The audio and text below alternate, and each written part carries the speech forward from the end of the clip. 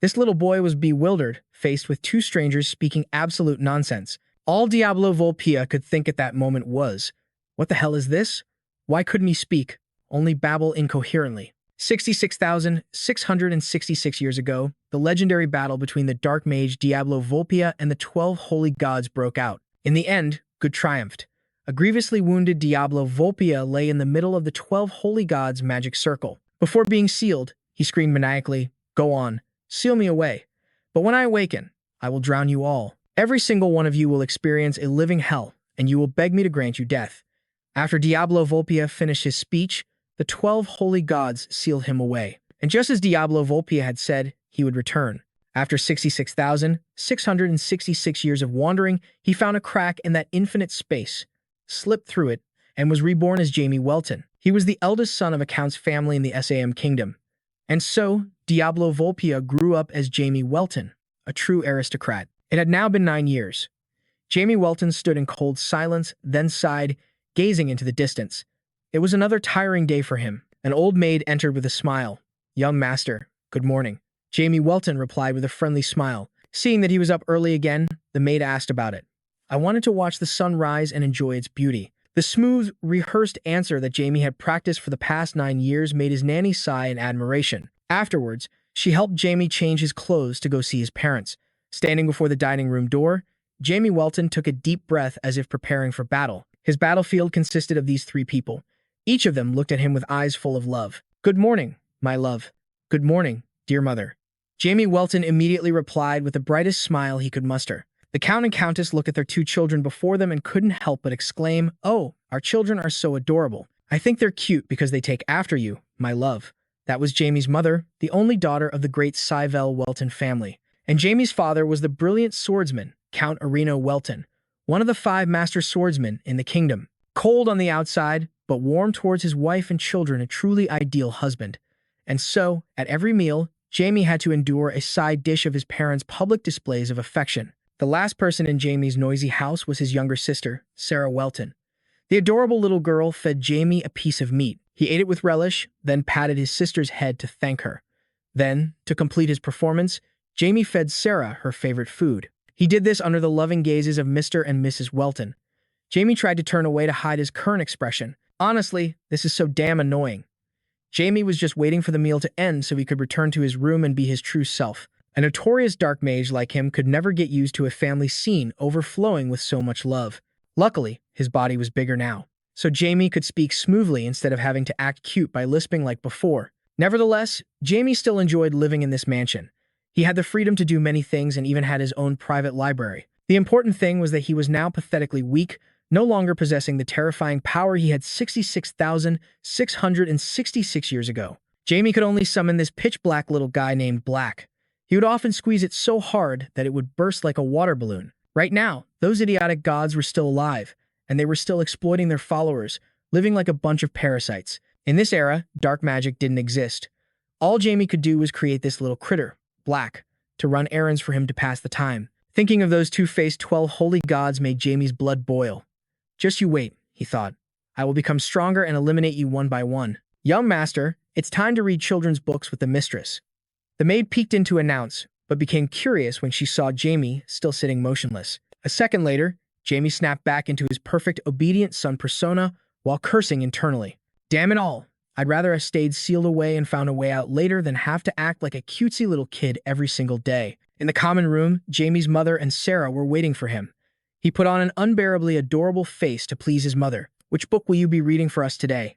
The two of them stared, mesmerized by Jamie's angelic appearance. Then, as usual, they hugged him tightly, screaming like die-hard fans meeting their idol, while Jamie just gritted his teeth and endured it. After that, Jamie's mother pulled out a book about the sage Hennies and read to them.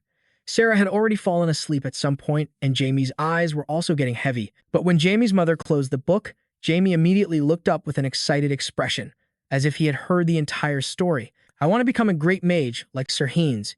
Jamie's mother encouraged him. It wasn't just because she was his mother. Jamie was so gifted that he had already defeated his 3 magic tutors. Jamie suspected she was making fun of him for driving away the 3 tutors she had found, but that thought was quickly dismissed when his mother patted his head comfortingly. Jamie's father had gone to find the greatest mage to teach him.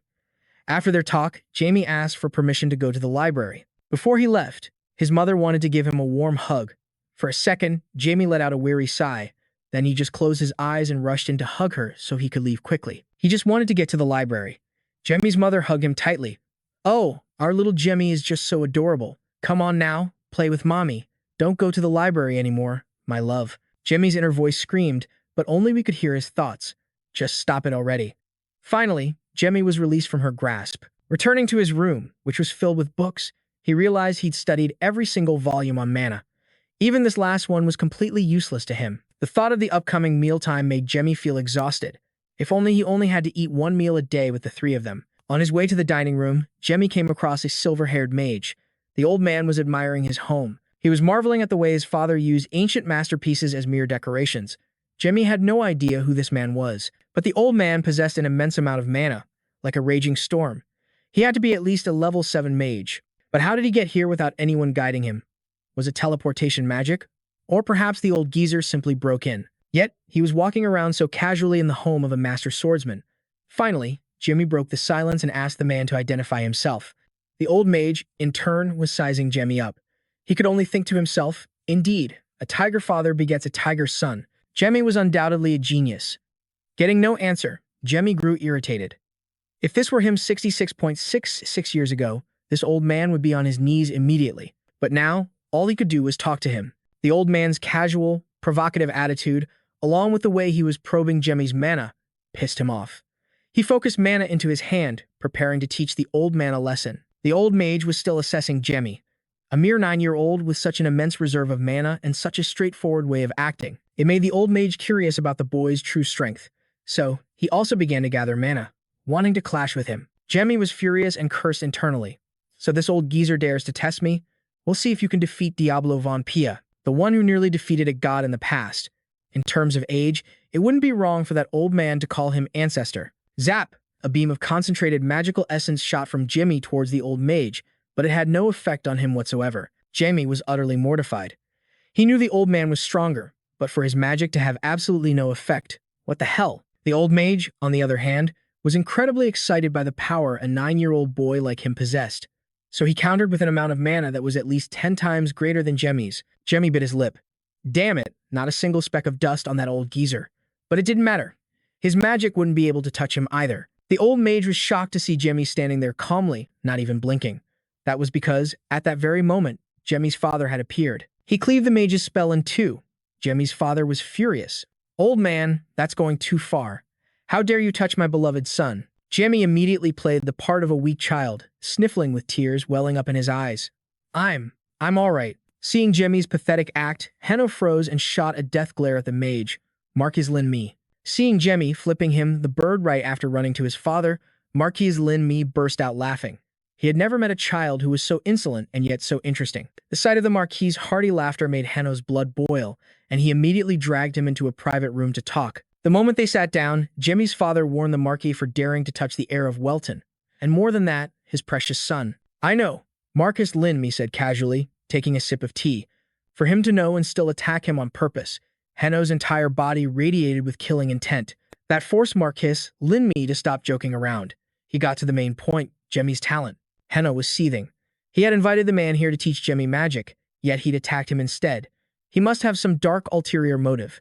But Marquis Lin Mi refused Jemmy's father's request. After Jemmy had schooled 3 previous magic teachers, Henno had sought out Lin Mi, one of the most powerful level 8 mages, to teach Jemmy.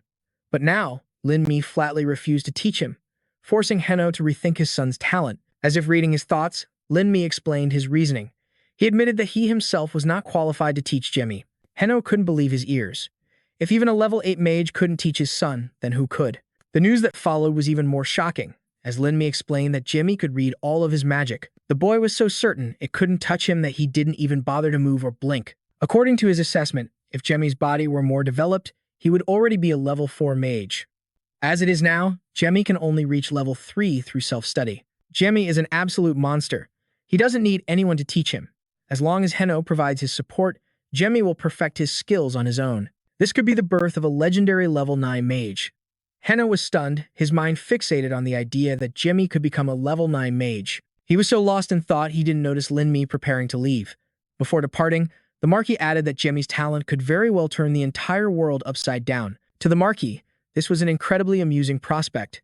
Heno, however, remained silent. He leaned back in his chair and sighed. At that same moment, someone else was also sighing wearily. It was none other than Jemmy, who had just been released from his mother's clutches. After hearing what Linmi had done to her son, Jemmy's mother flew into a panic, checking him all over to make sure he hadn't lost a single pound of flesh. That ordeal felt like it lasted even longer than when Jemmy was sealed. Even so, he was satisfied because he had finally met a real mage. That is true magic. In your era, it would surely be incredibly powerful, but your old man, Heno, is still the best. Only someone that badass is worthy of being called dad by a 6,000-year-old guy like you. What's so funny? Old man Lin Mi's voice came from behind him. Jamie gave him a judgmental look. He couldn't believe this old geezer had snuck into his room without him even noticing. Jamie yelled in his face, "What the hell are you doing in here?" Lin Mi cackled when he saw Jamie's surprised expression. Now that's the face a 9-year-old boy should be making. Jamie was annoyed when he realized Lin Mi had used a teleportation spell to get in. He thought his old man would have beaten the crap out of him. But then again, the old man had to be pretty strong to teleport like such a pro. Lin Mi gave him a sinister look, finding it unbelievable that a child like Jemmy could be such a good actor. Jemmy brushed himself off and stood up. Of course, you treat family differently than a rude stranger like him. Lin Mi laughed like he'd hit the jackpot, then looked at him with a hint of regret. If only he were stronger, he could have smacked the kid on the head. A chill ran down Jemmy's spine at the old man's gaze. What a perverted old man. Was he planning to kidnap him and sell him off to Cambodia? But no, Lin Mi handed him a magic book and said, "Your magic is outdated." What the hell? Jemmy felt utterly humiliated, wishing he could find a hole to crawl into and hide. That magic book contained all the spells created by Lin Mi himself, and Jemmy was the first person who would get to learn them. Hearing this, Jemmy couldn't contain his excitement. It was the first time he'd ever owned a book from a high-circle mage who was still alive. Before leaving, Lin Mi didn't forget to express his expectations for Jemmy. He hoped that the next time they met, Jemmy wouldn't need Heno to take hits for him anymore. Jemmy felt that meeting that old man wasn't a waste of time after all. Now, it was time to devour this book. According to Lin Mi, mana absorption was a technique of breathing through the mouth to absorb mana into the heart. It was known as the most effective method, but the truth was, it had a major limitation. Lin Mi had said his magic was outdated, so Jemmy had some expectations for the old man's technique, but this was beyond his imagination. The old man's technique was brilliant, but also extremely difficult to execute. You had to feel each individual mana particle and absorb it through your skin, and of course, it had to be done with perfect precision. Jamie lay on his bed, pondering. How many people could actually do something like that? It would be very difficult for him to replace his old technique, but Jamie already met the 2 conditions for the new technique, and more importantly, he was Diablo Volpia. It seemed old man Lin Mi had enlightened Jamie quite a bit. Now, it was time to put things into practice, one by one. Snap. Jemmy snapped his fingers, summoning his underling, Danny Break. He would handle the task of breaking down the mana particles, which was the first condition of this technique. This was quite difficult, as it required adjusting the size and position perfectly, but Break had it all covered, thanks to the soul contract he had formed with him. The second condition was even easier. Since the amount of mana the heart could absorb was limited, Jemmy just needed to store the mana elsewhere in his body, which meant he had no limits whatsoever. The next morning, Jemmy didn't come down for breakfast, so his nanny asked Heno to go up and check on him. The two of them stood curiously outside the door, witnessing a truly supernatural sight. Jemmy's mana was moving around him with incredible precision. Heno knew that Marquis Lin Mi had given Jemmy some guidance, but this scene was just surreal. He never expected his adorable little son to possess such an innate talent. Heno told the nanny to leave Jemmy alone to finish his concentration. For convenience, he assigned a few servants to wait on him. The nanny obeyed. She couldn't see Jemmy's mana, so she just assumed he was pleasuring himself. Heno left with a mountain of thoughts. He was a little disappointed that his only son wasn't a swordsman, but still, having his mother's family genes was good too. That's my boy, after all. Haha. Heno proudly imagined the day his family would have a 9th circle mage. The family name would surely go down in the Empire's history. Half a day later, Jemmy's eyes finally fluttered open. He shot up to his feet, overjoyed. I did it. Haha. Jemmy spent the most time on the step of separating the mana elements. It was as difficult and complicated as 8th grade chemistry. But if you don't succeed the first time, you try 100 times until you get it right. In any case, Jemmy now felt that he was on a whole new level, far different from the Jemmy of a day ago. You could say he had reached the level of a 4th circle mage. How boring. I almost made it to the 5th circle. Jemmy's sigh made Break curious, but he wasn't going to destroy and rebuild this body since it was already weak to begin with. Break dropped onto Jamie's shoulder in a comforting gesture. Jamie understood that he was still young, and there was no need to rush. He could just practice slowly. Jamie was planning to go see Heno, so he cast an invisibility spell on Break, then told him to conceal his mana well. He didn't want his father to know about him. Looking at the result of his fourth circle invisibility spell, Jamie felt quite proud. He almost couldn't even see the little black furball himself. Jamie had it all figured out. With his magic, there was no way his old man could see Break. From now on, he could summon Break anywhere he wanted. In the reception room, Heno was talking with a man from the Genis sect. The man spoke to him with a cunning look on his face. Heno gave the sect his permission. This works for him because he believes it's a great encouragement for the people in his domain. He will turn Genis into the biggest cult, starting from his own territory. The cultist, Heno, is subtly asserting his authority, but faced with the Lord's warning, he's also feeling the pressure. I'd heard the rumors, but man, the tension in the air right now is insane. After their conversation, Heno allows him to leave, not forgetting to throw in a sarcastic wish for his safe return. A complete fake act put on by the two of them. The moment he left, the friendly smile vanished, replaced by a cold, murderous expression. Jamie was on his way to greet his father when he ran into the Genis cultist. He recognized the emblem on the man's hat, a crescent moon with a golden cross in the middle. Jamie had overheard the entire conversation between him and Heno. In his head, he couldn't figure out what the hell the Genis cult was doing right here, on his father's land. Jamie bit his nails, pondering. He didn't understand why his father would allow this, and why it had to be Genis of all things. If he wants to act now, he can only rely on Heno, since he's the head of the entire domain. Jamie needs to investigate and then get his old man to kick those Genis guys to the curb. His dad can handle all that. Jamie just needs to keep playing the part of the good, obedient son. In the tea room, Jamie was happily reporting his training progress to Heno, who was just as enthusiastic. One thing was certain, Jamie absolutely loved magic. However, as a father, Heno hoped his son could grow up like a normal boy. Jamie was a talented kid, but he also knew better than anyone that the life of a genius is the most miserable thing in this world. When a child prodigy grows up, everyone will be jealous of them. When he becomes an adult, they'll attack him relentlessly.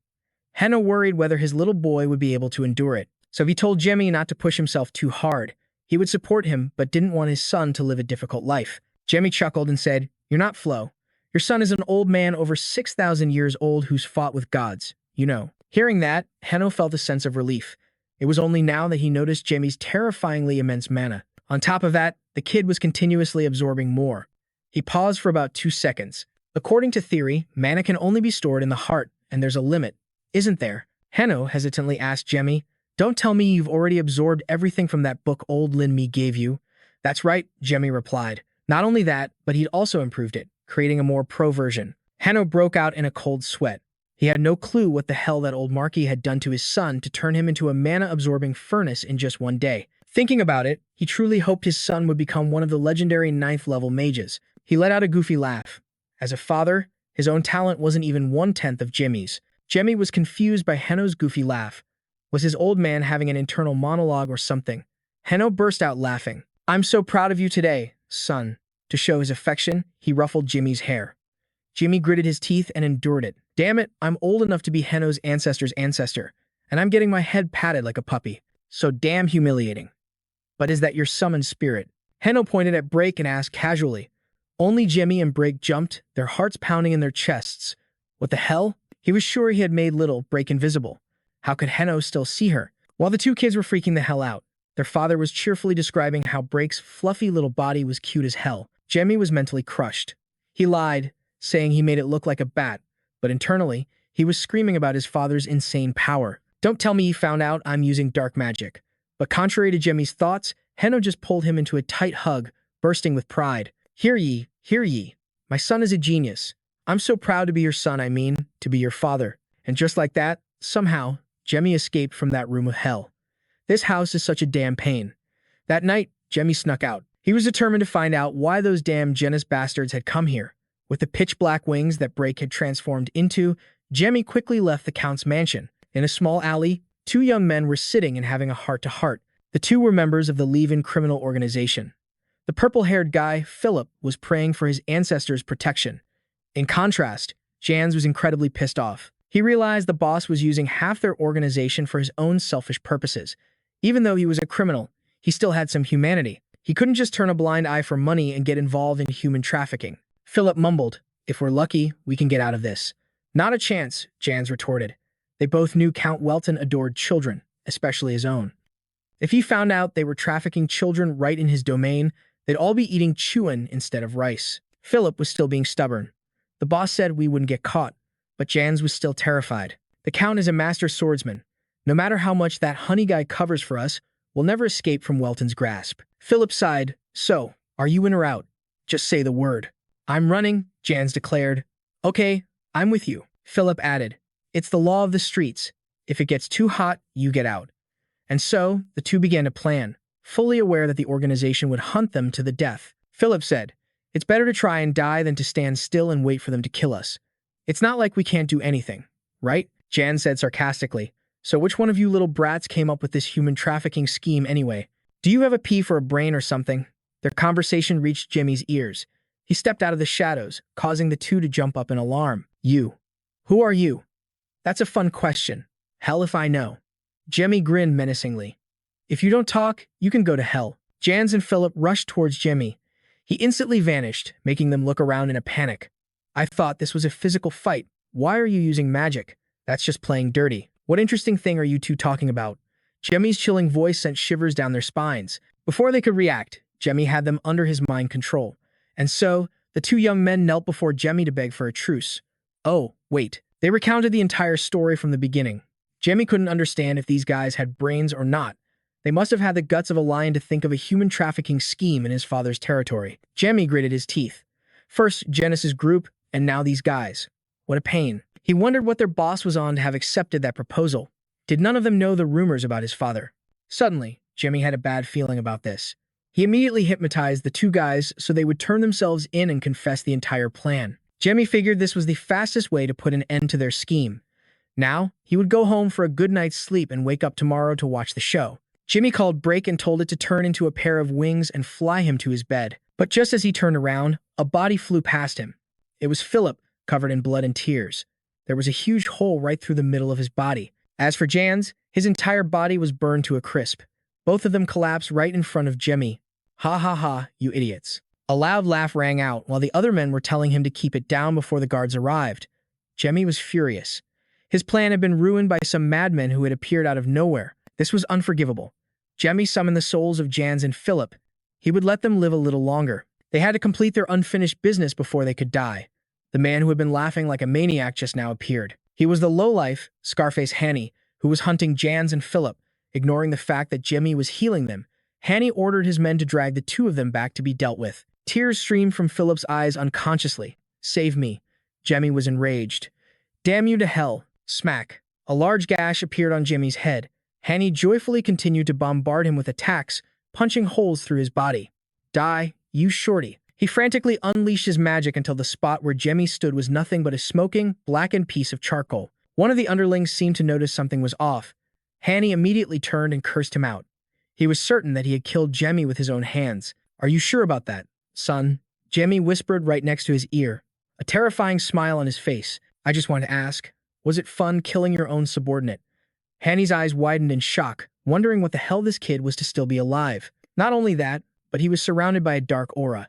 Since when was Jimmy standing in front of him? Just a measly third-class magician acting like some kind of mob boss. Damn you, you little runt. I'm going to kill you. Hanny summoned a level 3 fire explosion. Although it couldn't compare to his idol, Megumin, he was sure it could incinerate Jimmy. An explosion erupted with a flash of light and a cloud of dust. All that remained was Jimmy's arrogant voice. The inexperience of youth. Everything was in Jimmy's hands. The winner takes all. There's no way he could lose. The old man Hanny fell face first onto the ground, his spirit completely broken. Seeing their boss defeated so easily, the underlings decided to flee together. Of the 36 stratagems, fleeing is the best policy. Jimmy paid them no mind. His focus now was on taking control of this old lowlife's mind. A stream of dark energy enveloped Hanny. A second later, Jimmy finished brainwashing him. He walked over and grabbed the long-haired man by the head as he lay on the ground. He had now become Jimmy's complete slave, forced to obey his every command, no matter. After interrogating Hanny, Jimmy returned to these two unlucky young men. They looked up at him, unable to believe that the person who had overwhelmed them all was a 9-year-old boy who liked listening to his mother's bedtime stories. Jimmy angrily warned them to watch their mouths, or he'd make them log out for good. This was a soul contract. Whether they liked it or not, as long as the contract was active, Their souls and their lives belonged to Jamie. It was dark magic. Jamie suddenly remembered something and told them he wasn't some demon god or evil spirit. He was a dark magician who had been asleep for over 6,000 years. He thought back to his pointless conversation with Scarface. Hanny, what a waste of time. He could also just report this whole human trafficking thing to his father. So now, Jamie had no idea what to do with his Scarface slave. He was a level 3 mage, so normally, Jamie would turn him into his soulless corpse to command. His soul would then rot away. But the most important problem was that his soulless corpse would look absolutely disgusting. How is that any different from a beggar? How could I send him on a mission? So the only option was to devour him completely. Jamie's smile gradually became inhuman. Let's see what's on the menu for tonight's late-night snack. After devouring all of Hanny's magic, Jamie wiped his mouth like a nobleman. Even though it contained many impurities, it was better than nothing. Returning to his two little darlings, Jamie saw they had been revived for a little while, but they probably wouldn't last much longer. That won't last long. I'll have to rely on the almighty Black.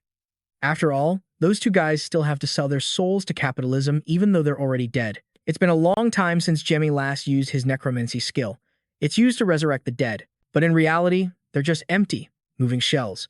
After all, resurrecting the dead goes against the laws of nature. Jamie looked at the two wandering souls before him and declared, "You two may have been dead, but at this very moment, you are not. From now on, you will be my loyal slaves and live once more."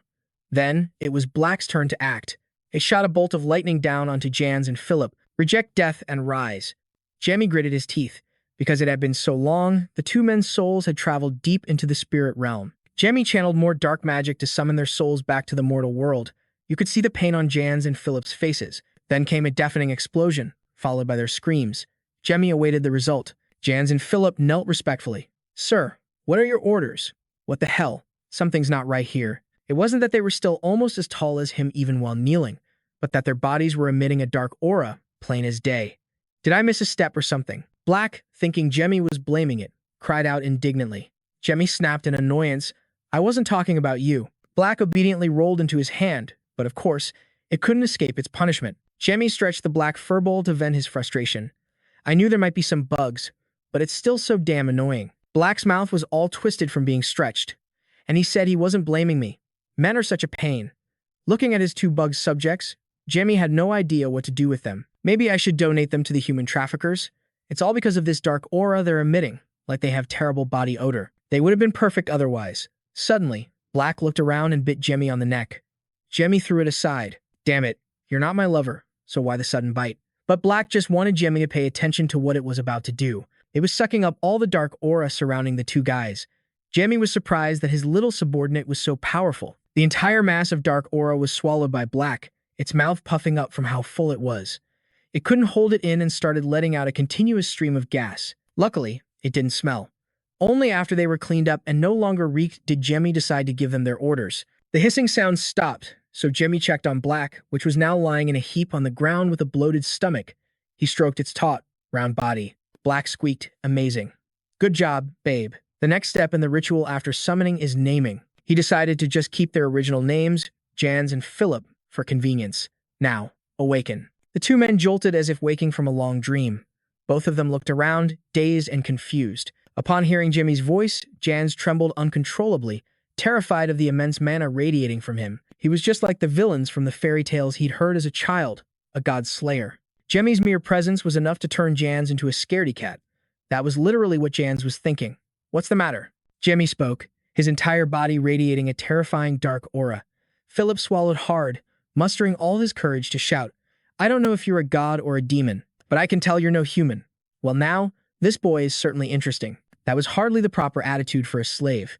"Looks like I didn't get the formula for the spell quite right." To correct his defiant attitude, Jimmy simply flicked his finger, and Philip's entire body slammed onto the ground. A sickening crack echoed out. It was hard to tell if it was the floor tiles or Philip's jaw. Jamie moved closer and warned, "This is the only time. There won't be a second chance. A dog doesn't bark at its master." The more important matter now was their mission. Jamie simply needed the two of them to investigate the Janus Church and gather information. Also, bring back one person from the human trafficking organization. "I have some shady business with them." Jans and Philip bowed respectfully, not daring to utter a single word. And just like that, Jamie vanished without a sound. The two of them let out a sigh of relief, and then their eyes met. They instantly understood that they had to carry out the mission.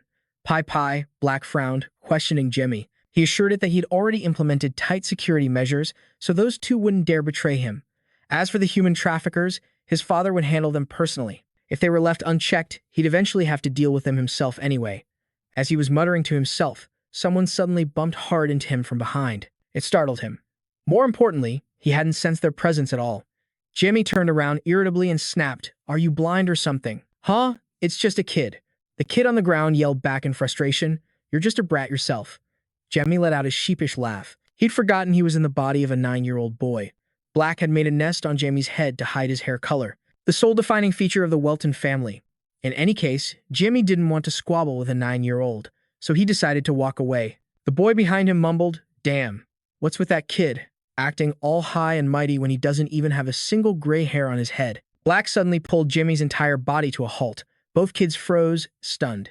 Jimmy had no clue why his little companion had suddenly gone so rigid. Could it be because that kid made fun of its pitch-black color? Jemmy sighed in annoyance. "Looks like I have to go back. I need to teach this kid, Black, a lesson. How dare he stand in his master's way? Watch your mouth if you don't want to get logged out immediately." Jemmy shot the kid a warning glance, and he was so scared he nearly peed his pants before turning tail and running. Jemmy sighed. That kid Black was even more of a handful than him, but Jemmy had to go along with his whims just to get airshipped home. What a pain. Back in his room, it was time for Jemmy to teach this glossy black furball a lesson. It seemed genuinely repentant. Jemmy threatened to never summon Break again if he acted so out of line. With the scolding over, Break cheered up again, promising to do the same thing next time. Jemmy collapsed onto the bed, exhausted. This body was too weak to handle using so much magic. Regardless, Jemmy was striving for a carefree life, preparing for his journey for when the final god appears. Genis.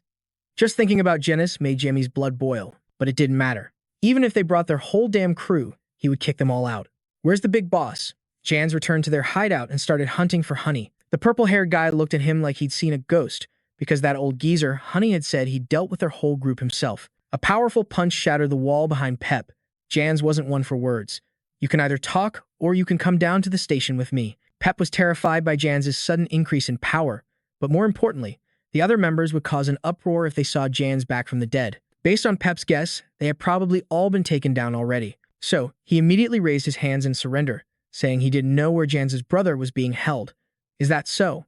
A voice that terrified Pep even more chimed in. It was Philip, the one who had died earlier. Pep tried his best not to tremble. "Of course. You can ask anyone." Philip was annoyed. He needed the leader to carry out the mission Jemmy had given them, because that guy had all the information about the streets in the village, which might include the Church of Genis. Using a voice straight from the depths of hell, Philip asked Pep about Honey once more. Pep swallowed hard, thinking. He had to choose his words carefully, or he'd lose his head. Pep quickly came up with the excuse that Honey was a drunk and a womanizer, so he was probably partying at a bar right now. That sounded plausible to Jans, so the two of them decided to head to the bar. Pep let out a sigh of relief, having passed that test. But a second later, he took a punch to the face from Jans. Jans wondered why the two of them didn't just bring this Pep guy to their tiny master. If that was the plan, they would need to hide Pep from the organization. Philip decided to lock Pep in their warehouse for safekeeping, and so the two of them left with their prize, Pep, in hand. Just then, a small figure entered the house, which was filled with corpses and blood. He shuddered. It looked like everyone was asleep. He thought he would be beaten for not meeting his quota yesterday, but there was no one left here to beat him. So, taking this chance, the boy fled far away before he could become a suspect.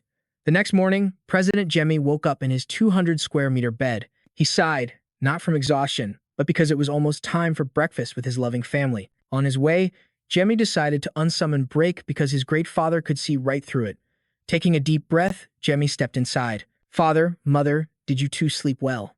Hanno greeted him with a bright smile, but Jemmy felt like something was missing. Where was his fabulously dramatic mother? "Over here, my love." Jemmy's mother leaped out from behind the door, shouting, "Peek, Abu." Jemmy feigned surprise. "Whoa, Mom, where were you hiding? I didn't see you at all." The truth was, he'd known her hiding spot for years. Was my little Jemmy scared? Just a little. But I'm so happy I caught my beloved mommy. And just like that, Jemmy's mother was once again gushing over how adorable he was. Sarah also ran out of nowhere and clung to Jemmy, refusing to let go. Moments like these made Jemmy wish he could be sealed away for another few hundred years. After several minutes of cuddling, Jemmy finally got to sit down at the dining table. Jemmy's mother hugged Sarah, gushing about how utterly adorable the little girl was. Jemmy wanted to squeeze his little sister's cheeks, too. They were probably as soft as Quinn's cheeks. Ah, damn it. He slammed his face on the table to get rid of that thought. He had grown too used to this peaceful life. But in the end, Jemmy still couldn't resist holding Sarah in his arms. Everyone eventually succumbs to cuteness. The sudden talk about tomorrow left Jemmy bewildered. It turned out his mother had forgotten to tell Jemmy because he had made her worry all night. Jemmy suddenly realized his mother must have been scared to tears after the incident where he'd ravenously absorbed mana. "I'm sorry," Jemmy said dejectedly, feeling guilty. Of course, his mother didn't blame Jemmy. It's just that, if Jemmy pushed himself like that again, she might just faint in the hallway from worrying too much. Jemmy changed the subject to tomorrow, and she excitedly explained that their super-duper cute family of 4 would be attending a grand ball hosted by Count Simon and his house. Almost every noble living in the northern part of the Seam Empire was required to attend. Although this was the first time Jemmy and Sarah would be attending a ball, their mother was the most excited one. Meanwhile, Jemmy's free time was getting shorter and shorter. That night, Jemmy snuck out again to visit his 2 underlings at the old cellar before his schedule became completely packed. The 3 of them met up again for some shady business. Jemmy asked the 2 about their progress. Philip answered worriedly. They couldn't find any information on the Genus folks because that cult was newly established. Jemmy, he understood that even a member of Liven would find it difficult to get information in just one day. For the remaining task, Philip gave up Pep's name. He immediately recognized the characteristic hair color of the Welton family. According to Philip, this guy Pep was also a member of Liven. He knew the 2 of them would be eliminated by Honey. This proved he was an insider. But this guy Pep didn't know any valuable information. Jemmy sighed. In the end, he had to do everything himself. After his gag was removed, Pep immediately started screaming his head off. "Please, spare me. I don't know anything. If you let me live, I'll gather any information you want." "Hey, kid," Jemmy spoke up. A chill ran down Pep's spine. He sensed an endless, sinister energy emanating from Jemmy. Pep immediately started crying and begging. At this point, if you told him to act like a dog, he would bark woof woof. Damn, this guy talks way too much. Jemmy immediately cast a spell to shut his mouth, then manipulated his mind to make Pep go to his own father and confess. Just like that, Pep acted like a puppet and carried out his orders. Jemmy told Jans and Philip not to pity him. Sooner or later, he would die at his own father's hands before the organization could get to him. Jemmy ordered the 2 of them to flee the city. They both obeyed without question. Jemmy looked at them suspiciously. Why weren't these 2 chatterboxes questioning his reasons today? They both bowed their heads and said in unison, as if rapping, "The master's command is absolute. We need only obey." Philip had already guessed the reason for Jemmy's order. Jemmy's father, Count Welton, would surely purge Liven. Meanwhile, the existence of 2 slaves like them was no longer significant. More importantly, Jemmy had to attend that annoying ball in a few days, so he warned his 2 underlings not to steal his spotlight. Suddenly, Philip called out after him. His face couldn't hide a mix of alarm and anguish. What have we become? Philip knew they were both dead. He had accepted that he couldn't go back to how he was before, but he didn't want to live like this either. Philip accepted the immense power he'd been given, but the one thing that truly bothered him was what kind of creature he now was. Jemmy asked in return, what exactly were Philip and Jans so curious about? Could it be that we've become high-ranking immortals? His clueless question made Jemmy burst out laughing. He'd never seen anyone adapt as quickly as them. A normal person would have asked if they had truly become immortal. Philip dazedly thanked him, surprised that his master could laugh so cheerfully. On the other hand, Jemmy was also intrigued. Normally, slaves in this situation would reject it, as they would lose their humanity and become monsters. But these 2 clueless guys continued to act as if they were still truly alive. Perhaps he had acquired 2 valuable underlings here. Jemmy finally explained that they were just zombies, but their appearances were maintained beautifully, as if they were still alive, because he hated the rotting, stinking zombies you see on YouTube. As for their strength, he had buffed it to be greater than that of a normal person. Philip was disappointed to learn he was just a run-of-the-mill zombie, but Jemmy didn't see it that way. Depending on their actions, they might even become high-level zombies. Hearing that, the 2 immediately cheered up. A high-level zombie sounds pretty badass. On the way back, Brake expressed pity for the 2, but Jemmy found them fascinating. They reminded him of that annoying guy from his past life. That night, a huge commotion erupted at the Welton estate. A certain member of Levon, whom we all know, exposed his own organization. Due to the seriousness of the incident, their departure was postponed to handle the problem at its root. As a result, only Jemmy, his mother, and his sister traveled to Riggin, the largest trading city in the east. Sitting in the carriage, Jemmy observed the landscape. Everything had advanced so remarkably that it was incomparable to his own legendary era. Then again, he didn't even know exactly how many years he'd been sealed away. The events of the era after his death were recorded in history books, things like the Demon Tribe's invasion and the descent of the Demon King. Peace had lasted for several hundred years without anything similar happening. Perhaps he was the one who would put an end to that tranquility. Thinking of this, Jamie recalled those 12 foolish gods. After all this time, they still hadn't managed to form an alliance. It would be even easier to take them down now. Countless lives had been lost back then, but he didn't need to concern himself with that. The bloodlust emanating from Jamie made Sarah uncomfortable. He quickly reined in his emotions and used a bit of magic to soothe his little sister, allowing her to sleep soundly once more. First things first, he had to get through this ball safely.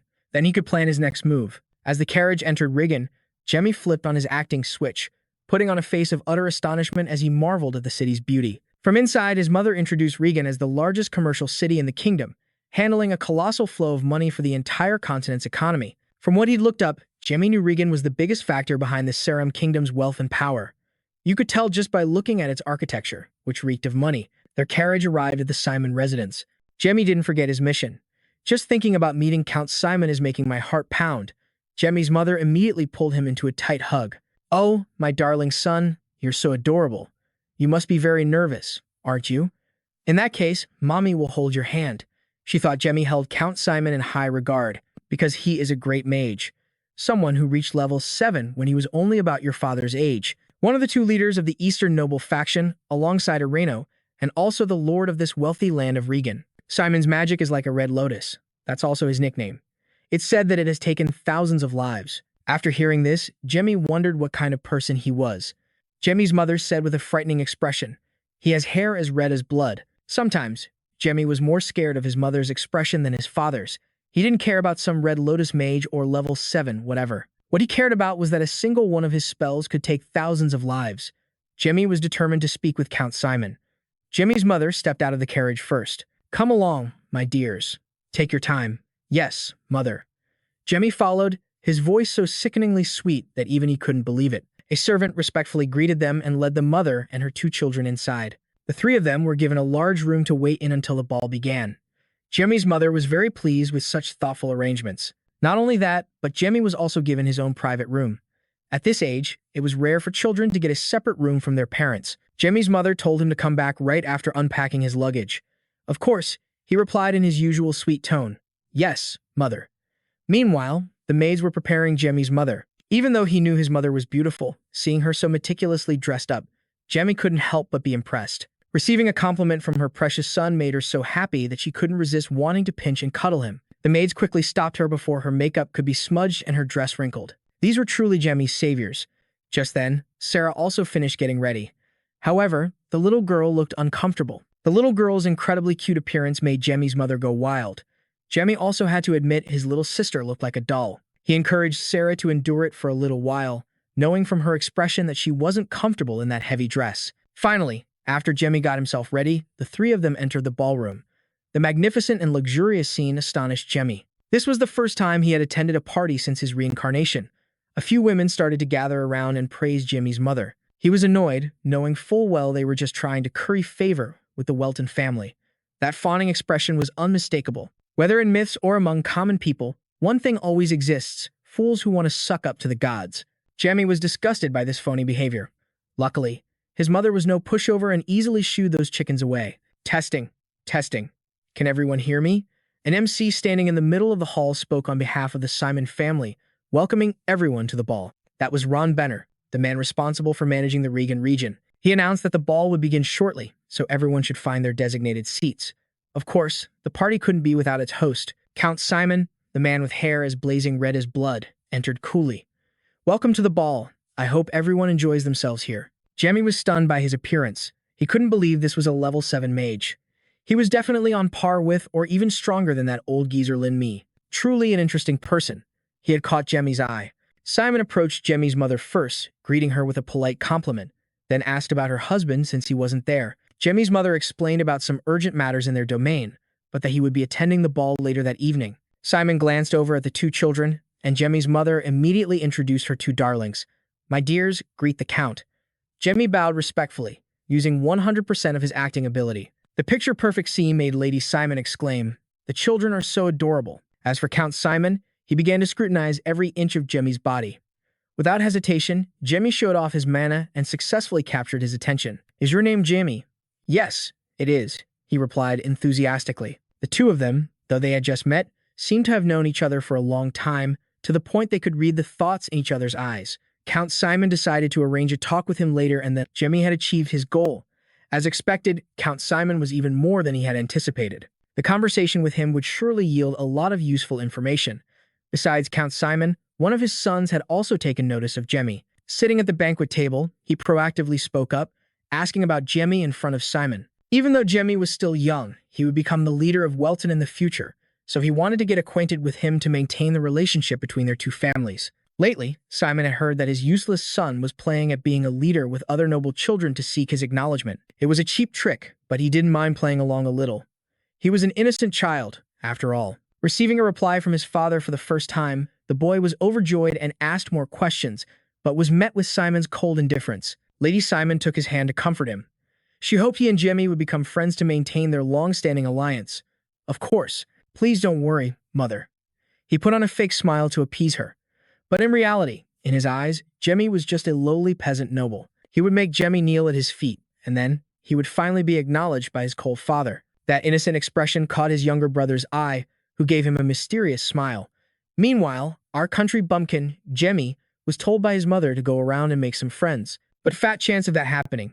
Jamie had already planned on enjoying some private time, so he wandered off to find a quiet spot. He stopped at the incredibly chill garden of Count Simon. The serene and gentle scenery made Jamie let out a sigh of admiration. Despite his cold appearance, Count Simon had used magic to create a fairy tale garden like this. He was really looking forward to talking with a man. "Who are you talking to?" A voice suddenly spoke up from behind, putting Jamie on guard. He instantly created a sword and pointed it at the person. A naive-looking little girl stood terrified at the tip of Jamie's blade. Jamie clicked his tongue and retracted his weapon. "How can you be so rude?" The little girl, on the verge of tears, yelled. "But that's the price you pay for sneaking up on someone. She should feel lucky her head was still attached." "So, who are you, and why were you behind me?" Jamie asked patiently. The girl seemed confident now that Jamie was curious about her, but she was being coy and didn't answer right away. Her annoying attitude was getting on Jamie's nerves, especially since he hadn't even sensed her presence earlier. "I'm not in the mood for games."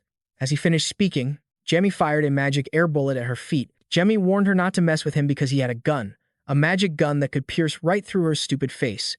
"Did you really just do that?" The girl was stunned by Jamie's bluntness, especially the murderous look on his face that scared her to death. Finally, the girl revealed her identity. As Valor, the eldest daughter of the Viscount Valor family and a spirit master. Spirit master is a term for a mage who can communicate with the mystical forces born of nature, called spirits. Spirit masters are extremely rare. Their very existence is a sign of outstanding talent, and they can even be granted the title of Baron. Now, Jamie understood how Az was able to approach him so quietly, using a wind spirit. But what surprised him was that Az looked to be about his age. Normally, spirit masters begin their training to harmonize with nature around the age of 10. It seemed Az was a genius with an innate ability to harmonize. With formal training, she might even be able to communicate with the Spirit King. Az irritably asked for Jamie's identity in return. He could tell she was the competitive type. Jamie answered with his handsome, charming face, "My name is Jamie Welton, the heir to the Welton County." Az Valor was stunned. One thing everyone knew about the Valor Viscount family was that they were loyal subordinates of Count Welton. At this very moment, Count Welton was wiping out the Living Gang. He had let this gang operate in the shadows for a while, but this time they had gone too far. Human trafficking was the phrase he hated most. Only a madman or someone with a death wish would dare do that in his territory. The leader cried and begged for his life, but all he received was the order for his execution by hanging the next day. After dealing with the Living Gang, Henna ordered his servants to prepare a carriage to set off for his wife and child. As the remnants of the Living Gang were being escorted away, a mysterious figure in a black cloak watched everything from a treetop. "Prepare Plan B," he said irritably into a communication orb.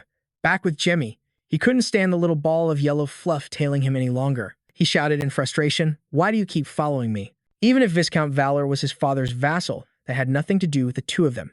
Besides, he hated people who cried like babies. Jamie tried to walk away, but a hand grabbed him tightly. Damn it, why was she following him so shamelessly? "This is the first time I've met someone my age, so I want to be your friend," she said, mustering all her courage. What the hell? Jamie was frozen. He'd never imagined that would be the reason he'd grown a tail. If, as had said, she needed a servant, he might have understood. But, friends, that must be a big deal for a child. but not for a soul that was thousands of years old like him. Besides, it wasn't his damn responsibility. Find someone else. I don't need friends. Wait, Jamie, you're so mean. As yelled, hurt that Jamie didn't want to be friends. Close relationships would make him lose his reason. If only he had discarded such unnecessary emotions from the beginning. If he had, he wouldn't have had to taste such bitterness in his past life. Jamie grew angry as he recalled the unpleasant memory. He didn't want to be so weak. It was all that blonde girl as his fault. Jamie Welton, a redhead, called his name. The distinctive hair color made Jimmy realize he was Count Simon's son. What do you want? He replied. The two young punks following the redhead started talking. How dare you disrespect our boss, Amph, you short country bumpkin. Hearing his newly hired underlings flatter him as the heir to the Simon family, Amph nodded in satisfaction. Do kids always talk this much? Jimmy sneered. Shut up. Instantly, the two of them couldn't make a sound. They kept sputtering, but no words came out. Amph pointed at Jamie and demanded, Did you just cast a silence spell on them? Jamie chuckled. Looks like this one's smarter than his two lackeys. You arrogant brat. I'm older than you, Amph said, annoyed. He'd probably be shocked if he knew the truth. Jemmy's soul has lived for several thousand years. Not wanting to waste words, Jemmy told the guy to get straight to the point and cleared his throat, his attitude doing a complete 180 when he saw Jimmy could use the silence spell. Instead of bullying him, he now pretended as if he and Jemmy were long-lost brothers. Brothers, my ass. Jemmy was sick of his pointless chatter and directly told Anne to leave. Anne flew into a rage. Damn it, do you know who I am? I'm the son of Count Simon, Jemmy replied coldly, and felt like he'd salvaged some of his pride and used the excuse that their two families were close to try and have a friendly chat with Jemmy. He hurriedly made excuses for his rude behavior just moments ago. Jemmy saw right through these little brats' tricks. They were definitely planning to jump him if he hadn't shown off his magic, and used the excuse that since they were both heirs, it would be better to get acquainted early. After beating around the bush for a while, it was clear he wanted Jemmy to become his subordinate. Naturally, Jemmy refused outright. This little brat wasn't even worthy of being his underling, let alone his brother. This son of a bitch is starting to piss me off, and flew into a rage out of sheer embarrassment. With a triumphant look, he summoned the prize artifact he always used for his dirty work. I will crush your half-assed magic and force you to serve me, Jemmy smirked. So, he finally shows his true colors, and admitted that he had planned to use force from the beginning, but changed his plan a little when he saw that Jemmy knew magic. Jemmy was disgusted by Anne's two-faced attitude, especially since he was just a snot-nosed kid. Surely, Count Simon and the Welton family wouldn't let and bully him as he pleased, but everything was already in Anne's hands. He pulled out an orb, and the magic from it created a barrier around them.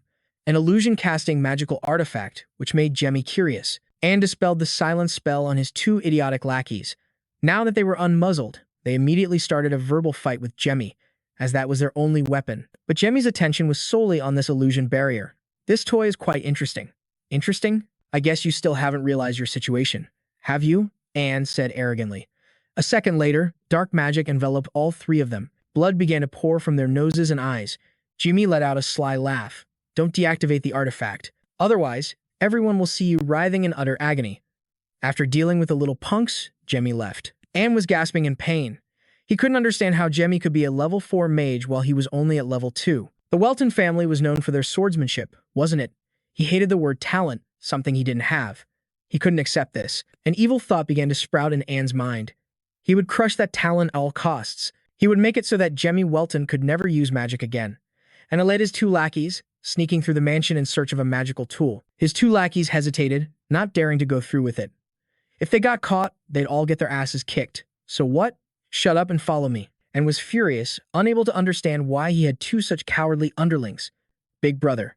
The sickeningly sweet voice made and jump. His younger brother, Renong, peeked out, smiling and waving, and wondered why his cunning little brother was here, right when he was about to carry out his dark plan. His younger brother, Renong, smirked. Big brother, you're making me sad. How could I possibly sit still after seeing my brother get hurt? With that, he handed Anne a magical tool that their father had created. Needless to say, Anne was stunned that Renong had so easily swiped the artifact. Renong continued to psychologically manipulate his blockhead of an older brother, urging him to go teach Jimmy a lesson. Anne's reason was completely clouded. Who cares where Renong got the magical tool? What mattered now was getting his pride back from Jimmy.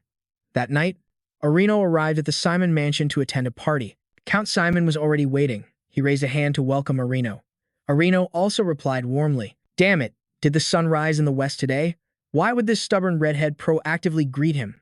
Count Simon led Arino into his office to talk. The topic, once again, was Jamie. Simon could tell right away that Arino was a classic doting father. Besides, the two Welton children were so polite, making Simon feel envious. Arino also knew a thing or two about Simon's two little devils. They gave him a headache every time he thought of them. Simon changed the subject back to Jamie's talent. This beating around the bush was nothing new. Arino got straight to the point. It seems your precious son has caught someone else's eye again. Simon asserted that Jamie wasn't just talented, he was born to rule over everyone. Simon had never met anyone as gifted as him before. Areno thanked him for the compliment. Simon was saying the exact same thing as old Marquise Linmi. Areno had known about Jamie's gifts since he was born, but he never thought his son would be this ridiculously overpowered. He believed that someone with a gift for magic should become a mage, even though Areno had once dreamed that Jamie would follow in his footsteps as a swordsman. And yet, Marquis Linmi had refused to be Jamie's teacher. Simon understood why. Jamie was so good that no one could be his master. He just needed to achieve enlightenment on his own and ascend to a level 9 mage. To be honest, Simon was a little jealous that Jamie's gift was stronger than his, but he was also curious to see just what the power of a supreme mage would be like, how far he would go. Henno was completely shocked by Simon's declaration, but Simon wasn't without his reasons. The human race is too weak. They might think they built a great civilization, but that's just from humanity's perspective. Compared to dragons or high elves, human magic is no match.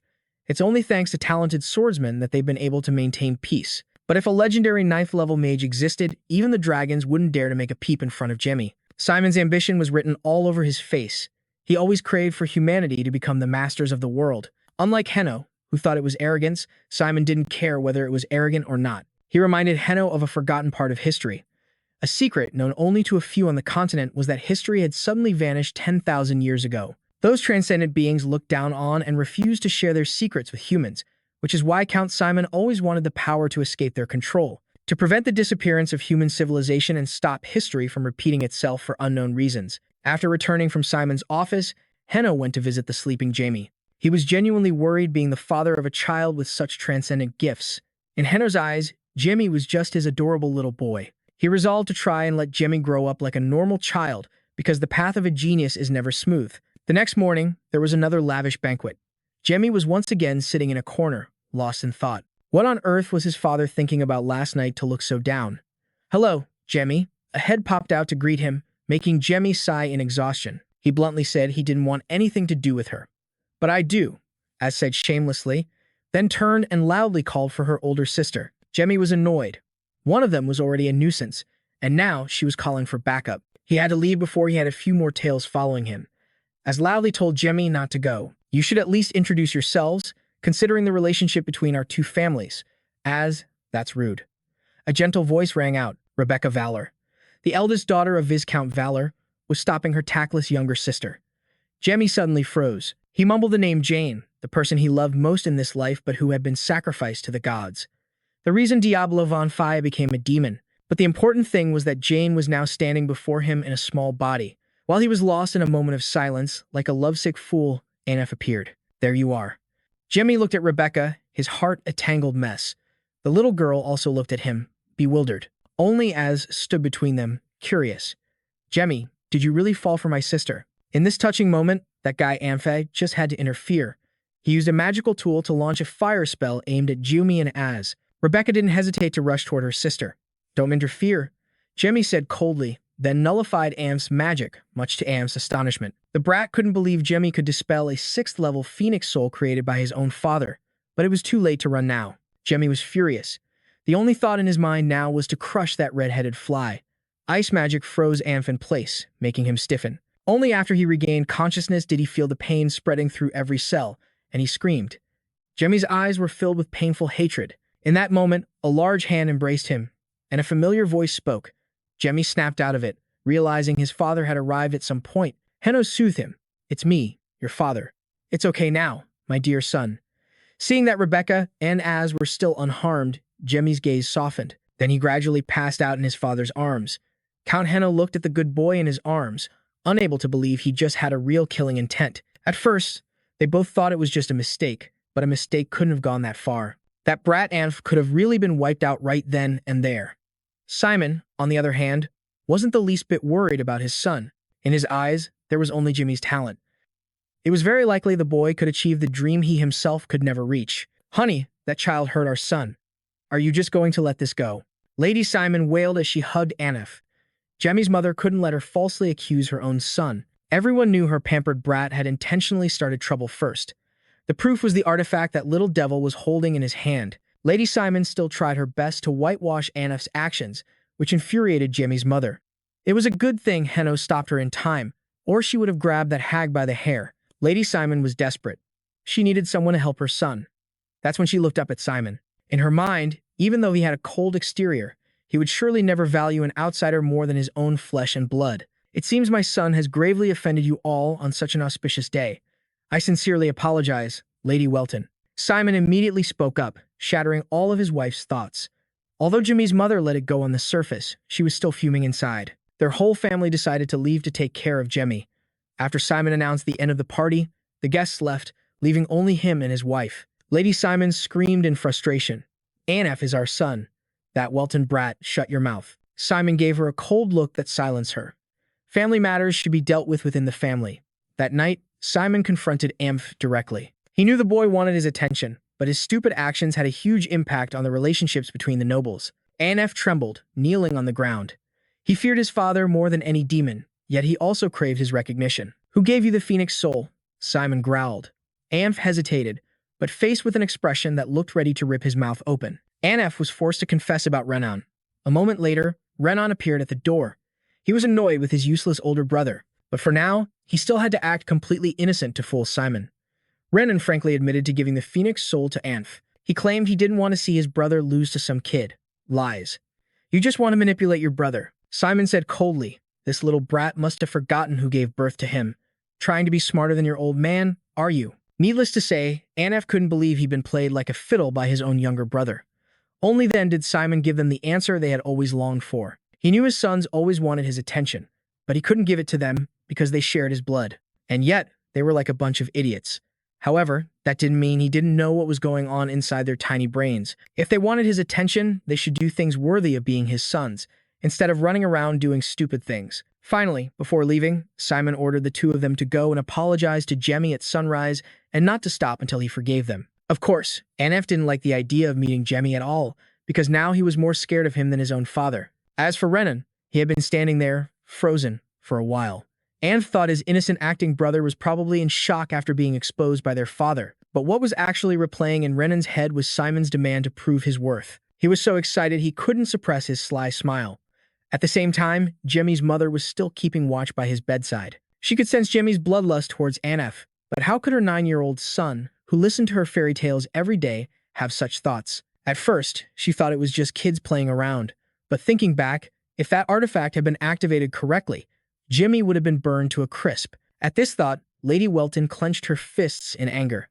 Even if Simon came to apologize himself, she could never forgive his son. Just then, Jemmy stirred, snapping her out of her vengeful thoughts. She shouldn't make things more complicated. "Are you okay?" Henno placed a hand on his wife's shoulder to comfort her. Now, whatever his wife said, he would do. Jemmy's mother had calmed down. After all, they had to consider the power of the northern nobles. That old Simon had also apologized in person, and besides, that Amph kid had been scolded until he cried. Thinking of this, the couple chuckled. Considering the matter settled, they left to let Jimmy rest. After the room fell silent again, the little cotton ball Jimmy crawled out from under the blanket. He understood that his parents had been extremely worried. At that moment, Jemmy had truly lost control, but what mattered most was Zen, his lover of 100 years. To think she had been reincarnated. It wasn't that strange, but did she really have to be reincarnated at the same time as him? But it seemed she didn't have her past life memories like he did. Was this a joke of fate or a scheme by those 12 bastards? Black immediately appeared, dispelling Jemmy's thoughts. If those scumbags knew he'd been reincarnated, they wouldn't have left him alone. What the hell am I thinking? Jemmy reassured himself. But the image of Zen's passing was still as vivid as yesterday. He decided he would go see Rebecca, Zen's current incarnation. In some dark corner, a suspicious man in a black coat was tying a messenger letter to a pigeon. The letter's content was about Jamie Welton's magical talent. This news would surely cause a great shift in the magical world. The next day, Jemmy took a stroll in the garden of the Simon estate. He enjoyed the fresh air there. Little Black also came out to enjoy the breeze with Jemmy, making him laugh sarcastically at it. Perhaps because it was the last day, most of the guests had already left. That was how Jemmy managed to find such a beautiful and quiet place. Along the way, he kept thinking of how to meet Rebecca. Suddenly, a pitter-patter sound hit Jimmy's ears, but the sky was crystal clear without a single drop of rain. He looked around cautiously, but couldn't find anything. Jimmy focused, expanding his mana to scan a wide area. Following the trail of mana, Jimmy finally found the source of the sound. A girl was sitting by the lake, talking with an undine. It was a primeval water spirit. The undine noticed someone approaching and promptly left. Rebecca also turned around and saw Jimmy. She quickly stood up and respectfully addressed him as young Duke Welton. This was because her father, the Viscount, was a subordinate of Henno, Jimmy's father. Standing before his crush, Jimmy stuttered and stammered. What's your name?" Rebecca giggled and calmly introduced herself. Rebecca was a hydromancer. Jimmy fell into contemplation again. Why were they both hydromancers? Zen's words echoed in Jimmy's mind. "Diablo, don't forget me." Seeing Jimmy staring blankly into the distance, Rebecca called out to bring him back to reality. "Why do you look so sad?" Jimmy, or rather Diablo, was still lost in that painful memory of love. Rebecca was worried. She guessed he was still in shock from yesterday's incident. "Everything will be okay." Rebecca pulled Jimmy into a hug, comforting him. Jimmy knew this feeling was just a remnant of his past life, but he still wanted to enjoy it for a little while longer. Afterward, the two of them sat down by the lake to talk. Rebecca cheerfully shared that her father had told her difficult times pass much faster when you share the burden with someone else. It seemed Rebecca was very proud of her father, the Viscount. Rebecca took the initiative to express her regret for not being able to talk with Jimmy yesterday. What a coincidence! Jimmy felt the same way. Looking at the energetic girl before him, Jimmy came to the realization that his lover from his past life had truly been reincarnated. She was a different person now, and he had to accept this painful truth. Jimmy casually steered the conversation toward the matter of forming pacts with the wind spirits of the Valor family. It was a long-standing tradition, but Rebecca had difficulty with it. She was born with a natural ability to attract wind spirits, but they all refused to form a pact with her after meeting her. Then one day, the water spirit Andres appeared and formed a pact with Rebecca. Perhaps it was fate. Rebecca still regretted making the pact on her own without telling her father. Hearing this, Jemmy was reminded of the Spirit King's pact, which was a soul contract established by staking each other's lives. The moment that soul was reincarnated as Rebecca, the Spirit King must have taken notice and sought her out. Rebecca noticed Viscount Valor's disappointment. Even so, he still supported his daughter. That was something special. Jemmy said, "I've never seen a spirit actively approach someone and request to form a pact. Even though it wasn't a wind spirit, Rebecca was chosen by a water spirit. That was a testament to her own strength." These words, which no one had ever said to Rebecca before, moved her deeply. All her inner turmoil seemed to vanish. Rebecca smiled with satisfaction and thanked Jemmy for showing her the way. As it was time to leave, Jemmy took the initiative and left, leaving a regretful Rebecca behind. She wanted to talk with him more, but Rebecca immediately blushed and denied it. "Oh, it seems two people have been struck by Cupid's arrow." On the way back, Jemmy asked Brake about how he acted. Surely no 9-year-old kid talks like such an old man. But Jai thought Rebecca seemed quite mature, too. In high spirits, Jemmy returned to the mansion. A voice calling his name made him turn around. It was the two red-haired brothers from the Simon family. Anif hesitated, scratching his head, then gathered all his courage and yelled, "I'm sorry." Jemmy was so shocked, he wondered if the kid had been possessed. Then, he suddenly understood. He must have gotten whipped by his father last night, so now he had to drag himself here to ask for forgiveness. Being exposed like that, Anf blushed, completely embarrassed with nowhere to hide. Jai couldn't be bothered with him. He glanced at the one-eyed young man standing beside him, and Anf introduced his younger brother. "Why did you bring him along? Too scared to come apologize by yourself?" Jai taunted. Renong immediately confessed that he was the one who gave the artifact to Anf. Ah, so this son of a bitch was behind it all. Jai ground his teeth when he learned that both Simon brothers wanted to mess with him. Renong put on an innocent, saintly face and introduced himself. Jemmy immediately sized him up. "Looks like the younger brother has more of a future than the older one. You can tell just by looking at his face that he's the sly, cunning type." Even so, Renong couldn't meet that old man Simon's demands. Jemmy wondered just how great his ambition was. Renong continued to run his mouth. Luckily, nothing bad happened. "I've heard your apology. Can we go now?" "Not a chance." Jai gave a sinister smile. Compared to a soul that was thousands of years old like his, that little puppy was still way too green. During all the chaos yesterday, Renong never showed up. The boy probably thinks no one is better than him, aside from his father. If Jai just let Renong's twisted mentality fester, it would only cause more trouble later on. "Well then, I might as well deal with this now."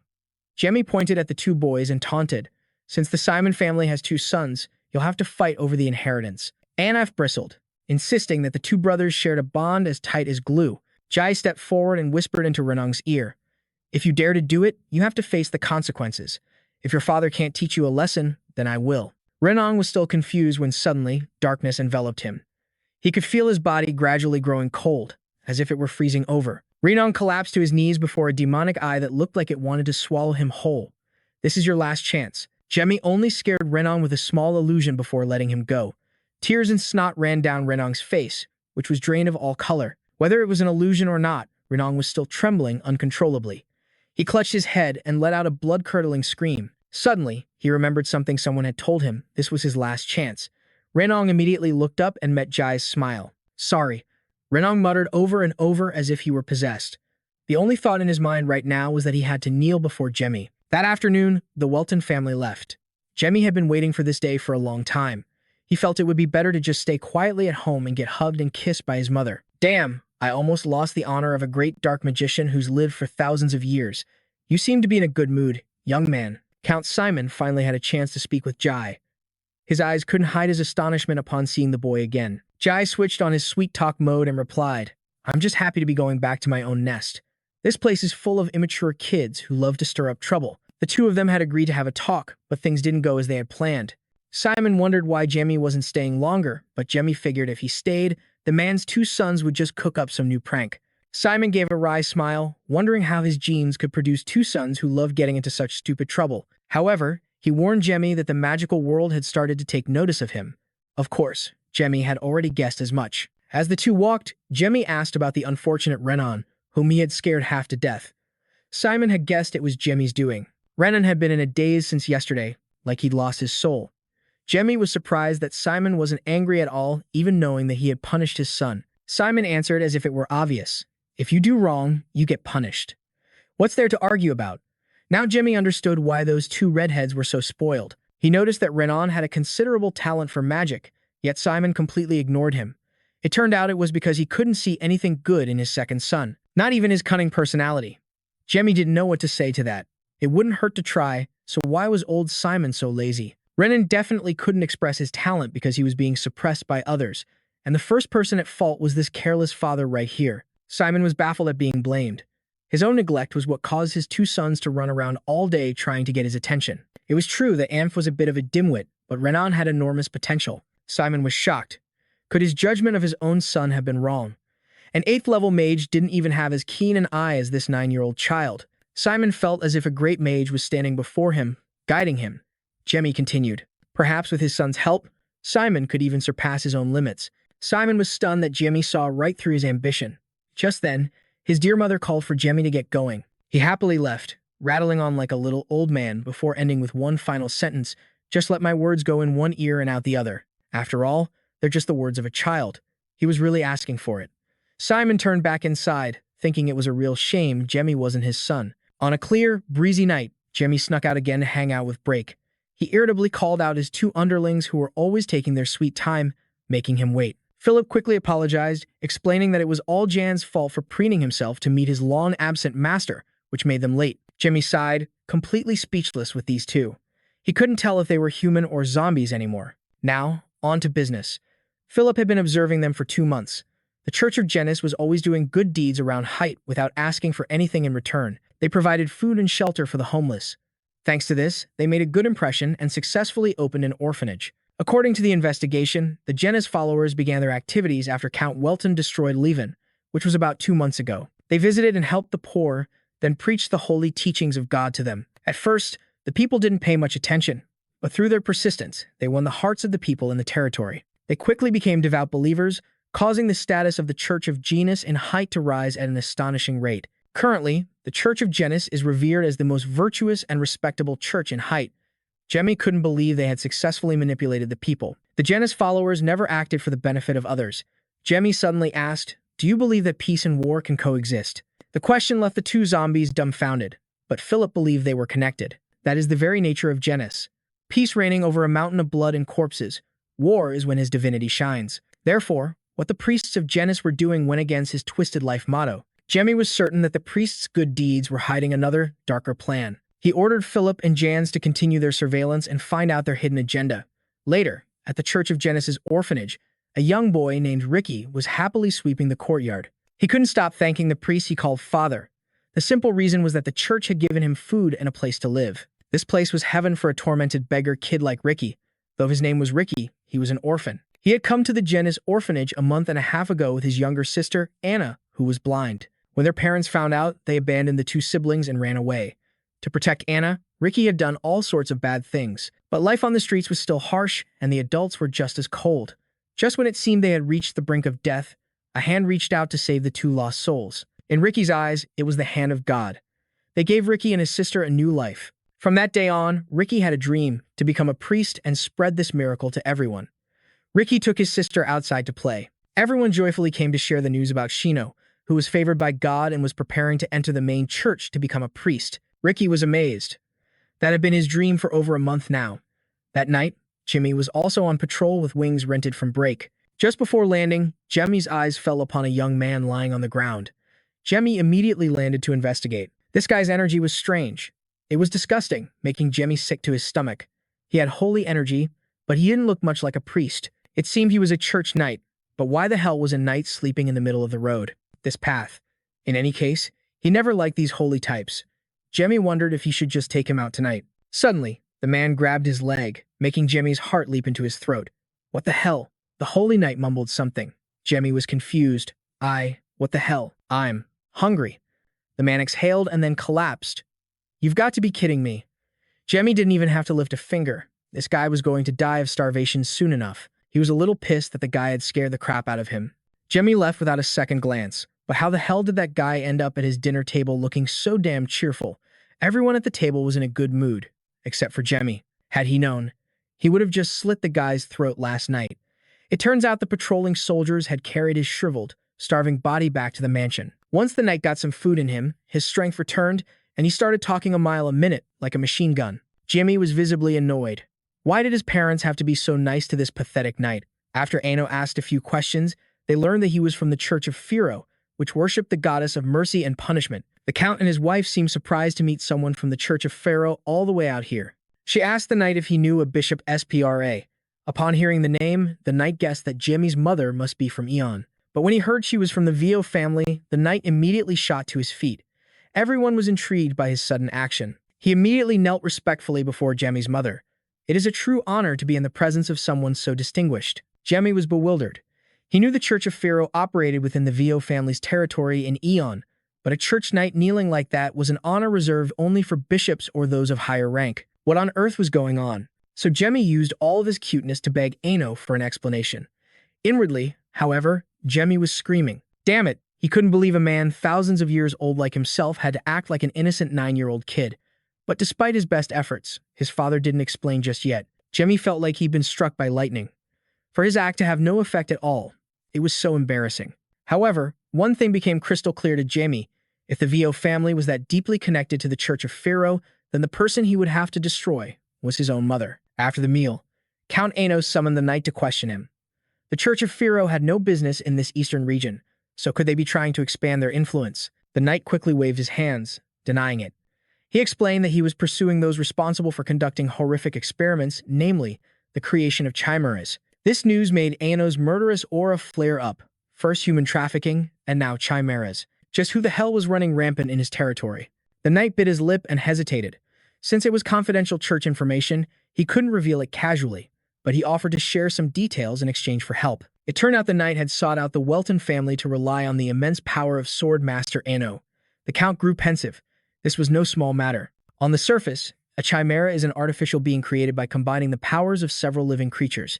However, most who create chimeras are considered criminals because the key ingredient is the human body. Only a few creators don't use human subjects, but to this day, there have been no exceptions to the rule. If you create a chimera, you get locked up. However, given Ano's position, he couldn't promise to provide the knight with unconditional support. But given the relationship between his wife's family and the Church of Pharaoh, Ano couldn't simply turn a blind eye. He decided to help him. The knight jumped for joy, thanking Ano profusely. Ano immediately got down to business and asked for the details. Why hadn't the Church of Pharaoh asked the kingdom for assistance? The knight hesitated once more. The Church of Pharaoh didn't involve the kingdom because their reputation would be at stake. Furthermore, the culprit they were hunting had already sacrificed 10 of their priests, which meant he was using holy power to create the chimeras. Elsewhere, Jamie nervously made his way into the garden. Damn it, he couldn't believe a day would come when he'd actually look forward to this troublesome tea time. Sarah cheered happily when she saw Jamie arrive. He was normally quite late, so his early arrival today made his mother curious. What could have made her precious son so impatient? Jamie wasted no time and asked why that knight had knelt before her. He even had a look of adoration on his face, as if he were meeting an idol. Jamie's mother burst out laughing. She figured he must be curious about the relationship between the Vio family and the Church of Firo. She began to explain calmly, "Your maternal great-grandfather, my grandfather, was the savior of the Church of Firo." Jamie felt like he'd been struck by lightning. This news was even more shocking than finding out Krat had been reincarnated. A long time ago, an extremely valuable artifact was stolen from the Church of Firo. That's when your great-grandfather and I stepped in to help. It was during the Pharaoh Garden incident. Followers of the Demon King were trying to incarnate him using the Church of Pharaoh's holy relic. However, they failed. In the process of helping, my grandfather, the Marquis, passed away. The Church of Firo posthumously appointed him an honorary archbishop and pledged to treat the Vio family with the same authority as a bishop for the next 100 years. Jamie noticed the look of sorrow on her face. She must have been very close to her grandfather. On top of that, acknowledging the Vio family as equals to a bishop was a ridiculous form of compensation. But it was likely because the stolen item was their one and only holy relic. In that case, he would destroy Pharaoh one day, but first, he would squeeze every last drop of usefulness out of them. Just thinking about this wicked plan makes me feel so damn good. Oh, Jimmy. His mother's voice snapped Jimmy out of his thoughts. He slipped back into his good little boy persona and continued the tea-drinking charade. That night marked a full week. It was time for young Sino to be appointed to the main church, and a grand farewell party was held for him. Ricky watched Sino from a distance, his eyes sparkling, making sure to say goodbye to his friend before they parted ways. The two of them seemed quite close. Sino told Ricky he would wait for him at the main church so they could become excellent priests together. As he watched the carriage depart, Ricky became determined to one day become a priest just like Sino. Less than half an hour into the journey, they had arrived. Sino was taken aback by the main church they mentioned. It didn't look like a church at all, so he hesitantly asked the priest who was with him, "This is the right place. Come, follow me." The priest led him inside and ordered Sino to go down into a cellar. The long staircase led down into an endless, dark space, sending a chill down Sino's spine. Along the way, he passed a room where he saw a bizarre creature. The creature startled Sino. He repeatedly tried to tell the accompanying priest about it, but the man just ignored him and brought him before the bishop. The treacherous face from the very first chapters emerged from the shadows. Sino started to cry. "Wasn't I chosen by God? Besides, there's definitely a monster here. I want to go home." "Sino, you are the chosen one." The bishop gave a sickly, sweet smile. Sino screamed, "Why was I brought to this hellish place instead of the main church?" "Because this is the place where we have achieved the unimaginable," the bishop said, his face twisting into a sinister grin. He was curious to see what a pure, innocent child like him would become. The old man called for someone, and a deformed man entered the room. The man's arm grabbed a trembling Sino. "You're going to make a beautiful chimera." The next morning, in the peaceful his territory, Jimmy was giving that knight a tour of Bell Bass Street, the largest road in the entire domain. The knight grinned cheerfully, remembering this was the very street where he had once collapsed from hunger. Jimmy really couldn't stand the guy. But the reason Jimmy had to guide him was simple. Earlier that morning, during his peaceful tea time, his respectable father, Henno, had given him a mission. He was to act as a guide for that meathead knight. From that very moment, Jemmy knew his day was going to be a massive pain. While Jemmy was internally fuming, the knight was silently impressed by his memory, thinking it was better than any professional tour guides. "Jemmy?" the knight called out, his face beaming. He was grateful that Jemmy had agreed to give him a tour of his. The knight held out his hand, wanting to take Jemmy's like they were close brothers, but Jemmy wasn't having any of it. "Get your hand away from me." The knight pulled his hand back in disappointment and waited for Jemmy's question. Jemmy was curious about what he and his father had talked about the previous night. Well now, the knight was surprised he asked something like that. Usually, kids just asked him what it's like to be a knight. The knight tried to deflect by complimenting Jemmy on how handsome he was. Jemmy just scowled. That's a given. Why even bring it up? He knew the knight was just spewing nonsense. The knight gave an awkward laugh, wondering, are all kids this sharp nowadays? However, he insisted that they only talked about Jemmy last night. Frustrated at not getting the answer he wanted, Jemmy turned to leave. "If you don't want to tell me, just say so." Only an idiot kid would believe that stuff. Realizing he'd been completely seen through, the knight stopped trying to lie, but he couldn't exactly tell a 9-year-old about the chimeras. Jemmy's gaze was sharp. He could tell something was lurking in the shadows of his, so that's why he wanted to look around. But what could be going on? Jamie wished someone was there to help him. The knight, seeing Jamie ignore him, just assumed the kid was sulking. Suddenly, Jamie remembered one more place they hadn't visited. That place was Jenna's church, which he had been wanting to visit for a long time. On the way, the knight kept fussing, worried that Jamie was mad at him, which just made Jamie even more irritated. Ricky was diligently sweeping the courtyard when he looked up. His eyes landed on a brooding Jamie walking alongside some clueless blonde guy. Ricky recognized Jamie as the black-haired boy who had bumped into him that one night. The Holy Knight asked, "Is that a friend of yours?" Jamie remembered him too. "Don't tell me that's the kid from that night." Then changing my hair color was completely pointless. Jamie turned to lead decisively. It's not like he knew Ricky anyway. But naturally, Ricky wasn't going to let him get away. He sprinted over to Jamie. "Did you dye your hair again? I almost didn't recognize you." He. Ricky kept running, completely oblivious to a carriage barreling down the road. The coachman yelled, "Get out of the way." Right before Ricky's eyes, two massive horses were about to stomp down on him. I guess truck cunt exists in every time period. The knight, Russ, lunged towards Ricky at full speed, while the boy himself stood frozen, muttering through his tears, "Am I going to die?" Tisk. Jamie was annoyed. He was trying to be the villain, yet here he was, forced to save someone. He used his chain domain, summoning a barrage of chains that flew towards Ricky. Knight Russ managed to snatch Ricky away from the horse's hooves in the nick of time. But when he looked back, Russ couldn't hide his utter astonishment. The chains summoned by Jamie's magic had managed to block the carriage just in time, giving Russ the split second he needed to save Ricky. Still reeling from the shock, it was clear Ricky had been incredibly lucky. Overcome with emotion, he rushed forward and threw his arms around Jamie. "Thanks so much." "Humph.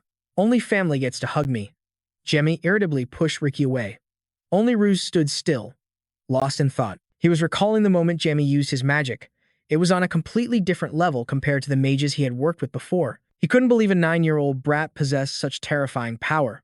In just a few more years, Jamie might become an existence that even he couldn't look at as an equal like he did now. Seeing Russ spacing out, Jamie called for him to come inside. Russ was still bewildered. "Huh? Go inside where? What do you mean, where?" "The Jenna's church, you old fool." Jamie sighed in exasperation, making Russ feel like he was being looked down upon. Ricky volunteered to lead the way for them. Along the path, the boy excitedly talked about the orphanage, his new home. A nun appeared and called out to Ricky. She was curious about the presence of Jamie and Russ. Ricky immediately introduced the two saviors of his life. The nun looked worried when she heard that Ricky had almost been killed by a carriage. The nun bowed her head to thank them for what they had done. But when she heard Russ say he was from the Pharaoh Church, her expression immediately changed. Russ also didn't forget to boast about Jamie's talent. It was all thanks to him using magic. Otherwise, it would have been 2 lives lost, not just 1. The nun then asked about his identity. Jamie didn't hesitate to introduce himself as a member of the Welton family. Basically, his father was the big boss of this place. The nun immediately apologized for not recognizing the characteristic blue hair of the Welton clan. This reaction made Jamie suspicious.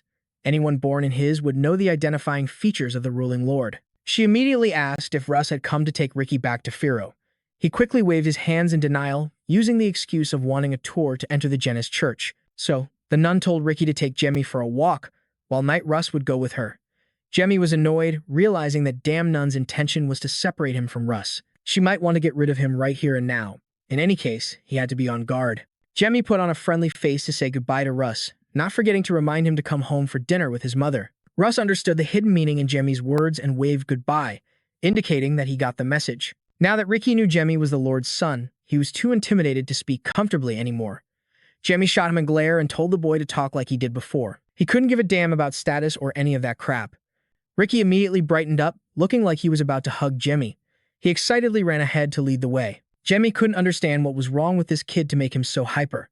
After a tour around the orphanage, Ricky led Jamie to the room he shared with his sister. Of course, Jamie had zero interest in their room. Ricky threw the door open and introduced his new friend to Anna. The little girl slowly stood up and greeted them. The moment he saw Anna, Jamie froze. The girl before him was born with the qualities of a saintess, especially those eyes brimming with holy power. Saintesses are messengers sent from the heavens, ones who can wield the power of the god they worship more easily than anyone else. They are bestowed with immense holy power in a specific part of their body. Currently, that girl Anna was blind due to the immense holy power concentrated in her eyes. But once she matures and awakens her power, Anna will be able to see the flow of the world through those divine eyes. There was a high probability that in the future, Anna would become a troublesome enemy for Jamie. However, Jamie couldn't just eliminate her right now. If he had discovered her, then that pastor must surely know about Anna's abilities too. Killing her now would be like stirring up a hornet's nest. Seeing Jamie standing there stunned, Ricky looked at him suspiciously and started to tease him. "Don't tell me you've fallen for my sister, have you?" "Heh, what the hell are you talking about?" Jamie snapped. But before he could even do anything, Anna landed a precise hit on her brother's head with the book in her hand. "There's something in this book I don't understand. Can you explain it to me, brother?" And just like that, Ricky obediently sat next to Anna and read the book. Meanwhile, Jimmy continued to ponder. He didn't know she was born with the holy power of Janus or some other god, but he still had to be wary of these two siblings. Seeing the two siblings engrossed in their book, Jimmy quietly left. Ricky once again volunteered to walk him back. On the way, the boy's mouth kept running, giving Jimmy a headache. It was like this guy was born just to talk. Jimmy was curious about what kind of job Ricky wanted. He was surprised at first, then gave Jemmy a teasing look with sparkling eyes. "Wait a minute, this is the kind of question you ask a friend, right? I'm so touched. You freaking idiot." Jemmy snapped, and Ricky stopped joking around. He began to open up. At first, Ricky thought just living with his sister was enough, but after coming here, he had a new dream. To be chosen by Janus and become an outstanding priest. He recounted the story of how Sinnoh was chosen and went to the main church before him. Suddenly, it dawned on Jemmy. The pieces of the puzzle, the church, human trafficking, Liven, and the chosen ones all clicked into place. Jemmy hurriedly asked Ricky where he was before coming to the orphanage. He naively answered, "On the streets." Jemmy, already in a hurry, got even more annoyed. I mean, before that, Ricky honestly confessed that he had been in the Liven organization. Now everything was clear. Jemmy smirked triumphantly. It seems that Jenna's fellow had been planning this from the very beginning. Meanwhile, Russ had finished his conversation with the nun. She offered to lead him back to Jemmy. Knight Russ happily agreed. The moment she turned her back, his expression soured, annoyed that he couldn't get a single piece of information out of her. He had a feeling these people were somehow connected to that Chimera incident. Ricky and Jemmy were already waiting for them at the usual spot. A strange voice rang out. "Oh my. It seems a distinguished guest paid a visit while I was away." The bishop entered, followed by a knight with his face concealed. The old man greeted Jemmy warmly. Jemmy recognized the old man as someone who had once come to his father to request an operating license. Russ also introduced himself as being from Pharaoh, causing the old man to feign surprise. While the two of them exchanged a few hollow pleasantries, Jemmy was observing them meticulously. Russ must have had some purpose for coming all the way to his, but Jemmy couldn't figure out what it was. Russ suddenly sensed a strange energy radiating from the knight following the old bishop. It was definitely a powerful holy power, but it was mixed with other impurities. Russ's face suddenly froze in astonishment. This expression didn't escape Jemmy's notice. He realized there was something unusual about that night. On the way back, Jemmy saw that Russ was still lost in thought. He decided to bring up the story of the kid, Sinnoh, being chosen to go to the main church. Russ was a little surprised that Jemmy had started the conversation. He immediately perked up and launched into a rant. Something about how Ricky was such a good boy, and how noble his dream of becoming a priest was, blah blah blah. But that wasn't Jemmy's goal. He wanted to give this knight a few hints. Jemmy offered another clue about his father wiping out the Liven gang for kidnapping and trafficking children. Furthermore, Ricky had been a member of that very gang before coming to the orphanage. Naturally, Russ was stunned by this news. To seal the deal, Jemmy casually dropped the line, "Is the Janus Church really a charitable organization? I wonder." And just like that, he successfully guided Russ to the conclusion. Russ clenched his fists in anger as all the clues pointed to the Janus Church using children as raw materials. That night after dinner, he immediately reported to Arjun Henno, who was skeptical because the Janus Church was having a positive influence on his territory. Russ continued, explaining his suspicion about the knight. A powerful holy force emanated from him. But Russ couldn't tell if the person was a knight from the Janus Church or not. The holy power seemed to be mixed with something else. Areno understood instantly. If it was truly a chimera using holy power, he couldn't let it stand. He declared he would lead the knights to wipe them all out right now. But Russ thought it was best not to be so hasty. First, they needed to gather concrete evidence, and he volunteered for the job. Areno, of course, didn't think he could handle this mission alone. What were his chances of winning in a fight where he wouldn't even know how many he was up against? Russ confidently asserted that he had the advantage in this situation. Nevertheless, Areno still sent 3 more people with him. From the ceiling, 3 Shadow Knights landed, surprising Russ. He hadn't even sensed their presence, especially since they used long swords but moved like true assassins. No wonder they were entrusted with protecting the Welton family. And so, the evidence-gathering team was formed, consisting of Russ and the 3 musketeers of House Welton. While the group was dividing up their tasks, outside the window, a familiar black fluff ball recorded everything and reported back to Jemmy. So, the Genesis plan was to use innocent children as materials to create chimeras. They were as scummy as ever. According to Jimmy's speculation, the chimeras weren't complete yet, but the fact that they were already being deployed meant that their creators were in a huge hurry. As for the reason why, the author hasn't revealed that yet. Jimmy gave Brake a letter to deliver to Philip while he remained in his room to access the memories of one of his two subordinates. Meanwhile, Philip and Jans were waiting for their target to appear. Jans was getting impatient and just wanted to search the entire village, but Philip was more patient. He had only one job, to obey Jimmy's orders. Jans sighed in boredom. They had been staking this place out for nights, and still no drama had happened. Thump, thump. The sound of hurried footsteps put Philip on high alert. The knight drew his sword and shouted, "I'll kill you all." He swung his sword powerfully towards Jans. Startled, Jans leaped back to dodge the deadly blade. Both of them recognized the powerful holy energy that the knight wielded with such ruthless brutality. The knight seemed to be in a frenzy, constantly muttering the word kill. Philip quickly told Jans to go inform Jemmy. Jans clicked his tongue and turned to leave. The knight noticed and immediately lunged forward, swinging his sword at Jans, who didn't have time to react. "Get down." Philip lunged forward, pushing Jans out of the window. As Jans fell, he looked up at Philip and screamed, "Brother." Philip was slashed across his torso by the knight's holy sword. Before collapsing, he murmured two words, "My lord." "Well, speak of the devil." Jemmy established a barrier around the house and stepped down from the window. "I am here, my loyal servant." In the room where only 3 people remained, Philip lay twitching at Jemmy's feet. Luckily, he's a zombie, so he can't die. Jemmy marveled at his new toy. Inside here, no one would know what was happening, though the level 6 magic was a bit draining on him. The knight didn't want to chat. He lunged at Jemmy. Jemmy used level 5 magic, attraction. Come and get it. Aptly named, Gravity Well enhances the gravitational pull, rendering the knight unable to move. Next, Corpse Grass pins his body down with summoned undead. The knight struggles to get up. His strength is no joke. Jemmy performs a sacrifice, summoning a spirit and creating a massive explosion. The knight immediately senses the danger as a magic orb gathers energy and detonates before his eyes. A thick cloud of smoke and dust follows. Jemmy is surprised that the knight is still standing and muttering curses.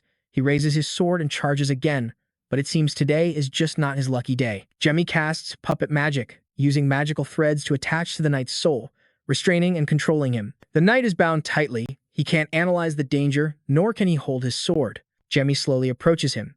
Fragments of the undead from the last explosion have entered his body. Everything that once belonged to him now belongs to Jemmy. The knight realizes he's losing control of his body and can't use his dark magic. The best option now is to flee. A bright blue flame radiates from his body. Jemmy's face darkens, realizing he's trying to self-destruct. He rushes toward him, piercing the knight's body with a shadow arm. But the explosion is still building up. And what's more, Jemmy can't pull his arm out. There's no time left. A burst of holy energy erupts from the knight, sending Jemmy flying. The entire room is bathed in a brilliant blue light. Fortunately, thanks to his dark arts, Jemmy's life is spared. He can't believe the knight managed to shatter his darkness by unleashing his maximum holy energy. But for every trump card, there's a counter. Jemmy's dark arts begin to absorb his light. The knight makes a dash for the window to escape, but Jemmy's basically thinking, not a chance. He lands a direct blow, causing the knight to stagger. From his back, long, writhing tentacles and sharp teeth emerge. Jemmy realizes it's the knight's chimera form, but it's so unbearably disgusting he thinks he'll never be able to eat grilled squid again. Jemmy immediately binds the knight with chains. He continues to struggle with his tentacles. Death Burst, a magic spell that creates a dark explosion capable of destroying any kind of armor. The knight realizes he can't move. He's reached his limit, but he still has one last resort. From the hole in the knight's back, a strange object shoots out, nimbly leaping through the window to escape. Jemmy watches in frustration. Oh, for crying out loud, his real body is a walking lump of flesh. How disgusting. Philip finally gets a chance to talk to him. All that's left on the floor is the mutated corpse of the unlucky knight. His true form has escaped. Philip stares blankly. Wait, that's an option. He thought they were in for a thrilling chase. He immediately asks Jemmy, saying he was never taught that it's okay to let an enemy escape. Jemmy had already anticipated this. He planted a trace of his dark magic on the knight's entire body when he used his shadow hand. From now on, he can find him anytime. Meanwhile, in his study, the old bishop is practicing his calligraphy. Suddenly, there's a movement at the window. From outside, a lump of flesh with an eye emerges. Damn it, how could it have been defeated? The old man trembles as he holds his brainchild in his hands. It was the core of his research, a chimera holy knight with immense holy power. Philip is still curious. If the enemy knows he's been tagged with dark magic, couldn't they use it to track Jamie back? Jamie feels helpless against his clueless questions. Well, he supposes he has to explain it for the readers too. Jamie's current power is on a completely different level than ordinary dark magic. Although he has no damn clue why his current dark magic is so weak against holy energy, he's still absurdly overpowered when he uses his god-slaying power. It's a type of darkness created to kill holy beings and completely erase their existence without a trace. That's why those idiots who use holy energy can't find a single damn thing on him. Jamie brings the knight's corpse back to the room through his spatial gate. Just then, Jans opens the door, looking worried. Hello? Is Philip still alive? Then his expression immediately changes when he sees Jamie is there. He thought Philip would be nothing but a pile of bones after fighting that crazy knight. Jamie gestures irritably toward Philip, while his brother was being cut in half. Jans is only just now showing up. He scratches his head in embarrassment. Apparently, he fell, got knocked out, and decided to take a little nap. Jamie can't believe it. A zombie can get knocked out. Lower your head. Now, Jamie orders Jans, then sits on him as he talks. We probably acted too rashly and attracted their attention. From now on, both of you must be extremely discreet. And one more important thing. Jamie then restores Philip's body. Just because he's undead doesn't mean he's immortal. A few more hits like that, and even I won't be able to summon his soul back. Before leaving, Jamie warns Jans to stick close and protect Philip, unless he wants to end up all alone. Meanwhile, the bishop is furious that his veteran-level Church Chimera Knight, a fusion of 4 other life forms, has been reduced back to this mobile lump of flesh. He considers every possibility regarding who the attacker could be. The first person the old man thought of was Henno and his terrifying power, but that thought was immediately dismissed. If it were really the Count, this lump of flesh wouldn't have been left behind. Moreover, the link between him and the knight was severed in an instant, which would require a barrier. It must have been a powerful mage within this. His brain immediately jumped to Jamie, but he quickly shook his head. He believed Jamie could only be level 4 at best, while fighting his chimera required level 5 or higher. Who the hell is that strong? While the old man was racking his brain, a blade was pressed against his neck. So your second plan failed too? It seems I don't need to hear your answer. A man in a black cloak stood behind him. The bishop, trembling with fear, denied it. Oh, really? Then what the hell is that? The dark-lipped man spoke as he pressed the knife against the bishop's neck, drawing blood. The bishop hastily explained that someone troublesome had gotten in the way. The dark-lipped man threatened him, saying that if he didn't do his job right, he should prepare to offer his own body for the experiment. If the Count found out, it would all be over. With that, he vanished like a puff of smoke. Only then did the bishop dare to take a deep breath. That was one of the 7 knights of the Janus Church. They protect the archbishop at the main church and are all master-level practitioners. The bishop slammed his hand on the table in frustration. Once he completed his experiment, he would definitely climb to the position of archbishop. He would show them what happens when they look down on people. At the Welton estate, Jamie was examining the corpse of the knight he had just acquired. Those Janus bastards are really something else, managing to create a chimera that wields holy power. Now, it was time for the autopsy. Jamie carefully separated each part of the knight's body: an insect leg, fire-resistant organs, the compound eyes of an insect, and of course, the essential human body. A total of 4 life forms were combined, possessing magic resistance. The core was a small sphere containing holy power. That's how they turned a chimera into a knight. But he couldn't figure out their purpose. Regardless of the reason, this act was still disgusting. As always, Janus treated humans like insects and objects. Jamie couldn't suppress his anger as he recalled the words of his fallen comrades. They all perished under their brutality. The reason Jamie returned to this world after thousands of years was to put an end to Janus, those 12 damn gods. They may have sealed him in his past life, but in this one, he would take everything back. Meanwhile, the bishop was still struggling to meet his deadline. He was on a call with the one conducting the experiment. The man's angry voice echoed through the crystal ball. The bishop apologized profusely, saying who could have known that someone stronger than their knight would appear out of nowhere. Damn it, what are you going to do now? I'm getting sick of this, the experimenter yelled. The bishop gave a sinister smile. Failure is the mother of success. We will now start from scratch and select one more person for the experiment. On the other end of the line, the man immediately thought of Anna. The child was qualified to be a saintess, but the bishop became agitated at any mention of the saintess. He refused to accept using a saintess to create a chimera. Besides, he already had a target, a child who worshipped Janus like an idol and was the saintess's only relative, Ricky. The next morning, a stern-faced nun found Ricky, announcing that everyone was to gather in the worship hall. In the hall, Ben was calling Ricky over to where Anna was. Ricky's face darkened when he saw his friend sitting with his sister. He immediately rushed over to separate them, determined not to let Ben get close to his sister. Everyone was curious about the purpose of today's gathering. It would be wonderful if someone else was chosen. That was what Anna was thinking. The bishop appeared on the dais with a deceptively innocent look on his face. I have good news for you children today. Everyone started murmuring when they heard the word miracle from his lips. Could it be that someone else was going to be chosen, just like Sino? The bishop chuckled. Hey, you guessed right. This time, the god Janus has also chosen one of you. In reality, he couldn't hide the sinister smile in his heart. In his eyes, the children were just a bunch of ignorant fools, desperate to be chosen. But the story he had concocted about a parentless child becoming a knight sounded quite nice. It was a blessing in the wretched old man's mind. He cleared his throat, told the children to be quiet, and then announced the chosen one. As expected, it was the unlucky Ricky, the next to become a chimera. The next day was a rainy one in his. Jamie was sitting and enjoying tea with his beloved mother. Of course, he wasn't enjoying it one bit, but he still had to say some cheesy lines. The smell of the rain is so refreshing, but being with you, mother, is even better. As expected, Jamie's mother hugged him tightly in happiness. Only we know how hard Jamie is trying. The butler knocked and entered, announcing that a guest had arrived to see Jamie, a commoner boy claiming to be his friend. The old butler didn't know if he should send him away. Jamie also had no idea when he had made a friend who was a commoner. A name popped into his head, and Jamie immediately ordered the butler to let the person in. That person was none other than the unlucky Ricky. He nervously greeted Jamie's mother. She was naturally delighted to see her son had a friend visiting and couldn't skip the polite exchange between well-mannered people. She was very curious about how Ricky and Jamie had met. Hitting a sore spot, Ricky immediately began to ramble on about a clear, breezy, moonlit night. He went to steal something and ran into Jamie. Naturally, Jamie was quick to shut Ricky up. Before the story of him sneaking out at night could be revealed, Jamie forced a smile and told his mom to go rest.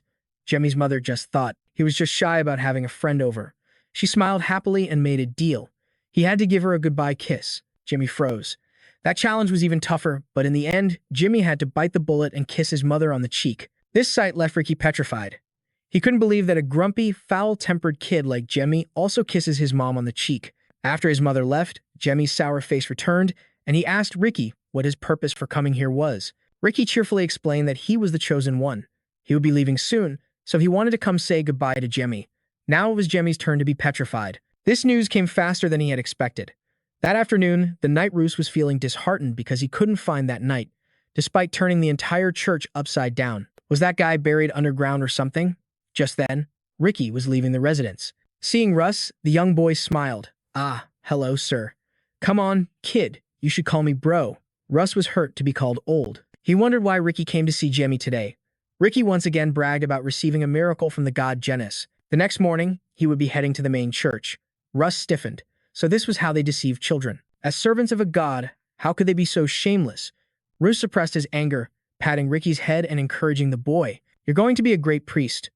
Ricky, still cheerful and naive, was unaware of the storm about to hit. After Ricky left, Russ summoned the 3 Welton Shadow Knights. His face was filled with killing intent. Tomorrow morning, we will tail the carriage Ricky is in. He was going to show those animals what a real festival of pain is. The next morning, a moved Ricky left, holding a bouquet of flowers given to him by his friends. Ben seized the opportunity to say that he would take care of Anna in Ricky's place. Ricky hugged his little sister tightly before they parted, telling her to stay home. Eat well. Wait for the day I'm discharged from the army. The day I become a priest. A tearful farewell scene. Before Ricky became a chimera, the boy got into the carriage and left the orphanage. Behind him, the Knight Russ secretly followed. At this moment, Jimmy was sitting in his room, observing everything through his omnipotent break lens. And now it was time for him to find that moving piece of meat. What corner is he hiding in? After a bit of searching, Jimmy detected traces of his dark mana inside the Janus Church. To create a divine chimera, you need 3 things. First is a sacrifice to serve as the material. Second is a chimera creator, to conduct the experiment. And finally, a high-ranking priest to infuse it with holy power. There was only one high-ranking priest around here, none other than the two-faced bishop of Janus. Jemmy was confident that Russ and his knights would be able to raid that laboratory, and he would be the one to deal with that bishop. And just like that, they all went off to bite the dust. In the bishop's room, he was extremely excited that his goal was about to become a reality. His dream of turning an orphan into a church knight. But a god's blessing is accompanied by hardship. Would Ricky be able to survive this experiment? The old man reached his hand toward the two-way mirror, preparing to grab Ricky.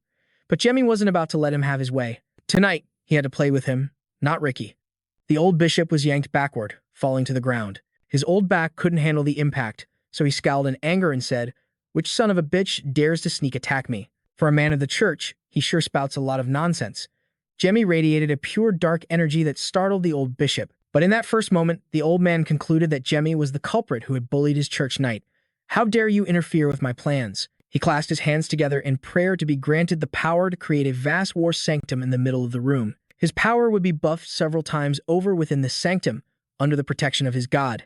Jamie frowned. If this was a bishop-level sanctum, he would undoubtedly have the strength to crush stone with his bare hands. The bishop cracked his knuckles, trying to look cool, and declared that he would end this himself before charging forward to attack. "I will purify you with this punch."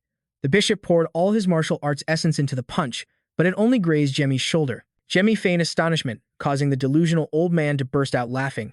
"Mwahaha, are you scared of me now?" Suddenly, a strange idea entered his head. He would turn Jamie into material as well. If this attack just landed on Jamie, everything would be perfect. "You call this power?" Jamie sneered. His magic enveloped the old man's fist, leaving him unable to even process what was happening. "You dare act all dangerous in front of a dark sorcerer from a 3-generation line of villains, and you even bothered to summon a war sanctum to nullify my dark magic." But that old geezer wasn't nearly high level enough to seal Jamie's dark magic. He crushed the old man's arm, and even the audience could hear the cracking sound. Next, Jamie absorbed the old man's pathetic little sanctum so as not to be wasteful. "Impossible. I can't believe it." The old man mumbled. This was indeed impossible, but with Jamie, anything could happen. He sent the bishop flying. He flew far away and slammed into the wall. His old back cracked again, with the added bonus of him coughing up blood, a sight that couldn't be more satisfying.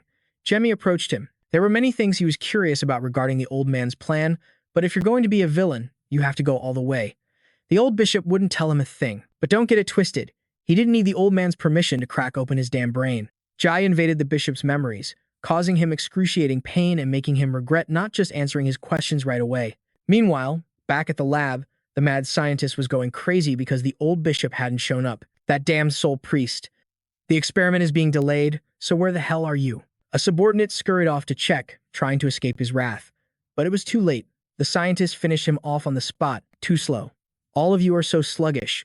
Suddenly, he sensed someone was upstairs. When the knights stormed in, he realized the bishop had been tailed.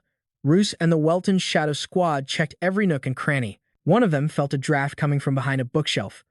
Russ glanced over and saw a strangely clean book, so he pulled it out to inspect it. Who knew it would be the very book that opened their secret base?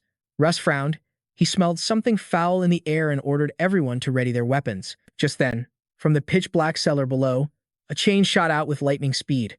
Russ swung his sword to block it, but his efforts were useless against its power, and he was sent flying. However, he managed to land on his feet. This attack proved they had come to the right place. A giant chimera emerged, wielding a chain flail. Meanwhile, Jimmy had infiltrated the bishop's mind. They wanted to create a powerful army, no matter the cost, all just to fulfill some ridiculous prophecy. Jimmy ordered the old man to confess everything he had just revealed, then strengthened the brainwashing to ensure the bishop wouldn't expose him. And now, it was time for Jimmy's performance. He finally had an adult's body, but unfortunately, it was this old, ugly bishop's. The specimen was on the verge of death. The mad scientist was still fuming that his bishop lover had stood him up. It was a shame, but he had no choice but to send this thing out to take care of them. Damn it, it's all that useless soul priest bitch's fault. He went over to Ricky, admiring his body. If only you had holy power and the perfect body, things would be different. All he needed was a strong 8-pack body to complete his great work. Sorry, I'm late. The bishop's voice rang out, making the scientist whip around, ready to chew him out for daring to stand him up. But his tone suddenly softened when he saw the bishop was covered in injuries. Jai, posing as the bishop, said he'd been ambushed by a suspicious person and was late because he had to take care of the intruder. The mad scientist was startled. After all these years, a rival love interest suddenly appears. More importantly, that other man was probably in cahoots with the ones who ambushed them. If they delayed any longer, he remembered the most important thing right now wasn't idle chit-chat. It was the body the old bishop had promised to bring him. Even with an intruder on the loose, he couldn't pause the experiment. He'd already sent the sample out anyway, so there was nothing to worry about. Jemmy had no choice but to hand over the body. But Jemmy had no idea what he had sent. That information wasn't in the bishop's memories. The mad scientist held the gift in his hands. The body he had waited so long for. The final step was to merge it with Ricky's body, and then a magnificent chimera would be born. What do you think? he asked, turning to Jamie with an affectionate gaze. Jamie forced a smile. Well, it'll certainly be stronger than the previous failure. Jamie had no clue why he was being asked. Hearing an answer that didn't please him, the scientist pouted. Why do you always state things that everyone already knows? Ignoring Jai, he proceeded with the experiment.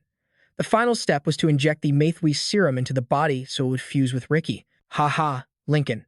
You're excited too, aren't you? He said, unable to contain his excitement. But Jai's indifferent response made him feel that something was wrong, and he shot him a sideways glance. Who are you? Huh? What are you suddenly talking about? I'm your soul priest. Jamie was completely lost. Is there some kind of telepathy between lunatics or something? He wondered. He attacked Jamie in a rage. You can't fool me. You're not Lincoln. Meanwhile, Russ's team had taken down the Chimera and its cronies in the basement. Suddenly, the man behind him was slammed into the wall. Russ turned and his eyes widened in horror. A giant hand was crushing the man against the wall. The whole team had been ambushed. The red-haired woman yelled, "Everyone, run!" then slashed at the creature's arm to open a path for Russ. Russ could tell this chimera was on a whole other level. Even its facial expression was more intimidating. The area was too cramped for Russ to launch a proper attack. He needed more space, so he weaved past the monster to reach a more open area. Russ used his ultimate move, Sword of Judgment, and slashed right through the chimera. It was stunned for 5 seconds before waking up, startling Russ. This wasn't in the script. Because he'd been careless, he couldn't dodge its head-on attack at such close range. Is this how I die? Just then, a blade slashed into the hand attacking Roos. The chimera made it yelp.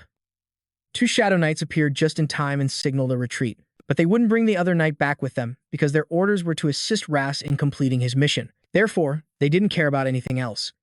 The female knight charged forward to fight it and clear a path. While it was distracted, Ras and the other knight would retreat.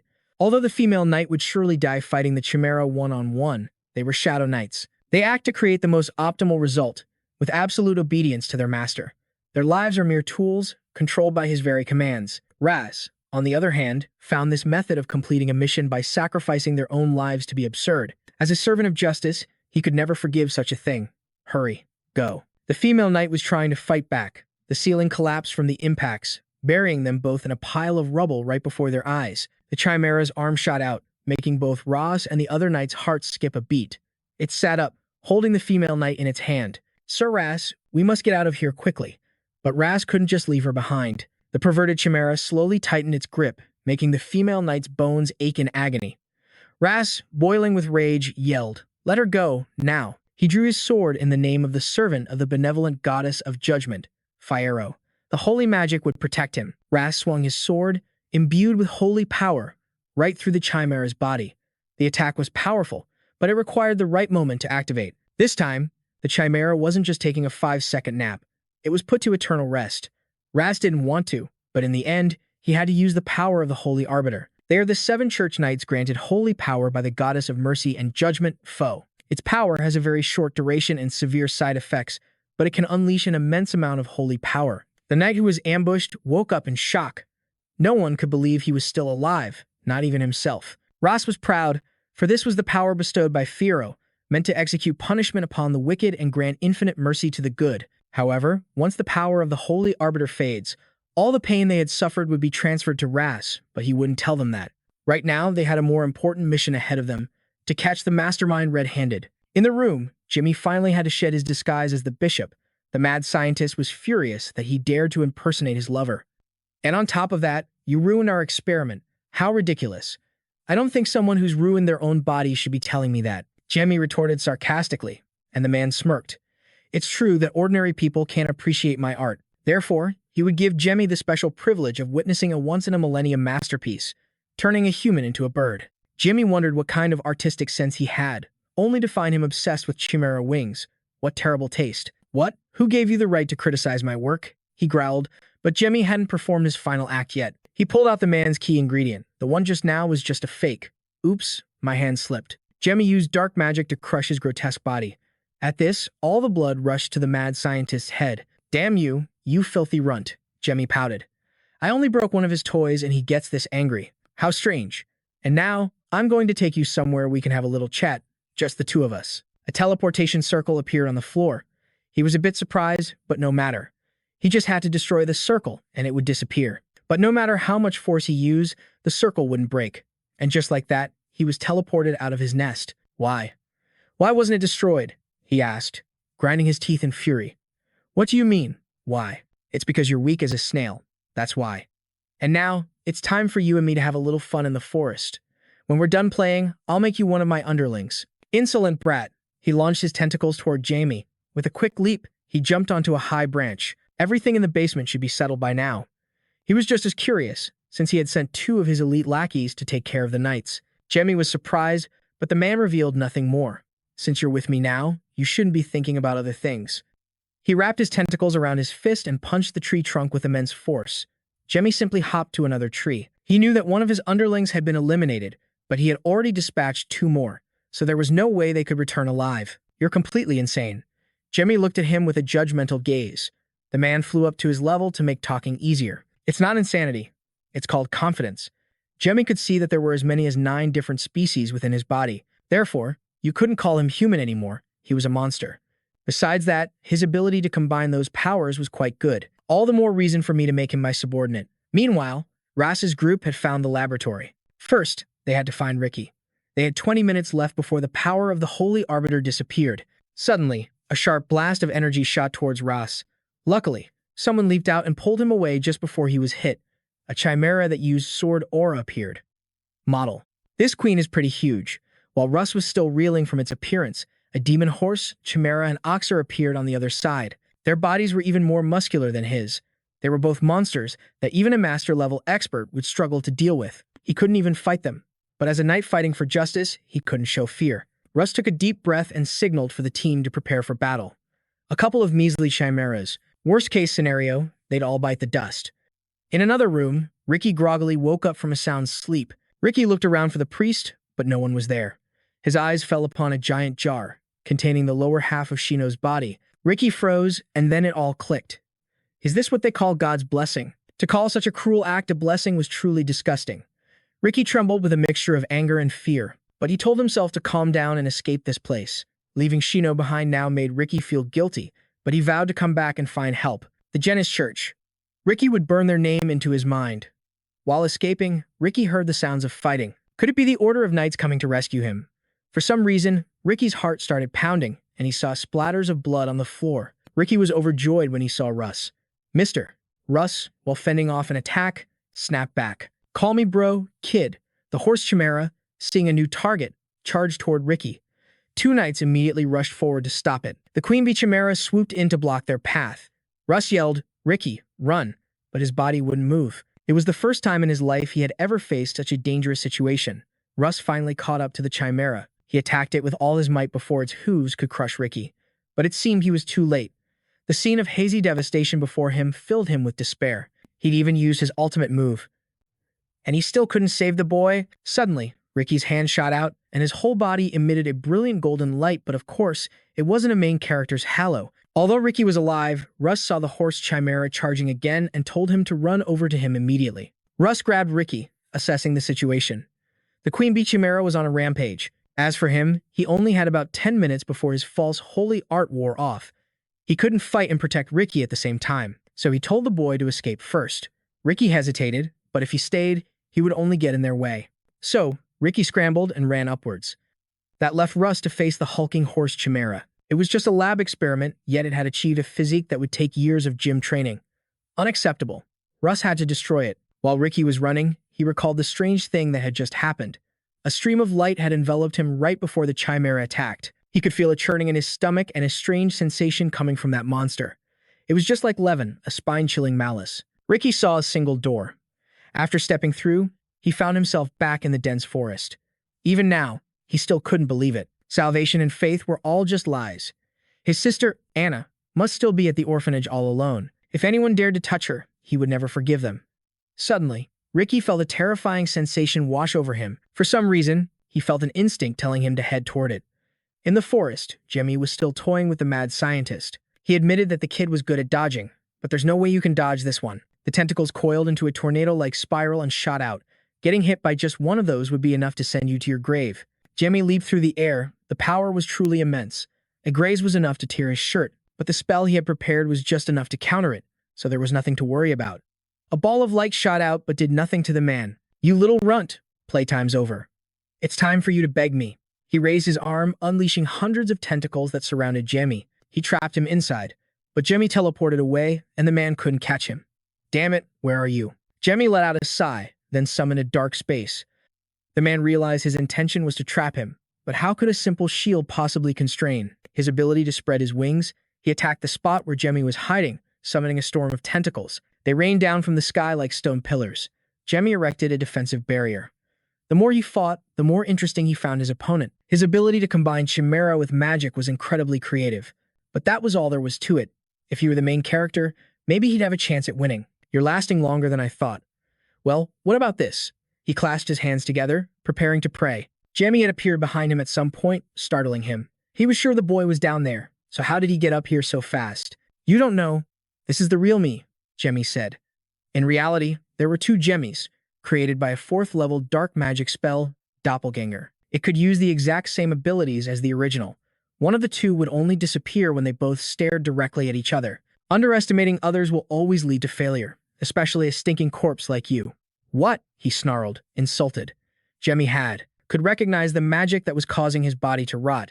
But this petty trick would be nothing once he eliminated the boy and continued his experiments. However, Jamie had planned for this. He had prepared a multitude of dark spheres and spread them all around the man. They made contact with his body, causing him to scream in absolute agony.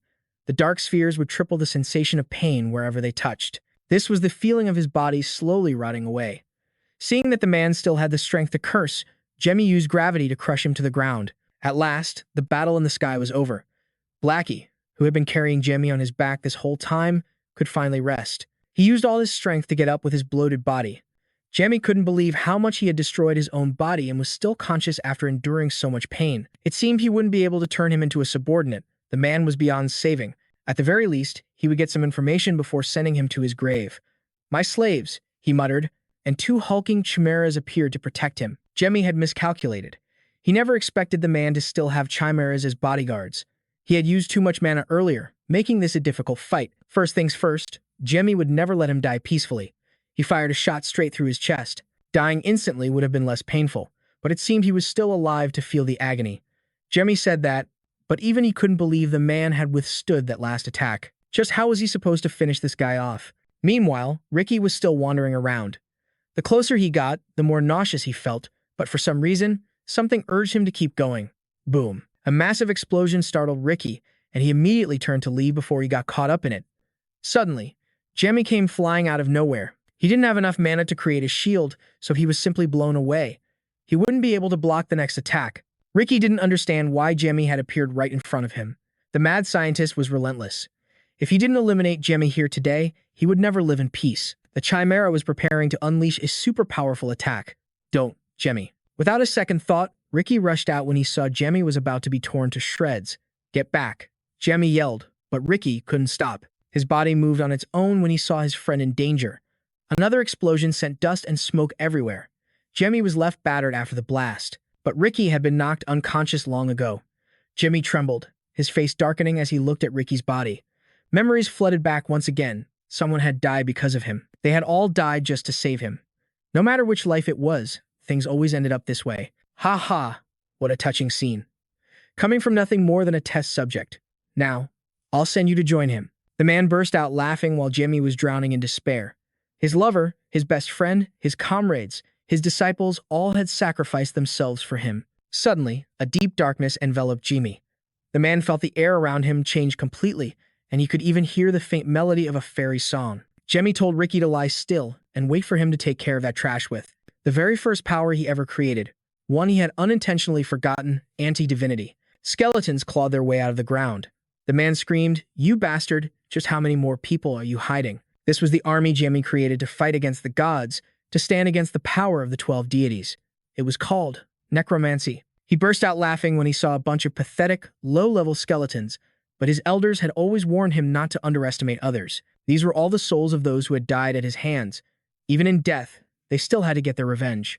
The skeletons swarmed forward, tearing into the chimeras. Even when torn in half, they regenerated, for they had already experienced death. The scientist no longer had the strength to resist. A bony hand grabbed him, covering his mouth. A voice echoed, "Easy now.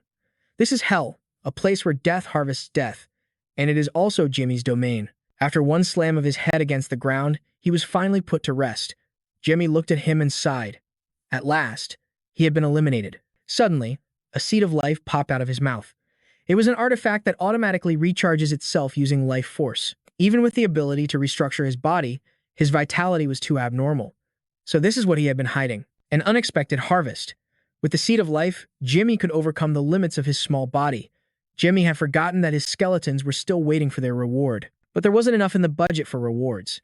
It was time for them to return to the Earth, along with the Manchester United fans. From overexerting himself, Jimmy's body couldn't take it anymore. But he couldn't pass out here. He couldn't let Ricky die. Instead of going to meet his ancestors, it would be better for him to become his subordinate. At least he'd get to keep living. Jimmy began to cast a dark spell, but a ray of light dispelled his darkness. "I don't understand what's happening here," a voice rang out. A goddess appeared, protecting Ricky from Jimmy's dark magic. "I don't know who you are," she said, "but how dare you try to take what belongs to me?" Fio. Jimmy couldn't believe he was meeting her here. Fio opened her eyes and looked at him. "You know me?" Meanwhile, the bishop was on his way to the count's mansion under Jamie's orders to confess, but he was beheaded midway. "Useless fool. We are eliminating the Dark Guild," said a man with silver hair and dark lips. "Let the purge of heretics begin." Ra sighed. He had just barely managed to finish his task within the time limit. "Damn, that hurts," he groaned. "But at least, no one's here. Had to be sacrificed." Suddenly, a light shone down. Russ was stunned, realizing this was the sign of the goddess Pharaoh's descent. Jemmy was baffled, wondering how she had managed to appear. Even if it was just an illusion, the burden from the law of cause and effect was immense. "Didn't you hear what I said?" Jemmy clutched his head as the power of light, which countered his dark magic, bore down on him. "I only know that Ricky's holy power now belongs to you," Jemmy said hastily. The goddess Pharaoh couldn't understand why he still intended to turn Ricky into an Andet subordinate, despite knowing that all he wanted was for Ricky to not die. "Ha! Are you saying an Andet can't die? That is an insult to the dead." Pharaoh was enraged by Jemmy's actions. He gritted his teeth, equally furious. "You bastards! You're the ones who disregard life.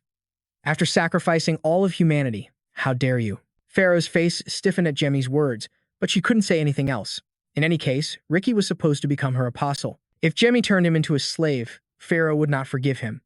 An apostle is closer to the holy gods than anyone else. Their existence strengthens the Pope's position, and they wield enough power to earn the title of the strongest holy knight. Jemmy knew Ricky had some holy power, but he never expected it was enough for him to be chosen as an apostle. Perhaps that was how Pharaoh was able to descend. This was more interesting than he thought. "I'm so sorry. How can I possibly make up for this? The darkness has already taken him." Half of Ricky had already become Jemmy's subordinate, so he was eager to provoke Pharaoh. Just as expected, she flew into a rage. The consequence was a splitting headache for Jemmy, but he still had to brace himself to confront her. "If you die, Ricky will go with you. Do you think your threats will work on me?" Pharaoh said. But Jemmy knew full well that she had only one apostle. If she lost him, it would take a long time to find another. More importantly, for a god to descend without being bound, they need an apostle. Pharaoh was in a bind, but Jemmy had no intention of eliminating Ricky because he was his friend. More importantly, the current world doesn't need an apostle because it's proceeding peacefully according to the 12 gods' plan, a system that the 12 gods created with their own hands. So why would Pharaoh need an apostle? "Just how much do you know?" Pharaoh gritted her teeth. Jemmy boldly made a speculation. The most sacred god, one who loves all with such overflowing affection that they would seize power to reconstruct evil. Perhaps Pharaoh has been abandoned. Pharaoh was speechless, proving that everything was true. She couldn't tell lies that went against her divine nature, so she was forced into silence. "Diablo Volpia. I am his legacy," Jemmy said. Pharaoh couldn't believe it, because she was certain he had died thousands of years ago. But here he was, appearing just when she was in a corner. Jemmy proposed an alliance with Pharaoh. "If you agree, come to my place so we can discuss it properly." Pharaoh left, leaving Ricky behind. If things went well, he would have a very useful tool. Ricky groggily opened his eyes, only to be met by Jimmy's judgmental face. "Are you okay?" Ricky shot up when he saw Jimmy was bleeding, and his eyes had turned purple. He also felt strange himself. Even in his state, Ricky was worried about someone else first. He really is so considerate of others. Finally, Jemmy decided to tell Ricky the truth, that he had used dark magic to turn him into this. He was sure Ricky would resent him, but Ricky just smiled and said, "Okay, little bro, I get it. That's it?" His reaction was completely different from what Jemmy expected. But to Ricky, being a dark mage didn't necessarily mean being evil. In his eyes, Jemmy was the best person in the world. Jemmy added that he had also intended to eliminate Ricky's sister and had put Ricky in danger. A normal person could never forgive him for that. But Ricky wasn't a normal person. In the end, Jimmy had saved him and hadn't killed Anna, so all things considered, he was still a good person. Damn it, you big oaf. Jimmy was frustrated, but suddenly, the numerous wounds on his body began to heal as he held Ricky's hand. Ricky had a feeling it would work, so he gave it a try, and surprisingly, it was effective. Besides, Russ was coming, so they had to leave. Jimmy didn't forget to tell him not to mention anything he had just said. Ricky laughed. He might look a bit naive, but he wasn't that stupid. The next morning, at the H branch of the Janus Church, inquisitors from the church came to apologize to Count Welton. Due to the special circumstances, they couldn't state their names. "Why have the inquisitors come here?" the Count asked. They were following orders from their superiors to hunt down heretics. During their investigation, they found evidence and discovered that a man named Lincoln was a heretic. After hearing his confession, they executed the old man and hung his head in the middle of the market for the villagers to see. Russ was furious when he heard the news. These guys are using the bishop as a scapegoat. Everyone knows it. That's enough. The Count signaled for Russ to stop. He praised their courage, but their mistake was daring to kill someone in Welton's territory. "Are you trying to start a war or something?" The man immediately knelt before the Count's fury. He was always firm in his position as the judge of this land. No one could harm another person in H without his permission. And the Janus Church had crossed the line. The man trembled and begged for his life. At this rate, he was definitely done for. His face paled, but he couldn't back down. So, he lifted his head and raised his voice. The Count here is quite arrogant to turn his back on the Janus Church. This isn't a wise decision. Swoosh! His right hand went flying through the air. That's what you get for daring to raise your voice to the Count. After your right hand, it'll be that glib mouth of yours. If you want to live, take your Janus Church and get out of Welton's territory. He clutched his trembling arm. This wasn't at all what that girl had told him. Raz was surprised. The Count didn't mention anything about the Chimera, only focusing on the fact that he was the lord of this region. If this continued, they would surely have the upper hand.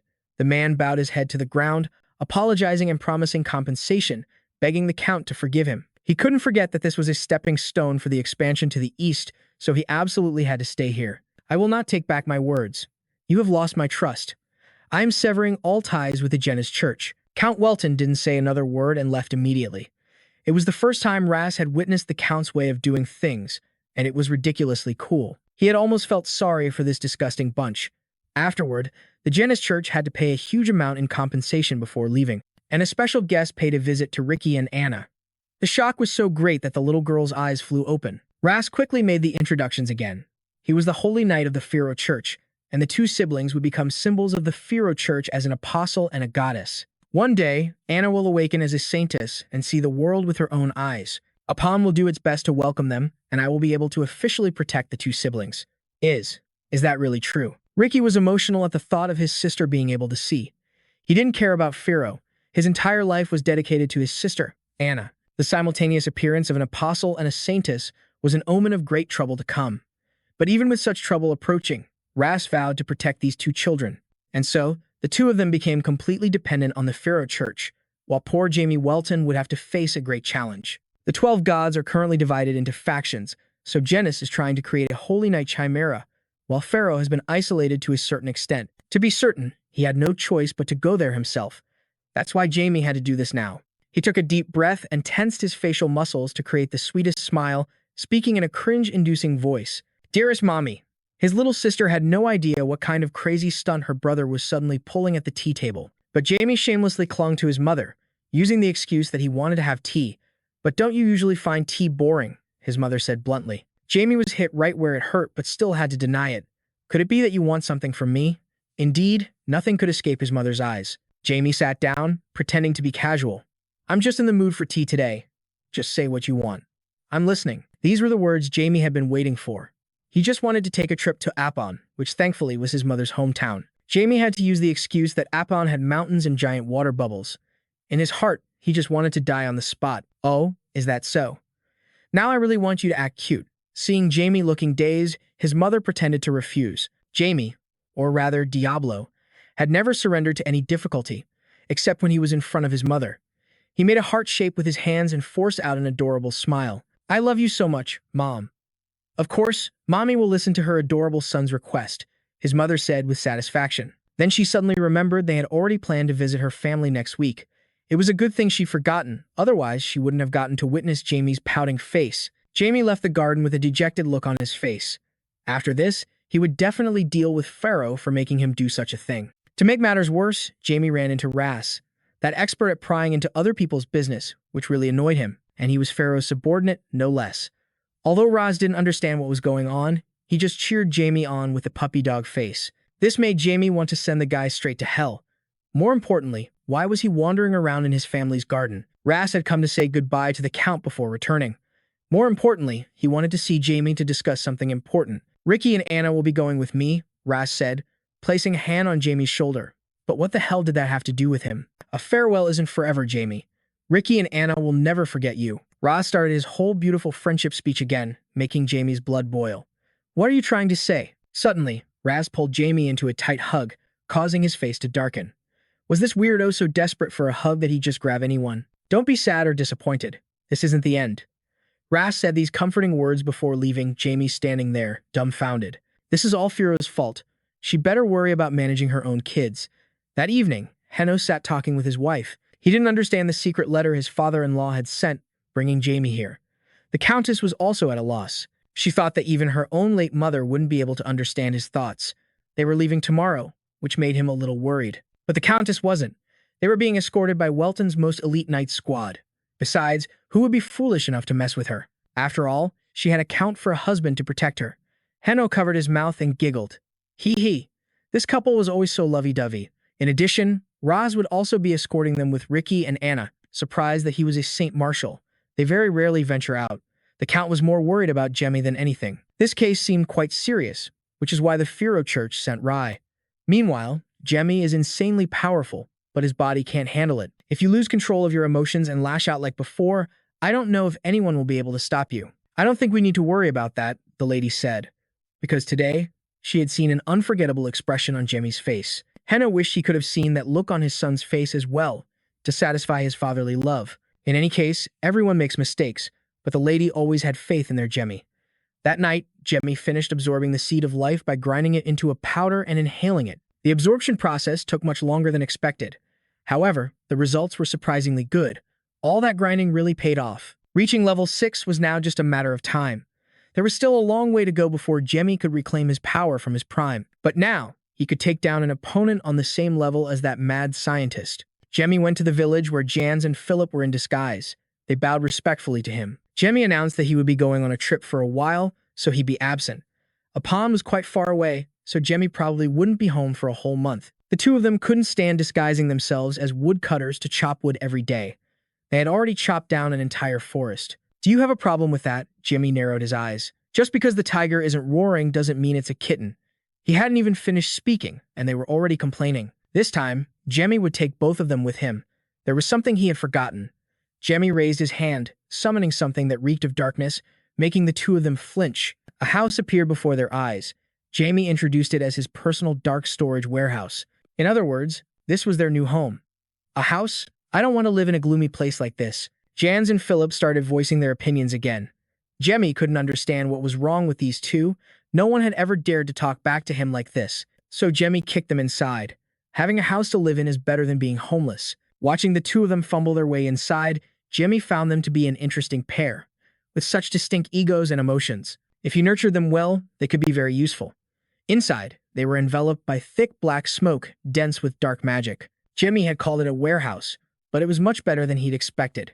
After they came out, the two gave Jamie a review of the service inside. It felt like all our fatigue just melted away.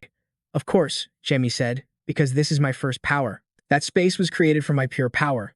Any undead under my command will absorb it and be strengthened. But wouldn't that put a huge burden on you, Master? Philip asked, a subordinate worrying that his master will run out of power. If Jamie saw them as a burden, he wouldn't be strengthening you two in the first place, Jan said naively. Then couldn't you just make us stronger once and be done with it? It's nicer in there than I thought, but it's full of bones. Philip quickly covered his mouth before Jamie could get angry, but it was too late. At this point, Ko just wanted to be done with Jans for good. The next morning, as he saw everyone off, Jamie wore a soulless expression, completely baffled by what was happening. It turned out his father was lifting him high in the air like a doll. He warned Jamie to be careful and to protect his mother, sister, and friends. Jamie went limp. Do whatever you want. Just let me stand on my own 2 feet. I believe in you. Come back safe. Henno hugged Jamie goodbye in the carriage. Anna sighed, wishing they could be in the same carriage as Raz. Why did he have to volunteer for the escort team? Jamie was listening to Jack O'Brien explain the route. They would be taking the safest, but also the longest path. Sarah, meanwhile, was sleeping soundly. She always dozed off the moment she got into a carriage. Ross would guard the rear while Jack led the way. Seeing Ras reminded Jimmy of Pharaoh. He wondered what she had wanted to tell him. He had mentioned his glorious name, Diablo, and got no reaction at all. That meant she either hadn't told the other gods yet or was unable to.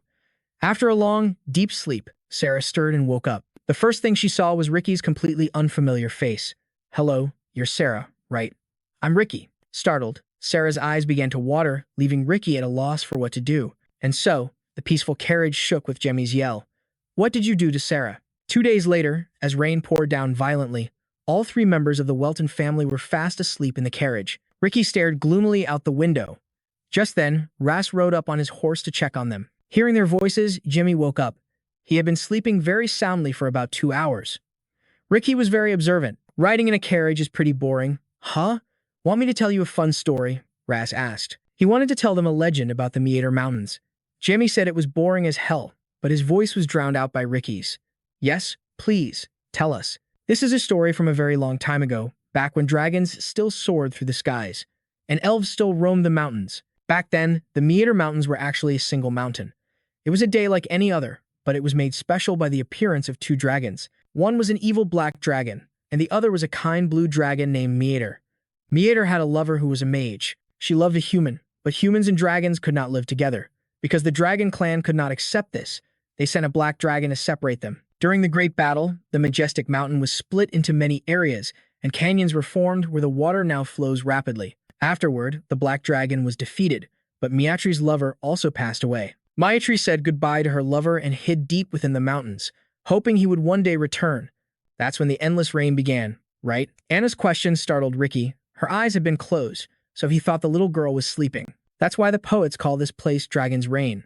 Jemmy pondered. This story was real. Perhaps dragons were now just myths of the past, which is why people called it a legend. Suddenly, a bolt of lightning struck with a loud clap of thunder, startling everyone. Sarah woke up and hugged her mother, who soothed her daughter. "It's okay, sweetie. Right, Jemmy?" "Yes, ma'am." Jemmy said that, but he felt something that made him uneasy. The carriage passed by some dead trees, and lightning struck one of them, causing it to break and fall toward the driver's seat. The carriage shook violently, causing the lady and Sarah to fall out. Terrified, she yelled for him to catch Sarah first. Jemmy immediately used magic to create vines to wrap around them both. For a moment, he was terrified, but thankfully, he succeeded. After bringing them back, Jemmy asked what had happened, but this time, he was the one who fell, making the mother's heart stop once again. "I'm fine. I'll use a flight spell," Jemmy said, but he couldn't use his magic. This was a mana burn, a high-level spell used to neutralize mages. As he fell, Jemmy heard a voice. "Who are you? Are you a dragon?" Before he could understand, Jemmy plunged into the water. His mother was so worried she was about to jump in after him. Luckily, a knight held her back. "Let go of me. My son is down there." Suddenly, a golden light enveloped her, calming her down. It was Ricky. He wanted to help but had accidentally targeted the wrong person. Sarah was in Anna's arms. After the series of events, the little girl had fainted from exhaustion. Russ immediately knelt down to speak with the lady. He never spoke empty words, but Jemmy was very talented, so he would be fine. The current was indeed very dangerous, but once Jemmy's magic recovered, he would be safe. However, Russ would still go down there to search for him. Jack spoke up. Even for him, the current was still very dangerous. But Russ was determined. He asked the lady for 3 hours to find Jemmy. The lady knew it was extremely risky, even for a holy adjudicator, but she still begged Roos to bring Jemmy back. "Yes, we will definitely return." Roos accepted the order and left. Meanwhile, in a cave, Jemmy groggily opened his eyes, only to realize he was bound by chains. He desperately wanted to know what was happening and who was targeting him. "You're awake?"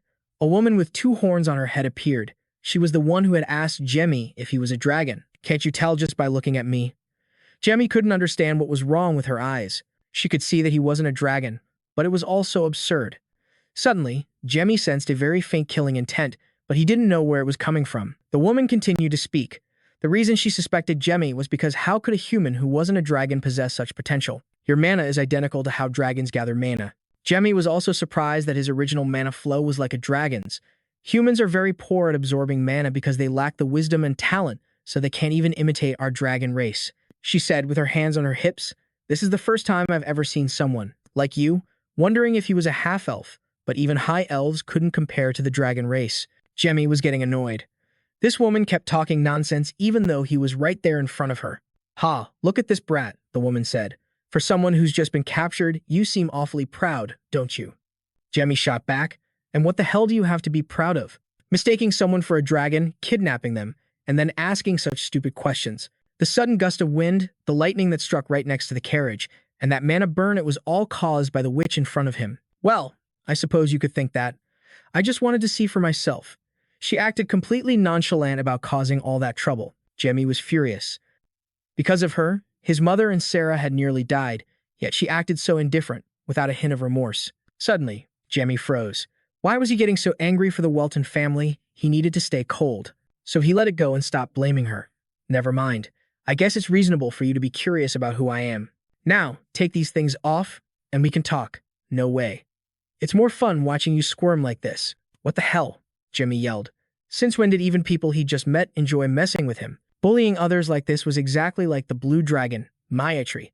Blue dragons are the gentlest of all dragon species. They are especially friendly towards humans, and their feelings for humans are much like a human's feelings for a puppy or a kitten. If you had met a notoriously violent red or black dragon, or a cunning and sly green dragon, you'd be in its stomach by now.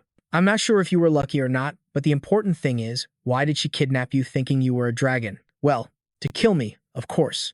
Suddenly, she was filled with murderous intent, terrifying Jemmy. "But since you're not a dragon now, I guess you'll be set free." Her lack of an immediate answer made his face fall. What could the reason be? Let's just make one up.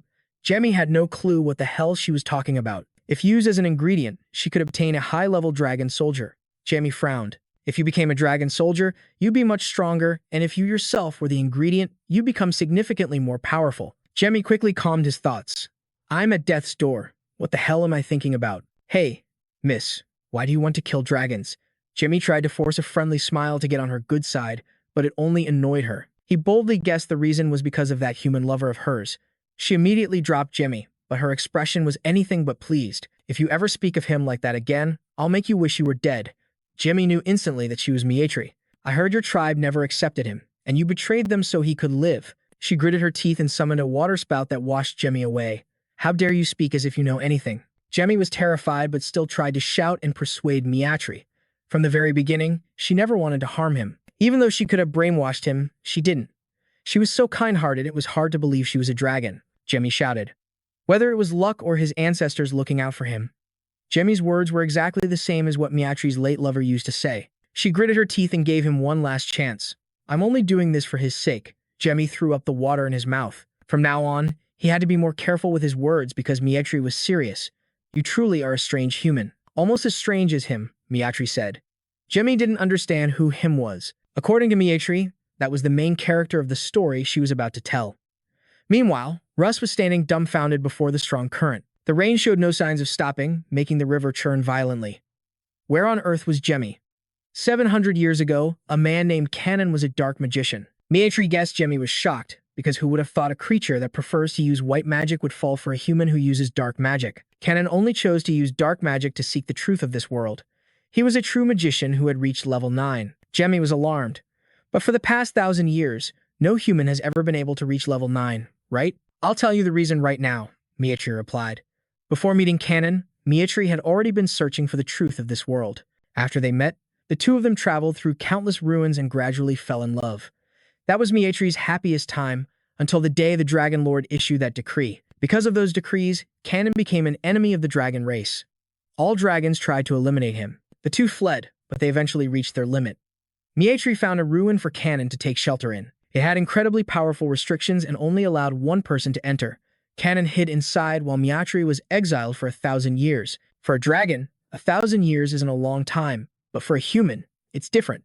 Canon tried to save her after a few dozen years. After he discovered the truth of this world, he couldn't accept it. Meanwhile, Maiatri remained dormant as the days passed. For a human, that truth was incredibly hard to accept, so it's no wonder Canon went mad. Canon tried to save Maiatri, and after shaking off their pursuers, they hid in the vast mountains, and then he died. Maiatri felt that ending was for the better. She always convinced herself that he was now at peace. However, the most despicable thing was that their tribe began to erase all existence of canon. The books he left behind, even the people he had met, all disappeared. Hearing this, Jamie seemed to have guessed a part of the truth. What was the truth that the dragons wanted to erase? This place is where canon's existence still remains, the last place Miatri must protect. That's why she was here. Jamie was starting to understand the reason. No wonder Miatri hadn't heard about his own glorious past. The first thing he did after being revived was to look for traces of his former self, but no one even knew the name Diablo Volpia. It was completely clean, as if someone had intentionally erased every trace. Canon's existence must have been erased, just like his. At the hands of the dragon god Braham and his dragons, Canon was a level 9 magician who went so far as to learn dark magic, to find the truth of this world. Just how much did he manage to find out to warrant being erased so completely? Could this place be Canon's grave? Jamie asked. He used the excuse of wanting to commemorate his life as a fellow magician. Miatri led him to a large tree, and at its base was Canon's grave. Jamie noticed that on top of the grave was his own bracelet, named the Ultimate Resistance. This was one of the 3 great items he had created to confront the 12 gods, an artifact that grants complete immunity to any and all diseases and curses. But who would have known that after you disappeared, your belongings would end up journeying across the world? So that's why Canon set out to uncover the truth of the world. He discovered the existence of you, Diablo Volpia, after finding that bracelet. But if you asked for it, Miatri would probably take your life, even though you were the one who created it. I have arrived, Miatri said respectfully, as if Canon were a god. Jamie asked about the bracelet. She said it belonged to Canon, contained immense power, and had saved his life countless times. Jamie noticed there wasn't a single speck of dust on it. It had even been enchanted with cleaning and protection spells. Is that all that's left of Canon? Jamie asked again. But this question immediately put Miatri on guard. Jamie quickly had to feign humility. I mean no harm. I'm just curious. He was the one who sought the truth of this world, after all. So I was just wondering if he left any records behind. In fact, Canon did have a diary, but Miatri didn't want to let him see it. Jamie then urged Miatri to tell him. She surely must have learned the truth about this world. You are overstepping your bounds. That is not something a lowly human like you deserves to know. Miatri's face darkened. But this is what Canon gave his life to find. He may have failed at the very end, but you are the one protecting that legacy. Instead of using these things as mementos to remember Canon, he would have surely wanted humanity to inherit them. Miatri was conflicted by Jamie's very persuasive words, but she didn't need to keep anything to remember the one she loved, because she had already etched everything about him into her heart. Just like how Jamie remembered his past, it made him feel a little empathy for their fate of being separated by death. In the end, Miatri still gave him the diary. She was certain that a human like Jamie couldn't possibly break the seal on it. Miatri prepared to send him back, but Jamie wanted to look at the diary. From now on, no matter what you see, don't be surprised. Then, he broke the diary's seal. Miatri was shocked to see he was a dark mage, and that his power was incredibly different from the dark magic of an ordinary human. The diary recounted Canon's journey from the day he first met Miatri. When they first met, she called him filthy for being a dark mage, but by some miracle, the two started traveling together. Thanks to Miatri's carefree nature, the journey became much more interesting, making him wonder if she was really a dragon. Their adventure was very peaceful. Canon rode on Miatri's back to a place unreachable by humans. He called it the Land of Death. Then one day, the Dragon Lord ordered the dragon race to eliminate Canon. He wasn't worried about himself, only for Miatri, who had betrayed her own kind. He wanted to let her go, but couldn't, because Canon loved Miatri. On another day, Canon stood before the tombstone of an unknown person who had fought in some great battle.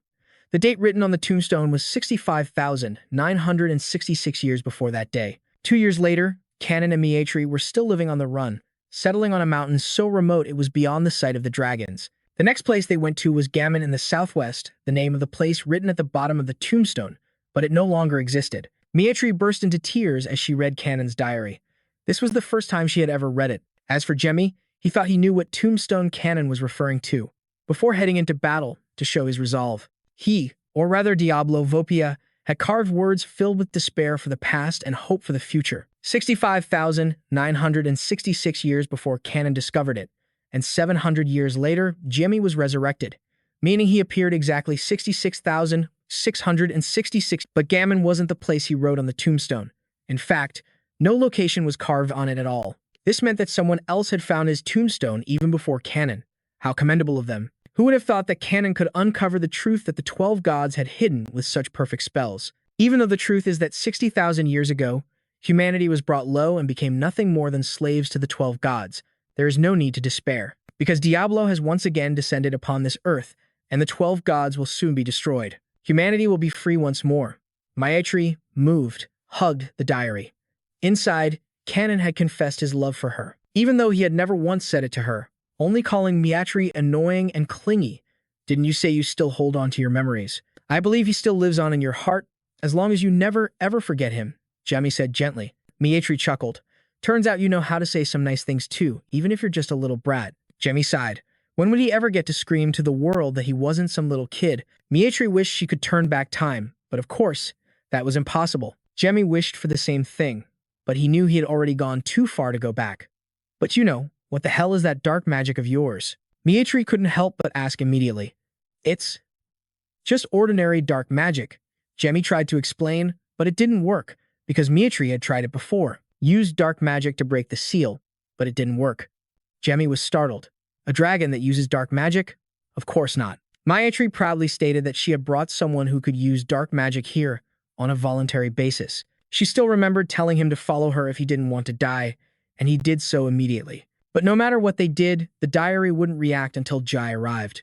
Mage hated to admit it, but the power Kenan sought was something that didn't exist in this world at all. It seemed Jamie couldn't avoid this anymore, so he decided to tell Mage the truth. It was that he was the one still carrying out Kenan's last wish. It's true. Crazy, right? Jamie recounted the legend of Diablo, who single-handedly challenged the 12 gods and once had many comrades, but they had all been sacrificed or had betrayed him. In the end, he lost to the 12 gods and was sealed in the eternal realm, but he never gave up.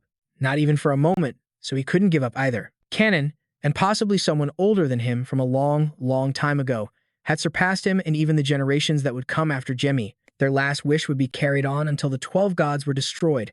Mage gestured for Jamie to follow her. She took the bracelet from Kenan's grave and gave it to Jamie. Although it was originally his, Jamie was very happy to have his item back. The bracelet even lit up to greet its long-lost master. Not only that, but Mage also promised to protect Jamie no matter what happened. In the past, she had even betrayed her own clan, so there was nothing Mage couldn't handle. Jamie happily thanked her. Getting a promise from a real dragon was an absolutely fantastic outcome. Now, scram. Mage kicked Jamie out right then and there, while she continued to stand guard here, beside Kenan. His dream was still being carried on. Outside, Russ stood from the time the rain poured down until it stopped and the clouds cleared. Jamie glided through the air.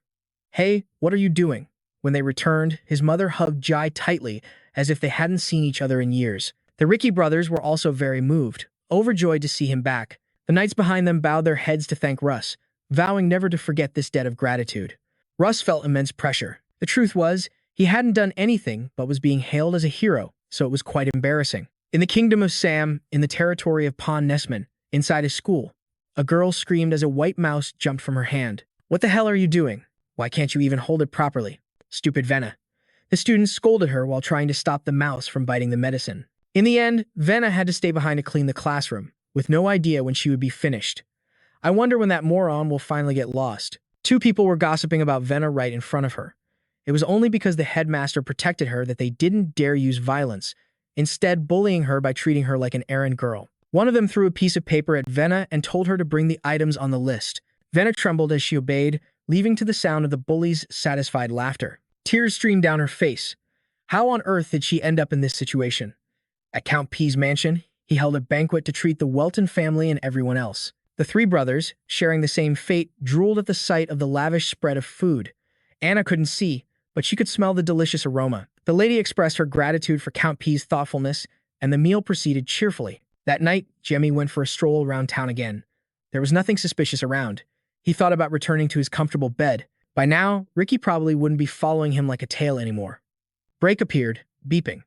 Jamie got the feeling it wanted to go all out. He accidentally revealed his bracelet, which sparked greed in two cloaked figures behind him. Such an incredible item was in the hands of a child, so they guessed Jamie was a noble with clueless parents who would give such a precious item to him. You think the headmaster will like it?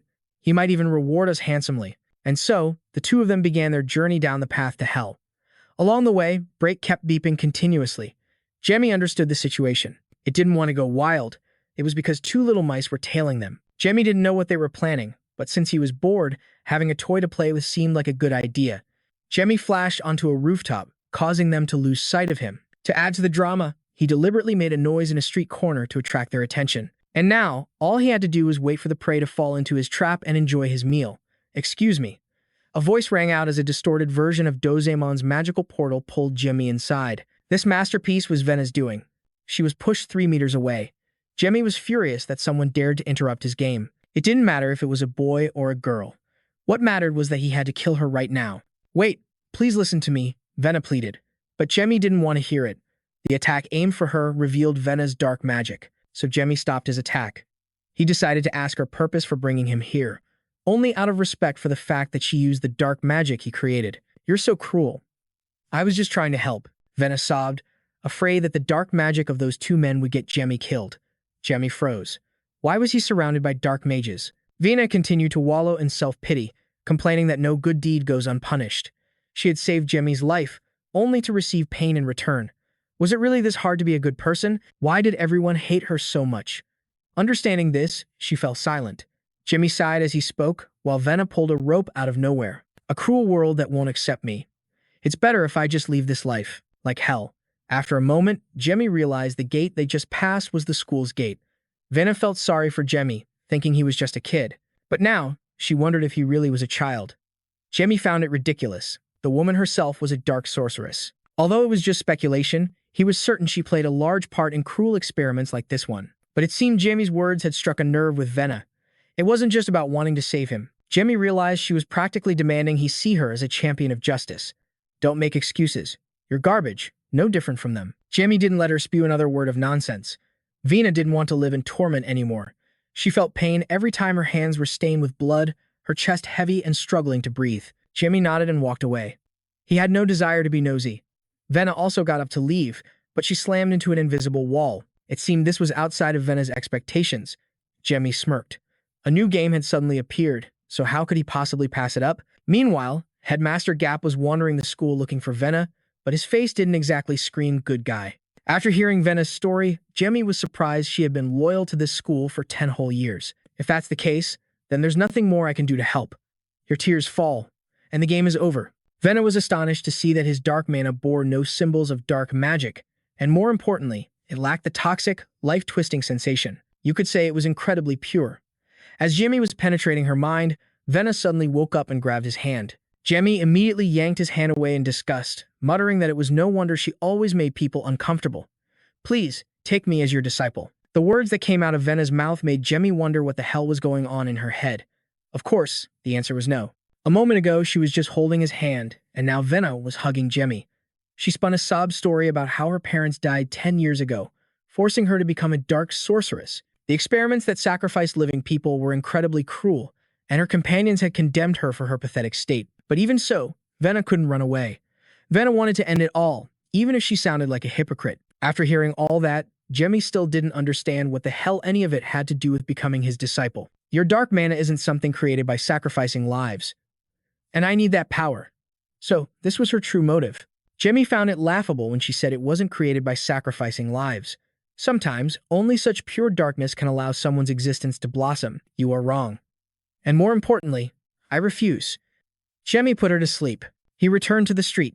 The 2 words my disciple reminded him of his time as Diablo.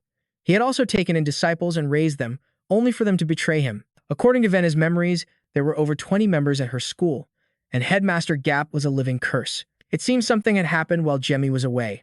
Naturally, he needed to go see what it was. A head floated in a tank of water, its voice pleading. Please, is anyone there? Help me. How interesting. Normally, they'd be begging for death. Could it be that reversing the curse changed her words? 2 cloaked figures appeared. They were students of this school. They were conducting inhumane experiments on both people and animals. They sure have some nerve, hiding inside an academy to conduct these dark experiments. Now, Jemmy understood. Dark magic had been gone for so long, and he himself had sacrificed countless lives to stand before the 12 gods, so he had no right to judge them. But what was the reason dark magic was created in the first place?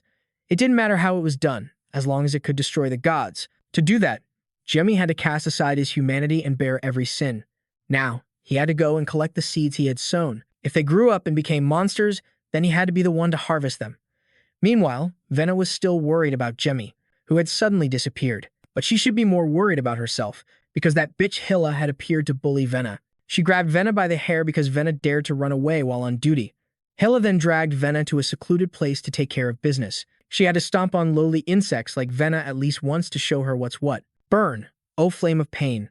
Venna knelt and begged to be spared this one time, but of course, there was no way in hell that was happening. Just then, Jamie returned and looked at her with a judgmental gaze. Are you really scared of people like this? Venna was about to make an excuse, but Jamie shot her a glare and ordered her to get up, asking if she preferred sleeping on the ground or in a bed to be groveling there. I don't know who the fuck you are, but you're definitely brainless. Seeing that more entertainment had arrived, Hilla decided to take care of them both. Jamie said, Venna, decide for yourself. Will you live or die? Standing at this threshold, Venna's true nature began to awaken. For a very long time, she had never wanted to get along with people like this. Hilla's jaw dropped at Venna's actions and power. Even Venna herself was surprised by what she could do. I don't know what you just did, but you better be ready for the consequences of defying me. Hilla wasn't about to give up. Jamie blew out the flame on her hand, extinguishing it in an instant. He gave Venna an encouraging look. The first step is the hardest, but the second is much easier. Hilla was just now realizing that the Jamie standing before her was no pushover, but by the time she realized it, it was too late. At that moment, in his office, Principal Gap shot up from his chair, overjoyed. Venna had finally awakened her Vakiji powers. He had set up various scenarios to control her overwhelming personality. He had been worried Venna would never awaken, but now, he wouldn't have to waste his time in this dump any longer. Time to find Venna and devour her Vakiji power. Meanwhile, Venna was still terrified of standing up to her bullies. Jamie couldn't understand how someone as timid as her could be a Vakiji, a high-ranking angel known as a warrior angel. Their immense power was enough to wage war against the 12 gods. Although they failed, they were lucky to escape extinction. They hid in places beyond the sight of the 12 gods. That old man Gap must have been suppressing Venna's personality for a long time. After all, they are a belligerent race that hates bowing to others. They probably wanted to make her easier to control after she awakened. Suddenly, a red alert blared. Venna thought they were looking for Jamie, but she was wrong. This time, the announcement was to capture Venna by any means necessary. Venna was in a panic as students and professors alike began to hunt her down. What was she going to do now? Venna shouted, I'm not who I used to be. Jamie saw that she had regained a bit of her Vakiji confidence. He immediately teleported to where the students were gathered. There was no need to search for them, because it was time for Venna to take the stage. A mob surrounded them, ordering Venna to come with them. Jamie knew they were all brainwashed, so he decided to send a few of them on their way. Right now, they had no free will. They were probably slaves to this school from the very beginning. Venna was only now realizing that everything they did to her was according to Principal Gap's will. Seeing Venna disobey, the students started chanting a spell. A counterspell from Jamie sent everything they dished out right back at them. He signaled for Venna to snap out of it, but Venna was furious. All this time, she had endured all of this without knowing a thing. But Jamie saw her true nature starting to emerge. If that's the case, then get out there and fight for your revenge. Venna was pushed into the circle of students. She broke down in tears. She'd never known the first thing about fighting. But the moment she faced danger, her body moved on its own. Even Venna couldn't believe it. An enemy ambushed her from behind, but Venna grabbed his arm and threw him like a sandbag. Surprise number 2. Since when did she have the strength of an ox? The students weren't scared at all. Even if she was stronger or more agile, they still saw her as trash. Venna leaped up and crushed the guy with her foot. Jamie saw that the rest of them seemed to realize the skill gap, so there was no need to fight anymore. Besides, it wasn't just these newbies here. But anyway, he had promised to clear them all out. Jamie summoned Break. It had finished marking all the newbies, so now it was time for Jimmy to reap the harvest. He unleashed Death Burst. In the blink of an eye, the rest of them bit the dust. If they'd waited for Venna to finish her dance, it would have taken until tomorrow. What is this? My children. They're all dead. Old Man Gap chose this moment to finally appear. He saw Jimmy's skills hidden within a kid's body and boldly guessed he had a chronic illness. So what if I do? I see. So that's the kind of setup it is. The old man's words started to get on Jimmy's nerves. Seeing how incredibly skilled Jimmy was, Gap wanted to get him on his side. If they succeeded, they could devour an entire nation. Jimmy asked for the specifics of his plan. Old Man Gap laughed. Ha, aren't you a greedy one? We haven't even agreed to cooperate yet. Annoyed, Jimmy had no choice but to agree. It's just one nation. Why is this guy making it so complicated? Venna then asked why the old man ordered everyone to capture her, but he was only interested in the amount of life force she possessed. As for why he ordered her capture, it was so that after Venna awakened, he could devour her whole. When he first took Venna in, he went through so much trouble to erase her true personality. How could he make her awaken in the state he desired? He even created this entire academy just for Venna.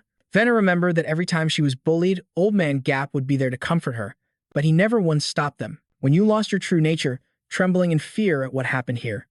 I was so happy. He rejoiced that his plan had succeeded. Now, she had awakened with all the cruelty he had instilled in her over the past decade. Suddenly, a dark power enveloped Venna, causing her to pass out. The one behind it was none other than Jamie. He let her hear everything before purifying the evil within her. Impossible. Something like that can't be purified so easily, the old man said, his face pale. But for Jamie, it was a piece of cake. The old man probably thought it was impossible because of his age. It's still just a piece of trash who can't even reach level 7. You bastard! Old Gap roared, his white hair practically standing on end at being insulted by someone young enough to be his grandson. Level 7 was the old man's secret shame. Anyone who poked at this sore spot would be killed by him in the most brutal and savage ways imaginable. Just as his moniker, the Cursing Master, suggested, he had reached the pinnacle of bad-mouthing others. But Gap could never break through the wall to level 7. So, this was a deep insult to his 60 years of life.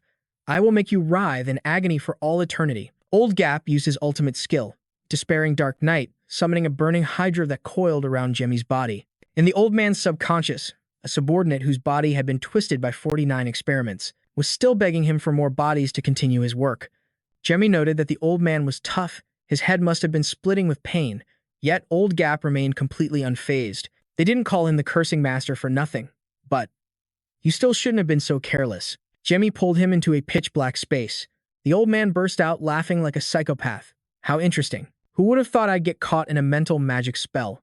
But he seemed completely unaffected, waiting to see if Jemmy had any stronger tricks up his sleeve. The old man was directly interfering with his own brain to counter Jemmy's magic, but Jemmy knew it was already too late. Right now, the old man was in his subconscious, which meant Jemmy could attack his physical body in the outside world. This has gone a little too far.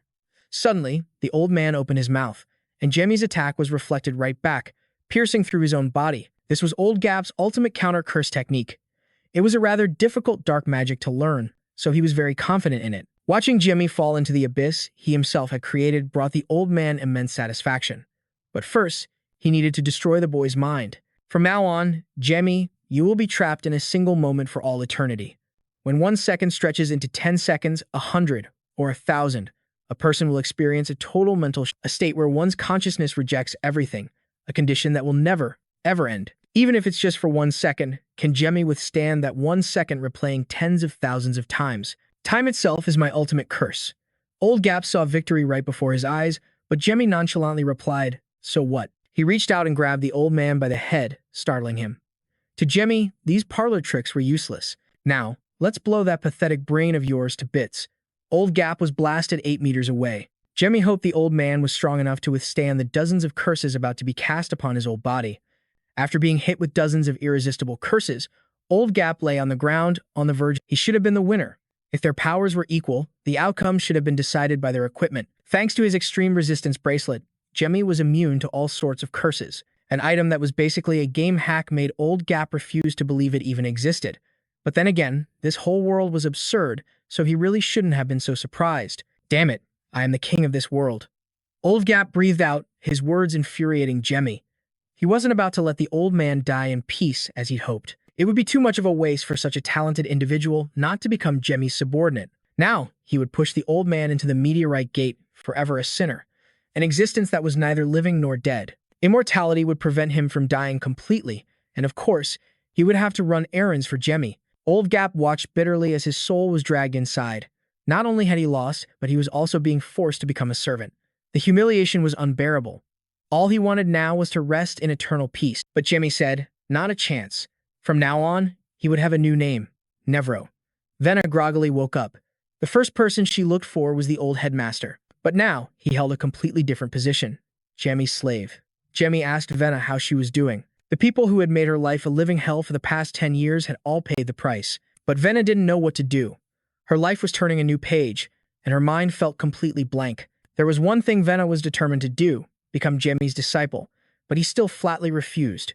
Venna was a Vaki, a species of fairy that existed in the distant past, known for being extremely brave and never backing down, always trying their best to prove themselves right. In the end, they failed and became a race that shouldered all the world's misfortune. Jemmy didn't know how their descendants had survived to this day, but she was likely the last Vaki. After listening for a while, Venna was totally confused. So what does any of that have to do with you not accepting me as your disciple? What Jimmy really meant was that he didn't know a single thing about Vaki magic, so there was no reason to take her in. On the road, Anna and Sarah were busy pampering a chubby squirrel. The squirrel cried out to Jemmy for help, but his hands were tied. Fortunately, he knew transformation magic, which was the only reason he could bring Venna along. For everything else, she would have to fend for herself. Finally, the group arrived at Jemmy's maternal grandfather's home. It had been 9 years since his mother last visited. "I'm so sorry, father. Your wayward daughter has finally come to see you," she said, sniffling.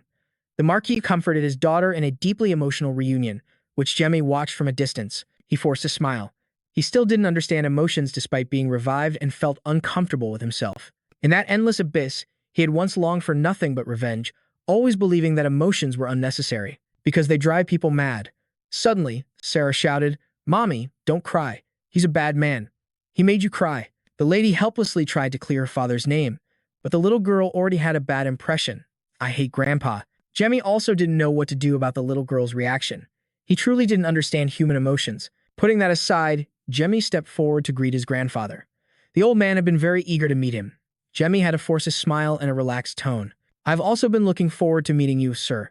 His grandfather was thrilled that Jemmy didn't despise him like Sarah did and immediately pulled him into a hug. "That's right, my grandson. I'm so happy to finally meet you." "Ah, yes. Me too," Jemmy managed to reply, though he was about to suffocate. Just like the VO family, they all have a thing for physical contact. That night, the grandfather spoke with the lady about Jemmy.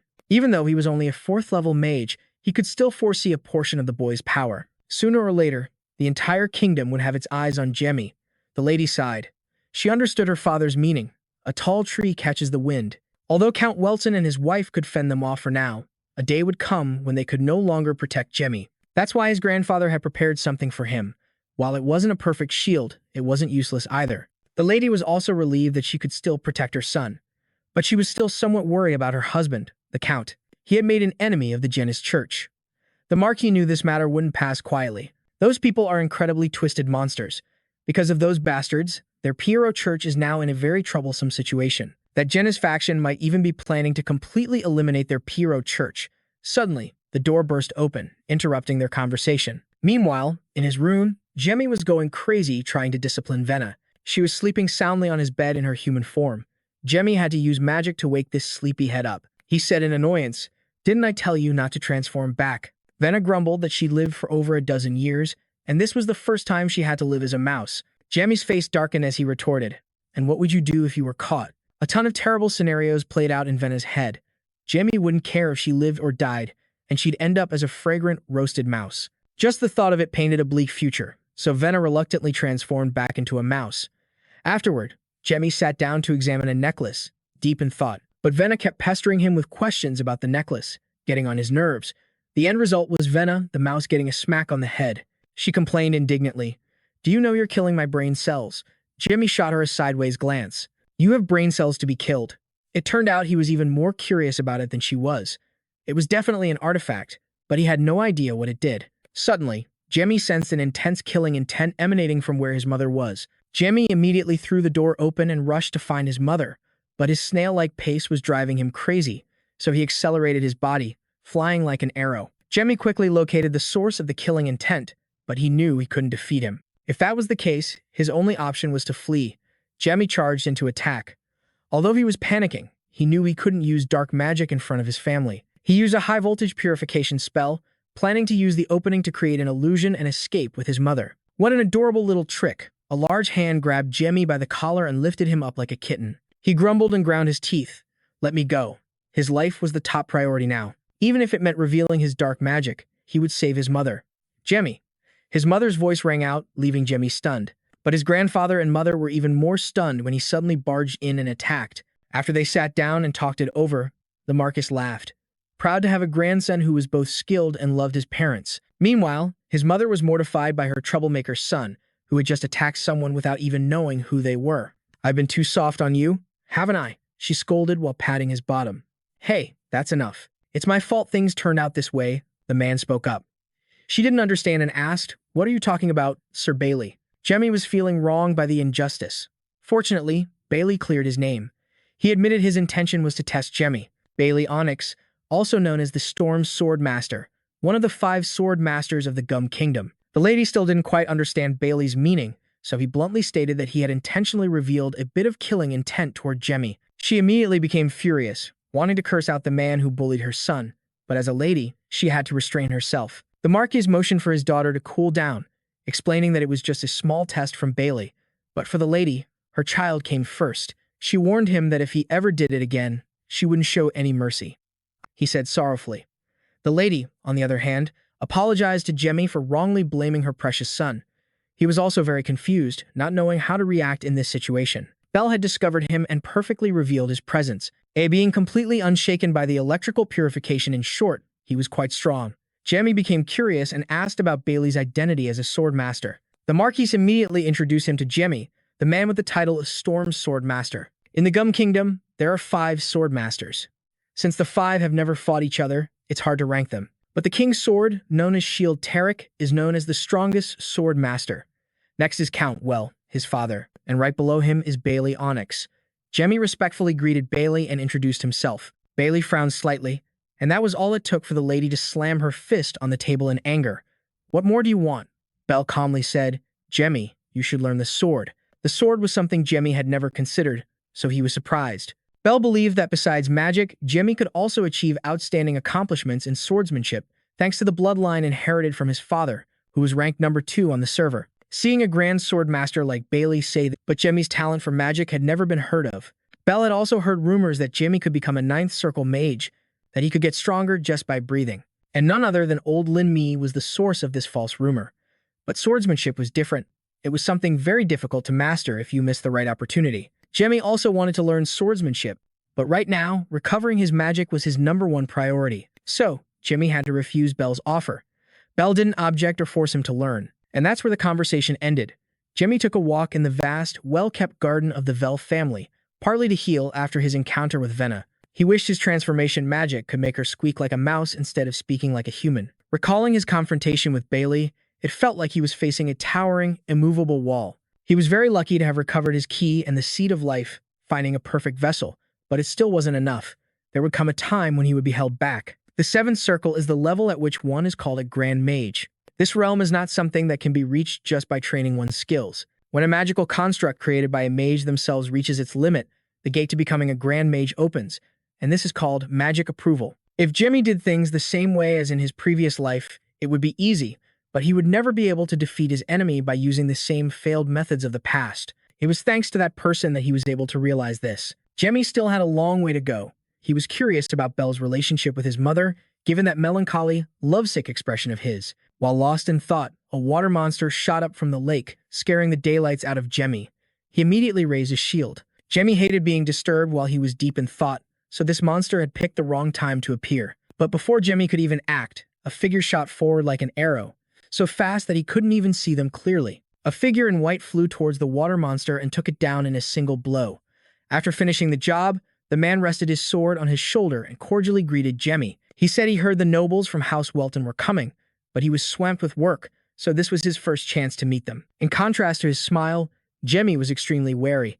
It was only natural, since the man had dealt with that giant monster in just a few seconds. Though maybe not as skilled as Belle, he was certainly no less powerful. The man sheathed his sword and introduced himself. "I'm Ko, the butler of Marquis Vel's household." Jemmy was completely shocked. A mere butler was this strong? His maternal grandfather was on another level. Seeing Jemmy on his guard, Ko explained that a long time ago he had made a terrible oath to the Marquis, which is why he was now working as a servant. Ko also knew Jemmy's name and his identity. As the butler, it was his job to be aware of everyone. Jemmy asked about the huge monster that had suddenly appeared in the Marquis' lake. Ko found it a bit awkward to explain it to him. To put it simply, it's Jemmy's maternal grandfather's weird hobby. What the hell? Jemmy couldn't believe his outwardly gentle grandfather had such a strange hobby. A little later, Ko went to the Marquis to report on his work. He had found a group suspected of being demons, but unfortunately, he had lost their trail. The Marquis sighed. Who would have thought the Demon King's subordinates would appear? Rumors about the demons have already begun to spread in the neighboring territories. However, the only place where massacres have occurred is Eon. The Marquis realized this must be real, and that the demons had returned for revenge. About 50 years ago, the Marquis' father defeated the Demon King, making them pay a heavy price by wiping out their entire clan. This time, upon their return, they will surely be erased from this world once more. and it will be by the hands of the Vel family. That was all the Marquis had to declare for today. Now, everyone could go home. Before leaving, Ko recounted his meeting with Jamie. The Marquis thought, "It's so late at night. How did the two of you even get a chance to run into each other?" Bo recounted how Jamie was attacked by the monster near the pond, and since the Marquis was the one who brought the monster back, he felt incredibly guilty. So, the next morning when she found out, Jamie's mother immediately burst into his room to check on him. Jamie, who was sleeping soundly, was woken up by her in a very unique way. He glanced over and saw his grandfather and the butler behind her, so he figured Bo must have told them what happened. Even though he was saved in time, the lady was still extremely worried. She promised to punish Jamie if he ever dared to wander outside at night again. "Yes, ma'am," he replied sleepily, which only annoyed his mother more. His grandfather spoke up, apologizing for forgetting to block off that area, which caused Jamie to get lost. The lady then snapped at her own father. "Dad, are you still playing those ridiculous ocean monster hunting games? Haven't I and my son told you over and over again how dangerous it is?" The Marquis quickly called Ko over to greet them, trying to change the subject. The lady was very grateful to him for saving her precious son's life. Sabello lightly touched the lady's hand as a sign of respect. He mentioned that even if he hadn't shown up, he believed Jamie could have taken down that water monster on his own. Through their brief introduction, Jamie saw him as a serious and formal person who was also quite strong and quick-witted. A complete change from yesterday. "Jamie, I'm not done talking to you yet." The lady would probably hold this over his head and nag him about it until she was old. Luckily, his grandfather helped him escape.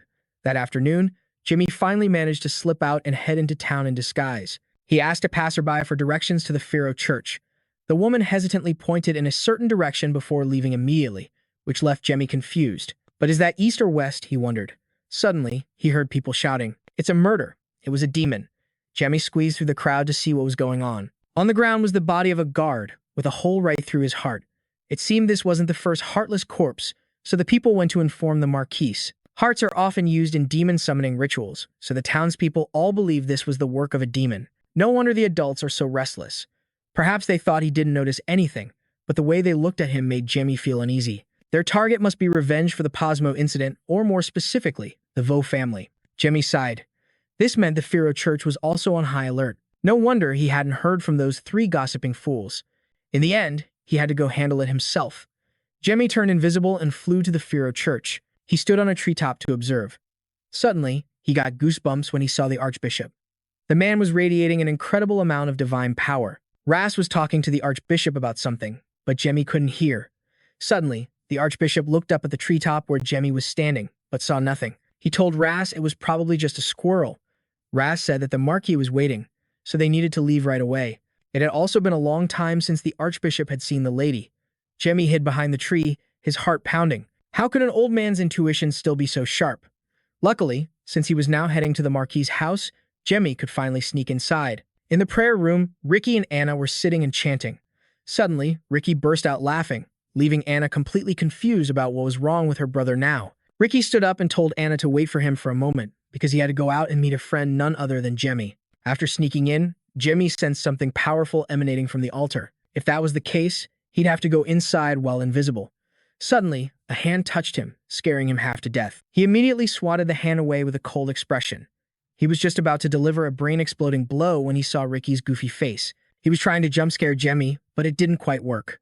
Though, in reality, Jemmy had been genuinely startled for a moment. Just as he was winding up to yell at him, Ricky immediately cut him off. Ricky guessed that Jemmy couldn't let others see him, so he offered to lead him to a more private place. Who would have thought that Ricky's more private place was the Archbishop's office, the very person Jemmy was trying to avoid? More importantly, how was Ricky able to appear and sneak up behind him without revealing the slightest hint of his presence? What? You're not here because you missed me? Ricky's completely irrelevant question annoyed Jamie. Ricky then explained it was because this place was under the domain of the goddess Pharaoh. Although he hadn't yet reached the ultimate power of an apostle, he was gradually getting there while in this place.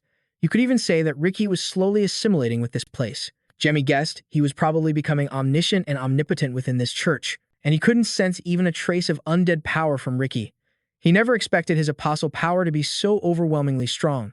Ricky was just about to go find Jemmy to pass on a message from the goddess when he showed up on his own. So, he said he would connect to Pharaoh right now. Before Jemmy could even prepare himself, a bright light shone from Ricky's body. His eyes were overflowing with holy power, completely different from when he had first awakened. Even his clothes had changed at some point, making him look incredibly impressive. Jamie could feel that a part of Pharaoh's existence was now present here. Through Ricky, Pharaoh announced that a source of dark energy was rising, starting in a dark forest. It needed to be stopped before it began to spread and bring destruction. Destroy her domain here. Before Jamie could even understand what this had to do with him, Pharaoh had already asked him to go to that forest to resolve everything, hoping that he wouldn't have to suffer any losses. With that said, Pharaoh immediately left, leaving Ricky with his battered body. Jamie still couldn't grasp the situation. How could she just say whatever she wants and then leave without giving him a chance to ask anything? Ricky apologized to him on Pharaoh's behalf, explaining that she wasn't very strong at the moment after being forced to descend to the mortal world last time. This incident put much more pressure on the goddess than anticipated.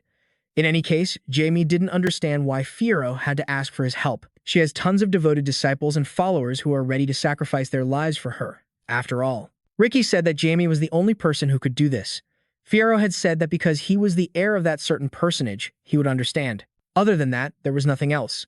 Pharaoh was probably resting to recover her strength. How selfish, Jamie said, and left right away before the High Bishop could return to escort him back to the Marquis's house. Ricky watched him come and go in an instant, hoping the gods would protect him. Jamie returned home with a confident smile. Sure, he hadn't been discovered, but his luck ran out. Sibo casually appeared right behind him. Lovely weather we're having today, isn't it? Looks like you just got back from somewhere. Jamie, caught red-handed, made the excuse that he was just out for a walk, but the atmosphere turned awkward, so he made another excuse, saying he wasn't feeling well. Sibo mentioned that an important guest was visiting today, the High Bishop of the Church of Pharaoh, named Sephira. Jamie already knew this, but he still had to act surprised. Sibo continued, saying that his mother was turning the whole mansion upside down looking for him. Jamie flinched.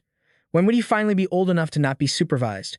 Come on, body. Grow faster. Jamie tried to change the subject by asking about Bailey, but Sibo didn't know his whereabouts either. He's a big man, but he comes and goes like the wind. Before leaving, Sibo advised Jamie not to get too interested in Bailey. He said he was only saying it for Jamie's own good. Then, he wished Jamie a pleasant rest. Oh, and by the way, Sibo added with a knowing smile, if you're planning on taking a walk, you shouldn't go to the Marine Forest. That place is very dangerous. That night, in a desolate forest, a strange object was being carefully tended to by two figures in black cloaks. Just a little longer, kid. You'll soon be free from that suffocating place. The day you awaken will be the day we fulfill our mission. The next day, while having tea with his mother, Jamie boldly asked about her relationship with Bailey. When his mother fell silent, he thought he wasn't supposed to know, but she shook her head. It's not like that. Where should I begin? I met him when I was 7 years old. Back then, Bailey's father brought him to the Marquis's house for a visit, as our fathers were acquaintances. He was worried he wouldn't be able to find a suitable mentor for Bailey, since all the boy knew was how to swing a sword. So, Marcus Vio helped them find a mentor for Bailey. In the meantime, I was so happy to have an older boy visiting that I asked Bailey to go catch butterflies with me in the garden. Only after getting his father's permission did Bailey dare to come with me. I climbed an apple tree to show off my catch to him, but in my excitement, I slipped. Bailey rushed over in a panic, but we both ended up tumbling to the ground together. Even so, I had a great time and wanted to do it again, but Bailey was terrified.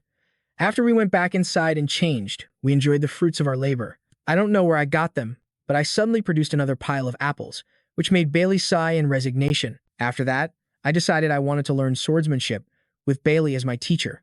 Bailey sighed, knowing this day would eventually come, but in reality, I had no talent for it whatsoever. 3 years later, Bailey's father was caught up in the gold mine incident. Even though the Marquis had warned him time and time again, he felt he had no choice, as he couldn't just stand by and watch his family's honor be tarnished. However, the patriarch later took his own life, leaving Bailey all alone as his family completely collapsed. The Marquis told him to stay with our family. Bailey told me he was fine, but it was a complete lie. In the years that followed, Bailey became so consumed with swordsmanship for the sake of revenge that he didn't even realize he had started to neglect me. Years later, when I came of age and made my societal debut, many suitors took an interest in me. Each time, Bailey would get extremely irritated. He would deal with any man who even talked to me. After I saw that side of him, I was utterly disappointed. The brother I once knew was gone. One day, Jamie Welton came to the Marquis's estate to seek advice as the representative of his family. I was there to greet him as well. From that moment on, he was captivated by my smile, which he said was like the sun shining upon the earth. The Marquis praised Heno as a sword genius, even saying he had the potential to become the next sword master. But Heno humbly deflected the praise, then glanced over at me as I simply sat there and smiled. which completely shattered his defenses. In the days that followed, Henno became the target of Bailey's jealousy. I grew so tired of it that I didn't want to speak to him anymore. Don't you have feelings for me too? Bailey asked in frustration. All this time, you're the only one I've ever had eyes for. But I could no longer see a trace of the person I once considered my brother. He never listened to me. He only tried to control me. Faced with my direct rejection, Bailey couldn't contain his anger and grabbed me, demanding answers. Just then, a hand caught Bailey's wrist. Aino showed up just in time, looking just as furious. What the hell do you think you're doing? Get lost. Belle shouted back, but Aino didn't back down. So what if I am? He pulled Belle's hand, which was gripping C tightly, and demanded that Belle apologize to her immediately. But Belle didn't apologize. Instead, he challenged Aino to a duel. Although this wasn't part of the plan, Aino agreed. Afterward, C told the Marquis everything and begged her father to stop the two of them. But even he didn't know what to do. From the very beginning, he had planned to marry her to Belle. I won't agree to it, C said bluntly. In her eyes, Belle had recently become either a demon who only knew how to swing a sword or a man who just wanted to control her and see if she was meeting other men. It's all because he loves you, the Marquis explained. But to C, that wasn't love. Tears streamed down her face because the gentle, caring Belle she remembered from her past was gone. Suddenly, the Marquis asked C about Count Welton, but she didn't quite understand his meaning. He then allowed her to leave while he himself was lost in thought. He had to send an apology to his late old friend. That day, it was pouring rain. Belle lay on the ground, panting heavily, with a new scar on his face. Aino had won the duel. Are you all right? C rushed out to him. Belle turned his face away, saying he was fine, but the one C ran to was Aino, not him. Seeing the two of them happily embracing sent Belle into despair. After that, Belle left in the middle of the night, and the Marquis felt that this was a good conclusion for everyone involved. 3 years later, C and Aino were married and expecting a child. Aino came home from work and told C about Belle, who had become a master swordsman. He had also taken revenge on the 3 families that had pushed the Onyx family into a corner. Yes. And there's something I wanted to talk to you about as well, C said with a thoughtful expression, making Aino a little nervous. It turned out that the thing C had been thinking about lately was naming their child. If it's a boy, his name will be Jimmy, and if it's a girl, Sarah. And so, after many years, Belle and C finally met again. Jimmy never expected his parents' past to be like a fairy tale. Who would have thought his goofy dad could defeat someone so powerful? He definitely must have inherited his father's physique. Just as the mother and her 2 children finished talking, the bishop arrived. He was delighted to see the tomboy C he remembered from years ago, which made her feel embarrassed in front of her 2 children. Jemmy, being the more clever one, knew how to greet him properly, while Sarah, who didn't like strangers, hid behind her brother. But when Anna was mentioned, she became incredibly excited. The archbishop said that Ricky always talked about Jemmy, so it seemed they were a legendary pair of best friends. Ras added fuel to the fire, saying that Ricky was eager to see Jemmy again soon. Who would have guessed that you and Ricky have already met? Sebel volunteered to lead them inside so the Marquis and the archbishop could talk privately. Before leaving, the archbishop gave a blessing to C's 2 children. So, what should we do now? The mother said, wanting to play with her 2 little treasures. She suddenly remembered that Jimmy had once asked to go to the giant fountain. Jemmy then asked about the Marine Forest, because Sebel had warned him not to go there. How do you know about the Marine Forest? Have you been going out there or something? The look in his mother's eyes made Jimmy flinch. She didn't know why Sebel would suddenly mention it to him. He just wanted me to be careful, that's all. Jemmy turned his head, avoiding his mother's tense expression. She always reminded him not to go out alone, even as a powerful mage. She then pointed towards the Marine Forest. To Jemmy, it just looked like any other ordinary forest. What was there to be scared of? But it was one of the 6 largest forbidden zones in the world. Another one of those zones was the Great Areasat Forest, located right behind Marine. You could say Marin is a part of it. Jemmy's face darkened. This was most likely what Fiero had called the Dark Forest. His mother's voice pulled him back to reality. And that's exactly why you can't go there. Do you understand? Of course, Mom, Jemmy said. But in reality, he was definitely going to go. Tonight, in fact, it was time for Jemmy to stir up some trouble and explore the place that gave everyone such a bad feeling. A series of massive lightning bolts crashed down upon the Marine Forest. The culprit was none other than Jemmy, but he found he couldn't use his dark energy in this forest. Master, there's something behind you. Vina lunged forward, grabbing Jemmy's shoulder while simultaneously using her leg to deal with the monster behind him. Jemmy was thrown a fair distance away. He was about to give her an earful, but immediately shut his mouth when he saw Vina take down the monster with her bare hands. Well, he was clearly the weaker one here. It was better. Vina couldn't use dark energy in here either, but she felt better than ever. That smug, boastful look on her face really got on Jemmy's nerves. But anyway, Her strength was a good thing for him in this situation. Because the Vakiji are a forest tribe, they are influenced by the forest's energy. Vina then asked again why they were here. Jamie got annoyed at having to repeat what he had already told her on the way. They had to infiltrate this place because of a request from Fiero. So what's the next step?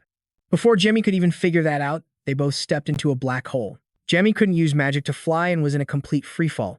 Turns out, his mother wasn't wrong when she said this place was dangerous. If he kept falling at this speed, he'd would suffer a physical death rather than be defeated by magic. But after landing on the ground, feeling as if she had just woken from a dream, Vena shot up and screamed, "We're not dead?"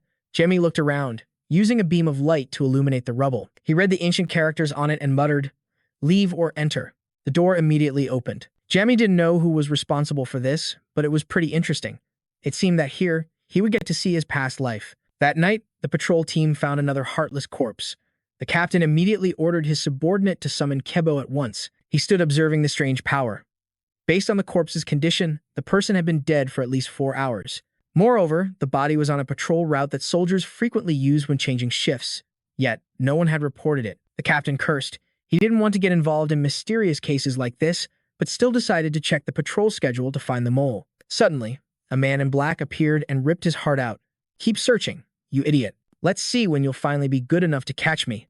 But he couldn't even gloat for 5 seconds before Kibo appeared. He was extremely annoyed at being dragged into this damn situation.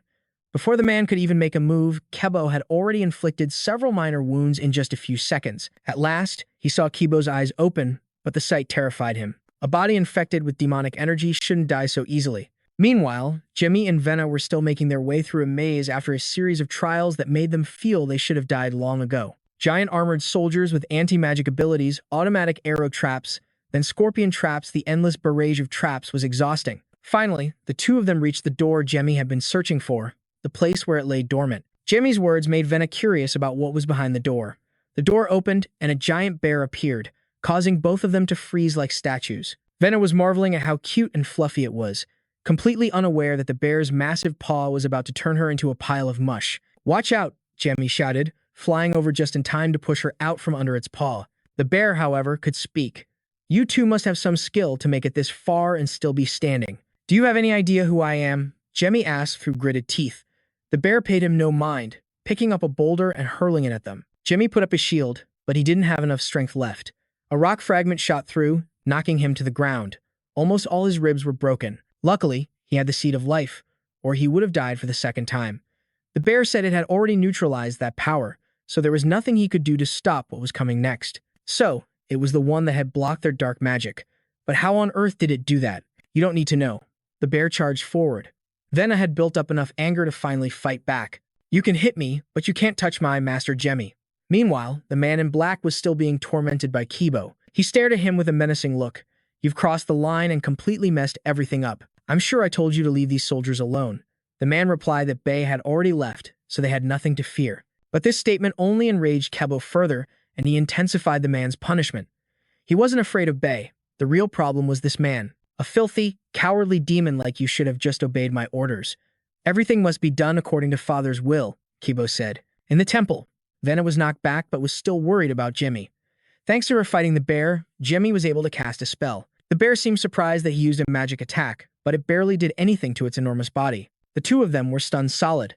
Since when had Jimmy become so weak? The bear sneered, gloating for what felt like an hour. "But all you did was singe a few of my hairs, and yet you still refuse to surrender. You want me to just roll over and die. You're the one who attacked us for no reason." The master and student yelled indignantly. The bear attacked because it thought they had left some disgusting item in its forest and therefore must be punished. Jamie was furious at being wrongly accused, but the bear didn't believe him, because the dark power protecting that filthy demon egg was definitely his. Jamie was shocked that there was a demon egg in this forest, but the bear assumed they were just pretending and that it would be the one to destroy the demon's minions. Jamie, no longer wanting to fight, explained that he came here to destroy that egg under the summons of the goddess foe. Upon hearing this, its claws stopped, mere millimeters from his face. Jamie swore on everything he had. If it didn't believe him, he would prove it right now. But the bear said that wasn't necessary, because if Jamie had lied and sullied the goddess's name, he would have been punished long ago. This forest is also part of Foe's domain. However, it couldn't sense any divinity from Jamie, and the power it had blocked was clearly not of divine origin. Jamie explained he wasn't Pharaoh's subordinate, but her ally. She had asked him to come to this dark forest and stop the awakening of that dark magic. Pharaoh had also told him that he would understand why she sent him here instead of one of her apostles, but to the bear, this was impossible to believe. All right. Then immediately asked for more information about the egg and the power protecting it. The egg had appeared in the forest about a month ago. The bear had intended to dispose of it immediately, but the dark power protecting it was incredibly sinister. The power was so deep and formidable that the bear couldn't break through the barrier, no matter what it tried. So, for the time being, it could only suppress the power guarding that egg. Jamie couldn't sense any divine authority from the bear, so how could it possibly suppress the dark power? It was all thanks to this artifact, these ruins. Jamie was curious about who created it and how the bear could read the ancient language on it, but the bear wasn't certain either. This place was created about 600 years ago.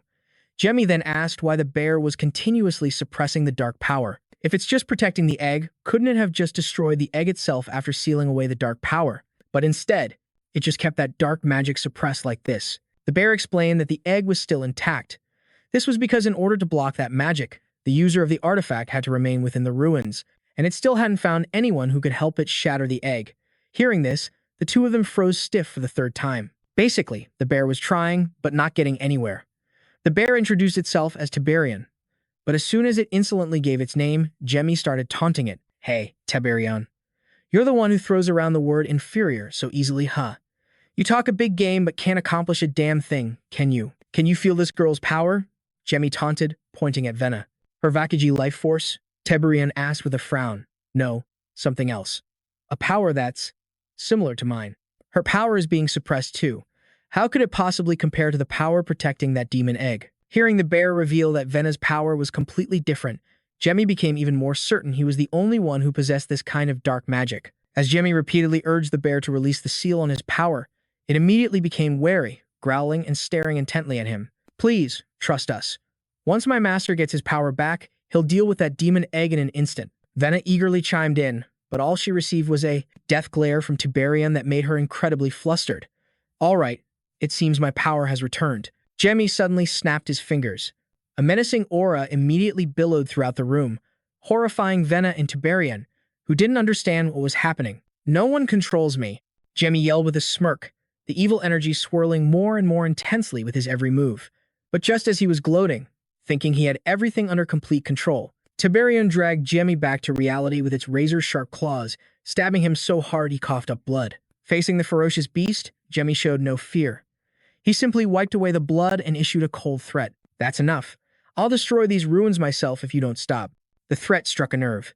Tiberian's massive, clawed paw, which had been flailing wildly just a moment before, froze in mid-air as if paralyzed. Venna's face went pale with fear when she saw Jamie coughing up blood, but he told her he was fine. It's like a firewall, isn't it?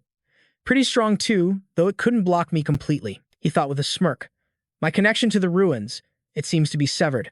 Was that your doing? How could you do that in such a short amount of time? Tiberian asked curiously. That's right. I've modified it so that I am its second master. Too bad for you. Your master isn't the only one skilled with artifacts anymore. Who would have thought an artifact existed that could block my power? There's no way I'd just let that go and walk away. Well, looking back, it seems it didn't completely block my power after all. It's ridiculous that it could suppress me when it's only meant to capture gods. How can something like this even exist? There's definitely something fishy going on here. But anyway, that's how it is. So, don't follow me, all right? Besides, even if you wanted to, you probably can't leave these ruins, can you? Jamie laughed mockingly at Tiberian, then vanished like the wind, leaving the bear furious as expected. The next morning, the Marquis' eyes widened in horror when he learned there had been 9 dead bodies found the night before. Seeing him trembling and growling as he looked around for Cabal, his subordinates stammered that no one had seen him since the previous afternoon. The news struck the Marquis like a bolt from the blue. He couldn't believe it was true. No one knew that at that moment, Cabal was standing quietly on a mountain top, looking as if he were waiting for something. A short while later, the Marquis went to find the Archbishop to ask if there was any news from the Grand Temple. Yes, sir. They said they have already dispatched the Sword God. They should arrive by tomorrow afternoon, and it seems there will be a high-level master among them. The Archbishop replied, sigh. This couldn't have been an easy decision for the Pope. Who would have thought this case would require such resources? The Marquis sighed in frustration. Meanwhile, Sibo was still eagerly awaiting the appearance of his target. After teleporting away from Tiberian's location, Jamie and Venna were a bit surprised to see Jamie's dark magic energy filling the air. Not only that, but there were also letters imprinted within each stream of magic. Seeing Venna's curiosity about what these letters meant, Jamie read a few lines for her. But the further he read, the more startled he was to realize it was the Leviathan, a grimoire, and also a part of himself. Now I know for sure that my memories are complete. I can even suddenly recall how I challenged the holy god. It's strange. There was clearly a gap in my memories, yet none of it feels illogical. Lost in thought for a moment, Jamie quietly handed Venna an artifact ring. He had obtained it when leaving the ruins, and now he asked her to quickly channel her magic and her will to use it into the ring. The moment Venna did as she was told, with a swoosh, one heck of an awesome weapon appeared right in her hands, leaving her speechless with joy. Good. Now, take that and go scout this area. This might take a while. As Jamie spoke, he reached out to touch the stream of dark magic with the imprinted letters, but strangely, the moment he touched it, the stream suddenly transformed into dark energy with text glowing as red as blood. Return to me, your master. That made Jamie jump out of his skin. After a few seconds of terror, he seemed to realize something and immediately unleashed his foul-mouthed skill, cursing at this demonic dark energy. Seeing it start to shoot up into the sky, Jamie frantically called for Venna to help him stop it. Venna gripped her hammer tightly and delivered a powerful blow to the streak of dark energy, sending it crashing to the ground in an instant. Because she used too much force, Venna's body was severely injured. She trembled all over, coughed up blood, and was too exhausted to even breathe properly. As for the streak of dark energy, just as Jamie had thought, it was the transformation of that green-haired woman from the Genis Church. What does the Genis Church have to do with a place like this? Are you here to destroy the demon forest, or are you trying to protect it? Jamie asked, glaring at her. The green-haired woman had just revealed her true form, but she didn't answer Jamie right away. She was too busy charging at Venna for the simple reason that she had pink hair and was holding a hammer, the two things she hated most. Suddenly, getting assaulted for no reason, a bewildered Venna clutched her body, which hadn't yet recovered from her earlier attack, and trembled as she defended herself in vain. Seeing the green-haired woman about to punch Venna, Jamie screamed in fear, telling her to get out of the way. Luckily, his warning came just in time, and Venna managed to dodge aside while stumbling, though her counterattack couldn't even touch a single hair on the green-haired woman. Laughed at by the woman, Venna furiously poured all her strength into her hammer and charged forward with a growl, but all her efforts were blocked in an instant. After a round of relentlessly beating each other up, that cunning green-haired woman launched a surprise attack on Venna from behind, delivering countless slashes that sent blood spurting all over her body. Jamie screamed her name in horror and was about to rush in to help her block the blows, but Venna stubbornly insisted that she could still take it. Oh my, that must hurt quite a bit. Wouldn't it be less painful if I just chopped you in two with this single blow? You intend to keep fighting in this state? Are you serious? The green-haired woman said, laughing mockingly at Venna's miserable state. Hearing the woman advise her to rebel against Jamie, Venna just smirked and replied, I know, but I can only rebel against those who are older than me. The moment Venna finished speaking, the curse of inverted senses suddenly surged forth, much to the green-haired woman's confusion. Taking advantage of her unguarded moment, Venna gritted her teeth and swung her hammer, landing a face-planting blow that sent the woman staggering. Taking a hit from Venna, she was practically fuming with rage. She immediately drew her sword and charged at the kid in a crazed, tit-for-tat attack. The moment the two opponents clashed in close combat, their powers merging, a violent explosion suddenly roared out, scorching the entire forest. When she opened her eyes, Venna found herself flattened on the ground, her body aching with utter exhaustion. As painful as it was, Venna didn't forget to tell herself that she had to get up quickly to protect her master. You filthy dark magician. How dare you scratch my body? That little brat you're trying to protect. I will tear him to pieces right in front of you. The green-haired woman growled, threatening Venna with crazed fury. But she seemed to have forgotten that Jamie hadn't made a move this entire time, and now was the moment for him to show his power. Quick as a flash, Jamie ordered the Leviathan to charge and devour her. The dark magic latched onto her arm, biting down like a blood-sucking leech. Her face went pale as she thrashed her arms and legs relentlessly, but she couldn't break free. Thanks for buying me time, Venna. I'll be done absorbing this thing thanks to you, so you don't have to worry anymore. Jamie quietly comforted Venna, which put her somewhat at ease. Just as Jimmy had predicted, the green-haired woman was no ordinary priestess. In a flash, she had thrown the Leviathan off her body as if flinging off a snake. And to think, I was going to go easy on you because you're cute. You. But as she screamed and unleashed a sacred ground attack overflowing with magic, Jamie became a bit wary. The atmosphere had completely changed, with divine power surpassing that of a high priest and her combat strength. She was going to be a troublesome opponent. Jamie gulped nervously and broke into a sweat, thinking, that magic you just used. Even for a brief moment, it consumed everything I had. Are you a dark magician too? If so, I'll grind you into dust. The blue-haired woman shrieked, her blood boiling as she relentlessly fired a barrage of attacks at Jamie. Oh, is that so? In that case, let me introduce you to someone else. Come forth, Nebro, Jamie retorted with a wicked smirk. He realized that against her powerful attacks, the smartest move was to summon reinforcements. A shower of rocks and debris created by Jamie's summon rained down on the blue-haired woman, forcing her to frantically grit her teeth and search for a way to counterattack. Peeking from the other side of the forest, a hooded, blonde-haired man saw the elephant-sized egg and his face instantly went pale, filled with regret that he hadn't sacrificed more hearts. Ha, just as I thought. Admiring this dark energy, are you? You're that filthy demon's subordinate. Demon, right? Jamie said, appearing out of nowhere and startling the man. In response to the man's barrage of frantic questions, Jamie couldn't be bothered to explain and simply snapped his fingers. In a flash, Ra obeyed the order, drew his sword, and sent the man to the afterlife in an instant. Before dying, the blonde-haired man tremblingly reached for the giant egg with endless regret. Suddenly, countless long, rubber-like tendrils of blood shot out from the egg, powerfully extending to wrap tightly around the dead blonde-haired man. Luckily, Ra dodged just in time, or he would have been a goner too. The inevitable is happening. It must have absorbed enough life force by now.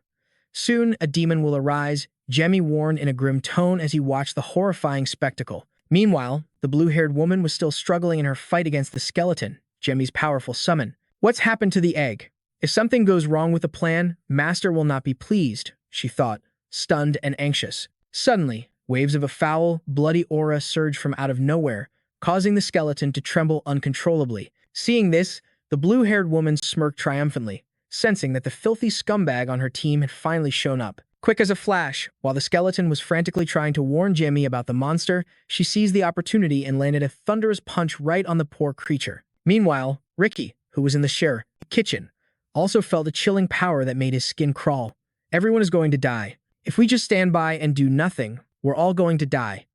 Ricky muttered frantically, his face pale and drenched in sweat, much to Anna's confusion. Ricky immediately pulled Anna away from there, realizing that if they stayed, they would only be a burden. Pep and the Marquis also felt the magical power radiating from Myrine Forest and immediately scrambled to gather their troops. Suddenly, Shia burst through the door, sobbing that Jimmy was missing.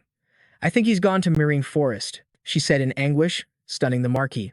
Jemmy could now feel the foul, bloody aura of the demons, a chill running down his spine that made him break out in a cold sweat. This is exactly why I can't stand demons. A race that bullies and despises the weak, he muttered to himself. To Jemmy, the very existence of demons was a threat to all other living creatures. Jans's group, trembling with fear, frantically urged Jemmy to leave immediately. But Jemmy had no intention of fleeing. Instead, he chose to face it alone using the path of the absolute shield. After ordering Jans and the others to take Venna to safety, Jemmy remained behind to face the grotesque creature alone. So, you think you can handle this all by yourself? If you give up so easily, what's the fun in that? Just as I thought. Rising this way is incredibly irritating.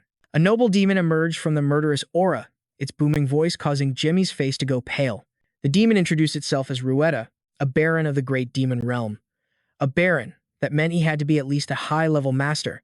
Jemmy thought worriedly. Don't be so afraid. Just accept it.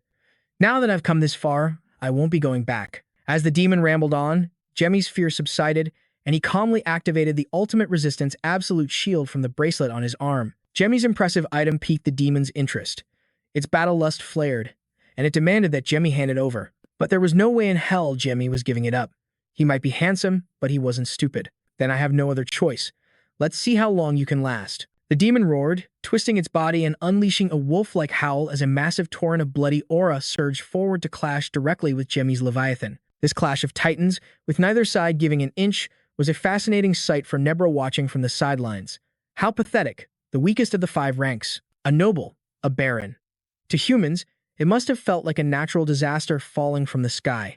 But even so, shouldn't you have left something behind to hold the fort? Seb glanced down at the royal army scrambling chaotically below and spoke with an arrogant smirk. Jans, following Jemmy's instructions, had managed to get Venna to safety, but he was still incredibly worried about Jemmy. Are you absolutely sure about this? The fact that I'm still alive is proof that he's still alive. Jans placed a hand on his chest, telling himself not to let the psychological trauma from the earlier beating affect him. And after Venna woke up and Jans recounted everything that had just happened, she was so shocked her whole body went stiff. She trembled against a tree trunk, her eyes fixed on the pillar of blood-red energy shooting up from where Jamie was fighting the demon, unable to calm down. He must be fighting that monster right now. If you go, you'll only hold him back, Jan's advised. But even if I die, if I can just buy him a little more time, Venna stammered. Before she could finish, Jan suddenly vanished. In his place appeared the giant hammer she had used yesterday. Standing amidst the thunderous explosions, memories of past humiliations flooded Venna's mind like a slow-motion film, and she couldn't hold back her tears. How interesting. A young Vac, I see. A Vakiji with pure and powerful blood. Though you are not yet mature, I will permit you to wield me today. Remember this feeling. My name is Filian, a hammer forged by a legendary blacksmith, created for your queen to wield. Do your best. The hammer glowed with a star-like brilliance, its voice shrill as it encouraged Venna. After taking so many devastating blows, Jamie was severely exhausted. I don't even have enough energy to fly anymore. I've lost too much blood. I wish my spiritual core would just give me a little more energy. Or if I could have summoned the shadows and bought myself some time by casting some high-level spell, it wouldn't have ended like this. In pain, Jamie gave up, letting himself fall from the sky as if to end his own life. Strangely, the first thing he landed on wasn't the rough ground, but the velvet soft fur of Tiberion. Who would have thought you wouldn't run, but would fight that demon alone? Just as I thought, you truly have a noble heart. You are worthy of being the one chosen by the goddess. Tiberion clicked his tongue, praising Jamie, who just stared back with a look of utter confusion. Enough talk. Tiberion immediately roared and charged at the demon that was rapidly flying in to attack. Its sharp claws tore through Tiberion's thick fur, splattering fresh blood everywhere. I was planning on chopping your whole arm off. For a creature from the surface world, you're pretty strong, the demon remarked with a nod. Taking advantage of its carelessness, Tiberion suddenly used his massive, dark body to maul the demon, making it spill its guts. I'm pretty fast too. And I didn't come alone either. Tiberion replied with a smirk to the demon's earlier comments. From a distance, a sparkling ray of light approached. It was none other than Venna, with Filian in hand, rushing to the scene at lightning speed to back up Tiberion. Her incredible hammer blow struck the demon straight in the head, catching it so off guard it couldn't even dodge. Then Tiberion sent it flying with a powerful strike, leaving it to do nothing but scream in pain. Despite getting beaten to a pulp, it stubbornly fought back with its blood energy. A few basic bursts were enough to make Tiberion cough up blood. Meanwhile, the Marquis' army was blocked by the evil energy and could not advance. Why don't we wait for the people from the Church of Pyrrho to arrive and receive their blessing before we go? A soldier asked. The Marquis stammered, unable to answer, his face pale and ashen, filled with both fear and worry for Jamie. Suddenly, a gust of wind blew past, carrying a letter that landed in the Marquis' hand. Ah, the green-haired woman, after being relentlessly chased by Jamie's subordinate, had finally managed to escape. How disgusting, this damned evil energy. Anyway, I've summoned that demon. My job is done. I hope Master won't punish me anymore. Before she could finish the thought, a flash of light suddenly shot past and sliced through her neck. Her head fell in an instant. Tiberion and Venna were soon beaten to a pulp by the demon, lying bloody and unconscious on the ground amidst its shrill laughter. Hey. I must say, I'm quite surprised. Who would have thought I'd find such a fiery battle on the surface world? What was this spell called again? I can feel a destructive power within it. The demon growled in awe. The power Jimmy had just unleashed was the Annihilation Path, a type of black magic that could release all the energy absorbed by Leviat at once, possessing immense destructive capability. But this was the last chance that Venna and the bear bought for me. Jimmy thought in frustration. As his last words, he asked the demon to just finish him off.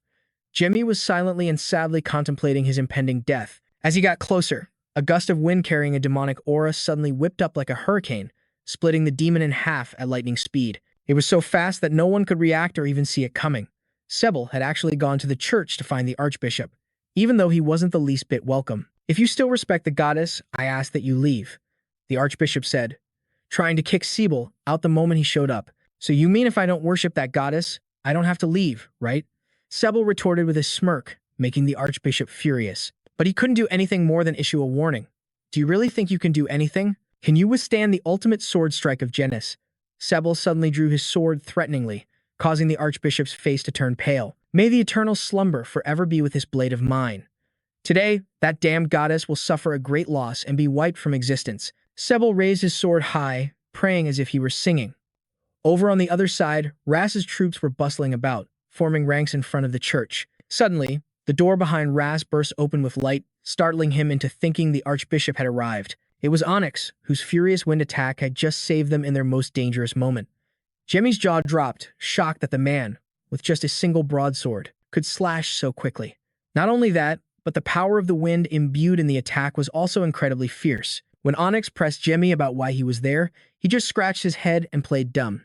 Onyx had already seen everything long ago. Onyx's sarcastic, veiled remarks made Jamie terribly nervous, wondering just how much the man already knew. Onyx explained that he was here today on a mission from Isis to retrieve an item that had been entrusted to this place. Is it the Dan Gioi? Teberian wondered. I hope you can open the gate to Gramia, Onyx replied. Jamie stood by, listening to their conversation, but it was all Greek to him. He had no idea what they were talking about. I'm sorry, but I cannot open that gate for you. I am no longer the master of Jeremia. Hearing Tiberian say this, Jamie was stunned as he finally realized the two had been talking about the ruins all along. The whole group immediately filed into the cave. Onyx, carrying Vena on his shoulder, clicked his tongue as he glanced over, sizing up Jamie. He couldn't believe someone like him would dare mess with demons and also get entangled with Jeremia. After receiving ownership rights from Jamie, Tiberian cracked his knuckles. He channeled his power, creating a virtual space that enveloped everyone. In a flash, Jamie's surroundings turned into a snow-white void. Suddenly, the spiritual consciousness of an old man, the one who had stopped Jamie from acquiring the system, appeared before him. I knew it. You're not just a protective barrier for this place. You must be the one who created Gia, right? Jamie guessed. That's right, I am the Archmage. When I was alive, I was a genius artificer and a very rare 9th-level mage among humanity. While it's true I am very close to Isis, I am not the Dan Gioi. I am merely guarding this Thunder Dragon sword on her orders. This place wasn't created just to guard that item, but for someone I have always been waiting for. Dark magic possesses the power to kill gods. I am waiting for the one who can summon that dark magic. The old man went on. How do you know about things like the ancient language and other things that should have been forgotten? If you cannot give me a convincing answer, I will dispose of you. Jamie, bewildered, asked back. He asked this because he knew that not even Gon could have known about that god-slaying power. When an entity exists in this world, it always leaves some kind of trace. I learned the ancient language by following those traces. The old man's words made Jamie's jaw drop in shock. You mean traces of Diablo and Volpia still exist? Is that his name? I searched my entire life and could never find it. But it seems you are the one who has inherited his dark magic. If that's the case, I suppose it's fine to give that item to you. As he spoke, the old man snapped his fingers, creating a massive source of power that instantly refilled Jamie's spirit core, leaving his whole body brimming with energy once again. Jeremia is an artifact that can exist in many different forms. It is an item with limitless potential. Its form and function are decided by the will of its user. It is something that I, the one who stood helpless before the truth, created using everything I had for this very day. Now, I will transfer all of its ownership rights to you. The old man said, then tossed Jeremia to Jamie. Holding this incredible artifact in his hands, Jamie was so happy he couldn't stop smiling, thinking to himself that this thing was even more powerful than the 3 great divine artifacts he had created. Just then, the church door opened, and the sight that greeted Ras was the archbishop, covered in bloody gashes. He was slumped by the door, sending Ras into a panic. No matter how hard Ras tried to heal the archbishop, it seemed another divine power was preventing it. I'm fine. Go protect the apostle and the saintess, now. The archbishop used the last of his strength to whisper his plea to Ras. Ras burst into tears like a child. Witnessing the chaos at the church and the archbishop's helplessness, he sobbed and promised to get revenge for him. Don't try to get revenge, try to protect. Now, go. The archbishop trembled as he gave a gentle smile, his hands softly stroking Rust's head. Ever since returning to the real world, Jimmy felt lightheaded and dizzy, which made Onyx, who was walking beside him, worry. When Jimmy asked, Onyx said he was done with his business here. So what happened to Zia? I don't know if you're aware, but you were one step behind us. And now, the connection between me and Jeremia has been completely severed. What the hell happened in there, anyway? Teberian asked curiously. I, Jemmy, met Myung's spiritual consciousness and obtained Jeremia. Here, look for yourself, Jemmy said, pulling a mysterious, sparkling jade-green object from his pocket. This made Onyx and Teberian's jaws drop. This is truly a magnificent artifact. The essence it gathered, the spiritual energy it gave off. It was just overflowing. That was his intention. The moment the blue Thunder Dragon's sword was freed, he gave me complete control. Jemmy said proudly. He gently placed his hand on Tiberian's and cast a magic similar to a healing spell, causing the wound to close in an instant. This miraculous spell is all thanks to Zia. The rain was getting heavier. Just as Jemmy was getting ready to hurry back home with Onyx and Tiberian, suddenly, a chill ran down his spine from out of nowhere, making Jemmy's face turn pale. The goddess's apostle is in danger. We have to find him right away, Jamie shouted frantically, looking agitated. In a flash, Onyx was dangerously fast. After hearing Jamie's warning, he instantly scooped him onto his shoulder and shot off to the east at rocket speed. The two of them took off so fast that Tiberian didn't even have time to say goodbye. What was worse, Onyx had left Vina, who was still half conscious, for Tiberian to deal with. How ironic. Over here, the Marquis's army barely had time to celebrate the disappearance of the demon's source of power before they received more bad news. A group of demons had suddenly appeared in their territory and was frantically attacking everyone. Although the knights in the rear guard had managed to stop them, there were reports of demons disguised as civilians and soldiers. And worst of all, the news that the archbishop had been murdered sent the Marquis into a state of shock. According to witness testimony, Sebel was present when it happened. In the pouring rain, Sebel is currently in a one-on-one sword fight with Ras. Sebel was thrilled to be fighting an apostle of the goddess for the first time. His first strike drew blood from Ras's shoulder. Seeing Ras injured, Ricky and Anna couldn't stop crying out, but Ras was determined to face Sebel alone. Again. I was sure I dodged it, but I got cut again. Ras broke into a cold sweat, thinking to himself after that last blow, clutching his severely wounded shoulder as blood poured out. Ras guessed Sebel must be a sword master to strike so quickly and viciously. You're only just realizing that. My ability is the Spear of Judgment. If I attack you, then you will definitely be injured. I can slow it down. But the result of me attacking you is still you being attacked by me, Sebel said arrogantly. Ras grew more and more furious, unable to believe someone with such an illogical ability could exist. There are many monsters in this world, and unfortunately for you, I consider myself one of the high-level ones. Sebel curled his lip into a vile smirk, then in a flash, swiped his sword across Ras, striking so fast his opponent couldn't even see the blade. His whole body was covered in bloody cuts. Overwhelmed by pain, Ras could only give up and collapse amidst Ricky's terrified screams. But strangely, at that very moment, a blinding, sky-shattering explosion thundered down on the spot where Ras stood. I never thought Genesis' sword's strike could push me back. What is this divine power, Lord Ras? Sebel arrogantly glanced towards Ras and the divine power that had suddenly erupted from him. Fueled by all his insane hatred, Ras, blazing with fiery power, flew down from above and charged straight at Sebel. He effortlessly drew his sword to counterattack, his attitude calm and full of contempt for his opponent, confident that his Spear of Judgment would win. Yes, I can't stop you. But in the face of the Holy Spirit's power, you're just a tiny human. Ras replied, his lips trembling into a smirk. By exploiting the weakness of the Spear of Judgment, he unleashed a blow that created an unbearable amount of damage for his opponent. With Ricky providing support from afar, Sebel was suddenly hit with backlash damage, causing him to cough up blood and collapse in an instant. Cough, cough. To figure that out at a time like this, you've really improved, haven't you? That's some powerful divine energy. Not only did it completely heal the near-dead Ras, but it also escaped my power. Covered in blood, Sebel bitterly taunted Ricky, then trembled as he took step after step toward Ras. Tired of his mind-numbing rambling, Ras unleashed a sparkling, fiery judgment, hoping to shut Sebel's mouth. But as long as it's not the goddess herself descending, you are all nothing but weak humans. Sebel, persistent as a leech, threatened him while drawing his bloodthirsty sword to counterattack, causing Ras's sword to unfortunately shatter into pieces. Just as Sebel charged at Ras with a final, fatal blow, Jamie and Russ appeared right on time with a crackling lightning attack. The two of them, Jamie and Ras, managed to take down Sebel with a fiery, explosive joint sword attack. What happened? Jamie asked, running worriedly over to Ricky. Russ rushed over as well. It turns out Sebel was the one who tipped them off about the Genis church, starting this whole mess. You mean that guy who recently became the Marquis's butler? Even with magic, I couldn't be sure. But as Jamie stood there talking, Onyx caught a glimpse of a strange white line appearing on his neck. Realizing something was terribly wrong, Onyx's eyes shot open and he lunged toward Jamie, just in time to block a swift slash aimed at him. Although he saved Jimmy's life, Onyx painfully lost an arm in the process. Damn it, I was aiming for the kid's neck. You saw that? As expected of his sword master. But inversion isn't my only skill, you know. Of course, the skill I just used comes at a great price. Sebel cackled, brandishing his sword, making everyone's blood boil. The last explosion didn't finish Sebel off. It only scorched one of his arms. Everyone, get back. I'll fight him, Onyx said, stepping forward with a glare. You're such a bore. You've lost an arm and you're not showing any emotion. You don't really think I'm going to play fair, do you? Sebel asked arrogantly, flexing his wrist. It doesn't matter. I'm going to tear you apart with the wind anyway. Onyx retorted firmly as thunder crashed relentlessly in the rain.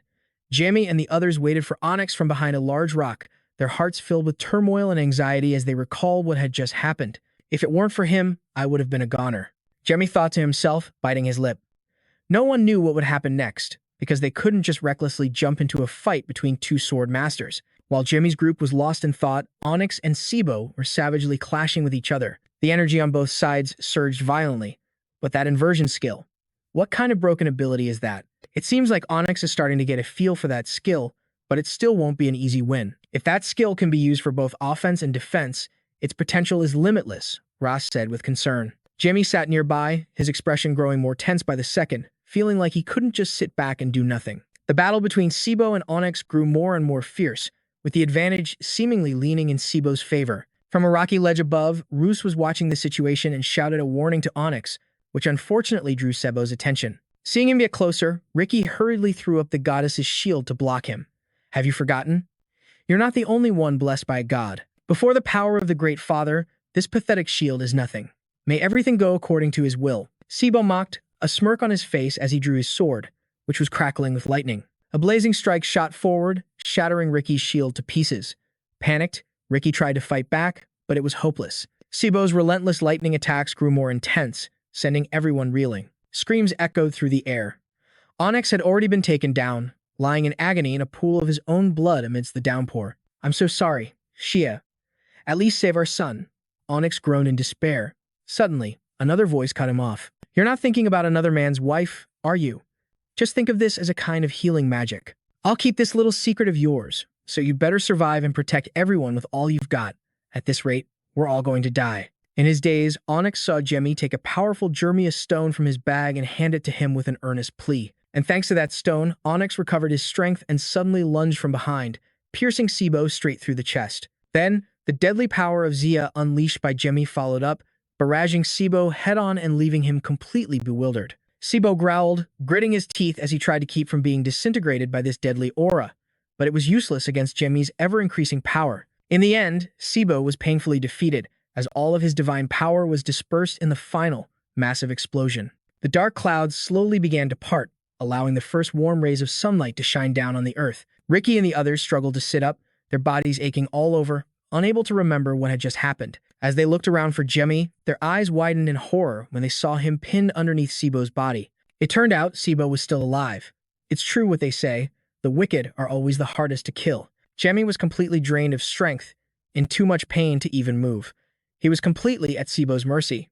Amidst the panicked screams of the others, the cold-blooded Sibo raised his blade and began stabbing Jemmy repeatedly, making him shriek in terror. Model. But unexpectedly, when he opened his eyes, Jemmy was greeted by the familiar sight of his own room. Seeing that he was awake, Jemmy's mother and Sarah joyfully hugged him tight. Jemmy felt his mother's embrace, but his mind was still in utter confusion, unable to recall what had happened. According to Jemmy's hazy memory, it seemed a strange voice and a bizarre power had suddenly erupted from the necklace with the blue light that the old man had given him. When Jemmy asked about the necklace, his mother took it out. She explained that it was a gift from his grandmother, who could see the future. But the necklace's blue light was now gone. In the southern region of Brion, in a desert over 10,000 kilometers from Apton, that guy who was attacked by the power from Jemmy's necklace was suddenly blasted over 100 kilometers away. Son of a bitch. What the hell was that bizarre light? Was I really blasted all the way from the north to the south? And that woman? Cable muttered curses, his mind flashing back to the moment a woman snapped her fingers and sent him flying to this place. Realizing he was standing in Braz's territory, Cable was scared shitless and tried to make a run for it. But unfortunately, it was already too late. A pleasure to meet you. I wonder why someone as busy as yourself has come all the way here. If you answer honestly, I will grant you a quick and painless death. Blazer, the high priest and captain of the church knights, stood before Cable with his troops, blocking his path. The veiled threat was accompanied by blazing firepower, making the guy so scared he almost cursed out loud right then and there. At the archbishop's funeral, Jemmy was hesitating, wondering if he could turn the archbishop into an undead. If the archbishop came back to life, he'd probably beat Jemmy to a pulp for having the audacity to drag him back from the dead. Besides, I'm a lot different now than I was back then, Jemmy thought with a smile. Suddenly, Ricky quietly approached, informing him that Fierro wanted to see him. You're not allowed to create even a sliver of light in here. That's the rule. Let's head in. Ricky gently opened the cellar door, leading the way for Jemmy while reminding him. By the way, what happened to him? Jemmy asked as he followed from behind. You don't remember? He vanished along with the light from your necklace. Was it an artifact? Ricky asked curiously. I'm not sure either. All I know is that it was made by my grandmother, who has the ability to see the future. Jamie replied with a shrug. Chatting as they walked, the two quickly arrived at the original holy ground, where a statue of a god was submerged in a pool of water. She's not going to just show up for a second and then disappear like last time, is she? Jamie's snarky question flustered Ricky, who raised a hand to his lips to signal for silence. She's coming. You can tell her yourself. After his suggestion, Ricky quickly departed. The statue of the god in the middle of the pool trembled slightly before transforming into a beautiful woman, her entire body shimmering with light. Allow me to begin with a word of thanks. It's because of you that I was able to land a blow on Janius, Foe said with a booming laugh. Could you please dial your power back a bit? Do you want me to cough up blood and die right here? Jamie retorted in annoyance. It seems I was a bit careless. I completely forgot how fragile humans are. But you should be proud. After all, you are a human who has been acknowledged by a god. The more Foe spoke, the more irritated Jamie became, feeling that this whole situation was just a disgusting, nauseating mess. At the Genius Church headquarters, the old man, the master of Cana, the green-haired woman Jemmy, and Venafot in the previous chapters was purple with rage after learning his plan had failed. Not only that, but Green had gone missing as well. What a waste. The old man had even given Green the sword from the church's sealed armory. We have no news. We have scoured every nook and cranny of the Apton region. But aside from Cana's corpse, we haven't found any other trace, the subordinate reported, trembling. This is terrible. The Oracle battlefield has already predicted that if we start a holy war without Sir Green, we are certain to suffer a great loss. The old man growled, his thoughts racing with worry. The Oracle battlefield was a divine artifact capable of calculating the outcome of a war by running simulations. The political pressure from signing a contract with the demons was mounting, making the old man furious with himself for not starting the war immediately to turn things in his favor. With no other choice but to wait for Green's return, he glared at his subordinate and threatened, "Find him and bring him back here, no matter the cost." Meanwhile, after hearing Jemmy's story about coincidentally getting information on Diablo Utopia in the mountains, Foe was extremely skeptical. This time, allow me to ask you a question. I know that you consider my god, Diablo, to be your greatest enemy. So what happened to him? Jemmy deliberately asked Foe this question to see whether the gods knew about his resurrection. How would I know? He was sealed away in the land of primordial, eternal darkness. Even for a god, there's nothing to be done in there, and there's no escape either, because there is no way we could possibly seal him away somewhere he won't have the slightest chance of escaping. Hearing Pharaoh's response, Jamie let out a sigh of relief. Gods like her had no idea that Diablo, who had been dormant, had been resurrected as Jamie. That bracelet. It's been so long since I've seen it. Who would have thought it would reappear in this world again? It truly caused us a great deal of trouble, Pharaoh muttered, stunned, as she looked at the item in Jamie's hand. He was still busy searching for the two remaining pieces: unbreakable distance, omnipotence, and the god slayer capable of killing even the gods. Do whatever you want. I'll turn a blind eye to this. Janus, Lily, and Brahman form one group. Ran and Hulun form another. Tantiras and Abiledo form a group. And Jilan and Oblivion form a group. And I, the Fire King, am alone. Pharaoh's confession stunned Jamie. He couldn't for the life of him understand why the sun god was all by herself. The Fire King has always been on her own side. It's less that I'm in my own faction and more that I stand alone at the top, like a supreme being. Pharaoh continued calmly. Based on what you're saying, I doubt you feel you're in danger just because you're on your own, right? Jamie's question managed to strike a nerve with Pharaoh. She suddenly roared in fury, her anger so intense that her hair turned black. It was all because of that bastard, Janus. He saw himself as my hunting dog, and now he thinks I abandoned him.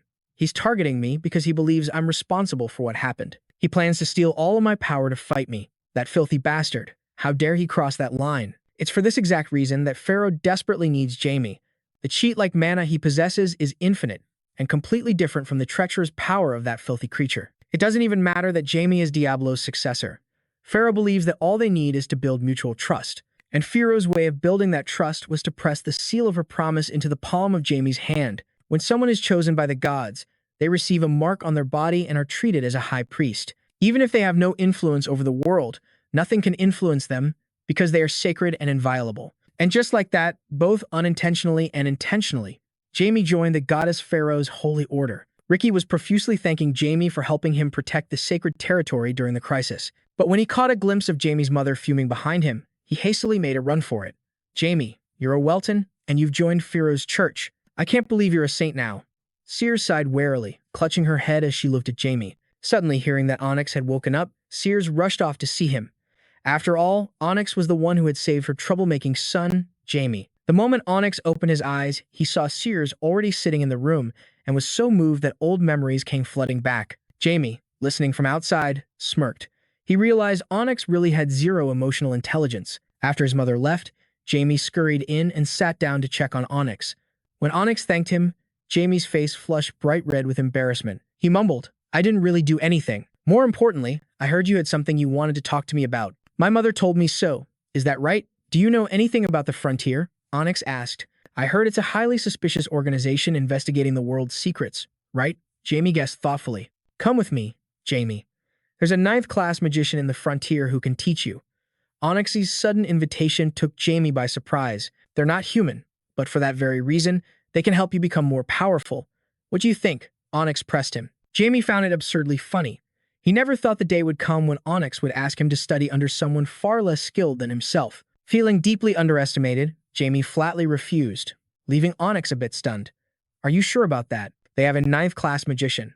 This is a chance to learn magic from someone who can literally change the map of the world." Onyx kept pressing Jamie, trying to convince him to change his mind.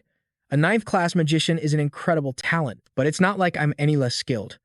I mean, won't I reach that level myself in the near future? But thank you for the offer. I'll drop by for a visit sometime. I'm actually very curious about their commander, a person named Isis." Jamie replied with a cheeky grin. Onyx paused for a moment in thought, then sighed and smiled. "They truly are extraordinary people. Make sure you visit. I'll introduce you to Isis then." That night, in Jamie's room, the little squirrel Benna was wailing his eyes out, thinking Jamie had forgotten all about him. Looking at the scarf around Benna's neck, Jamie broke into a cold sweat as he guessed what was happening. "This thing that can sense mana. It's the artifact I made for Benna." Benna was grumbling to Jamie about his hardships when suddenly, a dazzling illusion of a hammer flickered into view from his scarf. "Perhaps it would be better if I explained. To save someone, I had to force it to awaken that one time. That awakening was the result of Benna's strong desire and my help. So you should be grateful to both me and Benna. Human, if it weren't for us, you would have been gotten by the bubble demon." The hammer hadn't even finished speaking before an annoyed Jamie grabbed it, utterly confused as to how it could be possessed and make such a ruckus on its own. Ben was a little surprised that Jamie could understand what the hammer was saying, because he always thought he was the only one who could understand it. The pitiful hammer was not only psychologically damaged by Jamie, but was also tormented in his hands like a yo-yo.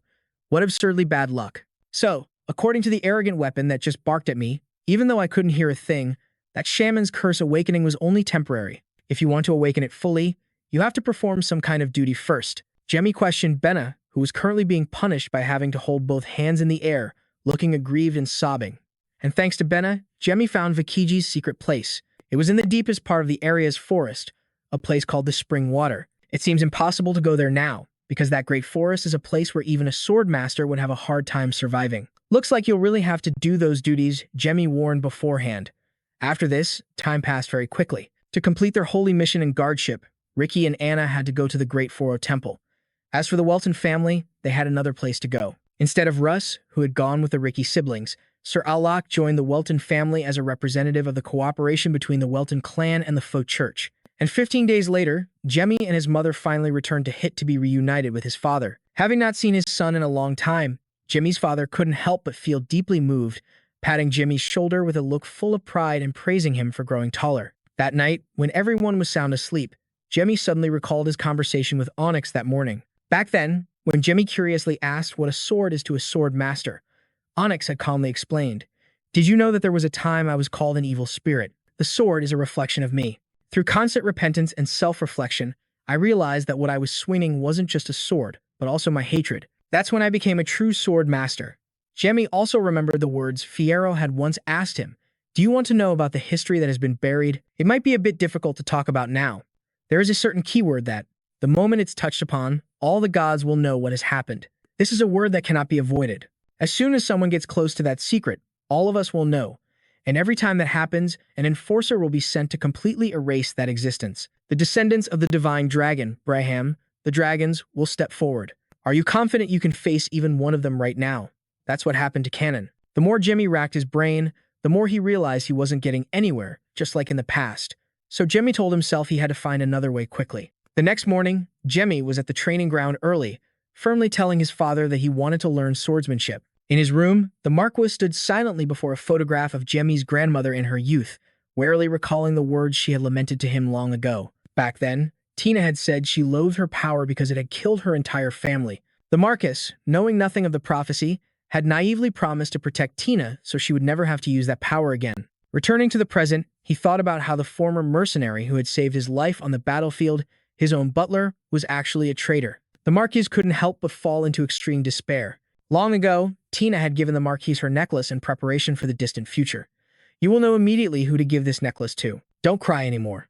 This is the first time I've felt proud of my power. If you hadn't kept me here, then I would have. So you must watch over the boy, the child who will inherit our bloodline. Let's pray that he won't become a disaster for this world. Those were Tina's last words to the Marquis, which he still remembered to this day. In the Welton territory of the Seam Kingdom, one night, Areno and Sai cheerfully welcomed Iraq Tedre, an enforcer of the faux church. Thank you for coming all this way. I am very sorry for the Archbishop's passing. Who would have thought the Janus Church would use the demon tribe? If I find a way, I will attack the Janus Church's main temple immediately. Those bastards have disrupted my family, so I must make them pay.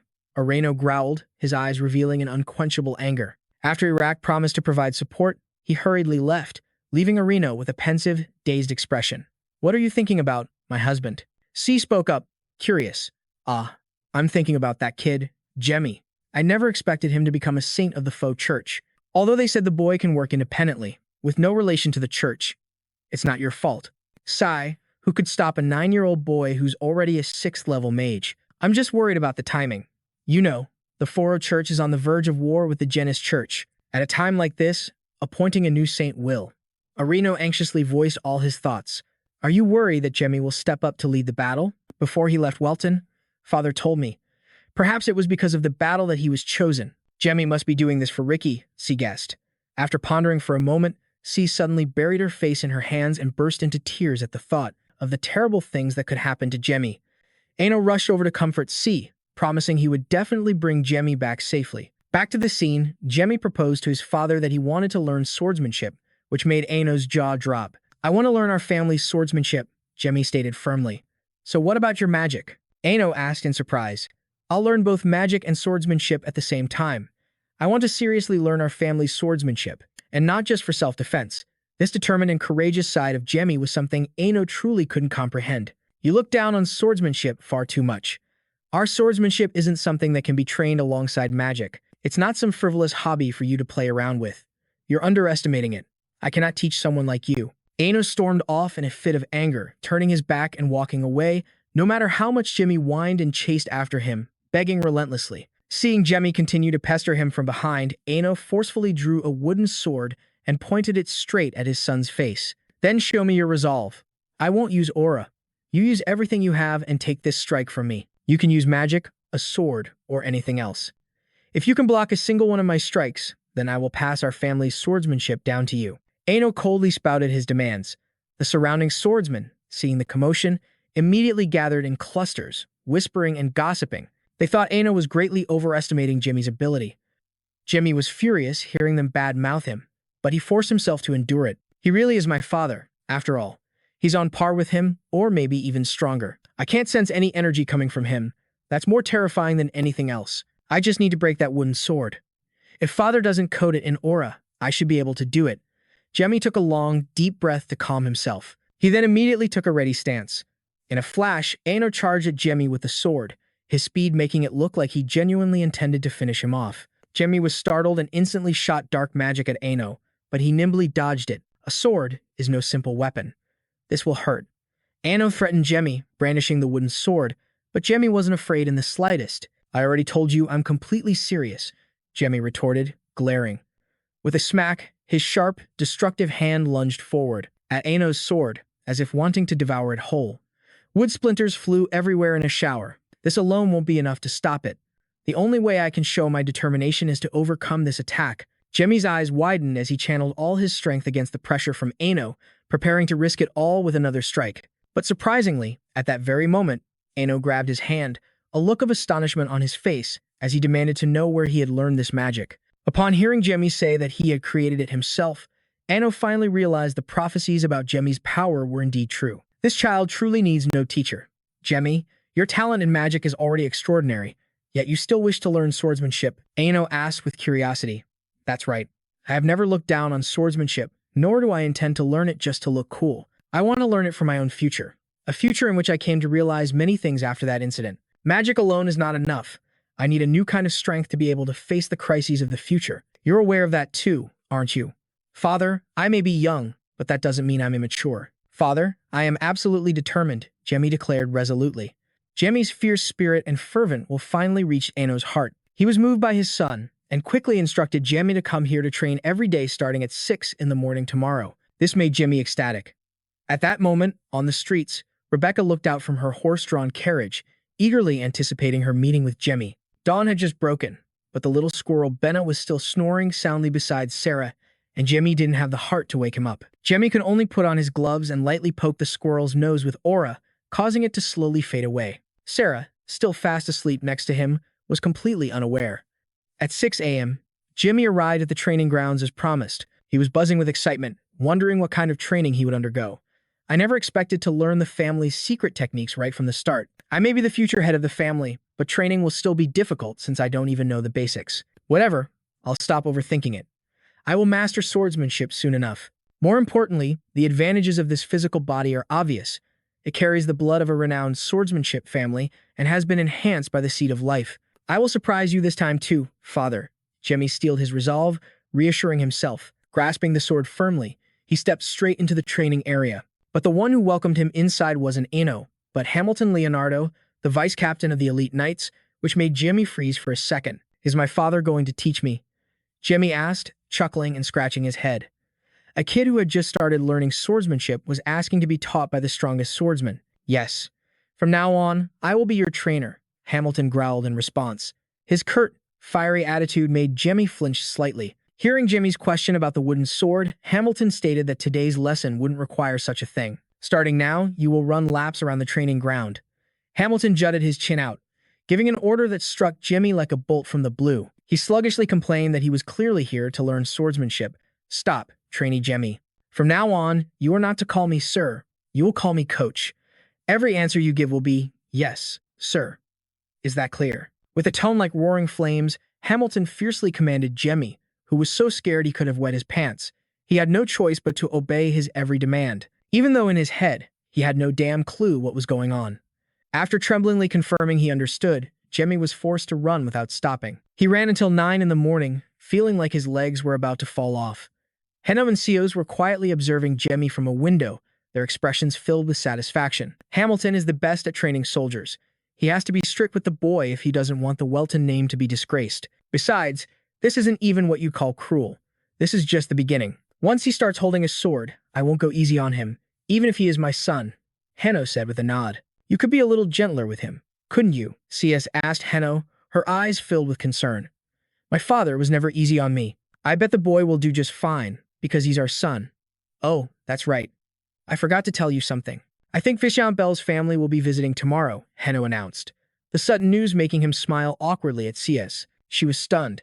Annoyed that Henno had waited until the last minute to inform her, Sayas hastily turned and stormed toward the kitchen. Her heart was filled with anxiety, wondering if she could prepare a feast for their guests in time. Henno, suddenly getting the cold shoulder from his wife, could only stand there bewildered. He stood stiffly, scratching his head and muttering to himself, Too bad for you, Jimmy. I was going to be a little easier on you, if your mother had pleaded with me one more time. It was now 11 o'clock, and the sun was high in the sky, but Jimmy was still running relentlessly, successfully making an impression on Hamilton. This is unreal. I can't believe a 9-year-old has this much stamina. It seems the young master isn't just talented in magic. Hamilton praised him inwardly.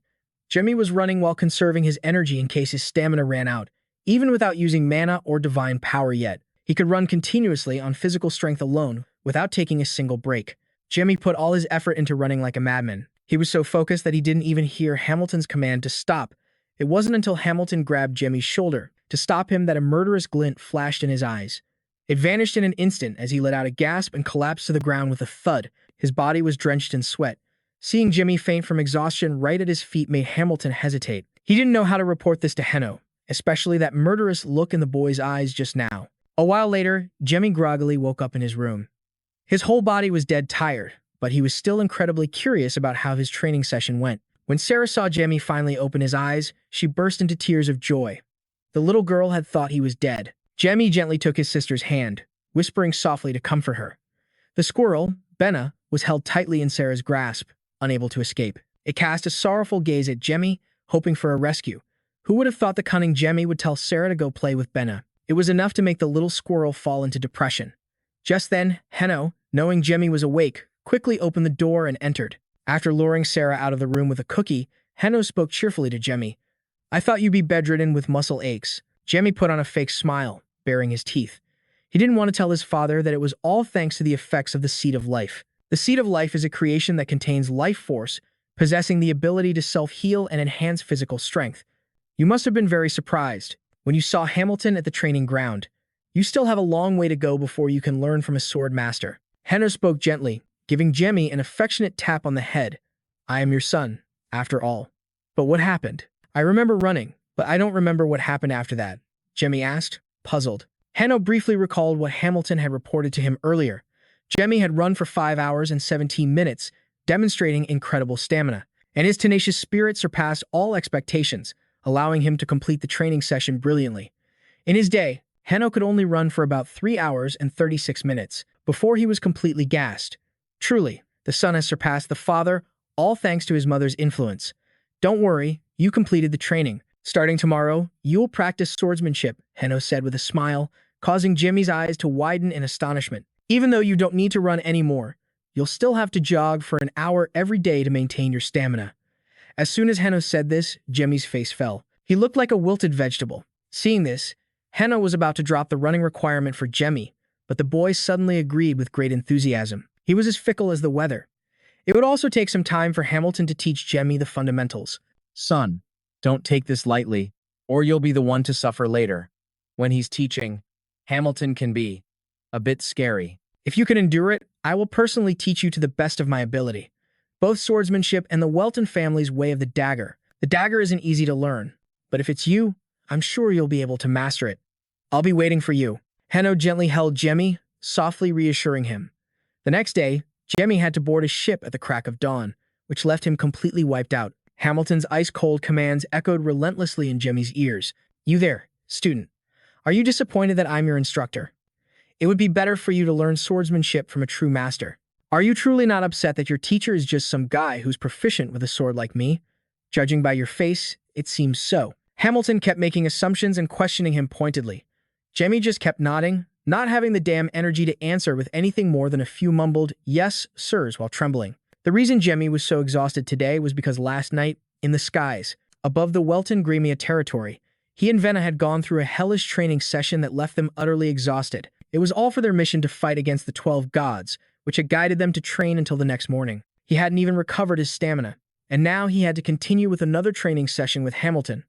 How could Jemmy not be exhausted as hell? Hamilton, however, arrogantly thought that perhaps Jemmy was looking so down because yesterday's running practice had worn him out. Take this. The basic techniques of swordsmanship are divided into slashing and thrusting. Within slashing, there are direct slashes, swinging slashes, slashes from the left and right wings, diagonal slashes, and so on and so forth. They all fall under the slash technique. As Hamilton handed the sword to Jemmy, he gracefully performed a few moves for him to witness firsthand. This complex display from Hamilton quickly captivated Jemmy, making it impossible for him to look away. After Hamilton finished his performance with a spectacular, top-tier thrust, Jemmy burst into enthusiastic applause with countless words of admiration. "Sir, every one of your steps is seamlessly connected to your entire body's movement. The way you utilize every muscle fiber is also very impressive. Even though you use very little strength, it seems your explosive power increased, didn't it?"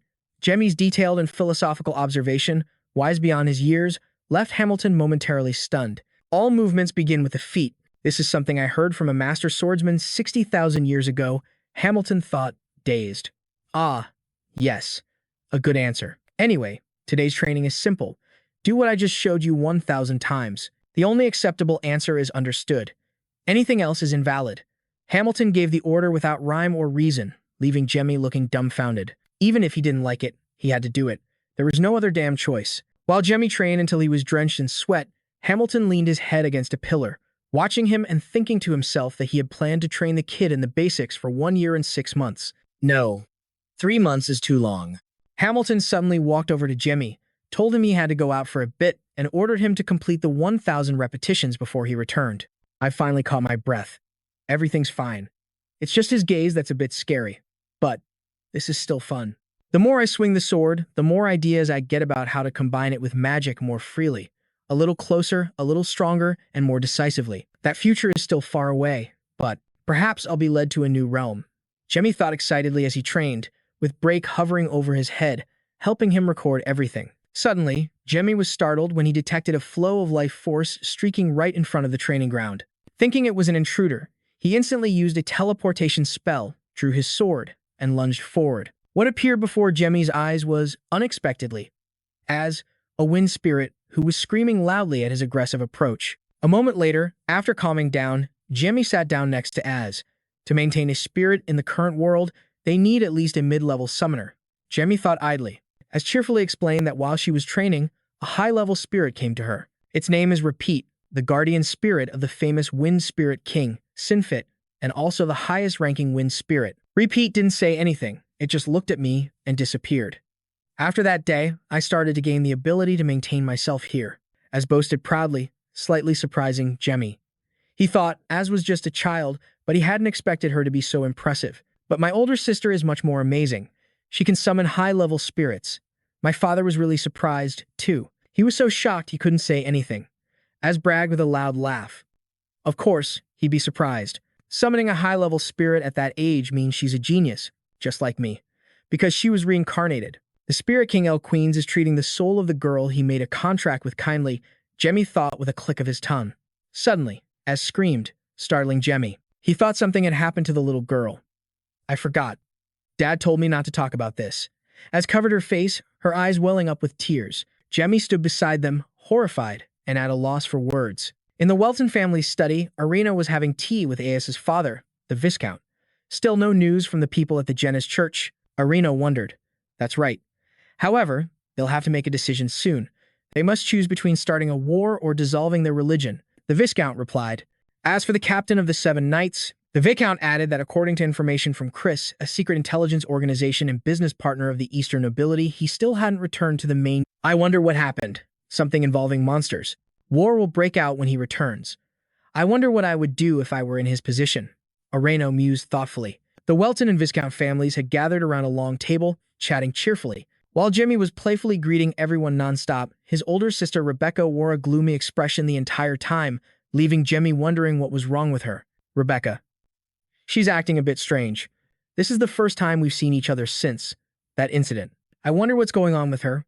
Why do I get the feeling she's trying to avoid me? Jimmy carried this question with him all the way to his training session with Hamilton, who had to shout repeatedly just to pull Jimmy's wandering mind back to reality. To prove to Hamilton that he had indeed completed 1,000 sword swings the day before, Jimmy quickly grabbed his sword and performed a few powerful, zigzagging slashes, his aura swirling for the man. There's nothing left to say. He's just too good. How could he have learned that in just one day? Can he really master it? Hamilton marveled, thoroughly impressed by Jimmy's talent.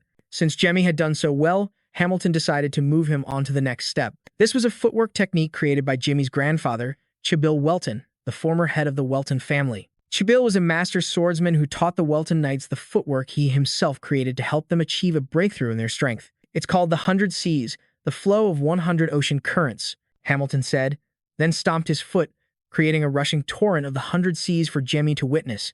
Needless to say, it left the boy utterly astonished. Looks like this is your first time seeing the 100 seas. I was just like you when I first started learning, but focus. As soon as Hamilton finished speaking, he moved his feet rhythmically, creating harmonious, swirling waves of mana. The mana moved in time with Hamilton's steps, causing Jimmy's jaw to drop in utter amazement. The move looked cool as hell, but even after 4 hours of practice, Jimmy still couldn't replicate what Hamilton had just demonstrated. Seeing that Jimmy was out of mana, the sharp-tongued Hamilton immediately started to taunt him. Any Welton Knight can use the 100 Seas, but it seems you're the first one who can't. Not only was he failing to learn the technique, but he was also being mocked by Hamilton. Jimmy flopped onto the ground in frustration, his expression as dark as a new moon night. This is so frustrating. This is the first time I've ever been stuck on something, even including my past life. I know that the mana used for physical techniques is different from the mana used for magic, but still. While he was lost in thought, a small drop of water suddenly splashed on Jimmy's face, making him realize that Rebecca was hiding somewhere, teasing him. And sure enough, peeking out from behind a nearby pillar was Rebecca, with her trademark shy smile. The two sat next to each other on a bench, and thanks to the water droplets Rebecca created, Jamie felt somewhat refreshed. Burning with curiosity about Rebecca's attitude towards him, Jimmy leaned in close to ask her about it, which made the already shy girl's face turn as red as a tomato. "Is there something you want to tell me?" "Is it that hard to say?" Jemmy asked. Well, it's not that. It's just that I've been thinking about you a lot. I get flustered when I see you. My heart starts racing." Rebecca's confession completely shocked the hell out of Jemmy. Jemmy wondered if he had been drawn to her during their last conversation only because of Janny's soul. "I heard from Aaz that you summoned a high-level spirit, right?" Jemmy quickly changed the subject amidst their mutual awkwardness. "Az told you that?" "Yeah. But it was only for a short time." "I heard you're practicing swordsmanship," Rebecca asked in return. "That's right. I feel like just knowing magic isn't enough." "Swordsmanship isn't as easy as I thought," Jemmy replied with a sigh. "Are you struggling with the footwork?" "That's what Enner said. I can talk to spirits without summoning them," Rebecca suddenly revealed, surprising Jemmy slightly. "Enner is a high-level spirit, a servant of the king of water spirits. The spirit doesn't know much about your footwork technique, but it said you should let the flow move more naturally, just like how you swing your sword with your left hand while stepping forward with your right foot. It said your movements are stiff. You should let your body move on its own to the rhythm of the water and the wind." "You can do it," Rebecca whispered encouragingly. As if he just had an epiphany, Jemmy suddenly shot to his feet. With a determined look, he headed straight for the training ground, much to Rebecca's confusion. "I finally get it. It's different from magic. I can't control mana, but I can let my body move to its rhythm," Jemmy thought to himself as he gracefully moved his legs, following the mana to glide across the water's surface. His footsteps grew more and more rapid, flowing with each tide that swirled like ocean waves. Feeling it wasn't enough, Jemmy channeled even more mana into his attack. This spectacular display of Jemmy's skills caught the eye of a god in the spirit realm who was watching through a scrying orb. Suddenly, the orb looked like it would swell and crack from the sheer, immense power Jemmy was unleashing. A torrent of hydraulic force swirled and crashed toward Rebecca like a storm, forcing her to brace herself against it. An image of the god seemed to appear within the surging water. After the terrifying flood Jemmy had caused, the entire training ground was left in ruins. White smoke billowed endlessly into the sky, startling even Jemmy himself at how much he had overdone it. Hearing the earth-shaking commotion, Henno rushed out of his room and hugged Jemmy tightly, his eyes wide with fear. He thought an intruder had attacked his precious son. Vicat was no different, scrambling out from inside to hug Rebecca, looking frantic and worried he had lost her. Before Henno could fly into a rage and search for the non-existent intruder, Jemmy quickly confessed that he had caused this using Batch High unconsciously. "You caused this? You used Batch High." "Wait, but even so, this training ground is made of an alloy that can withstand aura. There's no way Batch High could be that destructive."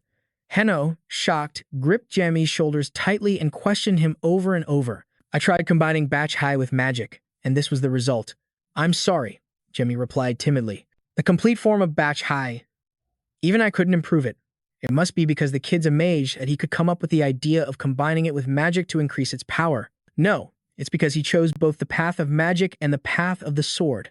Henno was completely stunned as he realized the true extent of his son's abilities. Hamilton then spoke up, suggesting that Henno teach Jemmy the Tram Kong Kiem Fap, as he himself had nothing left to teach the boy.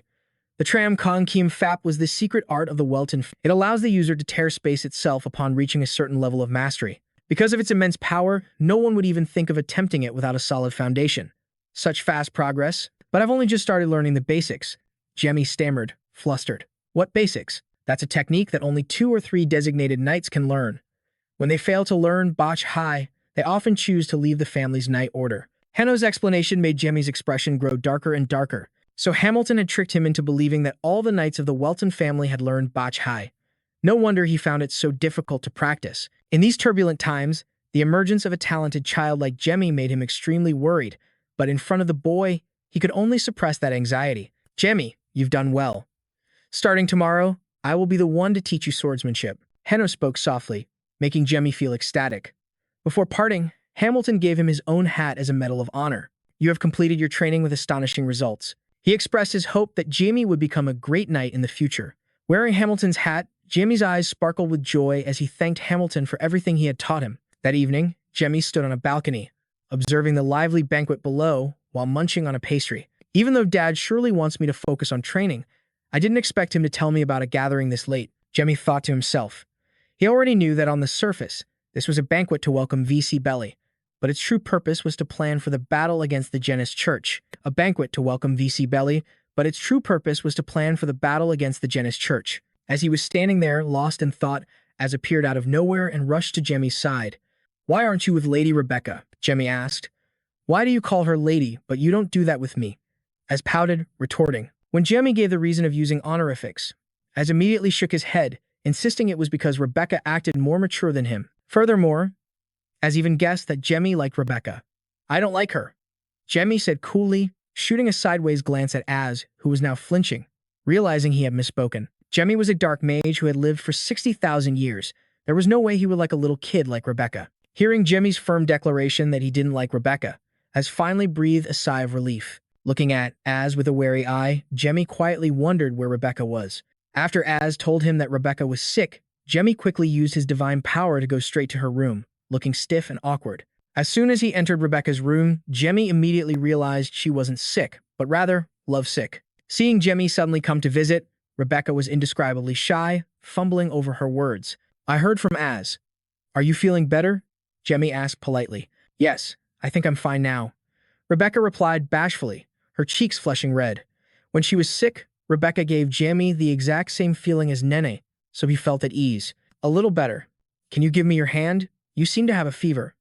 Doesn't this make you feel a bit better?" Jemmy spoke and then held Rebecca's hand tightly, making her feel inexplicably flustered by his sudden tenderness. "I miss you. I can't stop thinking about you.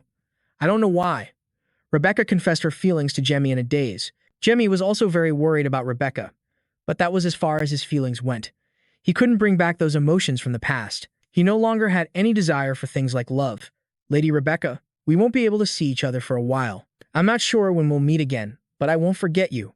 No matter how many years pass, I will not forget you. I will always remember you.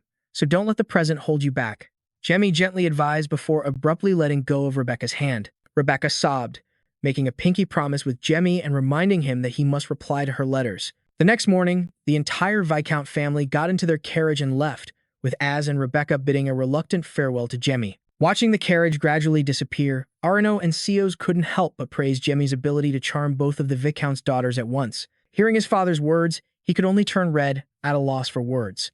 "Anyway, although it was delayed by a few days, we can finally focus on your training. Prepare yourself, Jemmy," Areno said with a smile to Jemmy. 4 months later, on a moonlit night at the edge of a forest, an old man was frantically charging at a cloaked figure, attacking him for daring to touch his subordinates. In contrast to the old man's ferocity, the cloaked figure simply snapped his fingers calmly.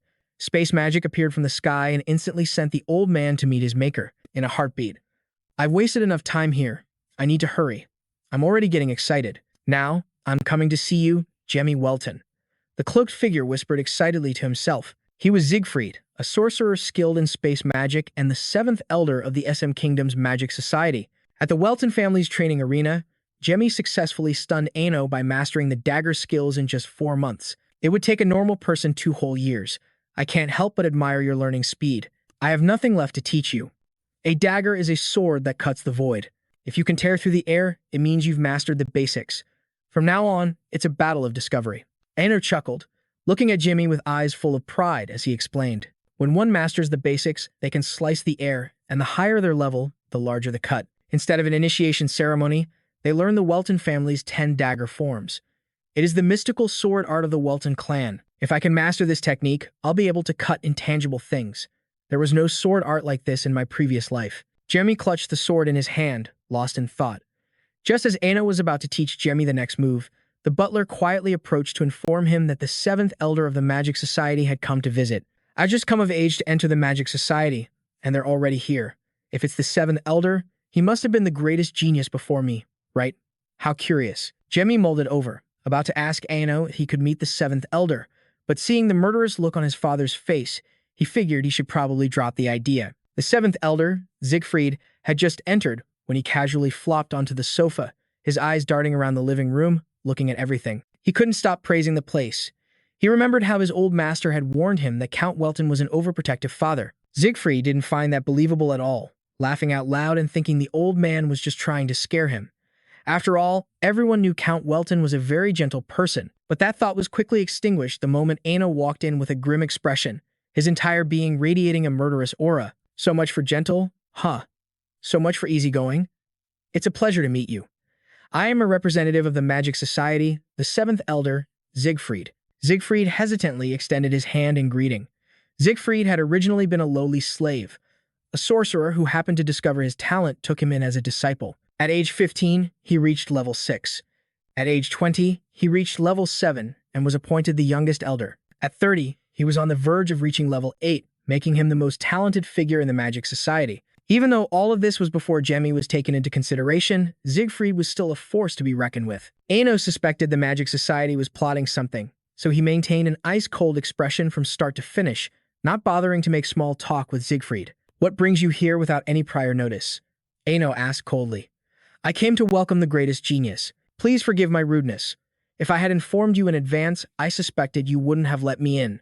Siegfried answered hesitantly. "So you are aware of that. Although my influence in the Magic Society is almost non-existent, I know exactly what kind of place it is," Aino said bluntly. The Magic Society was divided into 3 factions. The Imperial faction, led by the King's Master, Grand Elder Openjinger. The Noble faction, led by the Second Elder, a high-ranking noble of the Empire named Meyer Wolf. And the third faction was the Independent faction, led by the 7th Elder, Siegfried. The faction led by Marcus Linmer.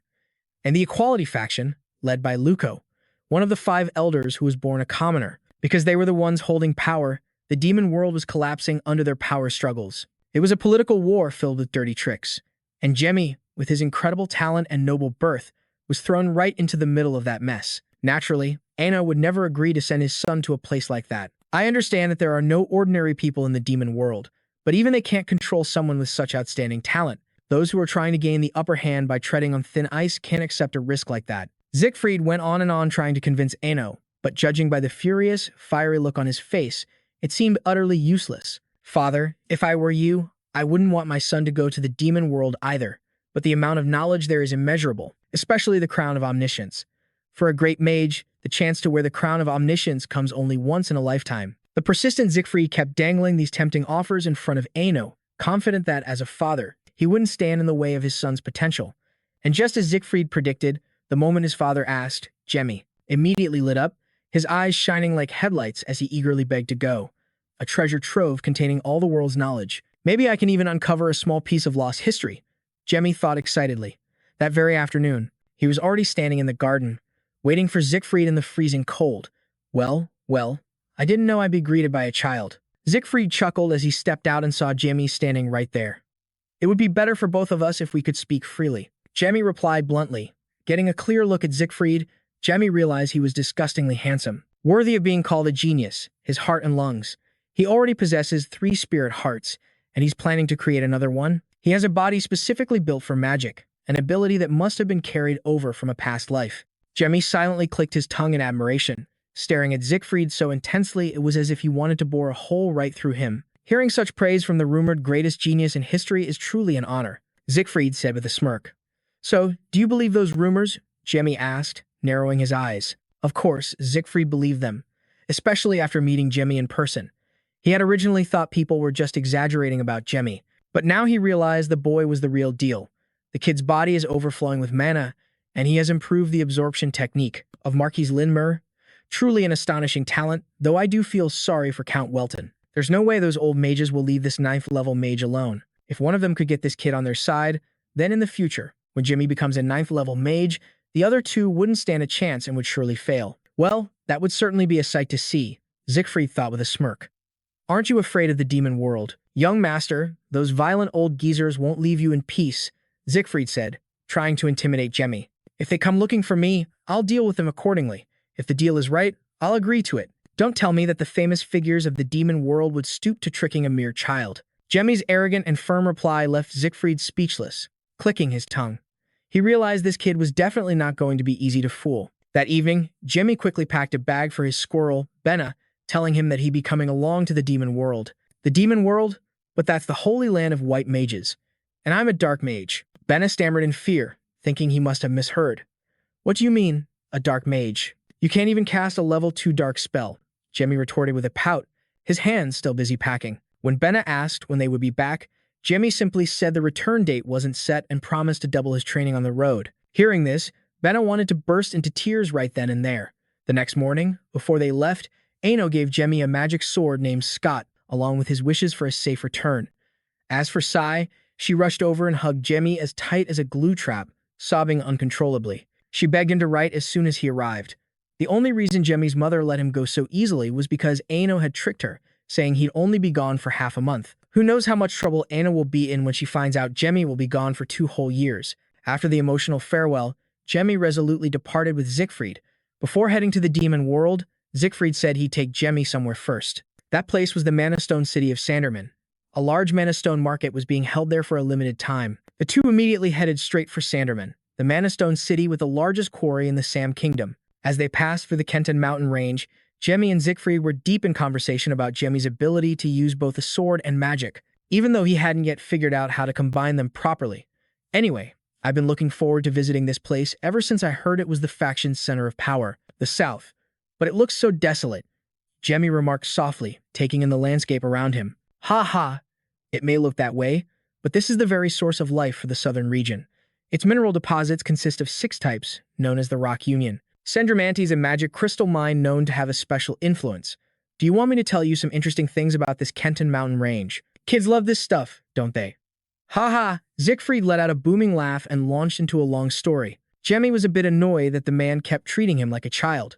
According to Siegfried's explanation, a giant volcano had erupted here 1,000 years ago. Its lava ravaged one village after another, and nothing could be done to stop it. Then one day, a mysterious sorcerer appeared and confronted the volcano alone. The next day, the volcano stopped erupting, and its crater had been filled.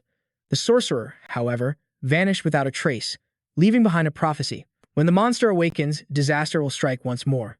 Jemmy felt this story was getting more and more absurd. It does, doesn't it? But the Sorcerer's Guild acknowledges the story to a certain extent. A few traces may have been found. As Siegfried was rambling on, a sudden shower of countless sharp arrows rained down from the sky towards where the two were standing. Siegfried's face went pale as he immediately screamed a warning to Jemmy. Luckily, Jemmy was quick on his feet and managed to dodge every single arrow. From the mountain peak where the ambush arrows originated, a group of brutish thugs were snarling and cursing at Siegfried. They were here to avenge their brother, the old geezer Siegfried offed a few chapters back. Siegfried stammered, giving Jemmy an awkward, apologetic smile as a plan flashed in his mind to use this opportunity to test Jemmy's skills. So, very quickly, Siegfried feigned weakness, begging Jemmy to help him take care of them. Jemmy scowled, immediately seeing through Siegfried's cunning plan, but he didn't expose it. Instead, he quickly drew the sword from his hip. He walked straight toward the group of thugs. Let's make this quick. Using the heaven-destroying sword on this bunch would be a total waste, Jemmy muttered to himself. Seeing Siegfried use Jemmy as a shield, the thugs boiled with rage and immediately swarmed down from the cliff face. They intended to attack him all at once. Don't blame me when you die, kid, the leader roared menacingly. But he was quickly silenced by Jemmy's furious magic. With just a few basic sword swings, he took control of the surrounding environment. Evil energy shot through the air in sharp streaks. The White Sea transformation spell struck down decisively. It created a deafening explosion that sent the thugs flying, coughing up blood in an instant. Scrambling to their feet amidst the rubble, they grew even more furious and were about to charge at Jemmy again. But his black sword, surging with lightning, completely wiped that thought from their minds as it exploded with a devastating blast. It blew away the surrounding scenery as well. Having witnessed Jemmy's incredible skills firsthand, Siegfried's jaw dropped in astonishment. He felt that Jemmy was truly a top-tier magic swordsman, one who would be hard-pressed to find a rival. After clapping loudly and offering Jemmy a few words of perfunctory praise, his greed took over. He bent down and cleaned out all the robbers' coin purses, while Jemmy looked on with an expression of pure existential crisis. After a bit of a walk, the two arrived at the cold, misty Sendromanty. This place is strange but beautiful, isn't it? I hope the thing I'm looking for is here, Siegfried asked Jemmy excitedly. The shop Siegfried led Jemmy to was not only old but also dilapidated and gloomy. At first glance, he thought it was an abandoned house that hadn't been cared for in years, let alone a place that would hide ancient artifacts. The moment they opened the door, a cloud of dust and cobwebs hit Jemmy right in the face, making him itch and cough uncontrollably. The filthy dust swirled thickly in the air, making the place look like a spider's lair. Seeing Siegfried standing at a counter talking to someone, Jemmy decided to use a flight spell to see who it was, since he couldn't sense their presence from where he was standing. Who would have thought that the moment he channeled his power to fly up, the dwarf would smash his shield to pieces with her staff? Not only that, but she also whacked him on the head, sending a jolt of pain through him. Flight magic is forbidden here. Kid, this is an anti-magic artifact. I can nullify up to 5th level magic, so your little shield is nothing.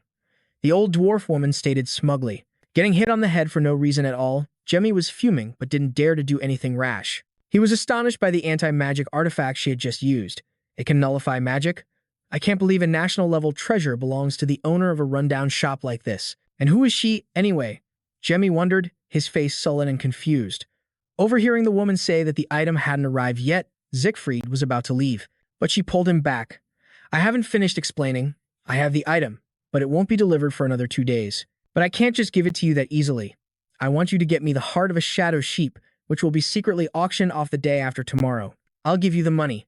The old dwarf woman proposed with a mysterious smile. Shadow sheep reside in darkness and only appear on the night of a full moon. They are a rare ingredient for alchemy. The old dwarf woman promised that if Siegfried's group could get it for her, she would sell them the item they were looking for, which was a good price. Leaving the shop, despite Jimmy's constant pestering about what Siegfried was looking for, he played coy and refused to say a word. So who is that old lady? Jemmy wondered again. Lady Curiel is known as a great alchemist. She is also a merchant with branches all over the world, and all of them are connected by a space-time tunnel that she created. She's an 8th level mage, not affiliated with any country or power, and she can go wherever she pleases. After listening to Siegfried's explanation, Jemmy was even more amazed by her incredible abilities. After walking along the sidewalk for a while, Siegfried led Jamie to an inn, saying they would rest here for a bit, as it looked decent enough. Wait, we're getting separate rooms, right? Jimmy shot Siegfried a wary glance, his heart filled with unease. And just as Jemmy had predicted, Siegfried, broke as a joke, gave a sheepish grin, saying he had only rented one shared room to save money for the road. Damn it, Siegfried is so broke, but loves to act like he's not.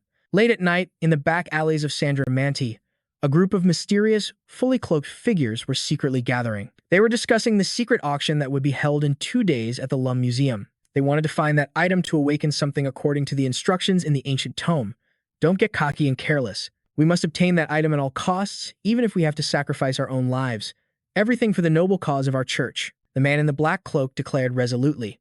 After the meeting, one of the cloaked figures from the mysterious group snuck into a corner. He looked around to make sure no one was there before daring to pull down his hood. Turns out, who else could it be but our boy Jemmy? After releasing Benna from his sleeve, Jemmy quickly asked him to cast a wind spell on him. He did this so they could hide in Gremia until the next day to avoid being caught by Siegfried. Just then, seeing someone transporting stones pass by, Benna stared in awe, completely forgetting what Jemmy had just said. The reason they're transporting those stones so openly is because they're just low-grade ones. The high-grade stones, of course, are transported secretly. They might hide them in things that other people wouldn't recognize or move them to dark and remote places. Jemmy explained to Benna as they walked. Suddenly, the stone bracelet on Jemmy's wrist began to react violently. A fragrant spiritual aura emanated from it. What is it reacting to? There's something in this area. Jemmy broke into a sweat as he glanced around, then was startled to realize the bracelet was reacting to that wooden box. There are at least 3 magic seals inside, and possibly as many as 6. An item with that many seals combined with such a strong reaction. Don't tell me it's one of the 3 great holy relics? Jemmy was stunned, unable to believe his own speculation. Through eavesdropping, he happened to learn that the items in this crate were for the secret auction. This has nothing to do with me, so I was just going to watch. But now, I need money, Jemmy desperately told himself. At that moment, Curiel was still awake, clutching a photo of her son, Fong, her heart aching with longing. She deeply regretted that no matter what she did, she couldn't save Phi. But now, it seemed things were finally looking up, as long as she could obtain the heart of the shadow sheep. Suddenly, an image of Jemmy appeared in her crystal ball, leaving Curiel a bit confused as to what he was doing in front of her house at this hour. With a click, Jemmy, his eyes darting around, sheepishly entered Curiel's house, shamelessly grinning and saying he wanted to borrow some money from her, as much as possible. Get out, Curiel bluntly cursed at Jamie. As if on command, her staff began smacking him on the head over and over, making Jamie cry out in pain. Ow. I'll pay you back, I promise. You're the only one I can borrow money from. Aren't you trying to enter the shadow world? That heart of the shadow sheep. It's the ingredient needed to create something that can open the gate to the shadow world, isn't it? Jemmy said with a sly grin, revealing Curiel's secret and leaving her completely stunned. She couldn't understand how Jamie knew about this secret she had always kept hidden. The shadow world is a world completely opposite to the material world, a mysterious realm unknown to this one. The king who rules that world is a shadow spirit king, and only those permitted by the spirit king can enter the shadow world. It's not a place you can reach just by having the right ingredients. However, I know a way. To convince Kiriel, Jamie proposed that he use a soul pact. It's a dangerous pact that uses the caster's own soul as collateral, binding them even in their sleep. Using this pact was incredibly risky, but Jamie was out of options. Seeing that Jamie was truly willing to risk a soul pact to prove his word, Kiriel nodded in agreement. She agreed after he explained that the main condition was a deposit once the pact was completed. 2 days later, in the basement of the Lum Museum, Jamie and Siegfried were each wearing a mysterious mask to hide their identities and mana. They blended into the bustling crowd of bidders. Suddenly, Jamie caught the faint scent of a forest, guessing that it was probably emanating from an elf. Lost in a daze, Siegfried's voice pulled him back to reality, and they quickly entered the auction room. Thanks to Creel booking in advance, the two of them had such comfortable and premium seats. Jamie vaguely recognized the person sitting in front of him as the one he had just passed by. Moreover, a few other people were sitting next to that person. Jamie guessed they were friends. The first item introduced by the MC was an elf slave with a starting price of 100,000 gold coins. Jamie glanced over at Siegfried. Seeing him sitting there all tensed up, he guessed he was probably feeling uncomfortable, because in the past, Siegfried had also been a slave. The group of people in front of them were also trembling uncontrollably. This made Jamie even more certain that they were elves, unable to bear the sight of their own kind being sold like animals. After the two elf slaves were sold for 3 million gold coins, the next item was the sparkling, shimmering heart of a shadow sheep, which was the very item everyone had been waiting for today. Amidst the countless chaotic bids, Siegfried, looking incredibly cool and handsome, waited until the last moment to drop a bid of 1 billion. This made Jamie, who was sitting next to him, gape at his reckless move. That amount was enough to run an entire territory for a whole year. Jamie felt bad for Siegfried's wallet. Just like that, the shadow sheep's heart belonged to Siegfried as fast as a storm. The next item was no less valuable. The supreme, omnipotent stone. It was capable of not only powering a territory the size of the Durman Holy Land for 10 years, but it also held an even greater value. But only Jimmy knew its true worth. While he was hesitating, wondering whether to buy it or not, a mysterious pink-haired girl sealed the deal with a bid of 8 billion, stunning everyone in the hall into silence. If Jimmy had known that this pink-haired girl was his disciple, Venna, he probably would have rushed over and given her a beating for daring to make such a reckless move. Since there was nothing else worth buying, Siegfried and Jemmy stood up to leave, intending to go outside and collect their purchase item when they happened to pass by the next item, a holy relic found near the Kenton Mountain Range volcano. That object had an ancient inscription on it. "Sleep here, and you shall never wake again." Jemmy silently read it with a glance. Boom. A sudden, deafening noise erupted, sending everyone into a chaotic uproar. Realizing a spell had been cast, Siegfried immediately conjured a shield, enveloping Jimmy's body to protect him. Right after that strange noise, the event organizer rushed over to announce that all the buyer's items had vanished, shocking Jemmy so much he thought he had misheard. Outside the building, one of the elves was screaming, outraged that his people had been turned into auction slaves, just as he had witnessed. While the group was whispering to each other to leave quickly before the auction staff found them, Siegfried and Jemmy, brimming with magical energy, appeared just in time, blocking their path like gods. The joke's over. Jemmy was pissed. He furiously puffed out his cheeks and glared, threatening them, "Return what you stole, before I dispose of all of you." The blonde-haired man stepped forward, holding a sword, and warned, "Everyone, prepare for battle." Siegfried's gaze sharpened. "I see. So words are meaningless now, and we have to fight, is that it?" He then created a corrosion spell that ate away at the two swords in the blonde man's hands. The person next to him shouted worriedly, "Get out of the way." The green-haired woman gritted her teeth in anger. "Those bastards at the auction house are all sons of bitches." She then created giant green vines and directed them to attack Siegfried. He didn't even flinch. He clenched his fists, creating an even stronger power that corroded the vines as well. Seeing this, the green-haired woman exclaimed in alarm, "What?" Then she turned to look at the red-haired person carrying a sack in the back. The blonde man leaped up arrogantly and said, "You dare use such cheap tricks on me?" Suddenly, he heard a warning shout, making him look up nervously. Siegfried continued to unleash his magic. The blonde man was trapped within a surge of power, crying out in apparent agony. "Ah!" From the outside, someone called, "Ija." Another one among them angrily jumped up and shouted, "You bastard! Stop it right now." At that moment, Jemmy stepped forward to attack him and said contemptuously, "You're weaker than I thought." He was sent flying to the ground by Jemmy's powerful blow. Sliding across the ground, he couldn't help but curse. "Damn it, how dare you!" An invisible force pressed down on everyone present. The people on the opposing side were all crushed by the pressure, forced flat onto the ground, screaming, "Ah!" Siegfried then delivered a cold judgment, "Die." A magic circle appeared, along with a chain made of round shackles. The invisible sword points began to shatter, A figure emerged from the shadows, asking, I was wondering what was taking you guys so long, and I'm guessing something happened. The others exclaimed with great joy, we're saved. Jemmy Han now looked at the other person with a wary expression, thinking he was able to break that last attack so easily. Who is that guy? Siegfried turned and whispered, asking for his opinion. You can tell he's on a master's level. Do you think we're at a disadvantage? Jai asked helplessly. Why are you asking me? You're the adult here. Then he turned his head away and said, do we really have to fight?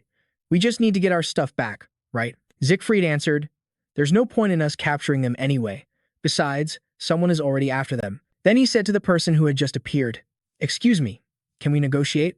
The other person replied, and here I thought you all came here to capture us. What do you want? Siegfried said, we will withdraw if you return the heart of the shadow sheep to us. After all, I'm the one who bought it.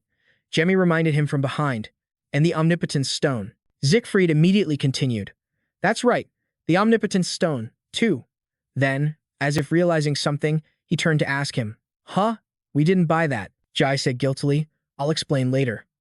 Han then turned to ask the people on his side, is that all right?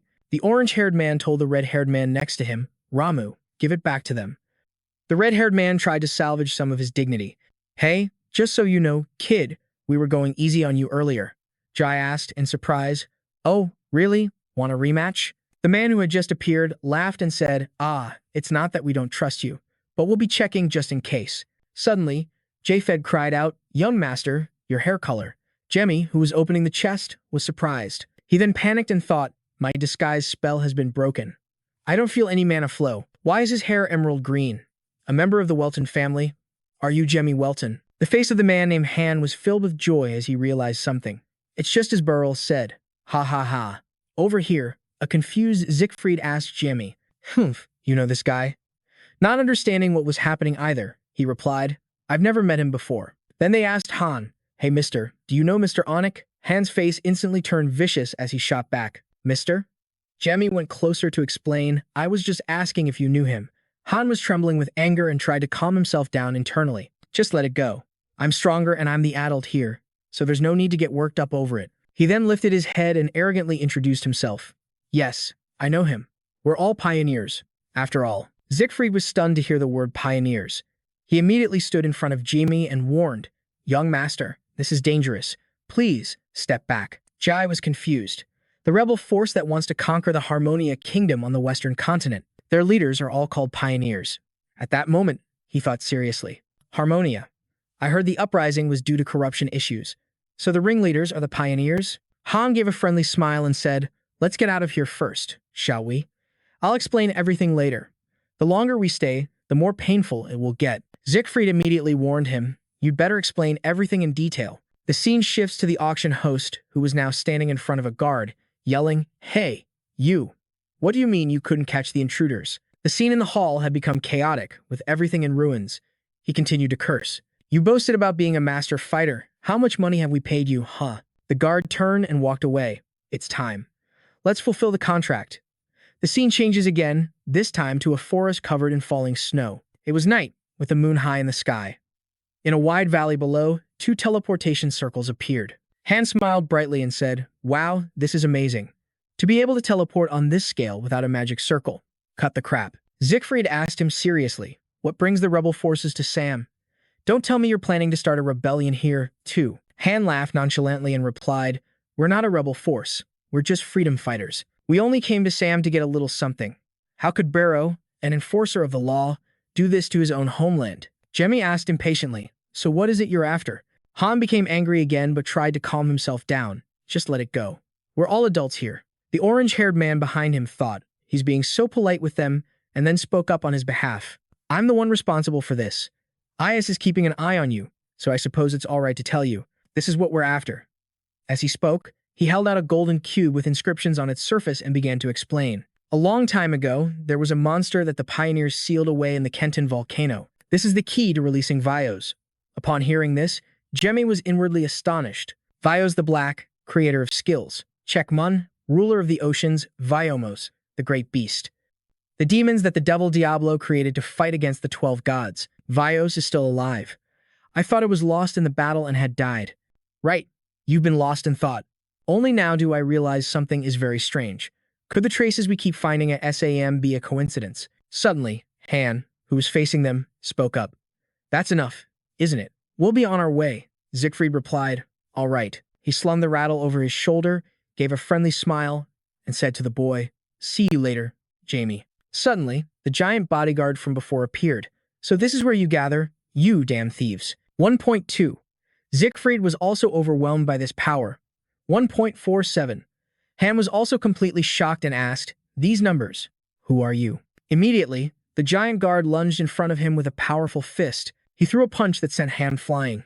Then he clenched his fist and said arrogantly, let me tell you, I am Darius. I am 2.01, the Supreme Dark Ruler's alias. Just then, something flashed by. Braha rushed in front of him furiously. You bastard. Darius didn't seem panicked at all. A light elbow strike was enough to make her cough up blood. Then he spoke disdainfully, 0.55. This is no place for someone of your caliber. The red-haired person was named Ramu, and the orange-haired one was Aja. Both of them rushed forward in a panic, calling out to Braha, but Darius easily grabbed them by the head and smashed them together. 0.73. 0.49. This applies to you two as well. Then, the two were mercilessly thrown aside. Han was still standing there, assessing the situation. He gave a cunning smile. They've caught up. Guess it's my turn, huh? Then he raised his rattle. It emitted waves of energy. Han smiled confidently as he controlled his power. He attacked Darius. Take this. The sheer pressure from the attack shattered the ground. Han continued to shake the bell, causing an explosion where Darius was standing. Status change, empathy. A counterattack skill that could redirect all damage taken back to the enemy. Finally, he fell face first onto the ground. Han forcefully raised his rattle once more. Even stronger than before, I'll end everything right here. With difficulty, the man raised his hands to shield his face as a massive sphere of energy formed. Everything around them, including the ground and rocks, collapsed into a desolate wasteland. Jamie was utterly horrified by the scene. I can't believe how many people in Francia are this strong. When it was over, Han asked expectantly, did I get him? His level suddenly rose to 1.71. Darius appeared unexpectedly without a single scratch on him. Is that a power that allows you to manipulate reality? Seems useful, but compared to Ken, it's nothing special. Han's face paled as he uttered, ah. It had no effect at all. Then Darius threatened, give me that item and die in peace, if you refuse. Sorry to interrupt your conversation. Suddenly, Siegfried spoke with a gentle smile. But we're just customers, so I think we'll be leaving now. The man replied irritably, and what if I say no? Siegfried's tone turned grim as he answered, then I guess we'll have to cooperate. Jamie thought to himself, this seems like my chance to repay my debt to Francia. Siegfried turned to him and warned, young master, be careful of that guy. He's Darius of the Shadowless Iron Fist. He's been the champion of the underground fighting arena for 10 years, and they say he's defeated 2 sword masters. For some reason, the boy felt excited. A fighting master. I'm getting fired up. Han turned to him and warned, hey kid, you should step back. Jamie replied bluntly, no, leave this to me. Then he held out his hand, creating his own powerful magic, Remia lining. This is my creation artifact, Remia. Now, only he and Siegfried were left to face Darius in this isolated space. He thought. He created this space to freely control the objects around him. Ah, spatial awareness. Even without seeing, the user can perceive everything within their range of influence and determine their layout. With that thought, the arrogant Darius leaped towards the boy, shouting loudly. The mage, Siegfried, struggled to conjure his magic to counter. Darius slammed his fist into the floor, causing tiles to fly up and dust to billow everywhere. The two had already teleported to another spot. Seeing this, he said angrily, you little rats. Heaven-piercing spears 100 strikes, first blow. Han appeared behind him, creating arrows of energy that shot towards Darius. He suddenly turned his head, startling Han. Space-time manipulation. From behind, Siegfried raised his hand and created magic to attack him. Siegfried's magic gaze can manipulate space-time without any incantations. He shouted in a low voice, get away from me. That spell sent Darius spinning around and around before he took a blast to the back. Remia. 5th layer transformation. Jamie also raised 2 fingers and cast a spell. Boulders rained down from above, as if to crush all living things around. Darius, still unscathed, thought, the space has changed. A hand is creating magic and bringing it down. Someone was sitting in the middle of a crater created by Omega Impact, a high-level destructive magic that works by crushing the space within a designated area. It turned out the man in the crater was none other than Darius. Having been beaten so badly, he was finally starting to get angry. His entire body erupted in flames. Siegfried thought worriedly, He's using his own aura as armor. Jamie also assessed the situation. I guess I can't just keep standing by and watching. In his hand, he held a magic orb, the Endless Abyss. Instantly, the ground where Darius stood collapsed. He thought irritably, this kid's spatial manipulation is a real pain. Then he leaped up and spoke. If I can help it, I don't want to kill children. Then he rushed towards Jamie at top speed with a clenched fist. But I understand if you hate me, kid. The force of the punch was so strong it created a massive explosion. Siegfried cried out in horror, young master. Han, also caught off guard, yelled in panic, Jamie. Suddenly, Darius appeared with a look of disbelief, sweating bullets as he exclaimed, how? Unexpected, isn't it? If you're a true master, you should never let your guard down. Jamie, now lying directly under Darius's fist, replied with a confident expression. When Mai, an artifact capable of completely nullifying all physical damage, one of the 3 transcendent holy weapons of Diablo. And if I swing this sword. A hand grasped the hilt and drew the blade. Welton's sword style, first form, ring slash. It was an infinite version of a space-cleaving slash. Darius's entire body was now enveloped by the boy's power. Only then did Darius think, is this a sword technique? Jamie, meanwhile, was also calculating, it hasn't reached him yet. I need one more strike. Welton's sword style, White Sea. Instantly, a powerful torrent of water emerged, following his sword strike. It seemed to be a bit too much for Jamie, but he was giving it his all. Suddenly, Darius grabbed his blade with his bare hand. Everything ends here. The space around them grew hazy, and the nearby tiles began to disappear. Darius was still holding onto the blade of Jamie's sword. The boy was slightly panicked by what he was seeing. Jamie was terrified, thinking to himself, did he just deactivate the Gremia with pure strength alone?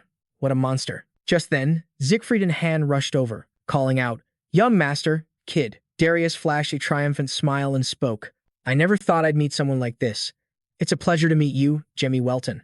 I'm a friend of your grandfather, Chill, Darius said sheepishly. His behavior made the 2 who had just rushed over stare wide-eyed in surprise. Even Jamie couldn't understand what was happening, his face dumbfounded as he blurted out, what? After everyone had calmed down, he began to explain. 10 years ago, I first met Chill at the Wolf's Tavern, a place where the strongest gather. He recalled that the tavern was very crowded. Everyone was laughing and talking happily when the 2 of them locked eyes. Instantly, by instinct, both Chill and I recognized the other's abilities. And so, we would beat the hell out of each other every single day. However, there was one move he never used. Darius, sitting and looking at 2 craters in the ground, asked his friend standing beside him, hey, brother, are you really not going to let me see it? His friend replied, all right. Since it's you, I can entrust it to you, Darius asked, confused, entrust it to me. Your grandfather then turned away and said happily, my grandson, he's about to be born. This is a secret technique passed down only to my descendants. Watch closely. Then, he jumped out onto a flat piece of ground and, after a warning, he taught it to me. The name of that technique is the Genesis Secret Technique. A colossal pillar of power erupted from where he stood, shooting straight up into the sky, looking incredibly strong. Darius was completely focused. He demonstrated the technique your grandfather had left behind. The 3 young people behind him also watched seriously. He had just erased a patch of space. As he performed the move, Darius said, Humph, this is an extremely difficult technique. My version is just a knockoff. The entire world is unaware of this secret technique's existence, but Chill achieved mastery with it. This left Jamie completely stunned. A master? Mastery. The highest realm a swordsman can achieve. The flame of the sanctuary, the solar sword style, or Seam's spatial sword are the realms closest to it. But until now, no human has ever reached this realm. After finishing his demonstration, he turned to the kid and asked, did you understand all that? Jamie stepped closer and replied, not yet. Then, he clenched his fist and said with determination, but if I continue on the path of a swordsman, it means I'll be stepping into my grandfather's domain. Darius replied, exactly. I'm eager to see how far you'll progress in the future. Don't disappoint me. Han then asked cluelessly, is that all? I thought you came here to capture us. Siegfried, sweating bullets beside him, warned, hey, are you crazy? Why are you asking something that could get us killed when everything's fine? It's fine. Darius waved his hand and said, I'll pretend I didn't hear anything. My only purpose was to meet Chill's grandson. See you later, Siegfried. Glared at Han and said, thanks to you, Fran's reputation is getting worse and worse. You're such an idiot. Han glared back and asked, what? While the 2 adults were glaring at each other, Jamie thought to himself, I'm sure I heard them say they were going to break Vimos' seal, but that's not a concern anymore. I'll take this chance to heal him. Aja was lying flat on the ground, writhing in pain. He sat down beside him. Obey my command. Jamie used his magic to heal the man. Han turned his head, asking in surprise, Huh, you're healing him? Thanks. No need for thanks, but if you're so grateful, then let me meet Vios, he said seriously. Inside his head, Ija thought, what? Of course not. But the words that suddenly came out of his mouth were, of course, if you wish, just follow us. He panicked internally. Why? Why did I just agree to his request? Jamie glanced back at him. Excellent, he cheered silently. I'm about to find Vios. Braha leaned against a rock and asked, but master, have you forgotten what Alex said? Jamie was startled into remembering. Ah, I forgot. Let me contact him. A voice came from inside the orb. Why are you calling me master? It's urgent. We found the ones who were sold. As Eja was speaking, the person on the other end of the orb hastily cut him off. Wait, I'll call you back later. Release them, you villain. Hearing the familiar voice, Jamie panicked. Wait a minute. That voice just now was Vena's. Flashing back a few hours, a tired voice echoed on a street. Ah, thank goodness I escaped. Vena was hiding in a dark corner, searching. But where's Master? He's left me behind again. Suddenly, a voice called out, Help! Help me. There was a scream. Vena was a little startled. The ring on her finger spoke up. It's an elf. She realized. To not have sensed an elf's presence, it must definitely be an elf. Her mind went to the two people in the iron cage from before the creatures who had been sold off. They must be getting abused. She bit her lip with worry, then burst out and shouted, Fan! Support me! We're going to save them. The ring obeyed. Understood. Back in the present, Vena charged out and yelled at the person in front of her, Release them, you villain. The person on the other side yelled back in confusion, I should be the one saying that. Where did you take the elves? Droplets of water dripped down onto her head. Then, as if realizing something, she looked up. Huh? Water?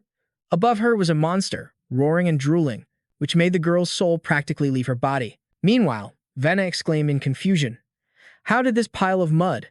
Then she said grimly, Just thinking about it biting someone. It looks like this monster needs to be retrained. Then she grabbed her weapon and charged. The person on the other side shouted a warning. Hey, that's dangerous. Vena leaped up and swung her hammer down on the giant dog's head, shouting, Sit! It yelped in pain and tumbled to the ground, its eyes spinning and a lump swelling on its head. Vena then asked, confused, What's wrong? Fan. Was it not this girl but someone over there? The girl below spoke up helplessly. Wait a second, then thought. Absolutely terrified, did she just talk to that hammer? Then she wondered. She took down a whole boar with a single blow. Who is she? The scene changes to a prison cell, where a person is standing guard at the gate. Vena looked inside and said worriedly, Humph, the door is locked. Inside were the two slaves who had been sold at the auction. The white-haired girl then spoke up. Move aside, that's a sealing spell. Vena thought in confusion, Huh, are we on the same side? Suddenly, a loud voice called out, Who's there? Causing both girls to panic. A fierce-looking man appeared and ordered, Capture those intruders. The other man obeyed, grabbed his sword, and rushed toward the two of them. Vena quickly used her hammer to block the attack, thinking with difficulty, He's too strong, we can't beat him. You little rats, that man yelled with an utterly vile expression. Die. Vena was now completely terrified. Even her hammer trembled. Oh no, he's coming. Suddenly, a magic circle launched from behind them, attacking the vile man. It made him scream in pain. Arg! Jamie appeared with a smile and said, You can't even handle a small fry like this? He was now holding the old, blonde-haired man by the head as he cheerfully called out, Vena.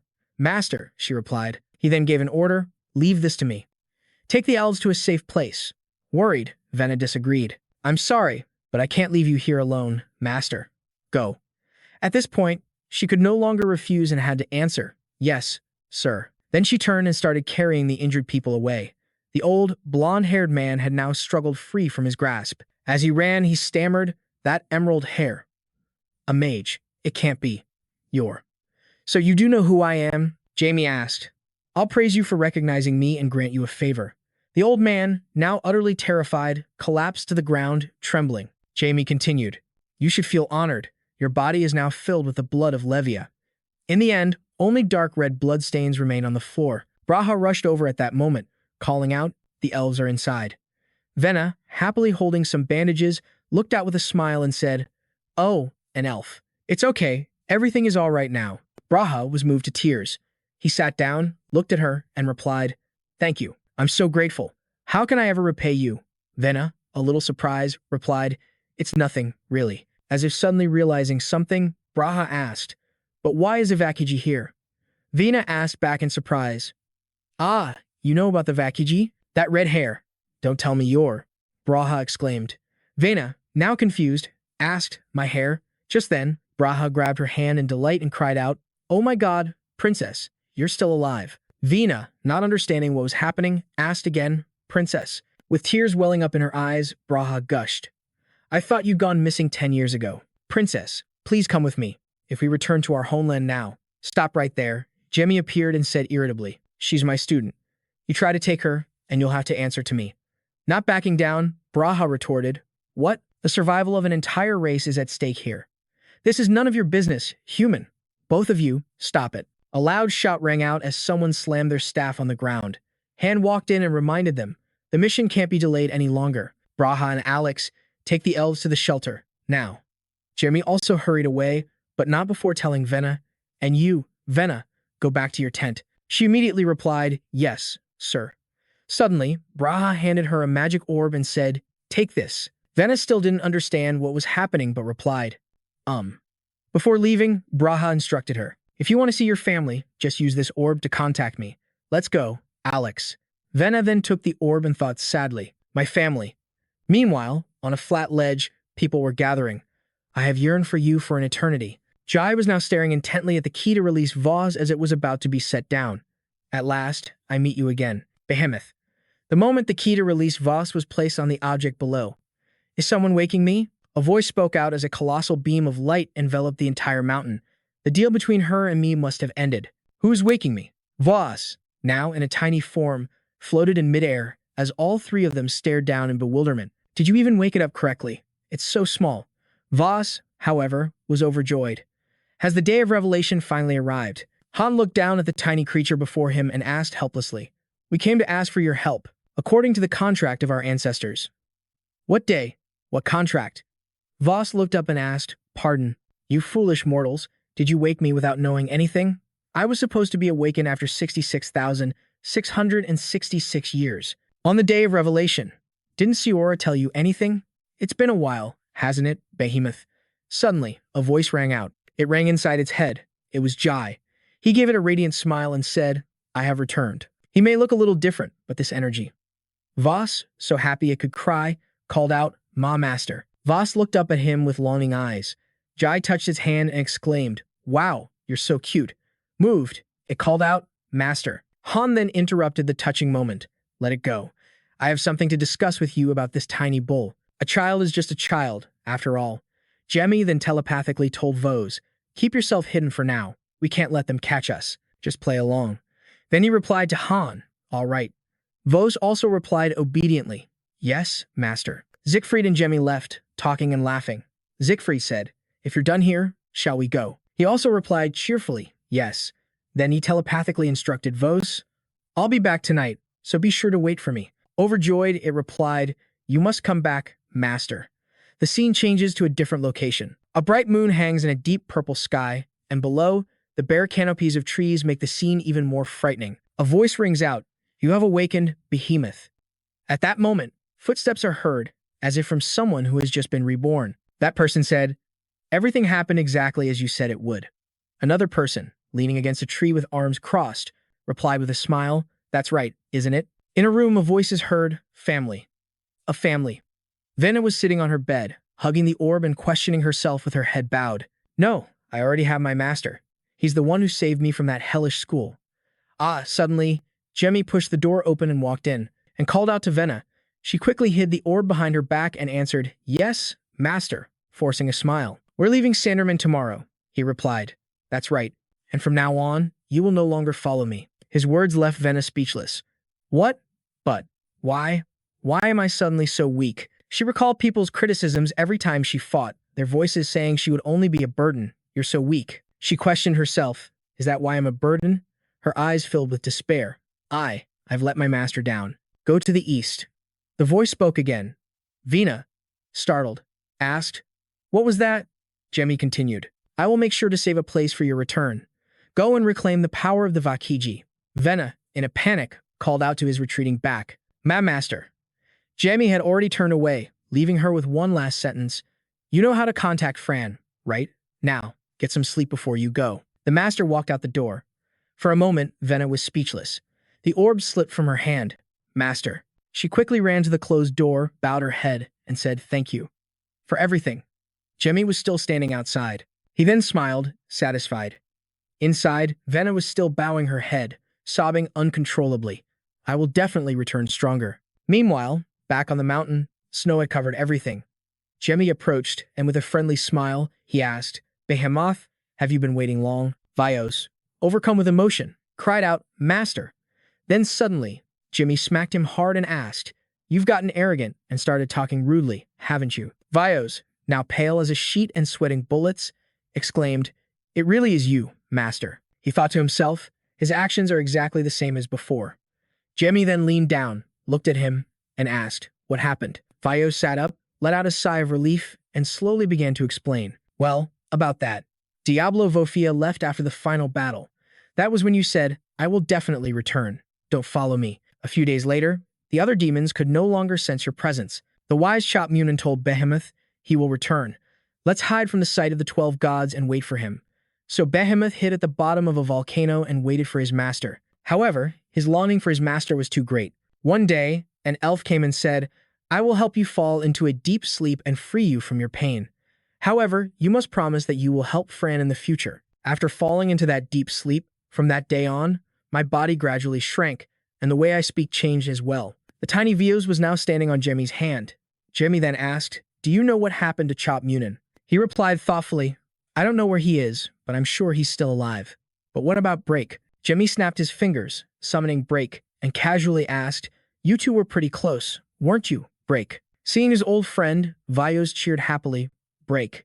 He hugged Break and worriedly asked if he was okay. Break could only reply, DB. A moment later, Jemmy spoke up, Behemoth, there's something I need you to do. Go with Fran and find out about someone named Isis. He immediately replied, I accept this mission. Okay, Jemmy continued. And one more thing. I have another request. This confused him. A request, not a command.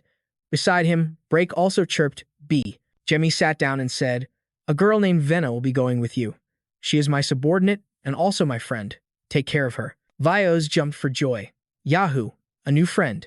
Don't you worry. A new comrade. Jimmy thought, Get stronger, so I can trust you to watch my back. In the war that will one day break out.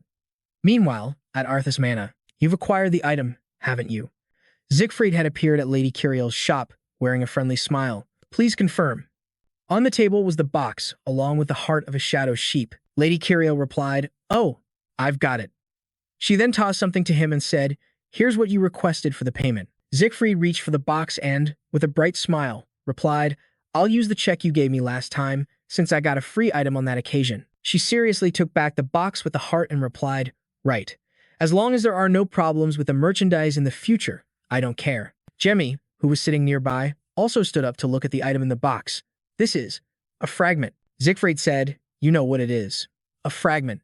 A meteorite fragment from the asteroid Ian that crashed into the continent 100 years ago. Eternal mana is condensed within it. It absorbs mana from nature and amplifies it 2,000 times. What do you plan to do with it? Jemmy asked. Siegfried just giggled and gave a non-answer.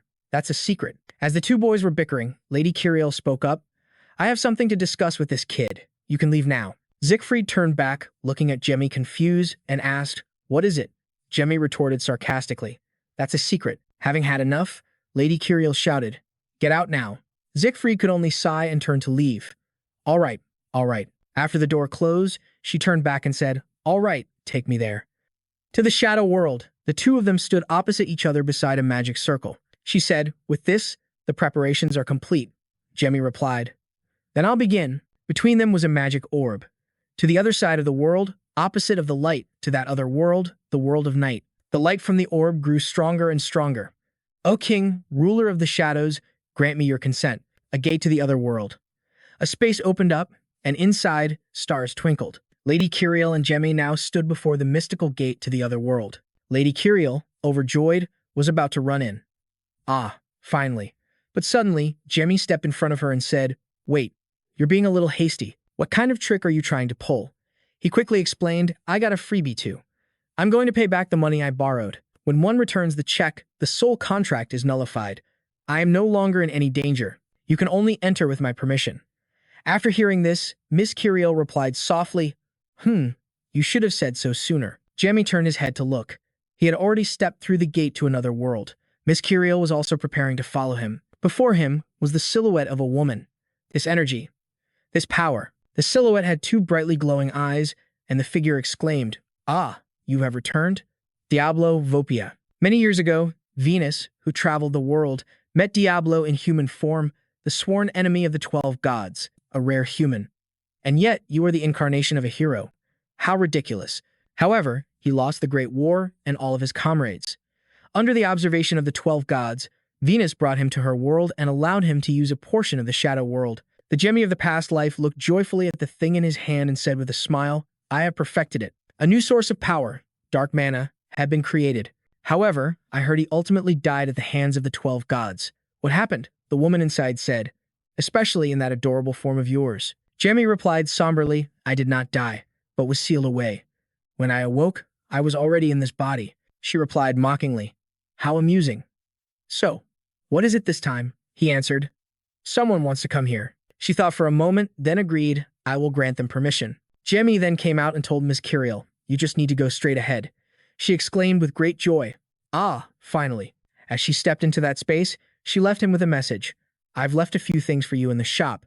The Avalon relic, it will be useful to you." She explained that it was a scepter made from a magic stone taken from Mount Tering, one of the 6 great forbidden zones of the world. An immense amount of mana was measured in its central spring.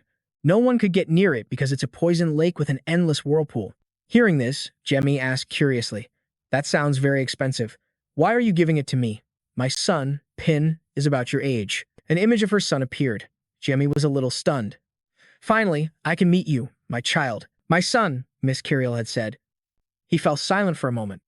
"What she'll see in there is just an illusion of the dead, that hell." He watched her small figure go, then closed his eyes sorrowfully. It will be their place of eternal peace. A moment later, footsteps emerged from the door. Jamie, hiding his expression, said, "Let's go." The two of them began to walk down the street. Siegfried, walking ahead, spoke up, "It's time to say goodbye to St. Derman." Jamie immediately asked, "Are we going to the demon world now?" He didn't disagree. "Of course, that is our final destination, after all." Siegfried cheerfully chattered on. "On the way there, should we talk about your stories? The story of the omnipotent young master or the one about Princess Vakiji? Both sound interesting." This made Jamie feel a bit helpless, thinking to himself, I really thought he wouldn't bring that up again. 2 weeks later, the two have flown to a city that seems to appear and disappear within the mist. "This is the demon world," Jamie exclaimed. "It's colder than I thought." Siegfried laughed and replied, "This is the city that the first king built himself. The city itself is generating that magic circle." A circular magic array appeared over the entire city. Jamie, unable to see it, asked, "What magic circle?" Siegfried replied in a sing-song voice, "If I told you, it wouldn't be fun anymore." Jamie said dejectedly, "Ah, right. I figured you wouldn't tell me." A spaceship was flying through the air, with a tall building below it. Jamie said as he walked and looked around, "The magic technology in the demon world is really amazing." Siegfried explained, "That's what allows this place to rival the demon kingdom." He then handed a piece of paper to Jamie. "I'm heading to the shop, so you just wander around here, okay?" "Yes," the young master replied, reading it intently. Siegfried then sighed and said teasingly, "It would be terrible if you got lost, so I'll give you this, a magic map for finding lost children." Jamie was angry but didn't know what to do. Ugh, honestly. The scene shifts to another street, where a blue-haired girl is running, hugging a bag, worried to the point of tears. "I told him I'd be there before the opening ceremony. I'm going to be late." This is Amber Mir, a student at the Phoenix Academy. Suddenly, her eyes lit up as she thought of something. Since today is the opening ceremony, Siegfried and the head of the family will both be there, right? If I show them the new magic I've learned. She imagined herself being praised, with Siegfried happily giving her a thumbs up. "That's amazing, Anne. I never realized your talent. Will you become my disciple?" he'd say, even presenting her with flowers. This made him jump for joy in her fantasy, exclaiming, "Yes, master." Suddenly, as she passed by Jamie, she stopped, thinking curiously, a little boy all by himself. Is he a new student? And then remembered a time when she, too, had stood alone in tears, bewilderedly asking, "Where am I?" She gave a wry smile. "I used to get lost a lot, too." Just then, people below looked up, wondering, "That's an airship. It'd be so convenient to have one of those. Hey, kid. Suddenly, a hand tapped him on the shoulder. Jamie spun around with a terrifying glare. Anne was startled by his expression, momentarily at a loss for words. He turned his whole body to face her and asked, "What do you want from me?" She cautiously took a step back and thought in a panic, "What was that cold stare just now? Did I imagine it? He's just a kid, after all." When he didn't get an answer, Jamie coldly turned away and said, "If you don't want anything, then leave," and immediately spoke up. Wait, you're a new student at the Phoenix Academy, right?" Jamie asked, confused. What academy?" She quickly grabbed his hand to stop him. "This is no time for this. The opening ceremony is about to start." Jamie, who had been minding his own business, now wore an utterly confused expression as he was suddenly dragged away. He just let her pull him along. "I let myself get dragged along because I had nothing better to do. But is this strange girl really a student here?" He thought to himself as Anne pulled him along. Many other students were already gathered all around. This was the most prestigious school in the demon world, the Phoenix Academy. An imposing portrait of a man was on display, surrounded by the sounds of chatter and laughter. This was Amel Hall, where the opening ceremony was held. The students had all gathered and were sitting in their seats, and turned back and asked Jamie cheerfully, "What do you think?" "It's amazing, right?" He just thought wearily. "I'm starting to get tired of this." Then, she suddenly flashed a lovely smile, clasped her hands together and said, "Welcome to the academy." He quickly clarified, "Wait, I'm not a new student." Anne's thoughts then shifted. "Oh, right. What I came here to do." She had forgotten she was in the middle of something. She then dashed off, leaving him with a single sentence, "I have to go." Jamie was left speechless by that girl. He then sighed, "It's almost time for me to meet the 7 elders. I should get going." "You." Suddenly, a voice rang out. The person was trembling as he pointed a finger at Jamie and shouted angrily, "What? Why are you here?" This was Lenong Simon, the second son of Count Simon. Jamie Welton. Before he could finish, Jamie pointed at himself and asked in confusion, "Who are you?" This made Lenong freeze. An image of himself kneeling before Jamie in the past flashed through his mind as he thought, "He doesn't remember me. I still have nightmares about it." A giant, terrifying eye appeared in his mind, but then he remembered his father's words, "I will teach you magic." After my father started teaching me, things started going smoothly. I even received praise. "You're pretty good. You can go to the academy now." Do I really have to fight this monster? Lenong's panic thoughts raced. Jamie turned and asked again, "I asked who you are." Lenong reflexively trembled and stammered in response. Lenong. Simon. Jamie, now remembering the face from long ago, muttered nonchalantly, "Simon. That arrogant brat. I told Count Simon to discipline him."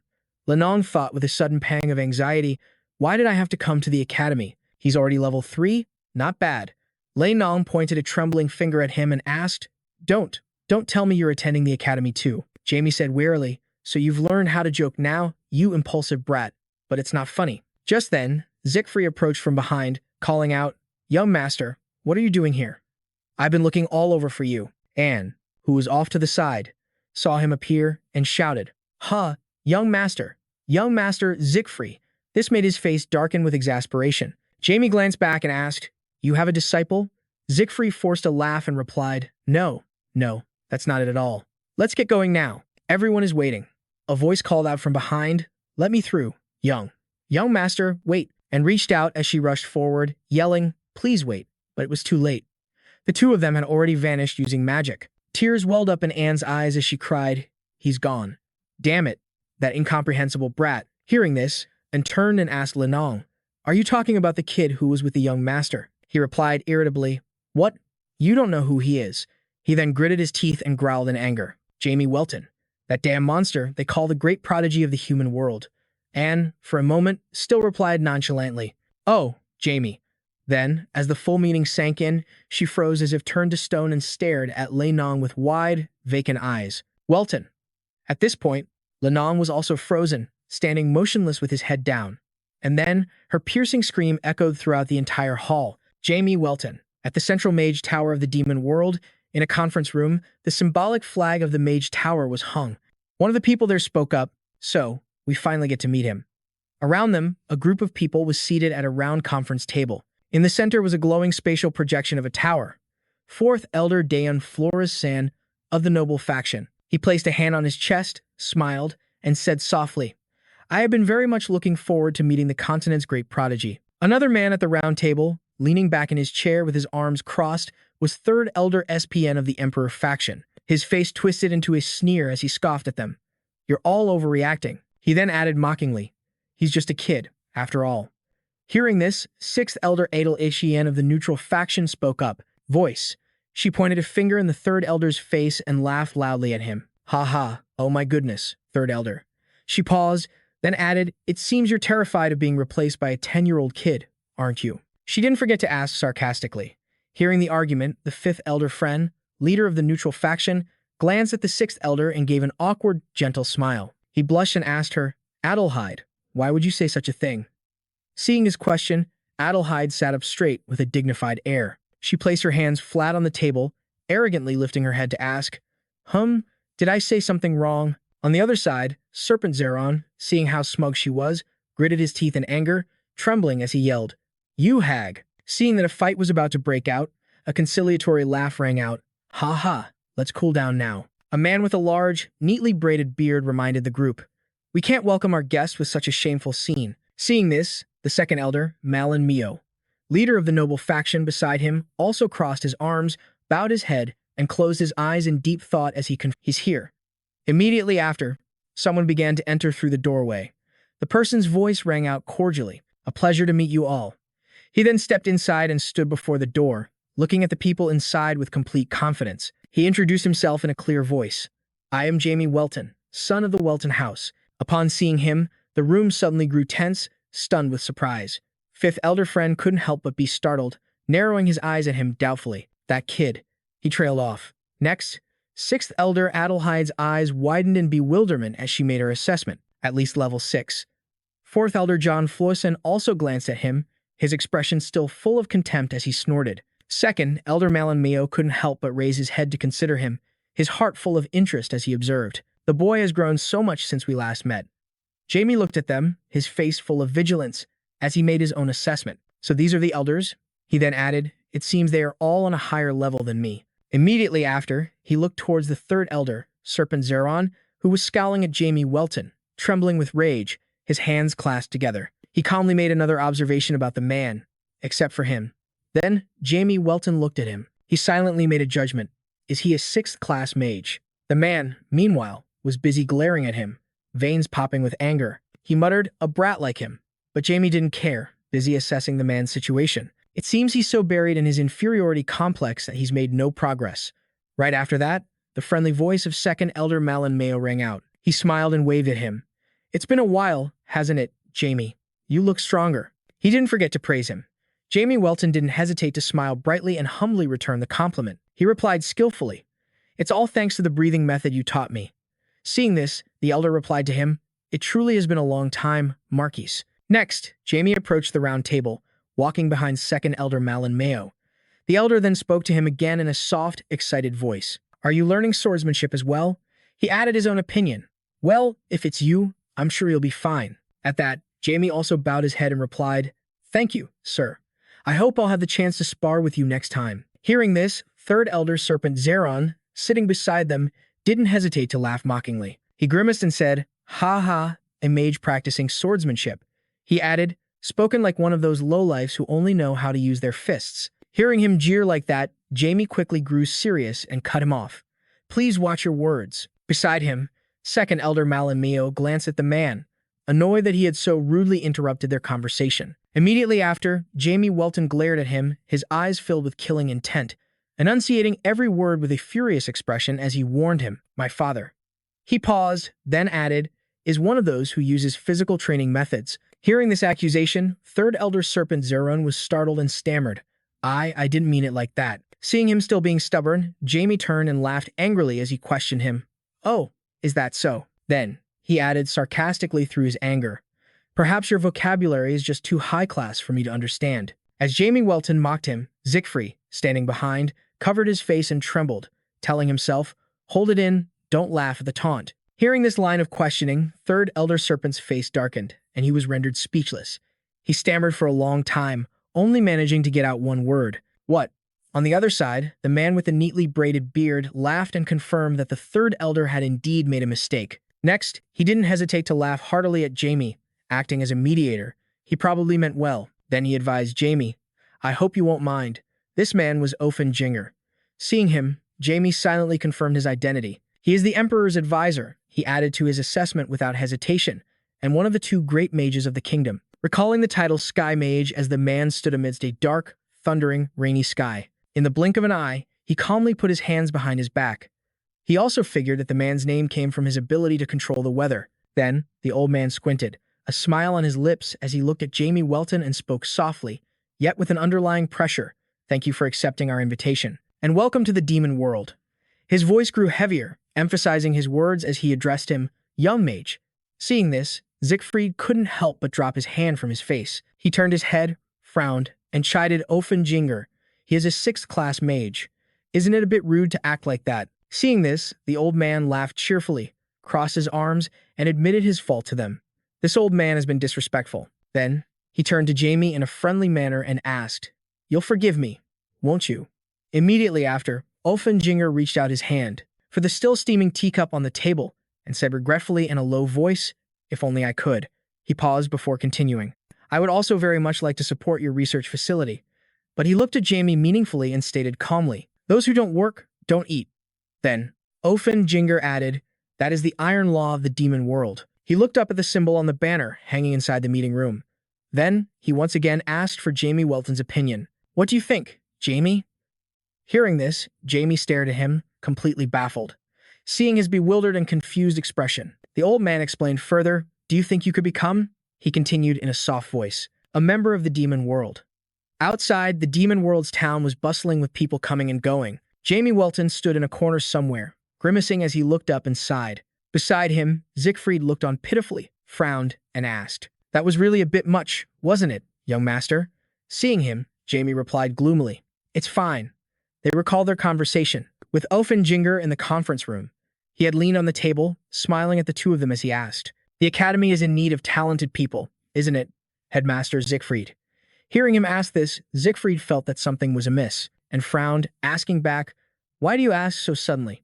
Immediately after, as if to confirm his suspicions, the old man dropped a bombshell on them. I hope that Jamie can become a temporary professor for 1 month. At this, Jamie's face darkened, and he shouted at the man in disbelief. What? Beside him, Siegfried was struck dumb, as if hit by lightning. He asked back in stunned disbelief. A few seconds later, Offenjinger laughed loudly, making the decision himself while the two were still in shock. Since no one is saying anything, that means everyone agrees, right? Then, he spoke again with hopeful confidence. I'm sure with the help of the headmaster, he'll be just fine. The old man just kept laughing. Back in the present, Siegfried, full of dissatisfaction, quickly turned to leave. His face was stern as he frowned and declared, I have to go deal with those lunatics right now. Seeing this, Jamie Welton became flustered. His own face darkened as he grabbed Siegfried's cloak, pulled him back, and tried to stop him with a forced smile. Don't. Then he assured him, It's really okay. Seeing Jamie still trying to endure it, Siegfried turned back to look at him and advised, If anything unusual happens, you have to tell me. Then he reminded him, I may look like this, but I am the headmaster, he said with utmost seriousness. Jamie scoffed at this and questioned him. Ha ha, a headmaster who forgot his own school's entrance ceremony? Just then, Jamie Welton saw a group of excited children run by, shouting, I want to learn magic as soon as possible. A little girl next to him added, Me too. Hearing Jamie's remark, Siegfried got flustered and stammered out an explanation. No, there was a reason for that. Then, he looked down, lost in his own thoughts. I swore I would never take on another disciple.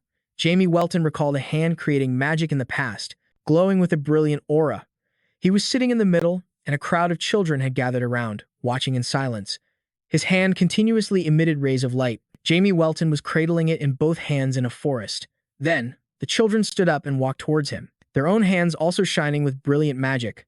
One child called out to him, Master, look at this. Beside him, another little girl who had successfully performed the magic excitedly added, Mine too. Seeing this, he encouragingly patted their heads. In the distance, a red-haired girl couldn't perform the spell. She stared, stunned, at her own palms, which showed no sign of movement, feeling dejected. That night, under a full moon, a light was still on in a house in town. The red-haired girl sat in the library, looking at her empty palms and lamenting sadly. I knew I couldn't do it. She had no confidence in herself. Then, from behind, a glowing hand appeared and touched her shoulder. Startled, The red-haired girl instinctively turned her head to look. He was standing beside her, gently reaching out to guide and comfort her. There's no need to rush. The girl looked up at the magic formulas on the table, her mouth agape in surprise as she took it all in. Then, he added, a piece of advice for her, just take it one step at a time. And then, during class the next day, she successfully performed the spell. Her hand began to glow, and she happily called out to him, Master. I did it too. Behind her, her friends were all happy for her, smiling brightly at her. Seeing this, he also walked over and lifted. He joyfully scooped the little girl up, praising her, and the children around them all clapped and cheered. The memory ended, and back in the present, Jamie Welton was still lost in thought. Finally, with an unreadable expression, he came to a conclusion. Those kids needed to see him leave. He walked past the group of kids, thinking to himself, my disciples? Huh. Meanwhile, the kids were still excitedly heading to the opening ceremony, calling out to each other, wait for me. Jamie Welton had made his decision. Just 1 month. He then walked past the children, quickening his pace. They also hurried on their way, thinking to themselves, no need to think too much about it. Jamie Welton reminded himself. In another part of the country, a loud shout rang out, what? Under the full moon in the dark night, this was Phoenix Academy, the girls' dormitory. Inside one of the rooms, a girl with red hair tied in a ponytail sat on her bed, shouting in astonishment, how could you not recognize Lord Jamie? She added, his emerald eyes. And Mayor, sitting on the adjacent bed, looked at her and could only manage a forced laugh in response. Haha, beats me. I don't know how I didn't recognize. As she spoke, she shyly raised a hand to scratch her face.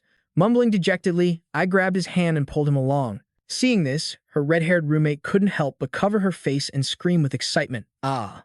Lord Jamie held your hand, too. Hearing her, and Mayor couldn't help but ask another question. But why do you call him Lord Jamie? She added. He seems quite young. Hearing this, her friend shot up to her feet and frantically cut her off, screaming, what? This made Mayor flinch and lean back from the girl aggressively approaching her. Her roommate then asked suspiciously, are you really that dense, or are you just pretending? Without waiting for an answer, she launched into a proud and passionate explanation. Lord Jamie is our guiding star. She imagined his adorably grumpy face in the most charming way possible, surrounded by flowers and magical lights as she spoke with glowing praise. The greatest genius of all time, the holy son of the goddess Pyrrho. Then she added, the only son of the house of Welton. Hearing her friend's grand description, and Mayor looked up, closed her eyes, and sighed, confirming, sigh. I didn't know. Then, dismissing everything, she continued, whatever, I'm going to go. Seeing this, her roommate complained helplessly, you idiot. Then, as if remembering something, the red-haired girl clasped her hands, smiled brightly at Mayor, and shared some news. Oh, have you heard? It's about, even from the beta class. Seeing that Mayor didn't seem to understand, she explained, he took an enhancement potion, and his scores have skyrocketed. Hearing this, Mayor asked in bewilderment, huh, the guy who was going to drop out because he couldn't keep up with his studies? Seeing that she remembered, her roommate excitedly took out a vial and announced with a grin, that's him. So I bought one, too. She added, one for you, too. Then she brought it to her lips and took a gulp, opening one eye to sneak a glance at her as Mayor said, I don't need it. And Mayor shook her head and refused with a frown. Seeing this, her roommate, still drinking, glanced at her and remarked, this is why I hate model students. She then placed the now empty vial on the table and asked excitedly, and Mayor, want to go get something to eat? And Mayor just confirmed what she'd already said to her roommate.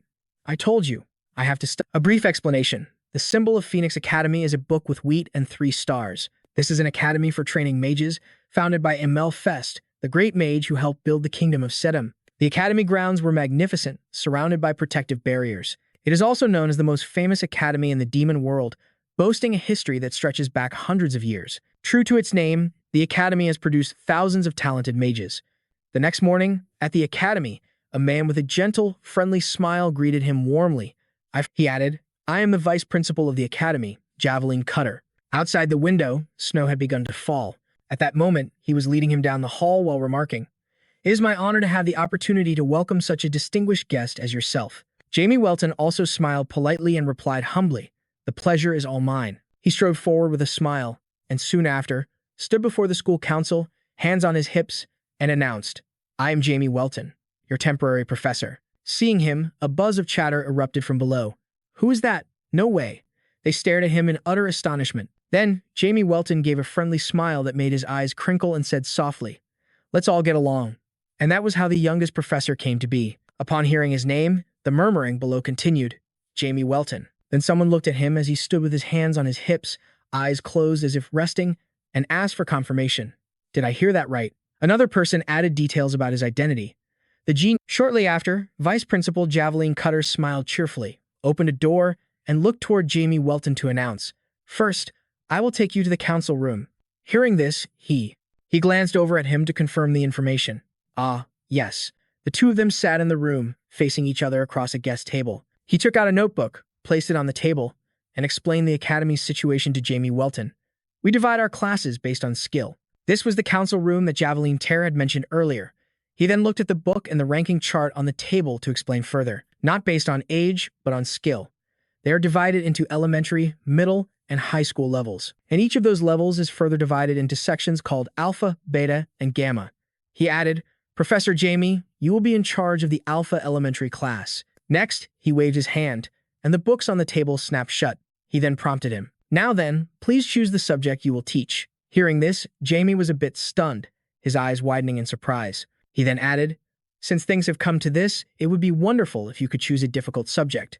After all, you are quite exceptional." Hearing this, Jamie looked at the papers spread out on the table and thought seriously. Then, he mulled it over in his mind. "I'm most confident in dark magic." He then reconsidered.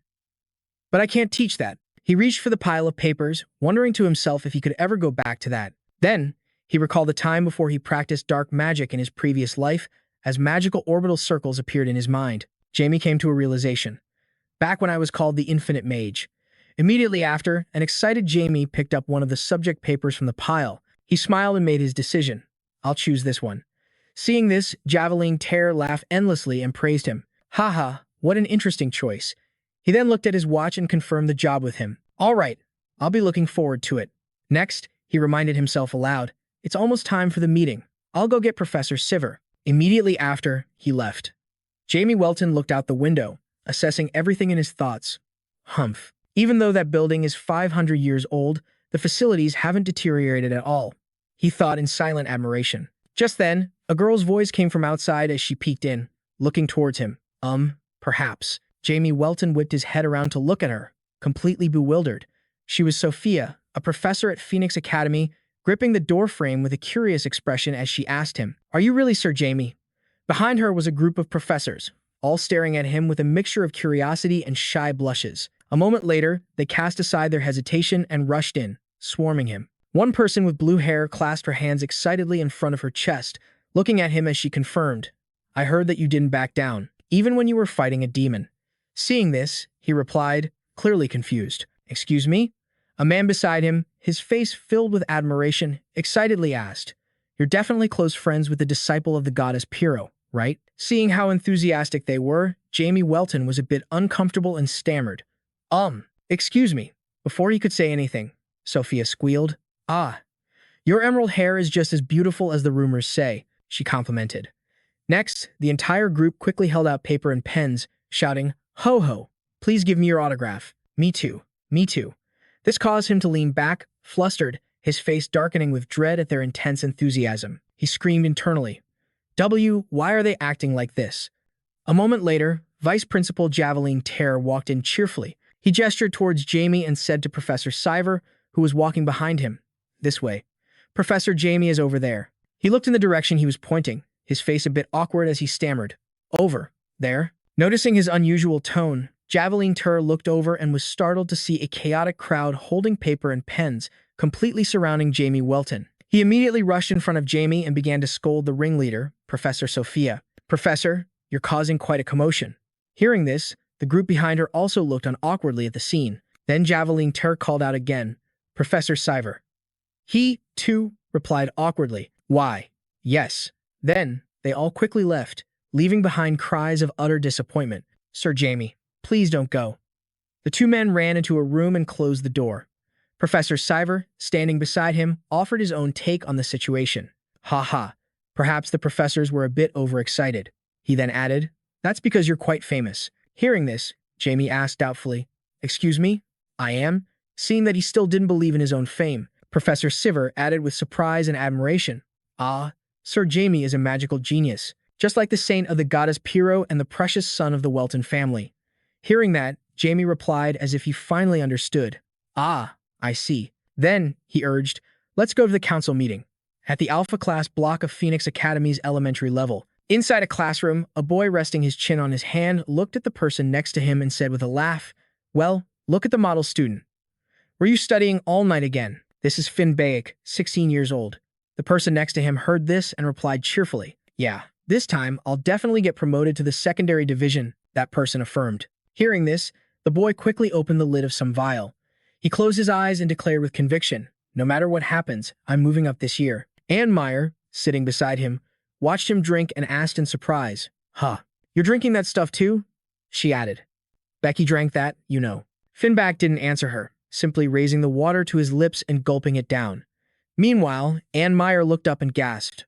Oh, a red-haired boy with his hair swept to one side and a gloomy expression walked past. In his mind, he was like a madman, smugly running a hand through his hair. Oh, there's no one here who can possibly defeat me. On the outside, however, he tried to shove his hands into his pockets, putting on a cold, aloof expression, while inwardly making an assessment. It seems there's nothing to worry about. He then planned to quickly show off his talent and skip a grade. Suddenly, a voice called out, shattering his thoughts. Hey, redhead.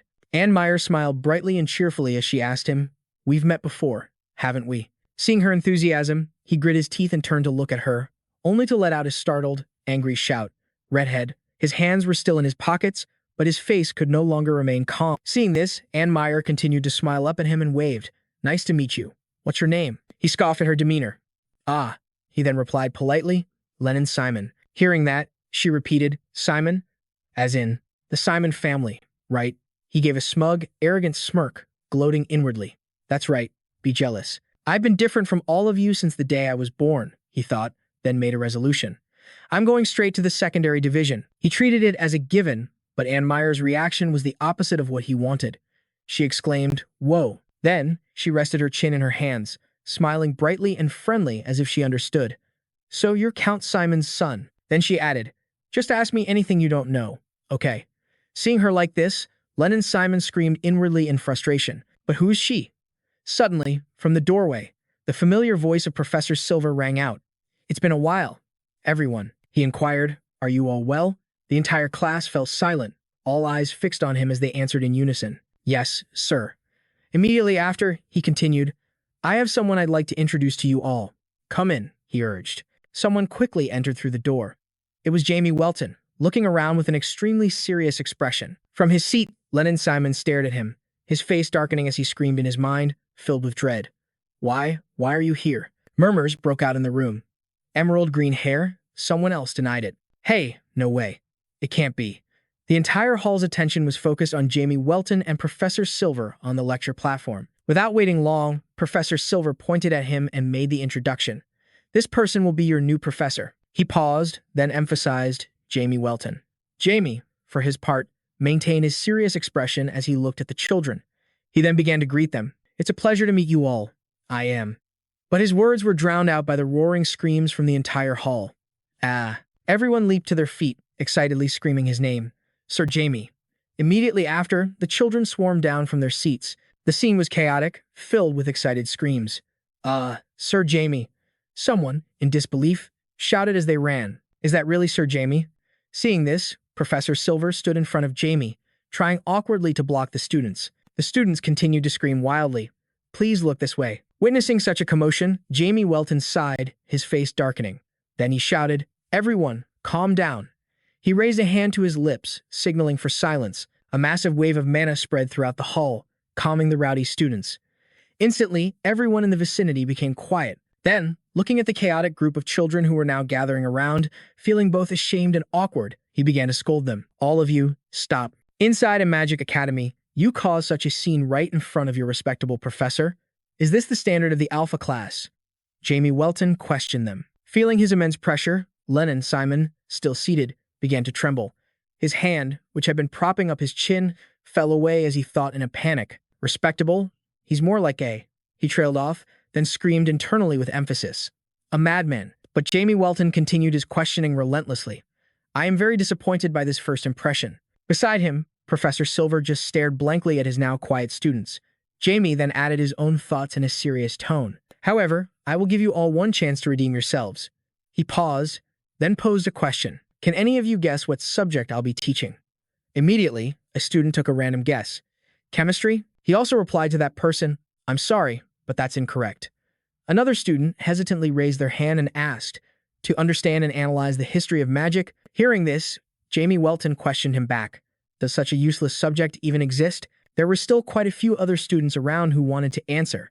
Suddenly, a fist shot up. It was Anne Meyer. The young girl looked at him confidently and presented her reasoning. Her fist still raised high. Professor, since you're a ninth class mage, you won't be teaching any of the ordinary subjects. She further reasoned that there are advanced subjects like the many aspects of attributes and magic circles, but then she refuted that idea. But we learn about energy in middle school. She made her final deduction, concluding with a question. So, that means you'll be in charge of teaching the magic circle course, right? Hearing this, Jamie Welton looked at the girl and a thought suddenly occurred to him. Is that her? The girl I met at the entrance ceremony? He then made an assessment in his mind. It doesn't seem like she has much mana, but she's in the alpha class. Then, Jamie Welton calmly snapped out of his thoughts and softly confirmed, correct. He didn't forget to praise Anne Meyer. Your analytical skills are quite good. Hearing this, she excitedly raised her fist. With her other hand, she flashed a two-fingered victory sign, her eyes crinkling as she said happily, I guessed right. Beside her, Phil Baltic looked at her, gave a thumbs up, and exclaimed with a smile, as expected of the model student. Meanwhile, at the desk below hers, Lennon Simon was so angry he slammed his fist on the table, startling the person next to him. He grimaced and ground his teeth. Lennon Simon's face contorted, sweat beading on his forehead. He glanced up at the desk in front of him, screaming in his thoughts in disbelief. She got acknowledged by that bastard Jamie. Then he wondered once again, who is she? Just then, Professor Siver clapped his hands, smiling as he got everyone's attention. All right, that concludes the introductions. He advised, study hard, everyone. The students quickly replied in unison, yes, sir. After class, in the teacher's lounge, Jamie Welton sat down in his chair, letting his arms hang loose as he looked up and sighed. Phew, so tiring. He stared at a paper tacked to the notice board on his desk, lost in thought. Classes start tomorrow. Huh? Then he wondered aloud. They said I'd be co-teaching with the previous professor for the first session. Ah. Then Jamie Welton looked at a file with a photo of someone scowling and made a doubtful observation. This is the professor in charge of the Magic Circle course. He looked at the information and read the name. Kenny Iyer. He's a 5th class mage and has several pages written about him. Jamie Welton noted, then recalled with a sense of caution. He pictured the monkey-like scowl of the 3rd Elder Serpentarin and thought warily, he's Serpentarin's disciple. Suddenly, Sophia, who was standing beside him, spoke up with a warning, you should probably be careful. Hearing this, Jamie Welton looked up from the document he was reading and asked her, why is that? Seeing that he didn't know, she covered her mouth with her hand, winked, and whispered an explanation. He has a bit of an inferiority complex, then added, and some of the teachers are completely smitten with him. Seeing her well-intentioned warning, he replied, okay, thanks for letting me know. Haha. She then stammered, in that case. Sophia trailed off, then grabbed a pen and paper, looked at him, and asked, could I please have your autograph? Seeing this, he looked at her and sighed helplessly. Suddenly, an unfriendly voice cut into their conversation. As expected, being a celebrity really makes you different. It was Kenny Iyer. He stood behind them with an annoyed expression, glancing at Sophia and taking a jab at Jamie, holding an autograph session right here in the teacher's lounge. Are we? At this, Professor Sophia's face turned pale. She glanced at him, screaming inwardly in her awkwardness. Professor Kenny. Meanwhile, Jamie silently identified him. Kenny Ayer, the professor in charge of magic circles. Hearing his jab, the flustered Professor Sophia stood frozen, unable to move, and denied it. It's not like that. Before she could finish, Kenny Iyer waved his hand dismissively at her and urged, just go back to your desk, Professor. Jamie remained silent, still holding the paper in his hand. Hearing this, Sophia stammered a reply, yes. After she left, Jamie stood up amicably, raised his head, and extended his hand to greet him in a friendly manner. It's a pleasure to meet you. I'm Jamie. But before he could finish, Kenny Iyer got right in his face, glaring with a contorted expression as he questioned him. I heard you also learned how to use a sword since you were 10, is that right? Then he added his own assessment. It must have been quite an ordeal to acquire such a talent. Then he warned Jamie Welton. However, you'd better prepare yourself thoroughly. He placed a hand on Jamie's shoulder, his face twisted into a fierce, grotesque smile as he announced in an unfriendly tone, I won't be going easy on you. Seeing this, Jamie replied softly, all right. His face was filled with disgust as he glared at Kenny Iyer. He knocked the man's hand off his shoulder, enunciating each word with provocation. That's exactly what I want. The next morning, footsteps echoed through the halls of Phoenix Academy. In a classroom, a blonde girl stood up, turned around, and shouted. She warned the other members of the class, "He's coming." Then she urged, "Everyone, sit down. The demon professor is on his way." Following that shout, the classroom door was thrown open forcefully. Professor Kenny Ayer frowned at the little girl and spoke in a dark, threatening tone. "Hamo, if you call me that one more time, I'll have you expelled." Meanwhile, Jamie Welton, walking behind him, covered his mouth and laughed with glee, silently repeating the name to himself. The demon professor. After hearing the teacher's threat of expulsion, the little girl was startled and let out a small, obedient sound. After getting the class settled, Kenny Ayer placed the stack of papers he had prepared on the desk, put his hand on it, and looked at him, calling out with extreme sarcasm, "The great Jamie Welton." Then, he announced to the children that they would be having a lesson on magic circles. Immediately after, he looked at the students and spoke loudly, mocking him again. But a genius doesn't necessarily make a good teacher. His hand quickly used magic to lift the stack of papers off the desk as he scowled at the students. Angered by Kenny Ayer's words, he yelled out at him in confusion and dissatisfaction, "What?" Then, ignoring Jamie Welton's discontent, he continued to announce to the students, "All right, today we will have a test." As soon as he finished speaking, Kenny Ayer used magic to distribute the test papers to each student, saying softly, "Here." The students' faces twisted with dissatisfaction as they looked at the test papers, but they still had to reach out and take them. He added more information about the test's content. "We will learn how to cast 6-star magic." And of course, Jamie Welton also received a paper. He looked at the test's content, then glanced over at Kenny Ayer. He praised him in his thoughts. He actually prepared the lesson well, didn't he? The man, however, was still annoyed, glaring at the students. Seeing this, he made another mental note. "Let's see just how good you are." Next, Kenny Ayer raised his hand and looked at the students, his face still cold as he continued to explain. "Common magic circles usually have the same formula." He paused, then added more. "Normally, to cast a 6-star magic circle, we use the moon and the sun, as well as the stars." Between his index and middle fingers, he condensed magic, creating a dazzling starlight that shone brilliantly all around as he continued to instruct the children. "The stars are the universe, the sun is the world of day," Kenny Ayer stated, "and the moon is the world of night." He pushed his hand forward, and a circle of the moon surrounding a large sun appeared in front of the students as he began to explain it. "You can surround them with a circle and merge them into one." Next, he added another point. "And from there, we have a complete magic circle." Kenny Ayer's voice continued to echo through the lecture hall. Depending on the type of magic you want, their symbols will change. The students, however, were staring at his magic, completely dumbfounded. Some were intrigued, while others were so sleepy they felt exhausted. And then, Kenny Ayer added more. Depending on the arrangement of the symbols, their power will also differ. Then, standing at the lectern, he waved his hand. The magic circle he had just created gradually faded and disappeared. Kenny Ayer placed his hand on the open book in front of him. He stated his own conclusion. "Once you have set the positions of the symbols, you cannot change them again." He added, "Therefore, you need to consider their positions very carefully from the very beginning." Kenny Ayer explained further, "Currently, there is no specific method to arrange the symbols for maximum efficiency, but it is still being researched." Before he could finish spreading his misinformation, he interrupted Kenny Ayer with a questioning tone. "You still don't know?" Seeing his lecture interrupted, Kenny Ayer glared angrily at Jamie Welton, scowling with dark annoyance as he asked, "You, could it be that our genius here already has a method?" Hearing his question, Jamie Welton sighed reluctantly. He looked at him smugly and said, "You just need to draw a path for it," he offered as a hint. Seeing this, the man immediately retorted, "Everyone knows that," but was cut off by Jamie Welton. He shouted, "Watch this." Then, using just his index finger, he pointed forward, and magic swirled around, emitting a blue light. A magic circle gradually began to form. Jamie Welton was completely serious. Next, his index finger moved continuously, drawing a line down the middle of the newly created circle, splitting it in half to form a plus sign. With a sun and a star on either side of the circle, he announced, "Now, I'll draw the sun's guide path here. The moon here. That should work," he said to himself. Seeing that he wasn't following the basic steps, the professor began to laugh mockingly at him. "Ha ha. In that case, the magic circle will collapse immediately."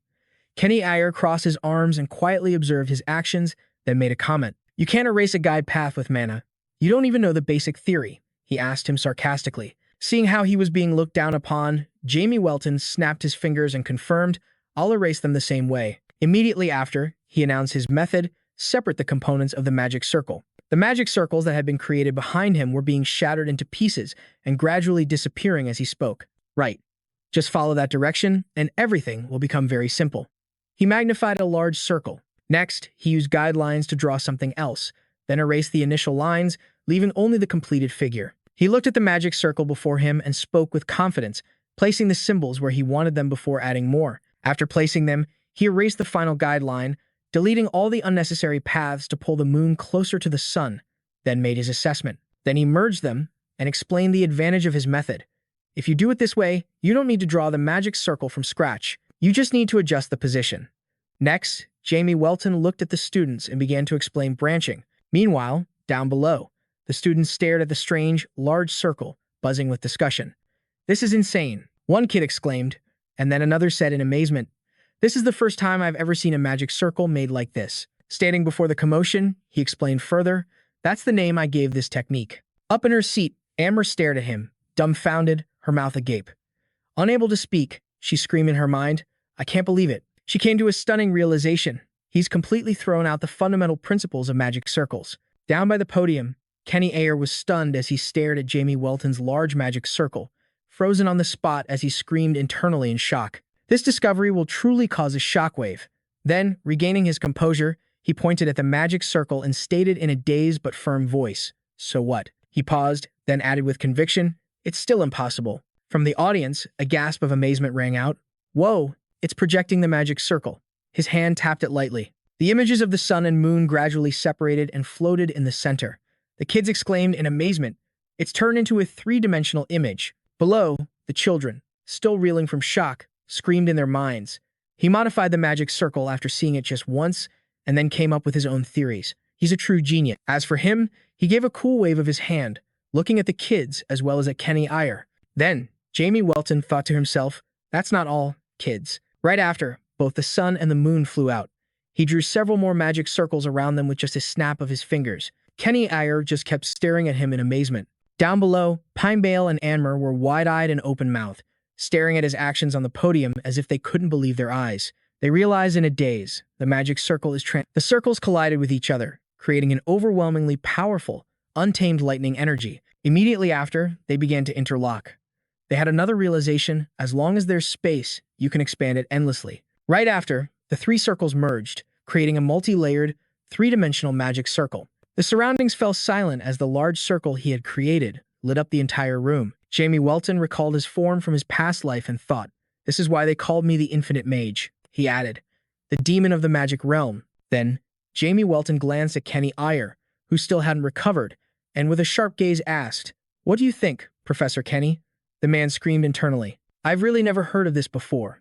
His body stood frozen as he stared, stammering, at the circle he had created before him. "This?" Then, he screamed again in his mind, questioning his identity. Just who in the world is he? Seeing that he couldn't squeeze out a single comment, Jamie Welton snapped his fingers, dispelling the circle. He looked at the children and said, "This was just a visual demonstration." Then, he reminded the students below, "You all still need to learn branching. By next class, make sure you understand the structure of a two-star magic circle." Beside him, Kenny Ayer remained on the podium, silent as a stone, still unable to regain his composure. Up above, Lion Simon was also in shock, his face pale.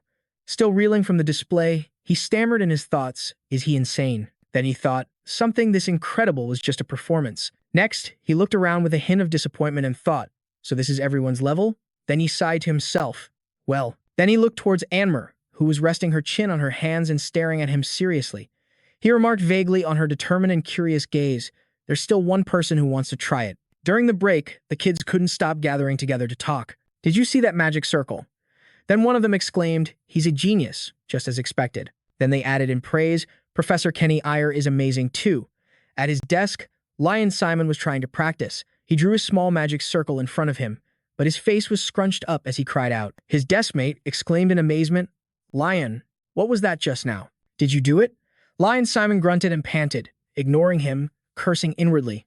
"Damn it, I barely even managed to create it." After that, the circle slowly faded away. Lennon Simon noticed Annabelle Murr's desk was also glowing and made a confused sound. "Humph, what is she doing?" he wondered curiously. At her desk, Annabelle Murr was still trying to practice what she had just seen in the previous class, having reached the merging step. He thought to himself, skeptical. Is she trying to create a complex magic circle? He then made another confused observation. Is she skipping the arrangement phase entirely?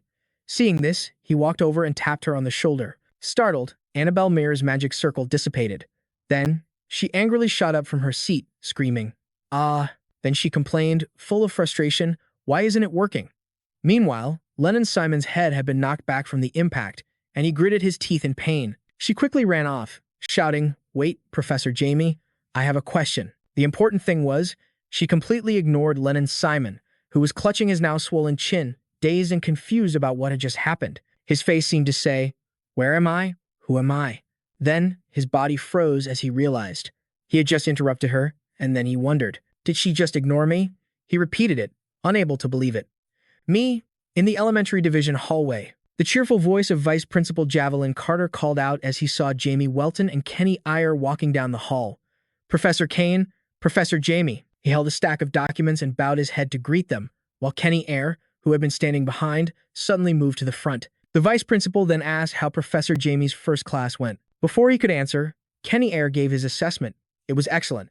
This made Jamie Welton, standing behind, look at him in surprise and think to himself, so he can be pretty upright after all. Hearing the praise, Javelin Carter was a little doubtful but still asked cheerfully for confirmation. "Really, this is the first time I've ever seen Professor Kane praise someone." Next, with an unreadable expression, Kenny Eyre started walking, bumping the vice principal's shoulder as he grimly cut him off. "I have something to attend to, so." Seeing him leave so quickly, Vice Principal Javelin Carter quickly turned and ran after him, reminding him in an awkward and flustered manner, "Wait, Professor Kane, you have the meeting today, too." Leaving him behind to watch them go. Seeing this, Jamie Welton, who was still behind, raised a hand to shield his eyes from the sun and thought grimly, "Looks like he isn't insecure after all." Then he added another thought, "And his classes aren't that bad, either." Suddenly, a shout rang out from behind him, "Professor Jamie." He saw Annabelle Murr running towards him, with a disgruntled and frowning Lennon Simon trailing behind. He winced, annoyed. "She doesn't even give me a moment to think." He tried to remain calm and asked softly, "What is it?" Immediately, she created a magic circle and asked, "Sir, I'm trying to create the magic circle you just made earlier." Then, she added disappointedly, "But every time I try to merge them, I fail." Jamie Welton looked at her circle, pointed to one where a moon was at the center of a sun, and said, "All right, the moon here." He paused, then pointed to another circle where a moon was at the center of a star and added, "Conflicts with the moon of this magic circle." Jamie Welton wondered to himself, after saying that, does she even understand what I'm talking about? Seeing this, she quickly put it into practice, then spoke up to confirm. You mean I have to erase it and merge them again, right?" Her hands began to combine them as she asked. "So, what if I do this?" She trailed off. Next, she cradled the completely combined circle, whispering excitedly. She exclaimed with excitement, "I did it." Seeing this, he also stared at her, stunned. Beside them, a stunned Lennon Simon also looked up at her magic circle. Then, the circle couldn't be maintained for long and vanished. Seeing this, she frowned and let out a small ah. Behind her, Lennon Simon shoved her shoulder excitedly and yelled, "You, how did you just do that?" Annabelle Murr only now noticed his presence and turned around with a surprised yelp, her face startled and bewildered. He lost his composure, his expression growing more urgent as he yelled, pressuring her, "Tell me, how did you do it?" Hearing him say that, Annabelle Murr gradually understood. She turned her head and replied with a smile, Well, I just copied the professor." At this, Lennon Simon's face darkened, stunned. He asked again for confirmation, completely astonished. "Just copied." Then, he screamed internally in disbelief. "There's someone better than me?" Jamie watched them bicker back and forth, crossed his arms, and made an assessment in his mind. It's not perfect. But then he couldn't help but marvel. But how could she copy a three-dimensional, multi-complex circle after observing it just once? Jamie Welton quietly looked over at her as she awkwardly held up her hands innocently, while Lennon Simon let go of her and thought to himself, it would be absurd if no one recognized her talent. Then, Jamie Welton decided he needed to talk about this.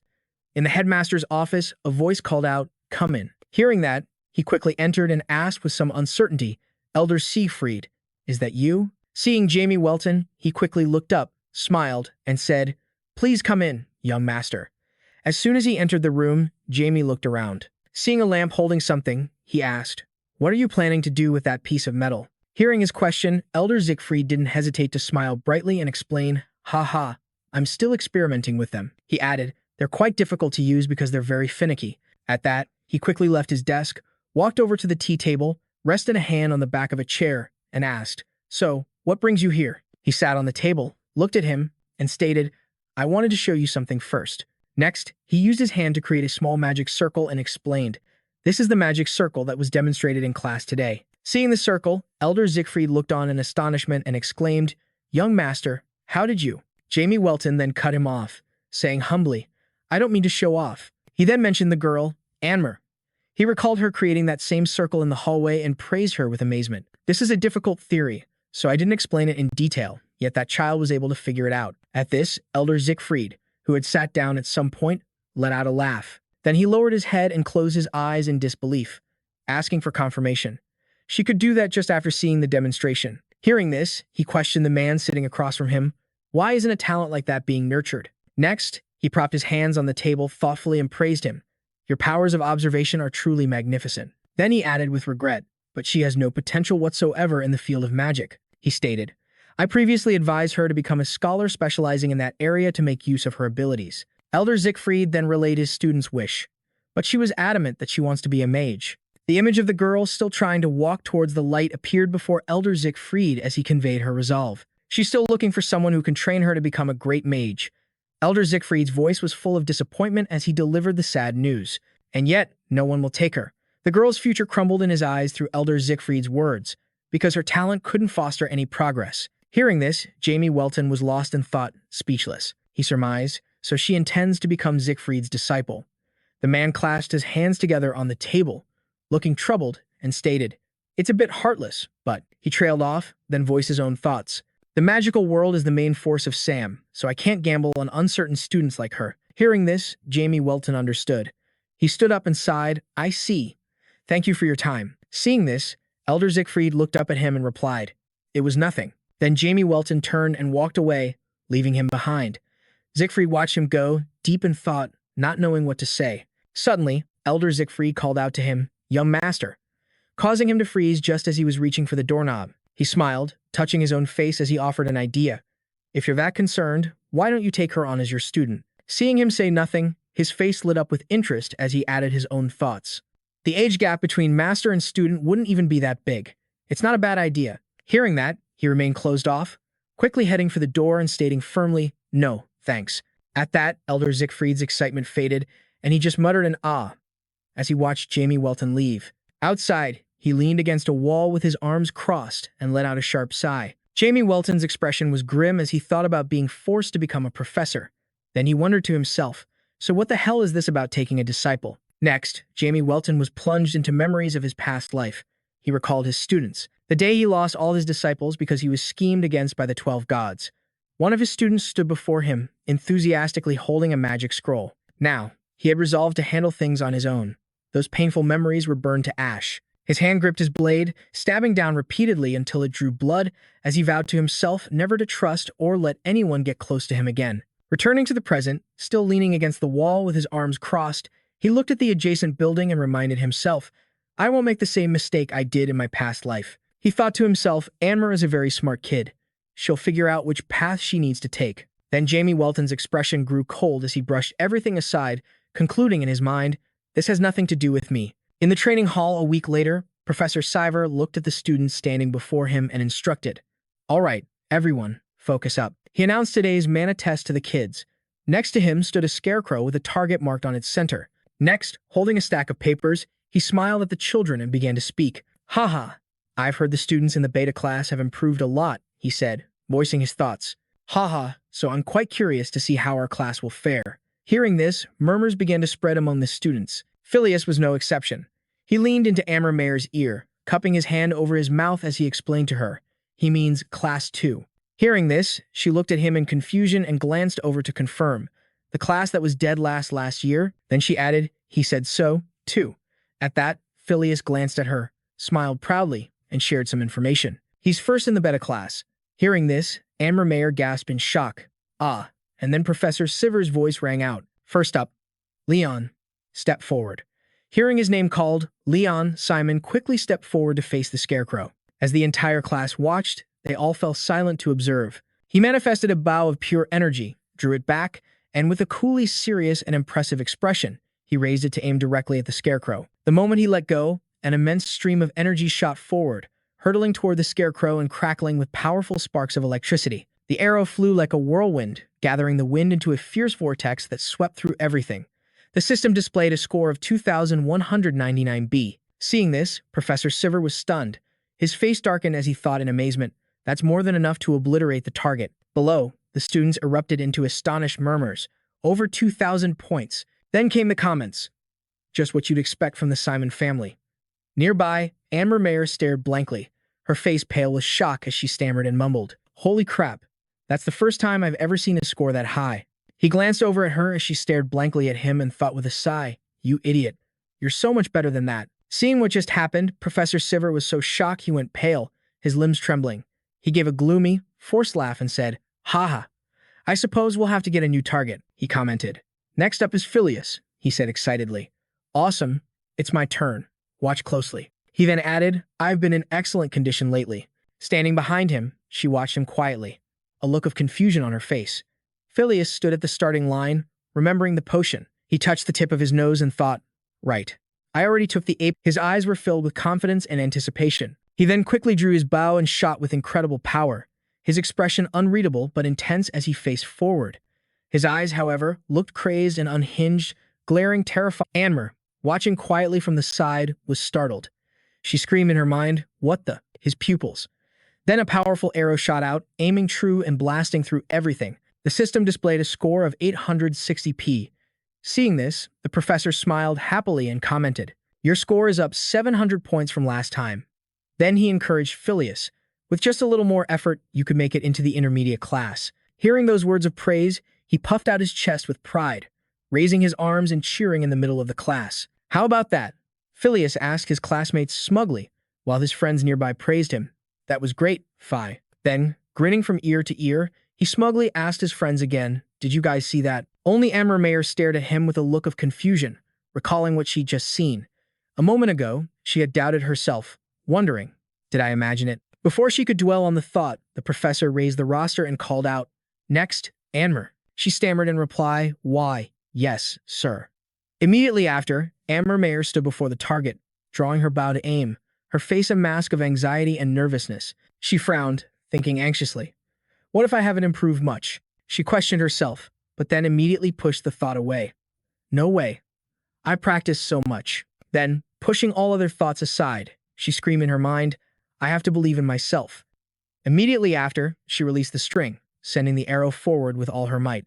The professor announced 247P. The result left Anne Mayer frozen in shock. She pointed toward the scoreboard and stated with difficulty, "It's the same as last year." She stood there, tears streaming down her face, her expression utterly hopeless. From behind, Leon Simon glanced at her, completely at a loss for words as he pressed his... Later, a voice called out in the classroom, "Professor Jamie." It was Vice Principal Javeline Ter calling for him. He then asked, "Heading home for the day, Professor?" Jamie turned to look at him and greeted, Professor Javeline." Next, he placed a friendly arm around Jamie's shoulders, smiling as he complimented him, "I'm so glad to see you're adapting so well." Jamie Welton, however, just looked at him with a mixture of wariness and confusion. He repeated, emphasizing his words, "I'm very glad that you're adapting so well."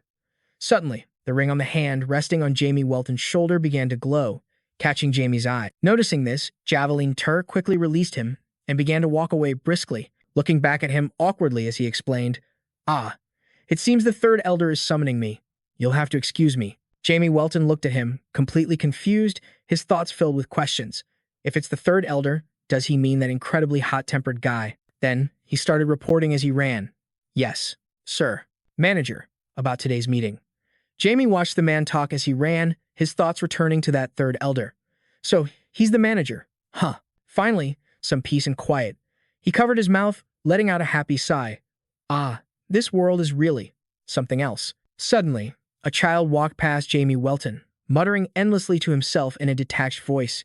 Each symbol has its own unique properties and effects. The child added, "If the symbols in a magic circle are placed symmetrically, a change will occur." Seeing the kid muttering to himself as he walked away made Jamie curious, and he turned to watch, wondering to himself, "Is that kid from beta class number 2? Then he thought, "Isn't he pushing himself too hard with all that studying?" The boy's eyes were wide and bloodshot, as if he'd lost his soul, and his mouth kept muttering his lessons. But Jamie calmly came to his own conclusion. If he doesn't have any potential, he'll just have to die. He decided to let it go. It had nothing to do with him. Thinking this, Jamie Welton quickly turned and walked away, leaving the boy behind and telling himself again, "It's none of my business." At the manager's office, a knock sounded on the door, followed by a voice. "Manager, it's me, Javelin." Right after, the door swung open. Kenny Ayer stepped out, a stack of documents in his hands. Seeing this, Javelin Cutter asked in bewilderment, "Huh, Professor Kenny?" That guy glanced at him with an arrogant expression, saying nothing and showing no friendliness. Javelin Cutter, however, tried to be amicable and asked with a smile, "What brings you here?" But Kenny Ayer chose to ignore him and walked right past. Seeing Professor Kenny Ayer brush past him so coldly, Javelin Cutter glanced back, thinking to himself in confusion, "I just can't figure that guy out." Then he decided, "But since we're both professors, I should try harder to get along with him." In Kenny Ayer's hands was a stack of some sort of documents, and inside was a photograph. Then, the photograph carelessly slipped out of the file. It fluttered to the ground, revealing a picture of Anmer, smiling brightly and waving. During a break from class, everyone was gathered and chatting, while Anmer huddled by herself in a corner, watching them. She thought about her own performance, lowering her head in self-doubt. Everyone is getting stronger, little by little. But I'm the only one who's still the same. Then, she questioned herself internally. I've tried my best. Is this really my limit? Then, Anmer muttered quietly with regret, I should have drunk that energy drink Finn had. She recalled the image of her friend drinking that energy drink and felt even more down. From a distance, Jamie Welton's face darkened when he saw her again. His expression was one of clear annoyance as he wondered to himself. What's going on with her? He wondered, seeing her looking so dejected. Then, he turned away, determined to ignore it. Forget it. Just walk past. But her sighs grew louder, reaching his ears and forcing him to stop in his tracks. In the end, his body acted on its own. He walked over and stood in front of Anmer and asked her, "Is something worrying you?" Even though, internally, he had already cursed himself a dozen times. Damn it all. Seeing him standing in front of her, a startled and flustered Anmer called out in confusion, "Professor?" Then, she gloomily lowered her head and answered his question. "We had a mana level test today, but my score was the same as last year, only 247 points. Hearing this, his face twisted as he struggled to suppress a smile, trying desperately not to burst out laughing at Anmer. Afterward, Jamie Welton managed to compose himself and made a grim internal assessment of her situation. She really has no talent for magic. 247 points? When she saw that he didn't react, she sighed even more deeply, bowing her head in sorrow. Into the silence, Anmer's voice rang out, full of determination. "But I won't give up." She then clenched her fists, her face flushed and on the verge of frustrated tears as she added with even more resolve, "I swear I'll become a great mage and restore my family's honor." Seeing her expression, Jamie Welton understood. She's really serious about this. Her hands were still clenched with determination. Jamie Welton, however, fell silent. He remembered his own past desperation, and lowering his head, he realized her future was destined to repeat his own past. Then another thought came to him, and he wondered if he should give it one last try. Without another word to Anmer, he quickly turned and walked away. She watched him go, also saying nothing more. Suddenly, his voice rang out, causing the tearful girl to freeze in surprise. Then, Jamie Welton instructed her, "If you're confident you can handle it, come to my office tomorrow." At the Blue Mage Tower, the sun shone down on its towering spire. Jamie Welton stood outside. He looked up at the tower. Then, he casually opened the door, stepped inside, and thought to himself, "They said Marquis Renmail's lab is at the top, right?" Seeing this, a woman holding some documents in her hand spoke up. "Hey, kid, what are you looking for?" Hearing her, the others also turned to look at him, while Jamie Welton quietly replied, "I'm here to see the Master Mage." Hearing that, the girl chuckled and spoke mockingly, as if she thought he was joking. "Oh, the Master Mage, is it?" she repeated, then added, "But that's a shame. The Master Mage isn't someone a kid like you can just meet so easily." Hearing this, he instructed her, "Just tell him that Jamie Welton is here." At this, she tilted her head, still looking at him with a smile, and repeated as if it were a joke, "I see. So the kid's name is Jamie." She trailed off, and then suddenly screamed uncontrollably. Welton didn't have to wait any longer, quickly led to a room with its door already open. The girl bowed her head and confirmed respectfully to Jamie Welton, "This is the Master Mage's room. You may enter now, sir." Seeing how flustered the girl was, Jamie replied calmly, "Ah, all right, thank you." The moment Jamie Welton stepped into the room, his eyes widened as he let out a gasp. Whoa. Inside, he saw a complete mess.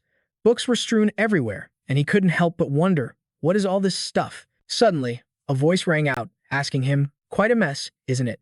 This startled Jamie, leaving him looking around in confusion. The voice seemed to echo directly inside his head. Without a moment's hesitation, Jamie Welton walked further into the room. He assessed the room in his mind. I can't tell where that voice is coming from, he thought, before coming to a conclusion. It seems he's manipulating the entire room with mana. He looked around and replied to the voice's earlier question. Well, it has its own unique charm. Hearing his reply, second Elder Malin Mio couldn't help but find it amusing. He teased the boy, "Haha, where did you learn to say things like that, kid?" Suddenly, from atop a high pillar, second Elder Malin Mio peeked his head out, smiling as he asked, "So, what brings you here?" He looked up and saw the old man kneeling on a large stone platform, looking down at him. He was a bit startled, thinking to himself, "Ah, so that's where he was." Then, second Elder Malin Mayo jumped down to the floor, standing beside him with his arms crossed.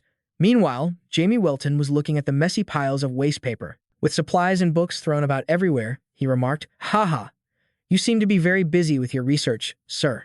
The elder beside him quickly smiled warmly and replied, "Even so, I can always make time for our Jamie." Hearing his tone, Jamie Welton realized what it was, thinking to himself, he's just pretending to be friendly. Next, he took another step forward to get a better look at the contents of the books and asked, "What are all these magic books about?" Looking at the book on the cluttered desk, second Elder Malin Mayo stammered in reply.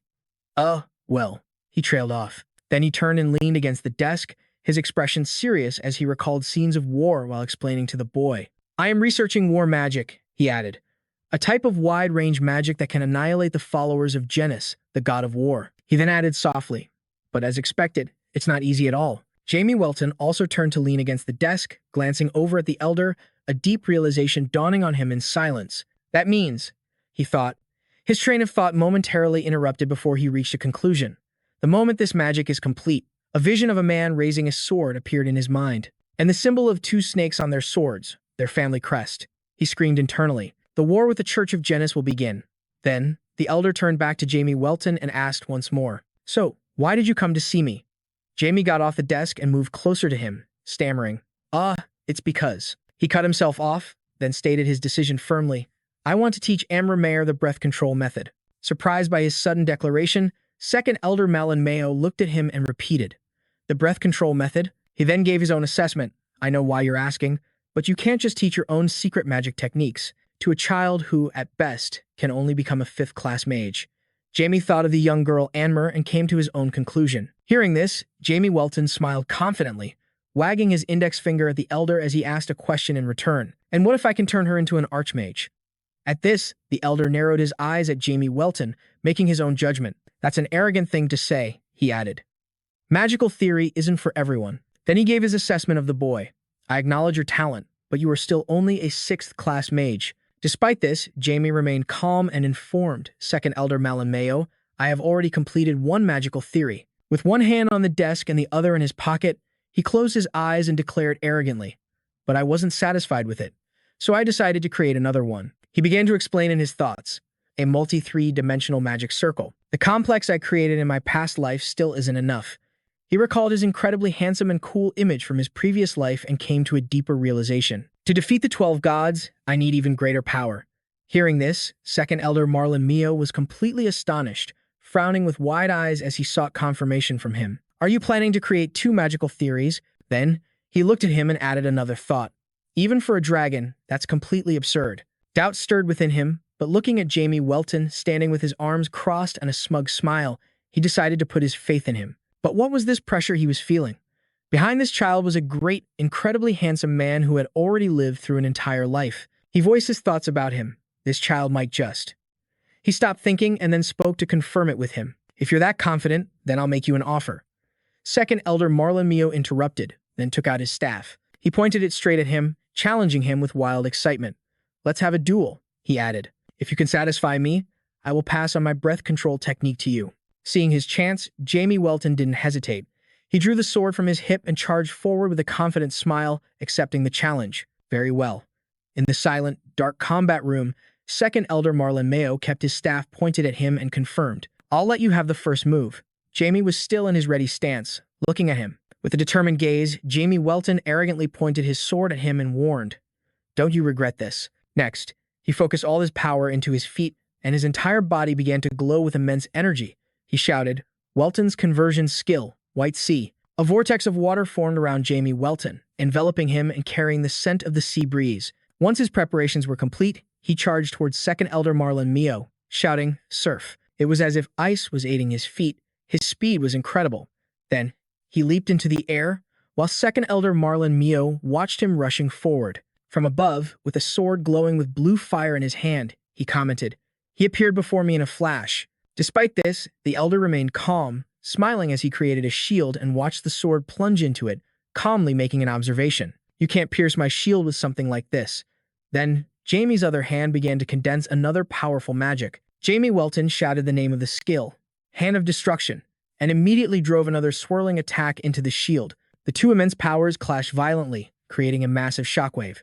He screamed in his mind, "Break the fortress." The protective shield shattered into pieces. Jamie's hand was closing in on the second elder, who was still stunned in utter disbelief. His jaw dropped as he thought with suspicion. Humph, did he read my mind? Next, he swung his staff, flashing behind Jamie and creating another shield while praising him. "Not bad, Jamie." The elder's speed was astonishing.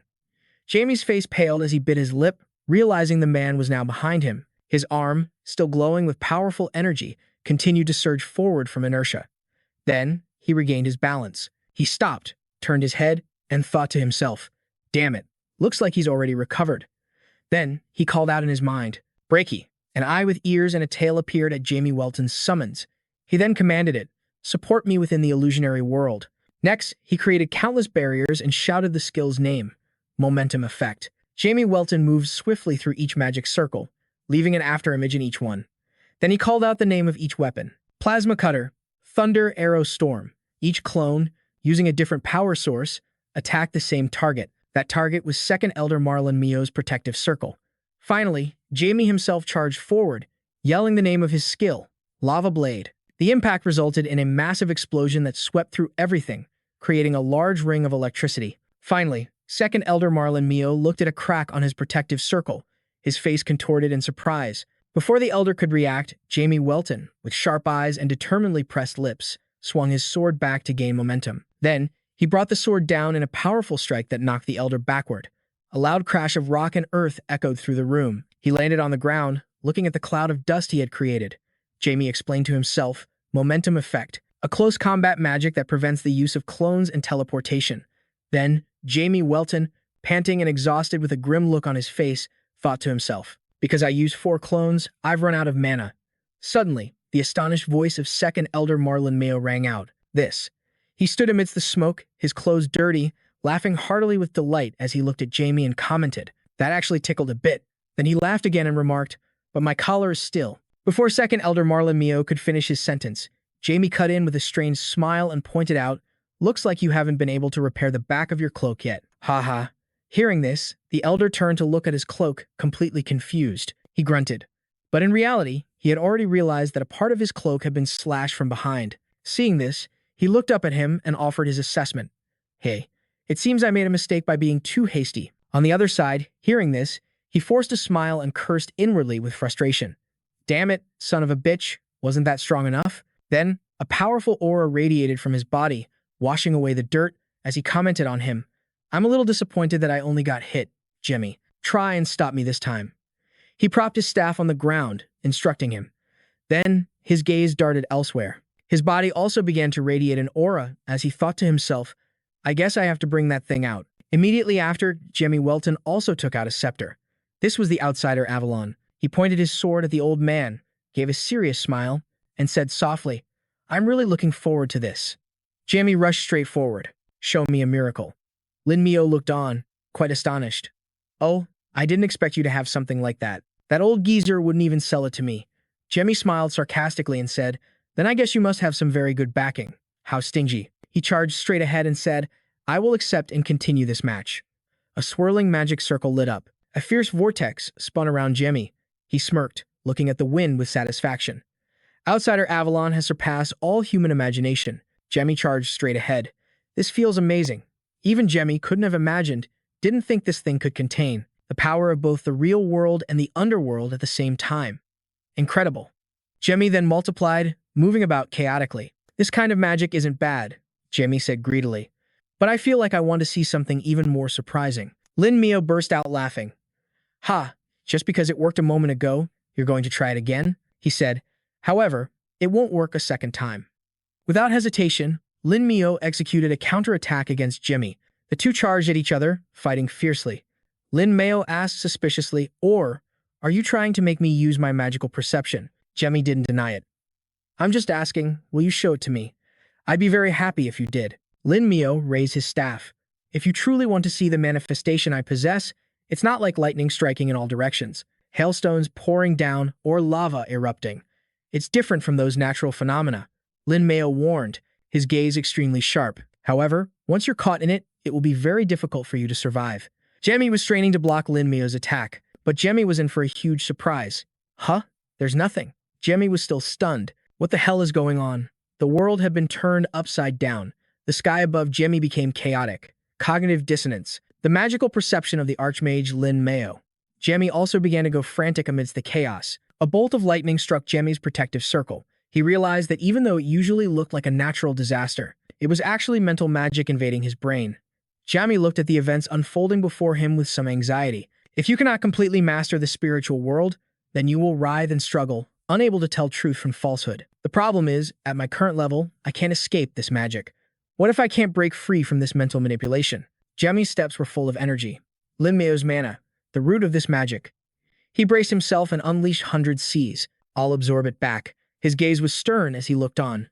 Devour it all. As a seasoned veteran, Lin Mio realized that although the boy appeared calm on the outside, he was actually fighting a fierce battle within.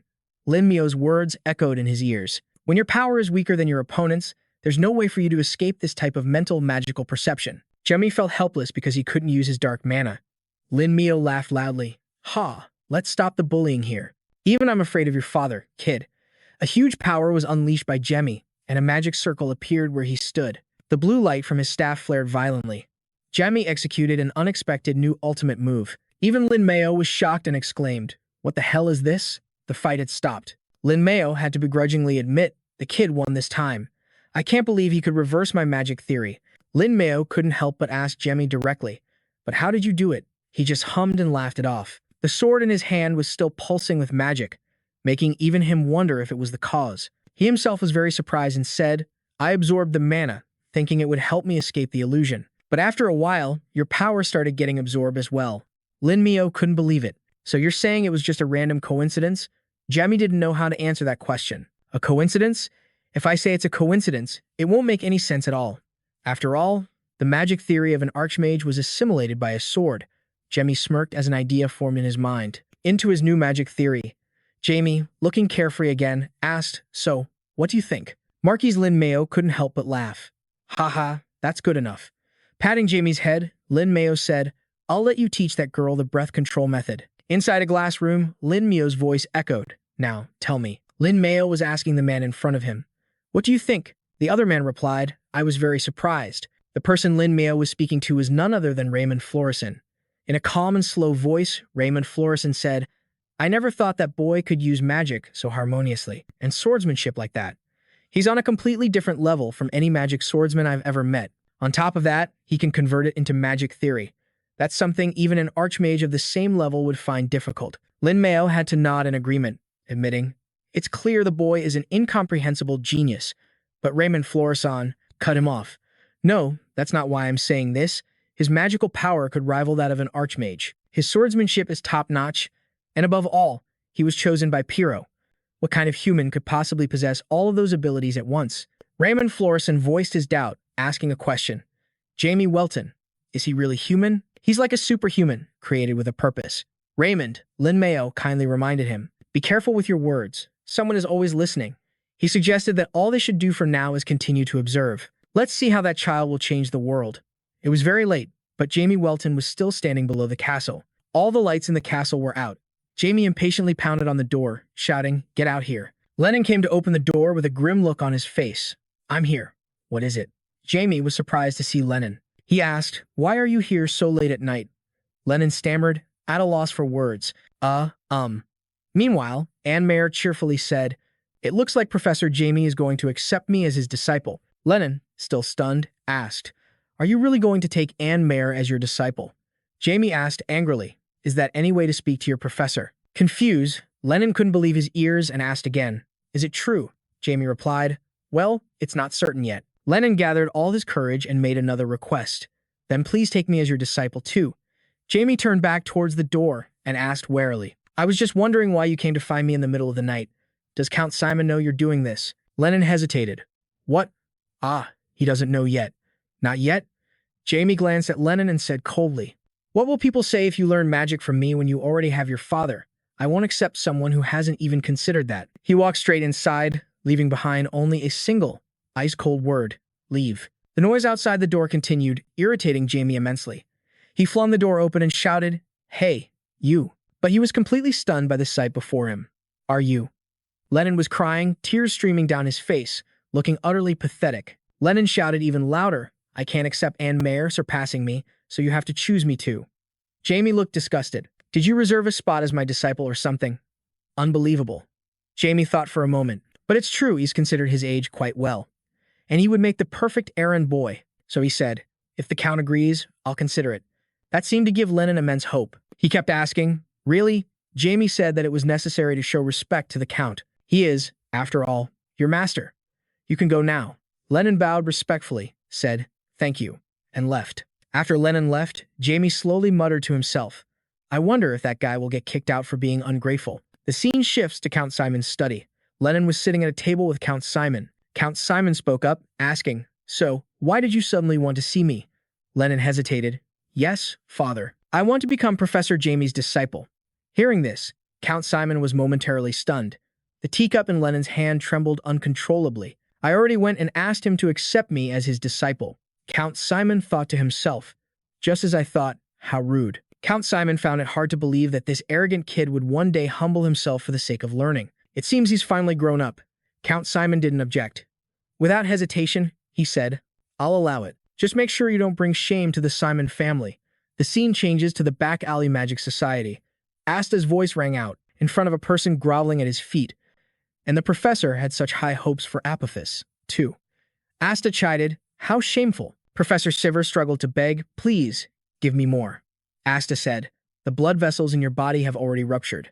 At this rate, even your heart will fail. But Professor Sivers, drooling with craving, pleaded desperately, just one more vial, one more, please. Asta held out the potion, as if to taunt him. And you still want to drink it? Professor Sivers reached out, trying to grab the potion. Give it to me. Give it to me. I commend you. You did a great job distributing this to the students. I raise my foot and stomp on Professor Sivers' head. He crushes the vial so Professor Sivers can't get it. But now, you're worthless. You piece of trash. Stomped on, Professor Sivers screams in agony. Asta laughs like a madman. Ha ha. I can't believe a piece of trash like this was actually a teacher. It seems the Magic Association has started to rot. A dark figure appears from behind. The figure asks, did you really have to kill him just like that? Asta laughs, turning away. You know my style. Don't you think it's a lot like you in a way? Mary's eyes light up, and he says that's enough. Asta reluctantly says, all right, I'm leaving. Mary glides past Asta. Call me if you need anyone else taken care of. I'll leave the cleanup to you. Mary mutters behind Asta's back. What an inhuman bastard. He turns back to clean up the professor's corpse, then leaves. The scene shifts to the teacher's office. Jai walks in and says good morning to the other teachers. A professor asks him, Professor Jai, have you by any chance seen Professor Sivers? Jai replies, no, is something wrong? The teachers say with concern, well, he hasn't shown up for work and we can't get in touch with him. Jai is surprised. So suddenly, he thinks to himself, why would he do that? He doesn't seem like that kind of person. Vice Principal Jeevaline Cutter smiles reassuringly. Jai, don't worry. I'll go look for him. He turns and asks, could you please look after the Alpha class today, Professor Sophia? Professor Sophia agrees immediately. Leave it to me. Jeevaline Cutter also tells her not to worry too much. Sophia smiles at him and says, it's a relief to know you'll be the one looking for him. Professor Jai turns away, dejected. Well, it's probably not a big deal. Suddenly, a loud voice from outside calls out, Professor Jai. Amber Mayer eagerly asks, is it true that you've accepted this guy as your disciple? Renong stands proudly with his arms crossed, saying, I already told you I was accepted. Without even glancing at them, Jai says, you're both mistaken. They both look confused. What do you mean? Jai says, neither of you are my disciples yet. They are both stunned. What does that mean? Jai says, you two will have to take a test.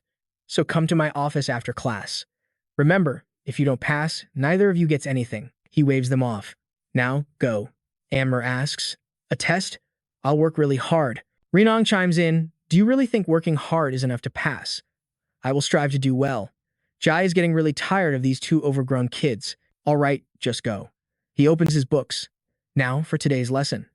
Suddenly, Kenny Ayer appears behind Jai and calls out, Professor Jai. Jai jumps. He asks in alarm, Kenny Ayer, what is it? Why did you suddenly appear behind me like that? Kenny Ayer doesn't answer him, instead asking, are you considering accepting Amber Mayer as your disciple? Jai is extremely wary. What does he want? By the way, he wasn't even here a moment ago. He replies, I'm just thinking about it. Why? Kenny Ayer approaches Jai, his voice low and threatening. Leave the girl alone. I don't want to see such great potential plucked so early. Kenny Ayer walks away, leaving Jai stunned. What does that mean? He just told him, heed my warning. Jai is like, what the hell was that? Professor Sophia has ended today's class. She praises the students. You all did great today. Get home safely.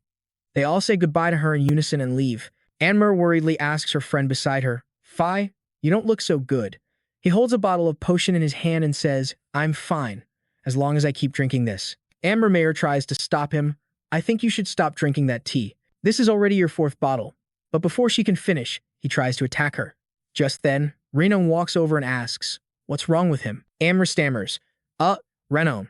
But Renon doesn't wait for an answer and immediately turns away. I don't care. I'm leaving. Amber hurriedly chases after him. Wait, Renon, I'll go with you. Unable to keep up, Amber shouts, wait. I said we should go together. Why are you going alone? Renon just finds her annoying. Renon asks coldly, you want me to wait?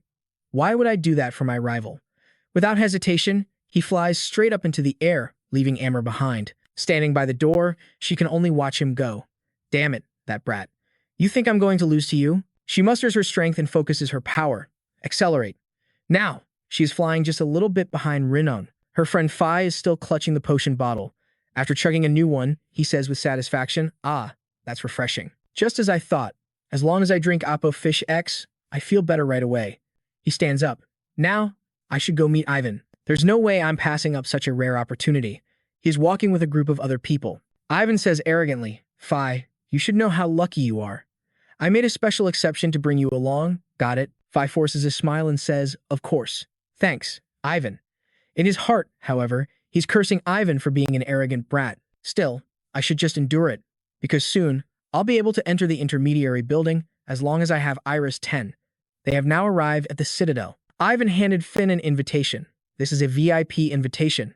You guys can go inside. As he entered, Finn looked around curiously. So this is the place they created. A man's voice introduced himself. Welcome, young customers. I am the manager of the Trinity research team. That man was Istar. Meanwhile, at Jamie's home, Amber's whining voice could be heard. You're so unfair. Inside the room, Amber Mayer was bent over, panting heavily, speaking as if she were on the verge of death. I told you to wait for me so many times. So how could you just go alone? Xenon Simon turned and said coldly, I have no intention of messing around with you. As I've said, we are rivals. Suddenly, 2 thick books slammed down on both of their heads with a thud. Jamie Welton walked over and said, I don't care if you're friends or rivals, but I don't want to see you two fighting in front of your teacher. The 2 of them replied sullenly, Yes, sir. Jamie Welton said, The breath control technique. Xenon Simon said doubtfully, This is the first time I've ever heard of it. Jamie Welton explained, It's a type of breathing technique created by Marquise Renmail. Jamie Welton told them to learn it by the end of today. Simple, right? Hearing this, Amber's face went pale. By the end of today, Xenon Simon said in disbelief, Learn the breath control technique of an archmage. In just one day? Are you kidding? Jamie Welton said in a cold voice. You must have this level of ability if you wish to be my disciples. Leave if you aren't confident enough. Amber Mayer shot up and said, I promise I'll get it done. Somehow. Xenon Simon sighed and said, Me too. I'll do my best. Please give me a chance. Jamie Welton said with satisfaction, Good. 2 artifacts that appeared in his hands. One looked like a box, and the other, a staff. The 2 artifacts struck each other, and a dazzling, blue-white light radiated from the point of impact. The 2 were startled as the space around them changed in a flash. A book appeared in Amber's hands, while for Xenon Simon, it fell right on his head. They both found themselves standing in a white, cube-shaped space. They wondered, where are we? Jamie Welton's voice rang out, answering their question. This is a subspace I created. A full day will pass in here, while only 12 hours pass outside. Jamie Welton silently mused about the functions of the box-like and staff-like artifacts. Remia can freely construct any form, while the otherworldly Avalon can manipulate the time and space of a hidden world. I can't believe I managed to combine them. Jamie Welton remarked that it was quite convenient. Jamie Welton's personal assessment of Zenon, Simon, and Anmer surfaced in his mind. A boy with incredible magical talent but lacking in understanding and depth, and a girl born to be a wise researcher of magic, but with no magical talent herself. Jamie Welton murmured, the breath control technique. Elsewhere, at the Trinity Laboratory, Ivan's group was following Istar. Ivan said, "It's a shame Professor Sivir couldn't make it." Someone turned back and said, "That's why we must ensure Sir Yan passes successfully." One of the green-haired twins asked, "Do you come here often, sir?" Yan replied, "Professor Sivir is especially fond of me." Finn Baddage trailed at the very back, his face pale as he clutched his stomach, thinking to himself, "I've got the chills again." Ivan asked, "What are you doing back there?" Yan went over, grabbed Finn Baddage's hand, and said, "Come on, hurry up. We can finally laugh in the faces of those who look down on us." Finn Baddage replied warily, "Yeah." Istar glanced back slightly, a strangely ferocious and terrifying smile on his lips. He said, "Precisely. As long as you have Apophis, you can become the strongest mages." The door opened, revealing a long corridor. On both sides were rows of cabinets filled with various potions. The group exclaimed in amazement, "Whoa!" Istar said, "Since you've come to visit today, I'll show you a very special new product." Istar took out a purple glass vial labeled S and said, "This is Apophis S." His tone and expression created an oppressive, horrifyingly evil feeling. Ivan swallowed excitedly and whispered, "Incredible." His eyes were fixated on the glass vial. Istar smiled and said, "Its mana concentration and absorption rate are twice as effective as Apophis X." Ivan said in disbelief, "Twice as effective as Apophis X?" Istar chuckled. "It's still in the experimental phase, but the side effects." Finn Baddage suddenly raised his hand and said, "Excuse me, does Apophis X have any side effects too?" Istar leaned down close to Finn Baddage's face and asked, "Why? Are you feeling unwell after taking Apophis X?" His face seemed to be shrouded in a terrifying darkness, revealing only a single, glowing red eye filled with evil. Finn Baddage backed away slightly and said, "Yes, I feel a little dizzy and my body feels drained of strength." Istar said, "Haha, it's something like muscle soreness." He explained, "The increased mana absorption causes your core to grow larger. When you take Apophis X, your body uses a lot of energy to adapt to that larger core." Istar said, "You might feel temporarily fatigued, but once your body adapts, it will return to normal." Finn Baddage thought in relief, "I knew Ammermeyer was just worrying over nothing." Istar said, "Since you're already here, I should give you a gift, shouldn't I?" With that man took out a glass tube containing a thick, green liquid. He said, "Apophis S, it's an advanced nutritional supplement derived from a new drug. It will help you all recharge your energy." A moment later, Istar stood at the entrance to the lab, waving goodbye amicably. "Travel safely." Phi Battich replied, "Thank you." After closing the door, Istar leaned against it, pulled out a pipe to smoke, and cursed, "Those rotten brats." Istar said with disgust, "I can't believe I have to stoop to the level of these idiots." A flash of green light shot past, slicing off the head of his pipe. The person was wearing a hooded cloak, their face obscured. The mysterious figure said he wasn't allowed to smoke inside. Istar exhaled sharply and said, "Are you trying to provoke me?"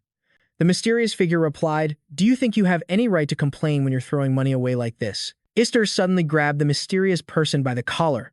He growled, "Let's get this straight, Mary. I followed the scent of blood to get here, not the money." Then Istar shoved him away, saying, "Damn it, you can go wherever you want." Istar said, "I hope something interesting happens soon." Mary thought anxiously, "He's very talented, but he only does whatever he wants. I should report to the professor when he arrives." Back in the space created by Jamie Welton, 8 hours had now passed. The book's pages recorded, divide the mana into smaller portions and absorb it through a breathing technique, then expand the core in multiple locations at the same time to increase the absorption rate. Anne Mayer suddenly understood, thinking to herself, "I get it. If I divide the mana into smaller portions." Anne Mayer closed her eyes, sensing and absorbing the mana as instructed by the book, and the effect was immediate. Anne Mayer thought to herself, "I can feel the mana growing naturally inside my body, so this is the breathing technique." In contrast to Anne Mayer's ease, Zenon Simon couldn't understand the book's content at all. He slammed his hand on the table in frustration, shouting, "What the hell am I supposed to do with this mana?" A scene immediately played out in Zenon Simon's head, in which Jamie Welton said, "Red-crowned crane, eat up." Xenon, Simon, as the crane snarked back. Eat what? Candy. The present-day Xenon Simon thought with annoyance. What the hell does that even mean? Is it supposed to be difficult just because he wrote it? Xenon Simon leaned back in his chair in frustration, muttering, I bet Anne Mayer already figured it out. Xenon Simon thought to himself, I know she's better at this kind of thing. But then he remembered his own status, and his determination returned. Xenon Simon placed his hand on the book, thinking, but I am the pride of the Simon family. Xenon Simon sat cross-legged, carefully sensing the mana around him. He thought to himself, inferiority and envy, none of that matters. As long as it makes me stronger, I'll use it. Looking at the images of the two, Jamie Welton leaned his head back in his chair and said, I thought Xenon Simon would be the hasty one, but it seems he's searching for his own method. Glancing at Anne Mayer, Jamie Welton said, but, he thought to himself, as expected, Anne Mayer is a step ahead because she's very smart. However, she can't handle the pressure from absorbing mana because her core is too weak. The key is whether she can handle the pain from trying to expand her core to multiple locations. Looking back at Xenon Simon, Jamie Welton thought, on the other hand, it will be extremely difficult for Xenon Simon to even grasp the concept of the breathing technique. However, because he's so talented, the amount of mana he'll gain will be explosive once he learns the technique. Jamie Welton thought, I've adjusted the technical method to suit each of them, but that's the best I can do. The rest is up to them. 12 hours later, Anne Mayer was trembling all over from pain. A tense, cracking sensation spread from her heart, and her face was deathly pale. Anne Mayer thought, I feel like my heart is going to explode from absorbing so much mana. I can't believe I have to expand my core this much. Anne Mayer thought, my body should be able to take more. I want to give up. But mocking and humiliating words echoed in her mind. The Mayer family. I can't believe the head of a magical family is only a fourth-class mage. What a mediocre family. Anne Mayer bit her lip, thinking, this is the only way to restore my family's honor. Looking at Anne Mayer, Jamie Welton said with resignation, Anne Mayer is exhausted. The only way for her to walk the path of an archmage is to break the limits of her current core. And looking over at Xenon Simon, he commented, Xenon Simon looks like he's started to divide his mana into smaller portions. He needs to work harder. 17 hours and 30 minutes passed. A sharp, stabbing pain occurred. Anne Mayer cried out in agony.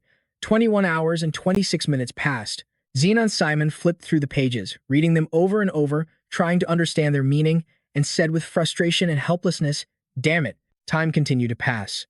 22 hours and 14 minutes, 23 hours and 17 minutes. A full day.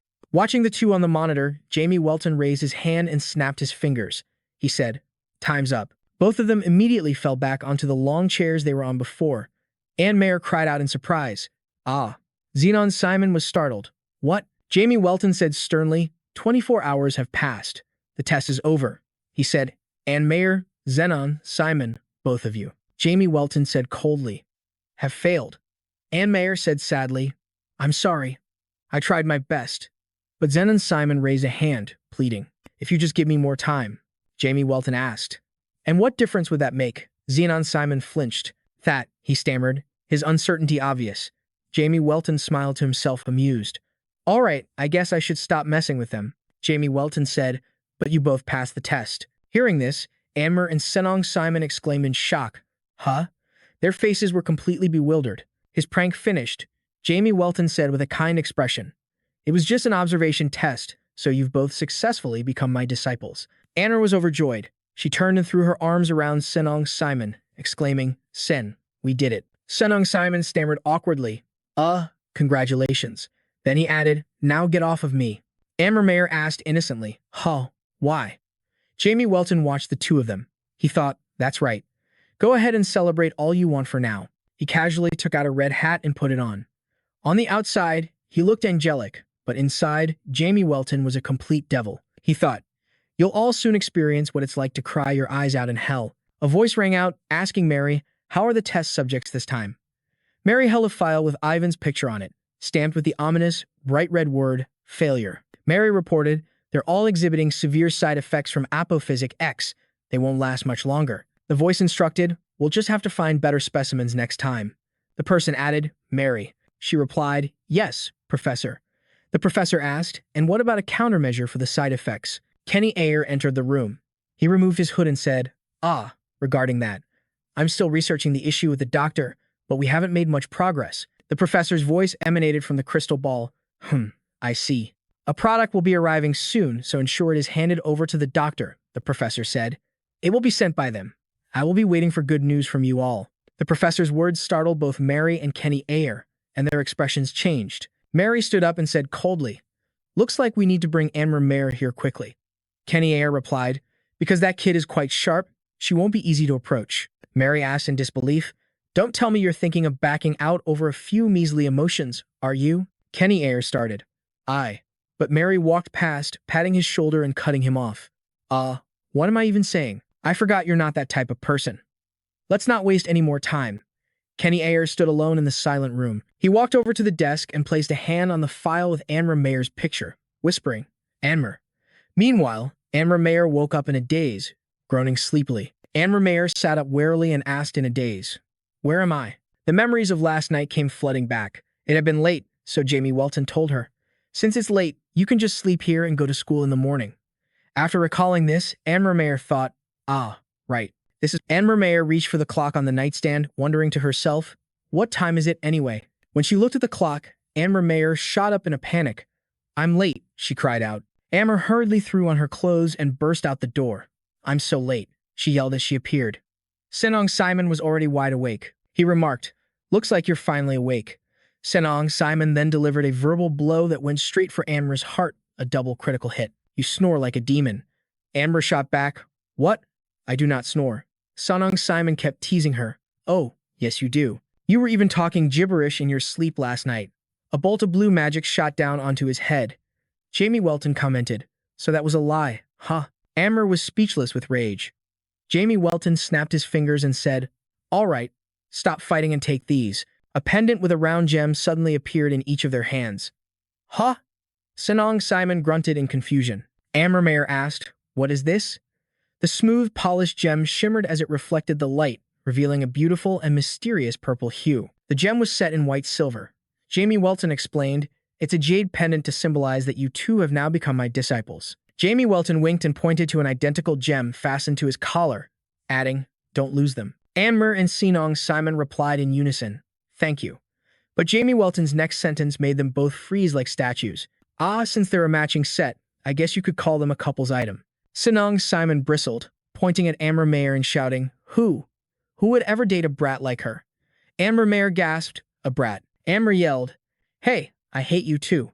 Senong Simon walked away, just saying, "I'm leaving first." Amber quickly chased after him, calling out, "Hey, why are you going off alone again?" Watching from behind, Jamie Welton laughed and said, "Looks like they're having fun." Back in the classroom, the bell rang. Amber slumped onto her desk in exhaustion, muttering, "Made it." Finback placed a concerned hand on Amber's shoulder and said, "You were a bit late today." Amber sat up to explain, "It's because of this." As she did, the purple pendant on her neck became visible.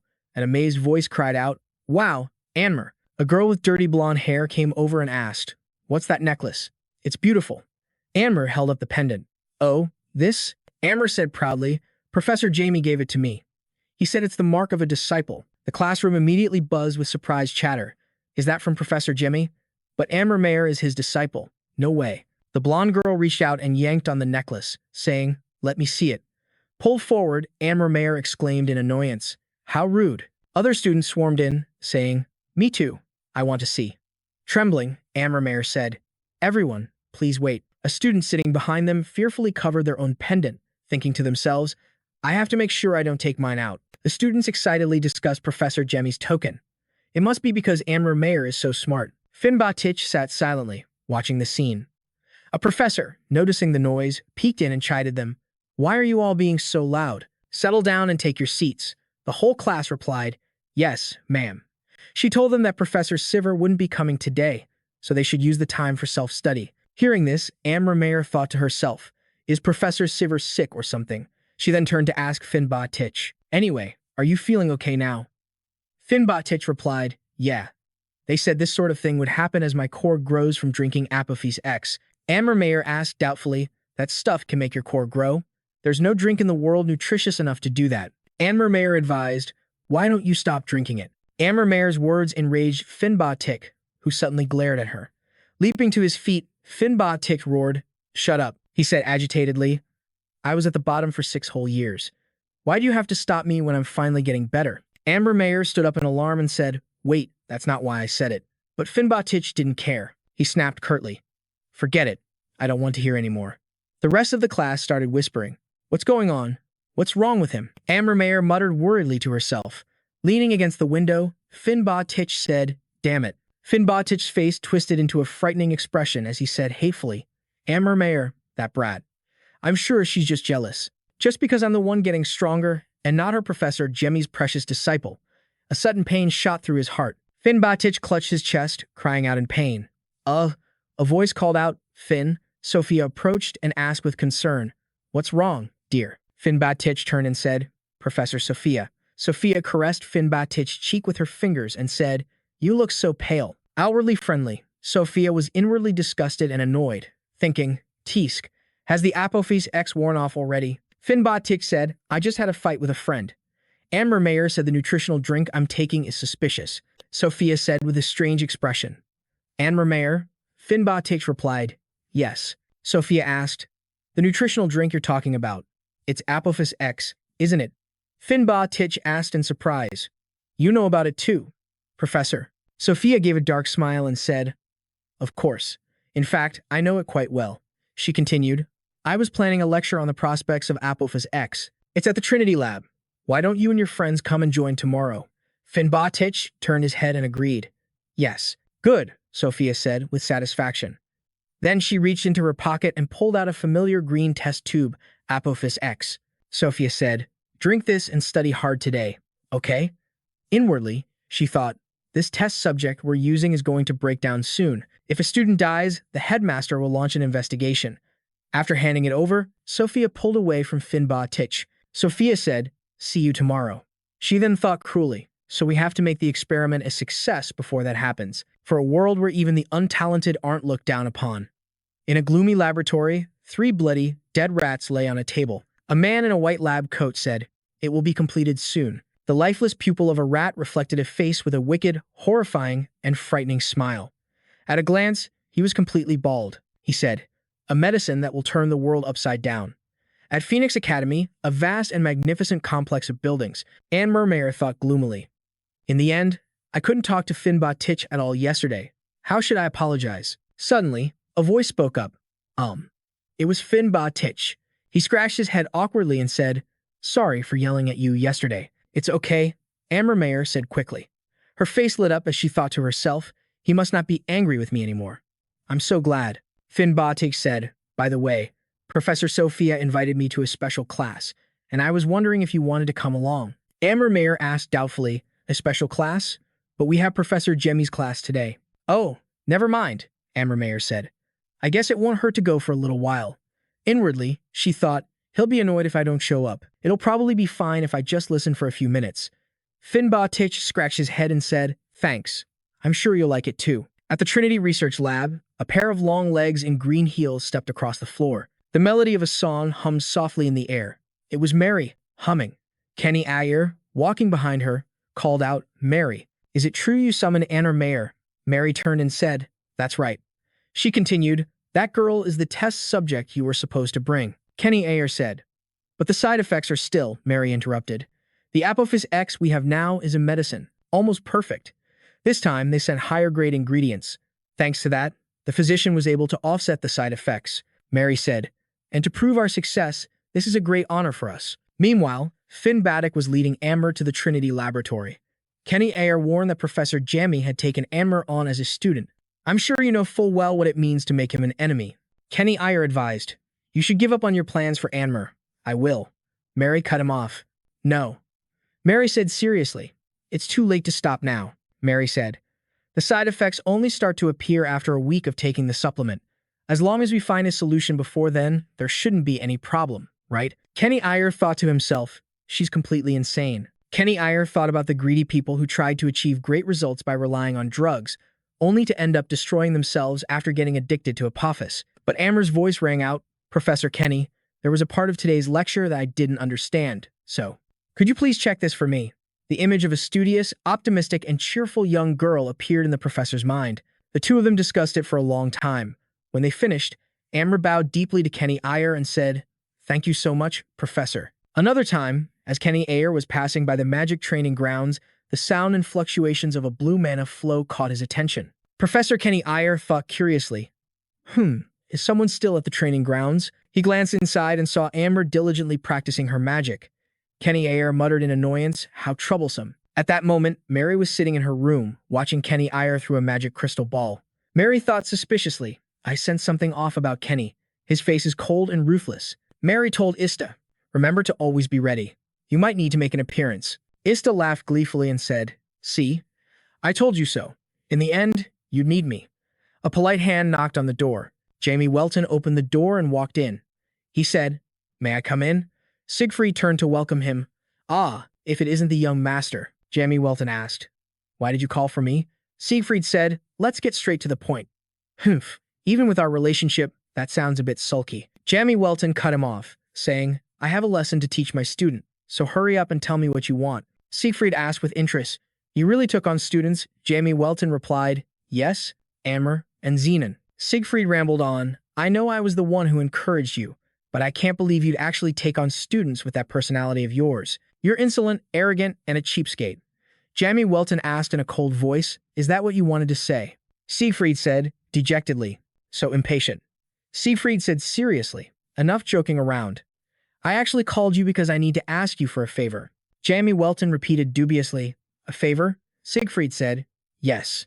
Actually, Javelin is in charge of running the school. I'm not fully aware of the situation, but I believe I need to handle this myself. After saying that, he presented a file with a picture of Ivan and a pair of green-haired twin sisters.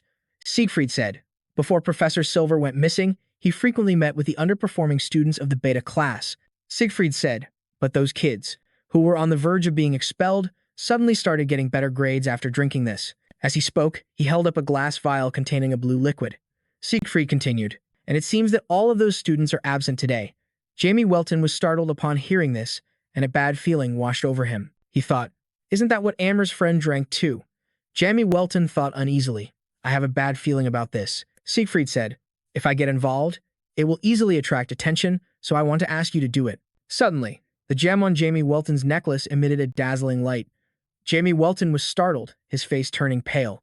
He shot to his feet and said hastily, I have to go. Siegfried said, confused, young master. Jamie Welton hurriedly left the room. He was worried sick, thinking, this necklace is what I gave to Anmer and Zenon Simon.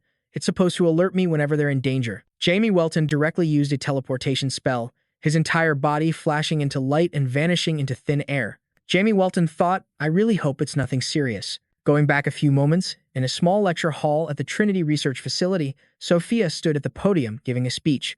We have worked hard for the past 3 years to change the Magic Society, Sophia said, for the sake of giving opportunities to those without talent and hope to the mentally afflicted. Amber thought with admiration, Professor Sophia is amazing, but Finn Baddock, who was next to her, was very unstable. His face was pale and ashen, his breathing heavy and weak. Finn Baddock felt dizzy. The space around him seemed to twist into chaotic, swirling vortexes.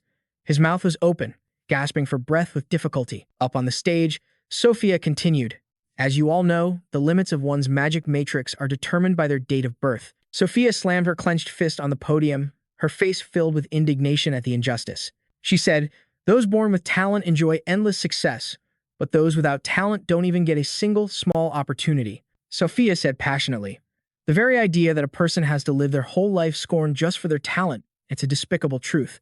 If you all look at the statistics from the Magic Society over the past 30 years. At that moment, Finba Titch suddenly clutched his chest. He turned to one side, his face pale, biting his lip hard. Amber Mayer, startled, called out to Finn. Just like that, Finn Batich collapsed to the ground. Amber Mayer cried out in alarm, Professor Sophia. Something's wrong with Finn. Sophia, completely unconcerned, calmly continued her speech. That is why we. Sophia slowly walked down, approaching Anmer, who was shaking Finn Batich's body, calling, Finn, Sophia said. Created a drug to change the world. Sophia squatted down and said, and that drug is Apophis. Her face twisted into a frightening expression. Cruel. Her eyes became as sharp as razors, giving others goosebumps.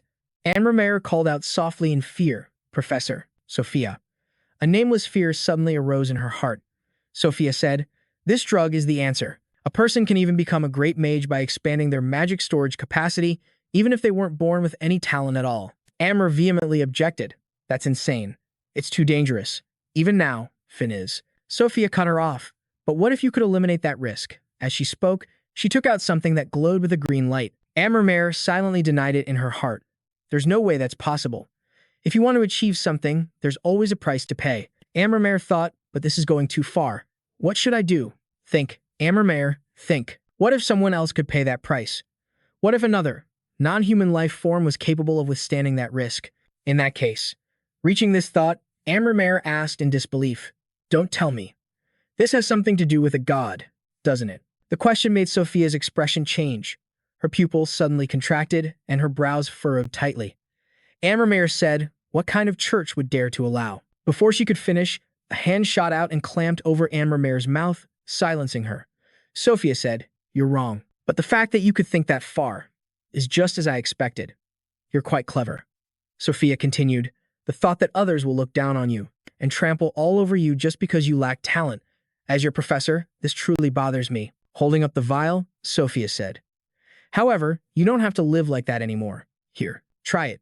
Sophia told her, "Apophis will be your salvation, Ammer." Ammer tried to say something in fear, but couldn't form any words with her mouth covered. A voice rang out, "Stop." A dazzling magical light flared up. Sophia looked over in astonishment. It was Kenny Ayer, his outstretched hand glowing with something that looked like a wisp of smoke. With a blue core, magical energy radiated out from it like a gust of wind. Kenny Ayer commanded, "Let Ammermare go. Marry Sophia, or rather, Mary." She snarled, "Kenny." Mary said angrily, "So you become an obstacle in my path after all." She raised her hand and released her magic. A spear of emerald green shot out. Kenny Ayer yelled, "Invert!" The magic spear immediately shattered. As it neared Kenny Ayer, it completely disintegrated into fragments that scattered around, not even leaving a single scratch. The gray smoke with the blue light at its center remained as dense as before. Kenny Ayer said, "You can't win against me. You should stop." Ammer, struggling, finally broke free from Mary's grasp and shouted, "Professor, behind you." A figure had appeared behind Kenny Ayer from out of nowhere. An arm holding a dagger was pulled back as far as it could go. Then it snapped forward, a razor-sharp slash cutting through the air, forming a curved crescent moon shape. A bloody wound immediately appeared on Kenny Ayer's back, stretching diagonally from his left shoulder down to his right waist. Fresh blood dripped from the dagger's blade. Kenny Ayer collapsed to his knees, crying out in pain. "Kai-okay," Ida said. "I think I've been waiting for far too long." Mary wrapped an arm around Ammer's neck and pulled her back, saying, "Get over here." Ammer cried out in worry, "Professor Kenny." Someone stomped hard on Kenny Ayer's wound, the force pressing his entire body to the ground. His face ashen, he uttered in agony. "Kai-okay," he said bloodthirstily. "Let me play with you for a bit. You've made me wait far too long." Finba Titch regained some consciousness, vaguely wondering, why am I on the floor?" When he sat up, he immediately saw Istar. Finba Titch called out, "Mr. Manager." Istar replied, "Ah, so you're that annoying kid from before." He said, "Perfect. You're so pathetic." Suddenly, a silver-gray magical cord wrapped tightly around Istar's ankle, stopping him in his tracks. Istar looked back, startled, his face showing clear annoyance and disgust that someone dared to interfere with him. Istar cursed, "You bastard, Kenny Ayer." "I'm your opponent," Kenny Ayer said with difficulty. "You better not look away." Istar sneered, "Oh, is that so?" A powerful force struck Kenny Ayer's face. Then, Istar raised his leg and kicked Kenny Ayer away. Istar's eyes were filled with a frenzied, bloodthirsty killing intent. He gave a menacing laugh and said, "If you want to die that badly, then I'll grant your wish." From a distance, Ammermare screamed in terror, "No, Professor," while struggling relentlessly. But she couldn't escape Mary's hold. "You little brat," she said. Mary grabbed Ammer by the hair and slammed her head onto the floor. She yelled, "Didn't I warn you?" Grabbing the vial of apophis, Mary commanded, "And now, you will. Be a good girl. After you drink this just once, you'll gain superpowers." Mary said, "You should be happy, because no one will be able to defeat you." With that, she grabbed Ammer by the hair. Jamie Welton said coldly, "Let's see who dares touch my disciple." Looking down at Mary below, his powerful mana erupted from him without end. Jamie Welton said, "I'm sure you are well aware of the consequences." Startled, Mary exclaimed, "Jamie Welton, how are you here?" Jamie Welton replied coldly, "You don't need to know." He said, "Be gone." He swung the staff in his hand forcefully. A magic circle appeared, sending Mary flying. She slammed hard into the podium. Jamie Welton held the artifact, Avalon. He pointed down at Ammer and said, "Ammer, go rest in Grimia for a bit." Ammer said, "Wait, Professor." Then he pointed his hand toward Finbatic and said, "You too." Ister appeared behind Jamie Welton, spinning around and slashing down with his blade. He said, "Mary, what a disappointment. I thought you could handle this little brat." A chillingly sharp slash swung out. Jamie Welton spun around and leaned back, dodging the attack. But Ister pressed in close. He attacked relentlessly, giving Jamie no chance to create any distance. Ister swung his sword in a downward diagonal slash. Jamie Welton stomped his foot and leaped backward. Ister said, "Look at him. He's quite skilled at dodging." Jamie Welton said with irritation, "Who are you calling a brat? What a pain," he thought. Jamie Welton called out, "Ryer." A portal appeared, radiating a dark purple mana. It spread densely through the area, bringing with it an immense pressure and a feeling of death. The gate of the annihilating wind demon opened to reveal an endless darkness within. Two glowing purple eyes floated in the void, and a deep, somber voice echoed, "Did you call for me, my master?" Jamie Welton commanded, "Deal with him." A black shadow shot past, as swift as the wind. "As you command," Ryer replied. He swung his arm, smashing it against Istar's sword. A closer look revealed a sharp, short sword in his hand. Istar said, "You actually take orders from a brat like him? I guess that's all you're capable of," Ryer said furiously. "You dare insult my master?" He swung his arm, sending Istar flying. Just like Mary, he suffered the same fate, his back slamming into the podium. Ryer walked closer with his short sword and said calmly, "Those red eyes. I've heard of them before. They belong to the bloodthirsty barbarians, a tribe from the western continent of Arisa, correct?" Ryer continued, "But I wonder if they're as bloodthirsty as the undead." Istar said, "You're so noisy, you bastard. You just keep rambling." Istar stomped his foot and lunged forward, yelling, "Die." Elsewhere, Mary sat up, coughing uncontrollably. She said viciously, "Jamie Welton, you damned brat." Mana gathered in Mary's hand, forming a green orb.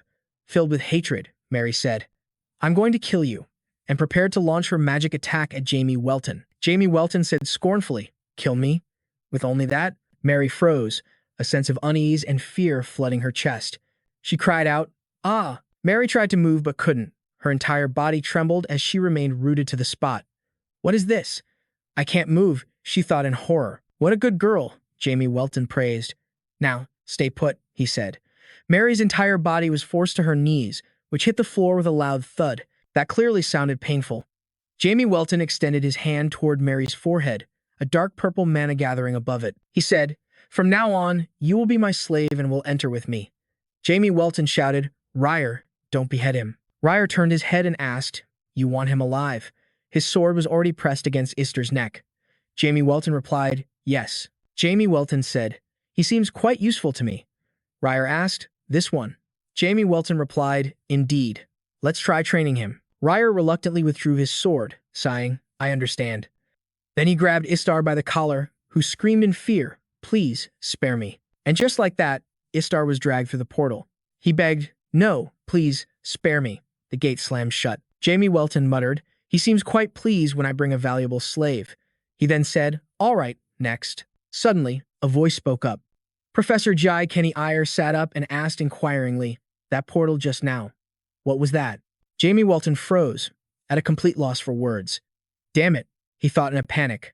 "I forgot Kenny was here." "Well, one more person won't make it crowded." Jamie Welton pointed his staff straight at Kenny Iyer, teleporting him to eliminate the witness. He said, "My apologies, Professor Kenny, but please go rest in Grimia for a while." "Wait, Kenny," Iyer cried out. At the same moment, Jamie Welton also cast a memory erasure spell. Jamie Welton said, "Next." Mary's face was a mask of fear and shock.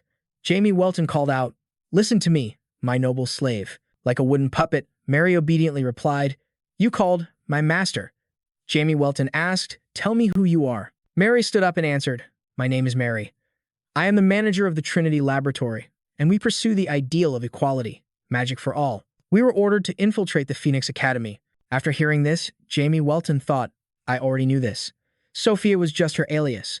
Mary continued, saying the order was to eliminate the power gap between those who use Apofish. Jamie Welton mused, "To execute a plan of this scale, it must be the work of a high-level mage, high in the magical community."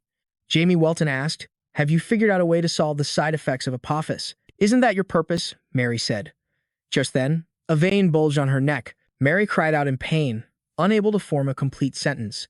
Jamie Welton figured it was a curse. He pointed his hand toward Mary. Mana shot out as he said, "Who do they think I am? Perfect. Cell. Perfect cell. Complete immunity to one of Jamie's 3 divine abilities. It can neutralize any abnormal condition, even if the person is afflicted by a curse." Jamie Welton said, "Neutralize all curses except for brainwashing."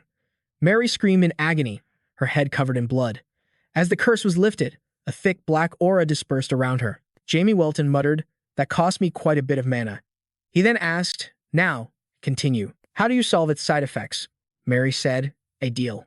We made a deal with the demons." Jamie Welton was startled, thinking to himself, to handle the drug's side effects, it would have to be a demon king, or at the very least, someone of an extremely high caliber. Jamie Welton pressed on, "Tell me, which demon was it?"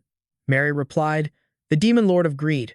Jamie Welton thought to himself, "I've never heard that name before." This just proved that a lot of time had passed. That so-called demon lord could just be a self-proclaimed title. Recalling the symbol, Jamie Welton thought, "But is the Genet Church involved in this, too?" Jamie Welton commanded, "Tell me everyone who's involved." Mary answered, "The small-time dealers, including Silver, were all killed by Istar. Kenny is the creator."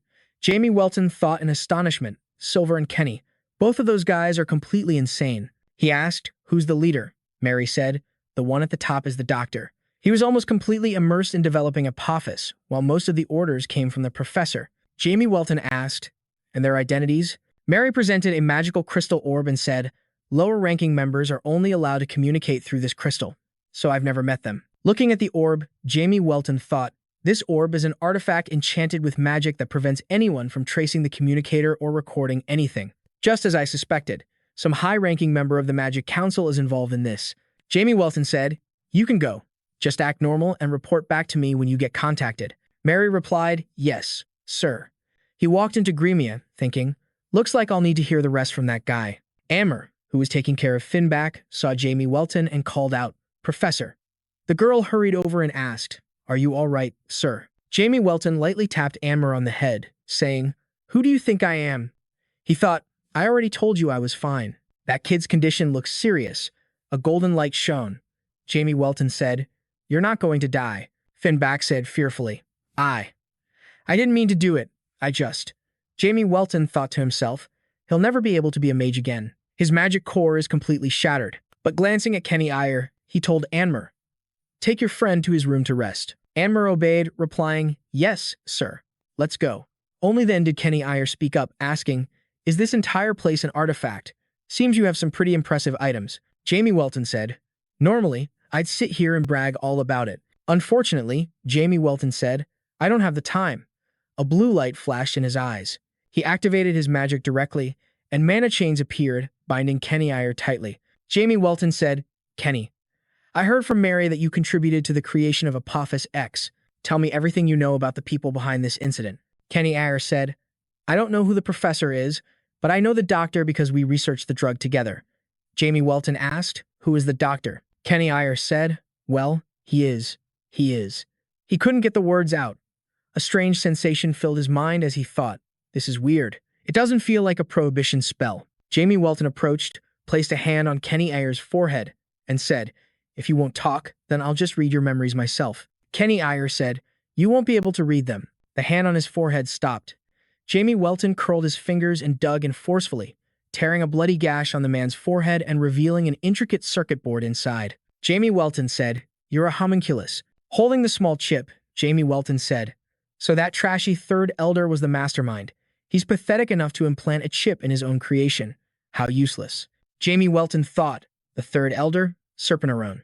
That fool with an avoidant personality disorder. Considering his hatred for talented people, it's not surprising at all that he's behind this. Kenny Ayer asked in disbelief, "I was designed not to reveal any information about him. But how did you? Did you really read my memories?" Jamie Welton thought, "Of course I did. And I even used dark magic to erase that memory." But out loud, he said, "I didn't need to read anything to know." Jamie Welton stated, "You're a homunculus, and your personality will always be similar to your creators." That made it far too easy to guess who it was. Hearing this, Kenny Iyer was stunned into silence. He then said, "I may not be human, but I won't make excuses for the evil deeds I have done. I will atone with my death." Jamie Welton didn't think so. He cut him off, asking, "What's that going to change?" At the same time, he snapped his fingers, releasing the binding chains. Jamie Welton said, "You're free now. You don't have to live like a slave anymore. Give this to the third elder, too. Kenny Ayer asked in disbelief. Why? Jamie Welton smiled and said, let's just call it a thank you gift. For saving my disciple's life. I'll decide your punishment after I've dealt with that. Third elder. Kenny Ayer quickly said, Professor Jamie, you can't do this alone. That person has powerful backers. His hand slammed down, and a syringe filled with green liquid fell out. Serpentarone growled, damn it. Serpentarone grew anxious, thinking about how he hadn't heard anything from Estar or Mary, and how someone had destroyed the chip he'd implanted in Kenyak. Serpentarone thought hatefully that the Magic Council could have been in the palm of his hand, but some bastard had ruined everything. Looking at the syringe, Serpentarone felt like he'd found a lifeline. He stroked the syringe, reassuring himself. That's right. There's nothing to worry about. Everything is perfect. As long as I have this, I can even deal with a level 8 monster. Serpentarone muttered maniacally, I will finally become the king of the Magic Council. In the headmaster's office at Phoenix Academy, Jamie Welton explained everything he had uncovered. He said, So, I need the help of the 7 elders. Is there anyone who can fight alongside me? Siegfried asked. You said you don't know the professor's identity, correct? Siegfried calmly analyzed the situation. If they can hide their identity this well, you can't afford to hastily trust anyone. This won't stop with just the third elder. Jamie Welton thought that this meant he could trust Siegfried, because, like me, he's not involved with the Magic Council. Jamie Welton thought cautiously, but I can't trust anyone from the royal lineage, and the third elder is a member. Their ideal of equality is similar to Apophis' all for an equal world. Jamie Welton pondered. Second elder Lin Mao. But demons are skilled pretenders. I can't be sure yet. Jamie Welton sighed in frustration. He said, I guess that means we have to do this ourselves. Siegfried said, I will find a way to deal with the third elder. For now, you should go back and rest. I understand, Jamie Welton said. As he walked down the hallway, someone suddenly called out to him, Professor Jamie. It was Javelin Cutter. He asked, Ahem, where were you just now? Jamie Welton replied, I had something to discuss with the headmaster. Javelin Cutter said, If you have any issues with the lectures, feel free to talk to me. Jamie Welton replied cheerfully, Yes, of course. Oh, by the way, Professor Jamie, Javelin Cutter asked, Have you seen Professor Sophia anywhere? Jamie Welton answered, I think she just left. I see. Take care, Professor Jamie, Javelin Cutter said. Jamie Welton remained silent, a sense of suspicion inexplicably rising within him. It was baseless, but his intuition told him something was wrong with Javelin Cutter. Jamie Welton thought about the signs. He's always the one communicating with the instructors. As the vice principal, he can interfere with the academy's affairs, and it wouldn't seem suspicious even if he frequently met with the third elder of the education department. Jamie Welton called out, Professor Javelin. The man turned back and asked, What is it? Jamie Welton asked, Have you heard anything about Professor Sivert? Javelin Cutter replied, He contacted me today and said he's resigning due to poor health. Hearing this, Jamie Welton was startled and laughed in disbelief. I can't believe he was this close to me all along. Javelin Cutter asked, confused, What do you mean? Jamie Welton said, Sophia is probably in her room. Or perhaps, should I call her Mary instead? Jamie Welton said, You can drop the act now. Professor Javelin Cutter stopped pretending. He let the lecture notes that he had worked so hard to prepare fall to the ground, saying, Oh dear. I was so sure I hadn't been careless, especially with a kid like you. Javelin Cutter gave a low laugh. But it seems I've been caught red-handed. When he opened his strange eyes were revealed. Within the pitch-black sclera were blood-red pupils, giving off an evil, malicious, and foul aura. Black and red mana swirled together, forming a circle. It expanded outwards, tinting the surrounding scenery as if seen through a dark filter. Javelin Cutter asked, What do you think? Javelin Cutter continued, About my space-bending magic. Jamie Welton drew his exotic sword, Avalon. He said, Looks like you've made a pact with a demon for those eyes. Huh. Javelin Cutter replied, I was so careful, yet I was still discovered. Javelin Cutter said, I believe the expression, what if, is always used by those with great foresight. Jamie Welton glanced at the ring glowing with a purple light on the man's middle finger, thinking to himself, So it's because of that ring. Huh, if that's the case. Jamie Welton asked Javelin, Why can't you move? Then, Jamie Welton suddenly spun around. He raised his staff and chanted an explosion spell. A glowing red magic circle formed and an explosion erupted, carrying a searing heat. As the flames on his staff dissipated, Jamie Welton said in disgust, I never thought you'd catch on so quickly. Third Elder. The smoke and dust cleared, revealing the struggling figure of Serpentarone. He said angrily, You arrogant fool, I swear I will make you kneel.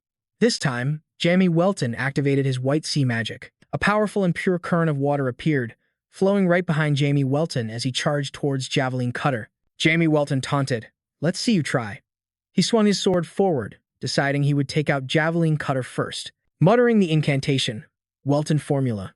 Suddenly, threads of mana shot out, tightly binding Jamie Welton's arm. From behind, Serpent Zeron cast his spell with a crystal orb and said, "Got you."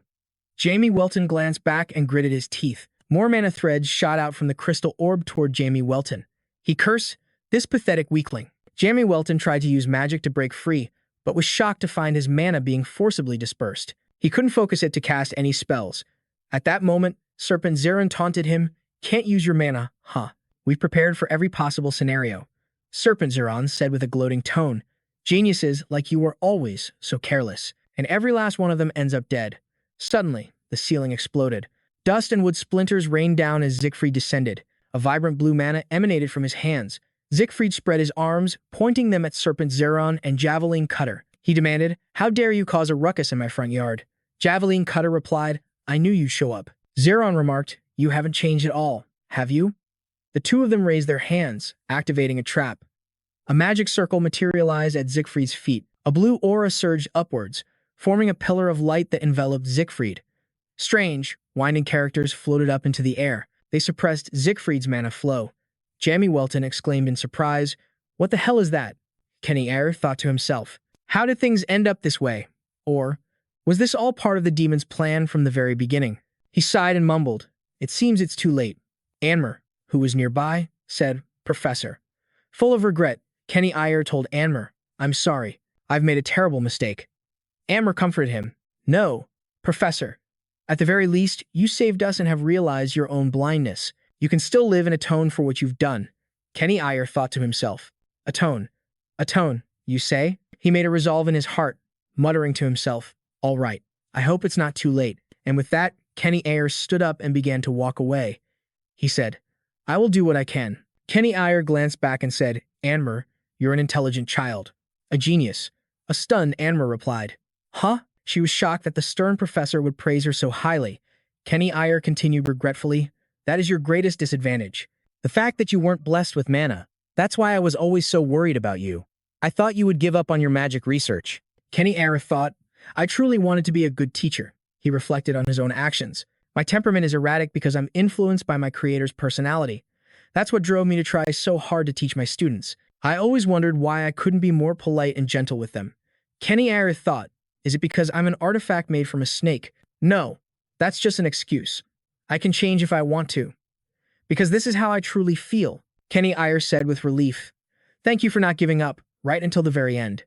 Amber's thoughts turned to Jamie Welton. Kenny Eyre said, "As you know, Professor Jamie is an exceptional mage. I'm certain he'll become the center of the Magic Society one day." He envisioned a brilliant future for Anmer. Kenny Eyre continued, "You must become the disciple of a person like him. I am certain that by learning from him, you'll be able to compensate for what you lack." Kenny Eyre smiled, offering his final piece of advice. "As a professor of this academy, my advice is to always listen and learn. It will be an arduous path, but when you face hardships, remember your dream and never give up." Anmer realized that something was wrong, but she didn't try to stop him, knowing she wouldn't be able to. A deep sadness weighed upon her usually optimistic face. As his student, filled with affection and sorrow at the thought of parting, Anmer said, "Yes, Professor. I promise I will never give up." Kenny Eyre was satisfied. With a voice mixed with joy and regret, he said, "It would have been wonderful if I could have seen you become a mage." Anmer cried out, "Professor Kenny." Her legs gave way, and she collapsed to her knees. Kenny Eyre silently wished her well. "May your path ahead be filled with glory." Back outside, Siegfried said angrily, "You bastards, enough with your cheap tricks." He tried to release his mana. Serpent Zeron said confidently, "It's useless. This is the price of your arrogance." Siegfried panicked. He couldn't use his mana, nor could he break the magic circle. He thought, "What is this? This isn't magic." Javelin Cutter said, "You seem shocked, Headmaster.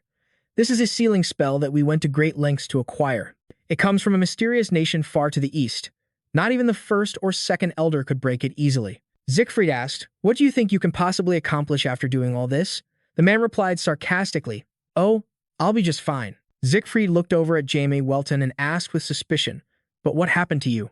That doesn't look like a sealing spell." Jamie Welton reluctantly replied, This is causing my mana to disperse, he added. It looks like it'll take a while longer. I don't know if I can. Javelin Cutter interrupted. That's enough talk. You need to get some rest. Headmaster Siegfried turned his attention forward.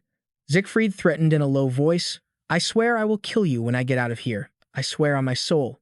His body was obscured by a dark blue aura before finally vanishing. Looking at the lingering aura and floating characters, Javelin Cutter said softly, I feel much more at ease now that the most dangerous thing has vanished. Jamie Welton said, It's only a matter of time until the 7 elders manage to escape. What are you planning to do? Serpent Zeron said, You don't need to worry about us, you Welton brat. Jamie Welton shot back with a devastating retort. You filthy old bastard. Was Apophis really the best you could do when you couldn't break through the wall of the 7th layer? Serpent Zeron ground his teeth in anger and said, It seems you're not too fond of keeping that tongue of yours. Javelin Cutter said, Stop it. We need to figure out how to handle this right now. The remaining seals need to be used once the elders are finished. Javelin Cutter sighed, I don't think we can keep him contained like this forever, and I'm afraid of the consequences if we were to kill him. If House Welton and House V decide to intervene, our plans will be in serious trouble. Javelin Cutter suggested, Should we erase his memories? After a moment of thought, Serpent Zeron agreed. He said with a regretful tone, This little rat is lucky to have such powerful people backing him up. Jamie Welton asked, What are you all plotting? Someone who made a pact with a demon wouldn't care about people with weak faith or average abilities. He thought that the 3rd Elder's goal was likely to surpass his own limits. Jamie Welton thought to himself that ultimately, there's only one thing those who make pacts with demons want, a high-quality sacrifice. Based on the clues, Jamie Welton slowly deduced that the core would expand because of Apophis, and someone with the most exceptional qualities would be the perfect sacrifice. Having figured out the answer, Jamie Welton immediately asked, Don't tell me you're trying to summon a demon lord. Javelin Cutter replied, As expected. Very clever. Well, I've been watching you for a long time, and I infiltrated the Magic Society a while ago. Thanks to the Janus Shrine, my work has been going quite smoothly. As he spoke, he placed a hand on Jamie Welton's forehead. Javelin Cutter touched Jamie Welton's forehead and said, Now, sleep for a while. Jamie Welton said, But you know, Jamie Welton continued, that you used spatial distortion, right? Dark mana began to surge from his body. Javelin Cutter exclaimed in shock, You. What is this power? Jamie Welton called out, Leviathan. A summoning circle materialized. The monster looked like an earthworm, with no eyes, nose, or ears, only a wide mouth full of teeth and smooth, black skin. It lunged forward and chomped down on Javelin Cutter, leaving behind only a bloody lower torso and a severed hand flying through the air. Jamie Welton's dark mana shattered his bonds. He said, You got too close. Serpent Zeron said in shock, You bastard. You're a dark magician? Jamie Welton turned and said, You never even considered it, did you? I'm going to kill you after you spill everything. Serpent Zeron suddenly burst out laughing. I get it. So that's what this is about. Jamie Welton paused, giving him a look one might give a complete moron. Deluding himself, Serpent Zeron said, So you're not some kind of genius after all.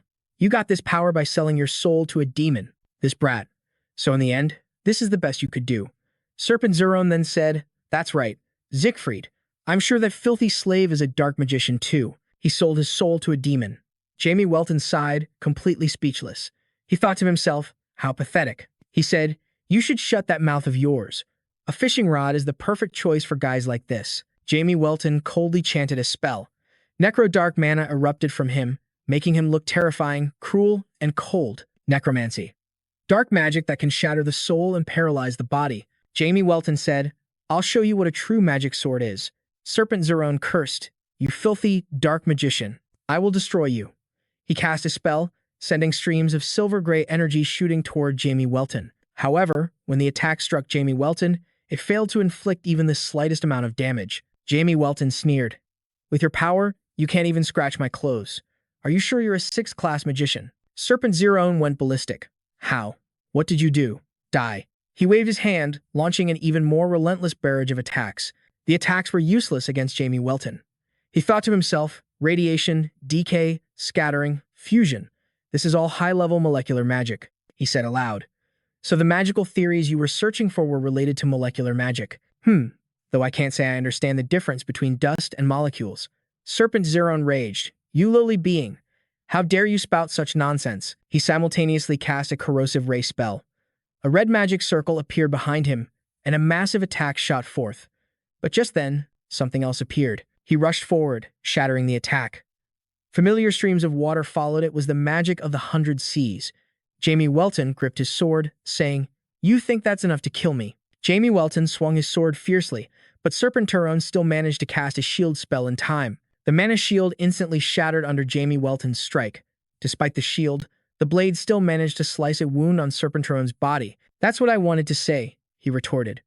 Jamie Welton replied, "Look, have you never heard of a necrotic shock pulse? With the necrotic shock pulse magic, the wound surged with pinkish-purple mana, and Serpenturon's entire body was paralyzed. He cried out in pain.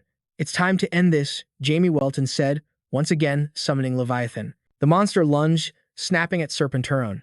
From within its hideous mouth, shadowy arms reached out, pulling Serpenturon inside. Unwilling to give up, Serpenturon thought, "Damn it, I can't let it end like this." He remembered the green Apophis syringe in his pocket. Leviathan bit down hard. "Fool," Jamie Welton said. "Don't worry, I'll still devour your rotten corpse." He turned to leave, muttering, "Now then." But suddenly, Leviathan's head exploded, sending bits of flesh and blood flying everywhere. Serpenturon's hand was seen holding the syringe, which he had plunged directly into his own carotid artery. "This is it. This is it," Serpenturon said maniacally. "This power." Jamie Welton thought, "He's gotten stronger." "So that's Apophis," he said. "An incomplete drug. Seems rather fitting for a weakling like you." Serpenturon snarled, "You insolent brat. I'll beat you to a pulp." Looking at Serpenturon's abnormally muscular body, Jamie Welton figured he hadn't reached the 7th class, but he was definitely above the 6th. "Look behind you. Rise," said Jamie Welton. A familiar gate appeared, creaking open slightly to release a dark aura. "My soldiers," he called out. Inside, countless pairs of eyes gleamed in the endless darkness. A little while earlier, in the halls of Phoenix Academy, Professor Heaven was cheerfully heading to class to start his day. "Time to get to work," Heaven said. Suddenly, the space distorted, and the lower half of Javelin Cutter's body emerged. "Huh," Heaven called out, bewildered. The lower half fell completely out. Its waist was a grotesque red monster, sprouting tentacles and a layer of sharp, curved teeth. "Gah, what the hell is this?" Heaven screamed in terror. The tentacles shot out like lightning, piercing through Heaven's abdomen. He cried out in agony. Oh, where the tentacles had pierced him, his blood vessels began to bulge as Javelin Cutter's voice echoed. "My apologies, Professor Heaven." The tentacles fell away, and Heaven floated into the air, radiating a dark, crimson mana. His hair began to change, resembling Javelin Cutter's. But the thought of Jamie Welton being a dark magician, Javelin Cutter said, just makes me want to give him a little surprise. Suddenly, Javelin Cutter's shoulder was pierced through, and blood spurted out. Kenny Ayer had appeared right behind him. "So you're the one who made the contract and supplied the demon blood," he said coldly. "Did you think I couldn't feel that demonic aura just now?" "You suicidal fool," said Javelin Cutter. Kenny Ayer retorted, "You're the one who's going to die." A voice rang out with commands. "First squad, disperse. Second squad, fill the gap. Third squad, long-range attack." The skeleton soldiers obediently followed the orders in a disciplined manner. The voice yelled, "Charge," and the entire squad rushed forward. Seeing the countless skeleton soldiers charging at him, Serpenturon said, "These skeletons." He raised his hand and fired a magic attack. "They're all useless," he screamed. The skeletons quickly disintegrated. "This is it. This new power," Serpenturon said in excitement. "Bring it on, you damned corpses. I'll tear every last one of you to shreds." Azat continuously issued commands. "Second squad, fill the position. Third squad, draw your bows." Azat thought to himself, "I never noticed before, but he trained them surprisingly well." Jamie Welton called out, "Azat." Azat immediately dropped to one knee in a salute, saying, "Yes, you called for me, master." "What are you doing?" Jamie Welton asked. Azat answered honestly. Nevra said, "This is the proper military greeting." "So, I'm not so sure that skeleton even has any intelligence," Jamie Welton said. Azat affirmed, "Actually, he does." Jamie Welton thought, that's strange. I'm certain I erased all of his intellect when I turned him into a skeleton. Did he reawaken? Or is there some other factor at play? Perhaps I'll have to investigate this at some point. On the other side, Serpenturon was relentlessly destroying the skeletons. "Damn these walking dead. There's a whole swarm of them," he said. Watching the scene, Jamie Welton wondered, is that a magic that breaks matter down into atoms and annihilates it? Looking at his weak skeletons, he realized his undead army was completely outmatched. If this continued, he would lose all his soldiers sooner or later. Jamie Welton immediately gave an order. "Azat, return to the Legion." Startled, Azat asked, "Was my salute really that bad?" The entire group turned into black smoke and vanished. Serpenteron taunted. I thought you were giving it your all. Don't tell me you're out of mana already. You don't seem so special after all. Jamie Welton replied, It's your disintegration magic that's annoying me. He reached out and summoned a weapon. Dark magic. A mana as dense and black as flames, swirled around the sword Jamie Welton raised. He said he should feel honored to be, witness what true disintegration magic is. Serpenteron angrily spread his arms. Mana gathered into a colossal attack. Behind him, Jamie Welton's magic transformed into a streak of light, rushing towards Serpenteron at a terrifying speed. Moving in a zigzag pattern, he appeared behind Serpenteron and used a sword technique. The seventh form of the Welton sword style, Dark Lightning. Jamie Welton shouted, thrusting his sword forward. Serpenteron spun around and yelled, Don't think I'll fall for that again. A destructive beam of magic, a terrifying attack, was unleashed. Serpenteron was confident that victory was within his grasp. He said, It's over. Elsewhere, Jamie's room was found to be empty. Zhang Simon wondered in confusion. Huh. Is there no class today? Zhang Simon said. I don't see Ammermayer either. Don't tell me they've left me out. Suddenly, the jewel on his necklace began to glow brilliantly. Zhang Simon looked down, lifting the gem to look at it, and muttered, The necklace the professor gave me. I'm getting a really bad feeling. Don't tell me. Zhang Simon hurriedly flew out of the room, thinking with worry and fear. The professor is in danger. Back on the battlefield, the magic attack was being parted by Jamie Welton's sword, yet he was still being relentlessly pushed back. Jamie Welton thought, This technique burns my life force. Dark mana flared up. Jamie Welton spoke, I will trample on your pathetic, mortal form. Jamie Welton calculated that he would use Leviathan to pierce his prey, absorb and digest the target. The dark mana exploded even more violently. Serpenteron said, It's useless. After I kill you, I will. Sell my soul to the Demon King and survive. The dark mana shot upward, splitting the attack. It erupted, transforming into a star, a brilliant, four-pointed star. In an instant, Serpenteron's magic attack was completely absorbed, and the sword began to radiate a strange, powerful pressure, incredibly strong. The calm yet ferocious dark mana formed a thin thread reaching high into the sky. Second ability, Darkness Release. A giant, pale foot stomped heavily on the ground, creating a small earthquake. The disgusting monster didn't stop stomping. From its chest to its waist was a gaping black mouth filled with sharp fangs. Its head had a single, slanted eye. It possessed no reason, only a powerful instinct for destruction and ruin. Seeing that monster, Jamie Welton thought, Am I dreaming? For some reason, that thing looked so familiar. His gaze shifted down to the object he was holding in his hand. Jamie Welton was slightly surprised, thinking to himself, Godslayer, why am I holding this? Just then, he saw someone shouting in outrage, How dare you call yourself a saint while harming humans? Hearing this, he knew who it was. It was Diablo Volpia, Jamie Welton's past self. Jamie Welton thought, I get it now. This is me from the past. Diablo Volpia said, To eliminate those who won't obey you. I can't believe you would create something so foul-looking. Diablo Volpia said, I will never forgive you. He raised his hand, and dark mana poured out like a waterfall. The aura blotted out the sky and covered the earth, bringing with it an intense feeling of pressure and intimidation. Watching this scene, Jamie Welton realized it was a part of his past that he had forgotten. That terrifying stream of mana continuously moved in a spiral, forming a fearsome vortex. Its power shook the heavens and the earth, a powerful suction pulling everything in and crushing it. Looking at it, Jamie Welton thought, That's right. My dark power destroyed everything, but that wasn't all of it. A gravitational force that can pull everything in. This is the origin of Leviathan. Diablo Volpia shouted, Remember my power and tremble. Before my darkness. Dark mana erupted from the sword, powerful and continuous, feeling like a fiercely burning black flame. It blazed intensely. Second ability, Darkness Release. Serpenteron said in disbelief, You bastard. What did you do to my magic? He said. Why is my magic emanating from your sword? On the blade, a silver-gray mana, identical to Serpenteron's, could be seen radiating outwards. Jamie Welton replied, Do you think you would understand even if I told you? All I can say is that the sword converges. Jamie Welton gripped his sword tightly. Then he lowered it. He said, I was able to surpass my limits thanks to you. Jamie Welton swung his sword up powerfully. A slash of gray-white mana shot out.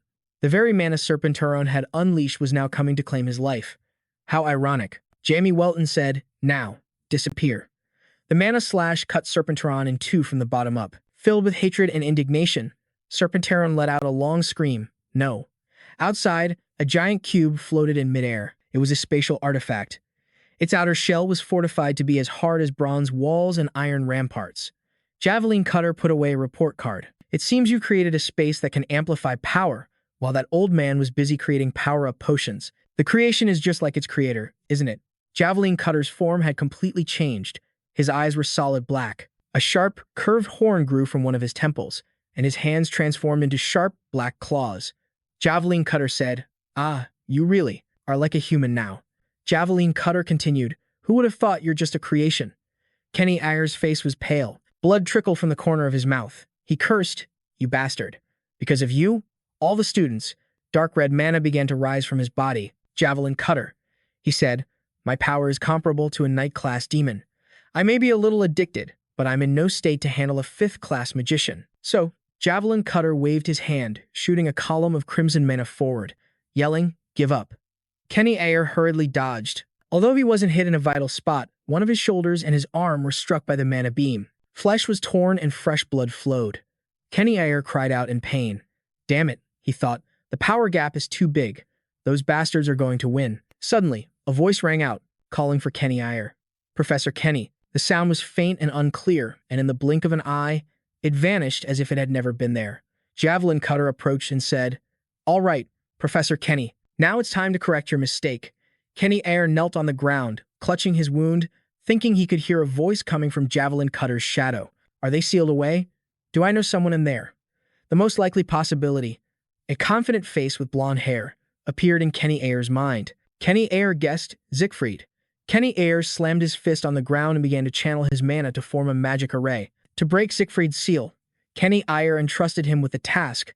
"Then I'll leave the rest to you." The mana flowed into the ground and spread outwards like sound waves, carrying some kind of command for this spatial cube artifact. Javelin Cutter was startled by Kenny Ayer's actions, and a sense of suspicion and a bad premonition arose within him. Javelin Cutter raised his arm, which transformed into a tentacle and shot forward to stop Kenny Ayer. He shouted, "It's useless." Watching the tentacles rush towards him, Kenny Ayer's mind was completely calm and composed. He thought, "I'm just a puppet created by Serpent. I may have started as a member of the Serpent household, but there are things I've learned from others." Images of Xenon, Simon, and Amr flashed through his mind. Kenny Ayer thought, growth and freedom. Kenny Ayer's eyes widened, and he said with firm resolution, "Do you really think I'd leave the children's future to you?" Kenny Ayer waved his hand, and countless magic circles appeared, linking together into a complex whole, but not for defense. The tentacles passed easily through the magic circles. Javelin Cutter shouted in confusion, "What are you doing, you bastard?" The tentacles pierced through Kenny Ayer's body. The magic circles shattered. But he smiled triumphantly and said, "I never thought about dodging it." Cube. Detonate. The entire spatial cube showed countless cracks, from which the dazzling light of rampaging mana erupted. Then, a terrible explosion occurred. The area lit up with destructive power. A familiar voice rang out, "Well done, Professor Kenny." It was Siegfried. He had been freed. His face was stern and filled with an anger like a volcano about to erupt. Siegfried said, "Now, rest." His mana surged outwards, his aura overwhelming everything. The immense amount of mana brought a pressure like that of a mountain, hovering over them, ready to crush down at any moment. Siegfried said, "I owe you a great deal." Javelin Cutter was terrified. He thought, "This is the butcher of the battlefield. Is this the true form of a combat magician?" Siegfried's cold and bloodthirsty voice echoed, "I told you before, didn't I, that I would kill you if I ever got out." Mana surged towards Javelin Cutter. Javelin Cutter was scared out of his mind. He immediately turned and fled for his life, thinking to himself that he couldn't win. "I have to retreat now." But in the blink of an eye, Siegfried appeared right in front of Javelin Cutter. He crouched slightly and drew his hand back to build up power. Mana gathered and compressed in his fist. Siegfried asked, "Where do you think you're going?" Siegfried swung his fist and landed a powerful blow on Javelin Cutter. He screamed in agony, "Bastard." Javelin Cutter was sent flying into the air. Javelin Cutter thought to himself, "At least I need to create some distance, then I can use the opportunity to open a gate to the demon world." He put his hands together to form a seal and whispered, "Open." Before he could finish the word, a giant fist smashed him into the ground like a mosquito. It was formed from mana, its immense power causing the ground to crack like a spiderweb. Siegfried walked over to Javelin Cutter. He said, "You won't get a peaceful death." Siegfried raised both his hands. Forming a frame like he was taking a picture, a spatial cube appeared, enveloping Javelin Cutter's body. Siegfried said, "I will kill you in the slowest and most painful way possible." Siegfried's face was terrifyingly ferocious and cruel. He said this was only the beginning. The cube turned from a three-dimensional image into a solid object, and javelin cutters crushed flesh and blood splattered everywhere. Back with Jamie Welton, he held up the sword to observe it, muttering, "It's used to consume the enemy's energy and make it my own." Looking at the sword, now imbued with dark mana, Jamie Welton thought, "This is my new theory, the true demon sword." Jamie Welton thought further, after breaking through, "My senses have expanded even more than they did in the past. It seems that bastard Javelin is still alive." Jamie Welton thought with disgust. The idea that he was really dead was just a fantasy. Instead of just killing him, I should make him suffer the most excruciating pain imaginable. Suddenly, a familiar presence appeared within Jamie Welton's senses. He thought, "This presence is." Jamie Welton immediately teleported there. Recognizing the newcomer, he called out, "Duke Simon." The Duke replied, "You were hard to find." Jamie Welton asked in confusion, "Why are you here?" At the same time, Duke Simon asked, "Don't tell me you've already surpassed a 7th class mage." Jamie Welton replied, "Ah, yes, just now." Duke Simon explained his reason for being there. "I came to find you." Jamie Welton said urgently, "We're out of time. The demons have appeared." Duke Simon repeated, "Demons?" A pillar of black and red light shot up into the sky. Startled, they both looked over and said, "That's demonic energy." A hairy claw thrust forward as a voice shouted, "Damn it." Siegfried was blocking the monster's continuous, frantic attacks. He said, "Why did you suddenly transform into your final form? The students won't be able to withstand this." Jamie Welton teleported over and asked, "Old 7th, is that Javelin's true form?" Siegfried turned and replied, "Young master, I was trying to shrink him, but he just got bigger." Duke Simon also arrived. He asked, "What do you mean?" Siegfried said with resignation, "You're here, too?" The 8th elder looked at the panicking students below. Jamie Welton said, "The students will get caught in the crossfire if we fight here. Let me teleport us somewhere else first." Bending space. Mana surged, 2 pillars of light appeared, enveloping them as the surrounding space distorted. Folding like a piece of paper, it formed a connecting passage. In the blink of an eye, they were all teleported to a location far from the Phoenix Academy. The aftershocks of the battle would no longer affect the Academy. Duke Simon said in astonishment. He used 7th class magic without chanting. Siegfried added from the side, "I still can't believe it, even after seeing it with my own eyes." Jamie Welton shouted, "This is no time to be surprised." He brought 2 fingers together, and an orange-gold flame ignited. Hand of Fire magic, the highest form of fire spirit magic. A claw descended from the sky, pressing down on the monster. It was formed from a blazing, violent flame. Duke Simon said, "You've surprised me again. However, fire is my specialty." He raised his hand to his face, where orange-gold flames ignited. Fire King, Simon's magic thesis. He controlled the flames, which is why they call him the Red Lotus. The orange-gold flame created by Jamie Welton became even more radiant and ferocious than before. The temperature rose to a terrifying level, and the color of the flame turned to a vivid, blood red. Watching this, Jamie Welton thought, "He's using my fire magic and amplifying it, so that's the 8th Elder's magic thesis." Duke Simon's entire body was ablaze. He commanded, "Burn him to death." A reddish-pink mana arrow shot straight toward the restrained monster. Red Lotus, a beautiful yet dangerous magic. The illusion of a lotus flower slowly bloomed, its ethereal pink petals dancing across the sky. But at the center of this poetic scene was a relentlessly swirling pillar of violent fire. It carried a heat that incinerated everything. The very space around it seemed to warp under the immense temperature. Duke Simon said, "7th Elder, watch out for the shockwave." Siegfried replied reluctantly, "Yes, I know." A spatial barrier formed to prevent the destructive power of the flames from spreading. Inside the barrier, the fire fully blossomed. It erupted with even greater heat than before. Jamie Welton watched the flames, mesmerized, thinking, "That technique, Red Lotus, it's as powerful as it is beautiful." He exclaimed, "Incredible." The flames dissipated, leaving behind nothing but scorched, barren, and cracked earth.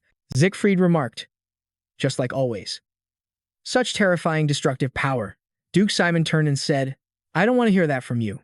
Not under any circumstances." Siegfried also turned and replied, "Yes, not under any circumstances." Siegfried asked, "Did you really become a 7th class mage in such a short time?" Young Master Jamie Welton answered awkwardly, "Ha ha, it was just very recent." Siegfried let out a laugh and said, "If the other elders knew, they would be floored." Duke Simon reminded him, "Don't laugh so carelessly. Remember where you are." Siegfried replied dismissively, "Who cares? I was born a slave anyway." Duke Simon turned to leave, saying, "In any case, let's head back now." Siegfried asked, "We don't need to check the body, do we?" Jamie Welton approached the crater to investigate. He froze when he saw something. This was strange, because Simon's flames should have incinerated everything to nothingness. Duke Simon replied confidently to Siegfried's words. You dare doubt my magic? Only those at the count level or higher could withstand that attack. In the center of the explosion, Jamie Welton saw a dark black mass that was Javelin Cutter. Although he was still alive, it wouldn't be for long. If left as is, Javelin Cutter would soon turn to ash in the wind. He thought resentfully, ugh, just a little more.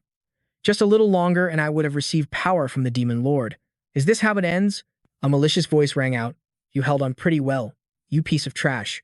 Javelin Cutter was startled. That evil voice said, if you're going to die anyway, then give your body to me first.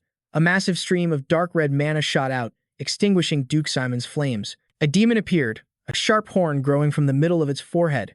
It said, I will take your place, devouring everything. Jamie Welton was startled by this sudden turn of events.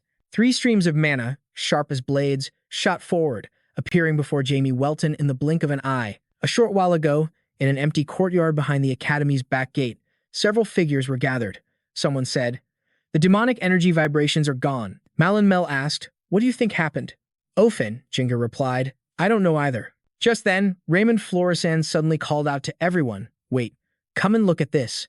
There's a burnt corpse here. The others gathered around. Raymond Florisan knelt, extended his hand, and cast a restoration spell.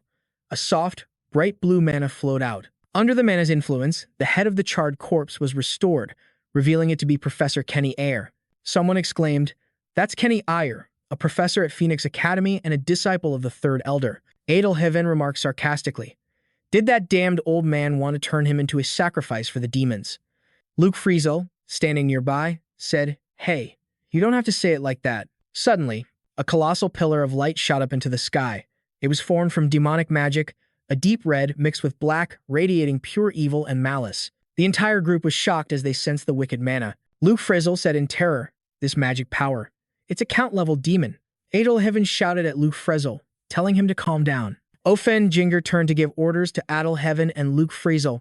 Malin Mel and I will engage the enemy. Your priority is to protect the Magic Association. Luke Friesel said, we'll fight too. With a serious expression, Ofen Jinger said, please, I'm counting on you both, because I may have to use the dimensional cannon. When the dust settled, 3 long, deep trenches were visible on the ground. The demon said gleefully, well now, you lot are quick on your feet. The 3 of them had flown into the air to dodge the attack, their faces filled with caution. The demon asked, but why the silence? That demon's name was Baoz, a count serving under the Demon Lord of Hatred, a being who was half demon and half dragon. He said, did you think I couldn't attack you just because you fled up there? Jamie Welton thought grimly, a count-level demon. It feels like I'm facing a real dragon. His presence seems to be overwhelming the elders. He's nothing like me at all, Baoz said. If you stand in my way, I'll cut you down first.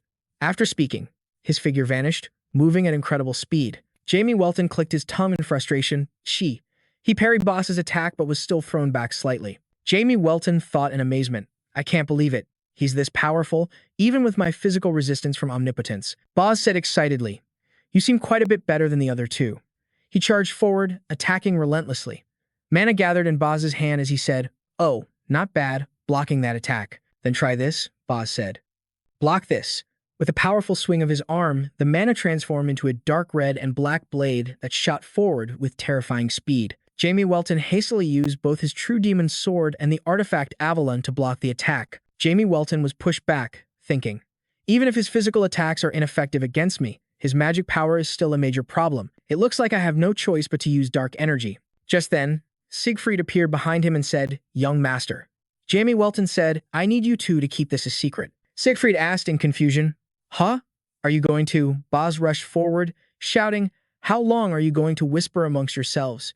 Show me more, more. Dark mana erupted. The space around Jamie Welton was plunged into darkness. He said coldly, don't be in such a hurry. I was going to fight you anyway. Siegfried looked on in horror. Duke Simon muttered in a daze, dark energy. Jamie Welton shot forward, becoming a pillar of light as he converged the magic of omnipotence. The dark mana converged. Jamie Welton thrust the mana-infused sword forward. Far from retreating, Boz charged forward, filled with battle lust. He excitedly swung his claw, covered in compressed demonic mana, toward the sword. He said, try blocking this.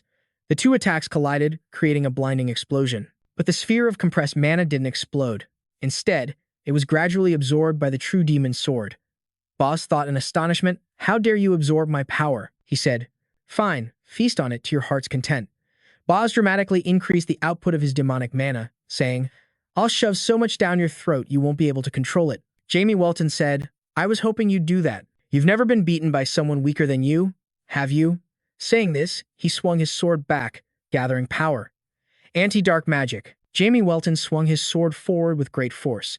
The dark mana, mixed with the demonic mana he had just absorbed, was released all at once, creating a pillar of light that completely enveloped Boss. This time, Boss was pushed back. He thought, "This isn't just simple absorption." Boz laughed, growing more and more excited and thrilled. "Interesting," he said. Boz said, "But you can only do that once. I'll kill you with this next attack." Suddenly, a spatial cube appeared, sealing his hand and the compressed sphere of demonic mana. Siegfried said, "We'll get an explanation later," Duke Simon stated. "You'd better have a very convincing excuse." Jamie Welton, golden flare magic. An explosion erupted right inside his spatial cube. Seizing the opportunity, Jamie Welton charged forward with his demonic sword. He said, "I'll talk about it after this is all over." Sword skill, Evil Dragon's heaven-severing blade gathered energy. Dark mana flared like a brilliant star. Jamie Welton slashed down, and the sharp, powerful slash of dark mana carved into bellows. He let out a long, pained scream. He thought in disbelief. "By mere mortals?"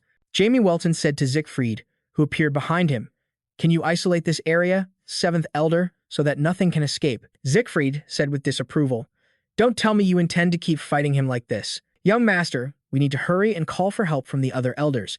Duke Simon also disagreed with the decision. He advised Jamie Welton, "I understand that your dark energy is different from other types of dark magic. However, even if the three of us join forces against that demon," Jamie Welton turned back and said, "No, we won't be able to win even if all the elders of the Magic Society were here." Jamie Welton's expression was serious and heavy. He said, "Unless all the sword masters attack him at the same time, he will destroy the entire Magic Society." Duke Simon said, "You mean you have a plan? Then there's no other choice. We'll do as you say."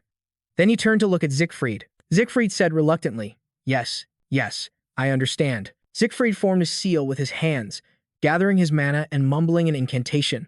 A barrier made of spatial mana appeared, enveloping the area. It was sturdy, enormous, and nearly indestructible, completely separating this place from the outside as if they were two different worlds. Bellas grumbled, "Tisk, the demon lord is going to scold me for this when I get back." He cracked his knuckles, looked up at the three of them, and said, "I don't know what you're planning, but this will be the real end." A strange red smoke emanated from his mouth. Magic, breath of the evil dragon. He stood up and opened his mouth, firing a dense black laser beam with a core of dazzling dark red. Its power was terrifying, feeling as if it could destroy heaven and earth, annihilating all life in existence. The spatial barrier was complete. Jamie Welton said, "Thank you, both of you." He raised his hands to form a picture frame, and the phantom image of a destiny card manifested. Dark mana gathered along a complex path to form high-level magic. Seeing the approaching dragon's breath attack, Duke Simon summoned his flames and shouted, "Seventh Elder." The sound of the incantation was like a hymn of fate in the boundless void. "I am a bird singing where no one can hear. A lonely traveler on the dark continent." The Devil Tarot card appeared, touching the surface of space and causing a disturbance. The incantation rang out. "There is one who tries to purify the darkness," Siegfried said through gritted teeth. "You don't normally ask me for help." Overlapping space. Countless spatial planes appeared, forming protective walls. The Fool card also appeared with its verse, "There is a fallen god of destruction." The dragon's breath began to collide with the fragments of space. Siegfried yelled, "You bastard, you're breaking through the space." The chanting continued, "Do not shed a tear even if you lose the whole world." Duke Simon gathered fire mana on his arm and said, "Are you listening? Crimson Lotus Tide." The sun card appeared. Its verse was, "Walk steadily, for the darkness will always be with you." The flames collided with the dragon's breath. Siegfried said, "Damn it, it's not over yet. Young master, are you ready?" The final card, Judgment. Its verse, "Reveal your scheme." Jamie Welton finished the incantation. Destruction magic of the land of Einet, ocean of chaos. Dark mana surged out endlessly, vast and infinite, with a power that seemed to blot out the sky and cover the earth. The dragon's breath collided with the ocean of chaos, and the dark mana swirled up and corroded the attack. He thought in astonishment, "My breath." Belos thought, "Don't tell me this dark power belongs to him." The demon lord of wrath. Belos thought in disbelief, "How is this possible?" Suddenly, an arm burst out of Belos's mouth. A voice rang out, "Run, Belos." Bello said stubbornly, "No, my lord. If the 12 gods learn of your awakening, then..." Demonic mana exploded, dyeing an area dark red. An armored foot stepped down. He is the demon lord of wrath. The hand holding the sword pointed upward. Mana turned into an explosion, shooting up vertically. The demon lord of wrath said, "Everything will end." Outside, Marin Mio said, "It's just a fluctuation of energy, but the magical power is already quite terrifying. A demon count. No, it might be something even stronger." Raymond Florison asked, "What's happening with the second elder?" Oefenjinger said, "They must have warped the space." Oefenjinger reached out and touched the outer surface of the barrier, causing a ripple to spread out like something falling into smoke. Oefenjinger said, "Is that the work of the seventh elder? It seems he's given it his all. It looks more like a seal than a warp." Raymond Florison speculated, "Could it be that he's trying to end it all here?" Both Oefenjinger and Malin Mayo were startled. Oefenjinger said, "If that's the case, we must be prepared to make sacrifices, even if it means using it." Oefenjinger said, "I've told Luke and El to prepare for any possible situation." A light flashed atop a high tower. That was the dimensional cannon. Adel Ven and Frezel were standing guard there, ready for Oefenjinger's command. Oefenjinger said, "But I hope we don't have to use it." The black and red lightning represented demonic mana, and the purple lightning represented dark mana. The two were crisscrossing and fighting each other. Jamie Welton thought, "What is going on?" Jamie Welton thought that a demon might be invading the Init territory. The chaotic ocean magic was meant to deal with enemies stronger than oneself. Diablo Volpia had created the art of fatal transmutation, a space where dark mana absorbs itself, allowing the user to wield power beyond their limits and become a weapon themselves. Jamie Welton thought, "I can understand why awakening a more powerful demon is necessary right now, but why would it invade the Inet territory?" Jamie Welton thought that even if the 12 gods appeared, they would destroy, not invade. An evil sound echoed. "I don't understand." Startled, Jamie Welton turned to look behind him. He thought, "This energy is..." Jamie Welton shouted, "A demon lord." He thought, "I can't believe he's actually awakened. This is too dangerous." An image of a golden scale appeared, with two sides representing the demons and the gods. The awakening of a demon lord would affect the balance of causality. This means two gods would be demoted to vassals, but no counterattack occurred. Jamie Welton thought, especially Foe. As soon as she found out, she would surely want to destroy it. Jamie Welton thought, "Of course, it's possible to deceive the gods with dark mana, but that's a power only I can use. That's how it should be." Jamie Welton looked toward the demon lord, who also had dark mana within him. Jamie Welton asked, "Are you a demon lord?" The demon lord of wrath said, "What the hell are you?" A terrifying pressure suddenly appeared, forcing Jamie Welton to spit up blood. Jamie Welton thought, "Damn it, I can't believe I'm already taking a beating from just this." "It's Diablo Volpia," the demon lord of wrath asked. "How can you use this power and look me straight in the eye like that?" Jamie Welton wiped the blood from his lips and said, "I don't know why you're asking. That is my power, and I am no one's lackey." The demon lord of wrath said, "Don't overestimate yourself." He put two fingers together and pushed them toward Jamie Welton. The pressure around Jamie Welton intensified. He was crushed until his veins bulged, but he still desperately kept himself standing straight. The demon lord said, "That's impossible. You're nothing but a man with a little bit of courage." Jamie Welton struggled to stand there, biting his lip hard as painful groans escaped his throat. However, his eyes remained fixed on the demon lord of wrath with a cruel and ferocious expression, like a dangerous predator. Jamie Welton thought his bones were breaking. He said, "Is this what you wanted to ask?"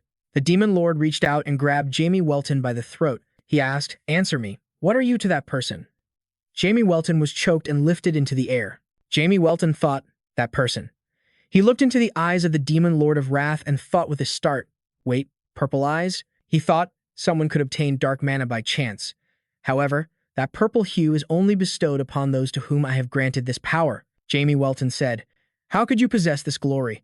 The demon lord of wrath asked, "Why do you have purple eyes like that person?" Jamie Welton gritted his teeth and said, "That's what I wanted to ask. Why do you have my power, my dark mana?" Inside, Jamie Welton was now feeling more furious than ever before. Jamie Welton screamed, "How can a disgusting demon like you possess it?" The demon lord of wrath tightened his grip on Jamie Welton's neck, causing him to cough up blood. The demon lord of wrath said, "Your power? Impossible. I'm certain that person's will was destroyed." He was released. Jamie Welton fell to the ground, coughing nonstop. The demon lord of wrath said, "Tell me clearly, what is your existence? If you don't..." The demon lord took off his helmet and threw it to the ground. Inside the helmet was a human face, a man with a stern appearance, deep-set eyes, and a long, X-shaped scar between them. He said, "I will throw you into hell." Seeing the demon Lord of Wrath's face, Jamie Welton said in astonishment, "You are." Jamie Welton asked in disbelief, "You're Chakania?" Chakania asked, "How do you know that name?" Jamie Welton immediately asked, "Do you remember Laner Hill?" Back in his memory, the sun was scorching hot. Chakania lay still on the ground with a deep wound in his chest. He said, "It's too late." Jamie Welton, who was Diablo Volpia back then, comforted him, "Your wound is healing." Chakania said, "Diablo, turn me into an undead." Jamie Welton said at the time, "If you become an undead, then you will be forced to obey me." Chakania weakly clenched his fist, trying to move his body. He said that didn't sound too bad.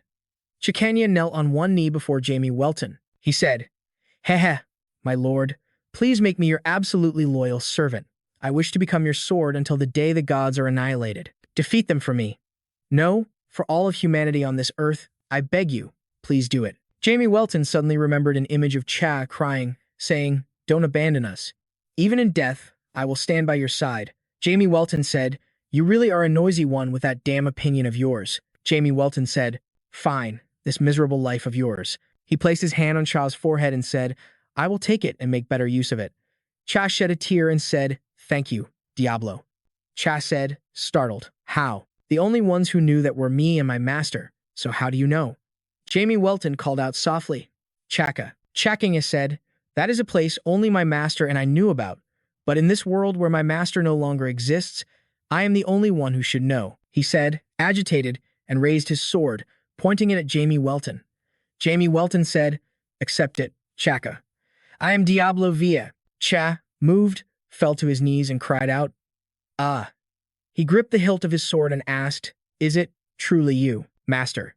Jamie Welton said, "I'm sorry for returning so late, Chaka." The two of them sat down to talk. Cha said, "I believe that master had died at the hands of the 12 gods." Jamie Welton explained, "I was trapped in an infinite barrier, but one day, I was reborn into this body." Chakania said, "I see, but what are you planning to do now? You won't have a chance to kill the gods with that body." Jamie Welton said proudly, "Chaka, this body of mine is only 10 years old, and it has only been 1 year since I was able to reclaim a small fraction of my power." Chakania was shocked. He said, "Even if you retained your memories from your past life, I can't believe you could face Bellows after just 1 year of training. He's a demon who is very close to the rank of Marquis." He said, "As expected of my master. In that case, I am certain you will be able to regain your past strength in just 10 more years." Jamie Welton asked, "But what about you? Demon Lord, you become too powerful for me to even gauge your strength." Chakania said, "More than 60,000 years have passed." He brought 2 fingers to his head, recording his memories. Then, Cha placed his hand on Jamie Welton's forehead to transfer the images of his memories. He said, "I'm sure it will be better if you see for yourself." An image appeared, and his voice rang out, "I order all my subordinates and Andit to leave me." It was an afternoon in a castle. Right before the final battle, Diablo Via's minions disbanded after receiving his order. Chakania approached and said, "Master, it is time. However, the one creation I was most dissatisfied with is the only one who has disobeyed my command." Chakania said, "I will follow you to the very end." Jamie Welton turned and said, "Chaka, your final mission." Jamie Welton held out his hand, and a cube-shaped barrier appeared, trapping Cha inside. Cha slammed his hands against the barrier's walls, but it was no use. He called out helplessly, "Master," Jamie Welton said, "Go." Chakania asked, "What is this, master?" And that was how he went to the demon world. The first 100 years were agonizing. Cha stood on a rocky outcrop, lost in thought. Why did master send me to a place like this? Was I not helpful? Or perhaps, was I not useful? Then why didn't you just take back the dark mana you gave me? Cha cut through the smaller monsters, gripping his sword tightly as he charged at the leader. Over the next 1,000 years, he erased all reason from his mind. The initial dark mana should have been depleted, and it should have caused Cha to cease to exist. But it was replaced by demonic energy, absorbed during his battles, allowing him to continue using his body. Chakania swung his sword with all his might. By the time he realized it, Chakania had become a count in the demon world, and 10,000 years later, Cha received news from a subordinate he had sent to the middle world. The subordinate knelt and reported, "The 12 gods are erasing the records of the middle world." Chakania exclaimed in shock, "How dare they? So now they're even erasing the traces of my master." At that moment, Cha realized what he had to do. Cha angrily gripped the armrest of his throne.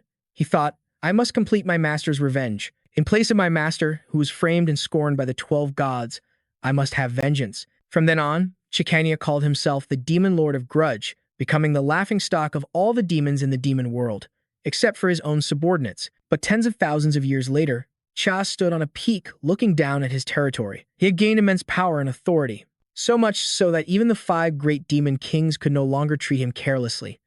And then, the perfect opportunity for revenge finally arrived. A dispute arose among the 12 gods. Someone said, Lily and Brahman are on one side, Durian and Kalan are on another. Tantus is with Arabella, while Jillian follows Obrian. In the end, Yam and I are both on our own. Chikanya said, those insignificant humans who betrayed my master are living like parasites of the 12 gods. I will destroy you all along with them. Cha thought about the plan at the time. He thought, I'm rather dissatisfied with the process, but it doesn't matter, as long as the outcome is good. That was when revenge was finally within his grasp. With the memories loaded into his brain, Jamie Welton thought sorrowfully. He had spent his entire life in despair. I'm sure he wanted to end his own existence and would have been much more at peace. Chikanya asked, Master, may I ask you something? Why did you send me to the demon world back then? Jamie Welton answered awkwardly. I didn't even know where you were sent, he explained. At that time, the only way for me to separate you from myself was to send you to another dimension. Back then, Chikanya had pounded relentlessly on the barrier, calling, Master, and Jamie Welton had said, live your own life until the dark magic is depleted. Chikanya had called out in despair, please, wait. Recalling that moment, the present day, Jamie Welton said, because I wanted all of you to live, even if I died. Jamie Welton said, but even I didn't know that place would be the demon world. I'm sorry. Chikanya didn't seem to mind, saying, it's all right, sir, because in the end, it allowed me to meet you again. Jamie Welton called out to Chikanya. Solemnly, Jamie Welton said, thank you. For my sake, you have suffered so much. Chikanya said, flustered, Master, please get up. Chikanya said, I was only doing what your dark knight is supposed to do. Jamie Welton said with resignation, you really? He thought, it seems I have to admit it now. He thought that his emotions were still alive. I thought I had gotten rid of them, but after trying to cast them aside several times, they just kept returning to where they started. The past and the present were now different. Jamie Welton thought to himself, from now on, my path and everything I need to do will be different. He called out, Chikanya, I will kill the 12 gods. Chikanya put on his helmet and remarked, that is very fitting for you, sir. Jamie Welton said, but it's not possible right now, because I have only become a 7th-class mage. He thought to himself, compared to my past self, who was a 9th-class mage, I'm only just beginning. If I want to kill the 12 gods, I need to become even stronger than I once was. Chikanya said, if there is anything you need me to do, please do not hesitate to command me. Jamie Welton said, there's nothing for now. Jamie Welton said, but I will call for you when the time comes. Jamie Welton said, then, let's fight together. And thank you for waiting for me. Chikanya called out, Master. Chikanya knelt respectfully and said, those are the words I have longed to hear for tens of thousands of years. This time, I swear I will follow you to the very end. Meanwhile, outside the chaotic ocean of magic, there was a sphere made of dark mana. It separated everything outside from the space within. Duke Simon said, it's huge. Is this really dark mana? Siegfried placed his hand on it but couldn't touch the chaotic ocean. His hand was stopped at a distance as if by an invisible wall. Siegfried said, I'm not sure. And it feels different from what we know. Moreover, Siegfried said, the space inside is completely cut off. I can't see through it with magic. Duke Simon said in surprise, it can even prevent you from using your spatial magic. What is this thing? Siegfried thought impatiently. Since the magic is still active, it means the young master is safe, right? However, if young master Jamie were to die, suddenly, a crack appeared in the middle of the chaotic ocean. Mana began to leak out. Duke Simon called out, Elder. Siegfried replied, I know. Both of them formed hand signs. Mana circulated, ready to cast a spell, their eyes fixed intently ahead. The crack grew larger, and the chaotic ocean became increasingly unstable. Siegfried thought, if it's not the young master who comes out. Duke Simon thought, if it's not Jamie, we must use the Crimson Lotus. The chaotic ocean shattered into pieces, like glass, and appearing before them was Jamie Welton. He let out a sigh of relief and said, finally, I can breathe. Jamie Welton collapsed onto Siegfried.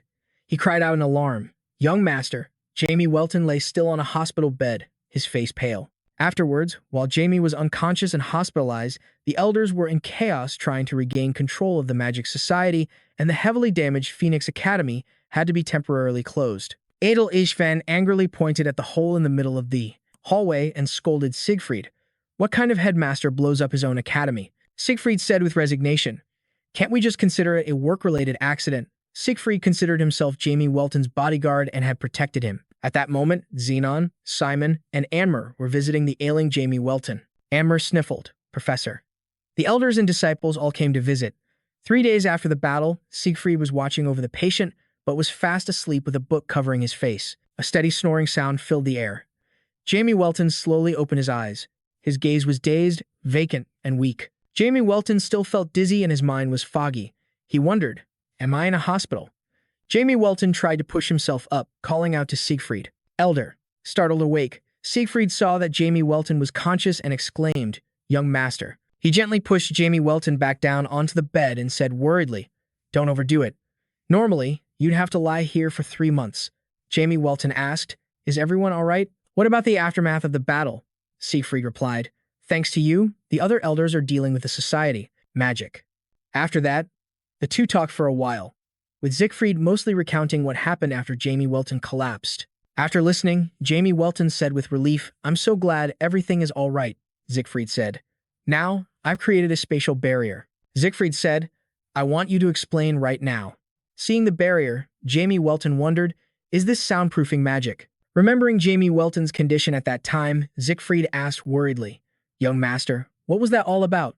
I haven't told the other elders yet, but Jamie Welton thought there was no point in hiding it anymore.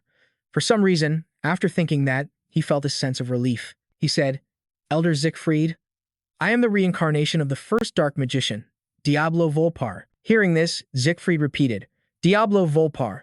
Siegfried, completely confused, asked, Who was that? Jamie Welton thought dejectedly that he'd gotten a bit flustered after meeting an acquaintance from his past life, forgetting that Diablo Volpia didn't even exist in this world. Siegfried said, I already knew you were a dark magician. I saw the black mana. Siegfried asked, But besides who Diablo Volpia is? Reincarnation? Are you really saying that you've been reincarnated? Siegfried thought to himself, It sounds absurd, but if the young master really is a reincarnated person, evidence supporting this began to surface in his mind. Magical abilities hailed as the best in all of history, perfect swordsmanship, and the fact that he was so familiar with killing. It all made sense. Jamie Welton grabbed Siegfried's wrist. He said, It's easier to show you than to just tell you, right? Jamie Welton thought Siegfried was too good a person to lose. He wouldn't betray him, even after knowing the truth. Guiding Siegfried's hand to his own head, Jamie Welton said, You can read my memories. Siegfried placed his hand on Jamie Welton's forehead. He said, All right, I'm ready. Let's begin. Then, he activated the memory-reading magic. Anne Meyer's voice rang out. Do you think he's awake yet? Xenon Simon replied, I don't know. Anne Meyer said worriedly, The substitute professor's term clearly ended yesterday. Xenon Simon calmly said, We're his disciples, so what does that matter? Anne Meyer said, Anyway, I heard you were the one who asked the 8th elder for help. Xenon Simon asked, startled, How did you know that? Anne Meyer said playfully, I just know things. Actually, the 8th elder told me. Xenon Simon said, It's not that I was worried about my master or anything. If I don't get taught anymore, I'm the one who loses out. Anne Meyer said, as if talking to a child, You have a cute side to you, don't you? Xenon Simon bristled and said, I'm serious. I'm extremely selfish. Anne Meyer was confused by Xenon's reaction. She said, all right. What's the big deal? Cheer up. I get it, Anne Meyer said.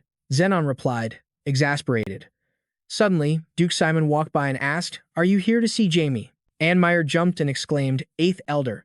Xenon Simon stammered, Duke Simon said, Let's go together. Xenon Simon covered his face with his sleeve and said, Yes, sir.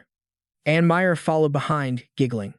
As they reached the stairs, they met the blonde doctor. The doctor said, 8th elder, I was just on my way to see you. Jamie is awake. He's speaking with the 7th elder. Anne Meyer rushed up and asked, Really? Is he okay now? Xenon Simon asked, Is he mentally stable? Can he still use magic? The doctor, bombarded with questions, was flustered and said, Well. From behind them, Duke Simon said sternly, That's enough. Both Xenon Simon and Anne Meyer flinched, freezing in fear and instantly falling silent. They both bowed their heads in apology. Xenon Simon said, I'm sorry. Anne Meyer said, I was just a little surprised, that's all. Duke Simon stepped forward and asked the doctor, Do the other elders know Jamie is awake? He replied, No one knows except for the 7th elder. Duke Simon ordered, Then don't tell them. Then he said to Zenon, Simon, and Anne Meyer, you two wait here a moment before going in. Although neither of them understood why, they obediently replied, yes, sir. A brilliant golden lightning bolt struck amidst the dark sky. Siegfried was terrified. A figure in a black cloak stood before him. The person shouted, attack, come. Siegfried also realized where he was.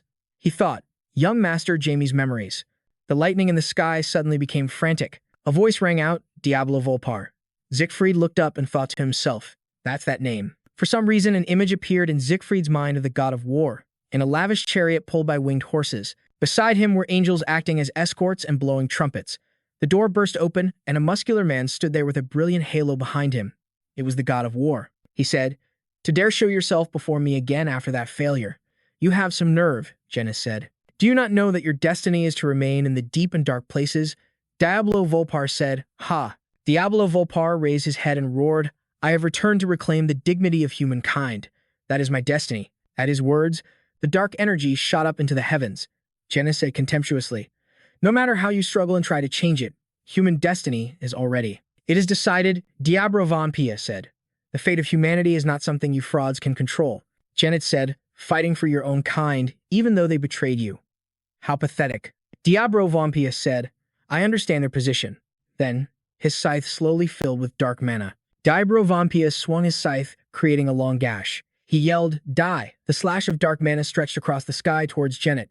Countless explosions, big and small, erupted. Janet said angrily, how arrogant. Cut off his limbs and bring him to me. The angels immediately swooped down. On Diablo Volpia's side were demons. The two sides clashed. The battle began. The opposing mana collided, creating a blinding explosion. Janet said, it's over, Diablo Volpia. Diablo Volpia was seen lying face down in a pool of blood, yet he still said, so, is this how it all ends? Janet said, don't try any more tricks. I told you that you would lose in the end. Diablo Volpia said with contempt, you should have died by my hand 10,000 times over, but you just hid behind the other gods and mocked me. Pathetic, Janet. Truly pathetic. Diablo Volpia said, the 12 gods couldn't even handle me. The best you all could do was gang up on me and seal me away. Ha ha ha. Diablo Volpia raised his head and said, how could I not laugh? Go ahead and seal me. By the time I awaken again, your halos will have long since faded. Diablo Volpia said, and you will suffer endless despair, while begging for the sweet release of death. The god replied, I'll be waiting with bated breath. The magic circle activated. Watching this, Siegfried instinctively cried out, no. He could only watch helplessly as Diablo Volpia was sealed. That figure vanished behind a blue light. Siegfried screamed, no. Siegfried jolted back to reality, panting heavily. Jamie Welton called out softly, Elder. Siegfried asked, young master, this isn't a dream, is it? Jamie Welton replied, no. Jamie Welton explained, those are memories from 66,666 years ago, before I was reincarnated. That was when humanity was demoted to become slaves of the 12 gods. Siegfried said in disbelief, humanity, slaves to the 12 gods. 66,666 years ago, Jamie Welton said, it's not the past. Humans are still slaves to the 12 gods. The 12 gods have destroyed and rebuilt civilization countless times. They've changed humanity to suit their whims, and even now, humans are still being watched. Siegfried asked, by the supreme gods? Jamie Welton said, you're not wrong. But, Jamie Welton said, the followers of the dragon god Brahman. They are a species created to monitor mankind. Jamie Welton said, the problem is, we don't know the history between the time I was sealed and this current civilization. Siegfried asked, you mean the world from 10,000 years ago? Jamie Welton replied, that's right. It has been forbidden. Jamie Welton said, the moment I tried to find out, it said that the dragons would come. Because Duke Simon suddenly appeared, saying, is that so? Siegfried exclaimed in surprise, 8th Elder. Duke Simon said, I'm asking if it's true. Jamie Welton said, yes, it is. Humanity has been confined to a single continent under the surveillance of the dragon race. Duke Simon clenched his fists and said, I knew it. I knew humanity couldn't be this inferior. We were not wrong. Siegfried asked, confused, what are you talking about? Duke Simon calmed himself and said, forgive me for not telling you about this. I thought you wouldn't believe me. However, it's all right now. Duke Simon told Jamie Welton, I want to introduce you to a group.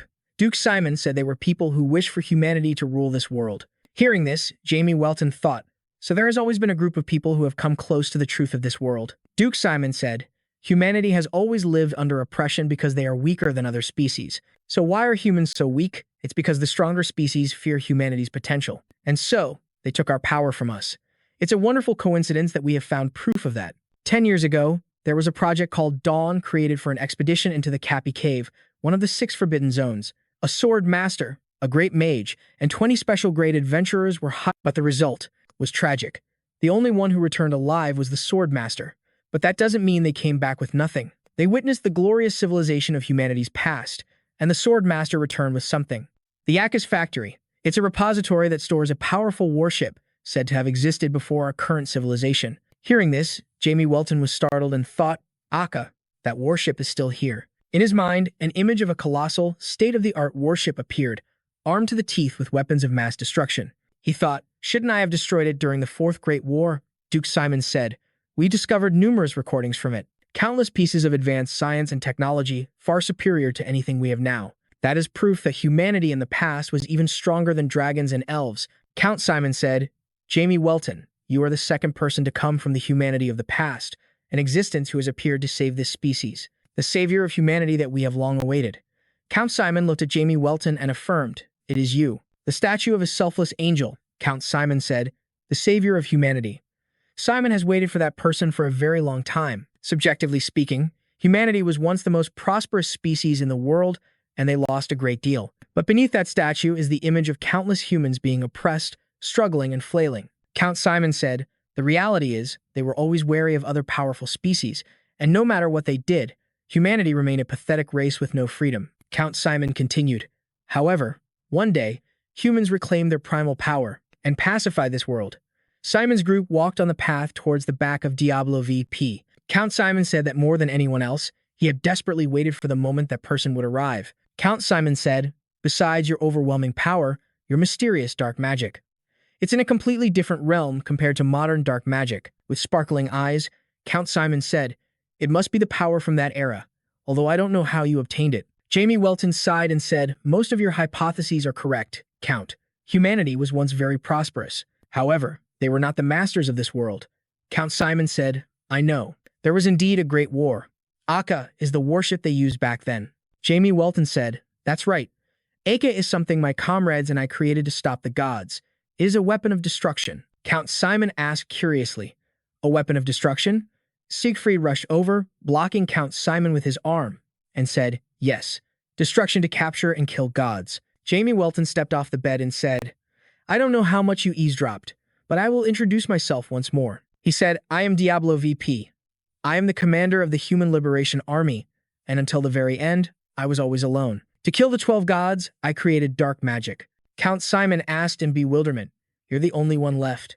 The Human Liberation Army. Liberation from what? Jamie Welton sighed and said, it's a long story.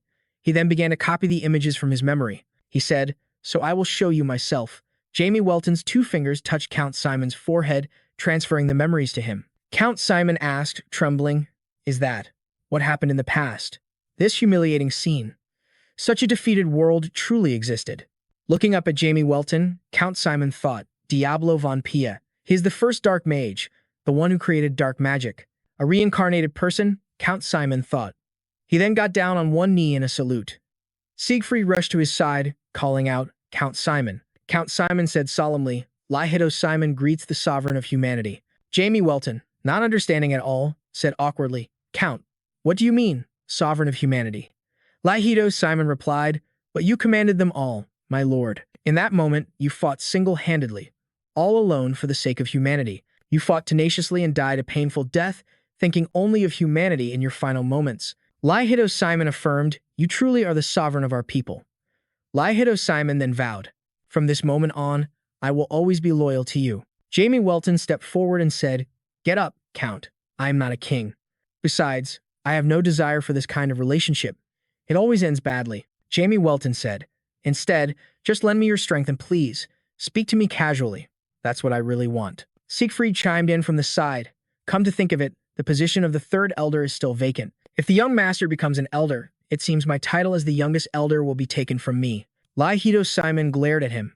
Siegfried said, from now on, I will look after you as a colleague. As an elder, I'm still your senior, you know. Jamie Welton said, thank you. Please take care of me. Meanwhile, Lai Simon was gritting his teeth while looking at Siegfried. He rushed forward, grabbed Jamie Welton by the shoulders, and said, "I also swear that I will help you, my lord." Jamie Welton got goosebumps and pleaded, "Please, stop talking in such a cringy, formal way." Jamie Welton sat back on the bed, sighed in relief, and said, "Before all this, didn't you say you wanted to introduce someone to me?" Lai Simon quickly replied, "Yes, they have always been with me." Jamie Welton looked up and asked, "Is it Fran?" Lai Simon denied it. "No.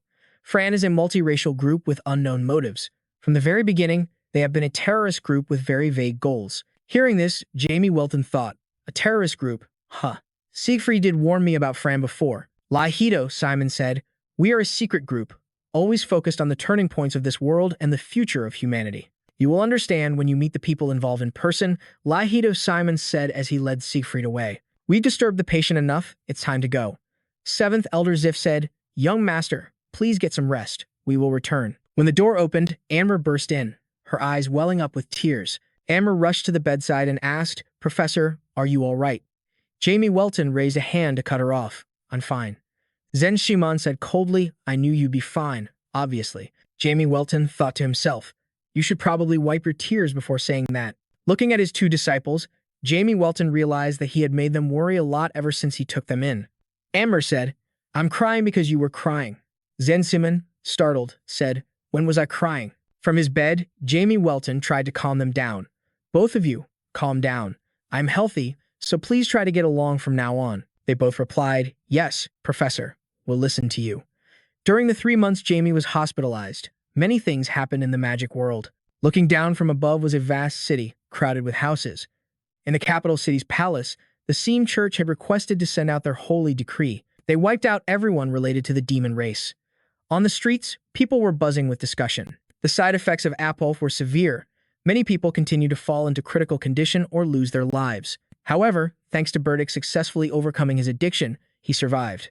The third elder, Serpenturon, who was at the center of this incident, was branded an enemy of humanity. This caused his family to be excommunicated. Kench, who was also involved in the plan, should have been declared a criminal, but he was found innocent because his sacrifice to protect the academy was recognized. With the headmaster's permission, Siegfried held a funeral for Kenny at the Phoenix Academy. On the stone plaque engraved with his name were fresh white chrysanthemums, and students who remembered him came to see him off. During the funeral, quite a large crowd appeared to pay their respects to Professor Kenny. The magic world had fallen into a slump due to this shocking event. Fortunately, good news arrived a few days later. The royal palace recognized Jamie as an archmage and temporarily appointed him as a newspaper with Jamie Welton's picture on it read, "The kingdom's most talented individual, Jamie Welton, has become an archmage at the tender age of 10. Outside the window was a beautiful and sunny flower garden. A voice rang out, "This feels great."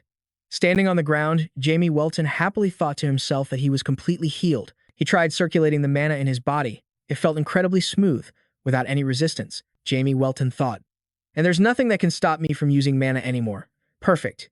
He reached for the doorknob and said to himself, "Now, I should get going." Zen Shemin was training, with fire mana on one shoulder and water mana on the other. He mumbled, "Fire and water at the same time, a little more." Suddenly, a gush of water shot past Zen Simon's head, cutting him off. Zen Simon flew into a rage and yelled, "Hey, do it properly. How many times has this happened?" Amber laughed nervously and said, "Sorry. Hee hee." Amber's magic lost control again. She cried out, "Huh? What's happening?" Zen Simon said, "You idiot, that's not." And a fist of water slammed down on Zen Simon's head. Of course, it was Amber's magic. Jamie Welton appeared and said, "You two should try to get along." Amber quickly ran over and asked, "Professor, are you feeling better?" Jamie Welton said, "Yes." "Have you two finished your homework on multi-attribute activation?" Both of them stammered, about that." Jamie Welton sighed and demonstrated as different attributes danced on his hand. Jamie Welton said, "Being able to use multiple attributes simultaneously is a basic skill. You'll only be done when you can do this." They said, "We'll try again." Zen Simon said, "The headmaster said that when you've recovered, you should go to the office in the central magic tower." Hearing this, Jamie Welton wondered, "Is that the place where I'll be working from now on?" Out loud, he instructed, "Work on your homework while I'm gone." "Got it?" Jamie Welton said. "If you can't, you'll have to wear the red hat on your head." Both Zen Simon and Amber jumped and cried out, "Yes, sir." At Siegfried's office, Siegfried was sitting dejectedly amidst a pile of documents. He lamented, "Where has my life of freedom gone?" Siegfried said, "I want to live like a romantic wanderer." "Well, if I want to help the young master, I have no other choice." A voice called out, "Elder." The assistant opened the door and announced, "Sir Jamie has arrived." Siegfried said, "Ah, tell him to come in." Jamie Welton entered and asked, "You called for me?" Siegfried replied, "Yes, have a seat." "How are you feeling?" Jamie Welton answered, "Still good, thank you." "Why did you call for me?" Siegfried said, "It seems you haven't heard the news yet. The royal palace contacted me." With that, he reached out and pulled something out of thin air. Jamie Welton said, "What? The royal palace?" Siegfried read, "Jamie Welton, show your respect and receive this royal decree." Jamie Welton was startled, his face bewildered as goosebumps broke out all over his skin. Siegfried continued to read, "This is for Jamie Welton. The contents are as follows. You are to attend the Archmage appointment ceremony tomorrow evening in the kingdom's capital, at the Fesdium Palace." Siegfried looked down and said, "That's all." Jamie Welton asked, "An appointment ceremony? At the palace?" Jackfried said cheerfully, "Young master, just as I suspected, you absolutely despise this, don't you? But please, don't worry, I will be accompanying you." Jamie Welton replied, "I hate that even more." Jackfried let out a long, deep sigh. Jamie seemed quite disappointed as he asked, "Anyway, are the appointment ceremonies always this grand?" "Ah," Jackfried calmly explained, "of course. A master-level individual represents the strongest force in a nation, you see. When such a person appears, it's only natural to organize a national event." But suddenly, Jamie sensed that something wasn't quite right. He immediately voiced his suspicion. "Is the welcoming celebration also part of the official ceremony?" Jackfried gave him an approving look. "As expected of a great noble. You know more about this than I do." Memories replayed in Jackfried's mind of the moment he was surrounded by Marcus Lin Mayo, his men, and several other commoners. He also recalled Jamie's pleas at that time. "Don't wait for me anymore, really. It's a hassle, and it makes me very uncomfortable." To him, it was only natural for someone as intelligent as Jamie to figure it out. "Well, the young master is different from an old man like me. After all." After less than 5 minutes of contemplation, Jackfried snapped back to his usual self, a bright smile returning to his face. Holding a large envelope, he said to him, "Come to think of it, the Count sent a letter. Since the incident 3 months ago, the Count instructed me not to visit, so he's been sending letters one after another instead." For some reason, as soon as Jamie heard this, he broke out in a cold sweat, as if some embarrassing secret from his rebellious youth was about to be revealed. As if he knew exactly what Jamie was worried about, Jackfried handed him the envelope and closed his eyes to give his assurance. "I will close my eyes, so you can take your time and read it." Jamie stared at the letter, which had already started to yellow with age. It had been exactly a month since his father's last letter. This one likely held all the heartfelt affection of a father who loved his son dearly. "My dearest son."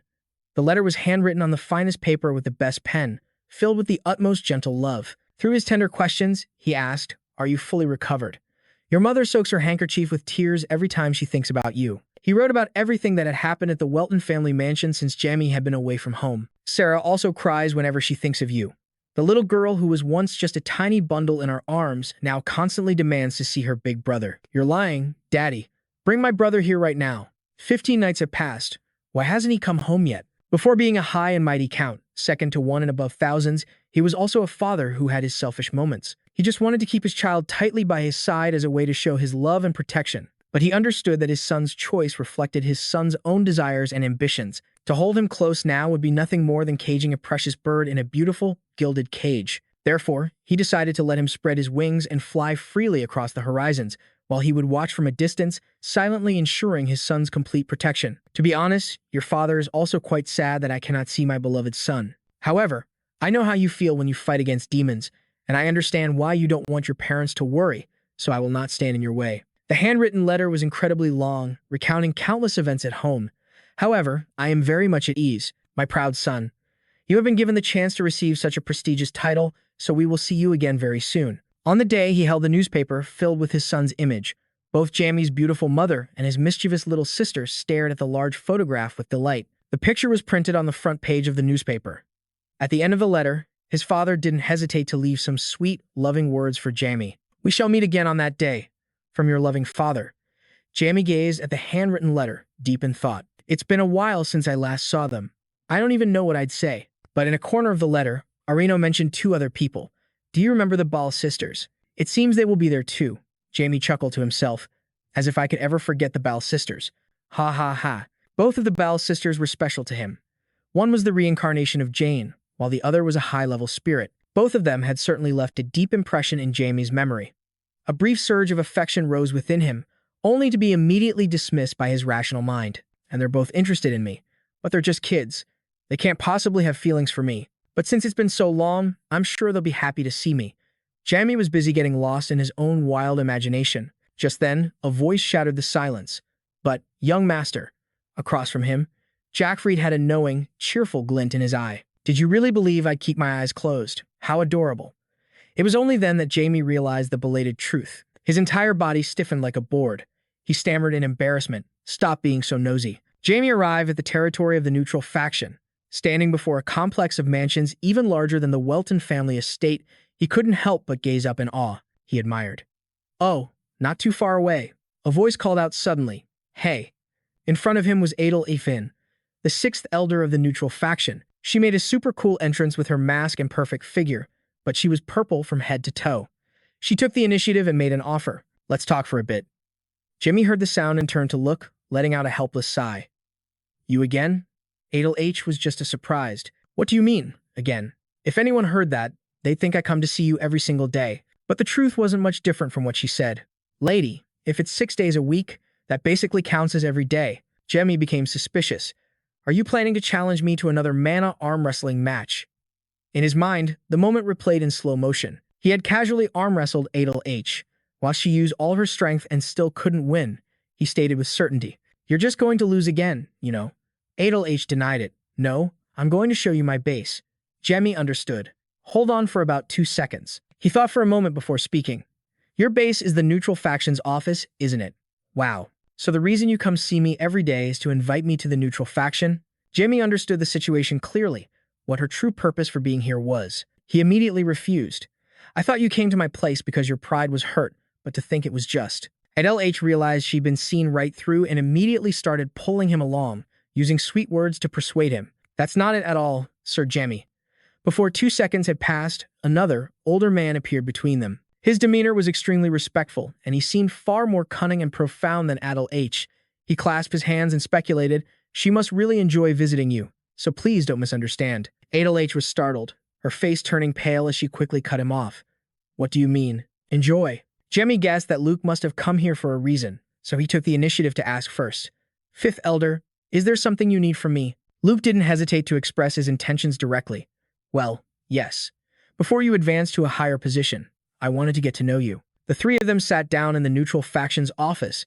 They weren't having tea and cakes, they were drinking Coke and discussing important matters. I'm sure you've already had tea at the 7th Elder's office, haven't you? So how about a drink that's very popular among commoners? It's called Coke, and it tastes amazing. Jemmy had been alive for decades, but this was the first time a senior had offered a junior a carbonated drink. While others always offered tea and cakes, this felt a bit like a bunch of kids pretending to be sect leaders, offering each other Coke instead of tea. Luke wasn't one for such formalities and asked directly, would you like to try it? Jemmy had no choice but to reluctantly agree. Yes. Jemmy picked up the glass and chugged nearly all of it in one gulp. Both Luke and Adel H stared in surprise. It was as if he was already getting addicted to the drink. Jemmy suspected there was something in the drink that made it addictive. This is amazing. You didn't put anything in here, did you? Even the calm Luke couldn't help but chuckle. What are you talking about? A good drink can be as addictive as a drug, can it? Adel H, sitting opposite him, challenged him triumphantly. What's wrong, kid? Can you drink the whole bottle in one go? But he had no intention of talking to this nosy, purple lady and turned a full 180 degrees towards Luke. He asked directly, so why did you bring me here? Luke slowly began to explain. As he did, his eyes gradually changed, becoming darker and deeper. I want to talk to you about the factions. Jemmy was ready to listen intently. If it's about the factions, are you talking about the 3 powers in the demon world? Luke continued gravely. The Emperor's tutor and the first elder, Jinfer, leads the royal faction. The second elder, Lin Mao, a high-ranking noble, leads the noble faction. Finally, there's me, Luke, the commander of the commoners, leading the neutral faction. All of them are on a chessboard of life and death, deciding the fates of others. Jemmy seemed to have figured out his purpose, but he still wanted to ask to be sure. So, you want me to join the neutral faction? Luke didn't answer his question directly, instead getting straight to the point. It would be great if you could, but it seems you won't join us since you're a noble. Jemmy raised a question. Aren't you a noble as well? Fifth Elder Luke laughed bitterly. A fallen noble would be more accurate. Besides, my family fell into ruin when I was 6, so it would be ridiculous to call myself a noble. Luke said bluntly, I have no intention of inviting you to join the neutral faction. However, if you don't join us, then don't join any other faction either. Jamie was confused. He was telling him not to join either the royal faction or the noble faction. Recently, the demon world has been divided into 3 parts: the royal faction, the noble faction, and the neutral faction.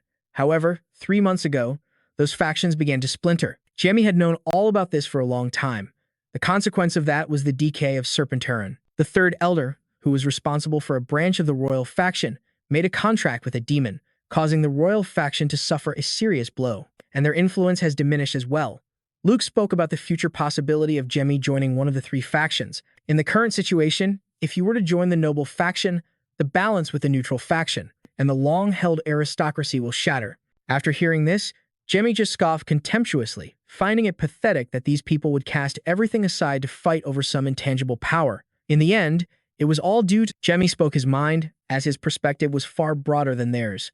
His refusal to limit his perspective to the narrow interests of one faction clearly irritated the 2 members of the neutral party. You're all still fighting for power, completely oblivious to what's really happening to this world, aren't you? I can't help but laugh. This was accompanied by a contemptuous smirk from Jamie. Adel slammed the table in anger, shooting to her feet without any regard for propriety. She called him by his full name, dropping all honorifics. Jamie Welton, watch your mouth. Only Luke, the true leader among them, asked about his intentions. What do you mean by that? Jamie stated his point of view bluntly. I couldn't care less about your ideology. Jamie was exasperated by the group's abstract ambitions. They think they're some noble saviors of all mankind, but in reality, they're just serving the deep-seated, selfish greed within them. I have no interest in such trivial matters. Luke, however, didn't understand the issue he was raising and dismissed it. You consider the class system a trivial matter. Are you aware that most of the world's rebellions originate from it? Jimmy didn't care. Are you planning to start a rebellion? Adel trembled with rage, restraining the power that was about to erupt, her bloodshot eyes terrifying. You better speak respectfully before I put a curse on you. Jemmy, however, was not one to back down. He saw her power ready to burst forth, yet he showed no trace of fear. Miss Adel. In the next second, Jamie also unleashed his power, but with far better control than Adel. His body didn't tremble in the slightest. He was in complete command of the energy within him. I'm holding back, so you should back off. Even she hadn't expected Jemmy's power to be so immense. In an instant, it had completely overwhelmed her own energy, and she received another warning from him. That little mind magic of yours won't work on me. Luke, standing between them, grew angry and immediately ordered them to stop. Both of you, stop it right now. Adel hid her fear, her body trembling in waves and her face darker than ever. Luke asked her, a spark of light on his hand. If she dared to say she wasn't okay, there was no telling what might happen. Are you all right? Adel could only dare to nod. Yes. Only Jemmy sat in the middle without any sign of worry or fear, preoccupied with thoughts about his own magic. Not bad. Well, I have been a level 7 for a while now. I suppose I should be this good. Luke then turned to glare at him. The apology sounded more like a threat. Adel was being rude. Jemmy, not one to hold a grudge, quickly brushed it aside.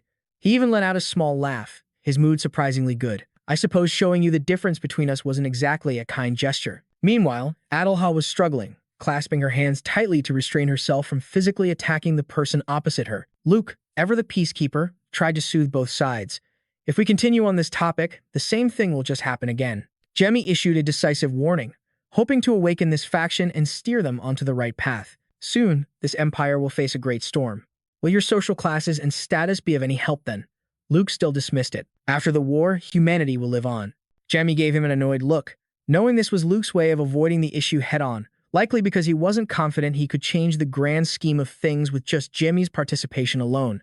Luke still couldn't grasp what Jemmy was truly getting at. So, he continued to try and explain things his way, wanting Jemmy to side with his cause. In the end, the Genis Church will be left all alone. The kingdoms of Ovia are gradually uniting. The Genis Church, isolated as it is, won't be able to withstand the pressure of that unification and will self-destruct. If a war breaks out, they'll be captured immediately. Jemmy finally couldn't stand the man's conservative and stunted mindset any longer. Realizing they were on completely different wavelengths, he stood up. You were gravely mistaken. Do you really think the Genis Church is alone? It was strange. Luke was usually so intelligent and sharp, always thinking things through. By no means an ordinary mind. And yet, today, he just couldn't understand Jemmy's meaning. What do you mean? Jamie, exasperated, didn't want to talk anymore and decided to leave. He truly felt that spending even a few minutes talking to them had been a complete waste of time. Figure it out yourselves. Isn't curiosity the most important trait of a mage? Just as he reached the door, Jimmy turned his head and added one more thing. I'll say one more thing. Both Adel, Ha, and Luke were stunned and confused by his warning. If you don't unite, this will be the end. Jemmy walked out the gate, ready to leave, his mind busy thinking about what happened 3 months ago. I thought the demon world was leading and taking responsibility for these events. How disappointing, because he knew for sure that war was inevitable. Janice, that arrogant bastard, would definitely make everyone pay for what he had suffered. Jamie slowly walked away from the neutral party's base. Thoughts swirled in his head. If they understood what I said, I'm sure they'll come looking for me again soon. First, I need to get ready to leave for the capital. Meanwhile, after Jamie had left, Adel H stood silently on an upper floor, watching through a large window as his figure disappeared down the path. What are you going to do? I don't think what that kid said was wrong. Perhaps we've been too short-sighted. He's still resolute. A commander shouldn't be so easily swayed by just a few words. And yet, his expression made her feel that despite his words, he seemed to have taken a liking to Jamie Welton. I'm sure a new wind is about to blow through the demon world. Adel H traced the glass with his long, slender fingers, where Jamie's reflection had just been, thinking to himself. And as for you, Jamie Welton. Adel H's expression grew darker and darker. His deep-set, bloodshot eyes followed Jamie with a hidden fury. Next time, I'll make sure to curse you. No, I won't be the one to lose. At Jamie's home, many members of the noble faction were gathered inside the vast mansion, their voices echoing with blame. You have no manners whatsoever. Marquis Lin Mayo sat sternly, scolding his student, Jeffrey. The scene was like a father scolding his child. One was fuming while the other was timid and scared, not daring to move. Lin Mayo continued to hiss. Your attitude and actions are utterly dissatisfying to this old man. I'm talking about getting your students to respect you. Jeffrey, sitting right next to him, was too scared to even look up. He could only mumble, yes, they respect the young master, not me. Lin Mayo raged. That's not what I'm talking about. Lin Mayo continued his critique. What will you do if your students start behaving like you? Huh. You must be especially careful at the sacred anointing ceremony tomorrow. Do you hear me? The words pierced Jeffrey's chest like 2 daggers, terrifying him. He could only agree meekly, while thinking to himself, my eardrums are about to burst. His pitiful yet adorable expression made Ha La let out a cheerful laugh. The sound of approaching footsteps grew clearer, and someone entered the room, calling out, Professor. The person who entered was none other than Jamie, wearing the outfit sent by Sayas. It was a distinctive nobleman's formal suit, giving him an extraordinary air, yet he kept his eyes squeezed shut to hide his embarrassment. This is so embarrassing, but if I don't wear it, Mom will definitely— Hala, who had been watching him from her chair, didn't hold back her compliments just because he was a boy. Oh, it's beautiful. Jamie's eyes widened in surprise. Beautiful. I thought it wasn't cool at all. Seeing him, Jeffrey immediately stood up to greet him. Young master, you're here.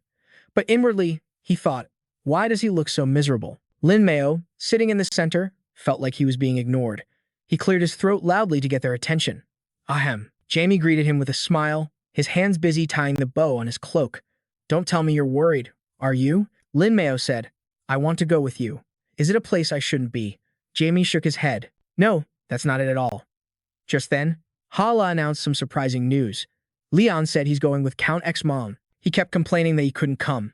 It was shocking.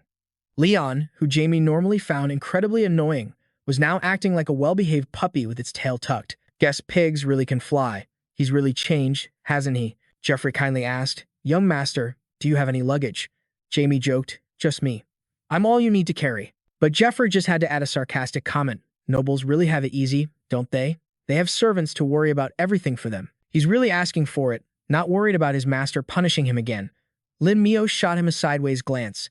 You're a noble too, you know. Jeffrey immediately flinched and backed down, lest his master hit him with his cane. Ah, yes. I will escort you. The hyperspeed station on the mansion grounds was also crowded with people. The incredible creations of magic engineers were truly beyond imagination. Standing next to Lin Mayo, Jamie remarked, I really like that giant magic stone under the platform. Lin Mayo quickly brought Jamie up to speed. It consumes 100 kilograms of B-grade magic stones per activation. Jamie was floored. It was the first time he'd ever heard of something consuming so many magic stones. 100 kilograms. Lin Mayo added, and that's after the upgrade. In the beginning, it took a full 100 kilograms of A-grade magic stones. Jamie couldn't believe it. He felt like a country bumpkin returning to the city after a long time. That's incredible. Dimensional Power only uses 5 A-grade magic stones. They both looked towards the hyperspeed station gate as Lin Mayo continued. Its developers said that after 5 years, its efficiency will double. Over time, the limitations will decrease and the benefits will increase. Lin Mayo then turned to ask him a question. Jamie, do you know why I'm telling you about this hyperspeed technology? The developer of this machine is the very same person who will develop machines in the future. But to reach the highest level of mastery takes many years, and a lot more time before everything can be perfected. However, to achieve that, it will take a lot of time, step by step. Through the story of high-speed train technology, he turned it into a message for the younger generation he holds dear. I hope you are the same. When it comes, embrace it. If you want to know, ask. If you're tired, then rest. I hope you won't find life too burdensome because of the word responsibility. He gripped the young man's shoulders like a second father, wholeheartedly encouraging him to move forward. Jamie, I am always here, so you can come whenever you wish. Only now did Jamie fully understand the old man's purpose. I get it now. He brought me here to tell me these things. The scene from years ago slowly replayed in Jamie's deep memories, from a time when everything was still so new to him. At that time, Jamie himself was on the verge of either sinking into a swamp or moving onward and upward. Count Simon and Lin Mayo were the two people who helped him the most. When my body was healed, Count Simon introduced him to me, someone Count Simon trusted. Back then, Lin Mayo wasn't as open as he is now. Although he didn't reject him, he wasn't as friendly as he is now. His face was always shrouded in a dark, contemplative shadow, which stood out even more against his snow-white hair and long. However, his face was so gloomy back then. Now I understand it was because he was worried. Even though many things happened after that, to the old man, Jamie was always a special person and a special place in his heart, irreplaceable by anyone else. Even though he has been reincarnated, to him, Jamie is still his beloved grandchild. The atmosphere outside suddenly became lively. A few people had arrived but didn't come inside, only the sound of their footsteps grew clearer. But they absolutely did not disturb the two of them. Only Ha-La was brave enough to enter and report on the progress. Elder Professor, the preparations are complete. Beside her was Jeffra, who was also scared. But now that Ha-La had spoken up, he wasn't afraid anymore and even had the guts to joke with his master for a bit. Young master, just ignore that senile second elder and hurry inside. Lin Mayo and Jamie both replied, I'm hungry too. Yes, sir. They all walked towards the gate of the superspeed station. Yes, elder, this way please. Jamie expressed his thanks as a sincere tribute from the bottom of his heart. Thank you for worrying about me. In another location, in capital F of the Sedum Kingdom, the famous coffee shop was currently in its off-peak hours. There was almost no one there, just a single man sitting in the center, leisurely enjoying a strong cup of tea and a waitress busy carrying supplies. The young woman respectfully placed a plate of cake on the table across from the somewhat aggressive and thuggish man. She was quite intimidated, and with a tense, hesitant face, she asked, Well, is it to your liking, sir? The man didn't make things difficult. It's excellent. Truly, a flavor favored by old men. Receiving a good response about the quality, the waitress immediately thanked him and scurried away, silently thinking, Thank my lucky stars I got through that. I definitely wouldn't have made it through today otherwise. Yes, that's wonderful then. Please continue to enjoy yourself, sir. The man leaned back in his chair, his posture suggesting he was a free-spirited person who didn't care for formalities. Beside him was a legendary sword. This person must be the Sword King, Talik Fan. Wonderful. This is the first time I've seen the shop this empty. Another man with red skin appeared at the shop and sat down in the opposite seat, holding a sharp spear. With his green hair, he was the renowned Spear King and Bach. He spoke to Talik with an indifferent expression. You must be uncomfortable carrying all that immense energy inside you, right? The two men talked to each other. Oh, I forgot. And Bach glanced at the old shopkeeper and said, With that kind of energy, your skills must be something else. Huh. Silently sizing him up. What a terrifying old Talik denied it. That amount of energy isn't mine. And Bach then mentioned Jamie. By the way, have you heard any news about that, Welton kid? Talik asked with a sarcastic smile. You mean the kid who became a great archmage at the age of 10? And Bach shook his head. Everyone knows that. I mean other news. Talik hesitated for a moment before finally saying, I don't know. Failing to get what he wanted, and Bach remarked, Well, you really don't care about anything in the world. He didn't beat around the bush and went straight to the main point. As expected of Spear King and Bach, you're on your way to see His Majesty, aren't you? Talik put on his hat, preparing to leave. That's right. And Bach joked, but his words had a deeper meaning. I'll be waiting to see your skills. He preemptively refused any help from others. I hope it won't end as tragically as it did that time. I've gotten better recently, so you don't need to worry.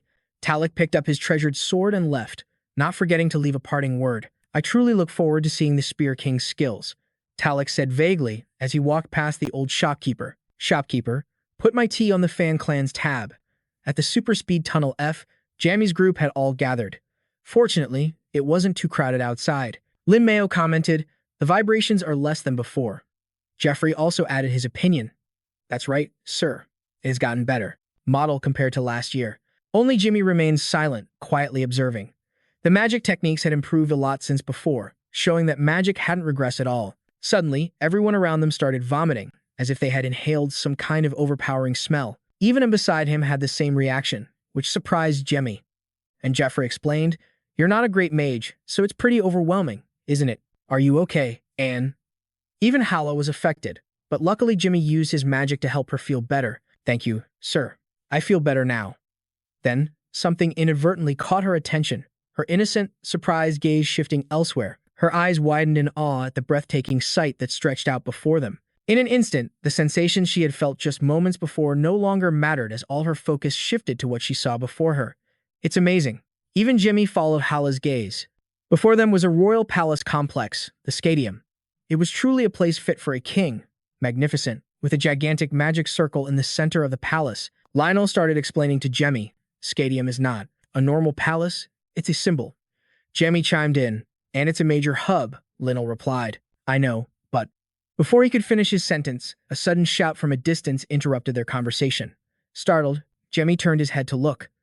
That voice is so familiar. Right below was Sybil Welton, the beloved mother Jemmy hadn't had a chance to see for so long, rushing toward him while constantly calling out his name. Jemmy, he called back loudly. Mom! The two embraced tightly.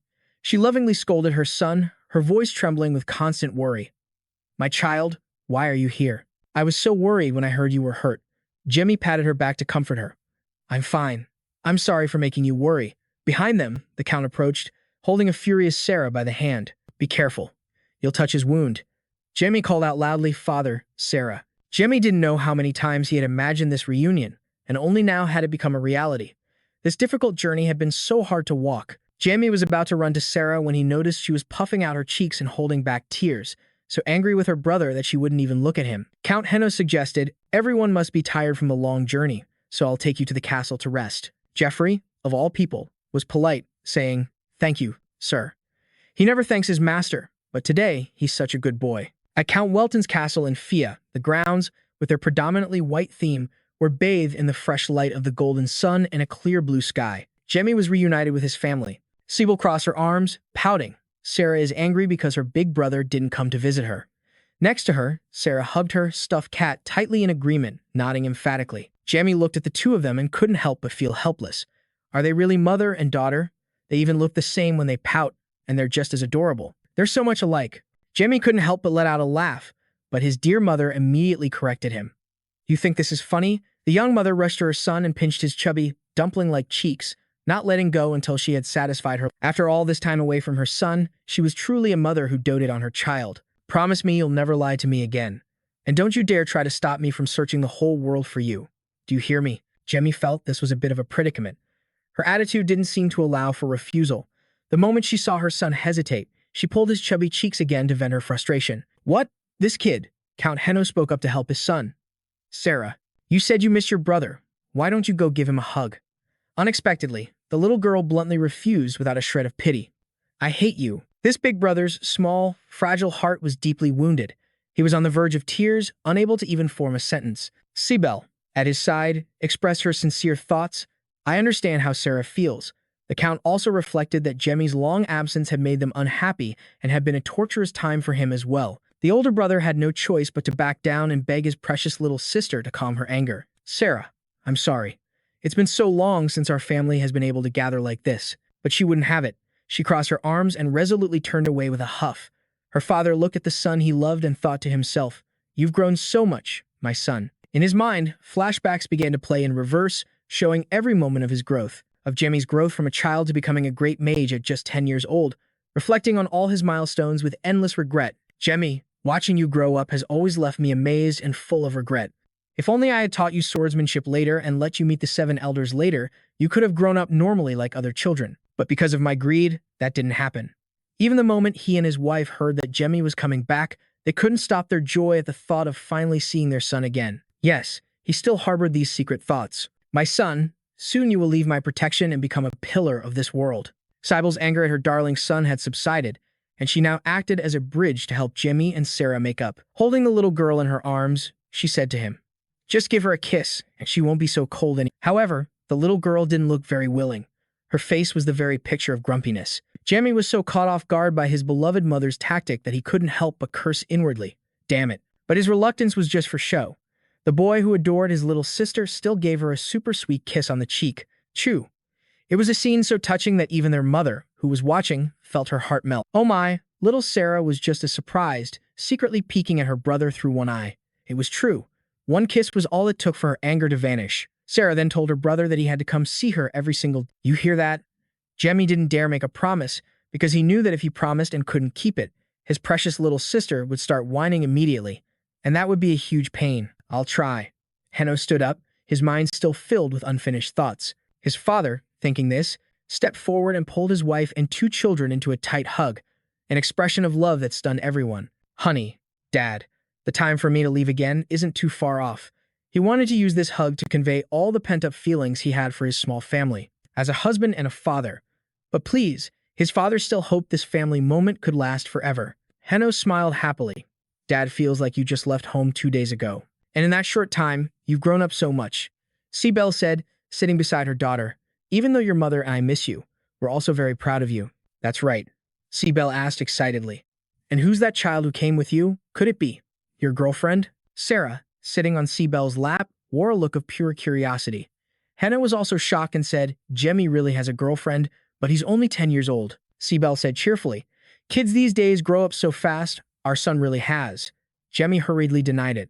No, that's not it. Jemmy, sitting beside them, said with a bit of helplessness, Mom, Dad, don't misunderstand. She's my disciple. I'm teaching her magic. Both Henno and Cybele burst out laughing, assuming the kids were having a lot of fun at school. That's right, kids always play games of teaching each other magic when they're little. Jemmy closed his eyes, feeling helpless. No matter what I say now, they won't believe me. Wait, Henno said with a confused expression. Jemmy immediately called Anne over. Anne was startled. Jemmy said, Anne, please explain our relationship to my parents. Huh? Cybele covered Sarah's eyes with her hand and giggled.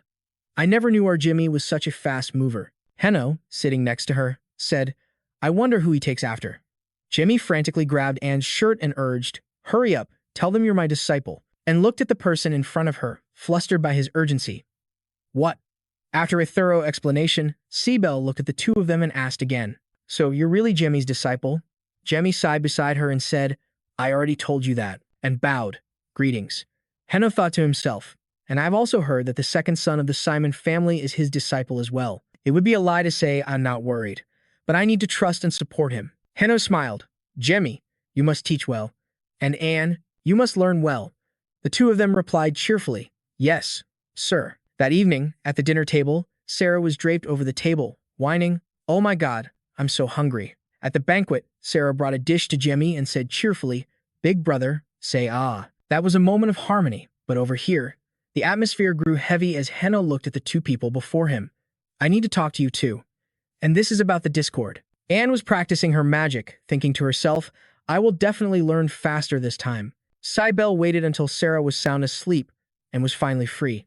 Jemmy slipped out of his house and breathed a sigh of relief. Finally, I got out. Jemmy took a walk and marveled. It's so big, just as big as Hack's place. Jemmy arrived at a waterfall and praised it. This is amazing. Someone appeared right next to Jemmy and spoke up. It is, isn't it? It was a girl, her eyes seeming to glow. I also enjoy watching the night sky. Jemmy thought to himself, who the heck is she? Jemmy looked at the girl beside him with a judgmental gaze. She looked so frail, like she could die any second. Maybe that's why I couldn't sense her presence. The girl spoke up. I'm not supposed to be here because I'm sick, Jemmy replied. Is that so? The girl chuckled. I snuck out. So please don't tell anyone. Jemmy thought to himself, how can she tell her secret to someone she just met? Under the bright, full moon, the girl said her farewell. I have to go back now. Okay. The girl looked at Jemmy, a little unhappy, and asked, Don't you want to say goodbye to me? Jamie hesitated before saying, "Goodbye." The girl turned to leave, extremely annoyed. "Next time we meet, I'll be just as cold as you are."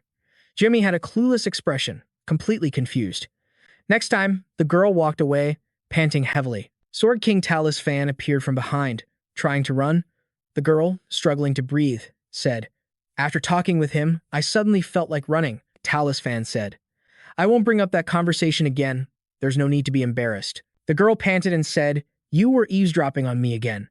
Talus Fan replied, "It is this old man's responsibility. Please understand, little princess." This girl was none other than Isabel P. Fridor, a member of the Sium royal family, the eldest daughter of the current king. Isabel smiled, her face dripping with sweat. "You're so cunning." Talus Fan then asked, "What did you think after meeting him?" Isabel answered hesitantly, "Well, he will have to walk a long and thorny path, but at the very end of that road, at the very bottom of hell, there will be a ray of hope. No one knows what it is. I can't see that far ahead. And you." He had also seen that terrible future. Isabel looked as if she was about to collapse. Fian caught her, transferring his power to Isabel and reminding her, "Stop running around. You wanted to go out and play." "Yes, Sword King." After saying that, the two of them flew up, disappearing in a flash of light across the sky. "Let's go." At Scadium Castle, many nobles, carriages, and palanquins were lined up in a long, crowded row. Valor looked on and exclaimed, "There are so many carriages." The person sitting opposite Viscount Valor smiled affectionately. "That's right. Even though they've only opened one master-level class, this is the first time everyone has gathered like this." As said admiringly, "Jamie is so amazing." As looked over at Rebecca and asked quietly, "Hey, why do you seem so restless?" Startled by the question, Rebecca replied, I couldn't sleep." Valor laughed out loud. "You're nervous about meeting Jamie, aren't you?" Rebecca shyly denied it. "No, I'm not." But in her heart, Rebecca thought, "I wonder how handsome the young master is now." In the castle's grand hall, it was crowded with people, and exclamations could be heard. "It's so crowded." Indeed. Valor and Az stood beside Ano, chatting cheerfully. "Where are the other members of your family?" Ano replied, "I sent them outside to play. It was getting a little stuffy." A voice spoke up. "So, how has Marquis Bell been lately?" "My father-in-law is His Majesty's military advisor, so he's probably discussing matters with him." Ano was a bit surprised and thought, "This aura, it's Anbeck." Anbeck approached from a distance to greet them. Count Welton Henno thought, "This killing intent, he's always like this." The Valor sisters called out to their father in fear. Valor warned them, "Get back. Now." Anbeck chuckled and asked, "What's this?" "The Viscount is here too." Valor, showing his dislike, cursed, "You bastard." Ano put a hand out to stop Valor. "Calm down. He wouldn't dare cause trouble in a place like this." Anbeck crossed his arms and said, "Why'd you call me a bastard? It's not funny at all. The Viscount is truly not what I expected." Henno's face grew stern. "Anbeck, stop it. You better watch your mouth." Anbeck just kept smiling and said, "Does the Count want to face me? Then again, we've never had a proper match, have we?" Anbeck's eyes lit up as Henno said, "Has that wound Gaston gave you fully healed yet?" The young Anbeck was shocked and extremely annoyed. "How did you know?" Ano said calmly, "I've touched a sore spot, haven't I? You couldn't even beat Gaston, yet you dare to face me? Gaston couldn't even withstand 10 of my moves. How do you—" Valor, standing nearby, was also astonished. "Gaston is one of the top 5 sword masters. I knew how skilled he was, but I never imagined he could be defeated in just 10 blows." Ano, slightly angered, released his power. "Go cry to your mommy, you little brat." Ano then said to Valor beside him, "Let's go. My son's inauguration ceremony is about to begin. His Majesty's spear should just stay by His Majesty's side." Anbeck suddenly said, "Hold on." Valor was pushed back a step. The Valor sisters cried out in fear, "Father, are you okay?" Valor hugged his 2 little girls and comforted them. "I'm fine. I'm sorry for worrying you."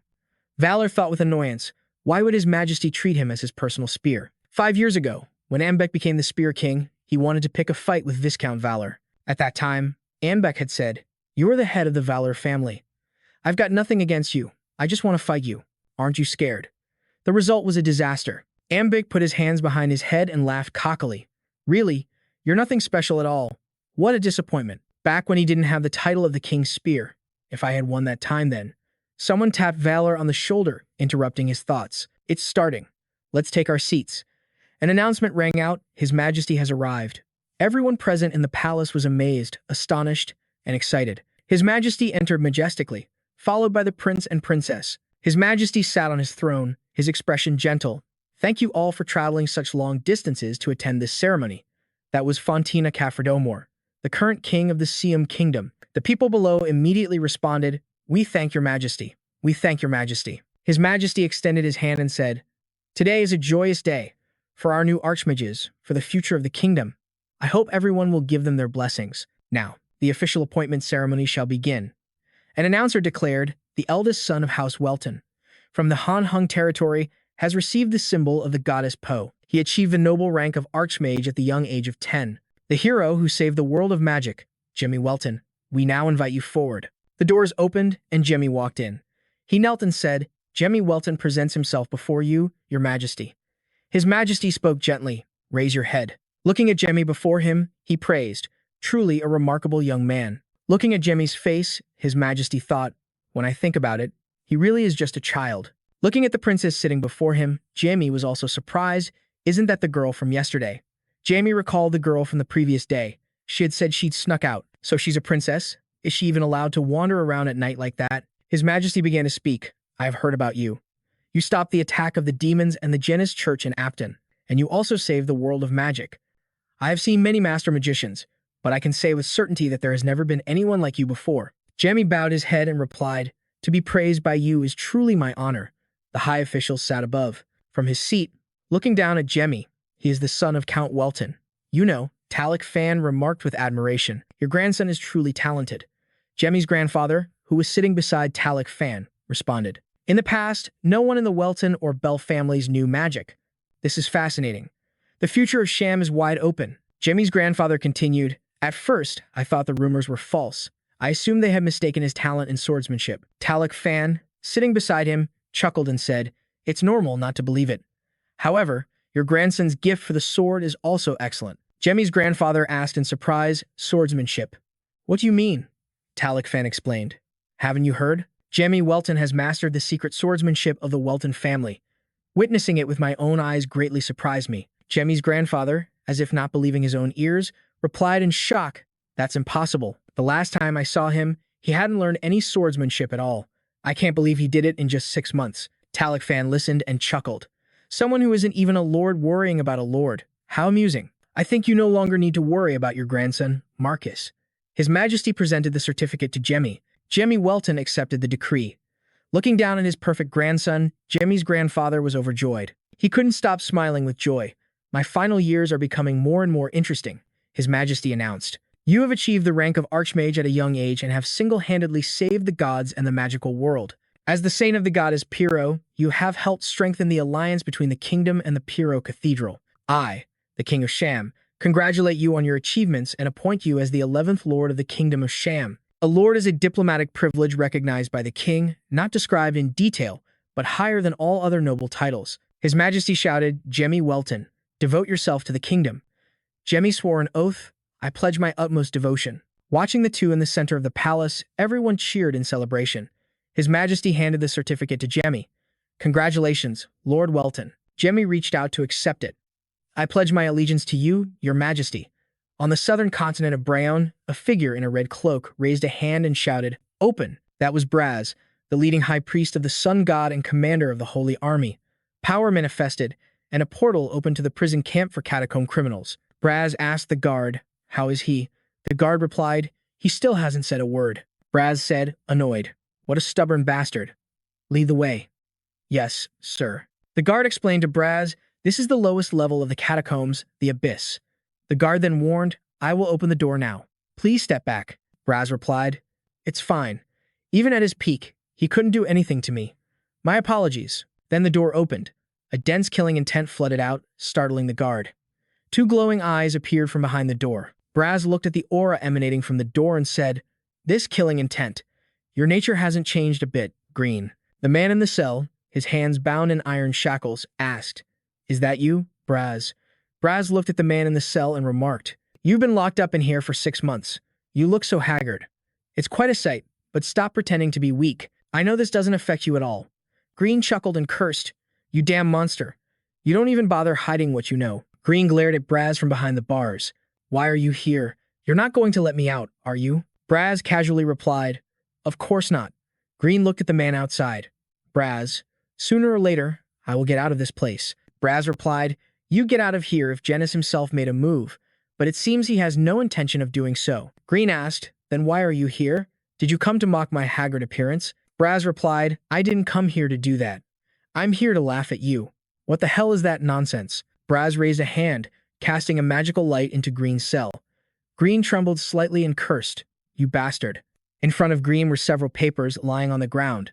Braz spoke, "I just wanted to show you this." Those papers announced the kingdom's youngest archmage, the heir to the Welton family, famous for its swordsmanship, Jamie Welton. Green looked at the news, not believing his eyes.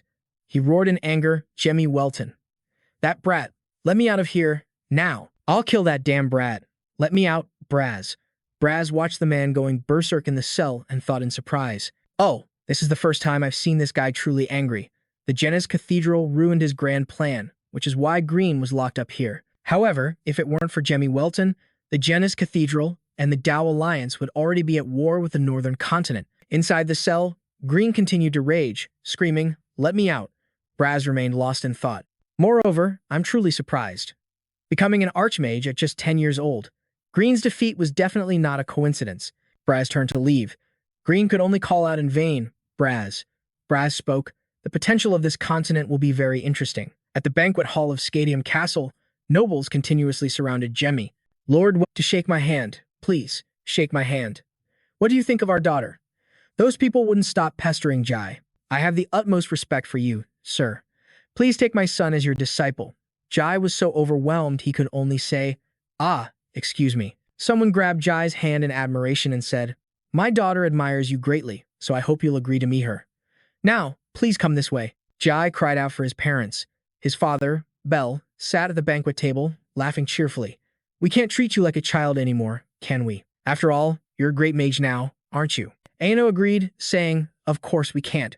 Hearing that made Jai's heart sink a little. "So they only treat me like an adult at times like this. Huh." Standing amidst the crowd of nobles, Anne was bewildered. "Being famous is hard." Leon, standing beside her, remarked, "Anne, you little rascal, it's been a while since I've seen you, so this is a little awkward," and chuckled and said, "But it's still fun, isn't it?" Leon retorted bluntly, "What's so fun about this party?" and teased him playfully, "Your face is a little red." "Is it because it's too hot in here?" she asked, half doubting him. "Really?"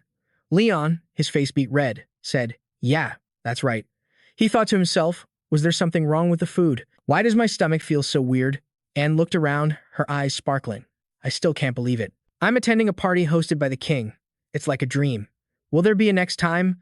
Leon crossed his arms in front of his chest and said, "What are you talking about? The moment you became the master's disciple, your life had already changed." Leon added quietly, "And you met me, too," and couldn't hear him clearly and asked, "What did you say?" Leon, embarrassed, turned his face away and started to leave. "It's nothing. I'm leaving." "Where are you going?" "To sleep." And blushing a little herself, said, "You don't have to be embarrassed. I'm glad I got to meet you, too. Leon, from now on, I'll be in your care." In the garden of Scadium Castle, voices could be heard from inside. Lord Welton, where did he go?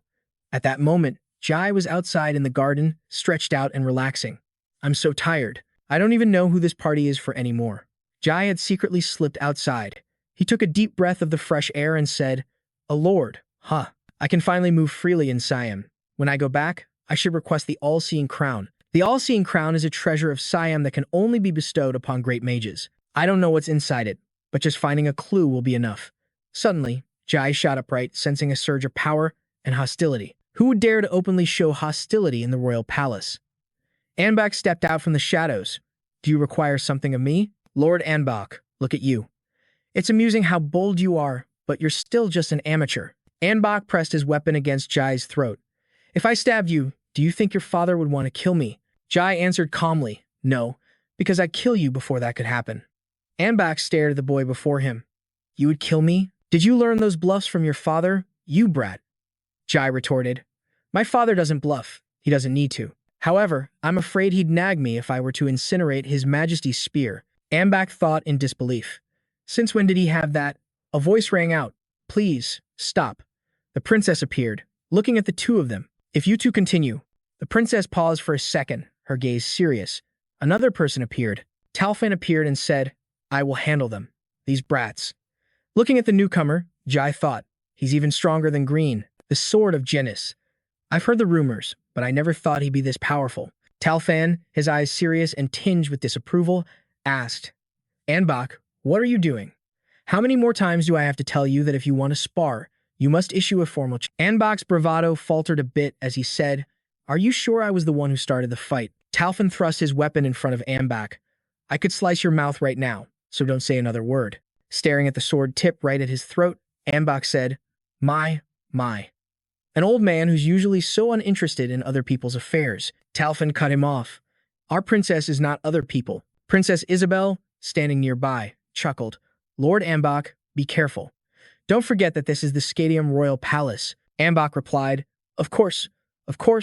I'll keep that in mind, Your Highness. Talfan lowered his sword and said, If you don't want to die, drop the sarcastic tone. Jai watched Anbach walk away and called out, Farewell. Lord Anbach, thank you for providing such entertainment. Anbach glanced back as he left, replying with displeasure, You're most welcome, Lord Welton.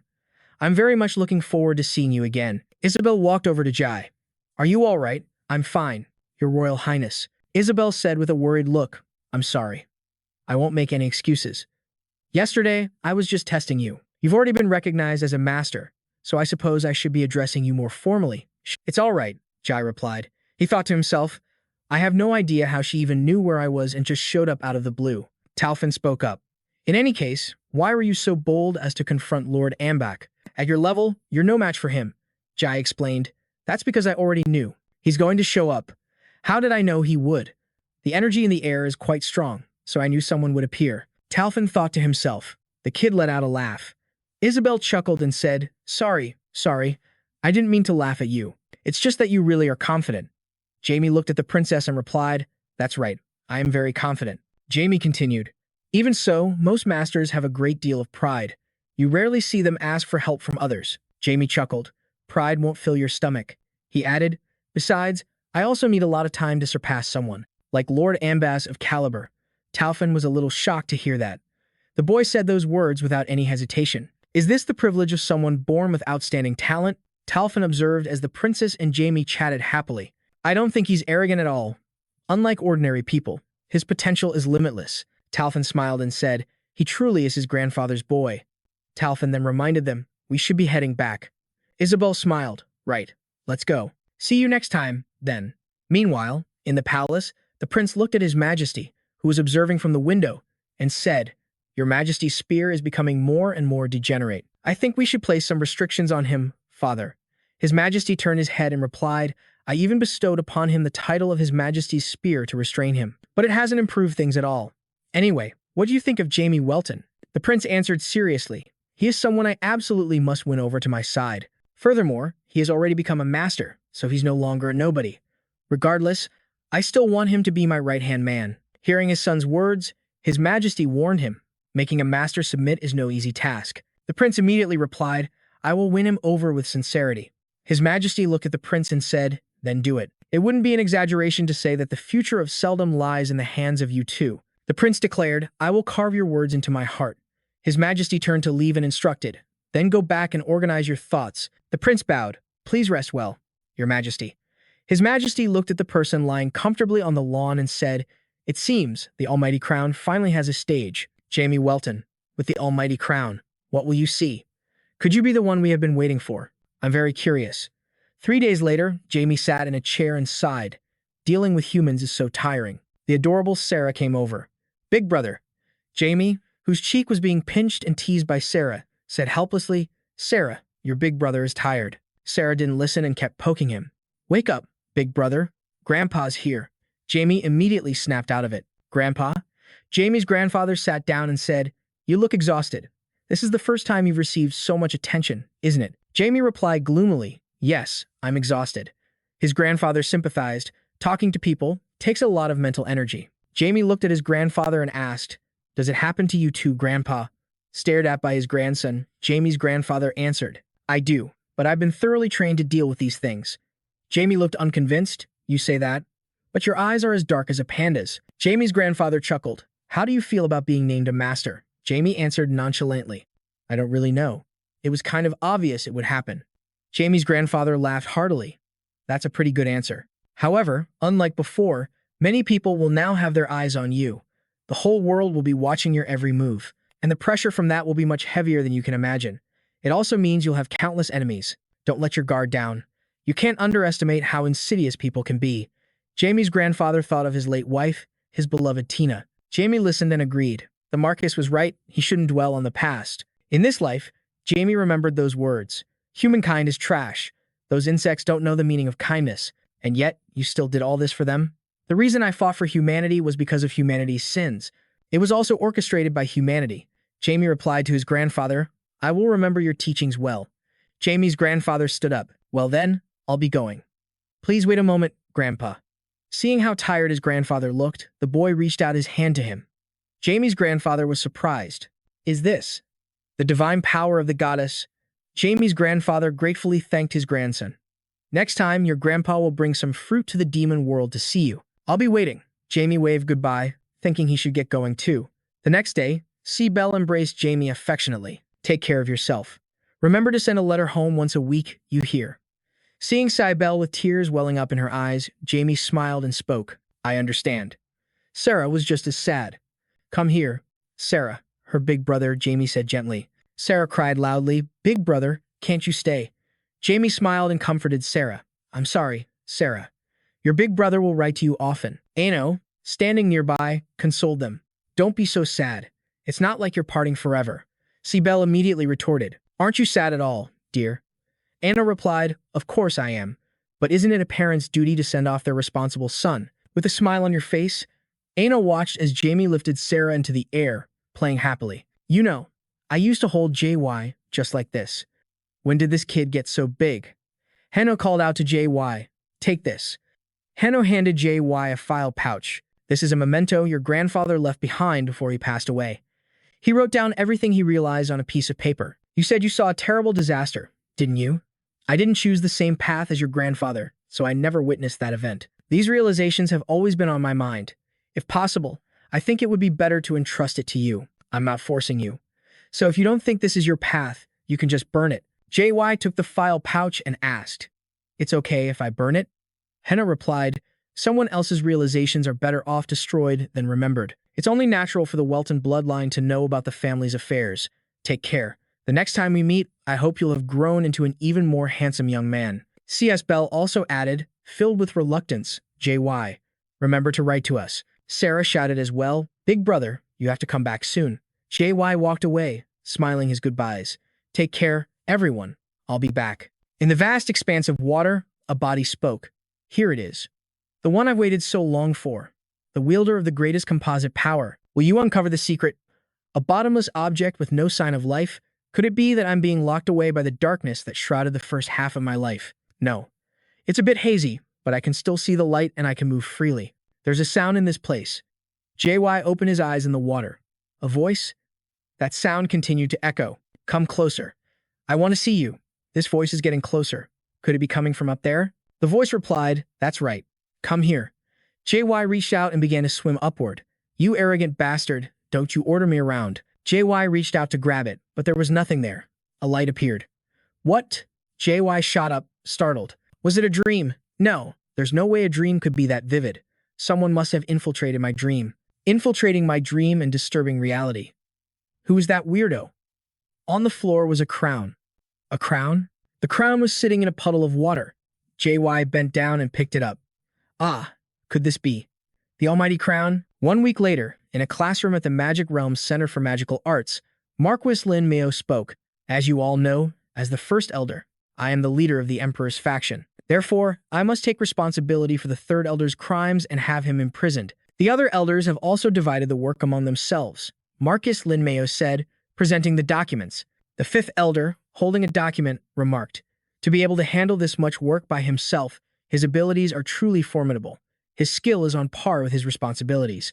Oten was the one in charge of the Magic Realm before, so we're going to be very busy now. Those idle elders should take this opportunity to learn a thing or two. The seventh elder, facing a mountain of documents, could only manage a laugh. Idle? We're up to our necks in work too. The Red Lotus Mage sitting next to him let out a H. Lin Meo looked at JY and said, As for JY, no. The newly appointed third elder, I hope you will work with the utmost sense of responsibility. Yes, sir.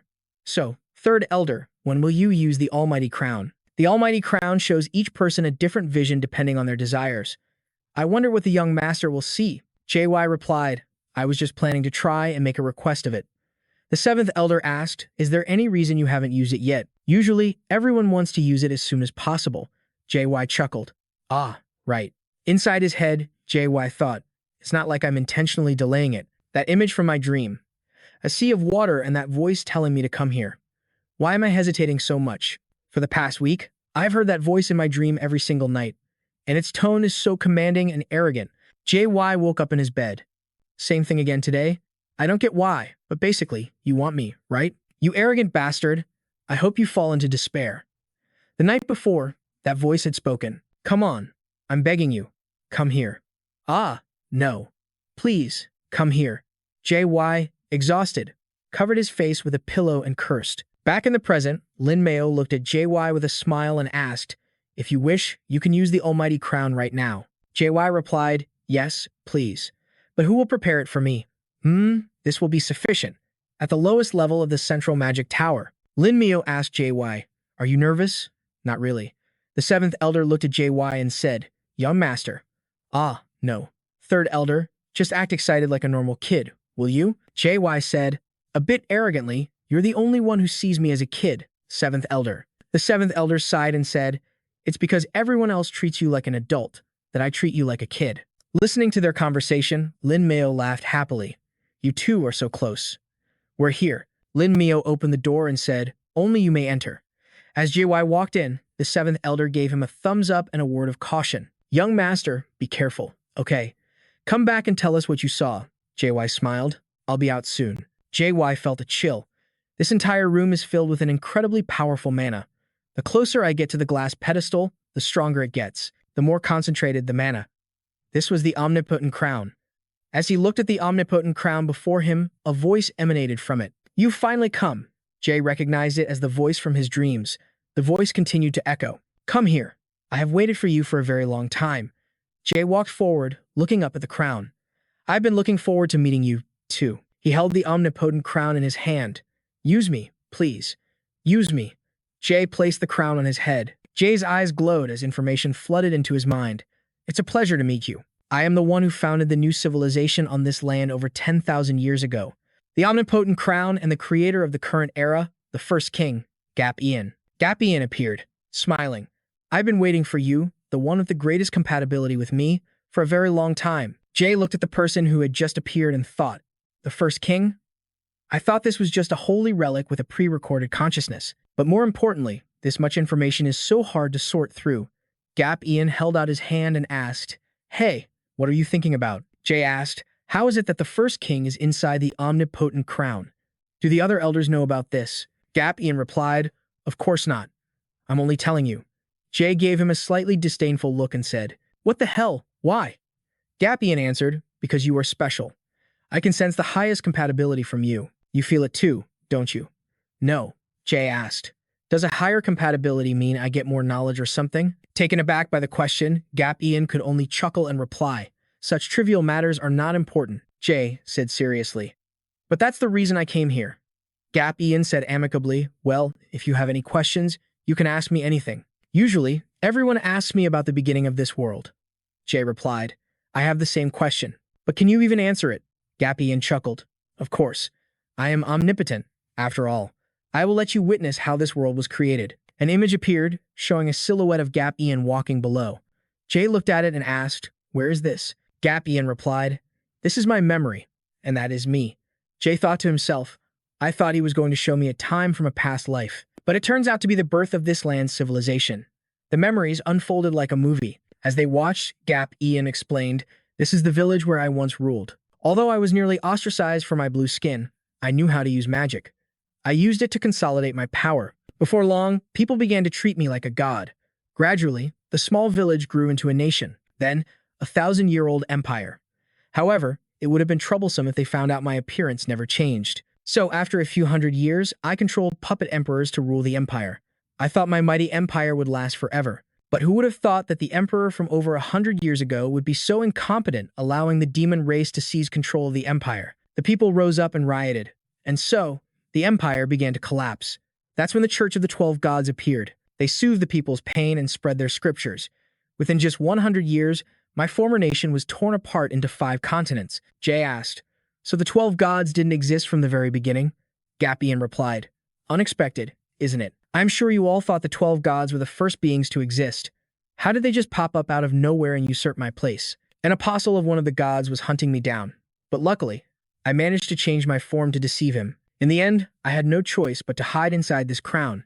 Jay thought to himself, he can just change his form that easily? Strange. Gap Ian continued, "That is the history of this world's formation during my time in hiding. Somehow, I ended up landing in the hands of the first king," said him. He was truly a talented mage, but our compatibility was too low. He could only see a fraction of this world's history. He was completely shocked and called me the omnipotent crown. After him, I met many other talented mages who were also quite formidable, but our compatibility remained rock bottom. Gap Ian chuckled.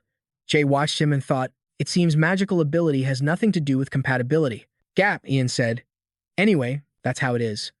By now, the 12 gods have stopped searching for me. Jay stared at the man before him, his eyes filled with contemplation.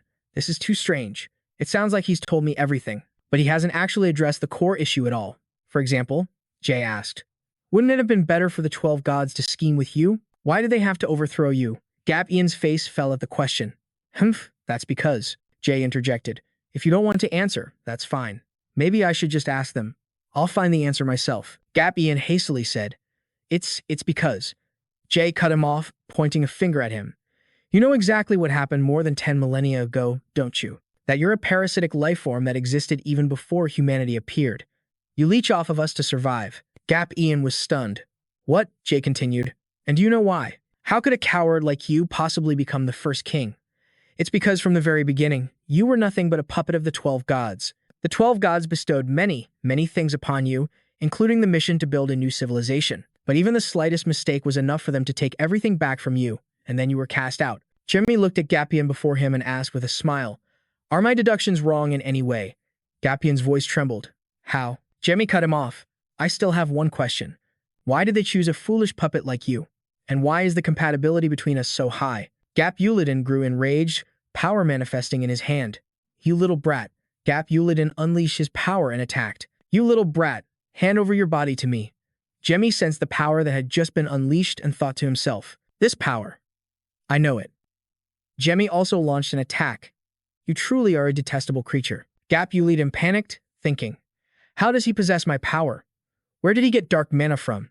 At this moment, it was as if Gap Uladin was facing the end of the world. A world rebooted by the 12 gods, a place where not even a single flame could exist and all life had vanished. The world had completely collapsed. Before his eyes, the sight of everything disappearing was a nightmare he had never even dared to dream of. In that moment, like panicked prey, he fled to the ends of the earth, an expression of utter distress on his face. But when all civilization had vanished, he found a remote cave, and there he discovered a stone. Suddenly, the stone embedded itself deep into his body, and he felt a powerful dark energy surging within him. From then on, he began to train with this dark power. However, even here, someone was still hunting him. A calm voice spoke up, "You little rat. So this is where you've been hiding. No happiness lasts forever, and no peace can endure for long." The self-proclaimed god of violence and plunder was determined to kill the last survivor. But then, a surge of dark power erupted from his body and pushed back against that god. This took the god by surprise. The leader of the gods pushed the still confused god aside. A sturdy figure stepped forward, smiling as he spoke. "How interesting that you possess such power." Then, he placed his hand on Gap Uladin's head and said, "Very well, I have decided. You will be the leader of the new world." He then gave him a name, and that is how he came to be called Gap Uladin. As soon as he finished speaking, he launched an attack at Jimmy and shouted, "But I was abandoned. The apostles of the gods suddenly appeared and tried to kill me. I had no choice but to flee." His face was filled with murderous intent, and his arm became grotesque. Gapian declared loudly, "That is how I met him." Then he began to attack, shouting, "The first sovereign of this place." His arm then transformed into long tentacles to capture Jimmy. This impressive form made Jimmy exclaim, "Incredible. This is his second dark power." It turned out his attack was headed towards 2 cosmic black holes in the sky. Just then, Jimmy calmly stood and snapped his fingers.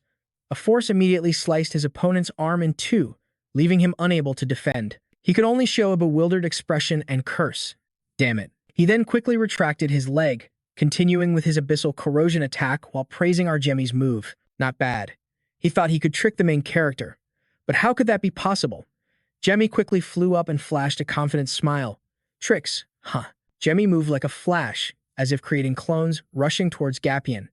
He continued by unleashing the aftermath of the Welton family's 8th formation, swiftly striking his body. Despite being injured, this guy was still cocky, looking down on Jemmy. How laughable. Such a mediocre attack. The moment he finished speaking, his head was instantly split in two. He must have been very surprised. But that was just the beginning. Next up is the continuous slash technique from the chain attack magic. Jamie Welton confidently declared, "I will slash every inch of you, leaving no trace behind." And so, he slashed at his body again and again. Struck by the painful slashes, he screamed horribly, "Stop messing around. Your body is mine." But it wasn't going to stop that easily. Next came the mist explosion, a dark power that filled the entire space with a terrifying, dark purple smoke. Jemmy slowly drew his sword, then combined it with the dark mist, striking an impossibly cool attack stance. With his power converged, Jemmy unleashed the attack, creating a massive shockwave that sent earth and rock flying everywhere. That Gapian was still standing there, rambling on. "It's useless. A kid like you could never kill me." Since he said that, Jemmy decided to humor him. "That's right. Your body is very hard to kill, but that's what makes it fun." Hearing his voice, the man was startled. "Since when?" Jemmy said confidently. "Last time, I saw a massive sinner, and it gave me an idea." He didn't forget to remind him, "If you can, you should try to run." In Jemmy's eyes, that Gapulidon was utterly confused and bewildered. What? Only then did he realize the danger. He stood up, trembling, and thought to himself, "This is too dangerous. I have to run." But was it really that easy? Death realm of the ceiling magic. Jamie Welton unleashed chains that bound him tightly, him in a flash. He gave a scornful smile. "To be caught so easily, what makes you so arrogant?" The first king was no different. Tightly bound and kneeling on the ground, Gab Yan mumbled, "You'll regret this, but do as you please." It made no difference to Jemmy. He said, "Tell me, what did you do when you met the first monarch?" His expression suddenly became intrigued. "You know nothing." About the horror of a world returning to its beginning. He remembered that time, the sight of everything vanishing before your eyes, a place of endless loneliness where you knew nothing at all. Hearing this, Jemmy's eyes suddenly filled with sadness and contemplation. He continued, "Because I hid until the right moment.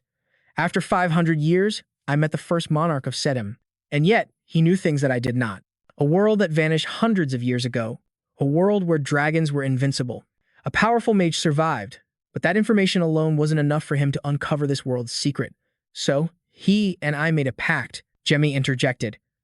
"A pact where you would help the kingdom until the one with the greatest power was found." Hearing this, he replied cheerfully, "Quick-witted, aren't you?" At this moment, veins began to bulge on his body. Gabyan continued, "He was a fool. He believed that if he knew the secret, humanity could be liberated. But his real goal was..." Suddenly, he tensed his entire body, and his power shattered Jemmy's chains. In truth, he wanted to be acknowledged by the gods once more. A large sphere appeared in front of Gabulidon. The world would be rebooted after 10,000 years. That moment is almost here. The sphere grew larger and larger, and he said in a haughty voice, "I will use your body as material and rule the new world." But then, Jemmy's voice shattered his dream. "Are you done talking?" It was then that he felt something was wrong. "Why?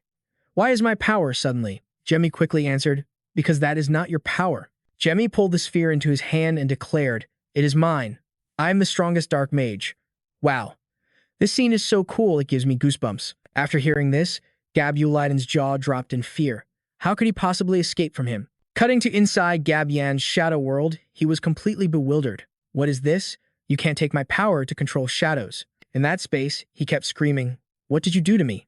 How could a brat like you take my power?" As he questioned him, Jemmy calmly replied, "It seems you still don't understand your place. To think you don't even recognize the master of your own tower." A giant, glowing eye appeared before him, forcing him to step back, after which he taunted him. "How ridiculous, you fake." Hearing that, he completely lost it. "I am not a fake. I am." Before he could finish, Jemmy, his eyes glowing and his face sharp, said, "You were chosen by the 12 gods because you possess my power." Gabulidon's whole body trembled with fear, as if in utter disbelief. Jemmy left with a parting message, "I hope you realize just how meaningless your life is." Meanwhile, outside, everyone waiting was getting a bit worried. This is taking a long time. Shouldn't he be out by now? Or did something happen? Seeing this, Siegfried rushed forward to kick the door down. "I can't wait any longer." Elder Frezel immediately stopped him. Wait, only one person is allowed inside. Then Elder Malin Mayo also spoke up. We should go in and check. Friesel was speechless. If something happens, I'll just pretend I didn't see it. Let's go. As they went inside, the two exclaimed in surprise, when was this trap set? What about Elder Jemmy? Suddenly, a blinding flash of light appeared. Everyone warned each other to be careful. In an instant, the space began to shake violently. The space is collapsing. A green space and a brilliant light erased all the darkness around. Jemmy stepped out, letting out a sigh of relief. Elder Malin Mayo called out in surprise, "Young Master." He was also surprised and asked the Elder, "What are you doing here?" Elder Malin Mayo asked him, "What's going on? Why don't I see the almighty crown?" Jimmy stammered, trying to explain. About that. The almighty crown has disappeared. Before he could finish, Siegfried rushed forward, grabbed him by the collar, and interrogated him. The almighty crown is gone. Explain in more detail. Elder Malin Mayo immediately pushed him away, telling him to go upstairs to talk. It's too messy here. Siegfried was still scowling. Young Master, why did the almighty crown disappear? He couldn't be seen, but his voice echoed through the place. Why did it disappear? Answer me, young Master. Elder Malin Mayo had to tell him to go upstairs first.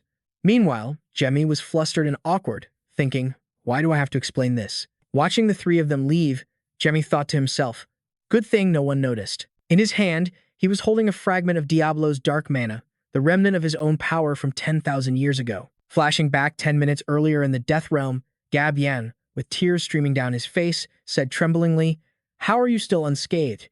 You were clearly locked away in the abyss. Seeing him look so pathetic was quite laughable. Jemmy spoke up, looks like you're still alive. I thought you'd be nothing but an empty shell by now. Is it because you've lived for 10,000 years? He screamed again. Speak up. How could you endure it? Lifetime after lifetime. How did you manage it? Especially in that endless darkness. Tell me, Dia. Before he could finish speaking, the man lunged forward and covered his mouth. Shh. His eyes lit up. How amusing. You've only glimpsed a fragment of my memories, yet you're trying so hard to understand how I feel. Dia glared menacingly at Yiden and said, but you're wrong. I was constantly losing my sanity. I've only just recently discovered how to overcome that madness. This expression terrified the man, causing him to cry out, don't kill me. Of course I won't. I'm just taking my power back. Then, he used his crystallization technique to finish him off, the space echoing with the man's cries for help. No, I want to live. He looked at the stream of dark mana that once belonged to Diablo Volume, the power he had left behind over 60,000 years ago. I could absorb it all in an instant, but there's something about it that even I don't understand. Lost in thought, he suddenly exclaimed, Blackie? The creature flew right in front of Jemmy, as if it wanted something. Jemmy asked awkwardly, what? You want me to absorb this? But I already have enough. Then, Blackie fiercely grabbed Jemmy's hair, making him yell in pain. Ow, you little idiot. After that, it snatched a fragment of dark mana and flew away. Jemmy scowled. Hey, where are you going? Spit that out. Now. He remembered this had happened before when he was creating zombies. But Blackie was fundamentally a magical partner meant to assist him. Therefore, the amount of mana it can absorb is limited, so it shouldn't be able to do this. A dark aura enveloped the area. Jemmy yelled, no, Blackie. It was followed by a blinding flash of light. Jemmy was pretty sure it didn't have this ability. Just then, Blackie suddenly turned from white to purple, and its wings looked different. Jemmy wondered nervously, how could light be generated from Genesis' dark mana? I don't know what's going on, but then, he suddenly shot upward. This is definitely a great opportunity. Jemmy flew straight toward Blackie above. With a serious expression, he thought, I can't let this power slip away. Suddenly, blood trickled from his eyes. The mana core inside his body was trembling, and it felt like his blood vessels were going haywire. Blackie suddenly flew behind Jamie, embracing him as if to protect him. Thank you, Jemmy said. Enveloped in Blackie's protection, Jemmy calmed himself. I don't know how this divine light can be created from dark mana, but with this power. Now, with a determined expression, Jemmy shouted confidently, I can ascend to a new height, a new power. At that moment, on the top floor of the central magic tower, JF wondered, damn it, what's going on here? Elder Luke also spoke up. This earthquake is highly unusual. It seems it's not just affecting the magic tower, but the entire demon world. Elder Ma Lin Mio struck his staff on the ground and commanded, everyone, calm down. First, 7th Elder, I want you to find the source of this earthquake, and 5th Elder, evacuate the citizens to a safe location. He then declared loudly, as for me, I will do everything I can to suppress the aftershocks. Also, go summon the 1st Elder. Hearing this, Siegfried complied, understood. I will go at once. Before Siegfried could leave, A voice stopped him. There's no need. This left Ziegfeld completely bewildered, wondering what the hell was happening. Diablo Volpia appeared from behind. He wondered to himself, that's the person I saw in his memories. Yet, in his mind, he was still hesitant. Wait, it's impossible. But what is this overwhelming pressure? Could it be? Is that you? Young master, what is this strange appearance? Elder Luke Frazel calmly remarked. Your hair. Wait, I think you've gotten taller. He replied, my hair will return to its original state in a few minutes. Jemmy started to explain to the elders. As you can all see, I have just undergone an enlightenment. The scene shifts to the inside of a secret library. King Fontina stood pensively before his own portrait. The crown of omnipotence has been destroyed. He reached down toward the bottom of the frame, feeling for some kind of switch. He wondered, does this mean he has discovered its secret? The portrait swung open, revealing a book behind it. Holding the book, King Fontina looked both anxious and tense. This was the secret record of Siam's history, passed down from the first emperor, King Fred, to his successors. In truth, it was a record of a demon. While journeying across this land, I happened to discover the secret of the world, a secret unknown to anyone else, a secret that would shake the very foundations of this world. And when I first discovered that secret, I was enraged. But afterward, fear gradually began to take hold. One day, as I was honing my power to overcome my own helplessness, a being unable to conceal its greed came to me. It said, I've heard you are the most powerful person in this region. I will give you even greater strength. Thanks to its special power, I was able to grow stronger at a rapid pace. In front of a group of soldiers, a discussion took place. What about we conquer Sodom, a land ruled by sinners, and establish a new nation? The king agreed. That sounds like a good idea. He recalled, I gathered forces from the surrounding regions and conquered Sodom model and established the Siam kingdom in that very place. But even after becoming the emperor of a nation, I was still helpless when faced with the secrets of the world. And it was then that he whispered to me that the darkness in this world was rooted far deeper than I could ever imagine. He told me that my life was but a fleeting moment and that I should let him enter my crown. Because he could live for a very long time, he would pass my knowledge down to a few chosen successors. This was so that knowledge could reach the one who would dispel the darkness until the day the person most compatible with him appeared. An image appeared of the demon standing before King Fontina, proposing, will you accept my offer? The king asked in return. And what will you gain from this? The king thought. When he made this sweet proposal, I realized he was a devil trying to tempt me. However, because I knew of the hidden power he possessed, I had no choice but to join forces with him. That is why I decided to leave this book for my successors, the future emperors. When the person with the greatest compatibility with the demon appears, you must trust and protect them. The demon's power is a fragment of a power that belonged to someone else long, long ago. The demon will be unable to do anything against the one who is most compatible with him. That person will be the key to protecting this world. At this point, he closed the book and remarked, in the end, everything happened just as you said it would. He turned away and said, however, he is already a perfect individual. There's no need for my protection anymore. It seems we can look forward to the future of Siam. Time flew by, and 1 week later, at Rinmel's villa, everyone gathered to discuss the situation. Elder Ma sighed and said, I never thought His Majesty would just let it go like that. Count Simong spoke up, just as I suspected. It seems the Fremore royal family knows something. Siegfried then said, to think the identity of the all-powerful crown was the first emperor. Count Simon explained. Not only that, he deceived the entire Siam kingdom. This was our mistake. He continued. Luckily, everything was resolved smoothly, thanks to Jemmy's huge contribution. Hearing this, Jemmy said humbly, I just made him pay the price for messing with me. They then asked about Jemmy's plans. So, what do you plan to do now? He replied, I'm thinking of continuing my training for a few more years. Secluded training? Not to that extent, but I do need time to focus. After a moment of thought, Jemmy said, 5. I will reach level 9 within 5 years. Jemmy thought to himself, that way, I can stand firmly at the starting line. I'll train both my new powers and my physical abilities during that time. Just you wait, Zenit. You bastard will be the first to die by my hand. I swear I will witness the end of all this with my own eyes in this lifetime. You fake. The scene changes to the main hall of the Pharaoh Temple headquarters. A voice called out, Apostle, it's Ras. Come in. Seeing him, Ricky immediately asked, What's wrong, Ras? Ras looked flustered by the informal greeting. Why are you calling me that? We're in front of the goddess. Ricky replied cheerfully, I'm sure she'll understand, right, goddess? Raz couldn't help but chuckle in admiration. Oh, my. Then, Ricky turned to Raz excitedly and asked, You came all the way here yourself, so it must be news about Jemmy, right? That's right. Who else would it be? Jemmy has been proclaimed a master in Siam. It seems we'll have to work even harder now. Hearing this, Ricky froze for 5 seconds, his eyes wide with surprise. A master? Then, a satisfied smile spread across his face. That kid. Jamie. And here I thought I was doing pretty well, that I was about to catch up to him. And yet he's gone and made a huge leap forward. Then he clenched his fist with determination. You're right. We really need to work harder.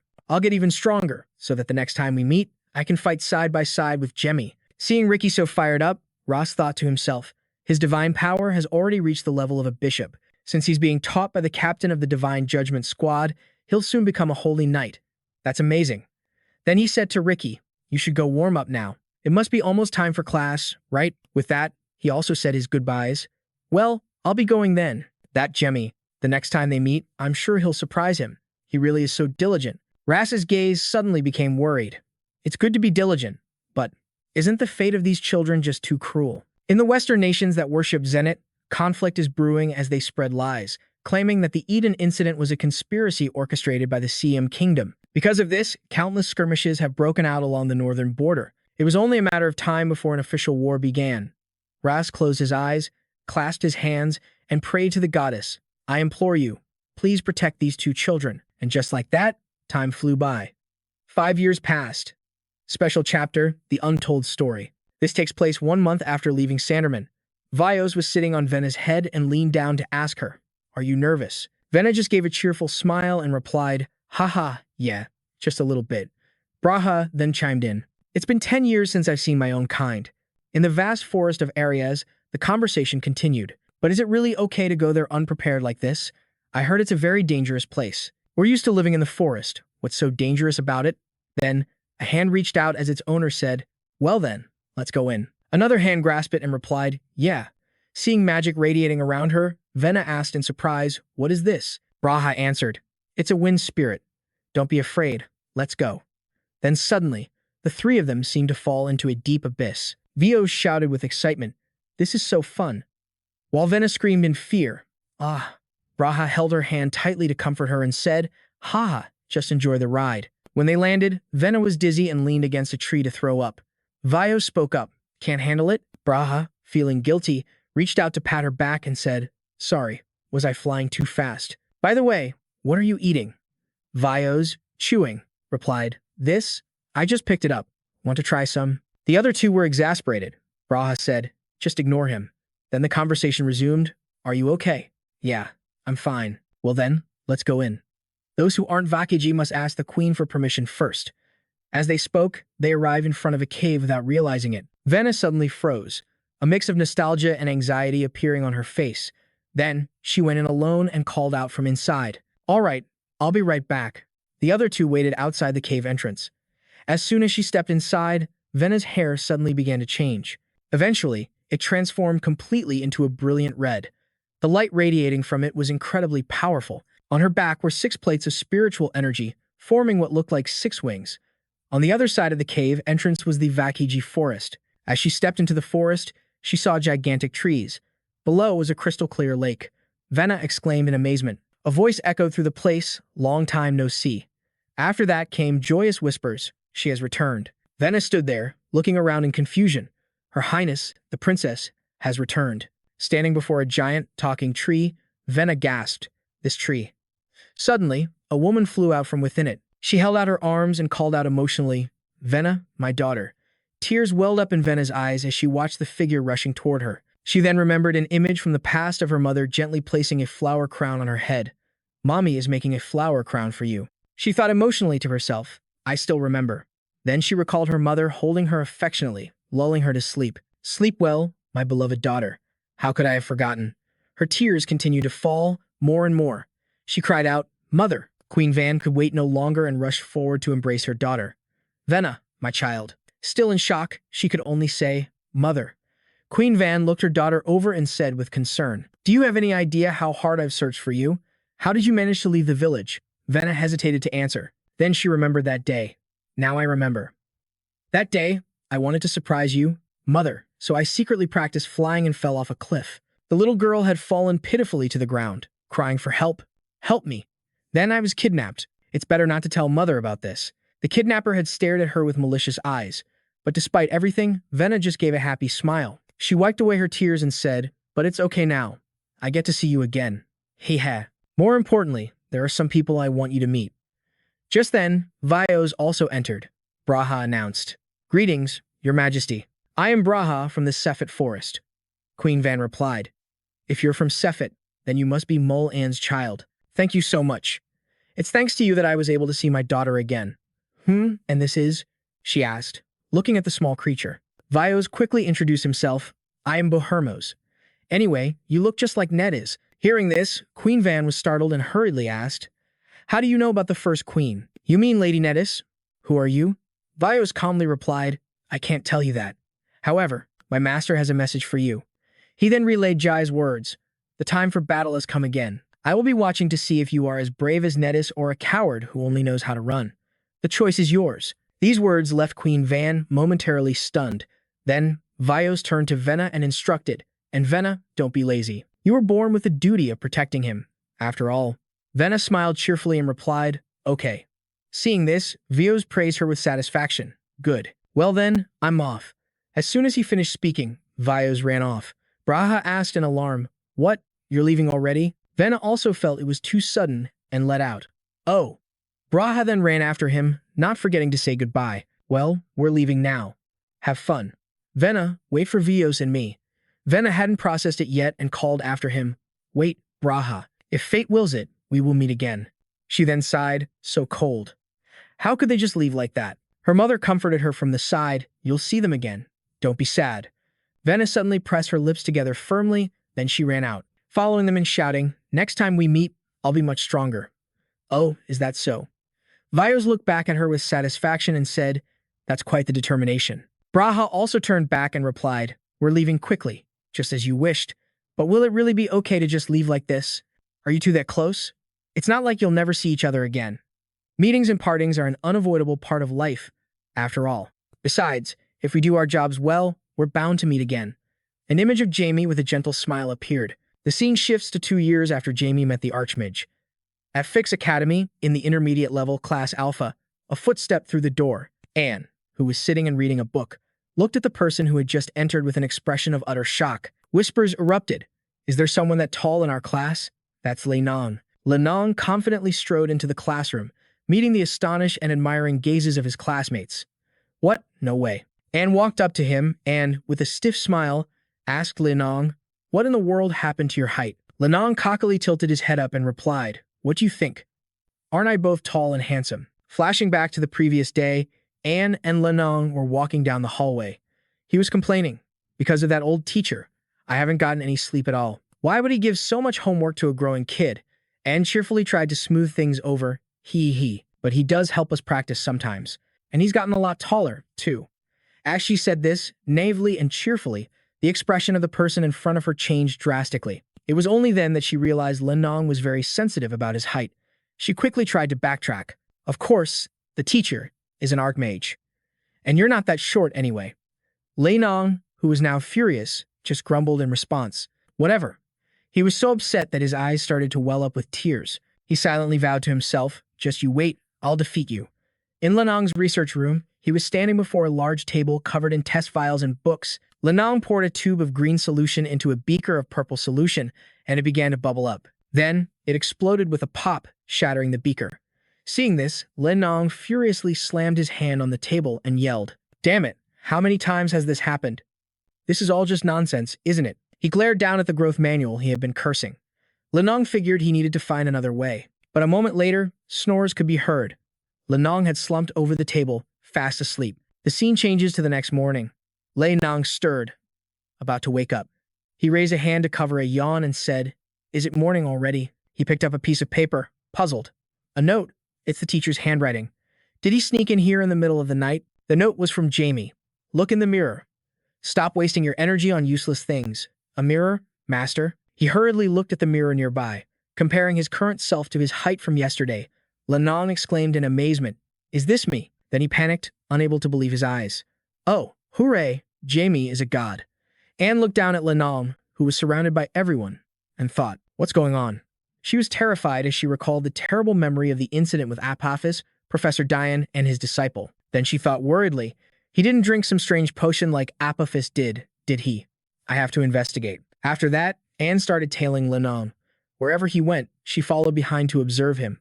Lenong opened a door, grumbling. He's probably making me run around like an errand boy. This was because Jamie had sent a message.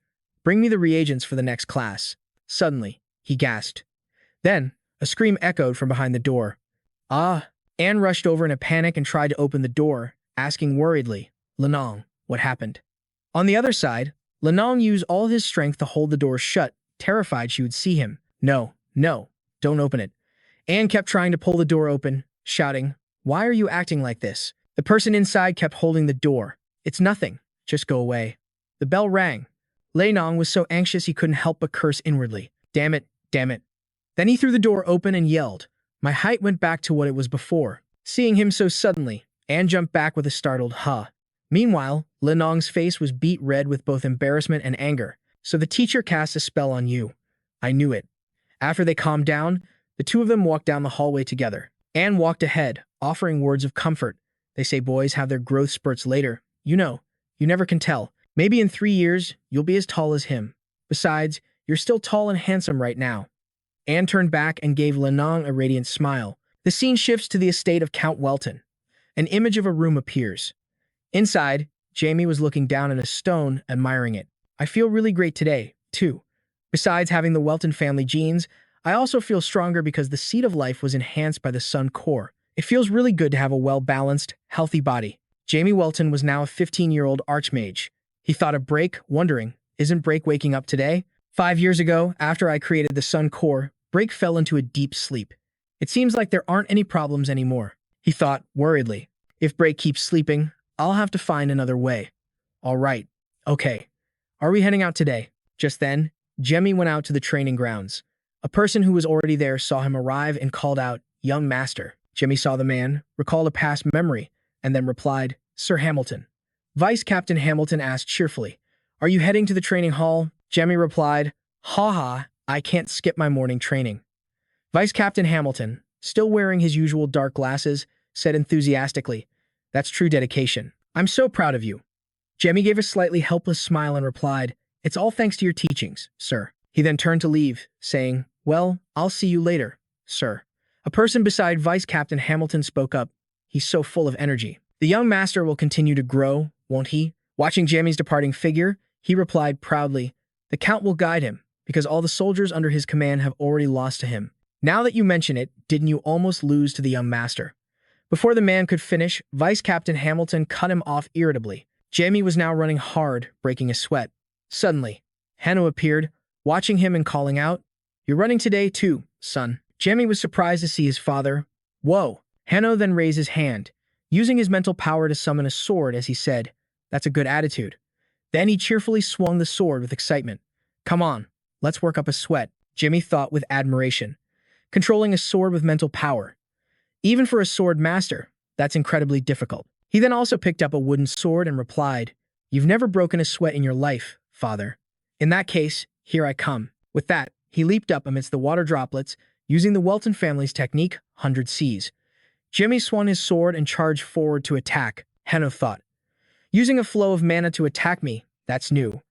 But he raised his sword, preparing to counter. He swung his sword once, and Jimmy's stream of power diminished. Jimmy thought, My mana flow was dispersed. Suddenly, the tip of a sword appeared just an inch from his face, along with the words, You think too much. The blade thrust forward with considerable force. Startled, Jimmy jumped back to dodge. As he regained his footing, he wondered, How did he do that to the mana I was controlling? I don't think he used 100 Cs. Hanno then unleashed another powerful slash of sword energy while reminding him, You shouldn't have time to think. Unable to react in time, Jimmy stared in alarm at the slash coming toward him. He then created a magical barrier to block the attack. He gritted his teeth and said, Humph, not a single opening. Hanno, now serious, swung his sword again, bringing the blade down on Jimmy once more. Jimmy struggled to block it as he thought, Because I'm not using magic, father is using the least amount of mana possible, yet his power is still this terrifying. It seems the rumors that the Sword King's strength is second only to his sword master are true.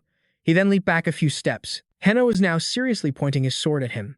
Jemmy looked at his father and realized, from his current stance, it seems he's been going easy on me. But now, he's about to end this match. I always get stuck here. Welton Sword Technique, 7th Form, Thunder Strike. This time, I'll break through. Jamie focused all his strength into this move and charged forward. If I can't stop father. He then leaped into the air, diving down to attack his father. Hanno looked up. He watched his son's silhouette and thought, using the sun to hide yourself. But then he closed his eyes and calmly uttered, "Son, your opponent is me."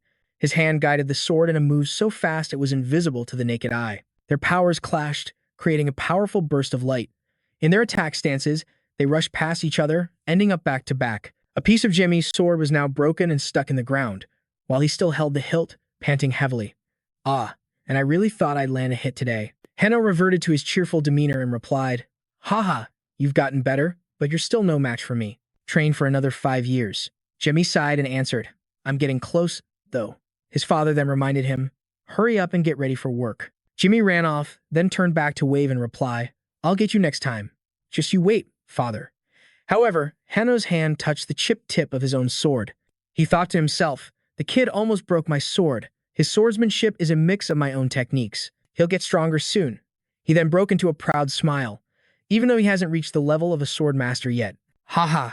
At the gate, as Jemmy was about to leave for work, Sarah waved and called out, "Have a good day."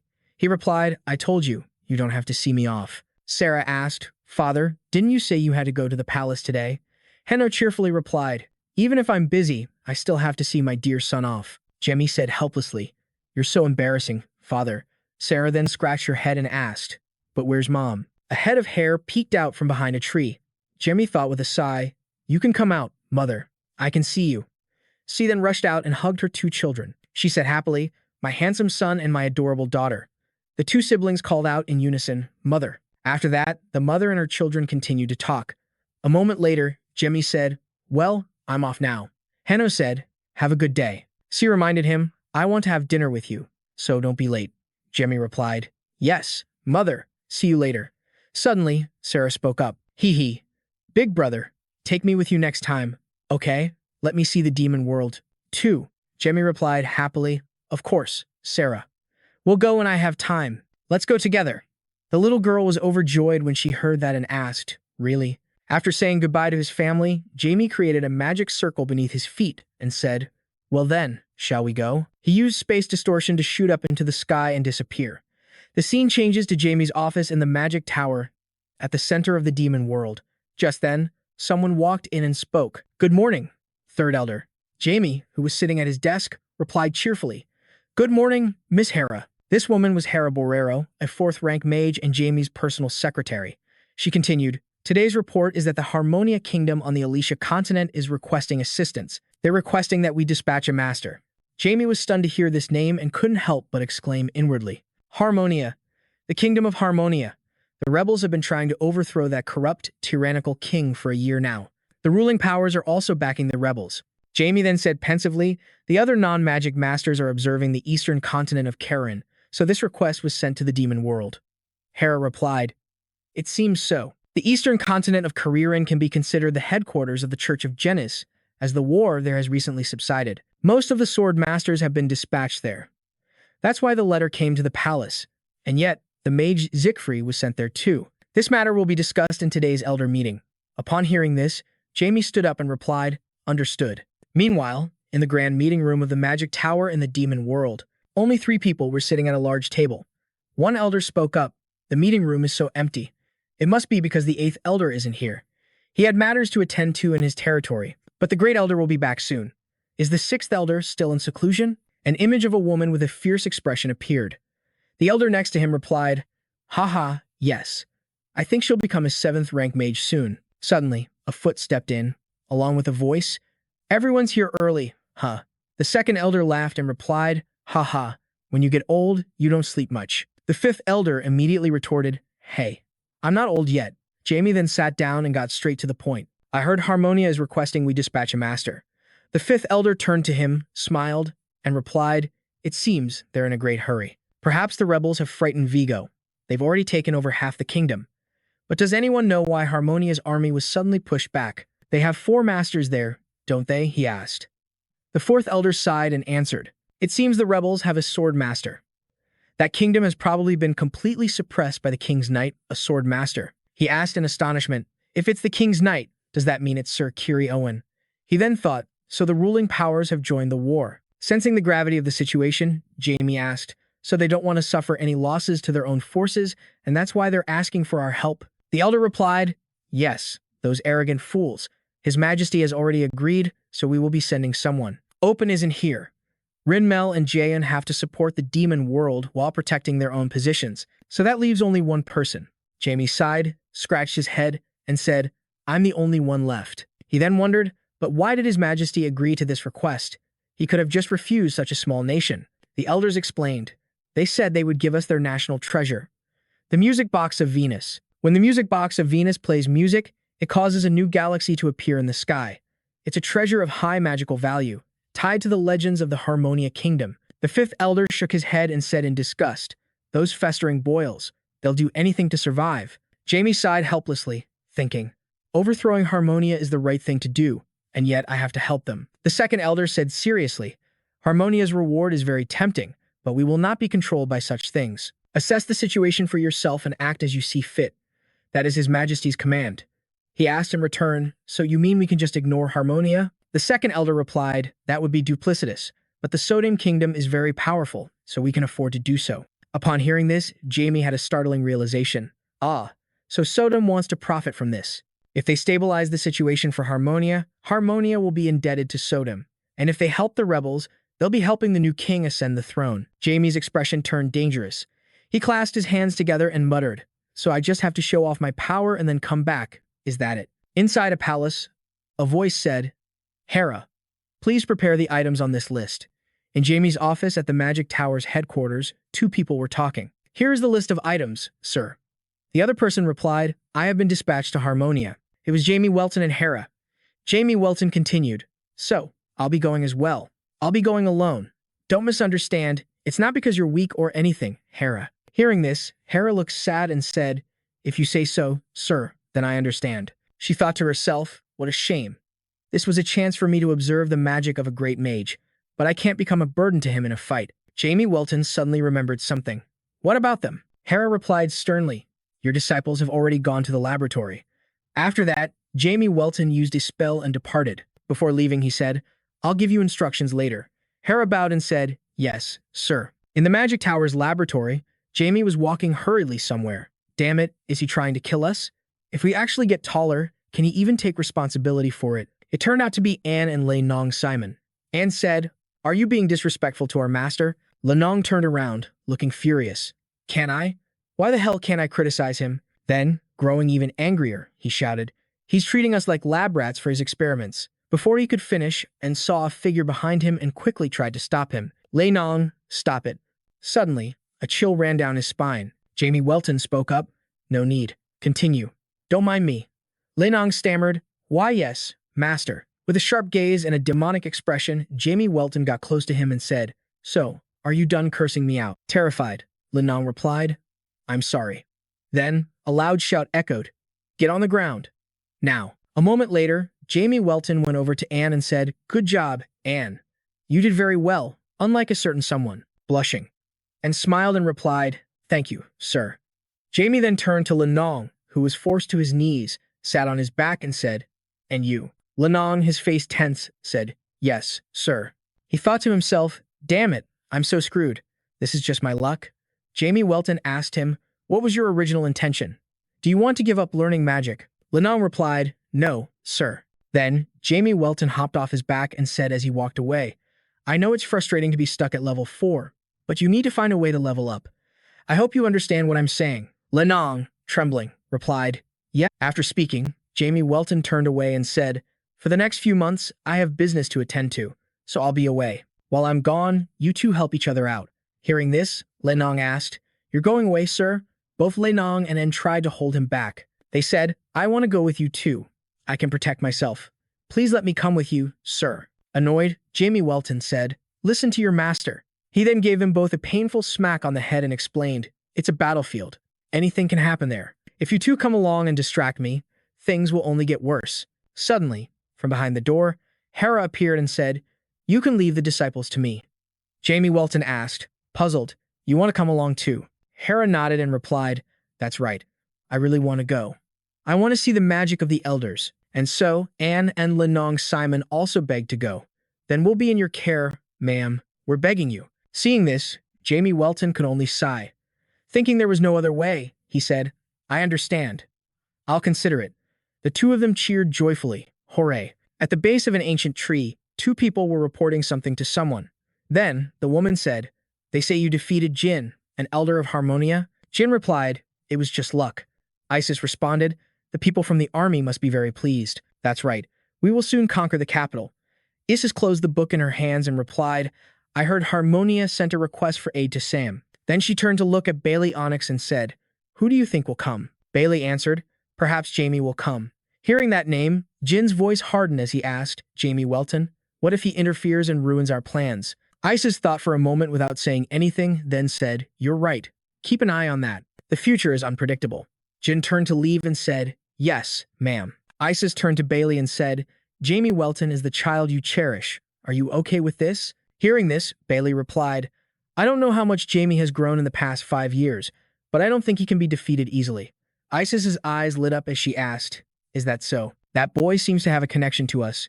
She then transformed into her power form and said sinisterly, Good. I must prepare for battle in my own way. Bailey was surprised.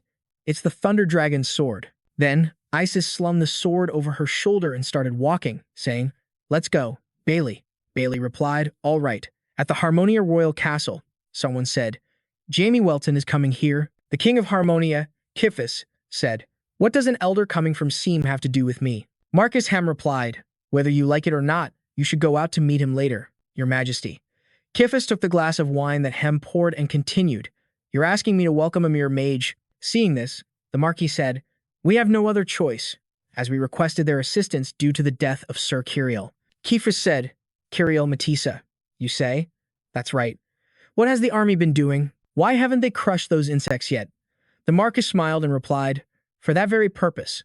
I have requested a master mage from Seam. Hearing this, the king sipped his wine and asked, Is that so? Does Jin know yet? Then, in front of his royal guards, he raised his wine glass and said, He doesn't know yet, does he? Everyone replied in unison, That is correct. The Marquis continued, Your Majesty, about the mage, Jamie Welton. I'm now wondering if we should have him work for Harmonia permanently. The king replied, Is it necessary to go that far? In response, the Marquis whispered into his ear, Because Jamie Welton is an important figure, and the young are easily tempted. We just need to promise the position of Grand Duke. Suddenly, a voice spoke up, That is a very dangerous matter. Count Neopat, who was sitting down, spoke up. Jamie Welton is the son of the Welton family. There's no way he would agree to stay in Harmonia. Besides, if we can't persuade him, Stam won't let this go once he finds out the truth. Hearing this, the Marquis sneered and said, Are you implying that I was wrong, Count? Count Pat spoke up. If something happens, everyone here will lose their lives. The Marquis retorted, What matters is the opinion of His Majesty, myself, and the nobles of this country. Count Neo, Pat shouted, Hasn't this country already been ruined by the ideas of people like you? Listen carefully. The one who handles the affairs of the court is His Majesty, not you. Hearing this, the Marquis pretended to support the drunken king and said, Don't worry, Your Majesty. I will make Jamie Welton bow his head. The drunken king replied, Hem is right, that elders should bow before me. The Marquis let out a small sneer and said, You don't need to be here. Just leave everything to me. He then helped the king out of the room. As they left, the king said, I trust you, Marcus. Yes, you just need to trust in me, Your Majesty. Count Neo, furious, recall that the reason the country had become like this was all because of Marquis Hem. When the previous king died, the royal family began to levy enormous taxes and oppress the people. The nobles accused anyone who resisted and even wanted to kill them all. It was all Hem's plan. Now he was the only one left, like a candle in the wind. In the capital of Harmonia, at the Magic Tower, Jamie Welton's group felt exhausted upon arrival. I'm dead. Only Hera was still fine. I'm fine. Jamie Welton cast a spell. He wondered, Then why did you guys insist on coming with me? Suddenly, from behind the door, the master of Harmonia's magic tower, Gon, came out to introduce himself. It's a pleasure to meet you. I am the master of Harmonia's magic tower. My name is Gon. Jamie Welton thought to himself, Their outfits are so flashy. The magic tower master was only 7th class, the highest level in Harmonia. He said, I am Jamie Welton. Gon replied, I never expected the famous Master Welton to visit this place. Jamie said, The people behind me are my disciples and my secretary. They said they wanted to tour Harmonia. He was furious inside, but still forced a smile and said, "A tour? What do you mean?" He thought to himself, "A tour while this place is a battlefield? How arrogant."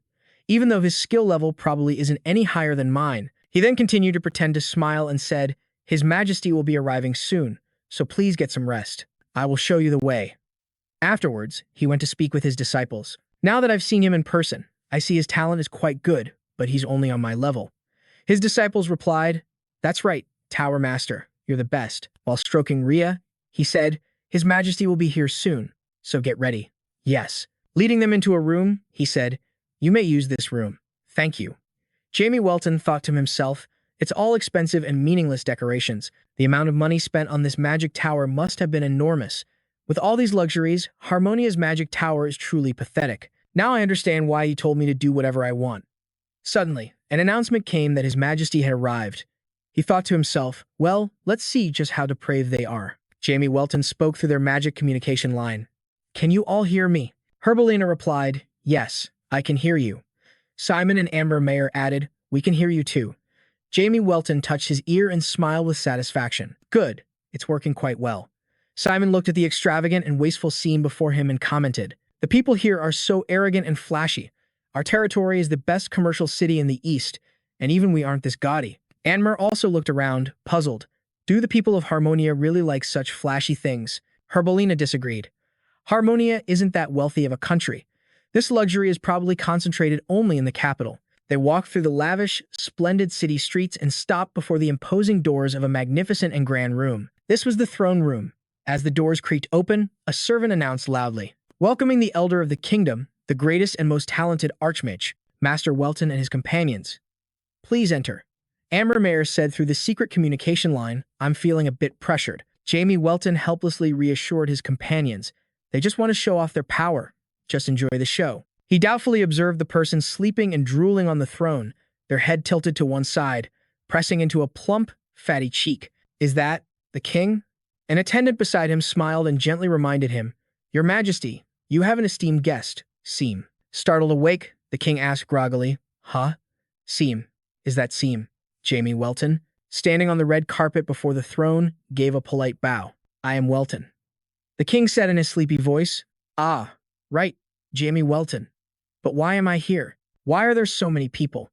The older attendant, still maintaining a standard smile, stood in front of him, blocking his view. "Your Majesty, you don't seem well. Please go inside and rest." The king, realizing he had lost face, became irritable. What? What is this? Why am I here?" A servant in a red robe gestured invitingly. "Your Majesty, I have prepared a table with wine for you. Please, this way." The king stumbled down from his throne, staggering and slurring his words. "Wine? That sounds good. Let's go." Jamie Welton watched the scene, paying close attention to the courtier. He thought to himself that the king's condition was so terrible he couldn't even care about state affairs. It was highly likely that the man beside him had... The courtier supported the king for a moment, then turned around, puffed out his chest, and proudly introduced himself. "Pardon my rudeness. I am Marquis Hemon." Jamie confirmed it in his mind. In other words, he's the one responsible for Harmonia's ruin. Hemon explained with a fake smile. "It seems His Majesty is ill and not feeling well." Jamie Welton also forced a smile in return. Of course, I understand." He thought to himself cautiously, "I'd better keep an eye on him." Hemon gestured toward another door, painted gold on the outside. "Thank you for your understanding. Given the situation, why don't we have our meal first?" In the dining hall of Harmonia Castle, all the guests and Jamie Welton's party were present, seated around a long table. A guest said, "It's an honor to meet a master from Sham here." A neatly slick-haired man gave a thumbs up in agreement. "Yes, and your disciples are quite cute too." A brown-haired man rubbed his hands together. "Please take good care of yourself." Just then, the brown-haired man noticed the people with Jamie Welton. He looked at the red-haired girl wearing glasses. "And who is this?" She introduced herself. "I'm Hera Bolino, a junior mage under Elder Jamie." It seemed he had heard of this family. His eyes sparkled as he asked, "Isn't Bolino one of the 4 renowned mage families of Sham?" The black-haired man continued, "Your disciples come from prestigious families, I see." The red-haired boy also introduced himself. "I am Leon Simon." Before he could finish, someone interrupted. "Are you a descendant of the Simon family?"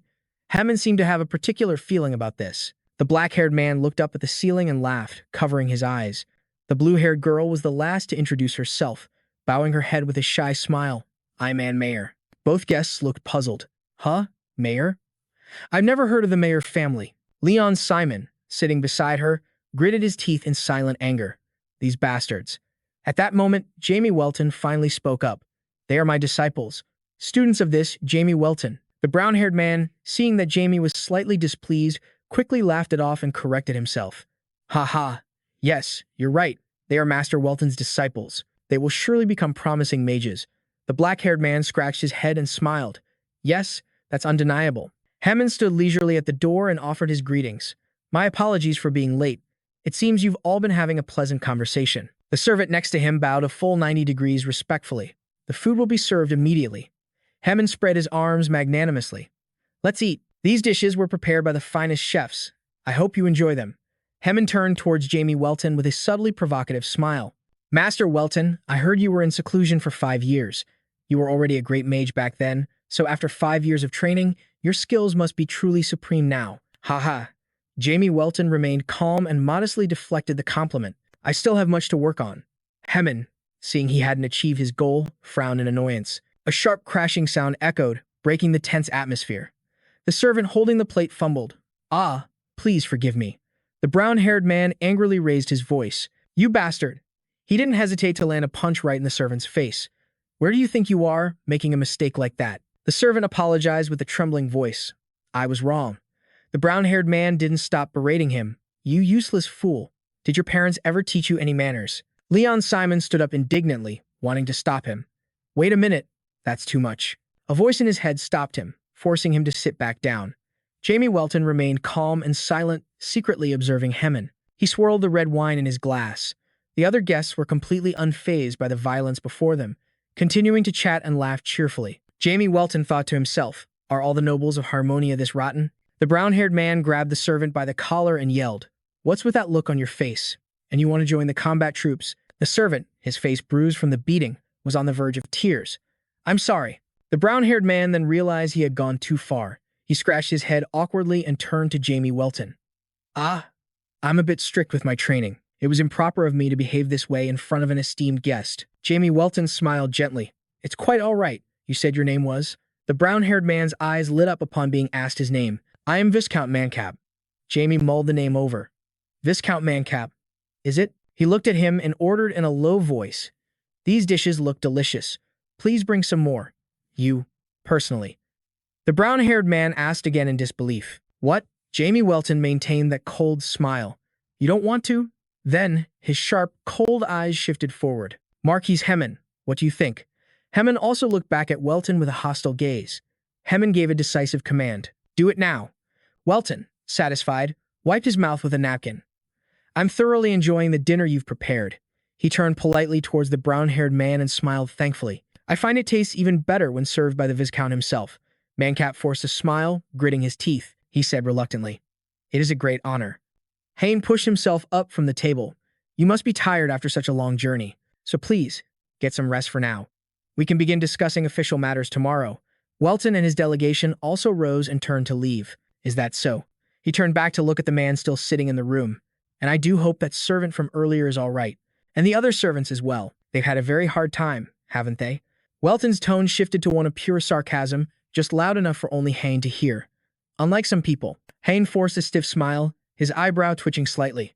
Of course, you have no need to worry. Leon Simon clasped his hands behind his head as he walked comfortably through the courtyard, finally feeling relieved.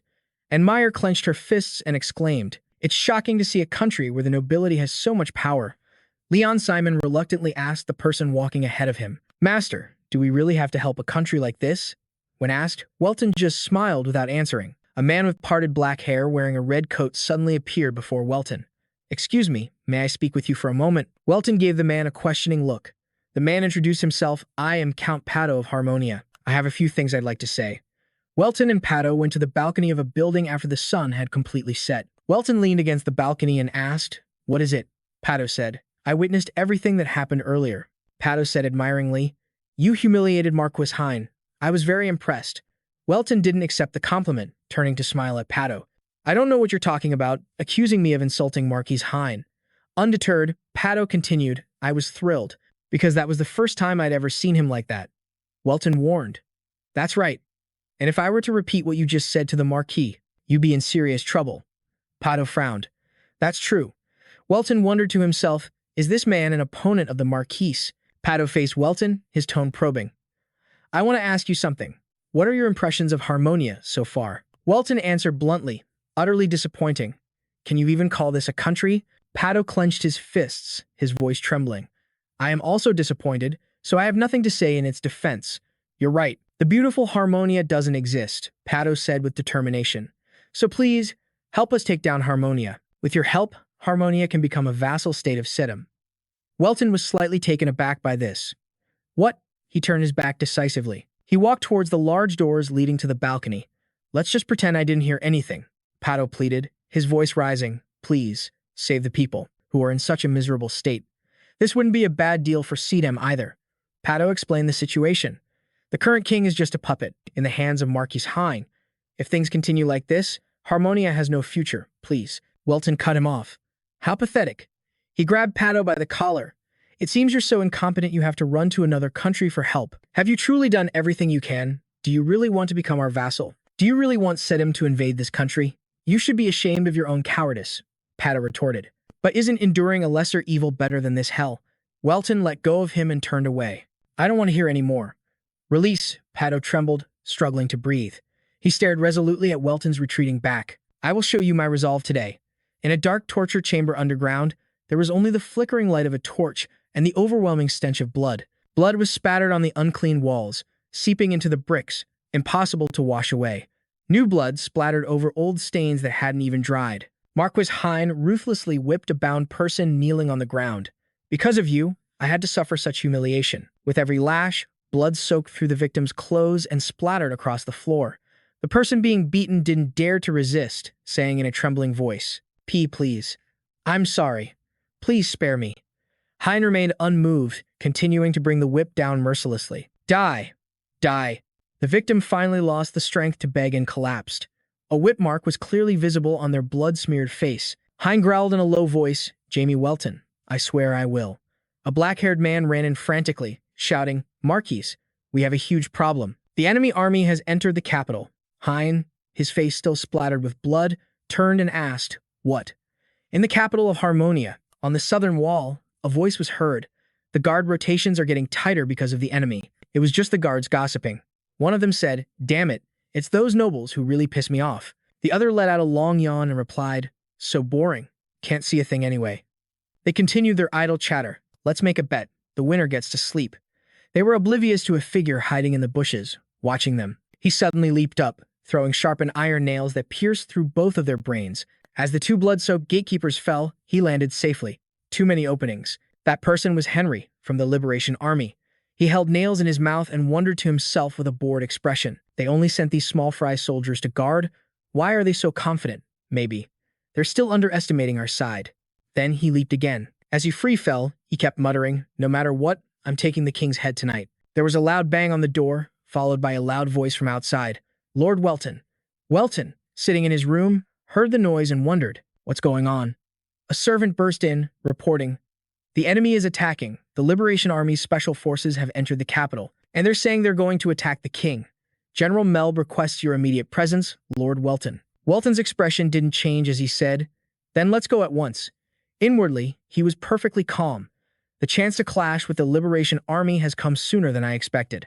As he walked, he calculated that it wouldn't be too late to assess the situation between the two factions and then make his decision. If neither the nobles nor the Liberation Army gave him an answer. Just then, a voice called from behind, Master, where are you going? Hera approached and asked, a surprise attack from the Liberation Army. Welton instructed her, Hera, please look after the children. I'm going alone this time. Simon started to say, Master. I want to go too, but a flick from Hera shut his mouth. Hera added, All right, please be careful. He ended the conversation, saying, Then I'm counting on you. Harmonia Gon stood atop the mansion, concentrating. Damn it, he's concealing his position. It looks like he used some technique to hide his mana. He activated a tracking spell. There are some things I never give up on. You think you can hide from me? That I won't be able to find you? Elemental memory. This is one of Gon's wondrous mental spells. Using the power of the elements, he mumbled to himself. The elements exist in every single corner of the world. Even if you can hide your mana, you can't hide the presence of your physical body from the world. Finding you is only a matter of time. Elsewhere, a voice commanded several figures in black. I will tell you the intruder's location. Capture him alive. After casting the spell, Gon sat on a wooden crate to rest, thinking, Welton is in the capital now. I don't have to fight anymore. He sighed. Fighting at night is exhausting. Suddenly, a voice cut through the air. You look rather relaxed, don't you? The voice startled Gon. He looked down into the mansion's courtyard and shouted, Huh? An intruder? His mind raced. Even though I can see him with my own eyes, not through the elements, I still can't sense his presence. Yet, the man in black standing in the moonlight said, It's you. The one who murdered Lord Kirill. Gon recognized him as a sword master, a monster that someone with his own level 7 skills could never hope to face. But Gon laughed loudly, deciding that the best strategy was to land a single blow and then flee for his life. Ha ha, enough reminiscing. Time to make a run for it. The man in the black cloak calmly said, It's too late. You've lost your chance. Gon was struck, his blood dripping down onto the courtyard. Welton's voice echoed, It's you, isn't it?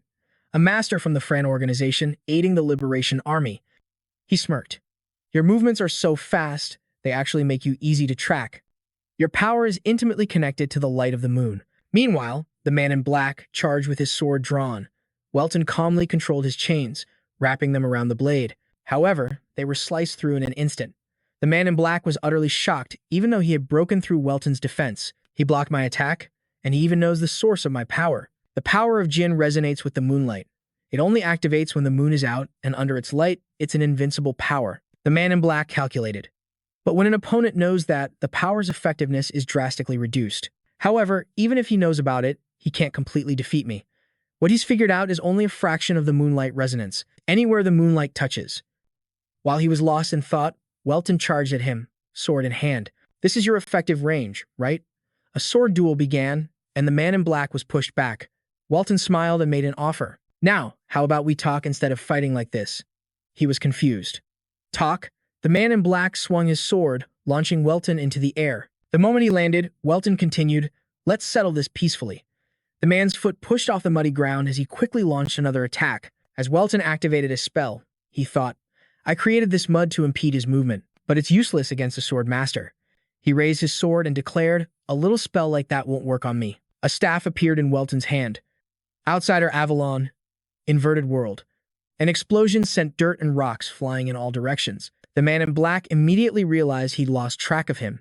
Where did he go? He looked up. A mass of black smoke hovered in the sky. He speculated, a dark shadow in the sky. Did he create it? Inside the black smoke, Welton calculated that he would accelerate with a 100 C's explosion technique. He unleashed a space-slashing sword strike. Welton flew out of the void, striking down at the man in the black cloak. The man thought to himself in awe. A flawless, close-range attack. But no matter how perfect or how close it gets, it's meaningless against me. He blocked the strike. Welton's sword then said coldly, Because I am an outstanding swordsman. Moon resonance, moonlight slash. He explained that moon resonance is a power that uses moonlight as a weapon, and that blocking the moonlight is useless. The moon is high in the sky, so my power is fundamentally unbeatable. As he spoke, he slashed, forcing Welton to retreat. He calmly advised, Your swordsmanship is better than I thought, but you are not a master, so you cannot defeat me. Welton, holding his staff, replied, I know it's hard to defeat you with just this sword. His eyes sharpened. He smiled, So, watch my main technique closely. A barrage of slashes rained down. It was his explosive slash technique. The man in black was startled, thinking, I'm injured, so I couldn't sense his magic. Welton said smugly, I combined it with the inverted world from before, so even if you're a swordsman, it will be difficult to counter. Another, even larger, explosion occurred. The man in black was forced to the edge of the building, pondering. Even though I use my moonlight power to block it, my body still can't take the strain. First, I need to heal myself. A fleeting thought, but whether he could actually do it was another matter. In the air, a magical hand appeared, combining 3 types of magic. Arasu of Vic Thunder. It was an 8th level spell, combining the attributes of wind, lightning, and inversion. A massive bolt of lightning struck down. A chase in the darkness. Arrows rained down, guaranteed to turn anyone they hit into a human porcupine.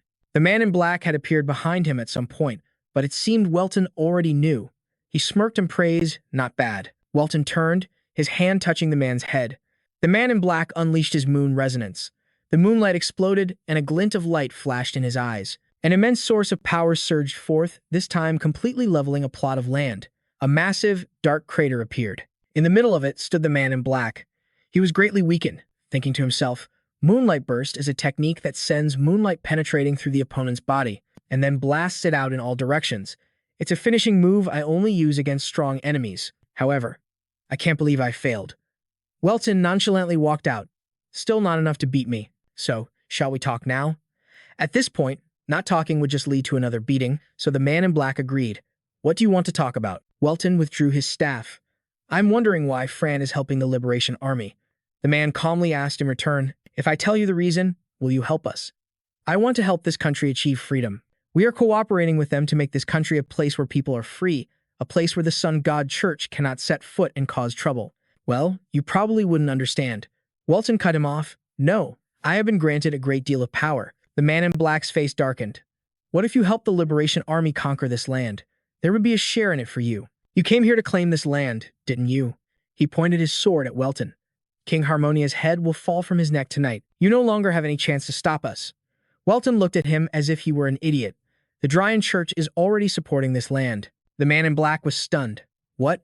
Welton continued, on my way here, I saw many priests who worship Dryan, the god of violence and plunder, approaching. If they help the king, the war will be prolonged. The man was still skeptical. How can I believe you? Just then, a powerful black light shone down, surprising them both. Welton tensed up. That is the black light of Dran. What's happening? The god of violence and plunder. His symbol looked like a crescent moon embracing the sun. It also resembled 1,000 spears piercing through grime, mud, and the stench of fresh blood. Dryan in Diablo Via. He was the one I had to face the most after Zenith. In the gloomy, cold scene, the symbol of the Dryan cult was carved atop a pillar. A person was bound tightly, kneeling on the pillar's peak. Blood flowed down from it like a waterfall. At the foot of the pillar, dozens of followers were humbly bowing, their heads pressed to the ground. Although he had the fewest followers among the 12 gods, his cult of violence was the strongest. Jamie recalled the scene, that screaming voice. Diablo, in the end, only the strong survive. You may be strong, but you are on the weaker side. And why is that? Because you are alone. That mad demon laughed loudly. The manic excitement on his face was utterly repulsive. He thought to himself, among the 12 gods, he's the one most obsessed with power. But contrary to his reputation, his own power is only low level. Jamie said seriously, the black light is Dran's divinity. Do you believe me now? He asked. Jin replied, it changes nothing. We just need to behead the king to conquer Harmonia. Hearing this, Jamie immediately interjected. The king isn't the most powerful person in this country. You know that, don't you? Count Pajot also asked for my help. Suddenly, an image of a person appeared in Jin's mind. That person had told him, if things continue like this, the country of Harmonia will have no future. Jin's eyes widened in shock. Neo? He thought to himself with certainty. So, today's attack really did have a mastermind. This is Count Pazot's plan. Jin bowed his head slightly, but Jamie suddenly cut him off. He seemed angry, pointing a finger straight at his face and shouting, don't you people want to save the miserable citizens of Harmonia? Is that what you call human freedom? Damn it, Jamie growled. Your ultimate goal is still just to get a piece of this country. Jin, flustered, immediately retorted, aren't you trying to capture me because you're afraid of losing territory to us? Seldom. He crossed his arms over his chest and said firmly, Prontoner is just an organization. It has nothing to do with territorial wars like this, Jimmy said. Then there shouldn't be any problem with us working together, right? He ruffled the hair on the back of his head and said with a casual smile, you won't get dragged into the war. Jin held his face in his hands, feeling utterly miserable. He cursed under his breath, damn it, thinking to himself, I'm already dragged in, aren't I? Elsewhere, the king of Harmonia, Kip Huss, was sprawled out, his fat belly exposed by his rolled-up robe. His face was flushed, and the hand propped on his head still held a spilled wine glass. This showed that the king had drunk himself into a dead sleep. His crown was also tossed into a corner. Suddenly, a shadow fell over him. The sage of the Church of Dion, Ek, looked down from above, his eyes filled with a bone-chilling contempt. He said nothing, just stared blankly at the bloated body lying on the chair. Then he turned to face the person in front of him and said, aren't you calling us a bit too early? The other person didn't turn their head, their gaze fixed on the scene outside the window as they replied, things have taken a turn for the worse. Marcus Hem took a sip of wine, his eyes staring intently through the large floor-to-ceiling window at the smoke and fire that was engulfing the capital. He said with annoyance, those bastards haven't caught those 7 rats yet, so the situation is chaotic. Father, I've already eliminated all the useful ones. Marquis Hem sighed softly, the image of the executed people appearing in his mind. The red wine swirled, reflecting the Marquis's cruel smile. He continued, "Perhaps I should have let them live a little longer." Marcus Hem turned around, placed his wine glass on a small wooden cabinet, and said, "In any case, that guy is one of the ones who broke in here." Ek reacted quickly. "You mean the one who killed the king's knight?" The Marquis hummed softly and said, "Kirill was quite strong among the swordsmen. He wasn't easy to defeat. Perhaps that person is highly skilled in assassination." He pictured a shadowy figure, appearing and disappearing like a phantom, just as the folk tales described. The Marquis continued, "If he comes here, the king's head will surely be gone." Marcus Ham looked at the king's fat, deathly sleeping face and said irritably, "What a nuisance. This old man is our figurehead, so we have to protect him at all costs." "Then tell me your plan," X said slowly. The Marquis, who was actually the high priest of the Church of Drian in disguise, raised a hand to support the sagging fake skin on his face. "The plan is the same as always." He pulled off the layer of skin. His face looked as if it had been bathed in blood, covered in red birthmarks that made the high priest look fierce and ugly. He continued, "It's time I returned to my true form." X spoke up worriedly, "But there's still time." The high priest raised a hand to stop him, cutting him off. "No, this is enough. In the civil war that has lasted for over 5 years, so much blood has been shed and so many bodies have piled up in this country. In this mournful and rancid atmosphere, bodies are piled like mountains, and blood flows like rivers. Now that the 12 gods are fighting to stand at the top, we too must find a way to survive." The high priest said, "We too will become evil gods if we reach the pinnacle." Xi immediately placed a hand to his chest in a formal salute and replied, "That is the wish of our parents. Then let's begin now." The high priest's expression was fierce. His eyes stared like a venomous snake's, and he thought with a sinister laugh, "Jamie Welton, I will make you regret this." At that moment, the high priest seemed to remember something and spoke up. "Oh, and Jamie's disciple and secretary are in the magic tower." He ordered, "Capture them." Elsewhere, a commotion broke out. "Hey, don't run. Stop right there." The sound of hurried, pounding footsteps echoed endlessly. The door to the room was being pounded on repeatedly. Thump, thump, thump, thump. If it weren't for the magic reinforcing it, it probably would have collapsed long ago. Anne asked, "What's going on outside?" Hera, unconcerned, said, "I don't know, but it's safer to stay here." But Leon didn't want to wait. He snapped, "I can't wait any longer. I have to go check it out myself." Hera spoke sternly, "Do you want to disobey your master's orders?" Leon hesitated, but then Anne suddenly said, "Wait." Looking at the door, which was no longer making any sound, Anne continued, "It's suddenly gotten too quiet outside." In the end, they went outside anyway. The three of them walked step by step down the wide, carpeted hallway. There were a few dark stains scattered on the red carpet. Leon glanced around. Why isn't there anyone here? Where did everybody go? Anne felt a little worried. Why did this happen all of a sudden? Ever since they entered this area, there had been a constant dripping sound from above. Anne held out her hand to catch the drops, which were falling more and more frequently. "Huh? Are these water drops?" Before she could finish her sentence, she and Leon looked up at the ceiling. Hanging from the ceiling were the countless corpses of murdered mages. What bound them looked like long, red cords. It was as if their own intestines had been ripped out and chaotically woven together. Fresh blood soaked their robes, dripping down with a pitter-patter like rain. "Ah!" A terrified scream echoed. Leon fell right on his butt. Hera, also caught off guard, stumbled slightly. "What the hell are these things?" Suddenly, a stranger's voice rang out. "Kiki, are there still a few left?" The man sneered, licking his blade before leaping forward. "Die!" He aimed his dagger straight for Leon. The boy was stunned. Shadow pierce technique. As the magic manifested, a spike erupted from the ground beneath the man, impaling him at Hera's summons. Hera retracted her magic as a chorus of shouts erupted like war drums. "Kill them! Surrender, you weaklings!" The remaining group hiding in the shadows charged forward. "It's not over yet." "Hera, thank you." Leon had regained his composure. He pushed himself up and continued. "From now on, we fight with our own strategy." Leon's voice was low, his expression hardening. Fire magic enveloped him. "We just need to analyze them," and added seriously, "and we will win." Elsewhere, the necklace on Jemmy's chest suddenly began to glow. He was surprised. Standing amidst the ruins, Jemmy said, "It seems my students are in trouble." Jin spoke up. "So, should we go help them?" Jemmy quietly refused. "No need. They may be young, but they are my students."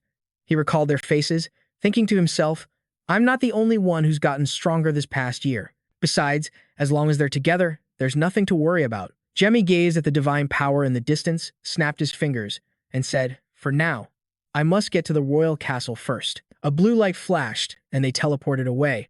Back with the other three, the assassins were engulfed in a sea of flames. One of them yelled, "Commander, we can't advance any further." The one called Commander was Teru, leader of the Ren Church's armed forces. He struggled to see through the magical flames, thinking, who is this kid? How is he this strong? Watching Leon unleash his fire magic, Teru's mind raced. This is fire magic that would make even a veteran mage turn and run. But there's someone I'm even more wary of than the red-haired boy, and that's the blue-haired girl. His mind was screaming. From behind, and commanded, "Leon, they're going to attack from the left next." Teru seethed with resentment. She sees right through all our tactics. Glancing to the side, he ground his teeth, and that woman over there is no slouch either. On the other side, Hera was handling everyone on her own, continuously launching dozens of shadow spikes. They flew towards the assassins. The man behind him asked, "What should we do, Commander?" Teru frowned, biting his lip. "The Archbishop's orders are absolute. We cannot disobey." Frenzy. And whipped around, her worried expression clear as she shouted, "Leon, something's not right behind you. It looks like they're preparing something. There are fewer of them fighting than before." Leon summoned a fireball in each hand and shouted back, "Easier said than done." As he spoke, he hurled the fireballs at the Ren Church forces. He explained, "Because this hallway is circular, it's hard to tell what they're plotting," and turned to look at Hera, who was relentlessly attacking with her spikes. Her thoughts raced. "In this situation, we can't possibly wipe them all out," and glanced back and forth. Is there another way? Unaware of her plan, Leon urged her. "Anne, stop analyzing and help me." Suddenly, Anne's sharp eyes noticed something. Oh, the building structure. She quickly yelled to Hera, "Miss Hera, destroy this wall." Looking at the layout, there must be a room behind it, and slapped the wall and continued, "We'll hide in that room." Hera didn't ask any questions, simply saying, "Stand aside." As she finished speaking, she summoned her Shadow Pierce technique and aimed it straight at the wall. Once the wall was breached, everyone quickly rushed inside and urged, "Leon, hurry." But the armed forces of the Ren Church weren't about to let them go. Even with severe burns and their clothes scorched, they charged forward fearlessly. At the same time, they screamed, "Don't let them escape. It's just some kids and a wench, and they can even use fire magic." These men had mutated into monsters. Their eyes were bloodshot red, and their bodies were covered in a dense, chaotic web of pulsating veins. One man said, "If we catch them now, we'll scare them good." Suddenly, a magic spell was cast, shaking the very ground. Boom, rumble. With a series of deafening sounds, the floor of the room cracked and collapsed, burying those things that were neither human nor demon. Screams echoed. "What the? You bastard, I'll never forgive you." Leon panicked. "Anne, what do we do?" Anne, equally worried, tilted her head to look down below without answering. Seeing the scene before her, she thought to herself, "The enemy of my enemy is my friend." Through the window, and saw a man also being chased by a squad from the Dion Church's armed forces. She turned back and said, "Let's go down and team up with that man." "We're on the run," Lennon panicked. "What?" In contrast, Hera was extremely calm and replied, "All right, let's go." Raising her hand towards the pursuing soldiers, Hera summoned the secret art, Binding of the Night, causing them to freeze in place. Curses began to fly. "What is this? Damn it, I'm paralyzed." "It's that woman." Someone realized what was happening, but it was too late. A glass window shattered. In an instant, a winged creature burst out of the building and flew off. Meanwhile, the shouting hadn't stopped. "Get him. Kill him. Damn it." Despite the screams behind him, the man ran for his life, silently cursing. Where did all these bastards come from? One of his pursuers caught up, leaped into the air with a knife, and shouted, "Die." But before the man could strike, a fireball instantly appeared over the assassin's head. His eyes widened in terror. With a loud boom, a fiery explosion erupted. The man being chased didn't understand what was happening, nervously clutching the hammer in his hand as he stared at the flames. Suddenly, the man saw three people emerge, Amber, Lennon, and Hera, who had wings on her back. He stammered in shock, "Who are these two kids? And that woman?" Behind them, the pursuers had also caught up. When they saw Henry standing with the group, one of them shouted, "He has comrades. Forget it. Just kill them all." At that very moment, Amber shouted, "Let's fight together. Everyone, follow my lead." Hearing this, everyone agreed. Okay. Even Henry had no choice but to agree. Amber commanded like a captain, "Lennon, take the 3 o'clock position. Hera, 8 o'clock. Mister, you cover 10 o'clock. Henry was extremely annoyed to hear her call him Mister. "What, Mister?" Hera rushed past him and said, "Don't just stand there complaining. Just do as she says." Henry grumbled, but before he knew it, the Liberation Army charged in. Instantly, Both sides charged at each other, weapons in hand. The clash of attacks and blocks was thunderous. Just then, a voice yelled, "Mister, get down. Quick." As soon as Henry ducked, Hera swung her sword and struck the enemy who was about to ambush him, making him scream, "Arg!" Amber then asked, "Lennon, is your mana ready?" Lennon, creating a flame in his hand, replied, "I'm all set." Henry looked back at the others, feeling a bit bewildered. They fought following one person's instructions. No, to be more precise, it was as if the two of them were one. Amber moved closer to Henry and said, "If this fight drags on for too long, we'll be at a disadvantage. Do you have any teammates?" Hearing that, Henry immediately replied, "There are 7 of us, but we all got separated." Hearing this, Amber said, "In that case, let's find your teammates first." Looking at the vast liberation army surrounding them, Henry felt helpless. How are we supposed to get out of here? Amber spoke again, "Lennon, are you ready? Let's blow them all away." Full of fighting spirit, Lennon grinned and said, "I've been ready for a long time." With that, he unleashed flame flower, and the blaze erupted, engulfing the Liberation Army's forces. Seizing the opportunity, the 4 of them quickly made a run for it. Amber looked back as she ran and said, "It's time. Let's get out of here." Running behind them, Henry couldn't help but be amazed. The skills on these kids are unbelievable, and that woman too. "Neo, are you sure that guy isn't going to betray us? You said we only had to deal with the Harmonia army." Neopato gritted his teeth in fury and yelled, "Damn it, that bastard Hem. I never thought he'd bring followers of the Church of Drian into this." Seeing the chaotic scene, he turned tail and ran. He thought to himself, his goal isn't just to seize power in this country. He hadn't gotten far when a voice called out from behind him, "Where are you off to, Lord Count?" Neopato jumped, turning his head to exclaim, "Marquise, why are you here?" Hem looked at him with a smile and said, "I suppose you've realized the Liberation Army's attack has failed, and now you're trying to come." Hearing this, Neopato was shocked and broke into a cold sweat, thinking, he knows everything. Hem just smiled and said, "This is your last chance. Show your loyalty to me. Only then will I spare your life and the lives of your family." Knowing he meant him no good, Neopato defiantly replied, "Then kill me. I will never surrender to you. I will sacrifice myself for the love of my country." Hem's smile vanished. He said, displeased, "Your fighting spirit is admirable. I'll give you that. But it's also incredibly irritating. Drian's hell is an endless swamp of violence." As he spoke, he conjured a magic orb in his hand. Without another word, Hem launched the orb, shouting, "There, you will suffer for eternity. A punishment for the weak." But just then, a shield suddenly materialized and surrounded Neopato, protecting him. Shocked, he exclaimed, "What is this?" It was Jamie, who had just used his magic to protect him. He spoke, "And steal everything. Has that kind of garbage really become your manifesto? Shouldn't you treat those of your own class as equals? The gods won't be pleased with your offering." When Hem saw him, he couldn't believe his eyes and screamed, "What in the world? Aren't you on our side?" Jamie gave him a cold look and said, "Aren't there always unexpected variables in this world? I'll handle him. You get your comrade out of here." One of Neopato's men helped him up, placing their trust in Jamie. Jamie, his entire body radiating a powerful demonic aura, said, "Now I don't need to hide my power anymore. I'll show you the taste of violence you love so much. You piece of trash." Feeling this immense pressure, Hem exclaimed angrily, "You!" Seeing him unharmed amidst his demonic aura, Jamie thought to himself, a normal person would have disintegrated instantly. I guess he's no ordinary nobleman. Having been tricked, the demon within Hem now erupted, and a loud crash was heard. Hem's eyes turned black as he hissed, "How dare you? How dare you betray me?" Jamie was surprised. "You were hiding your power." He then thought to himself, if he can survive that, he must be the head of the Drian Church. Could he be one of the 3 high priests?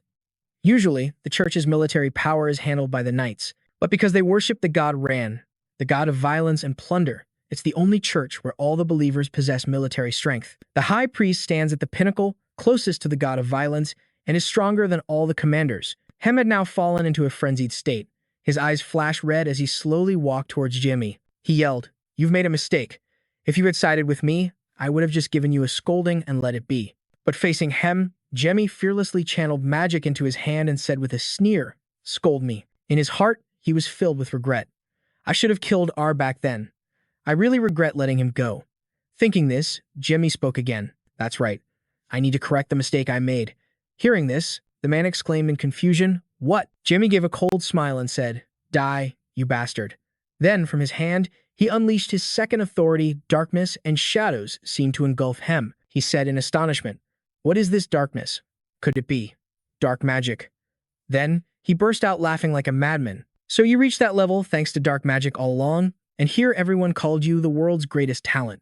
It was all a lie, you son of a bitch. Jamie smirked. Who's the real liar? With his powerful authority, Hem flew up and launched an attack, but he didn't expect it to pierce right through his divinity. Hem felt a tinge of fear, thinking, if that's the case, a direct confrontation will be difficult. I need to create some distance. Jamie spoke up.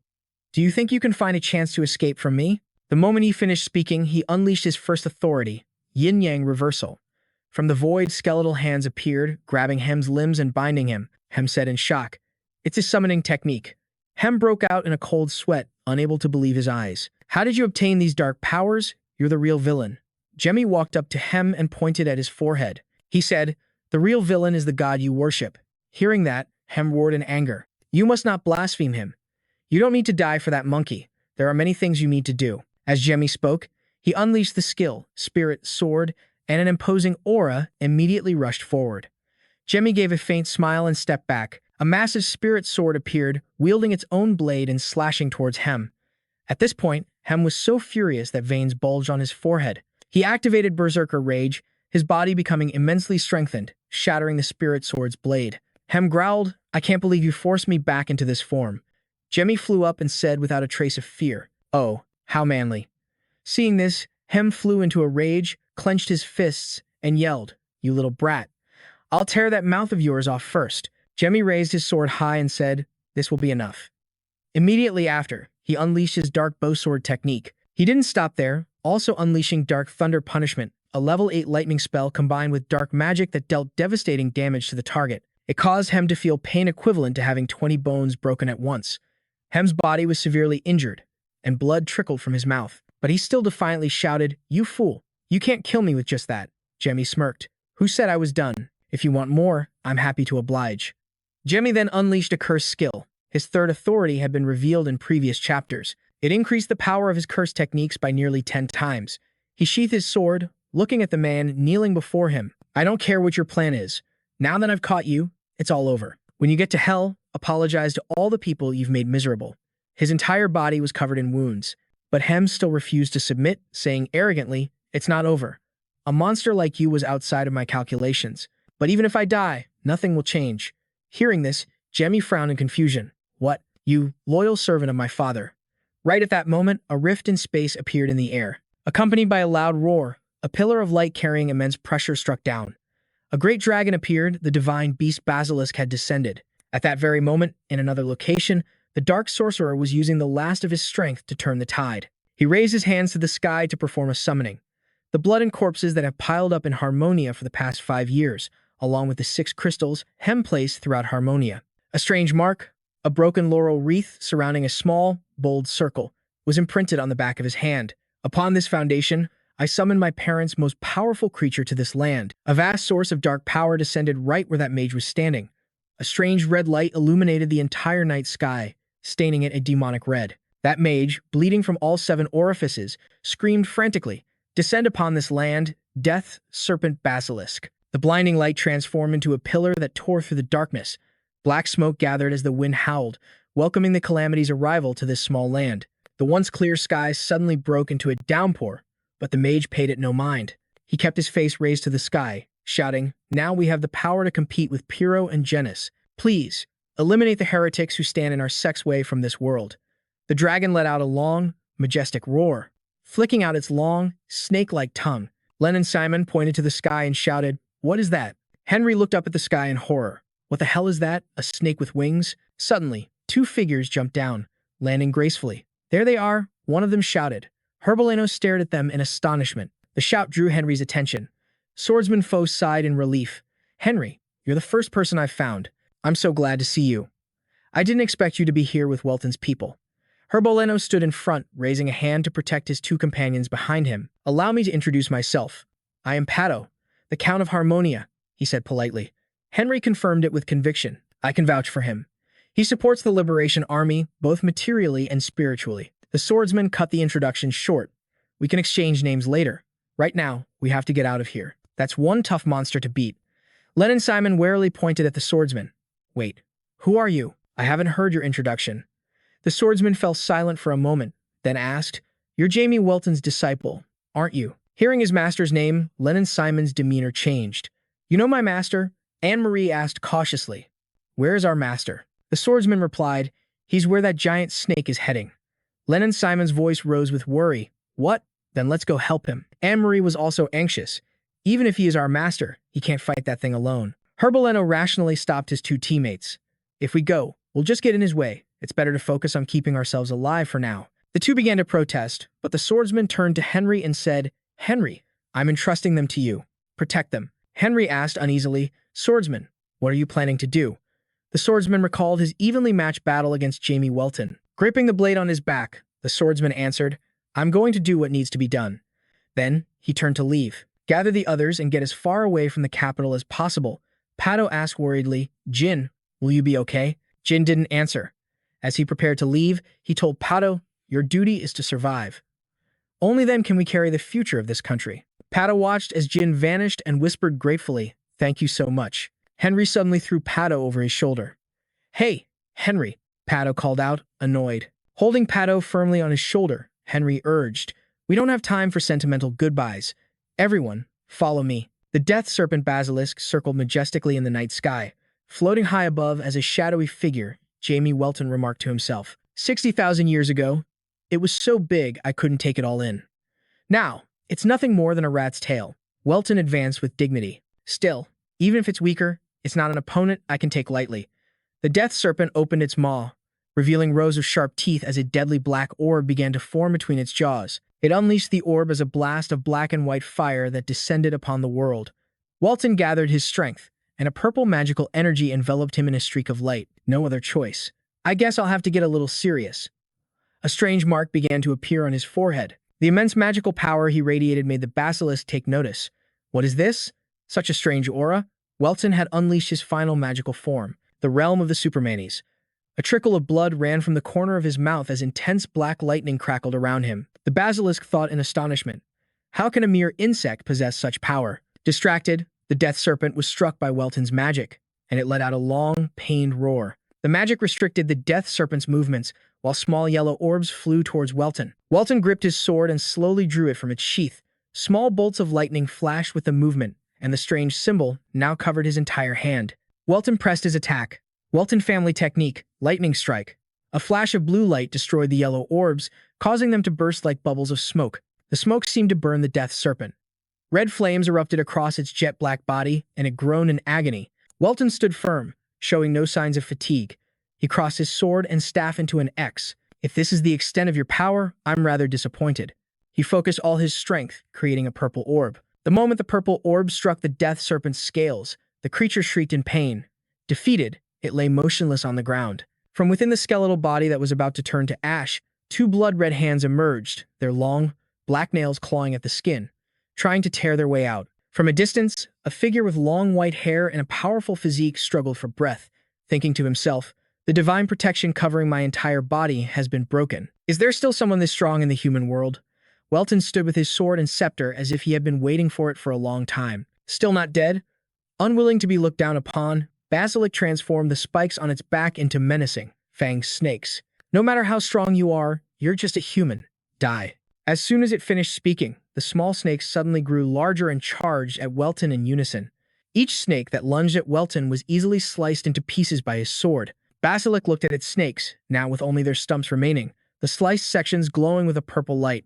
It gritted its teeth, and Welton pointed his scepter at Basilisk. The tip of the scepter erupted in a purple flame.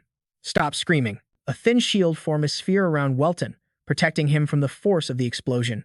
Seeing the situation was not in its favor, Basilisk thought about escaping. "Damn it, I have to get away first." As if he had anticipated its intention, Welton snapped his fingers. Spatial magic, dimensional barrier. This is a 9th class spatial magic capable of creating another dimension, completely separate from the space outside. Just as Basilisk was about to flee, it was trapped by a cage-like black smoke. It tried to jump up to escape but only slammed into a solid wall. Basilisk leaped back to the ground, shouting angrily, "You human, how dare you lock me in here?" Welton didn't answer, raising his hand in a silencing gesture. Light magic. A blinding beam of light transformed into a large sphere and shot straight towards Basilisk.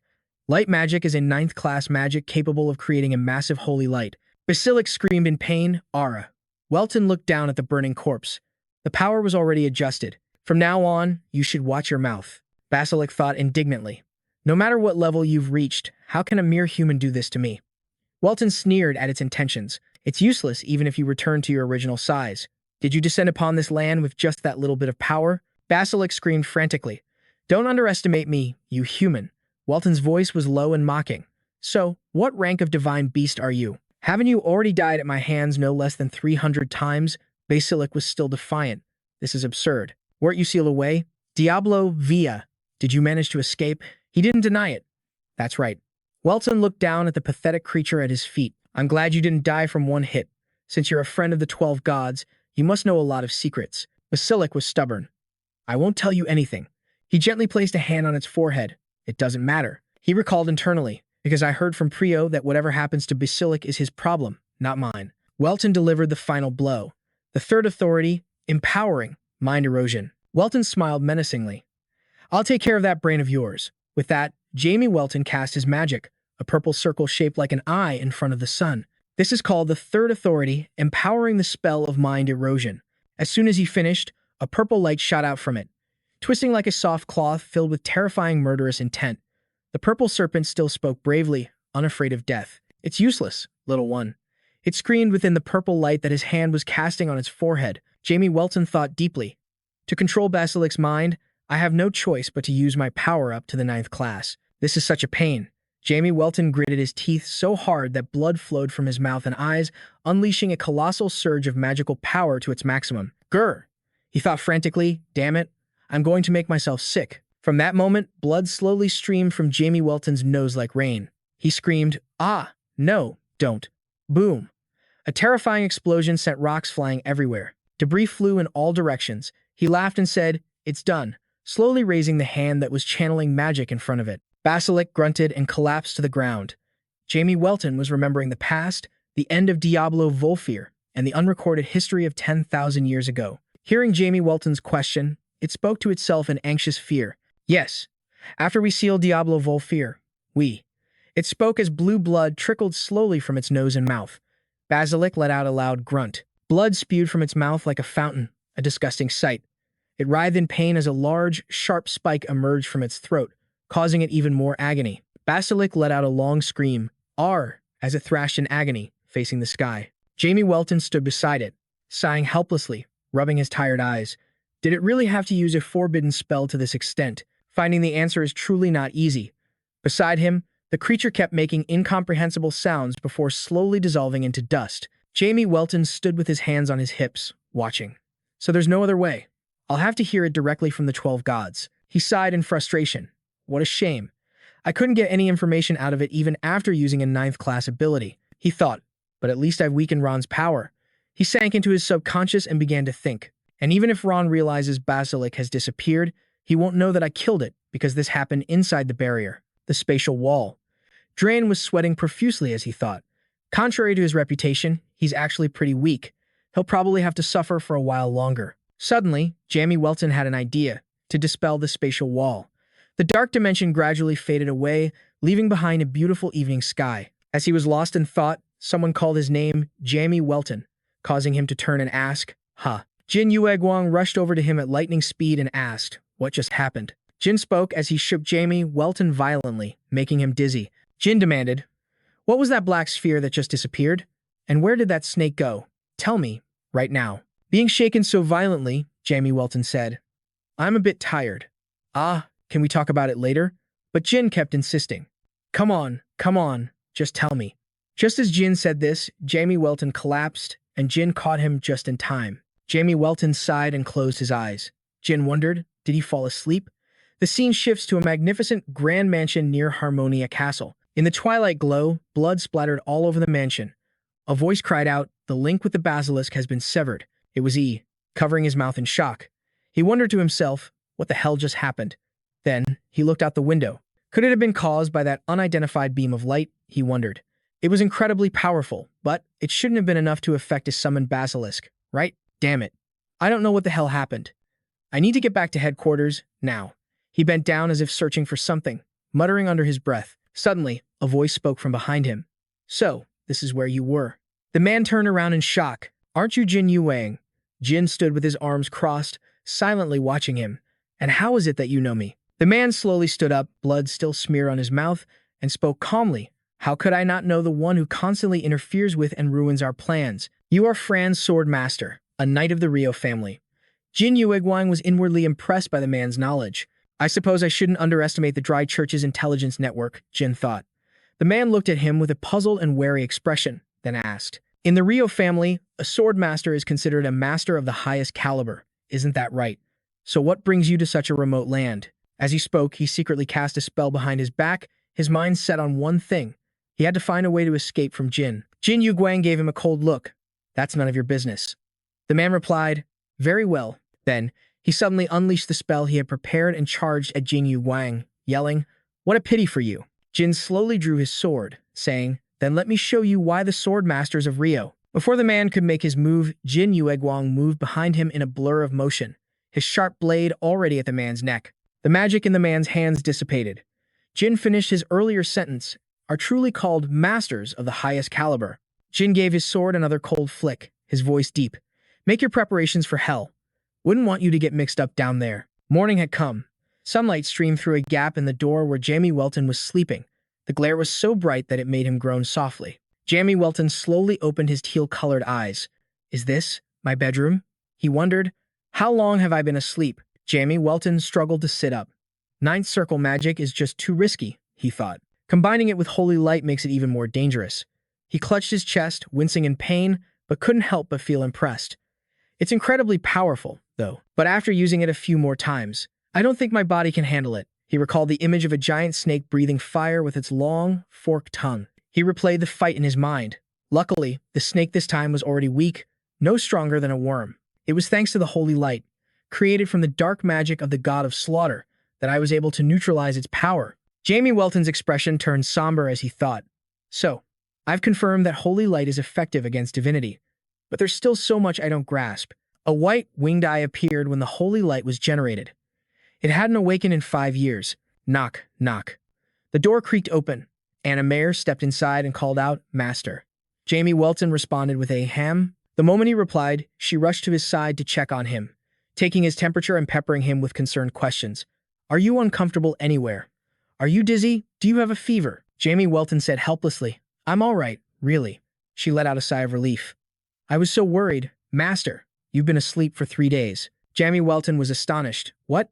3 days? She beamed, scampered to the door, and called out over her shoulder. Just a moment, I'll go get the others who know what happened right away. Jamie Welton was horrified. A crowd of people poured into the room, exclaiming, Elder, you're awake. We're so happy. Jamie Welton gave a strange smile and said to Anna, Did you really bring everyone here? There are even some faces I don't recognize. Jamie Welton then addressed the crowd enthusiastically. Ha ha, I slept very well, everyone. You don't need to worry. A young man with red hair, the second son of Count Simon, remarked, Just as I expected. I knew he would wake up soon. Jamie Welton shot him a judgmental look. Lennon, don't say things you don't mean. Lennon replied gently. Yes, sir. The reply made Jamie's blood boil. This little bastard, he thought. And so Jamie Welton decided to give his favorite student a special reward, a gentle, loving tap on the head. Hera walked up to him, smiled softly and said, Elder, I'm so glad you're all right. Jamie Welton scratched his head in embarrassment, apologizing for worrying her. Was it tough taking care of these kids? Hera gently placed a hand on her chest and said, Not at all. In fact, your disciples helped me a great deal. The young man with indigo hair then spoke up. Thanks to you, we're safe and sound. Thank you, Mr. Welton. He told them to wait, then instructed. A future king shouldn't bow his head to anyone. He added, right? The young man from the Liberation Army over there left the brown-haired guy stunned for a moment before he brightly extended his hand toward him. You're a very easygoing person. It's a great honor to meet you. Jamie Welton then shook hands with the brown-haired young man. The brown-haired young man introduced himself. My name is Henry. Your disciples helped me a lot. Their skills are excellent. Jamie Welton replied, It seems my disciples also received help from you. As their master, I thank you. He asked, What do you think of Count Fato? Henry closed his eyes with proud confidence and said, I can rest easy knowing this country will be ruled by him. My Lord Count, you are the only one in this country who also truly cares for the people. Jamie Welton was pleased with that statement. That's right. Count Fato's face flushed red. Hey, you too, Stop teasing me. Henry laughed loudly. Ha ha, look how shy he is. Jamie Welton spoke to Hera. I have something to discuss privately with the Count. Could everyone else please leave for a moment? Hera understood. She said, of course, placed her hand on her chest respectfully, and left. The sound of their hushed conversation echoed in the room. Jamie Welton asked, how do you plan to run the government in the future? Count Fado said, I'm not sure yet. Then the Count continued. First, I want to eliminate all the corrupt elements. It would be a large-scale purge. Jamie Welton said, Sedum is eagerly awaiting Harmonia's return to its former glory. We will support you at all costs. This astonished Count Fado. Then, Count Fado clenched his fists on his lap, thinking to himself, that's right. From the moment we accepted their help, Harmonia has essentially become a vassal state of Sedum. I might get entangled in national affairs and end up as Sedum's puppet. Jamie Welton interrupted Count Fado's train of thought. However, we at Sedum will not interfere in Harmonia's national affairs, so please, do a good job. You could call this a revolution, couldn't you? He said with a bright smile. Count Fado couldn't have anticipated what Jamie Welton said. Mr. Welton? But Jamie Welton's expression suddenly shifted, becoming cold and terrifying. But if Harmonia reverts to its old ways, Count Fado flinched at his menacing look. He said with determination, I will definitely not disappoint Mr. Welton, our nation's benefactor. Jamie Welton was very pleased to hear Count Fado say that. Let's consider that a promise. Then, the two of them shook hands. Count Fado replied to him, of course, Mr. Welton. After Count Fado had left, Jamie Welton was meditating. He stood before the sunset scenery and said to himself, I need to meditate now until I've fully recovered. He touched the tips of his fingers together and slowly closed his eyes. He thought, I want to find him too, but it's so difficult. Then, Jamie Welton sensed someone outside and called out, stop pacing back and forth like that. Come on in. A stern voice, tinged with anger, came from the person entering. What's with that tone?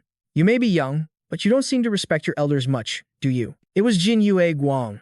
Jamie Welton's eyes narrowed as he questioned, hey, are you warning me? Jin Yu Guang's attitude changed in a flash as he said, ah, I was just kidding. After hearing that, Jamie Welton immediately became serious again and asked what was wrong.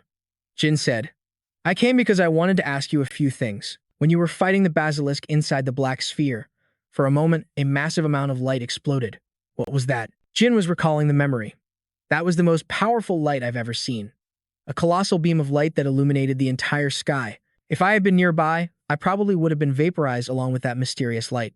Jamie Welton said calmly, it was an incomplete ninth circle magic spell. That holy light. Jin understood in an instant. I guessed it was ninth circle, but Jin was actually picturing Jamie Welton in his mind. He was holding a brightly colored mage's staff.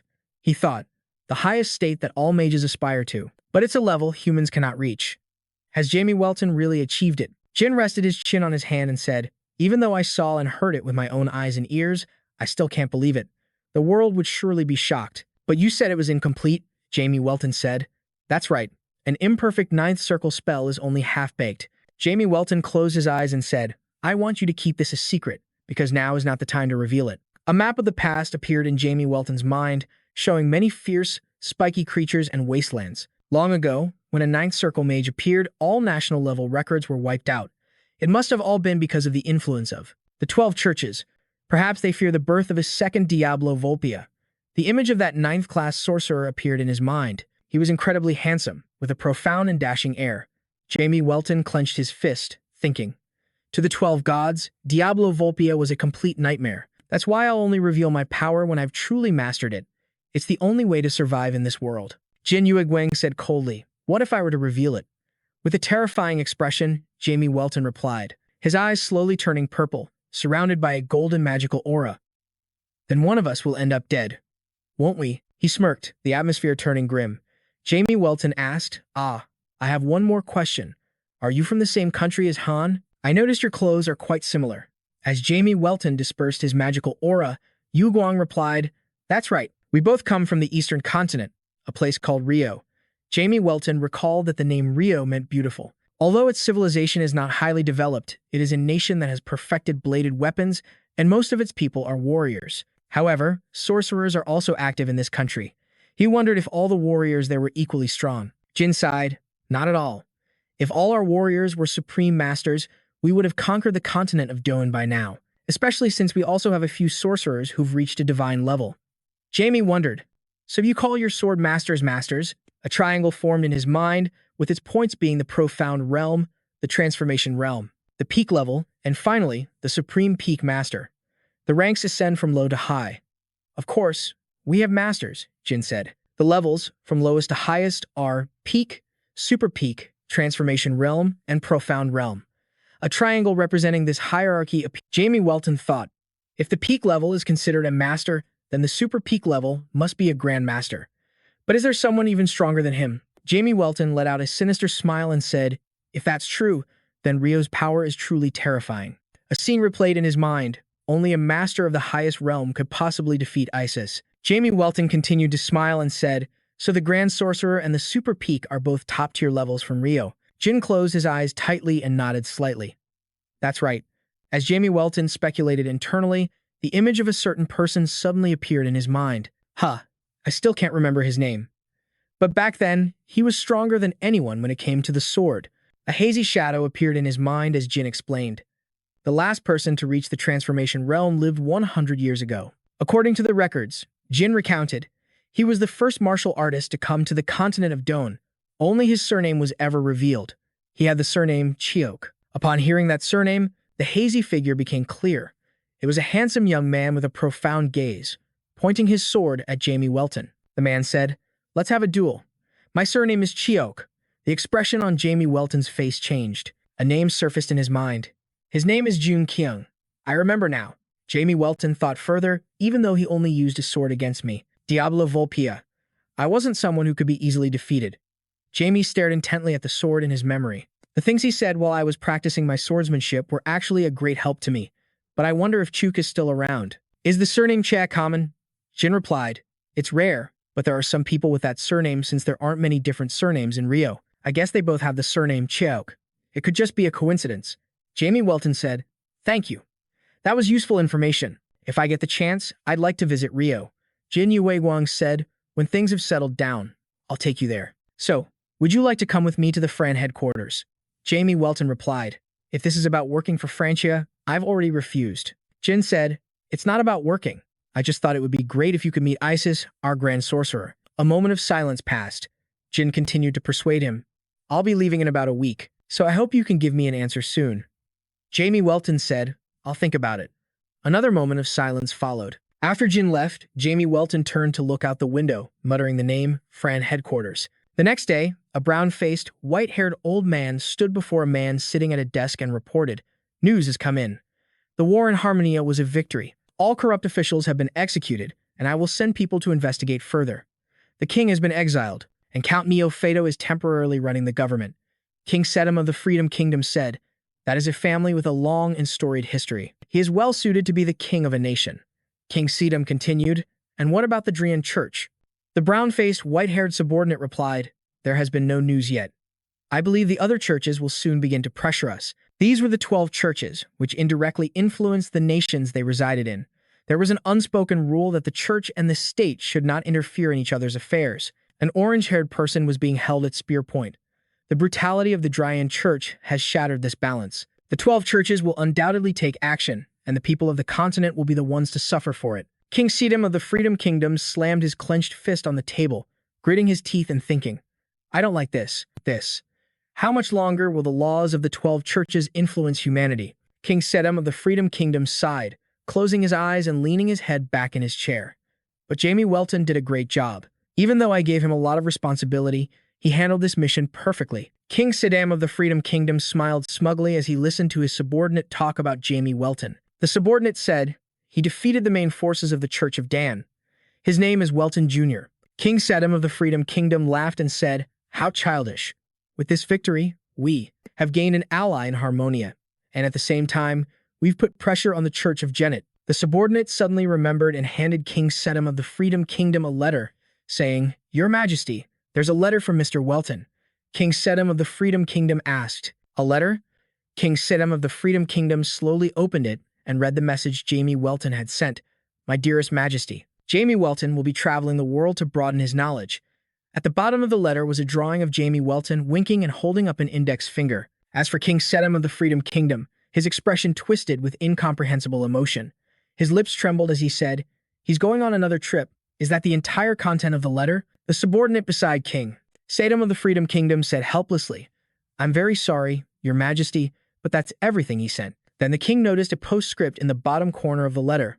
If there's an emergency, contact me through this creature. The sound of an animal was heard. A cute blue bird appeared. Speak into here. Speak into here. The king and his subordinate looked up in astonishment at the creature Jamie Welton had sent. The country of Harmonia quickly stabilized after the corrupt elements were purged. Corrupt nobles were imprisoned and their assets confiscated. A panel shows a nobleman with a crest of hair on his head, gritting his teeth and running for his life. With swords eliminating the corrupt, the government's money was used to save the starving commoners. Below, a panel shows Count Pato extending a hand to a destitute citizen, who looks on in surprise. The starving people were given a new lease on life, and laborers who had been treated no better than slaves were able to return home. A tearful reunion between a father and child is shown. Although some minor problems remained, the lives of the people on the continent had changed rapidly. Lennon marveled at the prosperity, the sound of laughter echoing through the street. It's like a different country now. Anna Mayer agreed, saying, and it's only been a week. Suddenly, Lennon exclaimed, talking about Count Pato. That Count Pato. I heard he's been working nonstop for days with almost no sleep. A panel shows Count Pato buried in a mountain of ledgers, his head spinning from all the words. Anna Mayer said sympathetically, well, there's just so much that needs to be resolved right now. Hera said, but I'm sure he's happy, because this corrupt nation has started to return to normal. Anna Mayer agreed. That's right. A clear voice called out from a distance. Hello, kids. Hello, Hera. Anna Mayer exclaimed in surprise. Mr. Henry. Henry, looking dashing with his neatly trimmed hair, approached them wearing a sturdy set of armor that emphasized his strength. Anna Mayer said brightly, I heard you were appointed commander of the capital's royal guard for your great service in the resistance. Hera bowed politely while Lennon jumped in to tease him. Have you gotten used to that divine beast yet? Mr. Henry scratched his head. I'm still not quite used to it, Lennon asked. How's it doing these days? Henry replied with a strange smile. I'm not really sure. I've been so busy that. As Henry was speaking, someone called out to him from a distance. Commander. Hearing the call, Henry waved goodbye to everyone. I have to go now. See you all later. Take care. Behind him, everyone waved back cheerfully. Bye, Mr. Henry. Make sure you take care of yourself. Jamie Welton suddenly appeared behind them and asked, What are you all doing here? Hearing Jamie Welton's voice, Lennon jumped, his face contorting like a startled cat. Ah, you scared me, master. Hera gently replied, We were just taking a walk and looking at the streets. Jamie Welton looked around and said, A lot has changed this past week. Hera asked curiously, Shouldn't you be resting at the royal palace? Why did you come here? Jamie Welton said, I have something to tell you. I've decided on my next destination.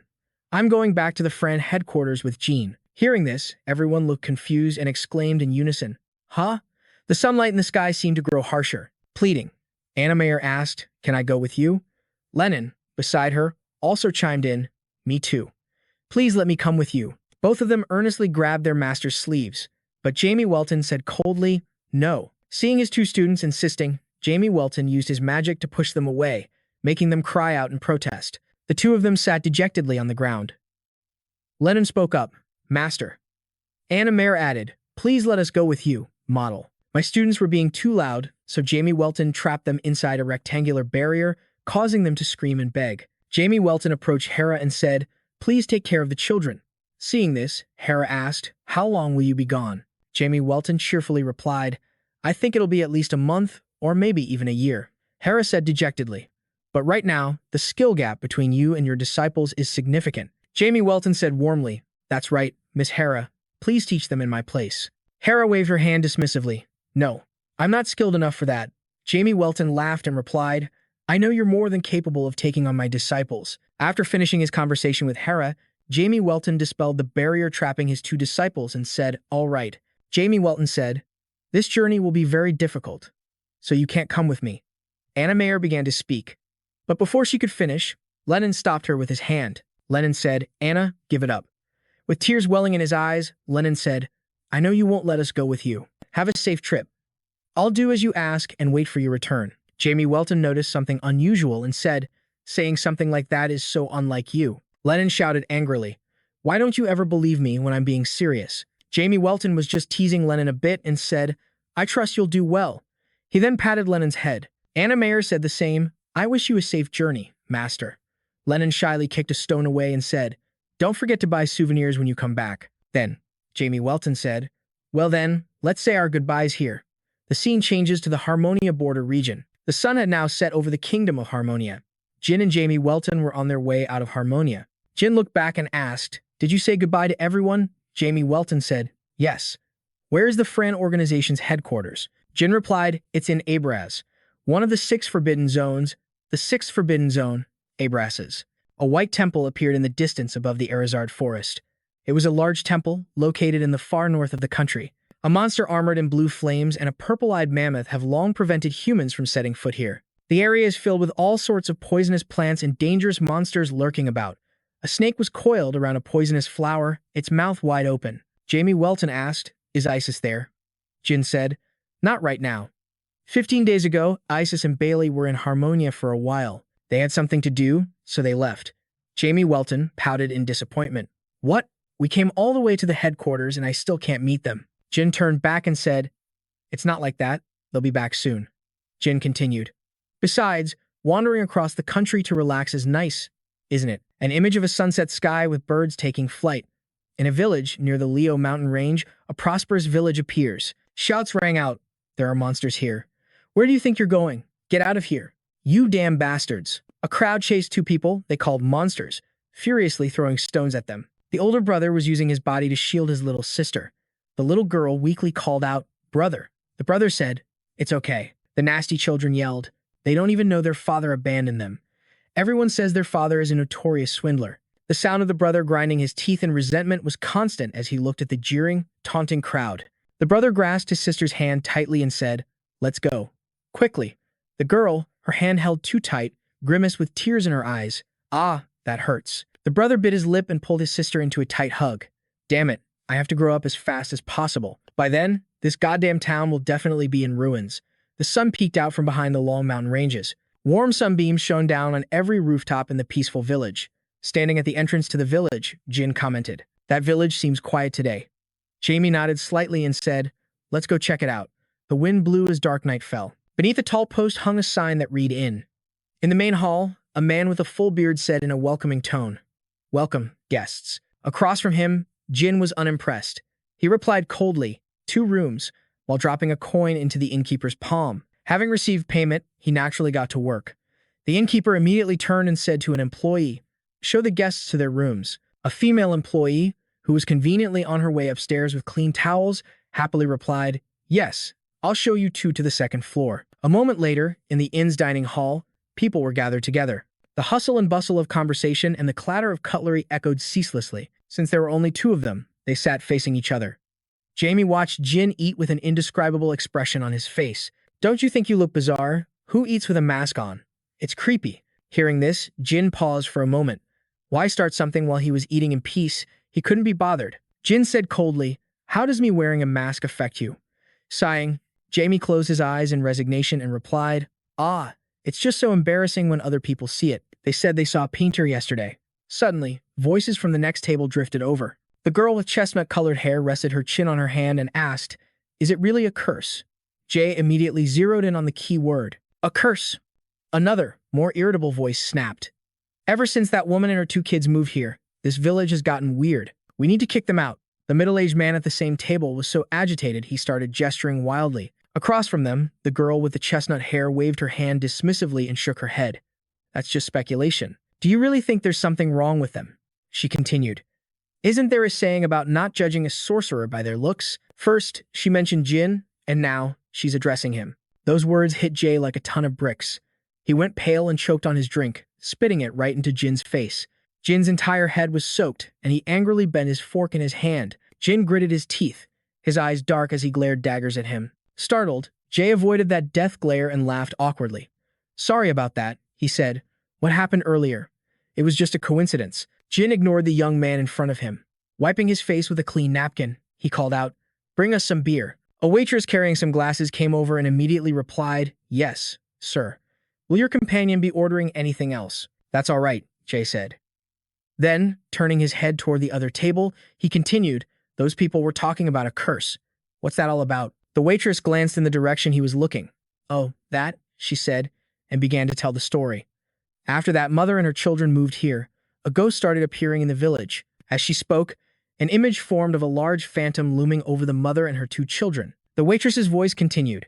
Even after everyone drove them out of the village, the villagers, holding bright torches, stared at them with hostile eyes. Even the village children threw stones at them as they left. The young woman's voice was steady, but the ghost kept appearing. She looked at him and concluded. Eventually, everyone started saying the village was cursed, so travelers stopped staying here. After hearing the story, Jin nodded thoughtfully. Something strange has definitely happened here. Jay's eyes darted around in thought. The waitress, seeing that she had answered his questions, placed the beer on the table. As she turned to leave, she added, "In any case, you shouldn't stay in this village for long." Jay's gaze grew thoughtful.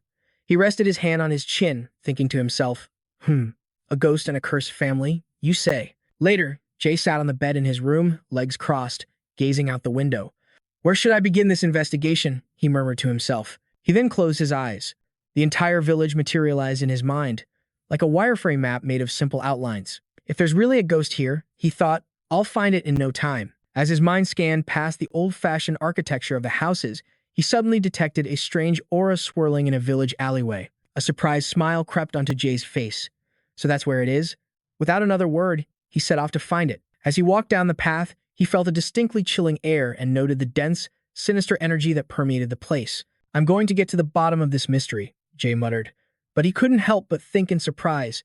The amount of sinister energy here is far beyond that of a typical cemetery. It can only be this powerful if it— As he thought this, an image of a terrifying demon's head appeared. Jay came to a conclusion. If it's an evil spirit, it's bound to harm people. Suddenly, Jay sensed something. There was a faint sound, but he couldn't detect any trace of malicious intent. How strange. He frowned, looking at the black aura seeping out from behind a wooden wall. The sinister energy over there is immense, he said aloud. Jay ran deep into the shadows, toward the source of the dense, sinister energy. One possibility came to mind. This must be the work of a necromancer. A ghoul brimming with the aura of death appeared before him. Its limbs were indistinct, like smoke or wind, having no concrete form. There you are, Jay thought. Aloud, he commanded, take me to your master. As he spoke, his eyes transformed, taking on the same mysterious purple glow as the magic emanating from his— He shot out a blast of deathly energy, but it seemed to be blocked. The ghoul's face twisted as it opened its mouth, unleashing a sonic scream that completely dissipated his attack. Jay was stunned.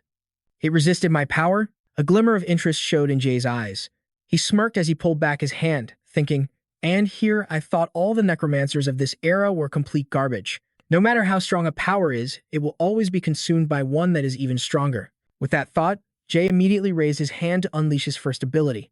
Defy heaven, he shouted, summoning a magic circle. Countless circles, both large and small, materialized behind him at once. A barrage of chains shot out, moving so fast they created a wind that made Jay's coat flutter. Bind it, he commanded. Instantly, as if they had a will of their own, the sturdy iron chains obeyed his command. They shot forward with a clang, forcefully binding the ghoul. The creature struggled, letting out a hoarse cry. You may be strong, Jay said, but I am also a necromancer.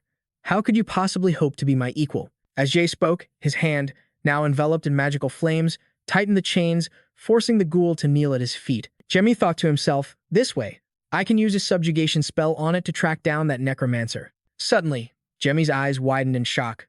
Reflected in his pupils was the scene before him. The subjugation spell had been broken. All that was left before Jamie was a chaotic mess of chains. The ghost that had been bound there had escaped. Jamie wondered, did that soul vanish the moment I reverse summoned it? He snapped his fingers, a look of amusement spreading across his face. A defiant end. He felt a strange stir in his heart, concluding that its loyalty must have been immense for that to happen. Jamie turned and walked away, sighing softly, this is getting interesting. I'll tell Jin we're staying here a few more days. The next day, under the village's clear blue sky, Phi Bien was running frantically. The boy kept glancing back over his shoulder. Phi Bien ran into his shop and called out, Mister. The shopkeeper replied, Phi Bien. Getting 2 portions like usual today? The boy smiled brightly and replied, make it 3 portions today, please. After saying that, he placed a few coins on the counter. The owner turned to get the food, smiling back at him.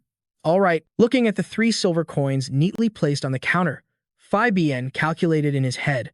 That should be enough to last for 1 week. Suddenly, a voice rang out, startling Phi Bien. Are you that damn Phi Bien? He whipped around to see 2 sinister-looking young men walking in. One of them said irritably, do you have any idea that because of you, I can't even go out at night? It's so annoying. The other one chimed in casually, Why should good people like us have to suffer just because your family is cursed?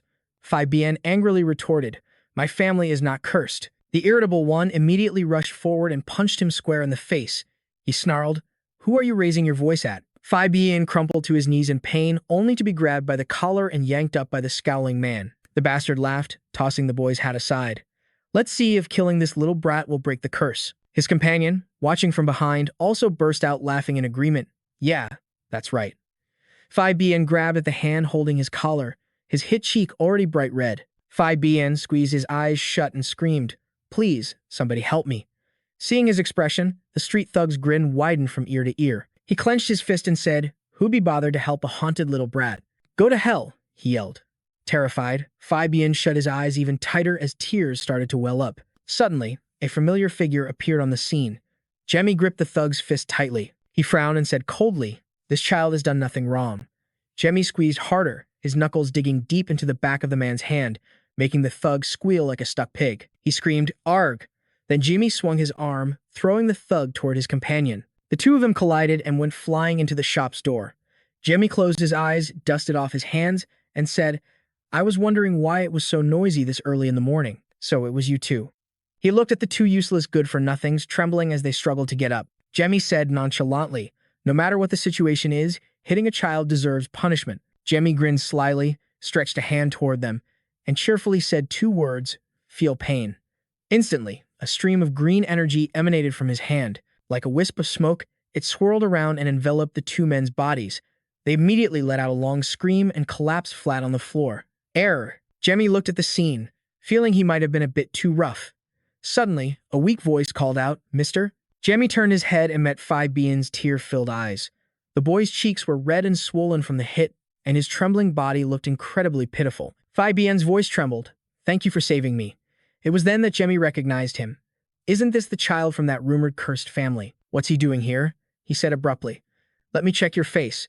Then he reached his hand toward Phi Bien's cheek. A golden light flashed briefly. Phi Bien said in astonishment, his sentence unfinished. Huh? The wound is.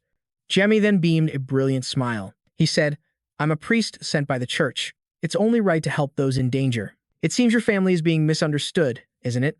At some point, he had picked up the small hat. Jamie bowed slightly, still smiling, and handed the hat to Phi Bien. Would you like my help? He asked. Phi Bien stared up at him, bewildered. In an instant, the sky turned a dark blue. In the forest, only bare branches remained on the leafless trees. Phi Bien walked ahead, clutching a bag of bread, with Jamie following behind. He glanced around, silently assessing the area. The demonic energy was quite strong here. The wind howled across the barren fields. A scarecrow in the middle of the field was already rotten, its wooden frame broken and fallen. They live in a place like this? Jamie thought to himself.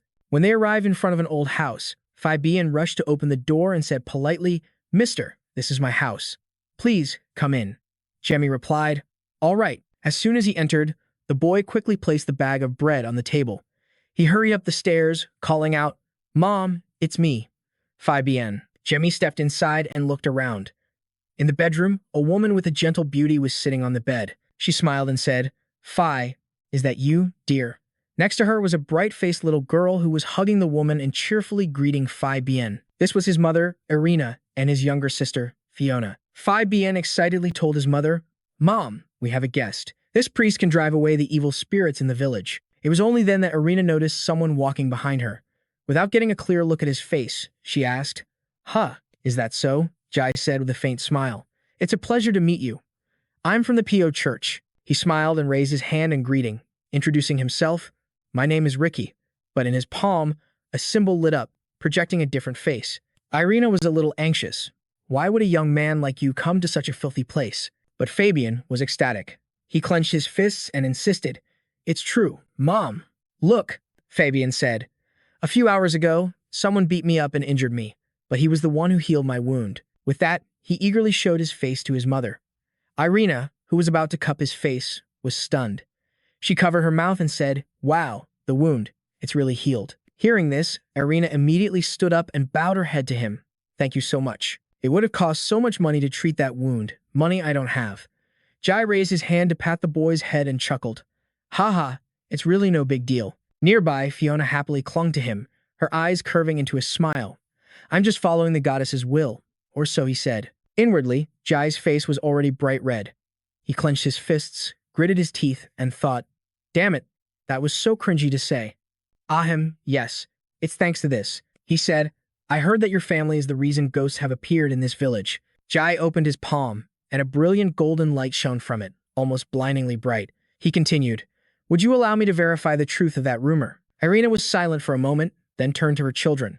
Fiona, Fabian, you two go outside for a bit. This is grown-up talk. Fabian didn't understand what was happening, but he obeyed. Yes, Mom. Once the wooden door was shut tight, Irina walked over to the bed. She bent down and pulled out a box with both hands. Remaining in a low crouch, Irina said, when I first came to this village, I met a priest who gave me this rosary. She then opened the box. Inside was a silver cross. Irina's voice was, he said it would protect our family from evil spirits. Jai, crouching low, thought to himself, I can feel the holy power within that rosary. It's faint. I can't tell who it belongs to. Jai replied nonchalantly. At that, Irina's face darkened as she confirmed. Yes, the rumors in the village are true. Jai asked her, why are the ghosts chasing your family? Irina replied sadly, I don't know for sure. I only know that it has something to do with the children's father. Irina explained that he was the commander of the knightly order of the Co Kingdom, a man in silver armor with a stern face and moss-green hair. She said, however, a coup d'etat occurred. My husband was killed while protecting the kingdom. The Co Kingdom, Karazhan Siuteo. 3 years ago, the throne was left empty when the king fell ill, and one of the princes staged a coup. After the inevitable conflict broke out, that prince became king and severed all ties with the previous royal family. Afterward, he built a new castle, ushering in a new dynasty, Irina concluded. Perhaps that's where it all began. That's my guess. Jai held his chin and thought. The Co Kingdom is a nation in the far west of the Ariza continent, quite a distance from this northern village. This is just the family of a former knight commander, nothing more than a woman and her children. Jai's eyes narrowed. Why would they order a necromancer to cast a spell, to have ghosts pursue this family all the way here? Jai thought to himself, are they trying to wipe out the entire bloodline? Above, a long rope was coiled around a ceiling beam. I see. It's truly a sad story, Jai said. I will help your family find freedom. Irina looked up in surprise and asked, what do I need to do now? I need you to be the bait. Jai turned away, adding with a knowing smile, lure the ghosts here. Time passed, and dawn broke, the sky clear and bright. In front of the old house, Irina and her 2 children bowed to Jai. She said, I'm counting on you to help my family. Jai accepted their bow and replied, of course. You don't need to worry. Fabian, standing closest to him, placed a hand on his chest and said sincerely, Sir, thank you for healing my wound and for helping our family catch the ghosts. Jai ruffled the boy's hair. All right, since you're the man of the house, you have to look after things here. No matter what happens today, do not go outside. Jai reminded him sternly. As the sun set, Jai stood on high ground, surveying the entire village. He thought to himself, the power of the rosary has an effective range of 300 meters from Fabian's house. Mana and dark magic are things created by Diablo Volpia. Suddenly, the face of Headmaster Gap appeared in his mind. He thought to himself, the seeds I sowed in my past life still exist in this one. At the same time, a portrait of the first king, Gap Yan, appeared. Then, an image of a demon's soul. Can I really catch them all? Jai wondered. If I take it one step at a time, maybe I'll finish it someday. Amidst the windswept fields, Jai stood with a serious expression, calculating his next move. He summoned a small stream of power into his hand, and a sphere immediately formed in his palm. Dark magic swirled around him as Jai hesitated. Should I use my current subordinates? Summon the Gate of Defiance. Beneath a dense canopy of trees, a great door with a large eye in its center slid open, pinned shut by a web of chains. A frame crashed down from the sky, shattering the earth and sending debris flying. The sheer pressure whipped every blade of grass into the air. Jimmy thought to himself, if he just chanted the spell to open the Gate of Defiance, he could summon them. The lock shattered, and the iron chains were instantly released. Come out, he commanded. Azat and Asta followed his orders. From the center of a portal, within a pillar of purple light, 3 familiar figures slowly emerged. They all drew their weapons, their expressions cold and fierce. Jemmy silently raised an eyebrow, gazing at them with his dead fish eyes. He clenched his fist and shouted, Why the hell are you bastards, drawing your swords in broad daylight? Put them away, now. Do you hear me? Ligaya immediately obeyed, sheathing her sword. Asta hid his weapon behind his back, silently looking left and right. Azat, on the other hand, was being a bit dramatic. He curled up like a cooked shrimp with his eyes squeezed shut, waving his hands to shield his head. Then Jamie turned to Asta and said, Your master is speaking. Where are you looking? Asta scratched his head and replied with an awkward laugh. Well, it's been a long time since I've been out, so I'm just a little excited. A year ago, Asta was an assassin for an organization that supplied an illegal drug called Abophy's X to the magical world. With a look of sheer panic on his face, Asta was grabbed by the collar, thrown into the Gate of Defiance, and turned into one of Jemmy's undead minions. Getting back to the matter at hand, he announced, I have a mission for you all. Keep an eye out for anything that might appear around here. At his command, Lai turned her head, sniffed the air, and replied, Master, there is indeed a strange scent. When Jemmy finished speaking and turned to leave, Asta hurriedly asked, Master, where are you going? Jemmy turned his head back. He explained in a flat tone, If I'm here, it might not show itself. I need to make myself scarce. Understood. They immediately bowed respectfully as he left. Speaking for the group, Asta said, Yes, my lord. We will report any signs immediately. Jemmy took a step, and his body began to teleport, leaving behind just one phrase, Contact me at once, before vanishing completely. Meanwhile, as darkness descended upon the village, a figure in purple battle armor stepped onto a deserted brick road, endlessly radiating a dark, demonic aura. It took one step after another, muttering in a gloomy voice, Incomplete, must complete the order. Behind it, countless ghostly souls, thick with sinister energy, rose up from the ground. The evil aura was so thick it filled the sky. As its voice continued to mutter, the number of people must. Suddenly, the jade necklace on its chest, with a large gemstone at its center, flashes of electrical energy sparked within the light. The demon warrior released several bursts of furious demonic energy, and its eyes, hidden within the dark helmet, began to glow menacingly. It gripped the pendant tightly, and immediately, a series of crackling explosions erupted all around, raising countless small plumes of dust. The army of ghostly souls and their leader instantly vanished without a trace. Elsewhere, at an inn, Jin leisurely raised his mug of beer. He gazed at the night sky through the window frame. What a creepy feeling, Jin sighed. He thought to himself, I can feel the souls of the dead. Still, Jamie Welton said he'd take care of it, so I guess it'll be fine. Despite telling himself that, Jin still felt a sense of unease. He slammed his beer mug down on the table, the sound acting like a summons. In less than half a second, the inn's waitress appeared, a professional smile fixed on her face. She asked, Would you like another beer, sir? Jin replied coolly, No, thank you. Then he suddenly asked, How long have you worked here? The waitress hugged her tray, thought for a moment, and then said, About 2 years now. Jin looked at her, thinking to himself that all the villagers here were extremely negative because of the influence of the ghost's energy. This girl is special, he thought.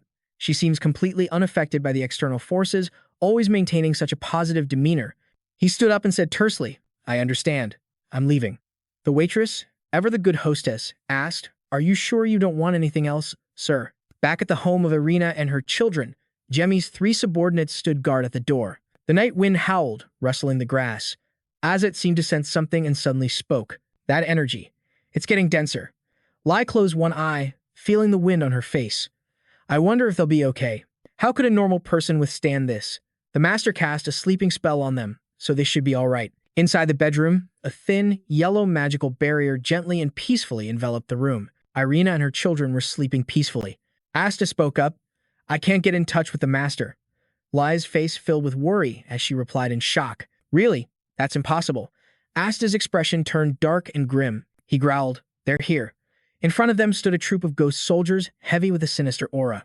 They were clad in armor, carrying spears and swords, and glaring fiercely in their direction. Lai looked at the demonic soldiers, realizing this wouldn't be easy. What do we do now? She asked. Asta snapped back irritably. Why are you asking me? Azet stared straight ahead, his expression thoughtful, and muttered, This is strange. He asked, a hint of suspicion in his voice. These are just early-stage evil spirits, right? He looked at the ghost soldiers, their bodies radiating a sinister aura, and continued. If it were controlled by a necromancer, it couldn't possibly maintain such an intact form. The expressions on the 3 of them suddenly changed, becoming fierce and radiating a murderous aura. Asta spoke viciously. We just have to kill them all, and this will be over, won't it? Veins popped on Aksho's forehead, and with a stern gaze, he replied, That's right. We can't let them get near the house. Then, the 3 of them shouted in unison, Wipe them out. With that, they drew their weapons and charged at their foes. He flashed a wide grin, revealing sharp teeth like a flesh-eating demon. His eyes glinted with a bloodthirsty red light, ecstatic with a mad desire for slaughter. Meanwhile, somewhere else, far from the forest on a barren, lifeless patch of land, the wind billowed the tails of a blue coat. Jamie stood with one hand on his hip, as if he had been waiting a long time. He spoke. Was I wrong? I can't believe. A dark knight is the one behind all this. The eyes behind the helmet glowed eerily at him.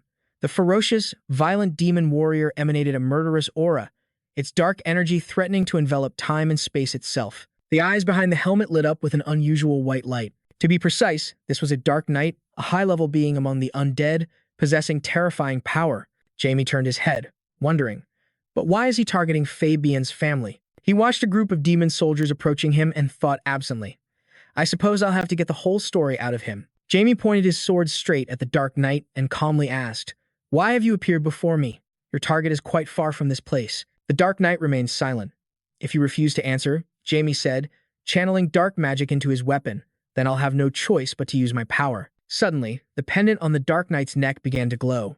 It was a large gem carved in the shape of a skull, and its eyes blazed with a terrifying light as a voice emerged from it. Anyone who obstructs us must be killed.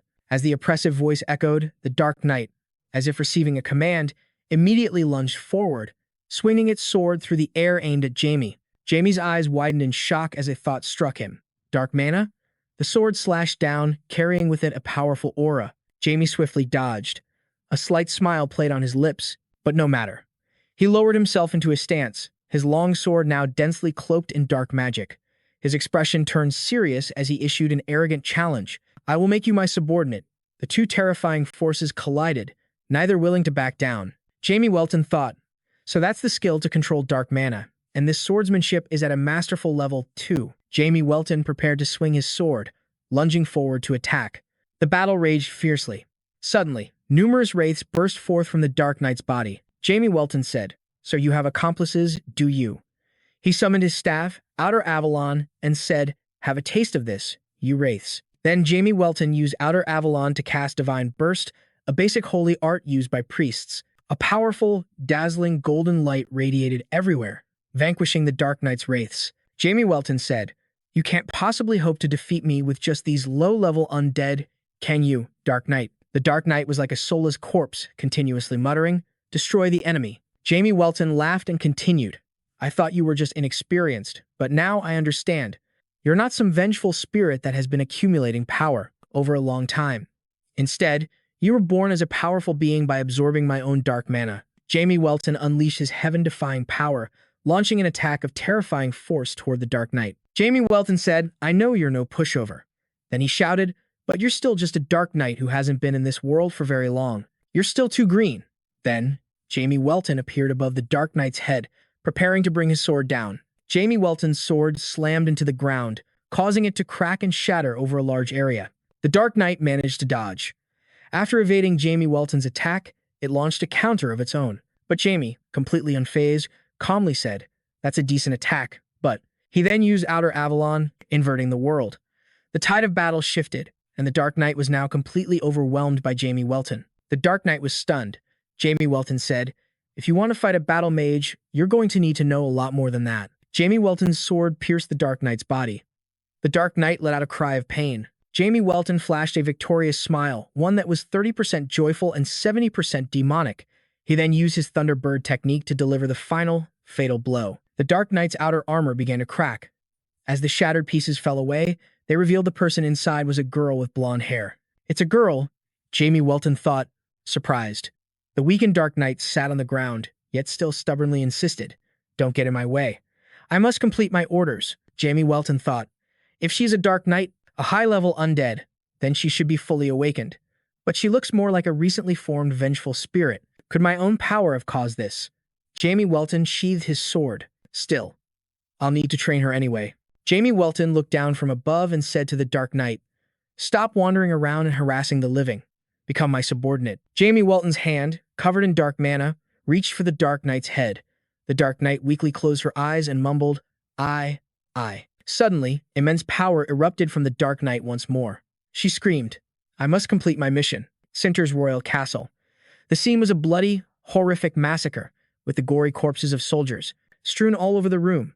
Some were still fighting, while one person yelled, Kill them all, leave no one alive. A soldier in iron armor reported, Commander, the enemy has broken through. Another, panting from the fierce battle, said, We're completely outnumbered.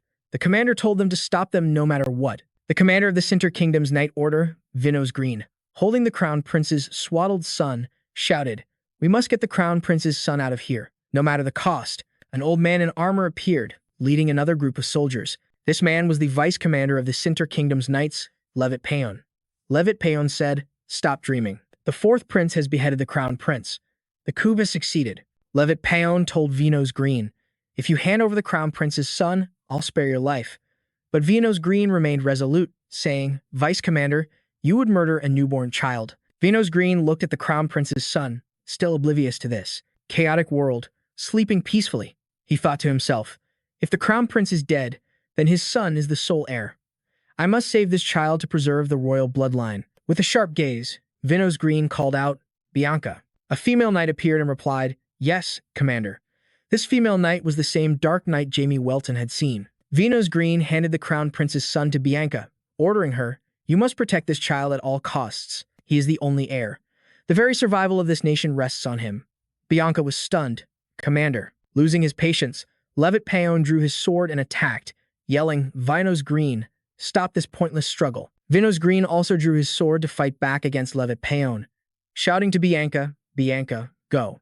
You must survive." Levitt Payon wore a vicious expression. This bastard. Vinos Green ignored Levitt Payon and continued instructing Bianca, "Take the Crown Prince's son to my wife and tell her everything." But Bianca was worried. Bianca said, "But I can't just escape on my own like this." The other knights blocked the path in front of Bianca, their faces determined to sacrifice themselves for the greater good. They told her, "Bianca, you cannot disobey a direct order. We'll defeat them and follow you. Hurry up and run." Shaking, Bianca held the Crown Prince's son and finally accepted, saying, "I will obey." Bianca clutched the Crown Prince's son protectively and jumped out of the window, shattering the glass. The enemies quickly shouted, "Get her! Don't let her escape." Bianca ran for her life, holding the Crown Prince's son, not daring to stop even as she panted for breath. She thought with determination, "I have to get to the Greens' estate and tell them everything." Bianca never expected that an enemy was perched on a cliff, drawing his bow and aiming at her as she ran. The arrow flew and pierced through her armor, embedding itself in her body. Bianca froze in her tracks. She collapsed to the ground, and the Crown Prince's son was thrown from her arms, waking with a loud cry. Bianca struggled to get up, but another arrow was fired.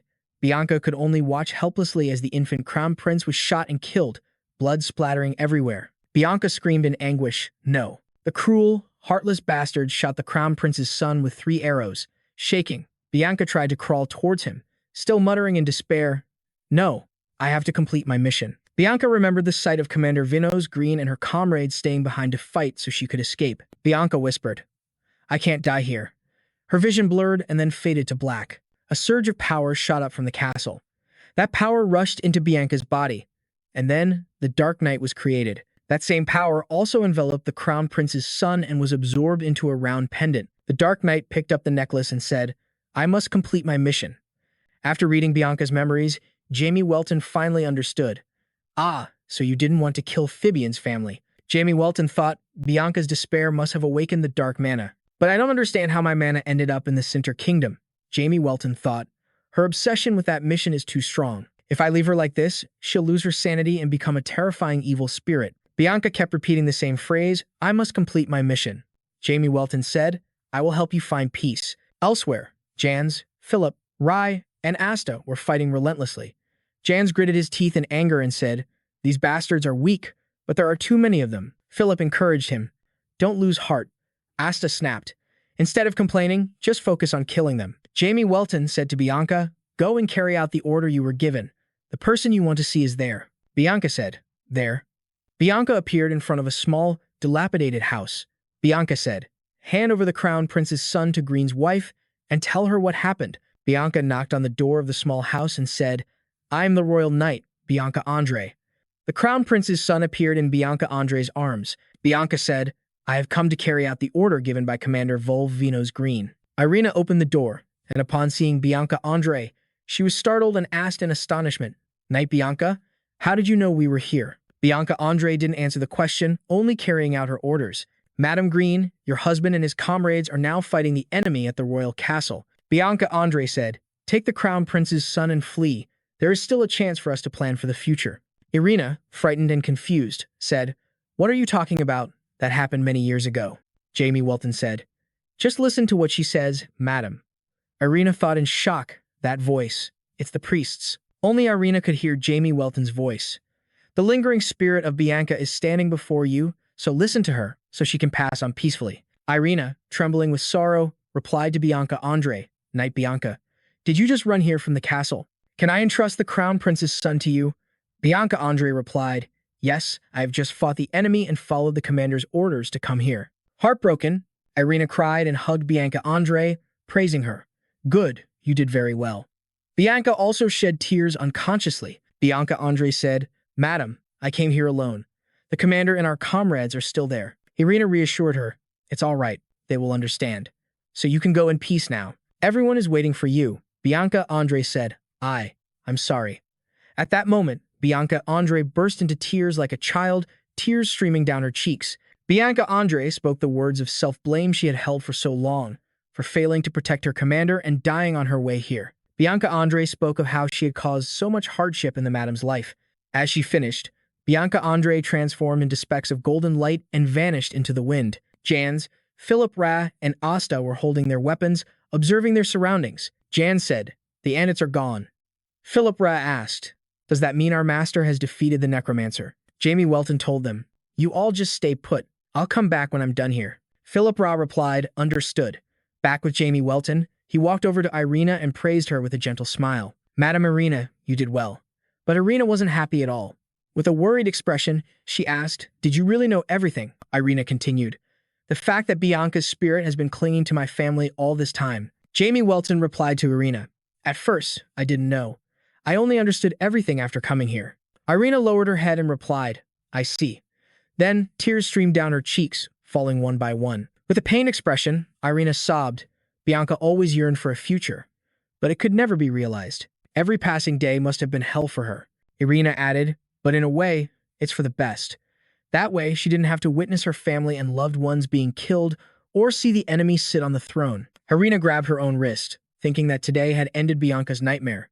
But reality was too cruel. I lost my husband, lost my country, and now I'm living in a terrifying society. Irina raised her dazed, weary eyes and said, if I were to die now, I wonder if I'd be more at peace. Jamie Welton answered bluntly, death is meaningless. Jamie Welton looked down at Irina and said, it brings nothing.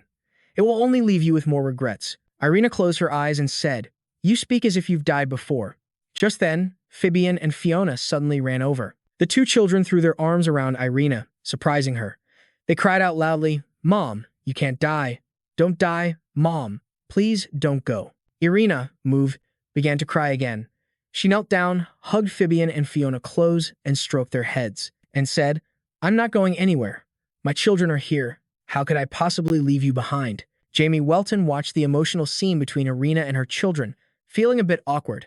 Not knowing what to do, he just stood there, scratching his head with a forced smile. Jamie Welton thought to himself, I should probably give them some space, huh? Suddenly, Jamie Welton seemed to notice something. Jamie Welton saw a necklace with a round pendant on the ground. He felt a sense of familiarity. Is that? Jamie Welton quickly glanced towards Irina. The mother and her children were still hugging, unaware of anything. A moment later, Jamie Welton returned to meet up with Jans, Philip, Ra, and Asta. Seeing Jamie Welton return, Philip Ra called out, Master. Jans asked, so, is everything taken care of? Jamie Welton replied calmly, yes. It was a rather tragic story. Jamie Welton snapped his fingers, and a portal appeared. Jamie Welton said to Philip Ra's group, you all did well. You can go now. The three answered in unison, then disappeared through the teleportation gate. After everyone was gone, Jamie Welton took out the necklace he saw earlier and said, I thought you'd already passed on to the afterlife. Then, the pendant lit up, emitting a dark purple glow. Bianca Andre appeared from within the light. Jamie Welton looked up at her and asked, why are you still in the mortal realm? Haven't you gotten your wish? Bianca Andre landed on the ground and replied to Jamie Welton, because I have something I must do. If I leave now, I won't be able to face my comrades in the afterlife. Then, Bianca Andre clenched her fist, her expression fierce as she said, those bastards are still running free in CO Castle. I'll show them what a real party is. Jamie Welton watched the scene before him, surprise showing in his eyes at this source of energy. Bianca Andre's entire body radiated a surging, threatening energy. Jamie Welton thought to himself that she was strong enough to start a war, but he spoke coldly. How naive. Jamie Welton said rationally, Andre, You can't run rampant in this world. If the 12 gods discover your existence, you'll be subdued by the holy knights before you even reach that castle. But Bianca Andre refused to accept it, shouting, I don't care. I have to pierce their hearts with this sword. Unexpectedly, Jamie Welton said, then come with me. Jamie Welton's words startled Bianca Andre. He continued, I will help you get your revenge. Bianca Andre gasped in disbelief. What is this? She thought she could feel an incredibly powerful and seemingly limitless surge of strength. Jamie Welton, standing opposite her, seemed to be cloaked in an endless, terrifying power. Bianca Andre thought to herself that she couldn't join forces with someone who wielded such evil energy. It was as if Jamie Welton was an all-knowing prodigy. As if reading her thoughts, Jamie Welton chuckled and said, I'm not the dark mage you think I am, Bianca Andre. Bianca Andre asked, confused, what do you mean? Jamie Welton held up his palm, where a crest glowed with a golden light for Bianca Andre to see. Then Jamie Welton asked her, I'm sure you recognize this symbol, don't you? Bianca Andre was shocked.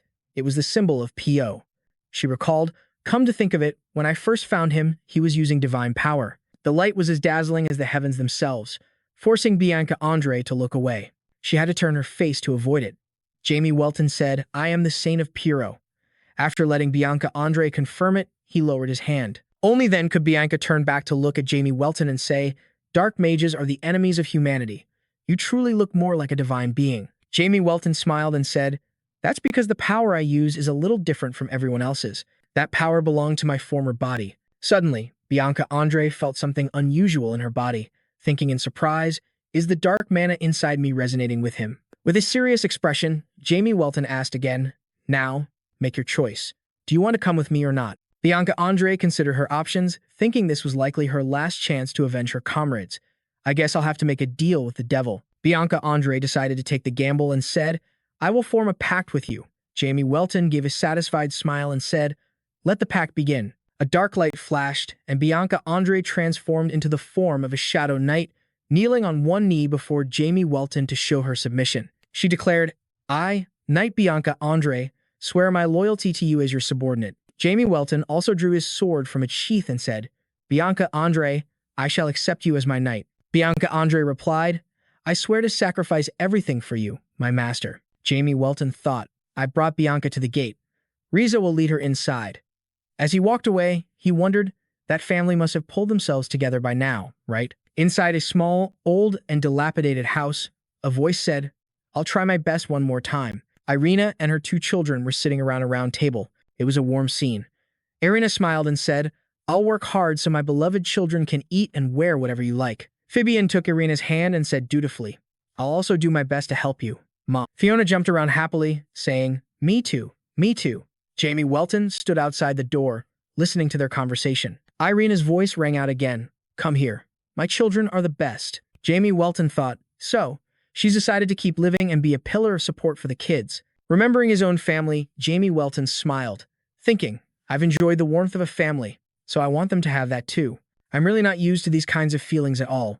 Jamie Welton knocked on the door and called out, Miss Irina, it's me. Irina opened the door, and seeing Jamie Welton, she asked with some surprise, Oh, father, where have you been? I wanted to thank you, but you were gone. Jamie Welton gave a small smile and replied, I had something to do, so I was gone for a little while. Irina handed Jamie Welton a necklace with a large red gemstone that looked very valuable. Irina said, It's not much, but it's the necklace my husband gave me. You've done me a great favor, so I wanted to give you something as a thank you. Jamie Welton quickly held up his hand to refuse, saying with an awkward expression, You can't be asking me to accept something so meaningful, can you? Please, keep it and give it to your children in the future. Jamie Welton then said, Instead, could I see that rosary from before one last time? Irina was surprised that Jamie Welton was paying attention to such an ordinary item. Irina said, If you need it, please take it.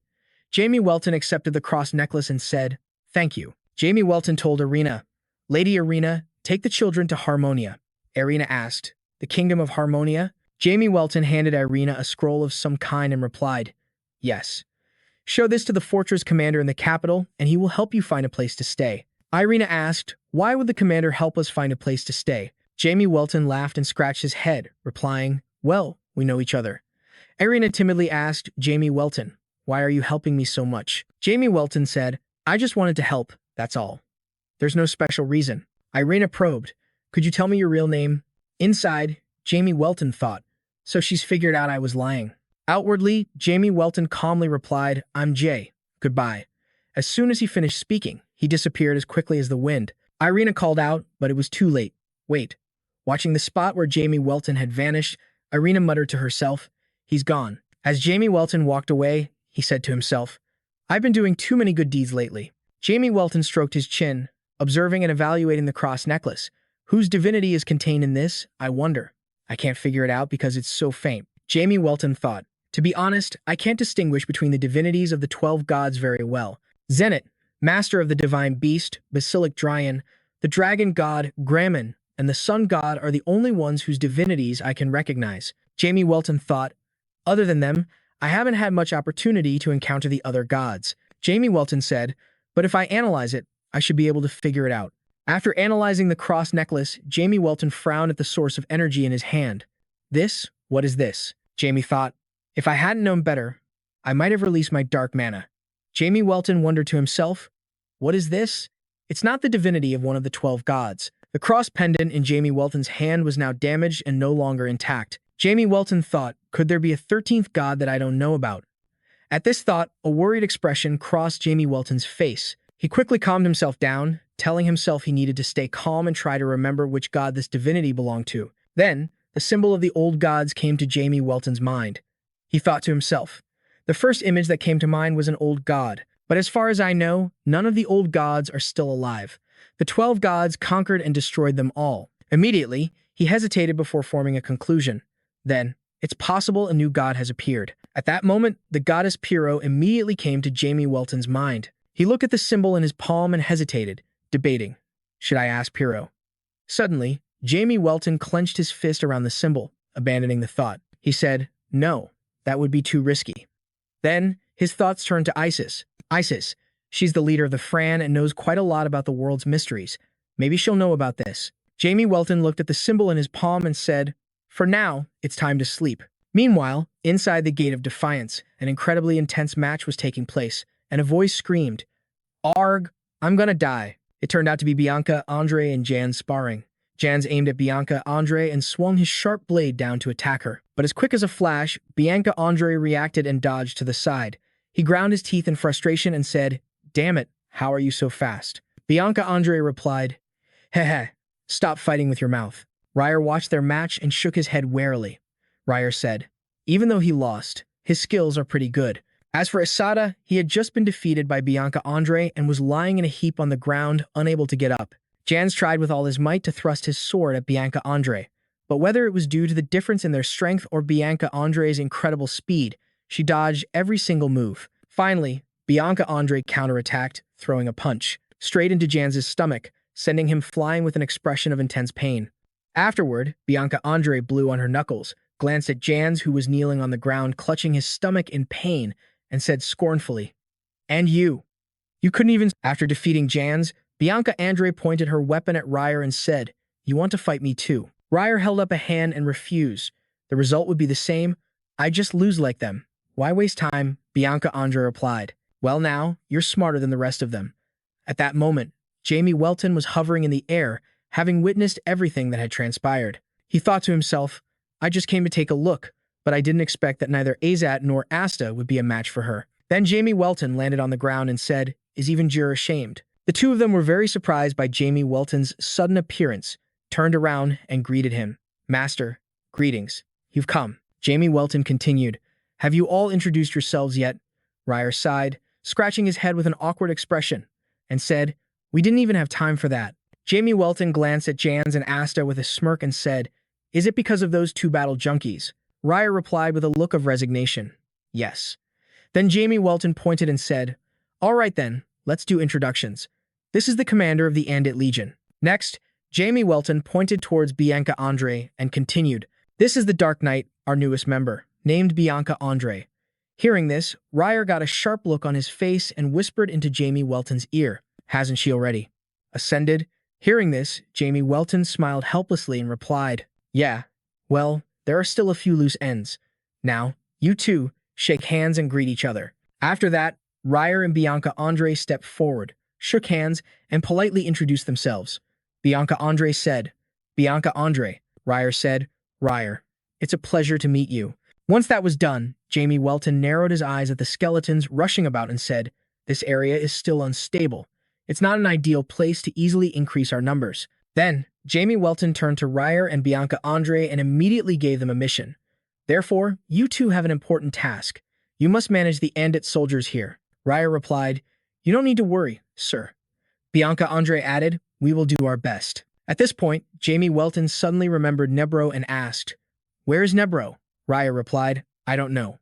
I haven't seen him since that day. Nebro became an Andit under Jamie's command after committing evil acts at GAV Academy. Since he operates independently, he might be training alone somewhere in the world-defying village. Jamie Welton reminded them, when he returns, introduce Bianca to him.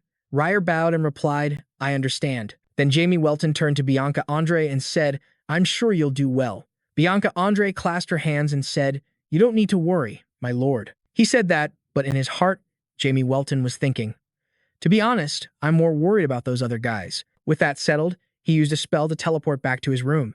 He thought to himself that he needed to get some sleep. Suddenly, a knock came from outside the room. Jamie Welton looked cautiously towards the door, thinking, someone's at the door. He called out to the person outside. Who is it? From outside, a little girl in a maid's uniform entered and cheerfully introduced herself. I'm Milva.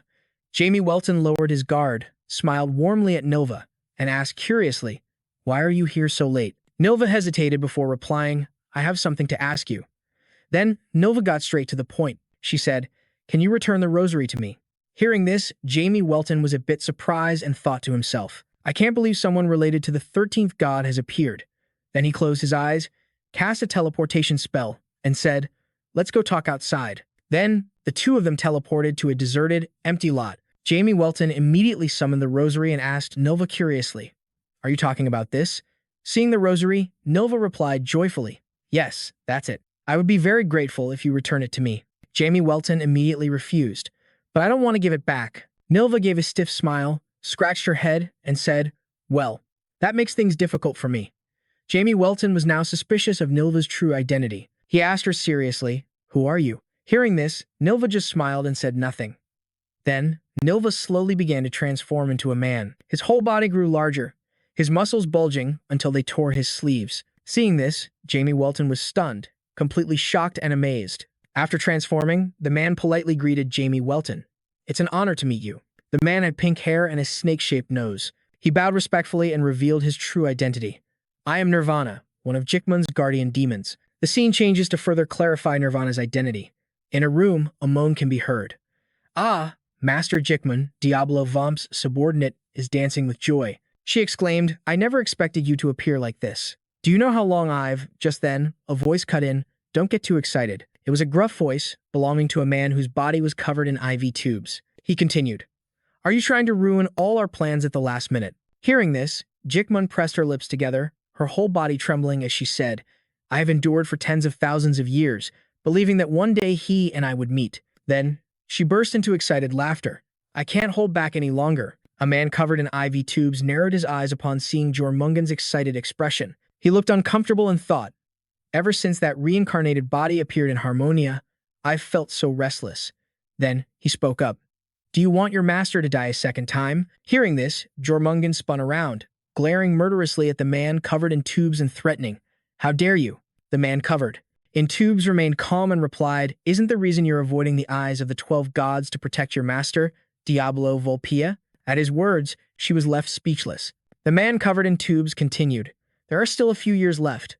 Please, just be a little more patient. Jormungan looked dejected, clenching her fists so tightly that it drew blood. Master, she lamented with regret. The scene shifts back to the present. At that moment, Jamie Welton asked Nirvana curiously, you're an Oma? Nirvana replied, yes, an Oma. That is the name given to Jormungan's subordinates. It means serpent. Jamie Welton thought deeply. He isn't lying. The determinate form he's using was most likely granted by Jormungan.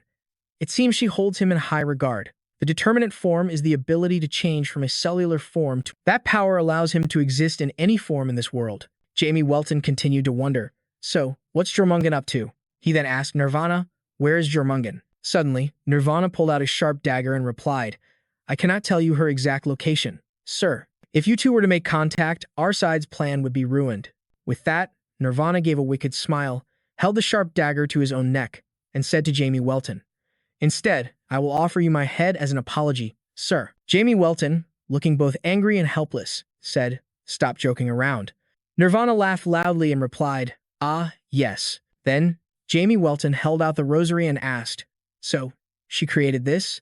Nirvana replied, "Yes, that's correct." Jamie Welton pressed on, "Do you know what kind of divinity is inside this?"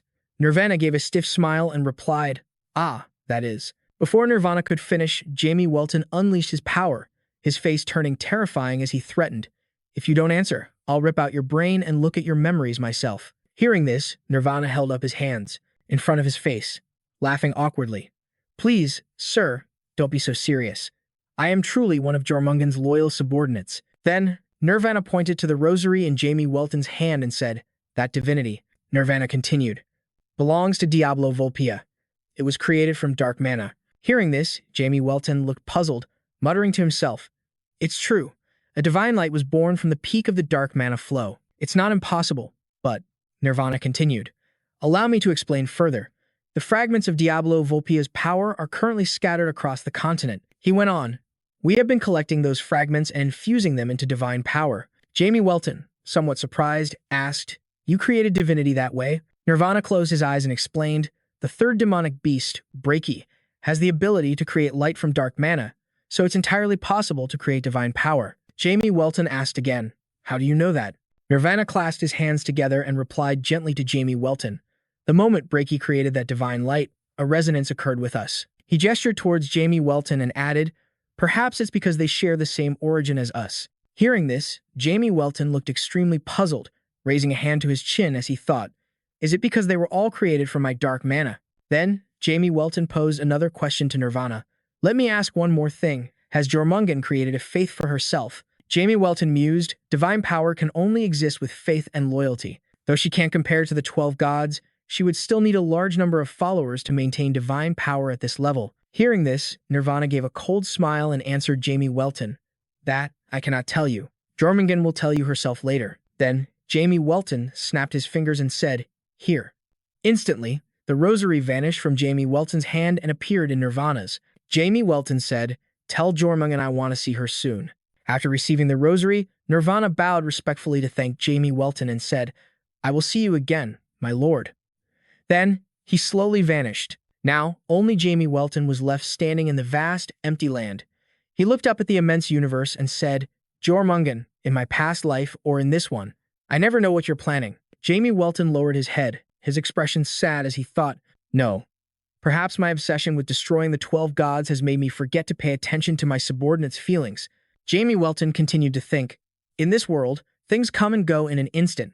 Maybe I should care about them more." Early the next morning, Jin asked Jamie Welton curiously, "Looks like everything has been taken care of, right?" Jamie Welton replied with a proud expression, "It's all taken care of." Then, the two of them headed on their way. Just then, a voice called out to them from a distance. Ah, it was Firian's voice. Jamie Welton was surprised and asked, "Firian, why are you running all the way out here so early in the morning, kid?" Firian was bent over, panting from exhaustion. He said tremblingly, "Thank goodness. I'm not too late." Then, Firian immediately took out an old pouch of coins and said to Jamie Welton, "Please, take this." The boy bowed sincerely, presenting the pouch with both hands, and continued, "This is all the money I've saved over the past few years. Thank you for saving my family." Jamie Welton was completely surprised by this, stunned for a moment before he started to tease Firian. "My services are worth gold, you know." Hearing this, Firian was taken aback and stammered in surprise, but I don't have that much." Jamie Welton gently patted Firian's head and told him to forget about the money. "From now on, just work hard to help your family. I'll come back to collect my payment when you're all grown up." Tears welled up in Firian's eyes, moved, and he was sobbing too much to speak. With that, Jamie Welton turned to leave and said goodbye to Firian. "I'm off." Seeing this, Jin teased Jamie Welton, "You seem to really want to build up a super cool image in front of the kids, huh?" Jamie Welton replied proudly, "I'm always this cool." Suddenly, Firian yelled out, "Mr. Jamie." The boy shouted as loud as he could so Jamie Welton could hear, "You have to promise you'll come back and visit us. I'll show you how super cool I can be too." Jamie Welton smiled happily and replied, "All right." The scene changes to the northern part of the Ariza continent in the Yoko Mountains. Kenjin was being chased from behind by a group of people. The men shouted, "Stop! Don't let him get away." As Kenjin ran, panting with exhaustion, he thought to himself, "Damn it, how did things turn out like this? I really don't have any strength left to run." The group chasing Kenjin yelled, "Surround him." Kenjin closed his eyes in despair. In his mind, he was thinking of the innocent children at the orphanage. Kenjin was being relentlessly pursued by the group. Suddenly, his strength gave out and he stopped. Kenjin's body began to slowly transform. He said he couldn't give up. Finally, Kenjin completely transformed, earning the nickname Kenjin the Killer. The men chasing him were terrified when they saw his new form. They stopped their pursuit, frozen in place, trembling with fear. Kenjin's face was incredibly frightening, his eyes bloodshot red. He slowly turned towards them, then thrust his blade in their direction and screamed, "I must survive." Meanwhile, also in the Yoko Mountains, on Mount Bevos, Jamie Welton and Jin had stopped to rest by a fire. Jamie Welton asked Jin curiously, "Why do we have to go through these mountains? Wouldn't it be easier to pass through the Yvonne Kingdom?" Jin replied, "I can't cross through the kingdom because I have no official identity." Jamie Welton pondered this. Come to think of it, compared to Han, Jin's appearance and demeanor are much more intimidating. With that thought, Jamie Welton grew curious and asked Jin, "I was wondering, what's the relationship between you and Han? Are you too close because you're both from Fran and are fellow countrymen?" Hearing this, Jin immediately answered, "I'm not close with him. We just happen to come from the same place, but our statuses are different." Jin continued, "Han is a nobleman, and I am a slave." Hearing this, Jamie Welton was so shocked and surprised that his eyes widened. Jin continued to tell Jamie Welton about his past. "Because I was skilled in combat, I was fortunate enough to be noticed by a general, and after living the life of a slave under him, I was granted my freedom after some time," Jin went on. "But in the end, even though I was free, I still had to face discrimination." Jin calmly closed his eyes and said, "Perhaps that's why the young master wishes to be close to me, but I still don't see how this relationship can last." Hearing that, Jamie Welton understood and said, "Ah, so that's why you don't feel close." Jamie Welton looked up at the mountain peak and said, "Man, I really wish I could just fly up there to make it quicker." Jin immediately spoke up.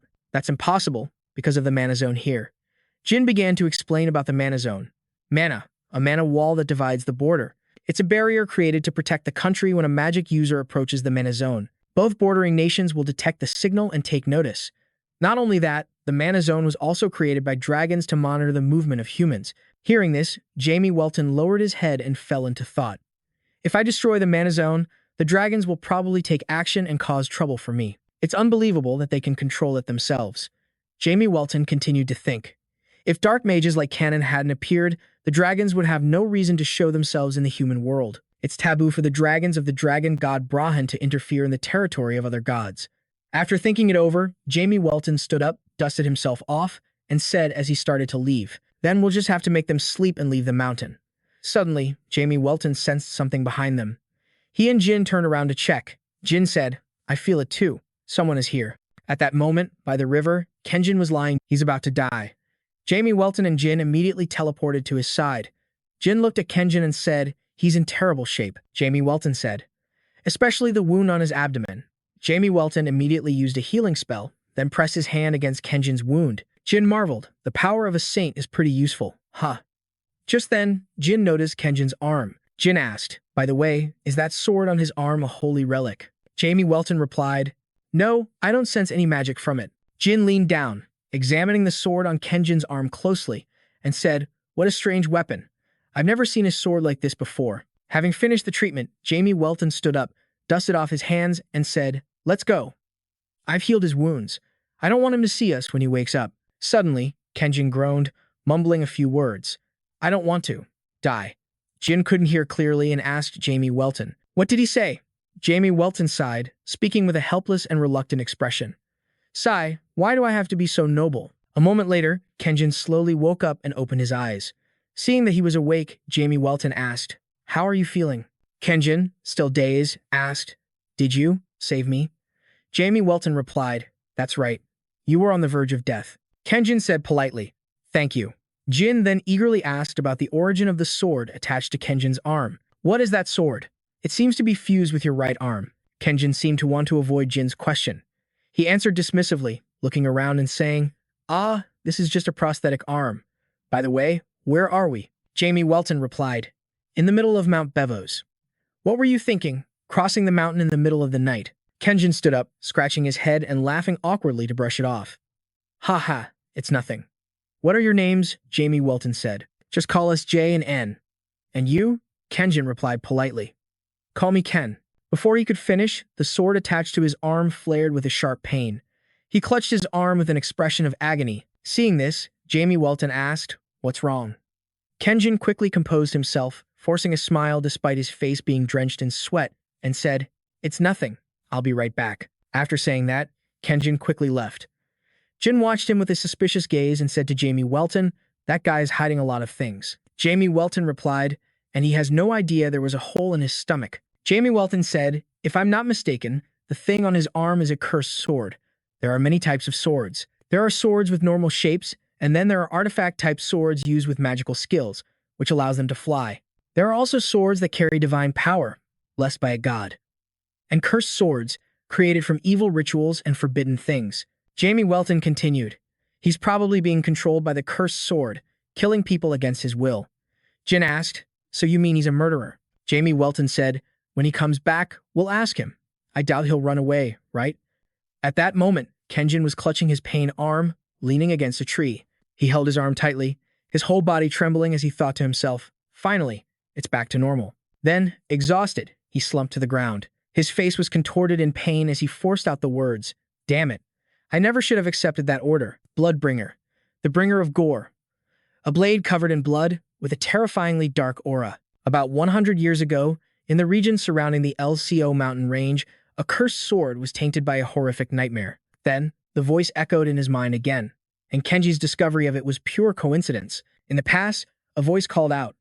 Director Kenji heard the call and calmly turned to look towards the voice behind him. In the past, Kenji was originally the director of a small orphanage. He was playing happily with the children around him, carrying another little boy on his shoulders, holding the boy's legs and smiling cheerfully. Kenji was a charitable man. He cared for the abandoned children as if they were his own. Soon after, to earn money to keep the orphanage running, he volunteered for a dangerous mission. He took part in slaying demons, cutting them in half with a single slash, sending blood flying everywhere. After that, Kenji took on a difficult mission to find medicinal herbs on a treacherous mountaintop, and he eventually became famous as an outstanding mercenary. Following this series of events, one day an old man came to see Kenji, a fat, bald old man who smiled as he spoke to him. "I heard you were a veteran mercenary, so I came here." Then the old man made his request. "There is a commission I need you to handle." Accepting the mission, Kenji traveled to a deserted forest. As he walked, he mumbled to himself, "That kind of medicine can only be found in this forest range." He further reasoned, "But this forest is so vast, it'll be hard to find. If I'm late, the children will worry." After searching for a while, Kenji sensed a source of dark energy ahead of him.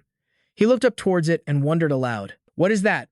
Before Kenji was the sword, Bloodbringer, stuck in the ground with a dark aura radiating from it. He slowly approached the sword, full of doubt, trying to confirm what he was seeing. It was as if the sword was calling out to him. He then reached for the hilt of the Bloodbringer that was beckoning him. Then, from the hilt, tentacles from the handle's wrapping began to coil around Kenji. Seeing this, he was stunned, his face contorting as he cried out, "Whoa, what is this?" Immediately after, Kenji's blood-curdling scream echoed through the forest.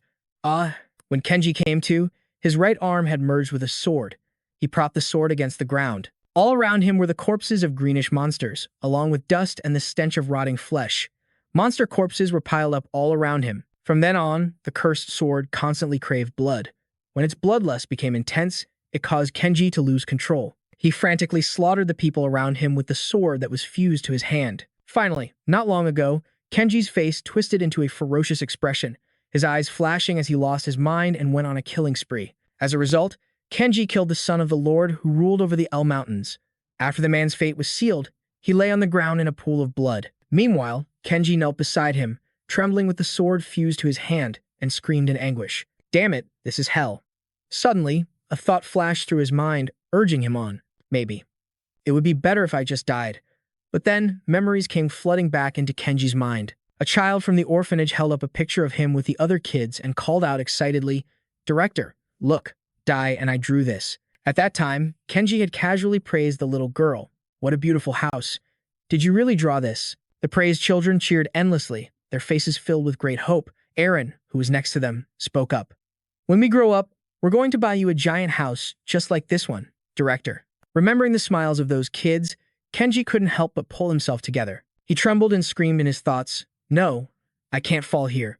He tightly gripped the arm that was bound to the sword. Trembling, yet full of resolve, he affirmed to himself, I have to live, at least until the kids can stand on their own.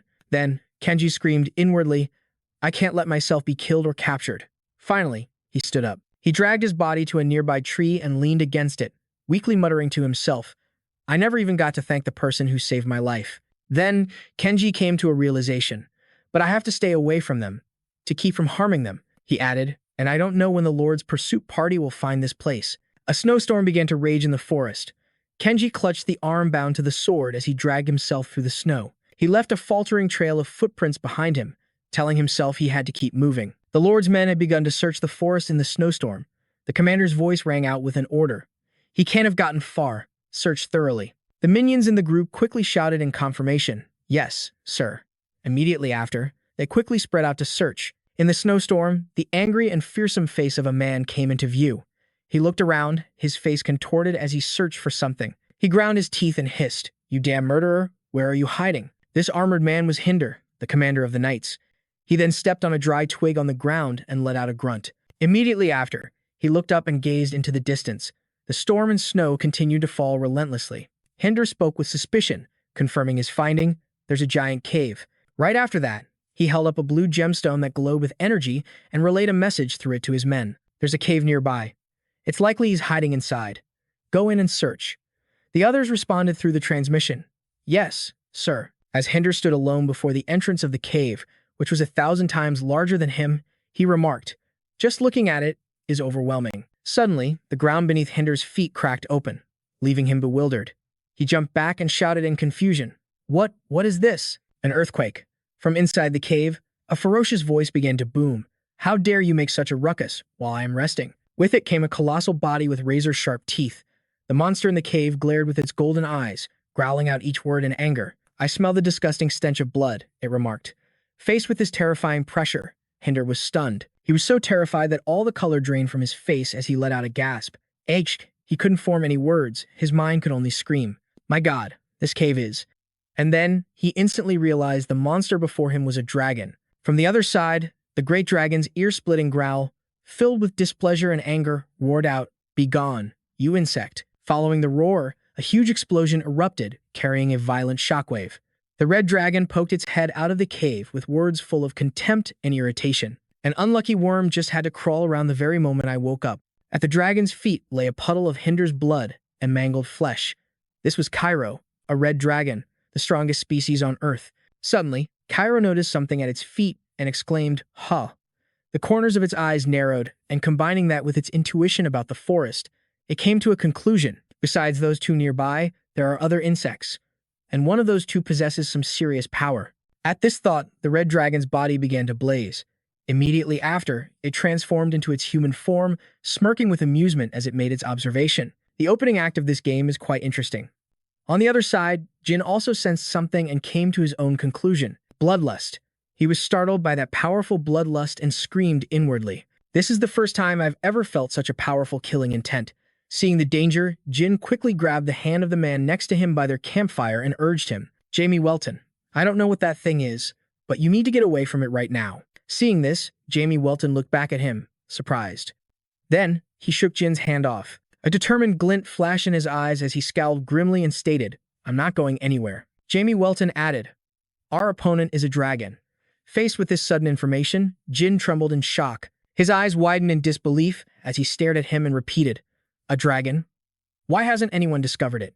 He reasoned that if there were a dragon's lair, rumors would have already spread. Seeing his disbelief, Jamie Welton's expression grew more serious. He cautiously glanced around as he shared his own knowledge. Each dragon has its own unique traits, he said, amidst the falling blizzard. It must have used magic to hypnotize our perception, to prevent others from discovering its lair. Under the full moon and amidst the treacherous snowy mountains, he offered his judgment. That magic must have resonated with the moonlight to deceive humans. The two of them stood before their warming fire. Jamie Welton explained further to Jin. Under that moonlight, the magic is nearly impossible to dispel. Hearing this, he finally understood and voiced his agreement. You're right. Resonating with the moonlight would grant it terrifying power. He added his own thought. That's why no one can escape its range. We'll be discovered soon. Hearing this, his voice grew even grimmer as he spoke. I just don't know what color it is. If it's a green or white dragon, we might be able to defeat it. Images of white and green dragons appeared in Jamie Welton's mind, but he also came to another, less optimistic, conclusion. But if it's a black or red dragon, it would be a suicide mission. An image of a battle-hungry red dragon, breathing fire, formed in his imagination. Jamie Welton affirmed that if it sees someone as a threat, it won't let them go easily. Then, Jamie Welton clenched his fists, his face hardening with determination as he confirmed, worst-case scenario, we'll have to fight it. Behind the two of them, the snow continued to fall relentlessly. He screamed the assumption in his thoughts. If it's a young dragon, we might win. But if it's an ancient one? Jamie Welton paused, dreading the outcome. Elsewhere, Hinder was fleeing, gliding across the snow with the sword still stuck to his hand. He grimaced, gritting his teeth and panting, screaming with determination in his mind, I have to get the children to another kingdom and change their identities so our pursuers can't find them. The hand connected to Hinder's sword kept spasming. He screamed in frustration inside his head. If only I were a master sorcerer, I'd find a way to remove this sword. Suddenly, Cairo's dark voice echoed from behind him. I smell the thick scent of blood. This caused Hinder, who was ahead, to turn pale, his eyes widening in fear. Immediately, he spun around in panic, thinking to himself, could it be the pursuers? Cairo flew closer, laughing with amusement as he looked at Hinder and remarked, now that is a rather interesting insect. Cairo hovered above, looking down at Hinder, which made him stop running, turn around, and look up. Then Cairo looked at him again and made his own assessment. It seems he's been possessed by the demon's sword. At this, Hinder, down below, looked up at Cairo, trembling in panic as he shouted, You know about this. Hearing this, Cairo didn't answer. Instead, he reached out his hand to create a magic circle, then gave a command. Demon's sword, devour him.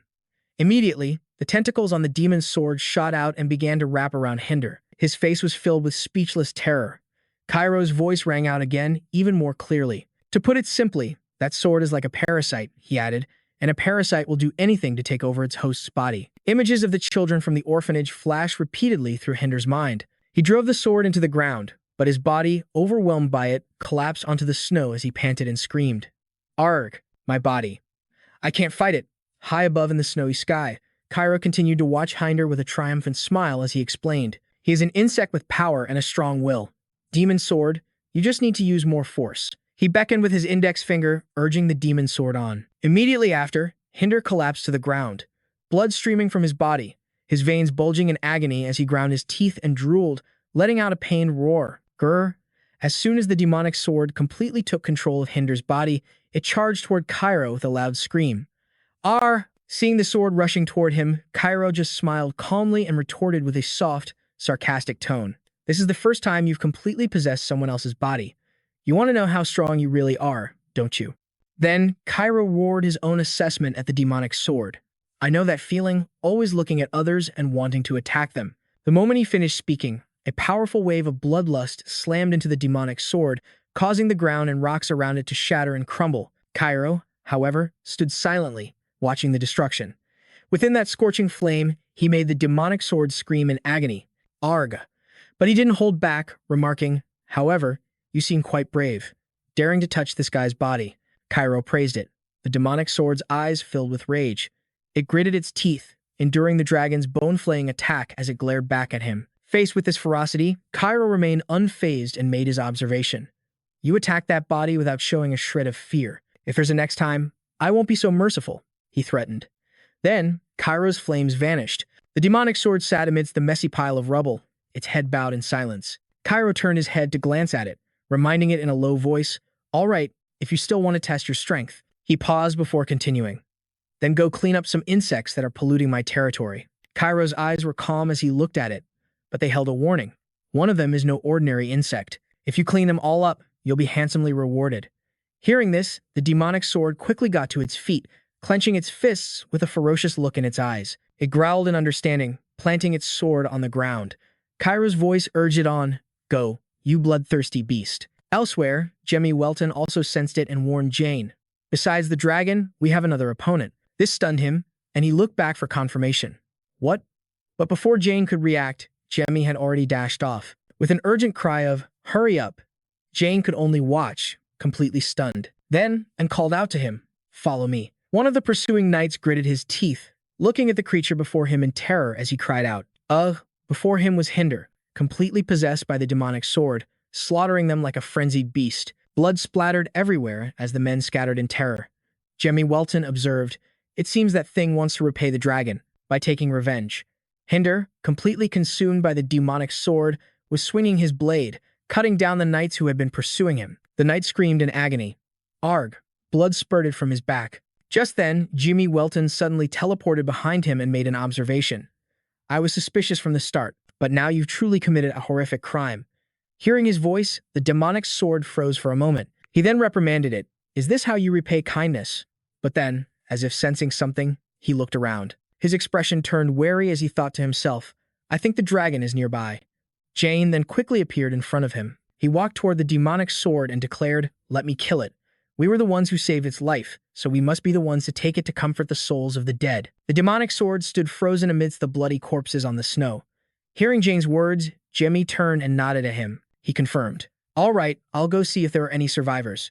Seeing Jane approach, the demonic sword turned to face him. With its crimson eyes, it asked, "Are you one of the ones who isn't an insect?" Ignoring its words, Jane drew the sword from his belt and declared, "I don't understand what you're talking about, but I will give you a painless death. That is my mercy." As soon as he finished speaking, Jane charged forward, sword in hand. His eyes blazed with killing intent as the treasured blade lit up, and he shouted the name of his technique. Moonlight Resonance, Lunar Shadow. With a single swing of his sword, a brilliant line of light appeared on the demonic sword's neck. Then, its neck instantly gushed blood. The attack was so fast that even it stared wide-eyed in astonishment. As blood continued to spray and run down its neck, Jane's voice rang out, "I cut with great precision, so you won't feel any pain." Suddenly, he froze. He watched as the droplets of blood that had sprayed into the air began to gather together and fly back toward the demonic sword. Jane screamed internally, unable to comprehend what he was seeing. "It's the blood from the wound." Immediately after, the droplets merged and flowed back toward the demonic sword's severed head. Jane realized in astonishment, "It's reattaching." The demonic sword stammered, I will." It couldn't finish the sentence. Its neck reattached. A slimy drool dripped from its smiling mouth, and its bloodshot eyes widened as it screamed its desire to destroy the world. Meanwhile, Jamie Welton stood cautiously amidst the corpses, sword in hand. He looked around and concluded, "They're all dead." Then, a confused question formed in his mind. "But I sensed a survivor just a moment ago. Where did they go?" And just like that, Cairo's arrogant voice rang out. "You seem quite relaxed, don't you?" Hearing this, Jamie Welton glanced warily in the direction of the voice. Through the snow, he screamed internally, "So he's somewhere around here?" From behind, Cairo floated above his head and offered a comment, an elegant insect. Meanwhile, Jamie quietly tried to pinpoint his location. Then, upon seeing Cairo, Jamie Welton voiced his suspicion. "A red dragon?" The dragon's eyes flashed with a thirst for battle. Then, he scoffed and looked at Jamie, asking back, "You knew I was nearby." Then he calmly added, "Not that I'm surprised." As soon as he realized he'd been discovered, Cairo quickly descended. Jamie turned to face him, explaining cautiously, "Because you dragons are a race that expresses emotions intensely." Hearing this assessment, Cairo shrugged and smiled provocatively, looking down on Jamie Welton as he said, "Not so ordinary insect." Jamie looked at him, unable to contain his curiosity, and asked, "You've just entered the adult stage, haven't you?" Seeing that he had guessed correctly, Cairo spread his arms and laughed cheerfully. "Ha ha ha." Then he exclaimed in mock surprise, "What? A human who can guess a dragon's level? We're quite interesting too." Seeing Cairo's disdain, Jamie spoke again to probe him. "But I know. You're almost 3,000 years old, aren't you?" Hearing this, the dragon's eyes narrowed in anger, veins starting to pop on his skin. A steely voice rang out. "Karakian," he yelled the name of the skill, thrusting his hand towards Jamie Welton to unleash it. A pillar of overwhelming energy crashed down on Jamie Welton. The ground beneath his feet buckled and shook from the impact. Seeing this, blood began to stream from Jamie's eyes. He still managed to glance up and shout in surprise. In his thoughts, the dragon's word? He recalled his knowledge of the dragon language, one of the two weapons of the dragon race. And it's one of the most powerful language-based spells. It is a type of absolute manipulation magic that can only be used by dragons. With this thought, he spoke again to confirm his theory about Cairo. "At this level, you must be about 2,700 years old, right?" Hearing this, Cairo grew even angrier, scowling at him and grinding his teeth as he asked back, "What did you say?" Seeing that he was still pretending not to understand, Jamie Welton decided to explain his words. "The dragon's word is a power that grows stronger over time. But for it to be only this strong, your age is clearly just that." Under the pressure of the dragon's word, Jamie still managed a grimacing smile. Then he stretched out his ultimate resistance bracelet and shouted, "Activate Perfect Cell." A purple magical light shone from around Jamie Welton's wrist. Immediately after, the Perfect Cell was activated. This is an absolute immunity artifact, one of Diablo's 3 greatest divine artifacts, a bracelet with purple magic. When activated, the user becomes immune to all types of plagues and curses. As soon as it was activated, Jamie Welton quickly raised his arm high. Energy from the ultimate resistance bracelet began to radiate intensely. Seeing the power of the bracelet, Cairo grew even angrier, grinding his teeth and glaring. His body was blown away as he roared in fury. "You bastard!" Suddenly, Jamie's urgent voice cut through. "Fight me."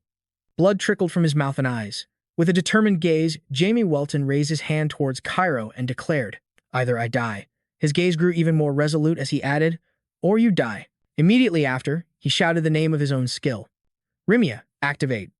Over where Jin was, the demon sword's sharp tentacle claws shot out. He skated across the ice, dodging the relentless attacks from the floating demon sword, whose tentacles were constantly lunging at him. He silently assessed the situation. He can control blood. An evil power has been awakened. Jin kept trying to dodge by darting away at high speed, but the tentacles relentlessly pursued him with a barrage of attacks. The creature's face was filled with smug satisfaction as it mocked him. Jin grimly confirmed in his mind, if he can control his opponent's blood, I'll be at a disadvantage. Suddenly, Jin's feet stopped in the snow as he realized the situation. This has become a battle of speed. Next, he summoned his sword, gripping the hilt as he softly uttered the skill's name. Freeze. As he vanished, the half-moon slash was created. From behind, Jin threw his sword from the moonlight towards the monster. Before it could react, it was sliced in half, revealing a small, brightly glowing orange core inside its body. Then its body began to decay, and the tentacles quickly crawled to surround the bright orange core. Seeing this, Jin quickly wondered, "A core? Should I destroy it?" No sooner said than done, he quickly rushed forward, but the massive tentacles had already wrapped around the core, and the blood from the demon sword's body began to gather. He raised a hand to shield himself from the tremor, stammering, That's... Right after, a misshapen, distorted monster was created. It was made of tentacles, with a lopsided eye, a crooked nose, a twisted mouth, and a smile so chilling it was terrifying. Seeing it, Jin couldn't help but roar in fury. Which bastard created this abomination? Then, he stretched his hand forward, gathering a ball of energy in his palm, then shouted the name of the skill, Moonlight Stamp. A blinding light burst forth in the darkness, followed by an immense surge of power. But below, the demonic beast's body began to transform. It withstood the attack without taking any damage. Jin saw it and roared in anger. Damn it, that form. Its eyes looked up at him. With that grotesque appearance, neither human nor beast. It charged towards Jin, who screamed in terror. Is it going to kill me? As the beast snarled, Jin threw up an arm to defend himself and darted away.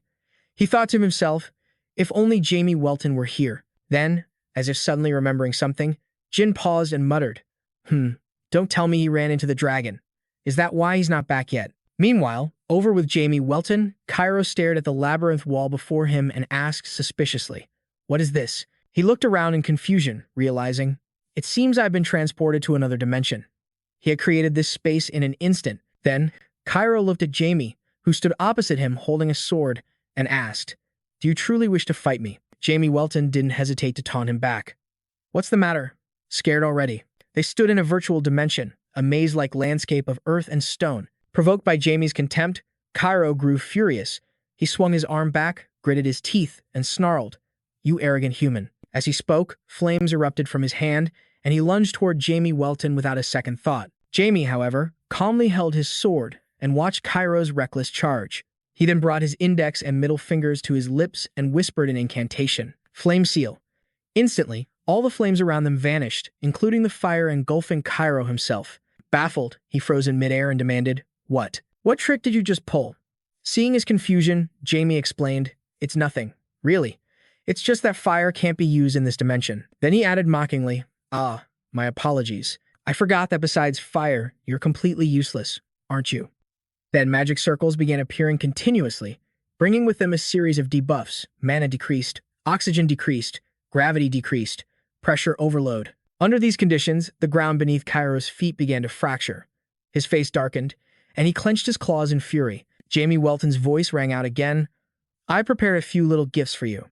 Overwhelmed by the crippling magic, Cairo trembled as he stared at Jamie, demanding, Human, what in the world have you done? Jamie stood calmly, sword in hand, and explained with a smirk, "If you're truly from the greatest species in the world, then fighting at a small disadvantage should be nothing to you, right?" Hearing this backhanded compliment, Cairo gritted his teeth in fury and screamed, "Ha!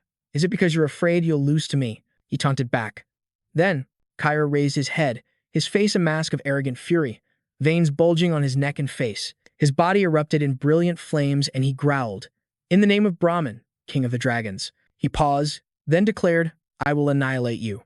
Hearing this, Jamie Welton smiled triumphantly, thinking his plan had worked. He's finally snapped. To go so far as to invoke the name of the Dragon King. Once he's invoked the Dragon King's name, his soul is forfeit if he's defeated. Just then, wreathed in roaring flames, Cairo charged at him like a hurricane. His eyes blazed with murderous intent as he gnashed his teeth in rage. He roared decisively, "I will slaughter you." The creature moved like a whirlwind, circling Jamie, who cautiously tried to follow his movements, but quickly became disoriented. Suddenly, Cairo attacked from behind with his claws. Jamie sensed it and turned. Jamie shouted a skill, "Dagnus, darkness." As the words left his lips, a black vortex appeared above his head, swallowing Cairo's attack whole as Jamie ducked and looked back at his opponent. Seeing this, Cairo landed on the ground and asked, "Dark magic?" He then commented, "It's slightly different from the dark magic I'm familiar with." Without hesitation, Cairo leaped forward again, a savage look on his face. He yelled, "I'll just have to use a rat like you as my test subject." Sharp claws shot towards Jamie Welton's face, and he struggled to raise his sword to block the attack. Jamie was knocked backward, glaring and gritting his teeth. Cairo's eyes glinted with confidence as he sneered, "With this mere piece of iron?" He paused. Then, he applied more force with his sharp claws, pressing harder against Jamie Welton's sword. He roared, "You really think you can stop me with that?" A shattering sound rang out. Jamie Welton's sword broke into pieces, and his eyes widened in disbelief. He thought, "The sword that father gave me." He then remembered his father's voice, "Take this, Jamie." In a flash of memory, he saw himself holding it for the very first time, his father's sword in his hand with a sense of cherished surprise. Jamie Welton's father then introduced him to the sword. Its name was Scott. He smiled and reminded Jamie Welton with affection, "Come back safely, Jamie." Then he added a few more words of advice. "It's okay to feel pain, but make sure you grow stronger from it." A flash of fury ignited in Jamie Welton's wide eyes. He yelled, "Let there be light." Immediately after, a light erupted, so blindingly bright that the energy it radiated shattered the ground all around. Then, dust and smoke flew everywhere. In the distance, Cairo had also been blown back. "How dare you?" Meanwhile, Jamie Welton calmly approached, his expression unreadable. His sword lay on the ground, shattered into pieces. Next, a powerful magic emanated from his body as he enunciated each word in the name of the Welton family. His eyes glowed with the purple light of anger as magic surged from him. He reached his hand towards Cairo, asserting with every word, "I will make sure not even your corpse remains." Cairo flew into a rage, baring his sharp teeth. "A mere human dares." Cairo transformed into a red dragon, ferociously opening its massive mouth, roaring and creating a powerful gust of wind as it charged forward. Cairo's body was several times larger than Jamie's. Cairo unleashed a ferocious attack on Jamie. Jamie manifested a shield to block it. The two terrifying powers clashed. One of Cairo's feet crushed the ground below, sending earth and stone flying everywhere. But Jamie quickly jumped behind Cairo, looking down on him contemptuously. "Did you think that was all I had?" Cairo turned his head and screamed at Jamie, "You bastard." Jamie unleashed a terrifying power, charging straight at him. The purple light slammed into the ground, and a massive cloud of smoke exploded upwards. Cairo was hit, thinking with difficulty, "If this keeps up, my wings will be pierced." Cairo screamed, but Jamie had no intention of stopping, continuing his relentless barrage of attacks. Cairo's eyes sharpened. "Now I'll use it. Dragon's breath." Jamie calmly offered some well-intentioned advice. "Don't waste your energy. Dark authority." They both unleashed their terrifying power, and the two streams of light and energy slammed into each other. At that moment, snow was falling endlessly. The upper part of a warship had been blown apart, leaving a huge gaping hole through which the moonlight shone down. Now, only Cairo and Jamie stood facing each other. Jamie unleashed chains that bound Cairo's entire body. Cairo struggled within the massive chains. Jamie continued his assault. "Activate Longinus. I'll make you wish for a death you can never have. Unable to die in peace, you will become an undead and serve me for eternity." The dark spear, Longinus, the curse of corruption. The spear shot straight towards Cairo, aiming right for his abdomen as it charged forward. The spear pierced him, and Cairo screamed in agony. Longinus, the evil weapon. Whoever is pierced by Longinus will be eternally cursed. The The target will struggle in agony for the rest of their life. The dark form of Longinus appeared. Your crime was daring to break my sword. Because of that, Jamie's chest and heart felt like they were being crushed. He spat out blood and fell to his knees. Damn it, what is this power? Cairo clenched his foot, and the chains shattered, his entire body looking as if it had never been injured. Looking at the struggling Jamie, he said, "Not bad. If your level had been just a little higher, my body wouldn't have been able to withstand it." Cairo tensed up, and the remaining chains burst apart. Cairo glared fiercely at Jamie. "I will grant you a peaceful end." Cairo opened his mouth, and a giant flame erupted forth once more. Jamie just smiled calmly. "What nonsense are you spouting? Do you really think your body is fine?" Below, where the spear had struck, a deep black hole was being carved out. "Why can't I breathe? That is the curse of Longinus. The moment you were pierced, it was all over. Remember this, you overgrown lizard." "I am a man of my word," Cairo screamed in agony. "No." In an instant, Cairo collapsed to the ground, unconscious. Jamie looked at the shattered spear of Longinus on the ground. He grimaced. "I went berserk and used all the power I had." A light appeared before Jamie's eyes. It was that light. The stream of light appeared right on Cairo's abdomen, in the spot where the spear had been. Jamie walked over, looking down with difficulty at the source of the light. There was a sparkling, glowing red crystal. It was a dragon heart. The dragon heart is the most powerful source of energy in the world. If I touch it. Jamie reached his hand out towards the dragon heart. At that moment, in another place, Jin was bleeding from a wound on his forehead. His mask was also cracked across the forehead. Jin felt a sense of relief. "I'm lucky it's just a cut on my forehead." Looking at the monster before him, he realized all physical attacks were useless against it. No matter how many times he slashed it, it would just restore itself to its original state. But under this moonlight, I can't give up. It must have a weak point.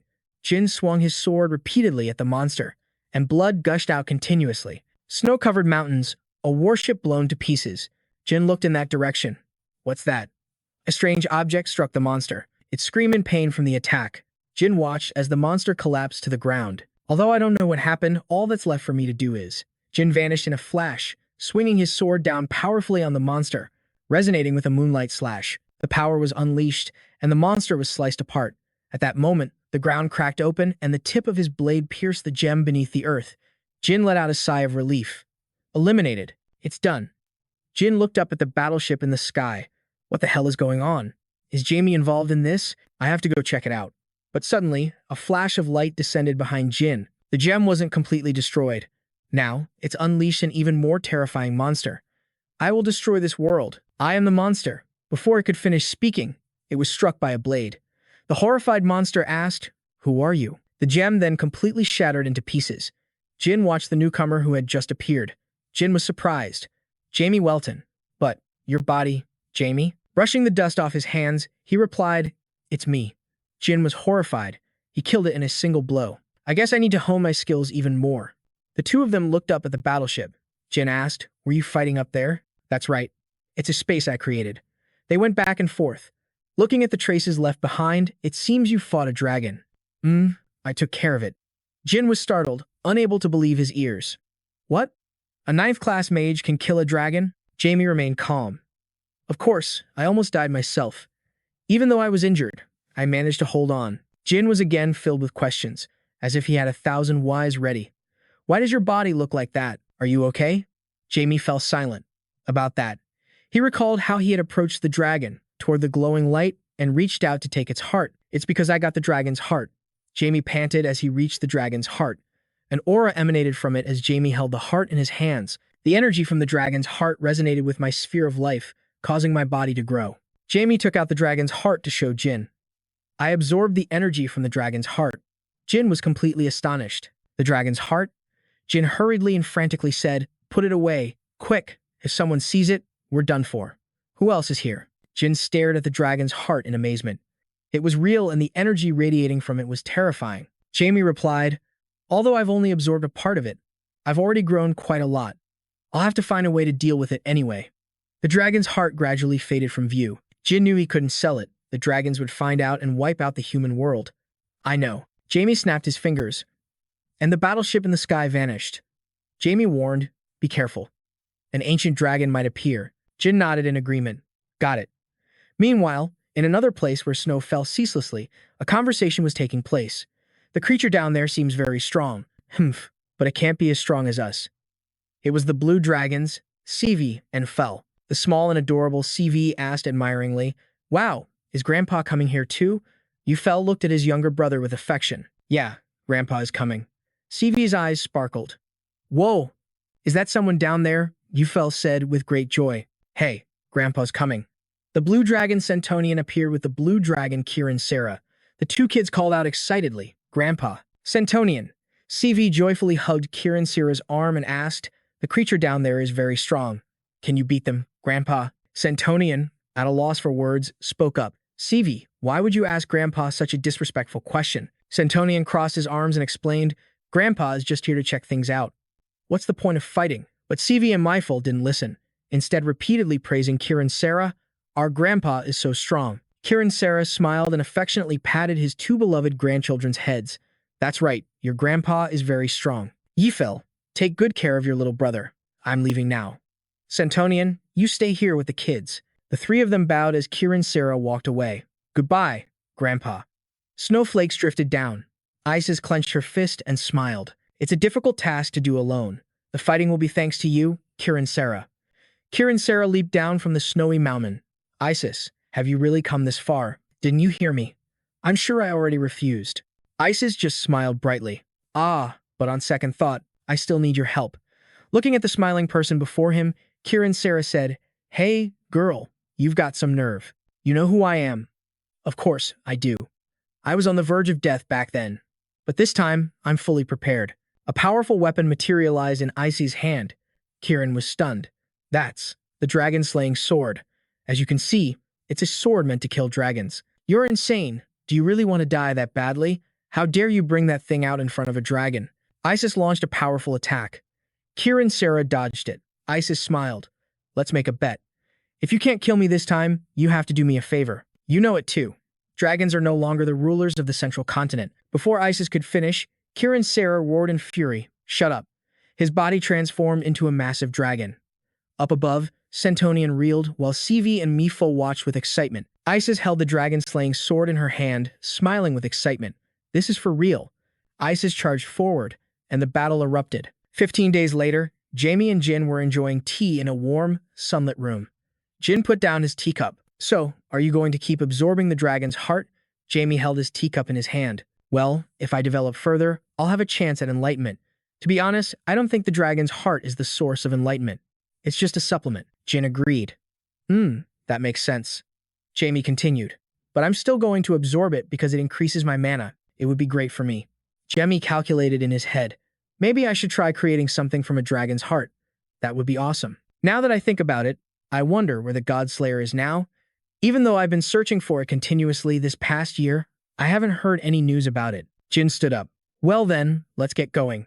Isis has probably already reached Abraxas and is heading for the Fran headquarters. That forbidden land of Abraxas, one of the 6 great forbidden lands in the far north of Obia, is home to many dangerous species of flora and fauna." Jemmy stood up and started walking, asking curiously, "Abraxas is very dangerous, isn't it?" Walking beside him, Jin replied, "To outsiders, it's a terrifying place, so it's no surprise it was chosen as the 6th great forbidden land." Jemmy remembered 5 years ago when he first arrived at Marquis Bell's estate, the area's forest, one of the 6 great forbidden lands. He had been utterly terrified. "But now, I'm confident I can cross the area's forest and Gammon. I have to find that place soon." Ganon, the lover of the blue dragon Mage, was a mage who had discovered the truth of the world regarding humanity's power. He was mentioned on a tombstone left behind by Diablo V before the final battle. He wrote in his diary that he had discovered a place called Gammon. To get to Gammon, one had to find a way to avoid being pursued by the 12 gods. The 6 great forbidden lands are perfect places to hide. So, either the area's forest or Abraxas. Gammon must be in one of those 2 places. 2 weeks later, Jemmy and Jin had fought and overcome countless monsters. The terrain was treacherous. After so many hardships, we finally reached the Abraxas temple. The monsters here are truly endless. At the entrance to the Abraxas temple, Jemmy stared at the gate. However, if we can get inside the temple, everything should be fine. It's difficult for any monster to survive in this place, as it's filled with poisonous plants. The two of them walked into the white, snowy landscape, chatting as they went. "I can see the marks of time on this place. Francia estimated this temple is over 2,000 years old." Jemmy thought, 2,000 years. So it's been through the world's reset process at least twice. Jin, walking ahead, spoke up. "From now on, Make sure you stick close to me. The two entered a lush, dense green forest, a stark contrast to the white snow outside. Jamie raised a hand to shield his eyes from the bright sunlight. They're all here. Before them stood the Fran Avalon headquarters, a cluster of vast stone castles. Jamie was overjoyed. This surge of energy. It seems Isis has already arrived. The Ran tribe is known as one of the three great races, on par with dragons and high elves. The leader of Fran, Dai, tilted his head and asked Jemmy, "Can you hear it?" Jemmy looked puzzled. "Me?" Jemmy smiled. "Of course." Standing on the green grass, Jemmy exclaimed in surprise, using a dragon vein to cast a restoration spell on the entire village. "Even though it's an ancient temple, it's cleaner than I expected." Jin asked, puzzled, "You're not a 9th level mage, so how would you know that?" Jemmy replied confidently, "Although I haven't officially reached the 9th level, I feel like I'm already there." Of course, it's rare to find a mage who can perform a restoration spell on an entire village like this. Jemmy remembered what Bailey's once said. In Fran, there's a 9th level mage who can teach you. Perhaps the spell was cast by the 9th level mage Bailey has mentioned 5 years ago. As they entered, Jemmy asked, "So who cast that restoration spell?" "An elf sorceress named Nellie." Jemmy wondered, "Is she a high elf?" Anyone would think so, but she's actually a normal elf, a young one who just turned 130 this year. I see. The two walked into the village. The average lifespan of an elf is 500 years, so at 130, she's just entering her teenage years. Jemmy stroked his chin, observing. Still, it's amazing to see so many different races living together here. He looked at the diverse people living together in the village. Jin agreed. "I was shocked at first, too. There's no shortage of any race in Rio, which was a huge shock to me."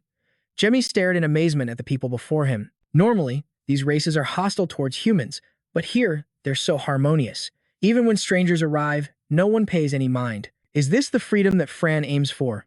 All around them were various races harvesting fruit, their faces bright and full of energy. Jin spoke up. "I have to go somewhere." "All right, see you later," someone called out to Jemmy. Jemmy recognized the person in front of him and greeted them. "It's been a while, sir." "It has been a while, hasn't it, Jemmy?" replied Bailey's. The newcomer was the leader of Fran, Bailey's, who governed the small island. Jemmy asked cheerfully, "When did you get here?" "Weren't you near the Ken border?" Bailey's replied, "Only for this year, since I had something to do." "But you've grown up fast," Jemmy chuckled. "Ah, that's because I inherited the powerful bloodline of the Welton family. My parents were also surprised by how fast I grew. By the way, how are Benna and Boho doing these days?" "You'll see them soon enough. The sky is clear blue here in the Avalon lobby. You've arrived at the main hall of Avalon. Everyone is waiting for you here." The doors to the main hall open. Isis smiles. "Oh, so you're the real deal." Jamie and Bailey step inside. "Welcome, Jamie Welton. We are Frontier." In the main hall, there was a large round table. Everyone was sitting around it. The one who spoke was Elder Fran Isis of the Land Tribe. Jamie felt a chill. Everyone here was incredibly strong. Frontier really is amazing. Speaking of Isis, the man next to me was also formidable. That was the leader of Frontier, CL of the Land Tribe. There were also the Hoa tribe and others. That's Fran leader Rosemary of the Hoa tribe, Francia leader Ho of the Bird tribe, and Fran leader Fawn of the Vakiji tribe. There were also the Vakiji and dwarves, so many different species. Frontier leader Ironville of the dwarf tribe looked at the person in a hooded cloak that hid their face. Jamie wondered if this was the elf that Jin had mentioned. Fran leader Nellaren of the elf tribe. There were 3 empty seats, one of which belonged to Jane. The person who grinned and waved was Fran leader Han. "I heard you're the greatest talent in the human world, but look at you. What a disappointment." He crossed his arms, looking down on him. "Himph, I never expected much from humans in the first place." Han disagreed and chided him. "Hey, Ho, will you cut it out?" Ho was not very welcoming. "But it's the truth. Humans are clearly a species with many limitations. Didn't you prove that yourself the first time you fought me?" Han slammed the table and stood up. "Fine, let's have a rematch today." Jamie gritted his teeth and spoke up. "Hey, can't you two be quiet? This is all because of me, so why are you fighting each other?" "Sir Bird, if you're not satisfied, then please step outside. I'll correct your perspective for you." Ho scoffed contemptuously. "Ha! They say the ignorant ones are always the loudest." Ho stood in front of Jamie. "I like your courage." "Fine, let me test just how capable you are," Isis shouted. "Both of you, stop it." "Ho, sit down and behave." Ho snorted but obediently returned to his seat. Jamie smirked provocatively. "What's this? Trying to act tough, but in the end, you're just Isis's lackey." Ho was extremely annoyed. "What did you say?" Isis spoke up to admonish him. Jamie Welton, I hope you'll stop here. I apologize for Ho's recent words. Rosemary, sitting beside him, trembled in fear. Jamie spoke up. Isn't Fran an organization that aims for peace among the races? But it seems its leaders are quite contemptuous of others. The people at the table remained stiff and silent. Jamie continued to ask, why isn't anyone saying anything? Is Frontier really as good as the rumors say? Ironville let out a huff. Avoiding ISIS, he said, I'm leaving. If you need anything, call for me privately. Isis shook his head and rubbed his temples. This is so tiring. Now that it has come to this, we'll have to organize a match. I will reschedule the date and time. What do you think? Jamie agreed. Sounds good. Just don't you run away. You're the one who'll run, Burr Lord. I'll be looking forward to that day. After saying that, Ho flew away. Isis had a headache. It's hard for us to talk right now. For now, go to your quarters. I'll make arrangements later. Rosemary approached in a friendly manner. Our guest has arrived. Please follow me. I'll show you the way. Jamie followed Rosemary's lead. Isis leaned his head back in his chair and sighed. Ho, I shouldn't have called that bastard here. Han looked at the weary Isis. They were bound to meet anyway. With his personality, something was bound to happen sooner or later. He's the second strongest after Isis, but he's too arrogant. Bailey spoke up. I think this will be an interesting match. Han looked dumbfounded. What? You're not going to stop them? Bailey.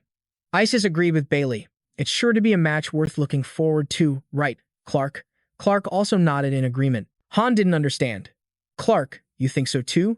Han wearily leaned his head back on the chair. I don't know anymore. At Jamie's quarters, Rosemary said enthusiastically, You can stay here. Jamie looked around the room, assessing it. It was quite neat and clean. If you need anything, just ring the bell. Jamie replied. Thank you. Well then, get some rest. Jamie watched the door close. I'm not tired. I really want to take a walk. Jamie opened the door and went outside. Someone saw Jamie from the bushes. It was a girl, and she charged at him holding a mace. Behold the results of my 5 years of training. This was Venna, charging to attack. Jamie calmly raised a hand to block. He quickly parried Venna's attack. Venna was knocked back. A black hole released a ferocious-looking bull. Jamie looked on, exasperated. These kids. Venna was indignant. How dare you attack me? White sea fluid. Venna and the bull were sucked into a blue vortex. Venna cried out, 100 years is still too soon. Venna screamed. The water vortex subsided. Venna lay on the ground, trembling, and called out, Master. Jamie dusted off his hands and smiled. Long time no see, you too. Seeing this, Venna sat up, holding her swollen head, and stammered in surprise, I can't believe it. We haven't seen you in so long, and this is how you treat your subordinate. She was disgruntled. She knelt obediently on the ground and exclaimed with admiration, You're amazing, Master. Her expression was a little helpless. To reiterate, this is Venna, Jamie's subordinate. Beside her, the little beast that had just been beaten was sniffling, its face fuming with anger, and said sarcastically, So cool. To reiterate, this is Viomos. Next, he questioned the two of them, confused. Why did you two just charge at me like that? Hearing his question, the two averted their gazes and chuckled awkwardly, both stammering in unison, Well. Then, Venna quickly stood up and tried to change the subject by comparing her height to his. He approached her, smiling as he remarked, Your hair color has gotten darker, hasn't it? She then thought of her mother, wearing a crown and goddess-like robes with flowing red hair, and replied with a smile, It's because I'm becoming more and more like my mother. Then she touched her braided hair, reaffirming the thought to herself, It must be the queen's genes. My hair will get redder and redder over time. He then brought a hand to his chin, looking at her doubtfully as he probed, But why are you here? Weren't you supposed to be with the queen? Hearing this, she answered honestly, I thought that if I stayed at the front, I'd be able to meet you, Master. Then, she held her hands out towards him, beaming with delight. And now, here we are, she added. Master told me to become strong. Her hands were covered in calluses from training and wielding an axe. Jamie Welton looked at the hands she presented with such pride, and was at a loss for words. Seeing his lack of reaction, Venna added, That's why I've been working so incredibly hard all year, she said, as if fishing for a compliment. At this, Jamie Welton's expression darkened, and he lowered his head, thinking to himself, Turns out, I'm not the only one who's grown up. Then, a gentle smile spread across his face as he looked at them warmly, his praise carried on the breeze. You've both worked very hard. Seeing this expression, the other two trembled with anxiety, their faces turning grim as they stared at him. Venna stammered, Master, this is the first time I've ever seen you smile. Beside her, Viomos huddled against her shoulder and chimed in. That's right, so many things have changed. Seeing their terrified expressions, Jamie Welton felt a little awkward and embarrassed. "Geez, what's with those expressions?" he yelled in frustration. Then, Jamie Welton snorted with laughter, covering his mouth with his hand. He stepped closer to them, patting Venna on the head as she looked up at him. Biomos clung to his leg, rubbing against it and crying, as his voice drifted over the grassy field with the wind. "After so long, I'm really happy to see you all again." Inside a shrine, a shrill scream rang out. "What? You just got into an argument with Sir Ho?" Inside, 3 people were sitting at a dining table. Venna shot up, losing her composure as she slammed her hands on the table and shouted, "Is that true, Master?" Beside her, Viamos also leaped onto a chair, yelling in surprise, "Master, are you serious?" Jamie Welton, however, was just baffled by their overreaction and asked, "Why are you two so shocked? Do you really think I'd lose to him?" At that, both of them fell silent and looked away, their quietness a clear sign of their agreement. Seeing this, he grew even more furious, scowling at them as he demanded, "What's with that look? Why are you looking at me like that?" Seeing his displeasure, Viamos stood on the table, explaining in a daze, "I don't know what your skill level is now, but..." He trailed off, then continued, "Right now, Sir Ho is so strong he's basically a legend." Hearing that, he couldn't help but reassess the situation in his mind. Ho is clearly on the verge of becoming a Grand Master. An image of the man arrogantly spreading his powerful wings came to mind. Jamie Welton added his own thoughts. If he gets the chance, he'll cross that thin line and reach the level of a Grand Master. He then made another comparison. People that strong are extremely rare in the human world. As he thought this, a few faces and the names that went with them appeared in his mind, one with a wicked smile, and another shrouded in black. They were Tarisban, a swordsman, and Darius, the undefeated champion of the Dark Arena. And finally, there was a handsome man with a friendly smile. That was Kiran, the Sword of Zenith. Then, without a doubt, he came to his own conclusion. Even if they fought Ho right now, I'm not sure they could win. Jamie Welton closed his eyes, sinking into his own confidence and shouting inwardly, "But I don't feel like I'm going to lose." Then, he smiled at them and declared with confidence, "Don't worry, I will win." He then added arrogantly, "I'm going to teach that bird brain some manners." Then, as if remembering something, he asked, "By the way, I'm pretty curious about Isis's personality. I wonder whose side she's on." Hearing this, Vi almost rubbed his chin and was about to answer when suddenly there was a knock at the door, making everyone inside wonder who it could be. Rosemary stood outside, pushing the door open and stepping in gently to inform Jamie Welton. "Jamie Welton, Isis wishes to see you." He looked over at her. Seeing him, Rosemary added, "If you don't mind, I can lead you to her now." In a room filled with cobwebs, Isis sat at a table across from Jamie Welton. She spoke, feeling awkward about the state of the room. "This house is a little old." On their table was a teapot and a single burning candle. Sitting opposite her, he replied, "It's no problem. I'm very grateful that you invited me here." He then lifted his head, about to say more. But he cut himself short when he noticed Isis's badly bandaged hand holding her glass. "Hold on. What happened to your right hand? Did you fight an ancient dragon?" he asked. Seeing he guessed correctly, she didn't hold back her praise. "You're as sharp as ever." Then, he held out his hand, smiled, and explained, "Only a dragon of great age would be able to injure the arm of someone as powerful as you." Hearing this, she smiled and brought her glass to her lips. Then eyes looked at the rippling water in the cup, which reflected her face. But Jamie Welton asked curiously, "Why did you fight that dragon?" She hesitated before replying, "Why? Well." Finishing her thought, she slammed the cup down, causing the water inside to splash as she spoke softly. To put it simply, she cut in, then confirmed, it was to destroy the gods. She raised a hand to her chin, smiling as she watched his expression and actions. Seeing this, Jamie Welton just chuckled and looked back at her. He crossed his arms and said, "I'm not sure about the middle of the story." He paused, then shared his thoughts. "But I like your conclusion." Inside the old room, a blue butterfly flew in. Still a bit puzzled, he asked her, "But what do ancient dragons have to do with the gods?" Faced with his curiosity, Isis smiled and began to explain, "It has to do with the ruins in the Dragon Mountain range." Then, she recalled an eye-like stone, glowing brilliantly within a crevice. Below it were countless rock formations of strange shapes. Outside, there was a brilliant ray of light. Issa's voice rang out. "They say these ruins hold the truth of the world, the truth hidden by the 12 gods." She then added, "To defeat the 12 gods, we need to know that truth. So I tried to retrieve those ruins," she explained. Hearing this, he repeated her words doubtfully. "The truth of the world, huh?" The blue butterfly was caught in a spider's web, flapping its wings but unable to fly. Down below, Aya smiled and shared her own observation. "Just as I thought. You're interested in it too, aren't you?" The spiders slowly crawled toward the ill-fated butterfly above their heads. Meanwhile, Jamie Welton offered her his own take. From what I know, the dragons are currently guarding the entrance, preventing other races from entering deep into that mountain range. Only then did he notice the sound of the spider and the butterfly above his head and looked up. Then, Ias rested her hands on the table. She looked at him, smiling as she tilted her head and asked, "Jamie, do you know the story of the mage, Canon?" Hearing this, Jamie Welton looked down at her and nodded in confirmation. "I've heard it from Maya Cha." Then he told her what he knew. The mage Canon was the lover of the blue dragon. Maya Chi, a 9th-level mage. A man with a patch of white hair and brown hair fell in love with a dragoness with bright white hair. Jamie Welton then continued his story. He was pursued by a dragon and took refuge in the land of Gammon. He paused, then continued. The man stepped through a large gate into a dark and windy abyss. Back in the present, Jamie Welton scratched his chin and lowered his head, reconsidering. "Even though I've searched everywhere, I still couldn't find the land of Gammon." Hearing this, Ias confirmed, "Of course."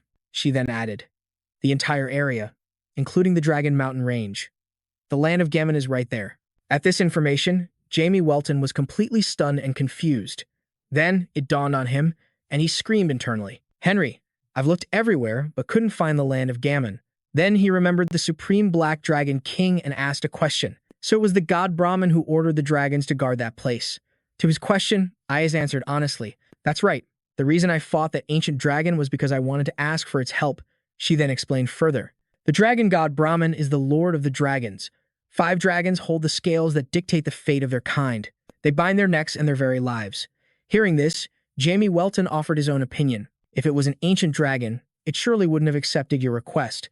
As he said that, she raised her bandaged hand. She scratched her face and lowered her head, confirming, "You're right, I was rejected at first." Seeing this, Jamie Welton's eyes narrowed. He repeated, "Rejected?" Then he began to wonder. A member of another race wanted to enter the Dragon Mountain Range, and the ancient dragon didn't kill her instantly, but just rejected her? He was extremely surprised by this information. Then, as if realizing something, he asked Ias again, "The ancient dragon you met, was it a blue dragon?" Hearing his guess, she was startled and looked up at Jamie Welton. Confused, she asked, "How did you know?" Seeing her surprised expression, he confirmed in a soft voice, "If you analyze it a bit, it becomes obvious." Then, Jamie Welton voiced his thoughts. The dragon god designated Canon as an enemy of the dragon race. He paused, picturing an image of the man and the dragon race's labyrinth. He then continued. Maya Che, a blue dragon, betrayed her clan to help Canon. Then he raised his hand. Apparently, the Blue Dragon clan values familial bonds so deeply that they must have clashed with other clans in their attempt to help May. He pictured the Dragon King threatening the Blue Dragon clan along with the other dragon clans, seeking confirmation. No. To be more precise, the Blue Dragon clan is being ostracized by the other dragons. Jamie Welton explained that this was because the dragon god had ordered it. Finally, he came to a conclusion. So that's why you want to approach the Blue Dragon clan, a clan that's being cast out. Seeing this, Isis's expression darkened as she understood everything. The candle on the table continued to burn, and she listened to him in silence. Jamie Welton spoke again to confirm his suspicion. Doesn't that mean you and the Blue Dragon clan can join forces? Faced with Jamie Welton's reasoning, she affirmed his words. That's right, our purpose. Isis spoke softly, then became lost in her memories. She spoke.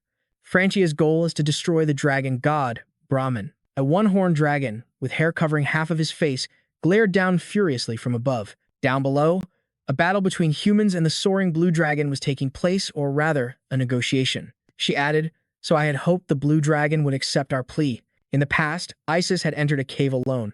She confirmed, I went to meet the ancient dragon of the Blue Dragon clan. A man had met her in the dark cave, and she added that it was to make that very plea. Back in the present, Isis cradled her heavily bandaged right wrist, looking at it sorrowfully as she revealed the result. But not only was I rejected, I nearly lost my life. Seeing this, Jamie Welton found it strange and asked her, why don't you give up? Isis's eyes darkened as she murmured, that. She trailed off, once again sinking into a recollection. An angry voice shouted in her memory, why are you going this far? What is it that makes you so unable to let this go? The blue dragon asked, looking at her with complete confusion. But Isis, leaning on her sword, struggled to stand up with her injured arm and shouted her answer to the blue dragon.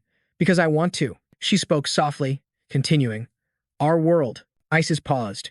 Back in the present, her eyes, still filled with determination, met his as she clearly spoke those words from the past. I want to take back our world. Hearing her reason, Jamie Welton was stunned, looking at her in amazement, unable to speak. Then, his heart began to pound as if he had found something in his thoughts, and he cried out in astonishment, "This feeling is..." Jamie Welton froze for a moment. Immediately after, he recalled his past life and the close companions who were constantly calling his name, Diablo, Diablo, Diablo, Diablo, and he stood there, watching all of them in a flood of light. Returning to the present, Jamie Welton smiled without a word, as if he understood that her will was the same as his own. Immediately after, his body released a powerful surge of magical energy.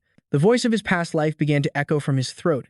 Isis has carried out our will. Faced with this familiar magical power, she stared, stunned and open-mouthed.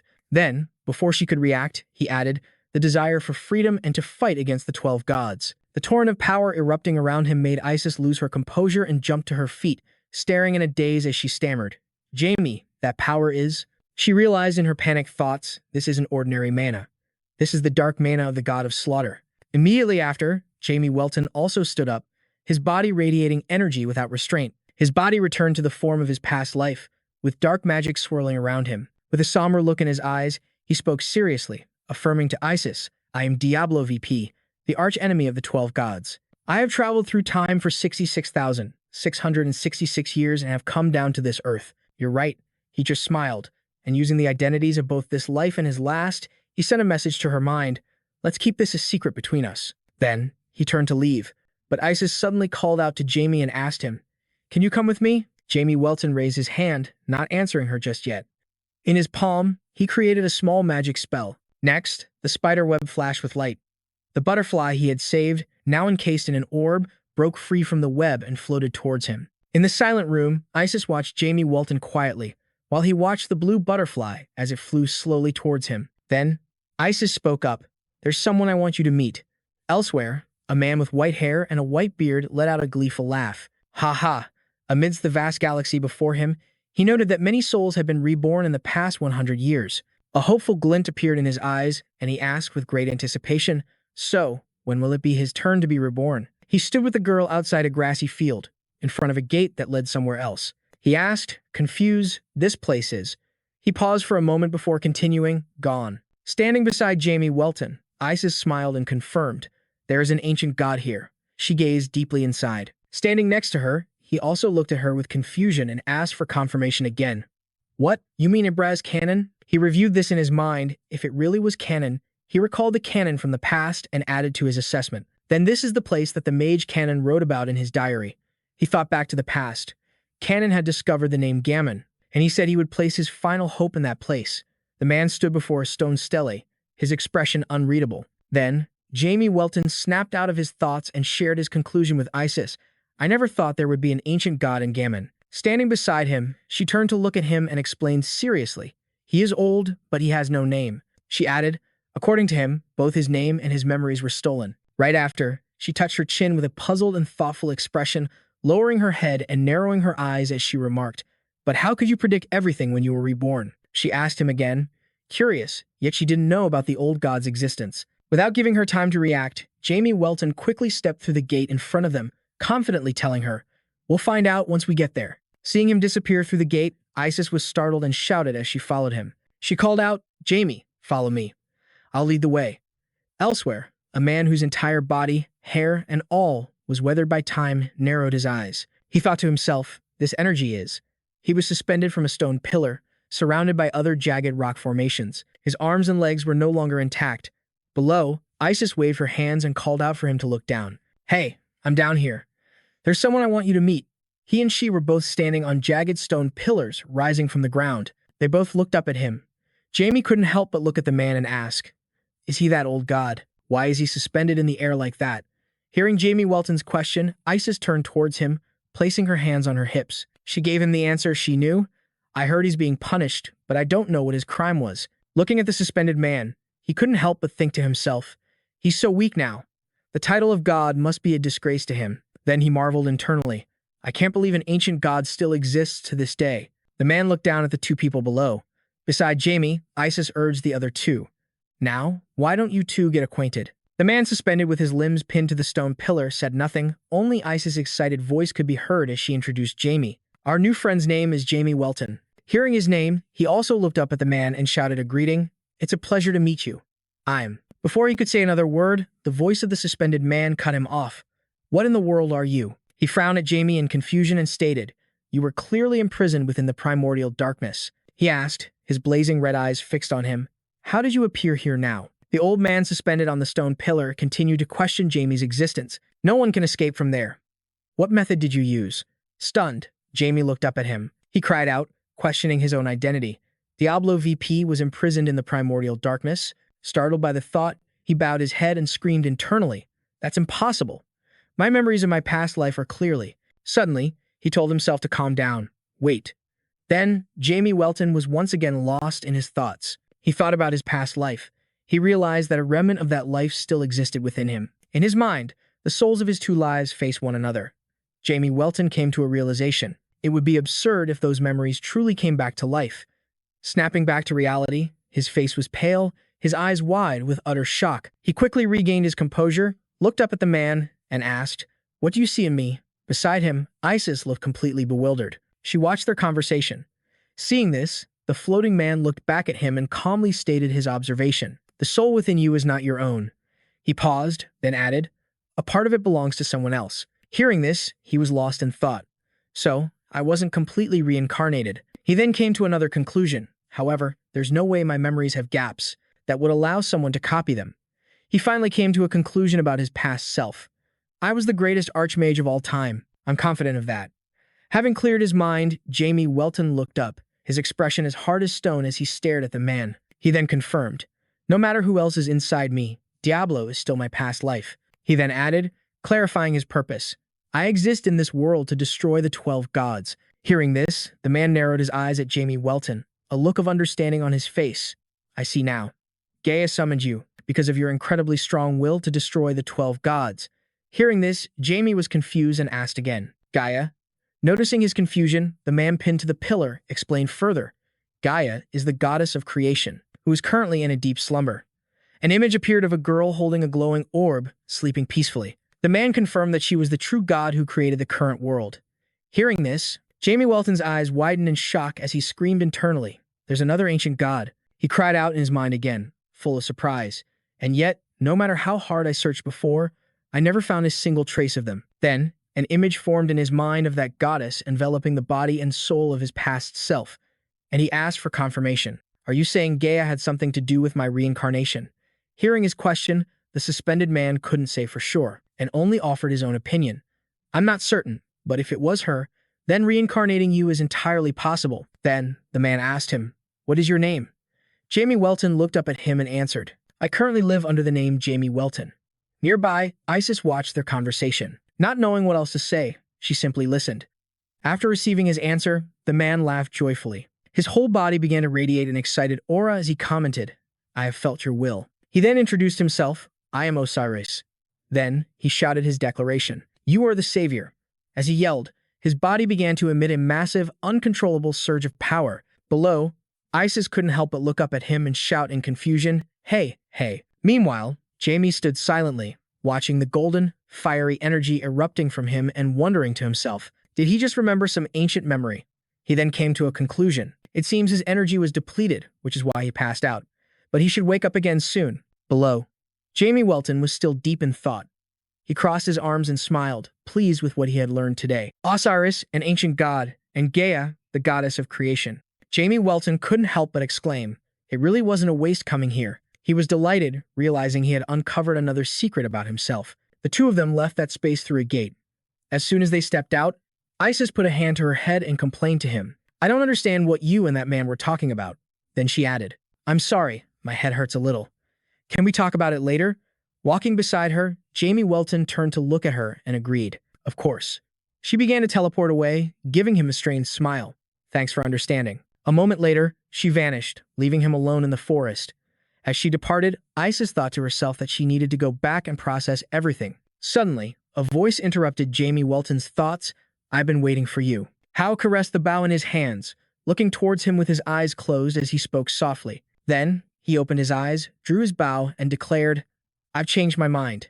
There's no need to wait any longer. He then stood facing Jamie Welton and asked doubtfully, You're not going to be a coward and run from me, are you? Seeing this, Jamie spread his arms, shrugged, and remarked with a smile, Bird brain. you've got quite the sense of humor." Hearing this, Ho narrowed his eyes maliciously and remarked, "I admit you are stronger than other humans, but in the end, a human is just a human." Hearing these words, Jamie Welton also narrowed his eyes, then smiled calmly and asked him, "Do you believe that the human standing before you once nearly annihilated the 12 gods?" Hearing this, Ho remained unfazed. He reached back, powerfully drawing the spear from his back and declaring, "Unless I witness it with my own eyes, I will never." Immediately after, Ho hurled the spear, imbued with his own power, straight at him, yelling, "Then prove it to me." As the spear hurtled towards him, Jamie Welton stood motionless, watching it. Then, he turned and dashed away, dodging the spear. It slammed into the ground, creating a massive, burning crater. Seeing his attack dodged, Ho shot forward as well. He aimed his crossbow at the fleeing Jamie and questioned, running away? The next moment, before Ho could react, Jamie appeared right in front of him using instantaneous movement, asking with a smirk, "Can I?" Immediately after, he stretched out his hand, aiming a massive surge of power at Ho and announcing, "I'll show you right now." Faced with this attack, he couldn't react in time, only glancing back at Jamie. Then, Jamie Welton quickly shouted the name of his technique, "Holy Light." A blast of power erupted, illuminating the entire sky, followed by a massive explosion. He yelled, confirming to Ho, "This is the power of the one who stood against the gods." From within the flames, an unscathed Ho rushed out, yelling back, "Impressive." But he cut his words short, arrogantly firing a barrage of feathers that dispersed Jamie's power. Spreading his arms, legs, and wings, he yelled contemptuously, "You think you can defeat me with just this?" The feathers rained down, creating a dense field of small explosions. Jamie Welton landed lightly on the edge of a cliff. Summoning the exotic Avalon into his hand, he looked down at the smoldering craters below the cliff and thought to himself, "That was close." He then considered the worst-case scenario. If those hard feathers had hit me, I would have been seriously injured instantly. Suddenly, Ho charged at him, aiming his crossbow and yelling, "Dodging is useless." He declared this and quickly fired a shot, causing the cliff Jamie Welton was standing on to explode into fragments. Smoke, fire, and rock fragments flew everywhere. From within the flames, he yelled the name of his technique, heaven-defying Avalon, then shot out of the explosion. Outside, Ho was still watching him with his wings spread. Immediately after, Jamie Welton emerged from another dimension, stepping out with his exotic Avalon in hand. Seeing him, Ho yelled, "That last move must have been your strongest ace, right?" he asserted, his other hand still gripping his spear as he watched him. Not to be outdone, Jamie Welton replied softly, "Not a chance." Then Ho looked at him, his lips curling into a smirk as he mockingly exclaimed, "Oh my, if that's your limit, then you'll never be able to defeat me." Hearing this, Jamie Welton couldn't help but sigh to himself. "I can't believe he countered right after I used Holy Light. He's stronger than I thought," he concluded. Then, his exotic Avalon gradually faded away. Jamie Welton's gaze grew more serious as he thought to himself, "It's been a while since I had a chance to show off my skills." Next, he spread his arms in midair, and below him, a large magic circle appeared as he urged Ho, "Now, open your eyes and watch closely." He paused, then declared, "I will show you that humanity's limits are boundless." Immediately, magic circles of all sizes began to form endlessly. "This is the magical authority of Diablo Volpia." He then explained that this was the power that earned him the title of the greatest combat mage of all time. Behind him, a giant magic circle formed with Jamie Welton at its control center. He yelled the name of the technique, combined three-dimensional magic circle. Seeing the terrifying power before him, Ho couldn't help but panic, his eyes widening as he stammered, "What? What is this?" His eyes were bloodshot, yet he still managed a smile as he assessed his situation. "Perhaps because I haven't fully mastered this magic in this lifetime, I'm feeling quite strained." Then, Jamie Welton spoke softly, "I will crush that arrogance of yours." Without hesitation, he then roared the name of the spell, Infinite Ultimate Magic. The magic circles unleashed a destructive beam of power towards Ho, and Jamie yelled the name of the attack one more time, "Game over." Seeing the attack coming so fast, Ho's eyes widened, unable to react. He stammered, "I am." Then his mind drifted to the past. He remembered his own title, the Invincible Hawk. He recalled the corpses of his brethren and his past declaration. "I will prove it by continuing to stand firm." Determined, he yelled, "I will show you that I am not weak." And with that, Ho stood his ground to face the attack. He screamed inwardly, "I will make that dragon pay for the humiliation of that day." The dragon grabbed Ho and spoke mockingly. "Hey, you're just a bird," the dragon confirmed, "and you're nothing more than an eternal slave to us dragons." Back in the present, Ho still made the same choice. He held his spear, not fleeing, but soaring up to meet the challenge with a roar, "I am a warrior of the Hawk tribe. mightier than any. Next, he placed his spear on his crossbow and shouted the name of the technique. Hunter's critical strike. Activate. Ho's eyes, full of determination, blazed as he aimed the crossbow powerfully towards his opponent's attack. Immediately after, with all his willpower, he released the spear and shouted with resolve, "I will never lose to a human." Their attacks crashed into each other. Venna, holding a mini Vios in her arms by the window, exclaimed with wide eyes, "What was that sound?" Below, Vios was also stunned, his jaw dropping as he remarked, "That roar is so loud." The explosion in front of them created a massive tremor, and light enveloped everything. The two stood in silence as she stammered, "That's coming from downstairs." Isis and Jin looked up in bewilderment, and he exclaimed, "Oh no." She also grimaced and grumbled at the scene before her. Ho, that vagrant, finally. Then, she ran towards their battle, deciding that she had to stop this. Seeing her about to rush off, Jin calmly blocked her way, saying, "Wait, Isis." He then shared his own thoughts. "I've heard that they were destined to fight each other." He then added, "Perhaps it's better to let them do this now." Seeing this, Jamie Welton also closed her eyes, sighed, and made a different proposal. "Ha! I will do my best to minimize the impact of this battle on the people's homes." He then calmly voiced his agreement with her decision. Right. On another side of the castle, Iron View also looked up, sitting with his arms and legs crossed as if watching a good show, and commented aloud, Is Ho using that thing?" He added, "The ultimate weapon I created for Ho." He proudly introduced the weapon he had created, the Determined Hunter, an item made by combining a crossbow and a spear. Even an average person wielding it could level a hill. A crossbow that uses a spear as its bolt, and it's currently attached to Ho's arm. He observed their battle from afar, and he thought to himself, "That magic looks very special." Before him was the magical explosion created by Jamie Welton, and the projectile Ho had fired. Then, Iron View made another observation about the birdman, but his opponent is Ho, one of the strongest warriors of the Fran tribe. The explosions from their battle raged on. He then couldn't help but say with regret, "It's truly unlucky that these two have to face each other." He watched them continuously firing projectiles as their two powerful energies collided, and he voiced his assessment. But this battle will have an outcome soon enough. At the center of the fight, the spear fired from the crossbow was fiercely striking the protective barrier created by Jamie Welton. He stood inside, struggling to hold on. The immense power of the impact forced him to let out a pained grunt through gritted teeth. Immediately after, the barrier shattered. He flicked his hand, and the spear turned around to strike back. Seeing this, Ho grabbed his spear again. He looked at his opponent and remarked, interesting. Right after that, his opponent vanished into thin air, appearing behind him, catching Ho completely off guard. His hand summoned swift lightning bolts as he yelled, "Ah!" Next, he swung one hand down, shouting the name of the technique, multi-magic, polykinesis. Then, the magical lightning bolt shot from his hand from behind, rushing straight towards Ho. He quickly noticed and glanced back. Seeing this, Ho quickly turned, spear in hand, and shouted back at him, "That's useless." His lightning bolts surrounded him, but Ho shot straight up to the top of the vortex. Seeing this, he made an assessment. Regarding his own position, he thought, "Damn it, if I stay here, I'll get trapped too."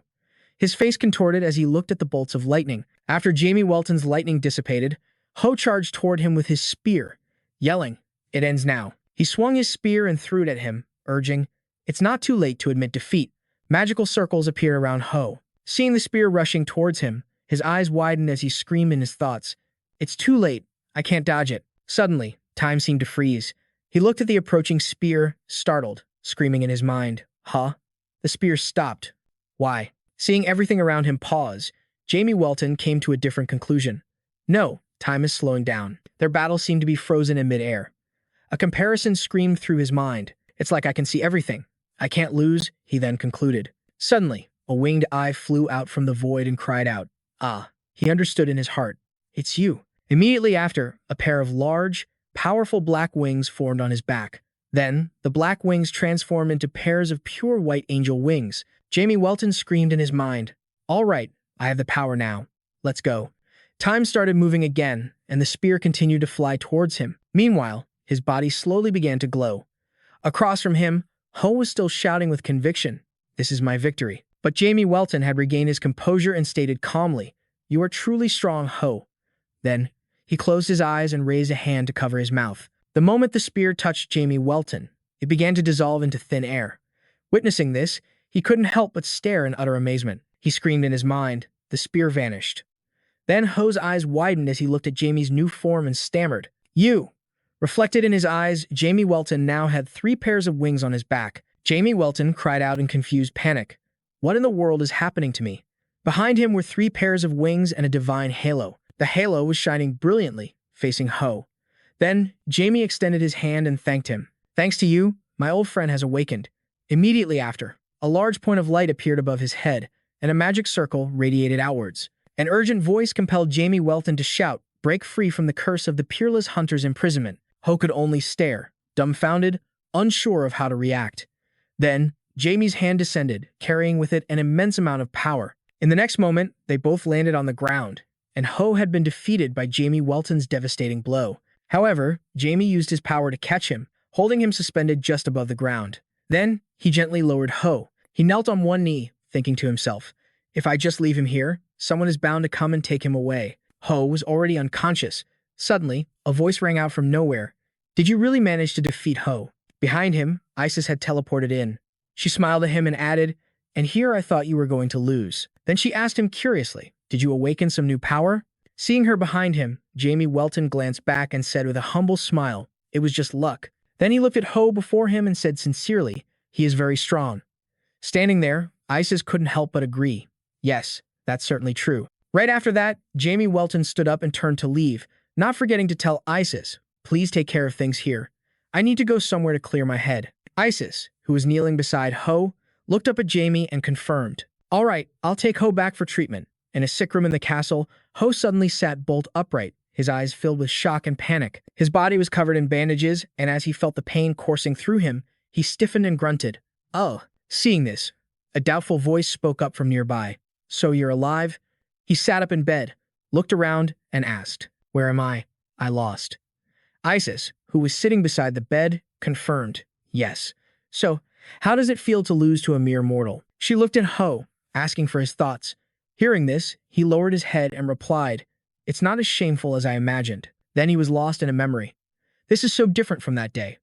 Ho recalled the scene of fighting a dragon as it incinerated his bird clan. He remembered the helpless screams. Seeing this, he had charged into the fight, shouting in a rage, stop it, you bastard. But one of the dragon's claws lunged right for him. With a sharp snap, his spear broke in 2 as blood flew everywhere. Ho cried out in agony, caught in the dragon's grasp. The dragon then roared at him, baring its sharp teeth, and declared, a weak creature has no right to be arrogant. It then added, this is the right of the strong. Suddenly, a figure charged forward, sending a slash of a sword towards the dragon. The slash created a huge gash, and blood poured down. A girl wielding a sword had charged in fearlessly. Because of the strike, the dragon released its grip on Ho, letting him fall. After steadying himself, Ho looked up. It was Isis. She smiled, holding out her hand to him, and asked, hey, are you all right? Returning from his flashback to the present, he reflected. Since that day, I have always followed Isis's guidance, he added in his thoughts, even after I reached the peak of my power.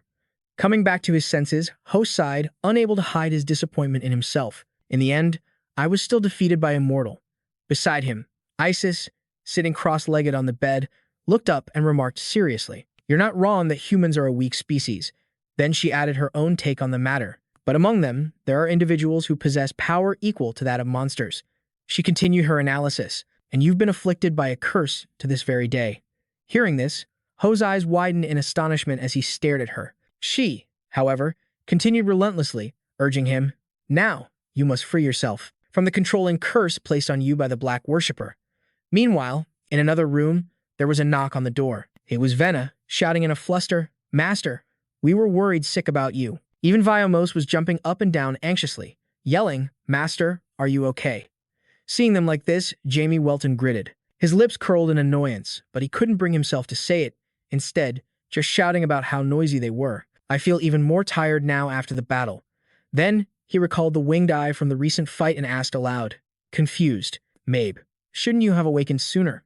He then noted that after it showed him the way to the divine light, it vanished. Jamie Welton looked at the new mark of power on his hand and made a brief assessment. This power seems similar to the 14 spells created by JCK Munn, doesn't it?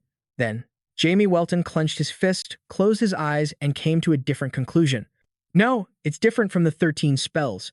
This kind of power doesn't need faith to exist. He then wondered to himself, perhaps this is the holy power that Jaruman was searching for. Then, he remembered his handsome past self and added another thought.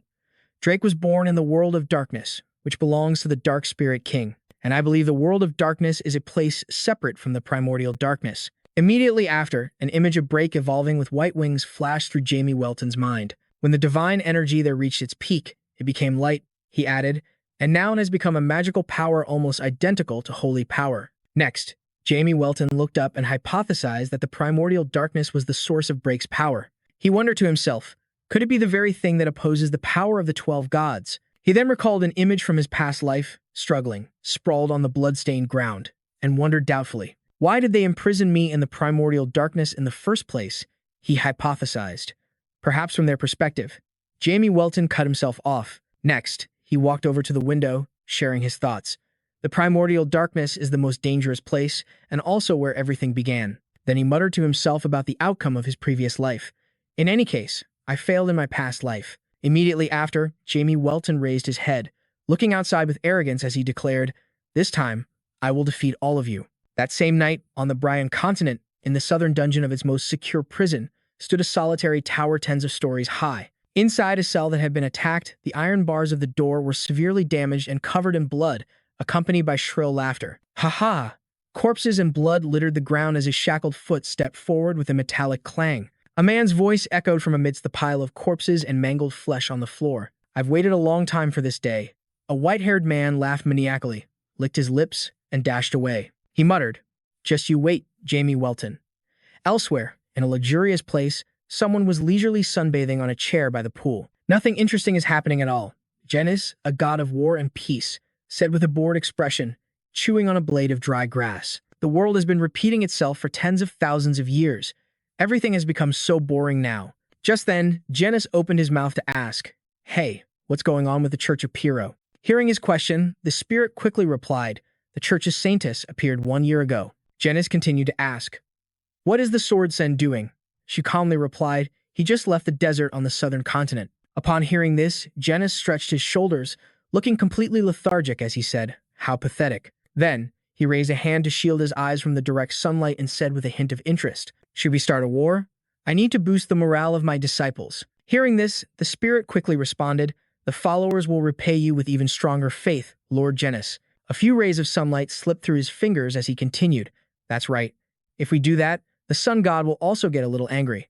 Wouldn't it be more exciting when we finally face off? Just then, a chess piece on the board suddenly fell over with a thud. That voice continued to echo. First, let's defeat the goddess Pyrrho. The holy war. Send down the oracle for a holy war. Everyone was holding a sharp weapon. Green held a sword in his hand and flashed a cunning smile. Both of his hands were bound in shackles. He gave a wry laugh. Ha! Soldiers had already surrounded him. The leader of the soldiers spoke up. You can't escape anymore, Green. Even though you've weakened, you still managed to get this far. As the man said this, Sen suddenly burst out laughing. His face was filled with arrogance. Then, Sen let out a loud laugh, the muscles in his arms bulging. The chains binding him snapped. He laughed loudly and said in an amused tone, oh my, I'm surrounded. As expected of the knights of the Church of the Sun God, hailed as the strongest among the 12 gods. Just as Sen finished speaking, the leader of the knights spoke up. The opponent before you is the Sword of Janus. The Knights of the Crypt have already fallen in his hands, so don't be careless. The moment he finished speaking, the knights fiercely raised their swords and roared. Clang. Just then, a clear, soft voice rang out. But, my friends, where are you all looking? The words had barely left his mouth when Green swung his sword, slashing across the necks of the knights standing there. Before they could even react, he had killed them. And just like that, a single, elegant slash cut across each of their necks. In an instant, all their heads dropped to the ground. The scene was absolutely horrific, with blood gushing from their necks like a fountain. Green stood amidst the pile of heads, striking a carefree pose. He stretched for a moment, then spoke in a refreshed tone. Ah, so warm and comfortable. Thanks to you all, I've finally warmed up. As he said this, he suddenly stopped. His eyes glanced to the side. An image from a year ago flashed in his mind, Jamie Welton, dangling from a chain around his neck. Green recalled those miserable days. If only I hadn't been thrown into the southern continent. Back then, Green had been cast into a desolate land, without a single person he knew. He was even thrown into prison, handcuffed like a criminal. I would have already begun the holy war at my father's command. Standing amidst the pile of fresh corpses, Green shouted into the depths of the forest, Jai, I'm going to kill you and tear you to shreds. Meanwhile, in another, very solemn location, a voice rang out. So, he has escaped. This was the inner library of the Church of the Sun God. A bald man entered and reported, "Yes, sir. Other than the bodies of the knights, there were no other traces left behind." Upon hearing the man's report, Brazier sighed and spoke. "I understand. You may leave." Sitting in his chair, Brazier took a drag from a cigarette and thought to himself, he actually defeated the Knights of the Church of the Sun God. You've grown stronger, Green. To think he actually broke through the prison walls. This was Brazier, the high priest and commander of the holy army of the Church of the Sun God. Brazier's eyes sharpened as a thought crossed his mind. 2 days ago, the Sun God had revealed a prophecy to him through a dream. Release the sword of Genis. Stubbing out his cigarette in the ashtray, Brazier thought, I followed the prophecy without question. There must be a reason why the god gave such an order. Brazier sat there, lost in his thoughts. After we reach the Genis Church headquarters, we will declare war on the northern continent, the one we abandoned last year. Beside Brazier was Diablo Volpia, the Godslayer, one of the 3 great holy relics of Diablo Volpia. Gazing at the holy relic, Brazier said, if the goal is to reset the world, this isn't a bad start. The next day, Jimmy stood before a large rock, completely astonished. Huh? What is this? He wondered aloud. Iron View's workshop. Jimmy then recalled his conversation with Isis on the way to Gammon the previous night. Jimmy had asked, are there also traces of Diablo Volpia in Fran? Isis had replied cheerfully, of course there are. We found 5 traces, and our blacksmiths are studying one of them. Now, Jimmy walked into a room, so that's why I came to Iron View's place, to see that trace for myself. As he stepped inside, Jimmy discovered the place was filled with high-quality weapons. He thought to himself, so this is the Fran blacksmith's dedicated workshop. Just then, he noticed a large hammer slamming down on an anvil nearby, sending sparks flying. Noticing his presence, Iron View spoke. You must be the guest Isis told me about. Come in. This was the leader of the frontier, Iron View, of the dwarf clan. As Jimmy approached, Iron sat down and asked, are you here to see the weapons? Feel free to pick them up and take a look. Jimmy expressed his admiration for the weapons as he walked around. He then picked up a gray sword. The moment he held it, Jimmy thought, this sword is incredible. It looks like he put a lot of effort into reducing the weight. Seeing his fascination, Iron spoke up. So, pretty good, huh? Jimmy replied cheerfully, it's more than good. The dwarf said happily, thanks. I heard you use a sword, but it seems you don't have one of your own. Hearing this, Jimmy explained, it's because some bastard broke my sword. Wasn't it actually incinerated by the red dragon? Hearing Jimmy's words, the dwarf thought with some confusion, some bastard. Jimmy then got straight to the point. That's why I want to ask you, sir, to forge a new sword for me. His face lit up with excitement as he spoke. Seeing this, Iron commented, is that really how you ask for a favor? With that, Jimmy placed the sword back and said, I have some incredible materials. Iron, still seated, replied, I've worked with nearly every material known to man. Hearing that, Jimmy slowly asked, have you, sir, ever tried to forge a dragon's heart? Hearing his question, Iron looked shocked. A dragon's heart? You actually have one? Jimmy then took the item out. Taking it out, he said, yes. I'll give you the chance to forge this. Create a sword that is worthy of me. Seeing it, Iron cried out in astonishment. That's actually a dragon's heart. But then, he suddenly added, but, is this really okay? Forging a sword from a dragon's heart means you will make the entire dragon race your enemy. Then, Iron stroked his white beard and continued, you may have defeated the HCK, but facing an ancient dragon is another matter entirely. Ancient dragons are often considered demigods. An apostle is a subordinate created by a god to directly convey their will to the world. A thought suddenly flashed through his mind. But the dragon god Brahan has no apostles, because instead of creating apostles, he used all his power to create the dragon race. The thought continued. Moreover, the dragon race can only maintain a certain number of individuals. As a result, the dragons grew stronger over time, and the ancient dragons became incredibly powerful. If they start hunting me down to kill me, it will be very difficult to deal with. Jimmy pondered this for a long while, but then thought, once I reach level 9, it won't be a problem anymore. In response to Iron's words, Jimmy just said cheerfully, it'll be fine. Seeing this, the old man burst out laughing and said, you've got guts. Fine, so be it. As long as I can forge this dragon's heart, that's all that matters. Iron then agreed to craft it for him and asked, so, what kind of sword do you want? I can make almost anything, so just tell me what you need. Jimmy slowly began to speak. The sword I want is... Jimmy recalled the past. Scott, the precious sword he inherited from his father, was too thick to use that sword technique. His thoughts continued to the legacy his father left behind. Extreme sword creation, Jimmy said decisively. A sword strong enough to cleave space. Hearing this, Iron repeated, "Cleave space. You mean a sword that can contain a massive amount of mana?" Jimmy replied with satisfaction. "That's right. Only then will the sword not break." Hearing Jimmy's concern, Iron said, "Don't you worry. A dragon's heart has better mana conductivity than any other material. Besides," Iron continued, "I may look like this, but I'm also known as one of the five hands." The five hands. A title for the greatest blacksmiths, held by only 5 dwarves. All weapons crafted by the 5 hands are considered masterpieces. Hearing Iron say this, Jimmy was a bit surprised and thought, "I can't believe he's one of the 5 hands." Then, he let out a hearty laugh and said, "Just leave it to me." Jimmy replied, "In that case, I'm counting on you." He then handed the dragon's heart to Iron. The old man continued, "I'll forge you a truly fine sword." Suddenly, a voice rang out. "Huh?" A series of thoughts flashed through his mind. "I can sense its power. Could this be the vestige of Diablo Volpia that Isis mentioned?" At that moment, a voice spoke up. "What is this thing? Our leader gave it to me to study, but even with my abilities, I couldn't figure anything out." Lou sniffed jam and said, "I want to take a look at it." Iron also chimed in. "If you can figure out what it is, I'd be very grateful." Jemmy then reached out his hand to feel it. "Is this the feeling?" he wondered, somewhat surprised. Suddenly, a surge of power erupted, and he was taken aback by the sight before him. A detailed image of the object appeared, along with Jimmy's astonished eyes. The object now enveloped his body, giving him a thrilling sensation. It was a full suit of armor. Seeing this, Iron said excitedly, "Amazing. That's reinforcement armor." He walked around Jemmy, observing it as he spoke. Jemmy, also quite pleased, said, "It feels like countless tiny threads are connecting to my muscles, bones, blood vessels, mana circuits, mana core, and mana flow." Jimmy looked down at his armored hand and thought to himself, "On top of that, my entire body feels like it's been strengthened." Iron stood in front of Jemmy and said, "Its purity is quite high too. It runs on dark mana. Are you a dark magician?" To that question, Jemmy quickly replied, "I'm not just any ordinary dark magician." At that, his eyes twinkled a little as he said, "I see."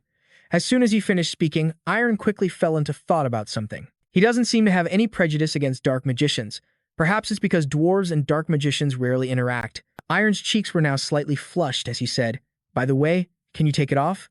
I want to get a closer look." Jimmy was a little embarrassed, scratching his head as he said, "It would be great if you could check it out." As he spoke, the object slowly began to move off his body, receding from his arms. Gradually, it moved off Jimmy's entire body, but it seemed like it wasn't moving off his body, but rather being absorbed into him. Jimmy said with some surprise, "Wait, it's being absorbed." Witnessing this, Iron approached as if he'd seen something bizarre, patting and prodding all over Jimmy's body as he spoke. "It's merged with your body. Is this some kind of parasite type?" Jimmy felt a bit awkward. He raised a hand to scratch his head and said, "I don't know either." Iron then lamented, "What a shame. We can't take it off to have a proper look. How about we call it the black armor?" Hearing this, Jimmy quickly replied, "The black armor. I'll make good use of it." Suddenly, someone spoke up, asking, "Make good use of what?" Hearing the voice, the two of them turned to look. Jimmy said, a little surprised, "And you are?" The woman cheerfully introduced herself. "My name is Nensarin, Jamie Welton. I have something to show you." Later, in another location, machinery was meticulously repairing a pink teddy bear. In Nenarin's laboratory, Jemmy stood behind Nen, thinking to himself, "I've been standing here for an entire hour. Did she forget I'm here?" Just then, someone entered through the door and said, "Hello, Jamie Welton." The moment they spoke, Jemmy turned and said, "It's been 5 years, hasn't it?" Hearing this, Braha smiled happily, recalling a memory. All the way back to the secret auction in Sanderma. He then said with a dismissive expression, Right.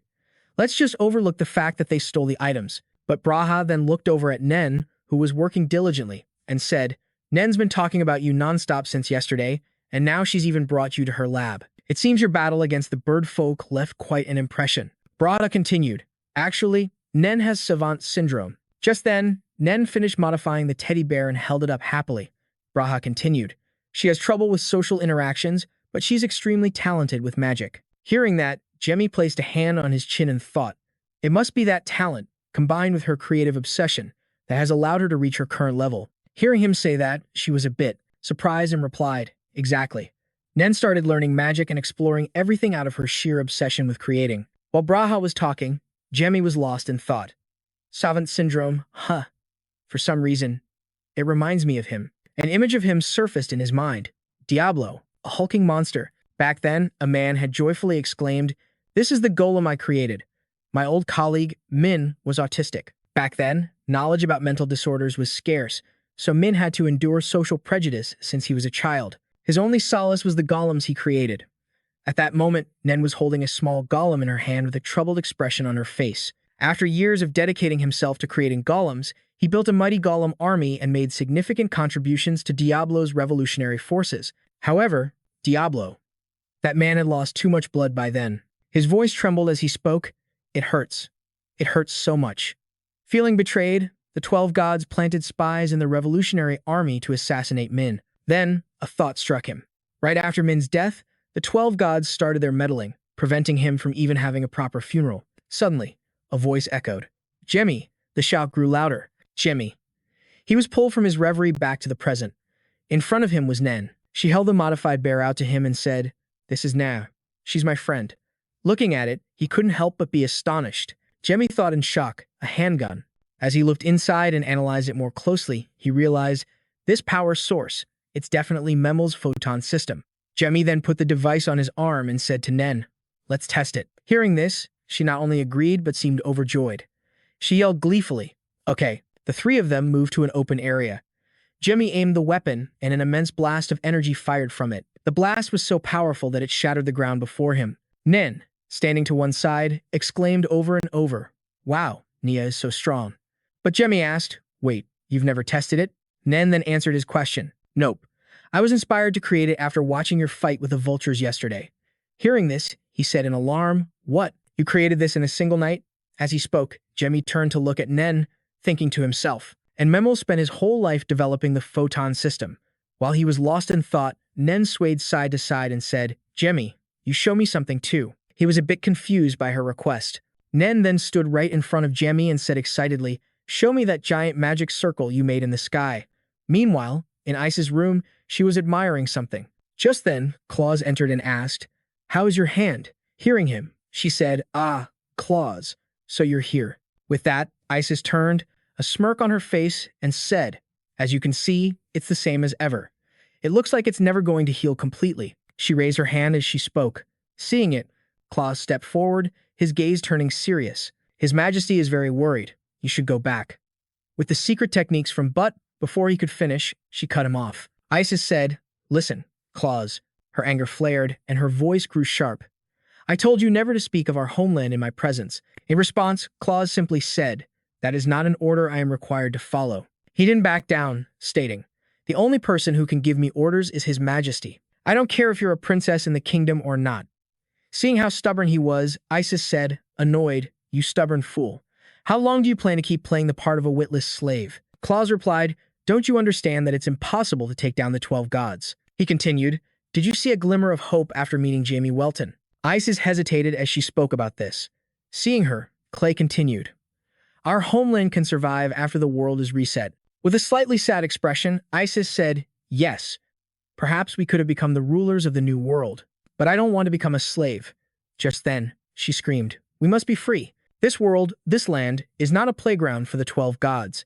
Then Isis's voice softened as she said, If you don't want to help, then don't. But don't you dare tell me to go back. Hearing her words, Clay nodded and said, I will tell His Majesty that you are safe, princess.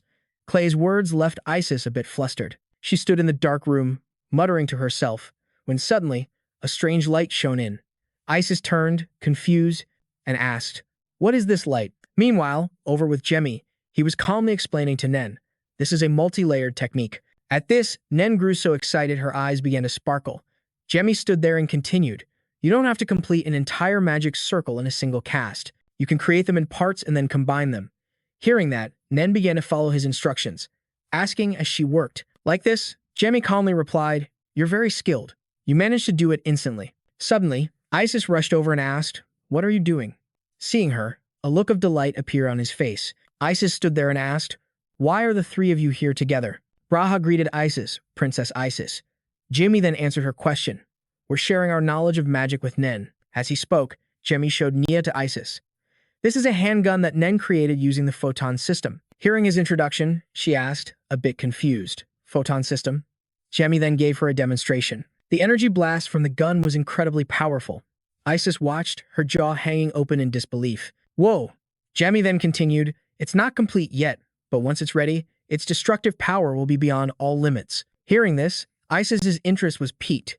If this could be mass-produced, she began to imagine the devastating possibilities. "We could gain the upper hand in the fight against the 12 gods," Jamie said a bit sheepishly. "Yeah, there's still a lot to adjust." Just then, Nen snatched Nia from Jamie's hands. "Give Nia back to me." Isis, standing nearby, chimed in, "Of course. By the way, you asked Sir Lin to make you a sword, right?" Jamie was surprised by her question. "How did you know?" "I only asked him an hour ago." Seeing his shocked expression, she said smugly, "Everything that happens in Avalon is reported to me." Isis continued, "I hear you're quite skilled with a sword. Perhaps I could learn from you?" In response to her offer, Jamie conjured a ball of energy in his hand and said, "No need for any learning." He then charged directly at her and shouted, "Just fight me." Lying on the grass, Jamie whined, "She beat me with her bare hands." He then recalled how thoroughly Isis had thrashed him during their duel. Jamie sat up on the ground and, looking over his shoulder, asked, "How did you block my spell?" "I thought the timing was perfect," Isis stated calmly. "It wasn't a bad move, but a surprise attack like that is useless against me." On the side, Braha and Nen were cheering enthusiastically. "Isis is too strong. There's no way Jamie can win." "Haha, let's go, Nen." As Jimmy sulked off to the side, Braha led Nen away for a meal. "All right, it's lunchtime. Yeah, let's go." Meanwhile, Jamie was challenging Isis again. She calmly said, "Use your full strength. Let me show you where you went wrong." Jamie quickly responded, "Then I won't hold back." As he attacked, Jamie thought, "This time for sure." But Isis swiftly caught his wrist, preventing him from striking her. Isis executed a move, sending Jamie tumbling backward in pain. Lying exhausted on the grass, Jamie said, "You used my own power against me." Isis seemed intrigued that he'd figured it out. "That's right. Want to try again?" Hearing that, he quickly replied, "Yes, thank you." Isis helped Jamie up, saying, "Don't mention it. This was my idea." Isis then continued, "For someone who has only trained for 5 years, your skills are impressive, but it's still not enough." Looking resentful, Jamie retorted, "So what?" She continued, "Have you forgotten? This is Fran. Besides me, there are plenty of other powerful people here." At that moment, Jin approached and said, "Looking for a sparring match?" Isis suddenly called out to Jin. Upon hearing that, Jamie immediately said, "I want to fight." Jin stood facing Jamie and asked, "Do you have a sword?" He drew his blade and said, "Iron forged this for me." With that, Jamie drew his sword. Isis looked at the blade and thought, "Now that I see it up close, this is a fine sword. It's light and looks comfortable to wield." Jin readied his own sword and said, "If you're ready, then let's begin." At that, Jamie raised his hand, stepped forward and said, "Hold on, there are rules, you know." Isis stood to one side and said, "This is an arena, so no spells, magic, or special abilities are allowed. You can use mana, but not a swordsman's aura." Hearing this, Jin said, "No aura. Fine by me." Jamie also spoke up. "What? Fine by me? You sound pretty condescending." Isis said with a hint of amusement, "Hee, let's not argue." Then she excitedly raised a finger and said, "This duel is for the purpose of mutual learning. The two of you will directly experience each other's abilities and learn from them." As Isis spoke, she pictured it in her mind. One of you will win when your opponent surrenders or can no longer continue fighting. With that, Isis began to shout, "Take your positions." As soon as the sound echoed, both of them took their stances. Isis turned to look at Jamie's defensive posture and thought to herself, Jamie's stance is very solid. But then she chuckled softly, thinking, besides, he can use the Welton sword style. "Jamie, do you have the ability to surpass your current limits?" The call rang out. "Begin." A fast draw. The two of them rushed at each other like a gust of wind. A clash of blades. If you don't maintain your distance, it's extremely dangerous. Jin was rushing toward where Jamie stood. The blade was about to connect, but his opponent was a swordsman. His experience with a sword was on another level. As they fought, Jamie thought, if that's the case, let's see how long my skills can hold up against him. Welton's single sword style, Dark Pulse. The two clashed fiercely. On one side, Jin faltered for a moment and said, "What's this? Dark mana." Then he thought to himself, "No, I need to focus on the fight right now." Before that, Jamie was still very focused on his technique. The Dark Pulse net must be the secret sword technique of the Welton single sword family. At that moment, strands of dark mana crisscrossed each other. If I hadn't been careful, my sword's hilt would have probably cracked in two. Jamie just stood there, watching Jin and thinking, but I've never heard that you could cut through black space. Jin, for his part, was also attacking with all his might. I see. Those eyes. He intended to use his full power from the very beginning. That means he doesn't plan on giving up easily. Just then, a voice rang out. Very well, I'll allow it. Jamie started unleashing his moves, and Jin's defense was rock solid. I'll give you a taste of defeat. The two closed in, fighting a grueling battle. Jamie dashed forward as fast as the wind. Suddenly, a loud shout echoed. Stop. The two halted their match. Isis stood to the side and asked, The wall of a swordsman is pretty high, isn't it? Hearing this, Jamie quickly said, I can see his movements, but it's hard to block them accurately with my sword. Jamie then raised his hand and clenched it into a fist, speaking with a determined expression. But after facing him, I feel like I understand a little more now. The key difference between Jin and me. At that moment, an image of a chessboard appeared, with a hand moving a piece. At that time, Jin was meditating. The truth is, the higher the level a martial artist reaches, the more they must train their senses rather than their physical strength. That's because the sharper their senses become, the easier it is for them to predict their opponent's movements. Then, Isis continued. The perspectives of a magician and a swordsman are very different. So for now, just practice swordsmanship without magic. Jin stood to the side, listening without saying a word. Suddenly, he spoke up. Isis, I have something to ask. Could I speak with Jamie for a moment? Hearing this, Isis immediately said, Of course. I'll wait here, then. After that, the two of them began to move to another location. Sitting in a luxurious room, Jin spoke up and asked Jamie, I just felt dark magic while fighting you. Jamie, are you a dark magician? At this, Jamie spoke. I apologize for hiding it from you before. It wasn't something easy to talk about. Then he remembered the months prior. So many things have happened these past few months. When we were together, I felt I could trust you, which is why I used dark magic in our duel just now.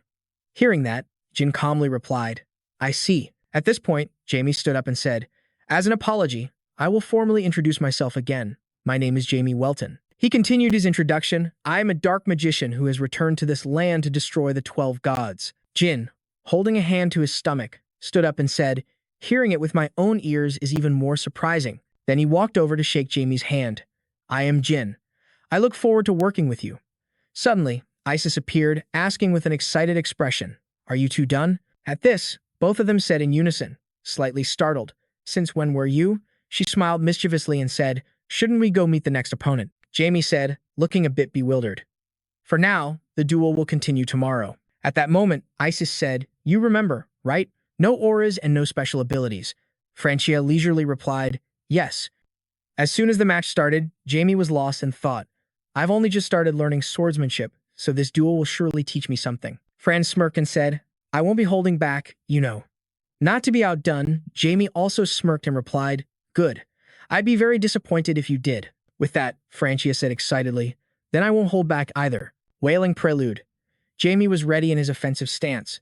To predict his next move, my senses must become sharper. The spiritual power began to attack, causing the surrounding earth and rock to crumble.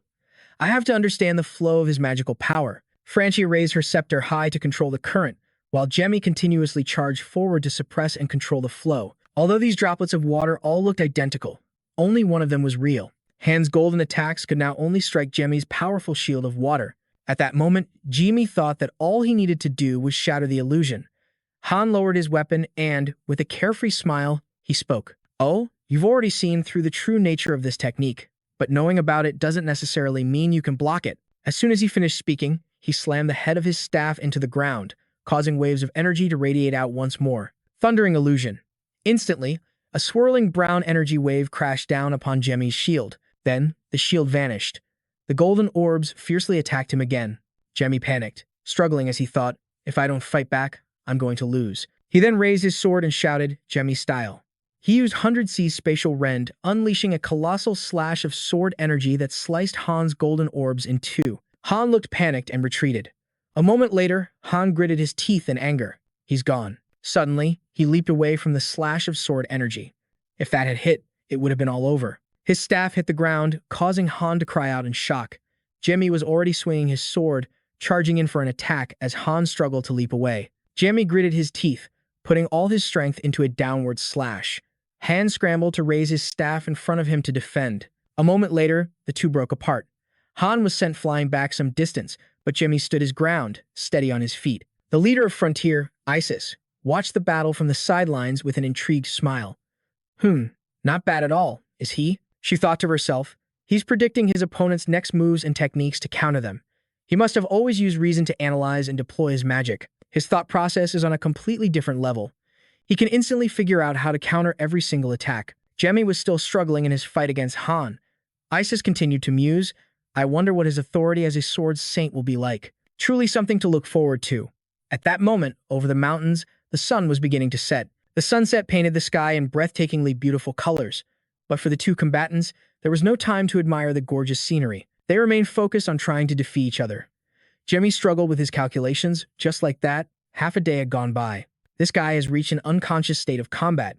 If this keeps up, we'll both run out of mana. Han raised his weapon and said seriously, let's end this. With your current level of strength, there's no way you can defend against this move. With the technique Yimen Hanjue, a powerful blue energy stream erupted from the tip of his staff, blasting forward. A torrential current rushed towards Jamie, but suddenly, Han felt a surge of panic. He's gone. Just then, Jamie swung his sword down from high up in the air, forcing a startled Han to look up. As he struggled to block Jamie's slash, he couldn't help but scream inwardly. How is this possible? Anomalous phenomenon. Shields materialized around and above Han, blocking Jamie's powerful slash. That was Han's authority, the ability to change reality related to himself at will. Han gave a somewhat helpless smile, thinking, I used my authority unconsciously. Suddenly, a loud voice shouted at them, Stop, this match is over.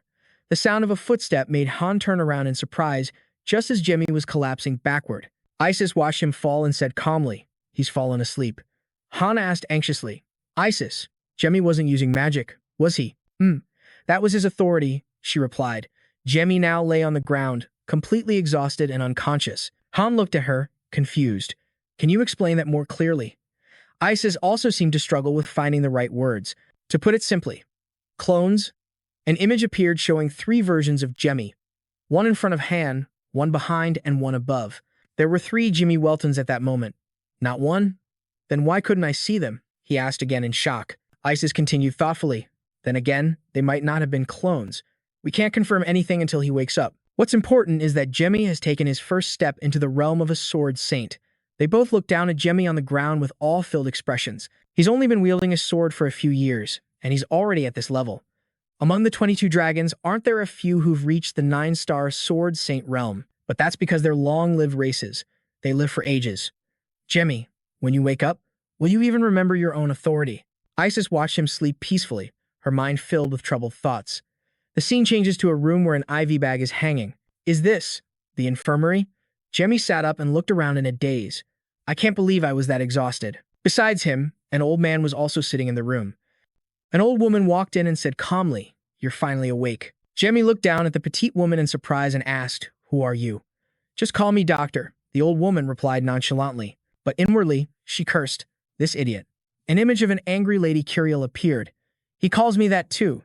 Just that doctor lady. She rolled up his pant leg and said, Your body has awakened. Your muscle density increased while you were asleep. That's a precursor to an awakening. Hearing this, Jamie asked in confusion, What do you mean? The woman grew angry. She threw Jamie out and yelled, I mean you're not a patient. Get out. He ran off with a dazed and frightened look on his face. Outside, Ias and Hawks were waiting for him.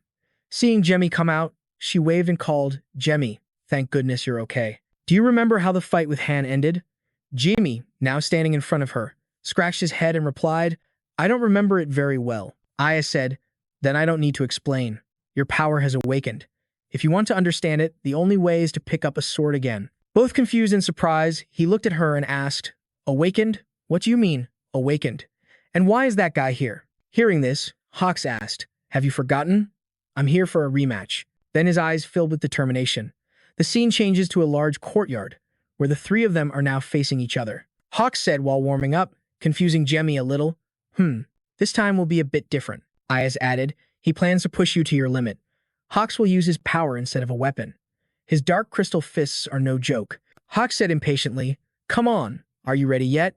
He and Jamie were facing each other. Ayaz stood in the middle as the referee. She shouted, Begin. Watch this. Hawks yelled and aggressively charged at him. Jamie's eyes widened, and he thought to himself, What? In front of him now were countless images of Hawks rushing forward. Why are there so many overlapping images of Hawks? His opponent's fist hardened as he exclaimed, You dare get distracted in front of me. He then landed a punch on Jamie's stomach, giving him no time to react. Jemmy's entire body was sent flying, proving that Hawks had used immense force. Jemmy reacted by digging his hands into the ground, using his legs to bring his body to a stop. How long are you going to lie there? Hawks continued to taunt him, causing Jemmy to frown before swinging his sword to block his attacks. But it seemed to be too much for Jemmy at the moment. He cursed inwardly. Damn it. Strange things keep appearing before my eyes. The two exchanged blows, but it was clear that Hawks had the upper hand. Jemmy could only defend, but suddenly his gaze sharpened, and he unleashed a powerful sword strike toward him. It caused Hawks' hand to start bleeding. His hand was knocked back as blood dripped from it. Hawks lowered his bloodied hand and asked, Jamie Welton, what do you think of my strength? This is the power of a sword master. Jemmy let out a confused huh, questioning himself internally, a sword master. Jemmy's astonished face was reflected on the blade of his sword. Eyes came over and asked, what did you see? Jemmy replied. Several illusions suddenly appeared at once. Each illusion showed me a different outcome. Among them, there was only one moment where I succeeded. By the time I realized it, it had already become reality. He described the fight while recalling it. Ias, with her hands on her hips, offered her own hypothesis. Could it be? Probability. To me, it looked like you split into many different variations. Jemmy was stunned to hear her say that. I split into multiple versions? Hawks now spoke up. I didn't see that. To me, you just suddenly appeared right in front of me. More than one? Then why didn't I see them? Ias recalled Han's similar bewildered question and said, Han said the same thing. It seems your opponents can't see them either. Perhaps what they saw as clones were just after mages. It seems you chose the fastest and most viable sequence of actions in that situation. Those shadows might originate from the multiverse. They could be from a parallel world. Jemmy remained silent at these predictions. The scene changes to night, where Jemmy is sitting on a roof, looking down at the other houses. He thought, the multiverse or parallel worlds. Back when I was Diablo VP, I studied multidimensional theory. He remembered standing in a library, reading a book.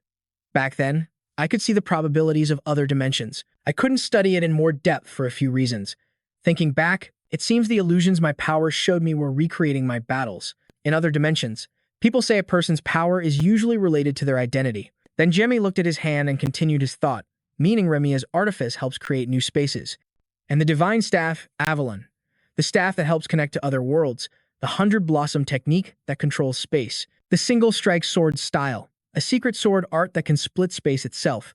I have so many powers related to space. Perhaps my specialty in spatial manipulation and my multidimensional strategic thinking have combined to create my current power. With that thought, Jemmy pushed himself up with his hand, stood up, looked at the sky, and said, activate. Sparkling red stars connected, forming visions in Jemmy's eyes. One moment he was meditating.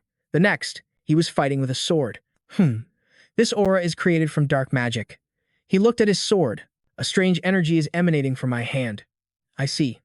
Out of countless different dimensions, I chose the best course of action to actualize this variation. Jai smiled cheerfully, looking at his sword as he spoke. The name of this power is Future Sight, the ability to see the future. The scene shifts to another house, where a stunned Ias asks, you want to fight me with a sword? She was in a room. He leaned against the door and replied, yes. Isn't the final training exercise supposed to be a duel against the strongest person? Ias remarked, you're quite confident. Jai replied cheerfully, I can't think of anyone other than you who could stand against my future sight. She praised him. You've already named that power? That's reasonable, but I'm not the right opponent for you. There's someone else who's a better match, she said with a knowing smile. A moment later, the leader, Fran, appeared and said irritably, I don't understand why I have to train this early in the morning. Focus, princess. I'm going to prove that the person you have such high hopes for is completely worthless. The three of them were now facing each other in the arena. Jai blurted out dumbfoundedly, huh? Princess. Ias just gave a forced laugh. Ha ha ha. Then she coughed into her hand to clear the awkwardness and said, ahem, feel free to go all out. If the fight gets too intense, I'll intervene so no one dies. Now, begin. The last word came out almost as a shout to kick off the battle. Fran immediately dashed forward with dizzying speed. He thought with disdain, one move is all it'll take for you to realize how useless you are. At the same time, Jai gritted his teeth and swung his sword to attack. Fran's fist clashed powerfully with Jai's blade. He thought, if this were me yesterday, I would have already lost. But, future sight, he raised his sword and used the technique he had just named. All the versions of myself in other dimensions are performing the exact same action. Strange streams of purple energy emanated from the tip of Jai's sword. He thought, the advantage I gained from future sight, I'll turn it into a holy light. Fran turned his head in astonishment to look behind him. Space Pierce. Jai's powerful technique struck, making it difficult for him to defend. As Fran blocked, he spoke. I acknowledge your strength, so this is why the princess chose you. But even so, you're a long way from defeating me. With that, he stood up, spread his arms and legs, and erupted with immense red energy. Jai's eyes suddenly registered danger. Fran's energy branched out, attacking from multiple directions and leaving Jai bewildered. Future sight is warning me. Then, with his eyes glowing like a fierce demon, he rushed forward, swinging a powerful fist. Let me show you my power. One punch breakthrough. Fran created a gigantic fist of immense energy that hurtled toward Jai. Then he yelled, kneel before my power. Ayas, sensing the danger to Jai from the side, rushed out in a panic. Don't. At that moment, Jai muttered grimly, not bad. A dark energy erupted around him, and Jai's eyes turned dangerous. He immediately raised his sword to the sky, and the dark energy grew even more powerful. The tip of his sword had now turned red. His eyes had now turned completely white like a demon's as he uttered, let me return what you've given me. Fran, standing below, looked incredibly small before this surge of power. Phantom sword convergence. A magic circle materialized, but his expression remained arrogant as he replied, impressive. I didn't expect it to turn out like this. Jai's sword strike was so powerful that it slashed down from the sky, splitting the spectator's stands in two and extending far into the area beyond. After the technique ended, only Jai remained standing amidst the rubble on the arena floor. He thought, I couldn't completely absorb that attack. My level is still too low, this level of destruction. But unexpectedly, a figure emerged from the smoke. Appearing with two glowing eyes, Jai couldn't help but exclaim, you're a real monster. Fran's face was still full of confidence. One of his eyeglass lenses was shattered, but a strange, round object had appeared on his forehead. Then he spoke. I even had to use the cheat stone. The cheat stone, a storage space for all the power one has accumulated throughout their entire life. When the power within the stone is released, the user's combat strength increases several times over. A purple stone appeared. Then, Fran walked past Jai and tossed back a comment. There's no need to test any further. Jai was still standing amidst the wreckage. Eyes jumped out and stared at Fran's retreating back. Fran. But he continued to walk away silently. Jai, behind him, also remained quiet. Ayas was still angry at Fran's indifference. Jai turned his head to watch Fran, thinking, after experiencing it firsthand, I finally understand. Even after becoming a master swordsman, I'm not sure I could take on both of them. I need to restore my power to its golden age level as soon as possible. Good. Jemmy's eyes were now filled with contemplation. The scene changes to another time, where a surprised shout is heard. What? Jamie Welton has become a sword master. Jin, who was drinking water at the time, heard the shocking news and exclaimed, his mouth hanging open. Ayas immediately replied, yes, he's obtained a very strange power. Han, who was also there, put his hands behind his head and said with a frustrated look, damn it, he's a true genius. A level 9 mage and a sword master at just 15 years old? Jin asked again, so where is Jimmy now? Ayas replied cheerfully, it seems he's talking with Beryl. The scene shifts to Jimmy walking with Bali Onyx in a forest. He looked down at the boy with a look of disbelief and asked, I heard you become a sword master. Jimmy scratched his head and replied with a happy laugh, haha, I guess so. Bali Onyx smiled, imagining the boy's father exclaiming in shock after reading the news, then said, if your father heard this, he'd be very surprised too.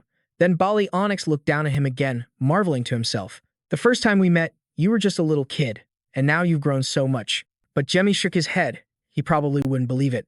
Bali Onyx suddenly stopped and called out, I don't know how you see me, but I have always lived in the spirit of a godfather. Hearing this, the boy turned back to look at Bali Onyx and called out, Sir Onyx. Bali Onyx now smiled proudly at him and continued, as your godfather, I will continue to watch over and support your future. If you're tired, I'll lend you my shoulder. If you want to move forward, I will be your driving force. I'll help you pursue your dreams, so just keep moving forward. Jemmy, full of gratitude, replied, thank you, father. Bali Onyx continued, I'm proud of you. The scene changes. In front of a door, 3 heavily cloaked figures are pointing their swords at a person standing opposite them. Who are you? Stop and reveal your identity. The person opposite them had long white hair and wore tattered clothes. Iron shackles were locked around his limbs like a criminal's, yet he stood defiantly, holding a sword. Hearing them, he raised a hand to brush back his hair and replied, ha, you don't recognize me? Then you can all die. Suddenly, the man's eyes flashed, and in an instant, the heads of the cloaked figures were severed from their necks. A large door appeared. The long-haired man kicked it open, stepped inside, and declared, when the leader of the 7 knights arrives, shouldn't you all come out to greet me? A powerful energy began to radiate from his body. He stood in the middle of the room, his power growing ever stronger. as a figure appeared at the top of a flight of stairs. That person looked down at the long-haired man and remarked, "What's this? Genesis' sword is making quite a grand comeback." The young man below asked warily, "Who are you?" The person on the stairs raised a hand to one side and replied, "Calm down. This is the temple of the god Zenit." The man's finger seemed to emit some kind of power. The long-haired young man below looked around him in astonishment as the voice spoke again. "It's a shame we have to meet like this, but it's a pleasure to meet you, Green. My name is Noah, and I am an apostle of the god Zenit." Noah smiled, raising his hand. The man named Green narrowed his eyes and said, "An apostle, you say? I've never heard of a new apostle like you appearing." "That's right, but this is the will of the god. I don't need to explain my actions to you," Noah said nonchalantly. Green stood defiantly in the middle of the hall and asked, "So you're just a follower with no real trust or position?" Noah retorted, "What you said about me is completely wrong. I am an apostle trusted by the god Zenit. This has gone on long enough. How much longer do you intend to drag this conversation out? I was summoned here to become a being of authority." Noah's eyes turned vicious. "Therefore, from this moment on, you are under my command." Below, Green heard this and stood motionless, silent. A moment later, a smile crept across his lips before he burst into delighted laughter. "Haha, well now, is this a new trial that Father has set for me? Now that you said that, I think I'm starting to understand." As he spoke, he began to release his energy. From above, Noah shook his head and replied, "While we can still speak pleasantly, you had best correct the way you address me." Green angrily swung his sword. "You've been getting on my nerves ever since you appeared." Noah remained calm and replied, "Your actions are meant to anger me, but I will not underestimate you for it. However, it seems we need to have a confrontation so I can show you who holds the real power here." As he spoke, he raised his hand, stopping Green's powerful sword strike with just a single finger. Green struggled to resist the force of that energy. "What the hell? I am an apostle, protected by a god. You are truly a person of extraordinary power. You've done a lot with just that sword," Noah said casually, his finger causing the tip of Green's sword to tremble. "But I am the incarnation, the representative of God, the savior that God has sent. The God sent me down to the mortal world." Noah gave a friendly smile, but Jean couldn't believe it, exclaiming, "This can't be happening. For your sword to be pointed at me is an unacceptable act. It is a blatant disregard for the gods and their sacred laws." Noah continued to speak. Upon hearing this, Jean, disappointed, dropped the sword in his hand, then knelt on one knee before Noah and spoke. "I am a knight of the gods, a servant to the divine. I will offer this body and soul to the gods I have chosen." Noah then gave another friendly smile and replied, "That will do. I hope we can cooperate and help each other in the future." At that moment, the scene shifts to the cathedral of the P.O. Church. A figure was walking along a long carpet when their steps suddenly halted. Ross placed a hand on his chest, bowed, and announced, "Angel Lamatic has returned, Your Grace." "Oh, you're back?" A man standing before the statue of the goddess Pyrrho asked, turning around as he heard the arrival. Ras continued to walk forward and replied, "If I had known you were busy praying, I would not have disturbed you." "My apologies for the interruption," Ricky said cheerfully. "It's all right. I was almost finished anyway. It's just the two of us here, so there's no need for such formalities," Ras said. "That wouldn't be right. When we are alone, I must show you even more respect. We are both grown now, no longer children." He spoke with the tone of a wise old man. Ricky scratched his head, smiling to himself as he thought, "Good grief, he's only 16, but he already talks like an old man." He then asked, "By the way, have you seen Anna yet?" Ras replied seriously, "Ah, it seems the saintess has gone out." Hearing this, Ricky gave a helpless smile and said, "That's not surprising. At that age, all girls are the same. They want to go out and experience the world." An image of a beautiful girl appeared, and Ras also mused, "It's true. It was only a year ago that her eyes were truly opened. So, she must be overjoyed to see so many new things. What about the battlefront?" At this, the eyes of the statue of the goddess Pyrrho seemed to sadden to the point of tears. "It's still the same. Neither Carolyn nor Onbia has launched an all-out attack. There have only been a few minor skirmishes." Ras's expression suddenly turned serious. "Caroline is part of the Eastern Continent, governed by the Zenit Church, and the Onbia Apostolic Union is part of the Northern Continent, governed by the P.O. Church. Arisa of the Western Continent and Bran of the Southern Continent have declared that they will not interfere in the war between Caroline and Onbia. However, it's worth noting that Heron, in the Central Continent, has yet to make any move or declaration. The god of war Zenit, the dragon god Brahman, and the gorgeous goddess Lily. For now, the war is only made up of small skirmishes. But in this war, the dragon god has not yet been able to use dragons in battle due to tacit agreements between the parties. But if the war truly escalates to a critical stage, then those agreements will no longer hold. They will use all available resources to defeat the enemy. At that point, the other powers may no longer be able to stay neutral. Ricky became worried and asked, "So, is Ambia's situation stable for now?" Ras immediately replied, "For now, the Northern Union remains quite stable, and their military strength is immense. The Kingdom of Siam plays a crucial role in the stability of this union." After hearing this, Ricky fell silent for a moment, then spoke up. "But if the war expands, the churches under the 12 gods will make their moves. At that point, we'll be forced to act first to gain the upper hand." This caused Ras to exclaim in alarm, "Your Grace, what do you mean?" Ricky replied seriously, "I need to go see the Pope to discuss this war." Ras asked in a panic, "Right now?" Suddenly, Ricky scratched his head and chuckled, "Ah, maybe later. First, we need to eat." Ras finally let out a sigh of relief and replied, "Yes, sir." Then Ricky turned and started walking away, saying, "By the way, how has Jay been doing lately? I heard he's done many admirable things and has become quite famous." Ras became cheerful and immediately reported, "Oh, yes. He defeated the divine beast of the god Ran and has established his own influence. He's even helping with the reconstruction of Harmonia." Ricky smiled proudly and exclaimed, "That's really great to hear." Ras became nostalgic. "I hope we can all meet again soon." The scene changes and a foot is shown stepping out of a teleportation circle. Jay sighed warily, thinking, "Honestly, with all this news, I'm exhausted from so many people crowding around to see me." An image of his friends surrounding him and asking questions appears. Standing before a teleportation circle to another world, he considered his options. "But for my part, I still have many more things to investigate. Like the diary the canon wrote. Someone carved the name of a place, Gammon, onto Diablo VP's gravestone. Whoever did this must know where Gammon is. I came here hoping to meet that person. Right now, everything is unclear, so I have to find them." Jay pressed his lips together, lost in thought and memories. "Hey, aren't you the one I saw earlier?" A man who was hanging from a giant pillar spoke up. Jay, standing below, looked up and replied, "Model, I came here to ask something." The person above then asked, "What do you wish to ask about?" In the past, was there anyone here who knew of a place called Gammon? Jai asked directly. He replied, "You mean you want to go there? It seems you followed the trail of those people here." "I'm not really following anyone. I just found out about this by chance," Jai replied. The man's eyes grew nostalgic as he began to speak. "I have been here for too long. My mind is no longer clear.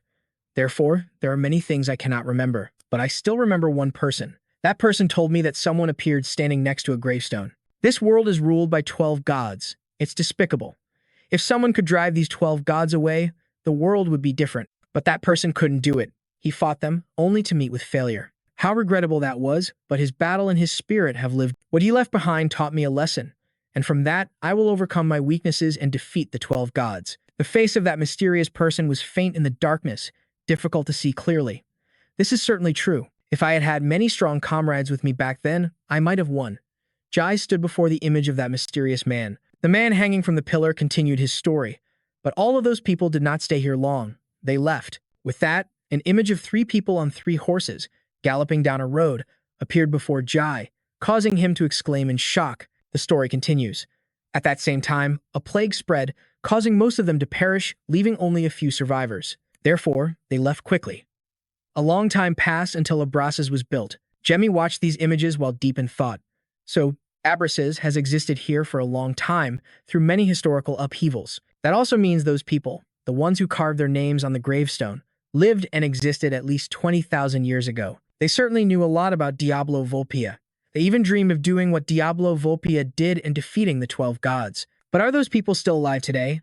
Or have they transformed into a different form that I no longer recognize? Suddenly, a ghostly hand appeared, along with a skull with glaring red eyes and a drooling mouth, which screamed, "I hate you.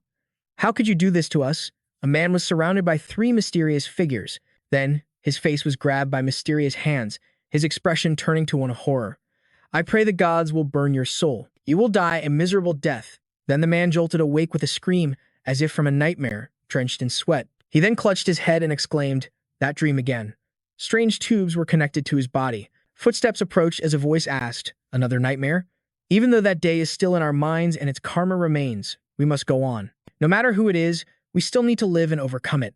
The person who appeared was a woman. The young man sitting in the chair bowed his head and replied, "I know. Reality must go on." Then he began to think again. "But it won't be long now. To atone for the sin of murdering my comrades, I will make the people of this continent suffer." That was the former wish of my comrades, as well as my own. The tubes from his arms connected to flasks filled with a blood-red solution. This young man's eyes grew serious.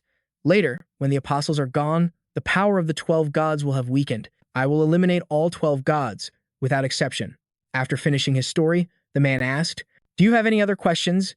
If there is anything else besides matters related to the group that once lived in Gammon, feel free to ask me." Jai looked up and said, "Then let me ask just one more thing. Why did all of this turn out this way?" This surprised the man imprisoned on the giant stone pillar. Then he answered, "Because of failure." Jamie asked again, "You mean failure against the 12 gods?" He replied, "They are called the 12 gods now. But back then, it wasn't like that." Jimmy's eyes were now intensely focused, listening. Those beings. At this point, the man suddenly gritted his teeth in pain as waves of dark power emanated from around him. He trembled in agony, thinking, "Is it the curse acting up on me again? It seems there's a powerful, invisible force at work. It's preventing the disclosure of matters related to that seal. It is highly likely this is related to the past of the 12 gods." Jemmy watched helplessly from below at his suffering, thinking to himself, "It's hopeless. It seems I can't ask anything more. I'll have to return for today." The scene changes to nighttime. As Jemmy was heading back, he saw someone waiting outside the door. As soon as she saw him return, the girl spoke up. "I was waiting for you, Jamie Welton. I have something to discuss with you regarding Princess Venna. This orange-haired girl is Fran, a high-ranking member of the Fran clan of the Vakiji. Now that I think about it, Bon is the one responsible for educating and guiding Venna. Princess Venna isn't the type to cause any trouble or make a mess. So, did something happen?" Jamie wondered, picturing Venna. Fran was lecturing. Fran continued, "I'll get straight to the point. The princess insists on going with you. Therefore, you must convince her to stop." Jemmy asked, confused, "Why should I have to do that?" Hearing this, he sighed. "You really are heartless. The truth is, the queen doesn't have much time left." This stunned Jemmy. John continued, "Ever since Princess Vina disappeared 15 years ago, Her Majesty's health has weakened due to excessive worry. An image of Queen Vanki lying in pain appeared, although she has recovered somewhat since then. But once one's health deteriorates, it can never fully recover. The queen has, at most, about 1 more year left. Princess Vina doesn't yet know that the queen is about to pass away. But you understand how much the queen means to us and the entire Vakiji tribe, don't you? I hope you'll help convince the princess. I trust you understand what I'm saying." John then walked coldly past Jemmy, who was still stunned by what he had just heard. The scene shifts to the next day. Vina was asking with great anxiety, "Master, what do you mean? You said I have to stay in Avalon.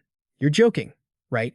Jemmy, sitting across from her, replied, "I heard the queen is gravely ill. If something were to happen to the queen, you would have to step up and lead the Vakiji tribe, wouldn't you?" She quickly replied, "It's fine. I've already asked my mother for permission. When she was young, she traveled all over the continent, so I want to as well." Jemmy cut Vina off, advising her seriously, "No, the place I'm going is a battlefield that will decide the fate of this entire continent. If something happens to you there, the Vakiji tribe will have no one left to inherit the throne or to lead them. You know that as well, don't you?" Suddenly, Vina slammed the table in anger, stood up, and shouted, "Then all I have to do is survive and come back. I can do that." Then she began to tremble. "I've waited for 5 whole years for this very reason. If that's the case, you better not tell me to leave." Jemmy replied helplessly, "I'm sorry, but there's no other way." Vina walked past him and said sadly, "I'm going outside for a bit to clear my head." Jemmy sat back down and said sorrowfully, "I guess that should do it, right? She won't insist on following me anymore." The scene shifts outdoors, where Queen Vanki was standing in front of a tree. "I don't have much time left now." She thought back. "I remember the first time I met Vina here. It was such a happy moment. The child was crying so loudly back then." An image of baby Vina appeared, wailing inside a large flower. "Vina, no matter what you choose, I will always support you. Just follow your heart. Spread your wings and fly beautifully and high." Finishing her reminiscence, Queen Vanki knelt on the ground and pleaded, "God of the Vakiji, Great Odin, please keep your child safe." Suddenly, her eyes caught sight of something. A beautiful flower emerged from a hollow in the tree, causing her to exclaim, "What is this?" Back to Venna. She was sitting on a ledge, her head buried in her knees, trembling and crying. "Unfair. Master is so unfair. He clearly promised we'd always be together, so why is he sending me away now?" She then remembered what she had said in the past. "Shouldn't I have left you back then, Master? I will definitely become stronger in return," she continued to think in anguish. "To me, you are more important than my own people, because you saved me and gave me hope." Suddenly, Vina's expression turned serious. Before her, a scorpion monster appeared, aggressively charging to attack. Vina immediately jumped into a fighting stance and yelled, "A monster!" The monster slammed down right where she had been. But Vina had quickly leaped up to dodge the attack. Landing on the ground, she thought, "Why is there a monster in this safe land? Avalon is under Fran's protection, so they shouldn't be able to get in. This is so strange." As the giant scorpion pulled its tail back up, the spot where it had struck was now a large crater, covered in a green slime. It looked like poison. A voice from the ring on her hand issued a warning. "This is an area outside the protection zone. This place is crawling with monsters. Therefore, be careful." Vina was so shocked, she was speechless. "Haha, I can't believe I accidentally ran outside the protection zone." Suddenly, countless other giant scorpions appeared and surrounded her. Vina gripped her weapon tightly and said, "But that's fine. I need to blow off some steam. These monsters will be my punching bags." Vina gritted her teeth, swung her hammer, and roared, "Just die." The hammer blow was so powerful that it sent the monsters flying into the air. The bodies of those unlucky monsters were shattered into pieces. Facing the remaining giant scorpions, she calculated, "There are still 2 more monsters? Well then, 5 against 1 is a bit much, isn't it? Vina, don't lose focus. Be careful." The warning voice sounded again. She gripped her weapon and replied, "I know. I didn't train for 5 years just for show. I can take them down, even if I haven't completely mastered this skill yet." But just then, their venom-coated tails came rushing toward her, model of the giant scorpion about to stab her. Enhancer Vakiji. It's a skill that temporarily boosts physical strength, pushing the body's limits to the absolute maximum. At that moment, Vena transformed, and a powerful energy radiated from her. The trade-off is that after using this skill, the user becomes immobile for a short period. Then Vena leaped up, swinging her hammer down on the monster with an incredibly powerful blow. The giant scorpion in front of her was smashed to pieces, leaving only one more behind it, its eyes glowing a fiery red. She thought, "There's only one monster left now." At that moment, Vina was still in midair, while the monster below was preparing to attack. "If Enhancer Vakiji wears off, I won't be able to move. I'll be in danger then." With that thought, she gritted her teeth and swung a magically infused fist. "I have to destroy it before the skill's time limit is up," and she threw that massive, powerful punch forward. But as she executed the move, she let out a startled cry. "Huh?" The magic surrounding her was gone. The voice spoke again. "The massive energy consumption must have canceled my Enhancer Vakiji." In mid-air, Vina came face to face with the scorpion's sharp tail. Terrified, she couldn't stop her momentum as her entire body hurtled towards it. "I'm sorry, Master. I guess this is the end for me. I don't want to leave you like this." Heartbroken, Vina resigned herself to her fate. This disobedient child. Suddenly, Jamie appeared and caught Vina, stunning her. He thrust out his hand, creating a magical shield to block the giant tail. Just then, Viomos also rushed in at the speed of light and spoke, "Master, let me handle this, you can rest assured." Then Viomos grew larger and an even more colossal leg appeared, instantly making the scorpion look like a tiny ant. Without hesitation, Viomos stomped down once, and everyone knew what would become of the last monster. Seeing this, Vina was so shocked she was speechless. Jamie was at a loss for words. "Viomos, after 5 years, this is all the strength you've recovered? This size is only 1/100th of your original size." Viomos lifted its foot, creating a giant crater. "Vina, your Enhancer Vakiji skill is truly amazing. To reach that level with only 5 years of training, your efforts are truly commendable." Jamie praised Vina with pride. Still in shock, she could only call out, "Master." Viomos, having shrunk back down, happily flew to its master's side. Jamie continued, "But risking your life to destroy the last one was an unacceptably reckless act. Next time, you must learn to retreat safely when necessary. Understand?" Vina immediately replied, "It's true. I wouldn't know what to do if you weren't with me, Master." Suddenly, she became emotional, her eyes welling with tears as she called out, "Master, I'm sorry, and thank you so much." She cried as she hugged Jamie.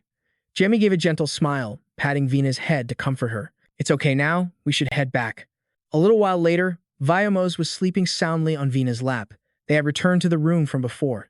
Vina spoke up, asking, "So, does this mean I can't go with you anymore?" Jamie immediately replied, "I also want you to travel this continent with me, but you are a princess and the sole future queen of the Vakiji tribe. Therefore, I hope that one day you will lead the Vakiji tribe and aid me in this war." Vina, still feeling regretful, said, "My master." Suddenly, Frun opened the door and said, "I knew you were still here. Princess, I have wonderful news for you. A new princess of the Vakiji tribe has been born," she announced with great joy. Jamie turned his head in astonishment and asked, "What do you mean?" Vina, finding it even harder to believe, just let out a, "Huh?" Frun quickly explained, Princess Vena's second younger sister has been born, and the princess may now leave with Master Jamie Welton. From outside the house, you could hear both of them exclaim in unison, "What?" Vena stood up, a bit flustered, and said, "I suddenly have a little sister? You must be kidding." Fran replied seriously, "This is no joke, princess. It is the truth. Do you know how a Vakiji is born?" Vena had a stunned expression as she thought to herself, "Now that I think about it, I've never been told how a Vakiji is born.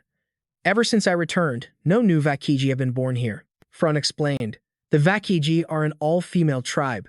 Elements are extracted from the queen's body and are given form on the tree, creating seeds for someone to nurture. When that seed is planted in the ground under favorable conditions, a new life will form. A flower will then bloom, and from within that flower, a new Vakiji is born. Normally, this cycle occurs once every 10 years, but for the queen, it's different. The elements of the successor queen are sown into the white tree, the sacred tree of the tribe, when the red flower blooms on it. From that, a princess, a new life, will be born." Vena asked in shock, "If that's my sister, does that mean another element has been sown into the white tree?" Fran confirmed, "That's right.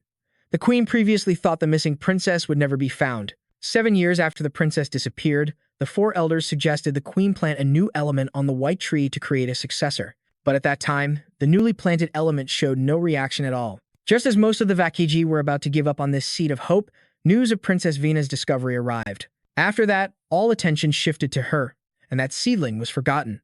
And only now have they discovered that the flower in the hollow of the white tree is about to bloom." Vena asked again, puzzled. "So the flower from the element planted 8 years ago is blooming now?" Freon quickly answered, "Not yet, but it's growing from the roots of the white tree. Perhaps in another 2 years, the flower will bloom." Jemmy sat there, lost in thought. So does that mean her little sister will be born after the queen passes away? Suddenly, he slammed the table and stood up, shouting, "Vena, perhaps I should tell you this." Freon immediately turned and snapped, "Jamie Welton." Jemmy said calmly, "Freon, that's enough. In this situation, we can't keep it from her. Vena, there's a truth you need to know, no matter what." He struggled a bit to stand up and face Vena. She asked, puzzled, "What is it, master?" "The queen only has about 1 year left." This information left Vena completely stunned. She couldn't believe her ears and cried out, "What? What does that mean?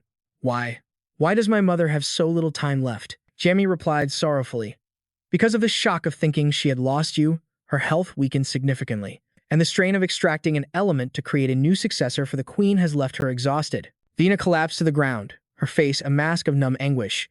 She trembled, stammering, "So, because of me, Mom has." Jamie called out her name sympathetically, "Vena." But he probably felt that no words could soothe her right now.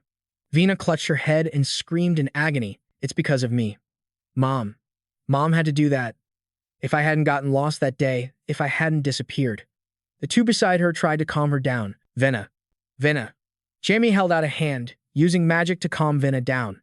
Then he said seriously, "You need to pull yourself together. The past can't be changed, and regret will only bring you more pain." Vena quieted down, but tears still streamed down her face. She spoke up, "Master, I want to see my mother. Right now. I have to tell her." Vena was so overwhelmed she could barely speak. Jamie knelt on one knee and placed a hand on her shoulder. He reassured her, "Okay, we'll go see your mother." A moment later, all 3 of them appeared at the gate to the Vakiji forest. Jamie spoke up, "Do we need permission to enter the forest?" Freon replied, "No. Since the princess is with us, we can enter without permission. Then let's hurry." As they entered, Jamie noticed Vena walking sadly behind them. As soon as she stepped into the forest, her hair turned red. It must be the effect of the forest's elemental energy. Just as the 3 of them passed through the gate, a figure appeared and asked, "You've arrived?" Second, Elder Sentina greets the princess. A woman with short hair, who seemed to have been waiting for a long time, bowed her head. Vena replied, "Sentina, it's been a while. I've come to see the queen on an urgent matter."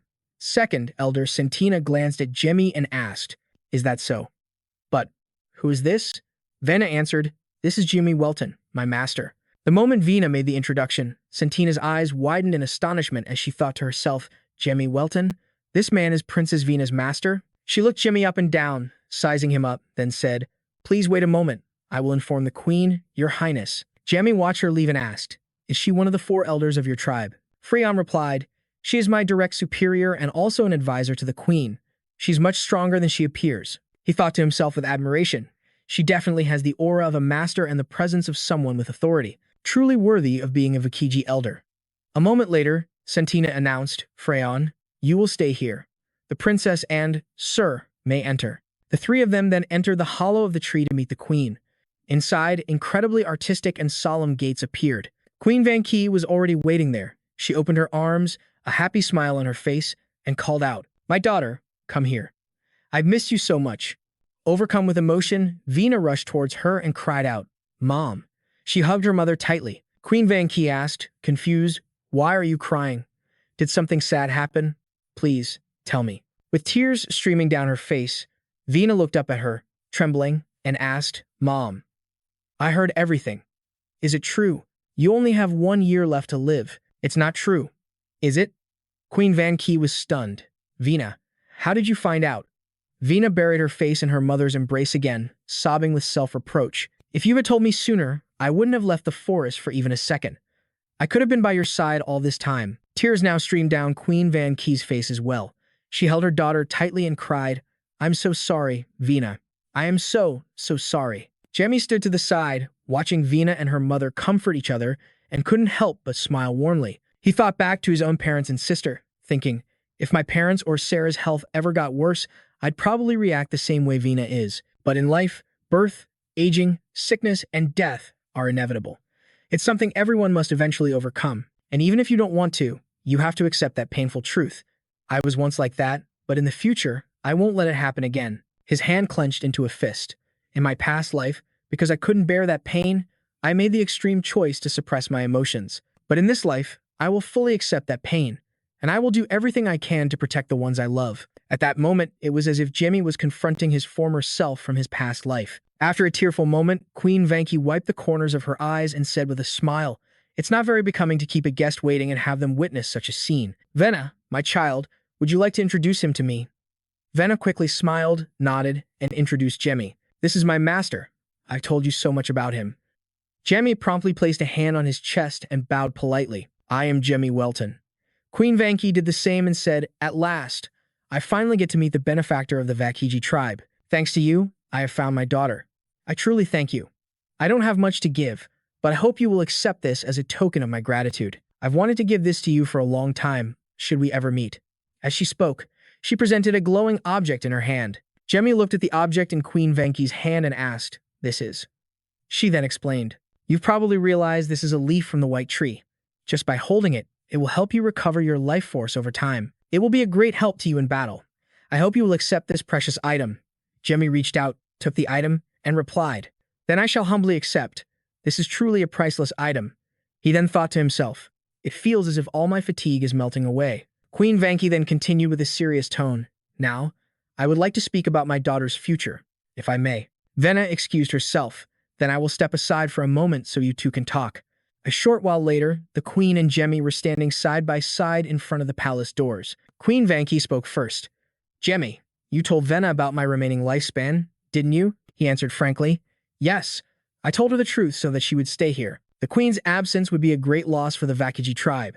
She replied pensively, "I had intended not to tell her, because I didn't want to see her suffer knowing such a truth." Jamie looked at her and retorted, "That is truly the selfishness of a parent. Children have the right to know about their parents' health, Your Majesty." Hearing this, Queen Vanqi was momentarily stunned. But then she turned back with a bright smile and said, "You're right. I was only thinking of myself. Thank you for bringing my daughter back to me." Jamie placed a hand on his chest, bowed, and replied, "Now, I will go say my final farewell to Vena, Your Majesty." A moment later, by a fountain, a voice rang out. "Vena, you came. I suppose you've made your decision then." She hesitated, calling out, "Master." Jamie and Vena were now sitting together under a gazebo. He smiled and reminisced. "Do you remember the day we first met, 5 years ago?" Vena replied cheerfully, "Of course, I remember. You were so strict with me back then. Even though I was disappointed to learn that the Vakiji tribe has no talent for magic, I was so happy to be by your side and fight with you. How could I ever forget those moments? How could I possibly forget, Master?" Vena was now sobbing, her body trembling. "You don't have to forget those things. No matter how far apart we are, I am still your master, and you are still my student. That is the truth." Jamie looked at her gently and comforted her. Vena stopped crying, looked up, and called out, "Master, please remember that we will always be together, always thinking of each other, no matter where we are." Hearing this, she smiled brightly, though tears were still streaming down her face, and replied, Yes, I'll remember. Always together. He looked at her with a fond expression. Venna, take good care of the queen. With that, he stood up and began to leave. Venna replied, I definitely will, master. So, we have to see each other again, okay? Jamie was now standing before a different space. Without turning back, he waved and replied, all right. He had teleported back to the original room. Vios was still sleeping soundly on the chair. His arrival didn't wake the boy. Jamie thought, this kid will probably be heartbroken when he finds out Venna is gone. Why does parting hurt so much? I should get to bed early and recover my strength. He pursed his lips, an indescribable feeling washing over him, then pushed open the door to his bedroom. Venna, live well and stay healthy. Jamie Welton. The scene changes to the middle of the night. As Jamie was sleeping, a voice called out, startling him awake. What's going on? Baliix was standing there anxiously, while Isis looked at him with a worried expression and announced, war has broken out. Upon hearing this, Jamie's expression remained calm, though his brow furrowed. In the Fritmu era, a map showing 5 continents appeared. The 4 continents of Ovia, Arisa, Brion, and Karen formed the outer border. Model. Haron is in the center. Teria is the nation to the east of Kirin's territory, and Zenit is behind Kirin's territory. With violence across the continent, wars have broken out, with many attacks in the northern kingdom of Chisan. Ovia. Teresia is a territory that receives a great deal of support in both manpower and resources from the eastern countries. The war escalated too quickly. Jaren, a border city of the Qian kingdom and one of its major cities, was completely destroyed. Only then did the kingdom of Qian begin to react to the battle, but it was already too late. Teresia's army had advanced deep into their territory, and as a result, Jaren had fallen. Upon learning that the war had broken out so fiercely, the northern kingdom of Sadam immediately dispatched Limo and Simon to the Qian kingdom as reinforcements. These 2 talented mages made their way through the Sea of Fire in Jaren and came to face the Teresian army as they were about to advance on Egan. For now, they have temporarily halted the Teresian army's assault, but they are unable to retake Jaren. Of course, the delay of the Teresian army would not last long. Their elite forces were already preparing for a large-scale attack. The king of Qian, Apesa IV, had to call an emergency meeting with the Alliance of Northern Nations to formulate a response. He covered his face, trembling as he cried out, the situation is too dire right now. What should I do? Although we've received some support from King Freedom, it's merely a drop in the ocean. Apesa, the 4th king of Qian, knew that if help didn't arrive soon, Egan would fall and the Teresian army would push even deeper. Next would be Seo. Once we are breached, the entire northern advance route will be wide open, and the kingdoms along that path will no longer be safe. Through the gaps between his fingers, the fear in the king's eyes was visible. That is the current situation, but there's more. We still don't know when Kwacha will attack the kingdom of Ibri. Leia, the king of Ibri, spoke up. The armies of the northern kingdoms can provide you with some aid to lessen your burden. But right now, we must all keep our troops in reserve to guard against attacks from our own hostile kingdoms. King Tessa replied anxiously, I completely understand your concerns about those other wars. But if the kingdom of Qian falls, as I've said, the northern path will be open, and the kingdoms behind it will also struggle to survive. It seems then that my kingdom, Absalon, will have to send a portion of our army to aid you. Even if the reinforcements are few, it is what we can offer. King Jay, also trembling, added his piece. Suddenly, Vito, the king of Gan Thien, shouted, How can you say such a thing? If we don't stand united now, we will all be defeated. After a moment of debate, another voice rang out. That's enough. What we need to do now is prepare to face the enemy, not argue among ourselves. Everyone, quiet down and let's come up with a strategy. Those were the words of Freedom, the king of Sedum.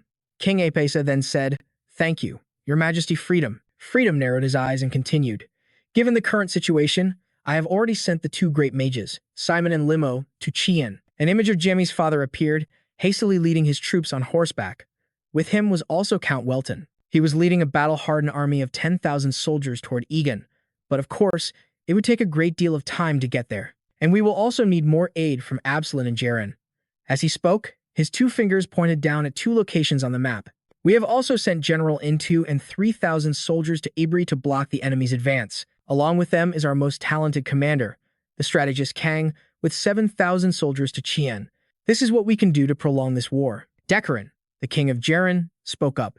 King Leia laughed and said, General Intu is already quite famous. If he has been deployed, the situation might ease up, but the number of troops he has with him seems a bit small. King Apesa let out a sigh of relief. Thank you, Your Majesty Decarin. King Jay then spoke again. In that case, we will also dispatch the mage Sad Khan with 5,000 of our own soldiers as reinforcements. The war is escalating, so this is the most we can do for now. Apesa once again expressed his gratitude. Thank you, King Jay. We will remember this favor. The war has reached its climax, but we will absolutely hold our ground. We cannot let those Teresian bastards do as they please. King Leia added, if we succeed in this war, we can use this opportunity to wipe out those heretics as well. Let's show them which power is truly the strongest in the North. Freedom then said, his voice firm with determination. It is good that everyone has such resolve, but we still have a very powerful opponent ahead of us. We may be a strong alliance, but we must remain cautious. We don't know when those cult fanatics will summon a demon god. Therefore, if possible, we need to advance into Qian's territory and push back Teresia quickly. The remaining kings at the meeting table all shared the same determined expression of understanding. At that moment, Jamie stood up, quickly changed his clothes, then stretched and asked nonchalantly, so, the war started again. Eyes replied in astonishment. You don't seem very surprised by the news. Jamie looked at her calmly and explained, of course not. It's not that surprising. Small-scale battles have been going on for years. There's nothing new about it. A war of this scale should have started 5 years ago. So, what's the war situation now? Isis asked seriously, her hands on her hips. Jaren has almost fallen. Even with our 2 great mages going there, they couldn't stop the Teresian army from occupying Jaren. Jamie immediately asked, so who are those 2? Bali Onyx, standing nearby, answered, Marcus Limo and Count Simon. The war is no longer simple, so everyone is in a state of readiness. News of the war has spread everywhere. Isis continued. Suddenly, a magical bird appeared, urgently announcing, the war has begun. Elder Jamie Welton must return. Then it vanished into thin air. Isis said with difficulty, we can't help you. Jamie patted her shoulder and replied calmly, it's all right. Fran is also preparing for something big, so don't feel pressured about not being able to help me. Then he thought, everyone has their own tasks. If anything, I'll have Hermos stay at this border to help you. Isis replied, thanks. I hope everything goes as planned and you defeat the dragon god. As for me, I will definitely take down the Janus Church, Jamie said. Isis replied with a smile, of course. A moment later, he started to walk away, then turned back and said, this war is important, so before I go, I'm going to check on my sword. Bali replied, yes. Isis asked, so you're going to the forge? Let me come with you. The scene changes. Jamie and Isis are peeking into a forge. He called out, Lin, are you in there? Mr. Hinder was currently focused on forging a weapon, a powerful magical aura emanating from his body.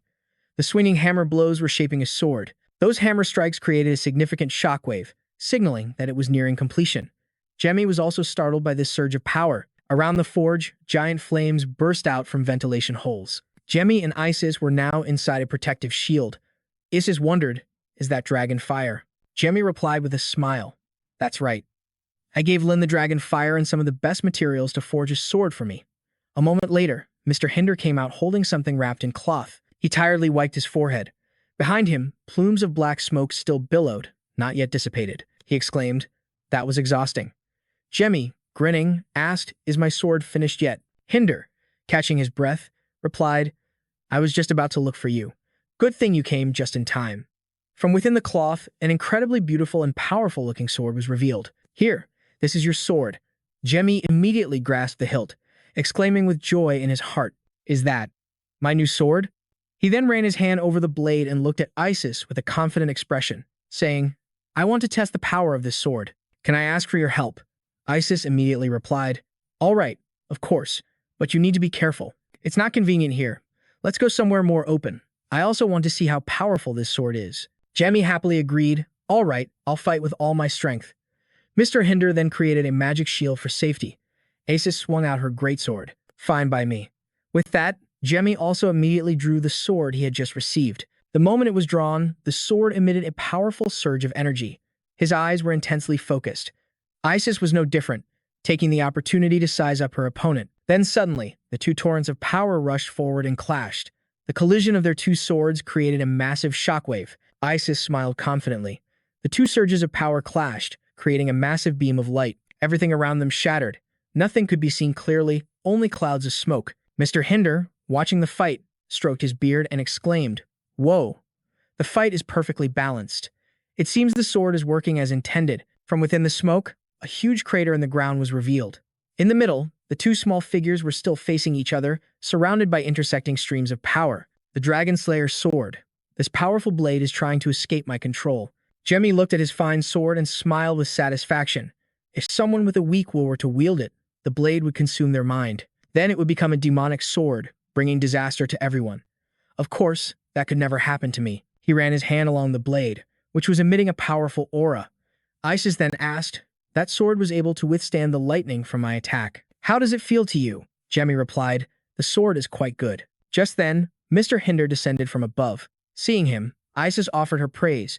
"You've truly forged a fine sword." Lynn, blushing, replied shyly, "It's only thanks to the excellent materials." She then asked, "So, what's the sword's name?" Mr. Hinder answered casually, "I only made it. I haven't thought of a name." Isis said cheerfully, "Then let me think of a name for it, a really good one." Jamie asked curiously, "What is it?" Isis suddenly grew quiet, then began to explain. Long ago, there were many incredible weapons in the legends of Lan. Among them was a legendary sword, a sword from my ancestors' legends. Balisada, a blade with the power to sever space itself. The wielder of that sword was revered by all humankind as an extraordinary hero. Jamie was completely stunned to hear the name. Isis continued, "That hero was Roland, and that was the sword he wielded. The great hero Roland, who won countless glorious victories with his sword, Durandal. So now I know he also had the sword Balisada." Jamie thought happily, then exclaimed, "Balisada, huh?" The scene shifts to Jenna's Green at the church. He had changed out of his ragged clothes into a clean, fine set of robes and said with pleasure, "It's been far too long since I've worn clothes like these." Then, he recalled an image from the past, of himself, locked in a closet. "For 6 years, I endured so much suffering in the Sun Guild. But now, I've obtained divine power." A powerful aura erupted from around him, and he couldn't help but exclaim, "This feeling of overflowing power. Now, I can finally fight again.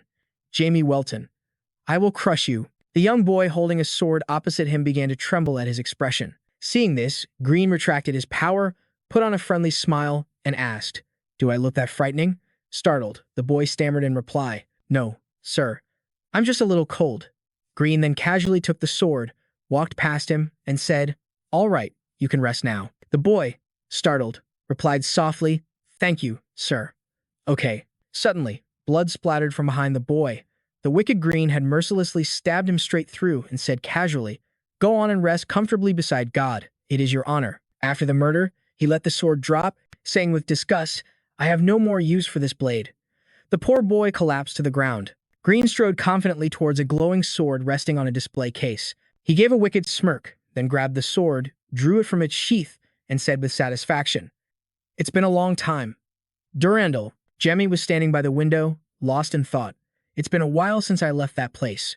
In that time, I've managed to gain some divine power and improve my standing. Even though I've become a sword master and obtained Balisada, I'm still a long way from my power in my past life, especially since Diablo Volpia has already reached the divine level. To defeat the 12 gods, I'll need an unbelievable amount of power. In the future, I'll have to face too many dangerous enemies.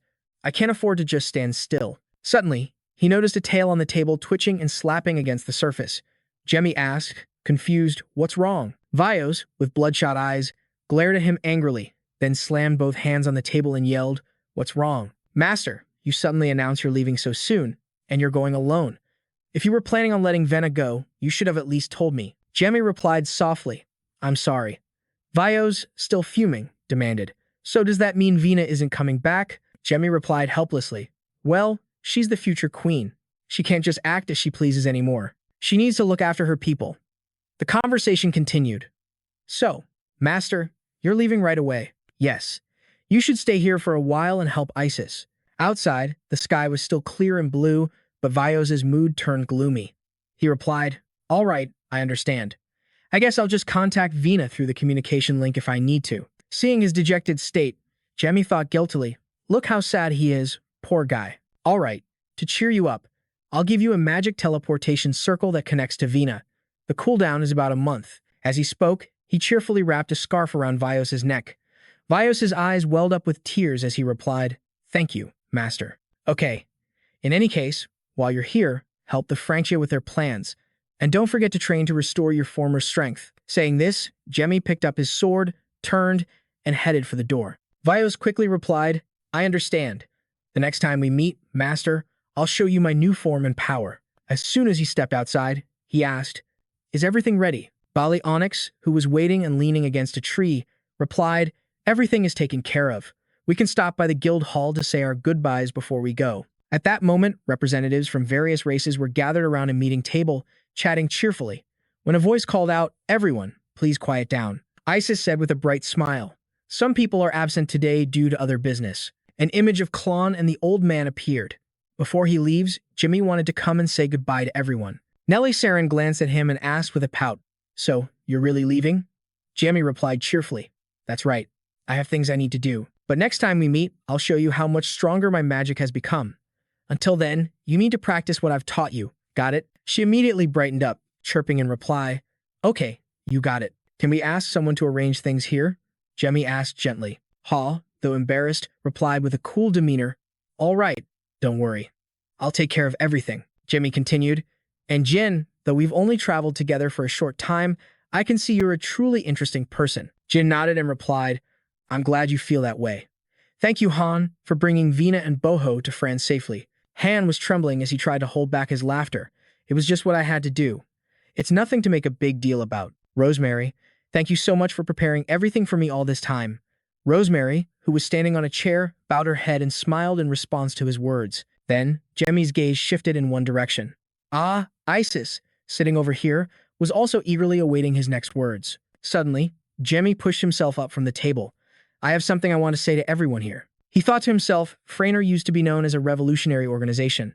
I thought they were eccentrics who could destroy everything I had planned for so long. But after interacting with them here, Jane had said decisively at the time, "Francia will not be an organization that is easily controlled. I've seen that Francia is a free organization. They stand up against the power of the 12 gods, which means they are also my allies."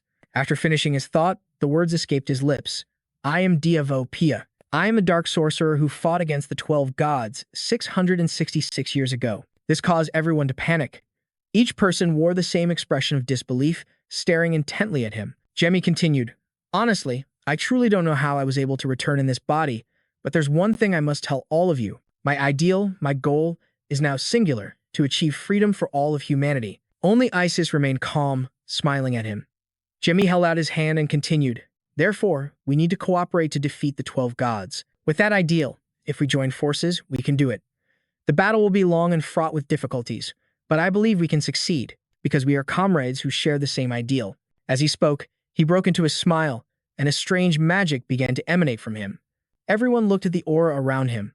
"So that's it. He really is a dark sorcerer." Haw spoke up, "That's right. I was always surprised by your power before. Now, my question has been answered." Bonix looked at him cheerfully and chimed in. Jemmy replied, "Yes. I apologize for not telling you, sir. But regardless of who I was in my past life, the fact that you are my godfather now has not changed." After hearing this, Bonix sighed and replied, "Thank you. It seems Count Welton and Seer still don't know about this, so I will continue to keep it a secret from them." Han scratched his head in disbelief and said, "Hey, am I the only one here who's surprised by all this? A sorcerer returning after 666 years is a bit beyond my comprehension."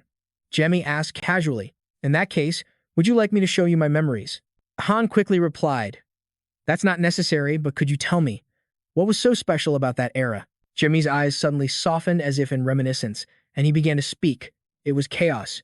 Everything was just too terrible. The 12 gods directly interfered in people's lives, causing fanatics to rise up and wage war everywhere. It was a war between nations across the entire continent. Countless people fell because of it. But in my opinion, the peace created under the control of the 12 gods was even more terrifying than that time of chaos.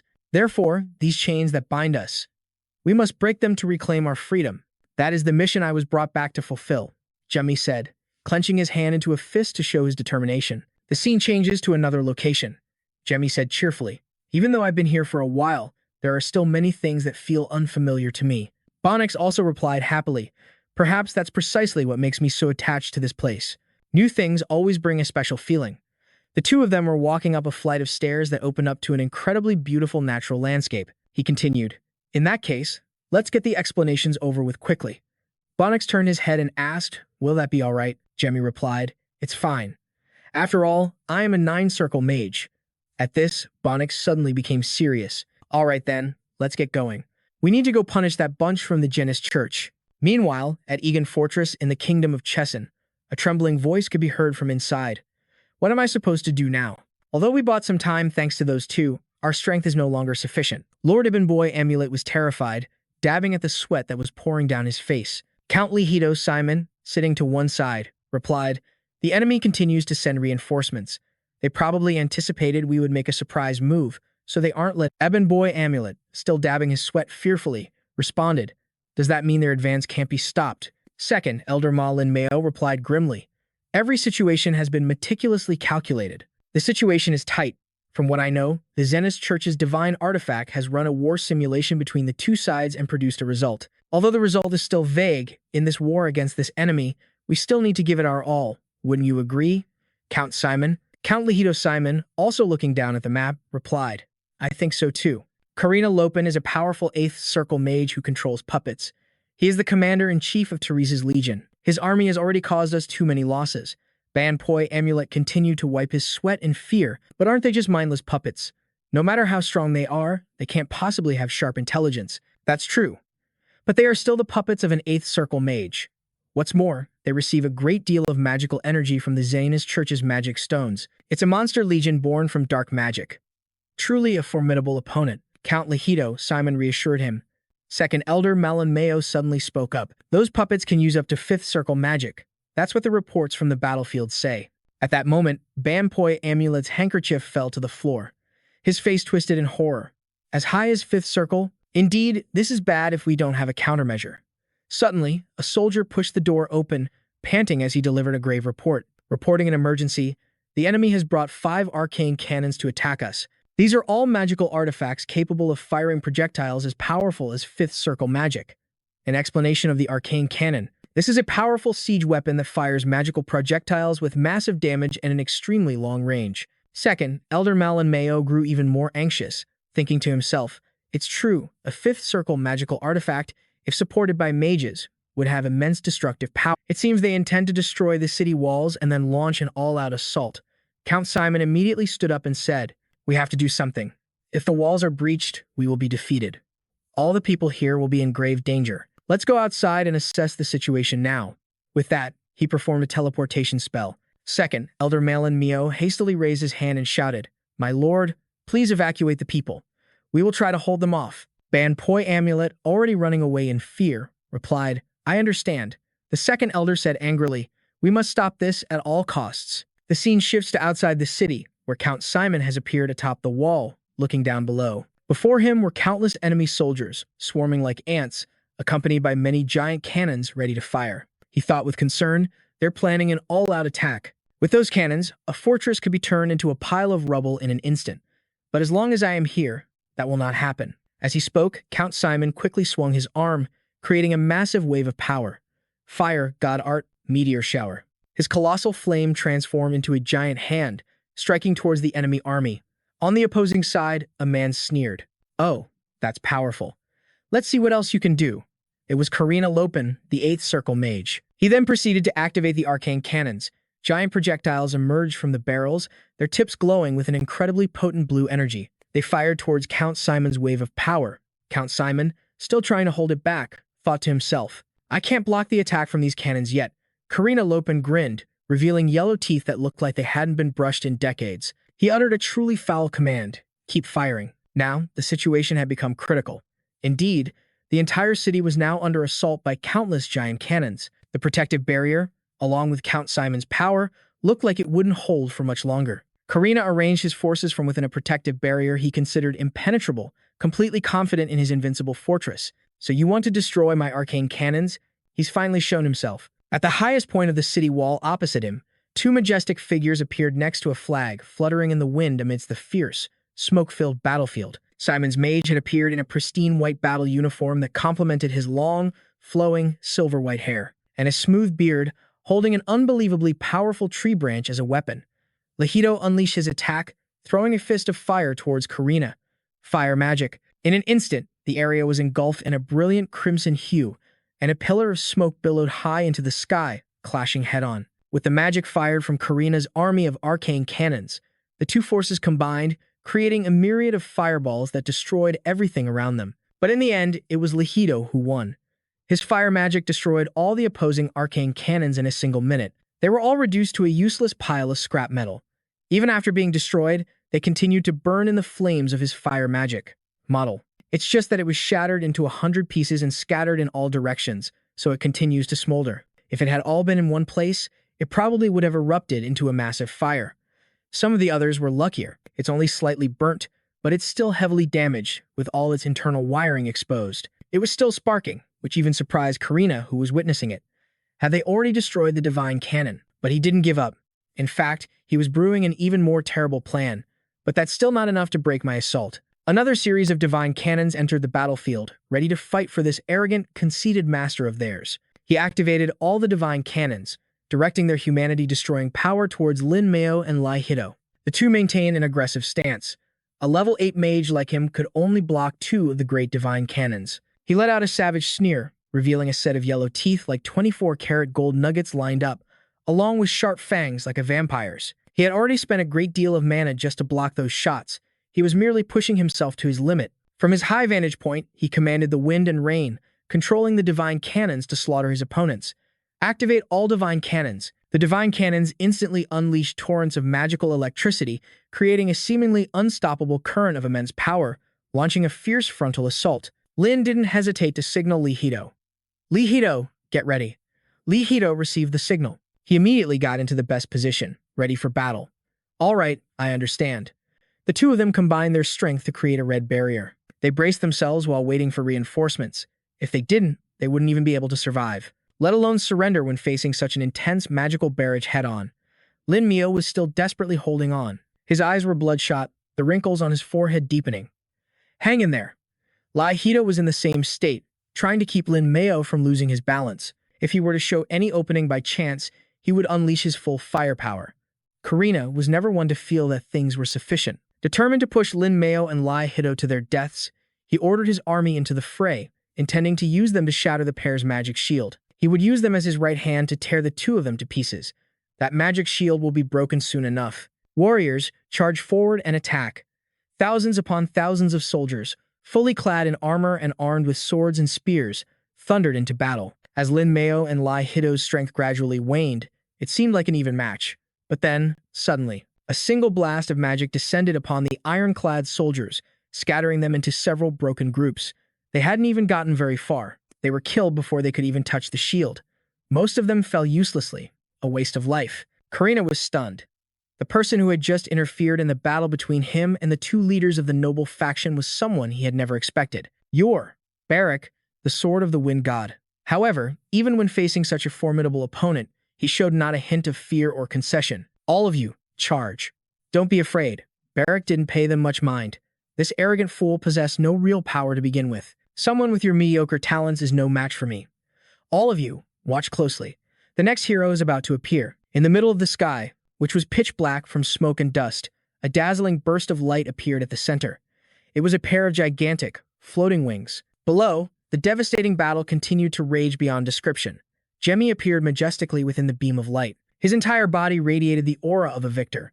With just a single wave of his hand, he unleashed a magical light. He effortlessly took care of each group of divine cannons and the tens of thousands of useless soldiers, turning them all into a pile of scrap metal. A deep purple light illuminated the entire space that had been engulfed in raging smoke and fire from the very start of the battle. He was dumbfounded. He stood there watching his precious creations go up in smoke under Jimmy's attack, unable to believe it for a moment. This can't be. Have all the divine cannons been destroyed? He immediately directed countless dark soldiers and other lesser sorcerers to advance. They rushed to attack Jimmy all at once. Stop them, quickly. They flew towards him in a frenzy, in every size imaginable. They were just a pile of trash that only knew how to attack, not defend. Jimmy's gaze was as taut as a bowstring, sharp enough to kill someone. It's useless. With a flick of both hands, Jimmy unleashed a powerful, relentless magical assault, reducing them to nothing more than a pile of junk. Even his own protective barrier couldn't withstand the attack and vanished. However, he still showed no sign of remorse. On the contrary, he grew even more foolish, despite having already lost so many soldiers. Still unable to win, he furiously gave the order. All of you, attack. He plunged his rough, veiny hands, which were covered in magical mantra tattoos, his Taoist spirit sigils, into the very ground he stood on, using a forbidden magic sealing summon to activate a formation. The formation on the ground activated, and a purple color spread along ancient characters that linked together, forming a large, interconnected, deep purple circle. In an instant, it summoned two masters, Sir Parod S. Both were burly figures, looking as if they could topple and defeat Jamie, who wasn't particularly muscular, in a very short time. The other was the Mage of Teresia, known far and wide by all. She appeared with her shoulder-length white hair flowing in the wind and spoke nonchalantly. For both of us to be summoned, the opponent must be a tough one. The bald man with little hair remaining replied. He wasn't afraid of anyone. He knew the opponent was tough, but he wasn't afraid to put up a fight. After all, he was a mage from the Theresia. What was stopping him from just taking the— Let's see how this plays out. Karina was already getting restless, and seeing the other two grow even more impatient, he furiously gave the command. Everyone, advance. The reinforcements are here, so don't get careless. To defend himself, Jamie created a golden shield as brilliant as 24-karat gold, which floated high in the sky. It was an eyesore to the two mages. They desperately wanted to take that guy Jamie out of the sky with a single blow. Drea was itching for a fight, his hand gripping his staff tightly. His entire body was poised in a battle stance, ready to charge in and have the fight of his life. Let me be the one to strike him down. Drea simultaneously used the piercing spear spell and divine wind support, truly determined to take Jamie's life. The piercing spear spell shot towards Jamie as fast as lightning, so fast that it burst into flames. He furiously wanted to devour his opponent. Let's see if you can still fly after. Facing death, Jamie showed no fear at all. He even seemed to be challenging it, his attitude utterly calm, not at all like someone about to be beaten to death. Impressive. The piercing spear spell was thought to be an invincible weapon, that even someone with a body of bronze and skin of iron couldn't break it. Yet Jamie simply sliced it in two with one hand as lightly as a feather, like cutting through a hollow straw, turning it into worthless scrap in an instant. He said nonchalantly, "The reinforcements are 2 mages." Of course, Jamie was quite surprised. He thought his opponents would be strong and battle-hungry, but it turns out that— But is this really it? Suddenly, the light magic spell emitted a blinding light, apparently activated to its optimal mode. I've let them take the initiative for long enough.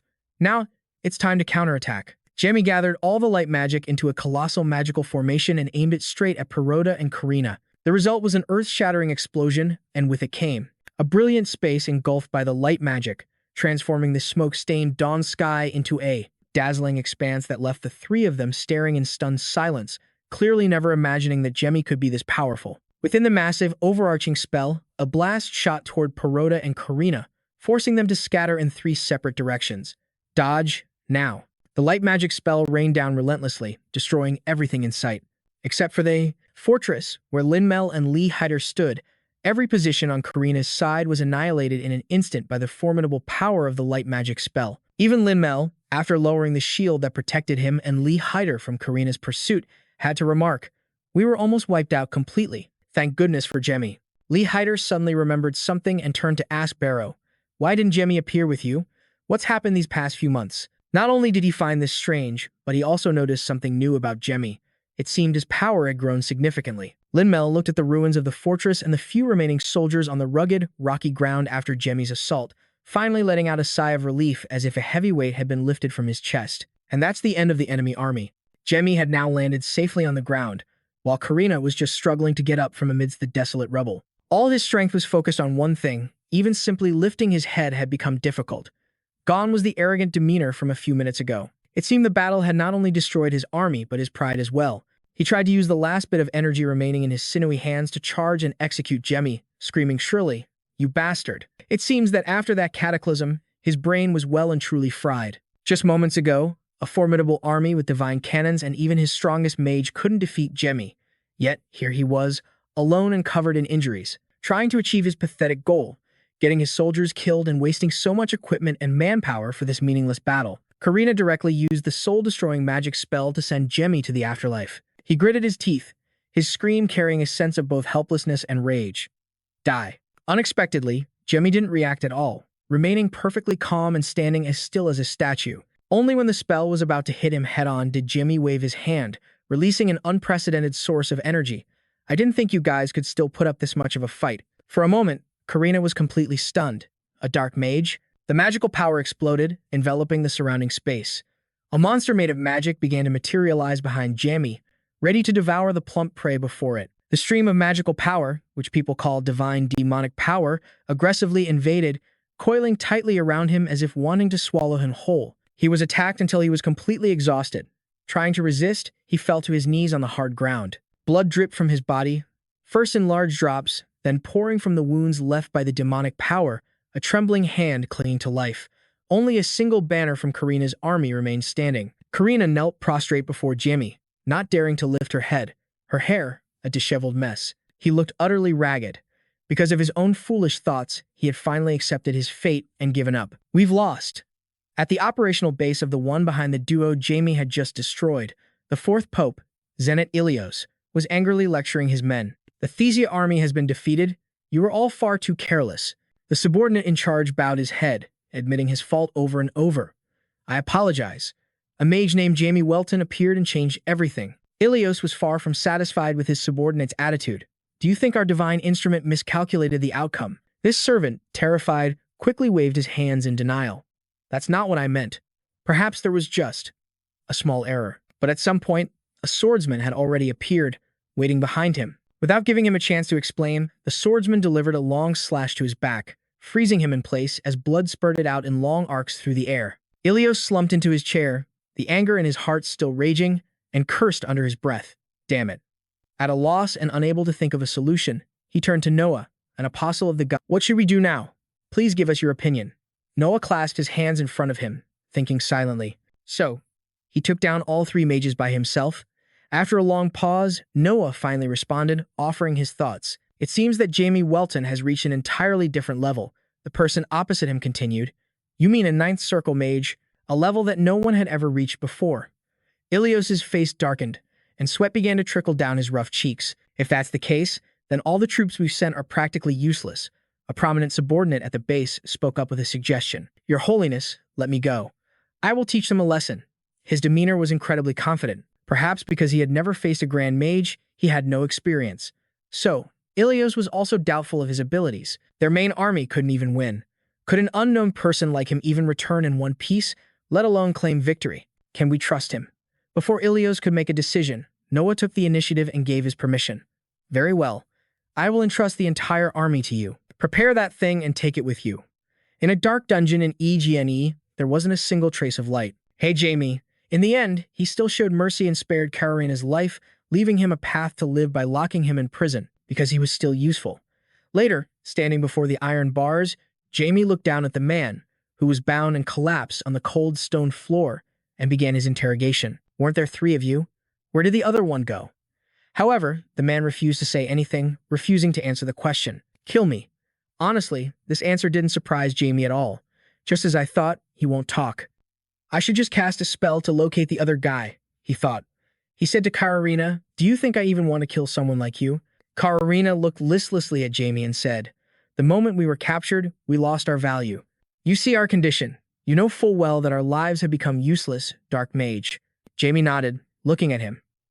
I agree that you are all very useless, but shouldn't you pay the price for throwing this land into chaos?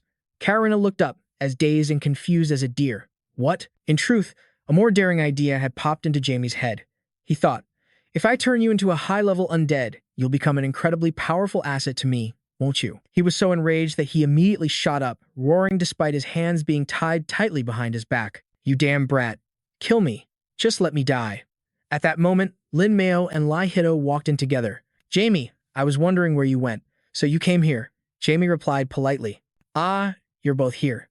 I had to lock these guys up, so I couldn't come and greet you. Jamie explained, scratching his head in embarrassment. But one of them got away. Lin Mayo comforted him. It's all right, you did well. But what Lin Mayo was truly worried about at that moment was something else. After all, Jamie had single-handedly defeated Thesia's grand army. In her experience, no one could defeat an army that included a master-level individual all by themselves. Lai Hito asked, Jamie, have you reached the highest circle? Jamie fiddled with the belt on his robes and answered, yes, I've finally reached it. Both Lai Hito and Lin Mayo were shocked and immediately sent a report back to the academy. Ha, oh my, the world is going to be in an uproar over this. The expression on Lin Mayo's face grew more and more serious. I need to inform the palace immediately. Lai Hito looked at the struggling and despairing Karina. But what about them? Jamie didn't hesitate to share his thoughts. I want to turn them into undead and use them. They'll be a great help in the upcoming battles. The two of them thought it over before giving their opinion, turning the living into undead. If this is for the sake of humanity, we won't stop you. I agree as well. Jamie thanked them sincerely. Thank you, both of you. But he felt something was a bit strange. By the way, have you seen Sir Bar? Lin Mayo frowned as she spoke. He went to see the Lord. He said he would handle this mess. But there's something more important. Have you heard that Count Welton is coming to EGNE? Jamie replied, No. Understood. Is father coming here? Lin Mello confirmed, Yes, but it will be some time before he arrives. You should get some proper rest. Leave the interrogation of the prisoners to us. Jamie felt a bit apprehensive. This is the first time I'm meeting father so far from the palace, isn't it? He hesitated for a long moment before replying, Yes. In that case, I'll leave it to you both. At the magnificent and luxurious palace of the Fontina Kingdom, the residence of the current king, an urgent intelligence report was delivered to the king. Your Majesty, there is urgent news. The subordinate rushed in, panting, barely having time to bow his head in apology before delivering the news. Jamie Welton, the third elder of the Magic Tower, has defeated Tia's grand army of 50,000. The king of Fontina was stunned. What?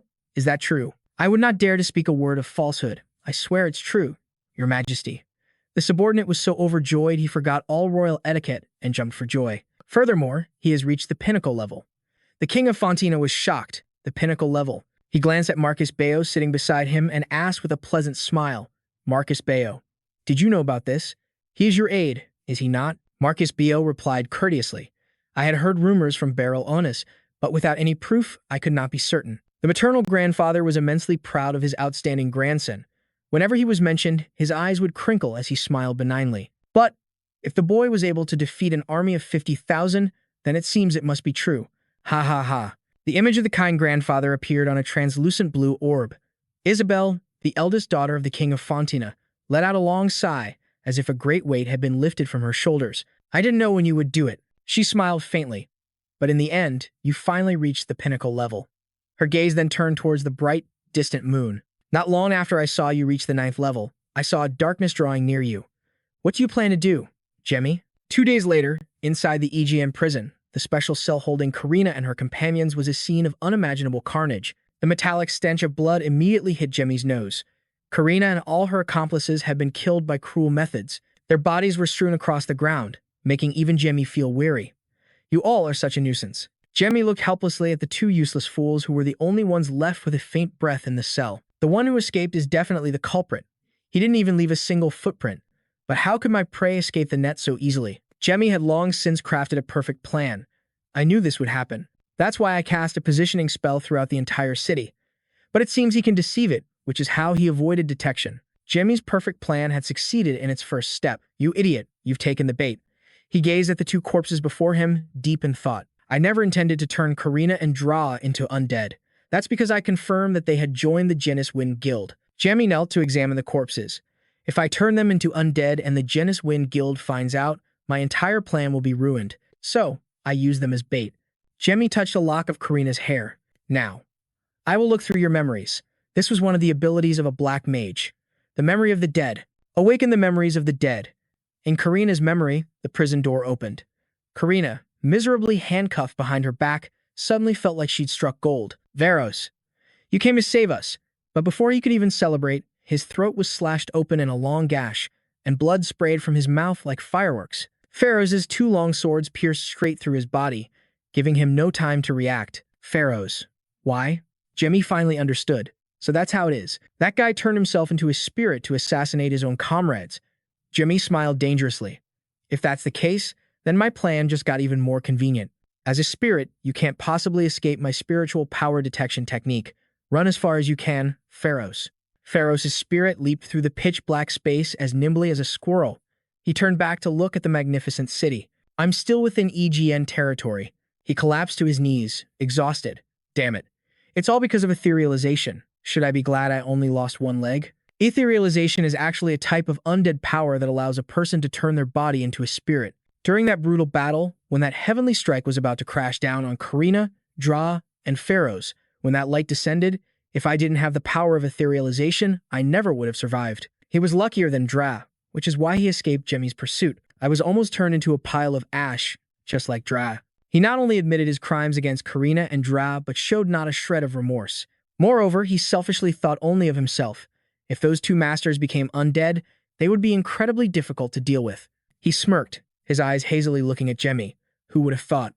That you were a black mage. I will spread this news far and wide and destroy your reputation. As long as I have this power, you will never find me. However, everything was under Jamie's control, and there was no escape for him. Almost everyone thinks that way. They believe they can escape. They probably just don't understand. If they don't leave any traces, how am I supposed to find them? Hearing that last voice, Furrows was startled. You. He immediately drew his sword, spinning it around defensively. Come out. I am Pharaohs, the master swordsman of Tia. You vile dark mage, in the name of the gods, I will judge you. Thousands of magical eyes were aimed at him. Poor Pharaohs. You're so scared you're spouting all sorts of nonsense. Furious, Pharaohs sliced through a large log. Come out now. He frantically chopped down the trees around him. I told you to come out. He spun around manically, surrounded by thousands of giant eyes. He screamed continuously. Come out now. Come out now. Come out now. Come out now. A small sound came from the distance. He immediately turned his head to look, clearly sensing something. Damn it, my senses. But then, a voice appeared. Why? Then, Kararina's figure suddenly materialized before him, asking him with resentment. You escaped alone. Again. Pharaohs angrily swung his sword, wanting to kill Kararina's apparition a second time. Die. Drea's lingering spirit also appeared, wanting to drag him along. Pharaohs. The two of them simultaneously entangled Pharaohs, surrounding him, spinning him into a confused mess. Pharaohs, let's go together. Pharaohs, Pharaohs, Pharaohs. Even the large eyes continuously watched his every move. Pharaohs, Pharaohs, Pharaohs, Pharaohs. It made him groan in fury, screaming, disappear, disappear, disappear, get away from me. A thunderous explosion broke this vicious cycle.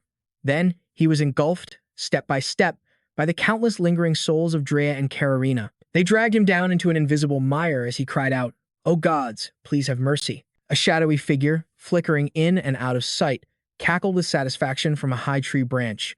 Jamie laughed loudly. It looks as if you're begging me.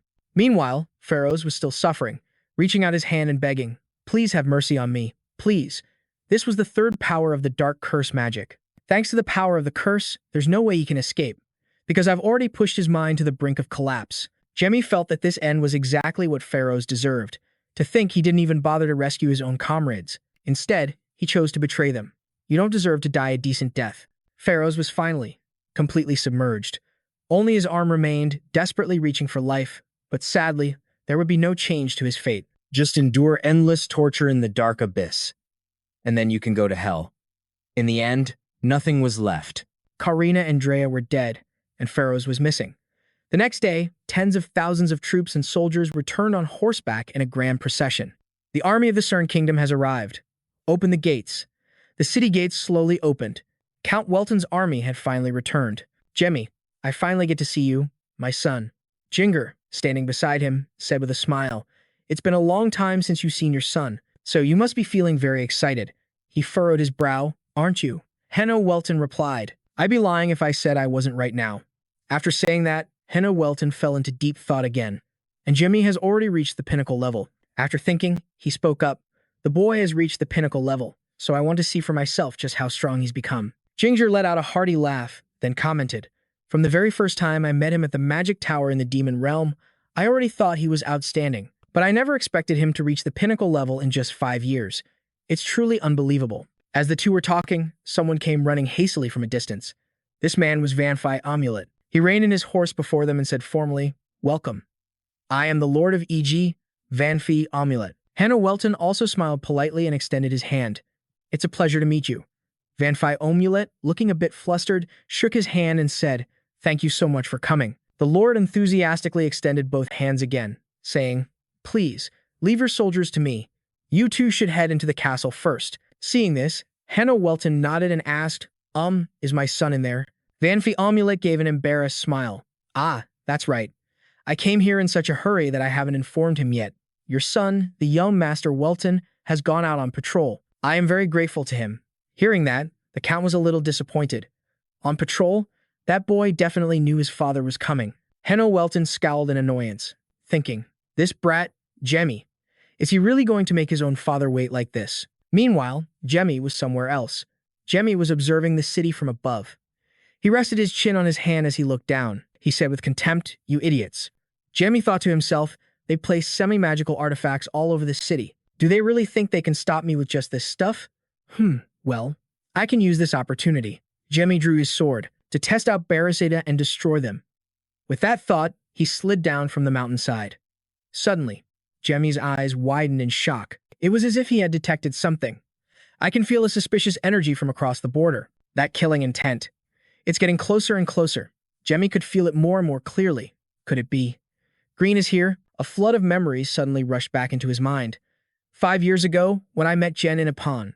Because the difference in our power is too great. I could never have defeated him. But now it's different, and Jamie could swear it to the heavens. Before you all arrive, I will take back Jaren. The scene shifts to the city, where Arena Welton grabs the door and pushes it open. As he opened the door, Arena Welton spoke respectfully. Arena Welton, an open jinger from the SAM Kingdom's reinforcement forces have arrived. It's an honor to meet the two of you, elders. Seeing their arrival, Marquise Lin Mio replied, So, you've come. The Count, and the first elder as well. Lai Simon also spoke up. It's been a long time since I've seen you both. Ginger said cheerfully, Indeed, it has. Arena Welton stepped closer. It has been a very long time. Bailey, I didn't realize you were here as well. Hearing this, Bailey replied emotionlessly. It's merely a coincidence. Arena Welton, surprised, pointed at the glowing orb in front of him. Hey, what is this thing? Lai Simon immediately explained.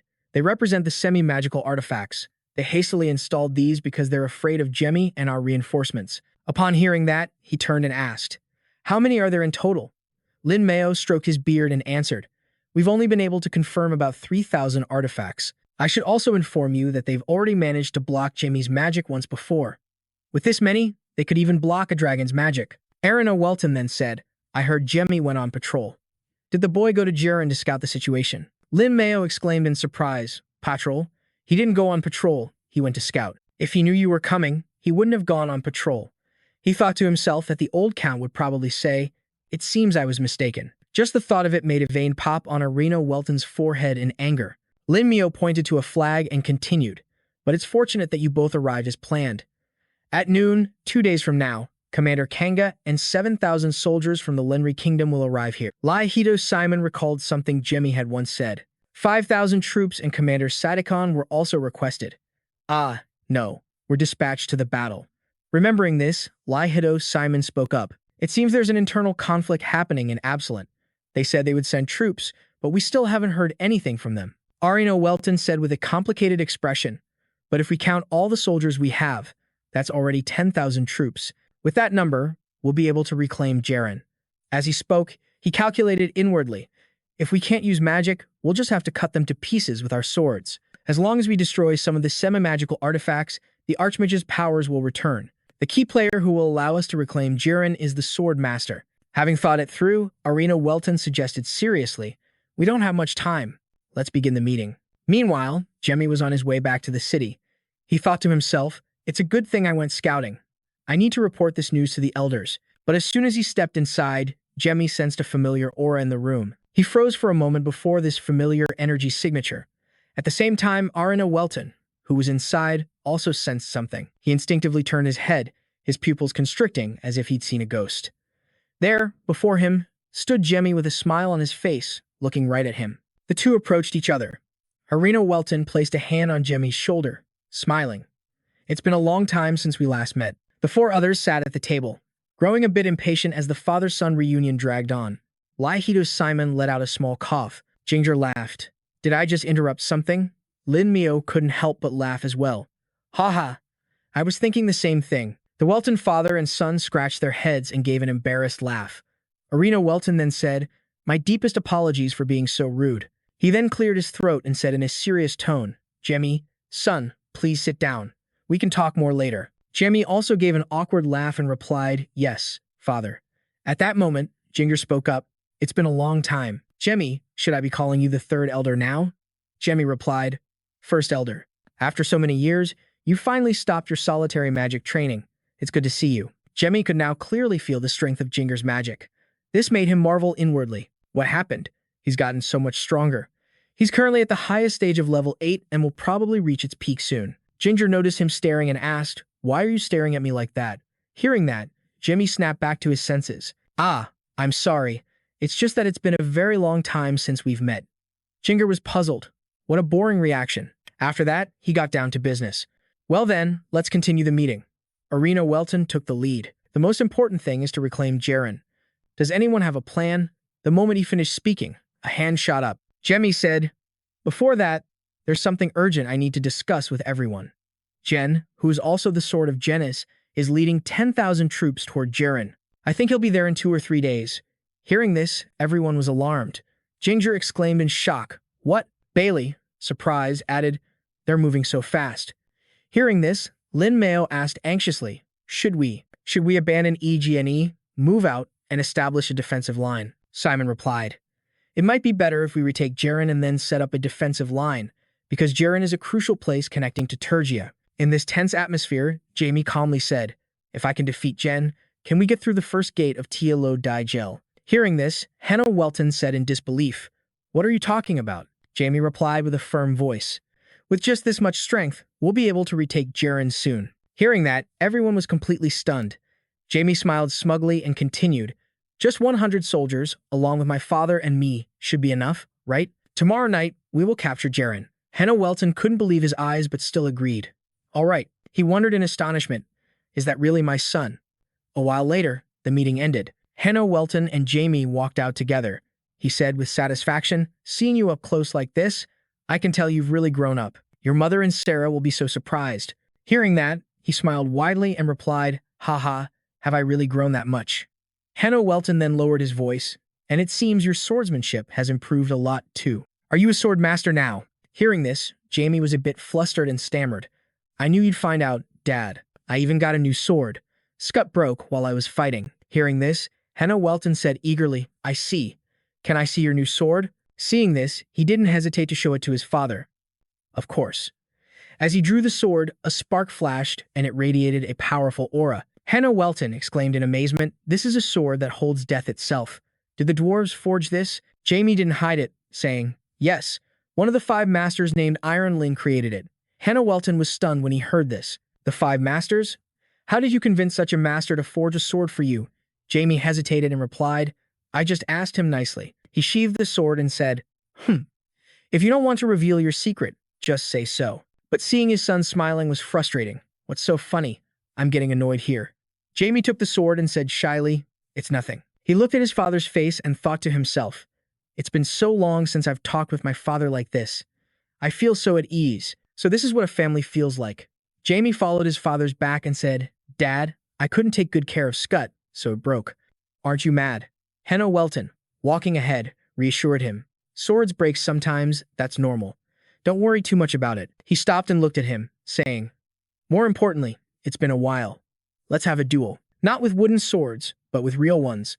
The upcoming battle would take place at EGNE Castle, on the training grounds. 2 figures stood facing each other in the quiet of the night.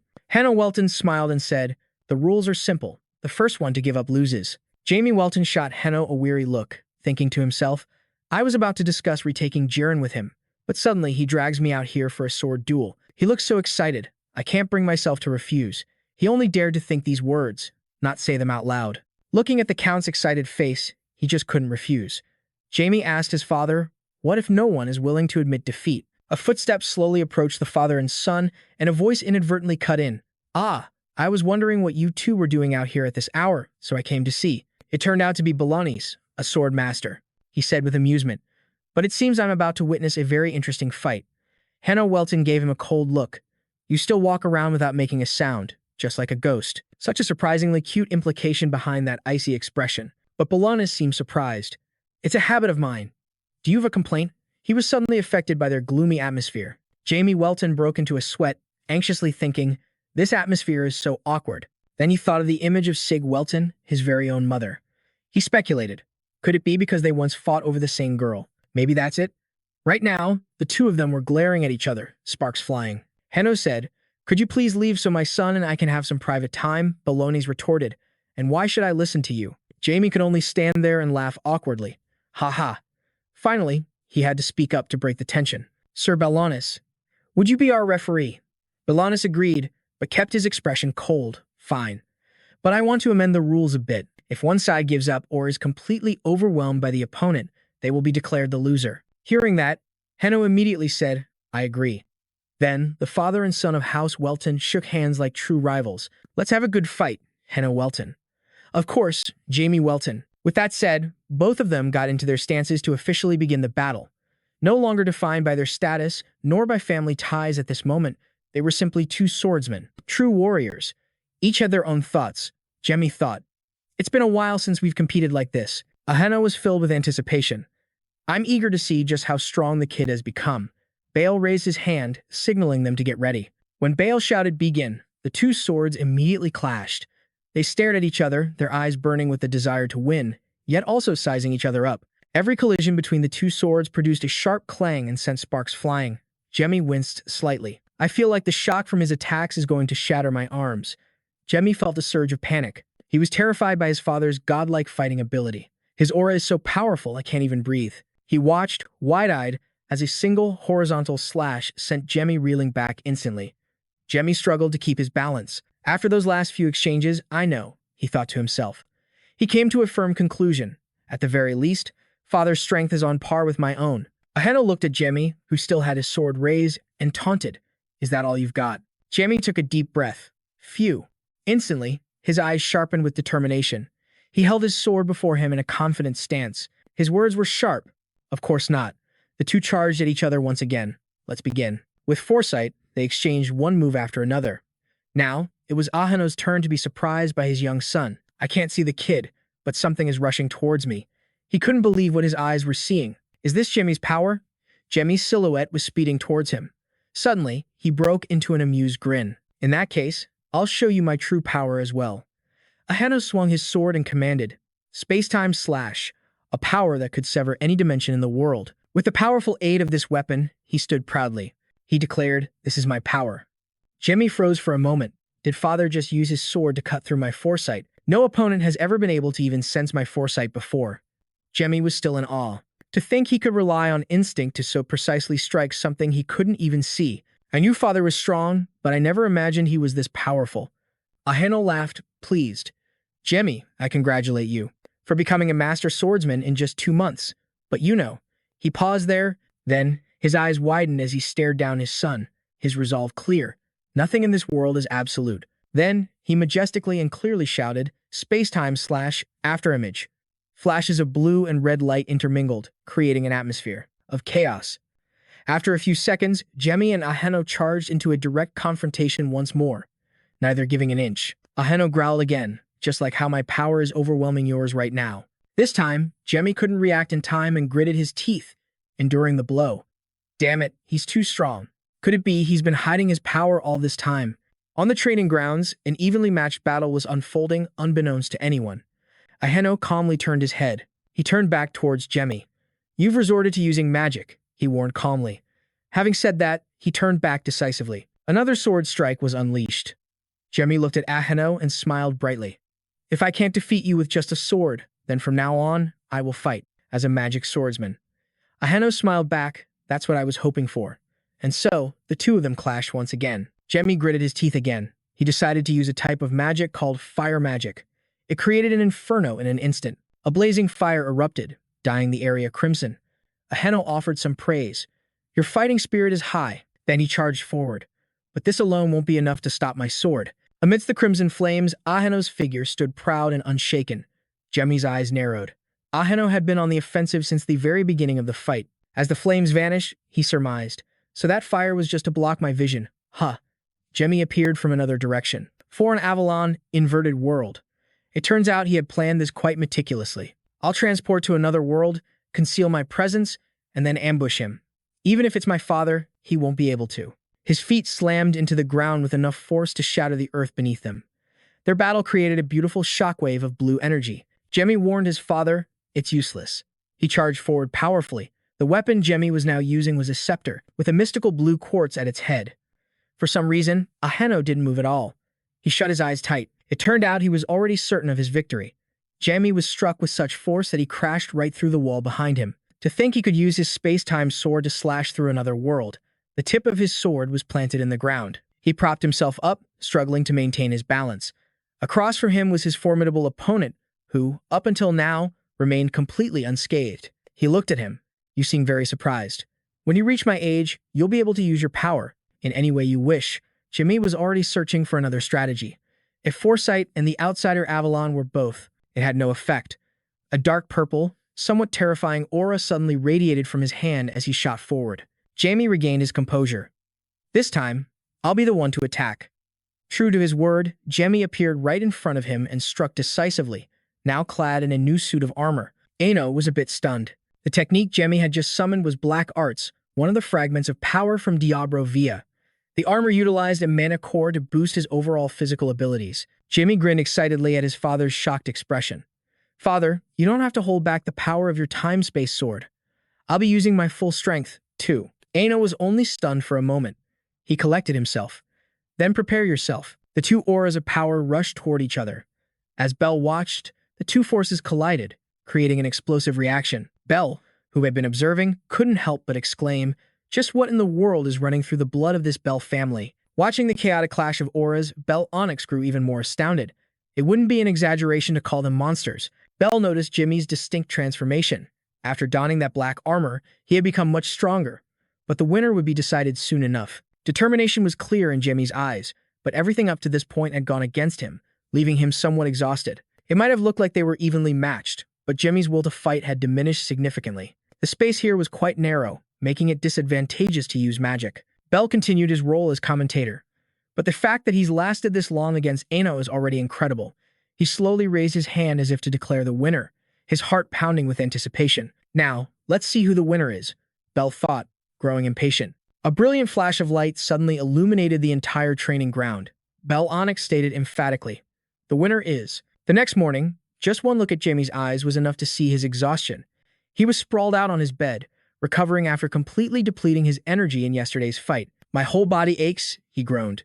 There was a knock on the door, and he called out, "Please, come in." It was his respected father. Ano peeked his head in with a smile.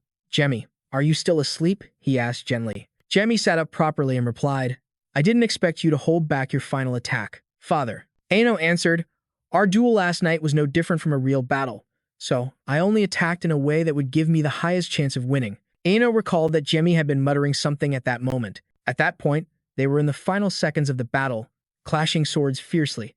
"I saw Jamie's sword devour my time-space slash." Ano had seared that scene into his mind. The sight of Jamie's sword truly looked as if it wanted to swallow everything whole. He mused, if I hadn't quickly withdrawn my sword and decided not to aim for the boy's vital point, things would have gotten dangerous. Victory was within his grasp, but Ano pulled back his sword. Jamie's eyes at that moment were filled with astonishment. Ano's fingers touched his neck from behind. He gave a warm smile, bright as the sun. "Even though it was a tough spot, you were still holding back your thoughts. Jamie, because the space was so narrow, you couldn't freely use your magic. If you had, the entire EGNE castle would have collapsed." This made him even more proud of Jamie. Ano continued to muse to himself. "If we had both gone all out, I couldn't guarantee that I would have won." Ano smiled again, as gentle and warm as the morning sun. "That's why that will be our last duel." "I must do this so I can support you as your father," Jamie suddenly asked.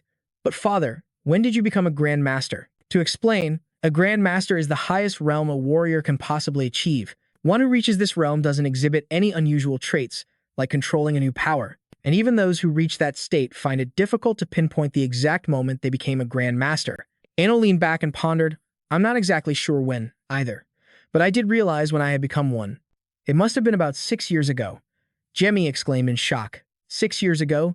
His father's smiling face only made him more suspicious. "To think he became a Grand Master even before I started learning magic. It seems he's been hiding it, because if it were revealed, the kingdom would have started monitoring him very closely." He asked again, "So I'm the only one who knows, right?" But his father revealed, "The Sword King knows, too." Talik's piercing gaze flashed in their minds. Nothing escaped his notice or his power. A thought suddenly occurred to Jamie. Then, could the Sword King also be? Ano rubbed his chin. "He also conceals his own strength, so I can't be sure. But in my opinion, I believe he has already reached the rank of Grand Master."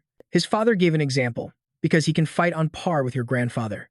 Jamie's eyes widened in astonishment. "Grandfather." Speaking of that venerable man, only the image of a stern figure holding a sword came to mind. The previous head of the Bell Welton family. He was a man who reached the Grand Master level when he was on the verge of death. The sword strike he unleashed was incredibly sharp and powerful, having perfected the 5th form of the void-slaying sword style, the ultimate technique he had spent his entire life perfecting. At the same time, Jamie recalled an old memory. I used to think it was strange that father didn't learn that technique back then. But now, I understand why. Why would he need to learn that technique when he had a similar skill, the multi-void slash? He let out a silent, excited smile. But I never expected that spatial powers would continuously awaken throughout the generations of our family. What the hell is going on with the Welton family? His father voiced his own doubts.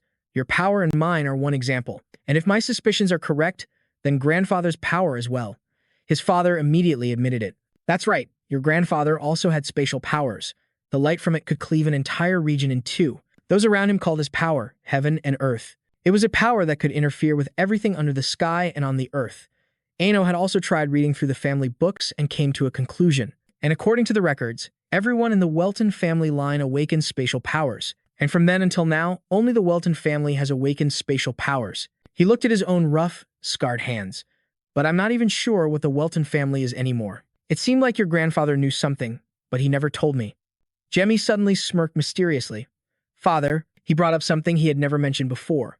A long time ago, I heard this from Darius, grandfather's friend. Back then, Bill had confided everything in Darius. The reason he created that ultimate technique, and he confidently asserted, was for me to use. Anna was lost in confusion. How could father have known that Jemmy would be born with the talent to perform that ultimate technique? Sai was pregnant with Jemmy at the time. Jemmy's voice echoed in his mind, but he still couldn't hear it. Father, it was as if he knew beforehand that Jemmy would be born with that talent. Father, how could you? How could a warrior know the destiny of a child who hadn't even been born yet? Then he spoke loudly, startling Ano. His father quickly shot to his feet and scratched his head. My apologies. I will go investigate the secrets of the Welton family. He had become more serious and thought of the bookshelves in the library. I'm not sure what secrets are hidden inside this secret research room either, and only the head of the family has the right to enter. Now then, let's talk about retaking Jiren. That afternoon in the maritime kingdom of Yebin, waves crashed against the solid cliffs of Lakham port.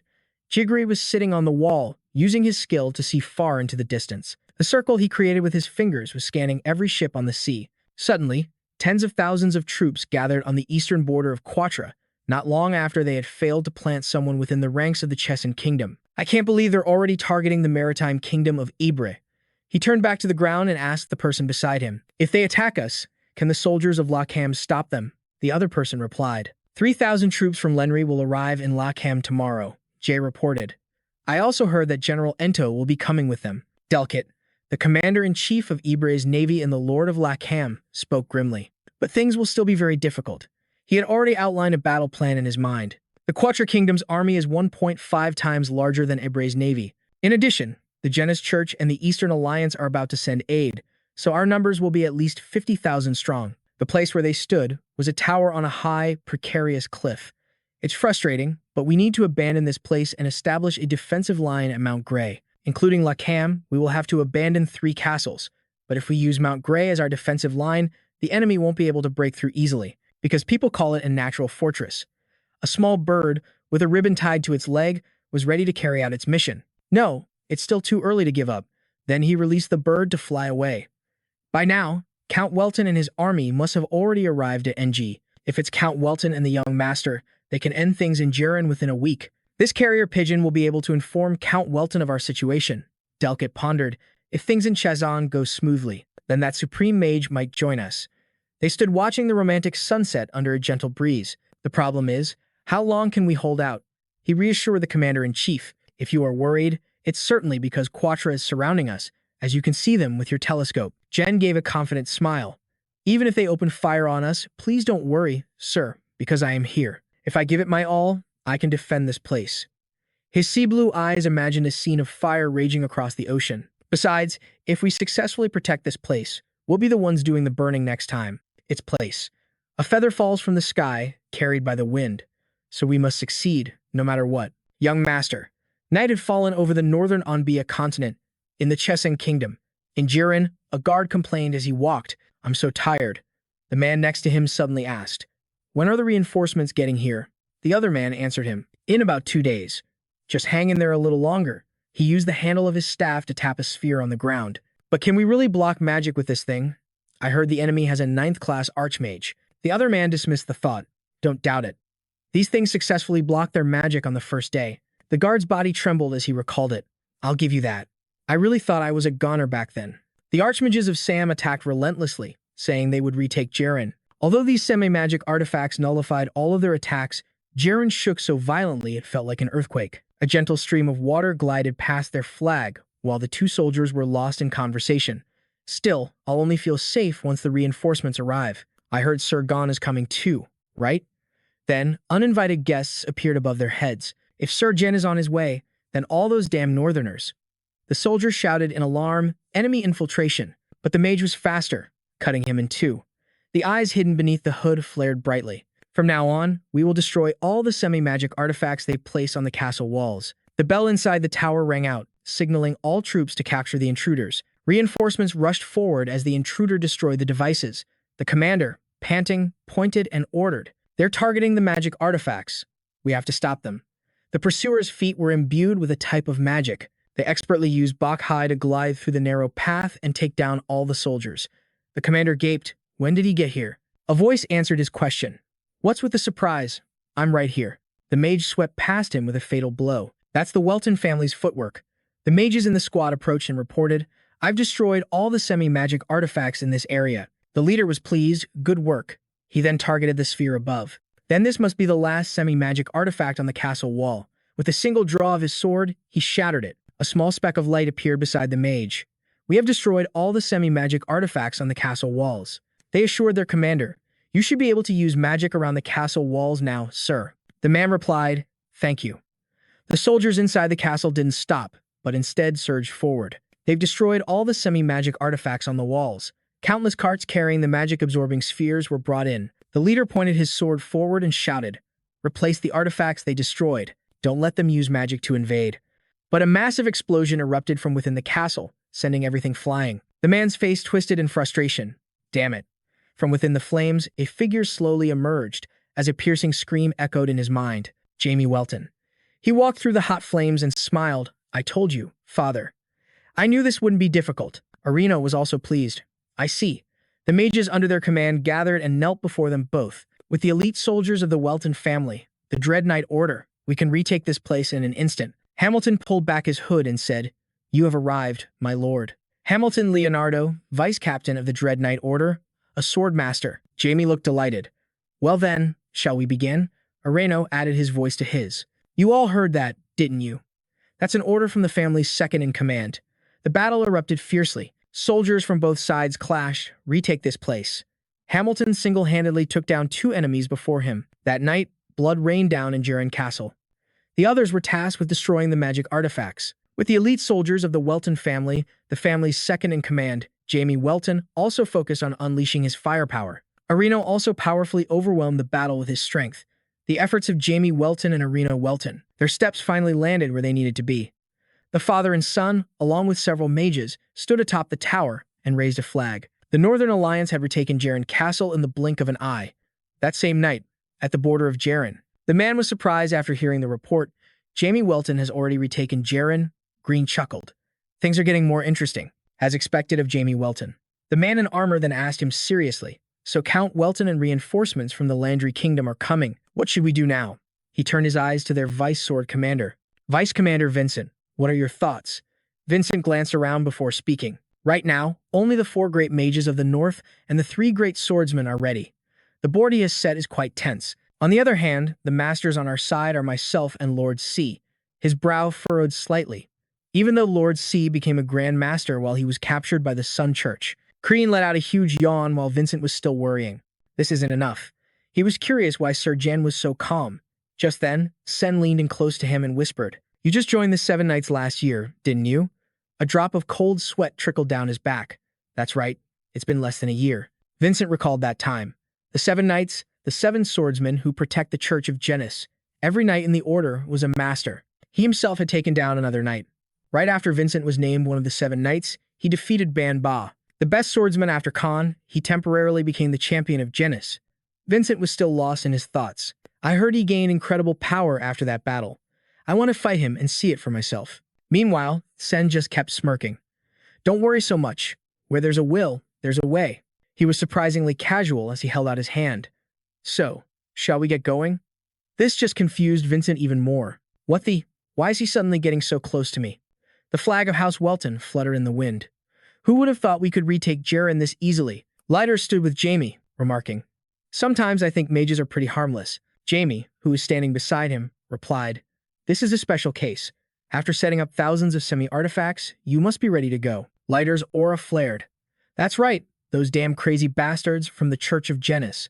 This surprised Jamie a bit. He always speaks so politely. But I guess he knows how to curse, too. He focused, sensing a flow of energy from a distance. Never mind that.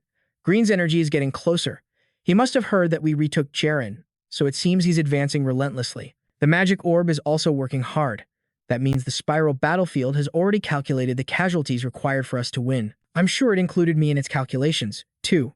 Though I have no idea what those guys saw in the spiral battlefield. He vowed to himself with grim determination. But this time, I will destroy you. Janice Leiter wondered, but where did Count Welton go? He explained to the person beside him. He went to meet with Commander Kanga's army from Lenri. Just as he spoke, his father returned and waved to them. Jamie smiled happily. "You're back."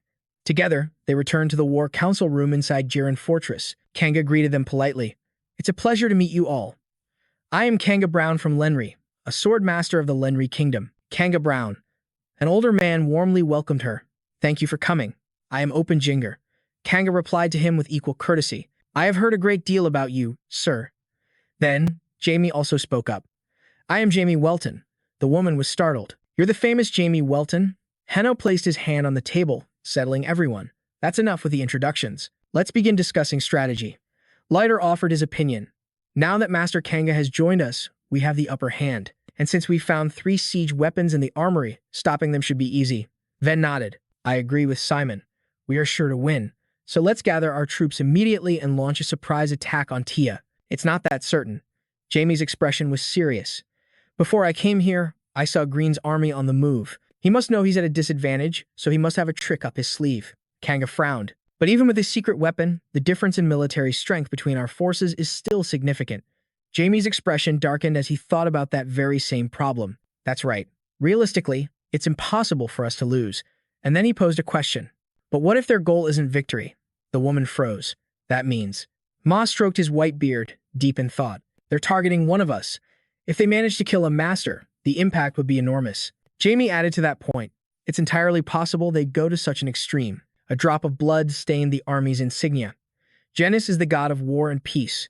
To achieve peace, one must destroy everything." Jamie also warned, among the 12 churches, the Genis sect specializes in warfare, so we must anticipate and prepare for many different scenarios. Biley agreed. "That's right. If we get too complacent, we're finished." At that moment, Jamie confidently laid out a plan. "So, here's what we'll do." The next day, under a clear blue sky, he woke up and took a long stretch. The sun rises so fast. Suddenly, someone approached and called his name. Marcus Ma spoke cheerfully. "Chilly, isn't it?" He replied warmly. "It is early autumn, after all.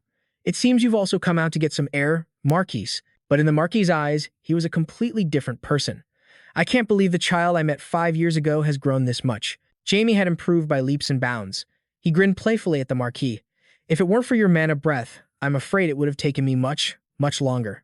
"Model, you were only able to do this because you're young, Marquis." Jamie then retorted, "What do you mean, young? I'm only being polite because I was resurrected. I've lived for tens of thousands of years longer than you." The old man nodded and corrected how he addressed him. "Of course, Elder." He grew even more cheerful. "Stop teasing me." Suddenly, Ma's expression turned serious. "What?" He took his hand and brought up a memory. "Do you remember what I told you at the final point in the magic world? If you're ever tired, you can come to me anytime." Ma placed his hand, which was clutching something, onto Jamie's palm. "This has never changed, because I am willing to bet everything I have on you." A red emblem was then revealed. "And I'm not the only one who thinks this way. Everyone who supports you believes in you." Ma encouraged him with very sincere words.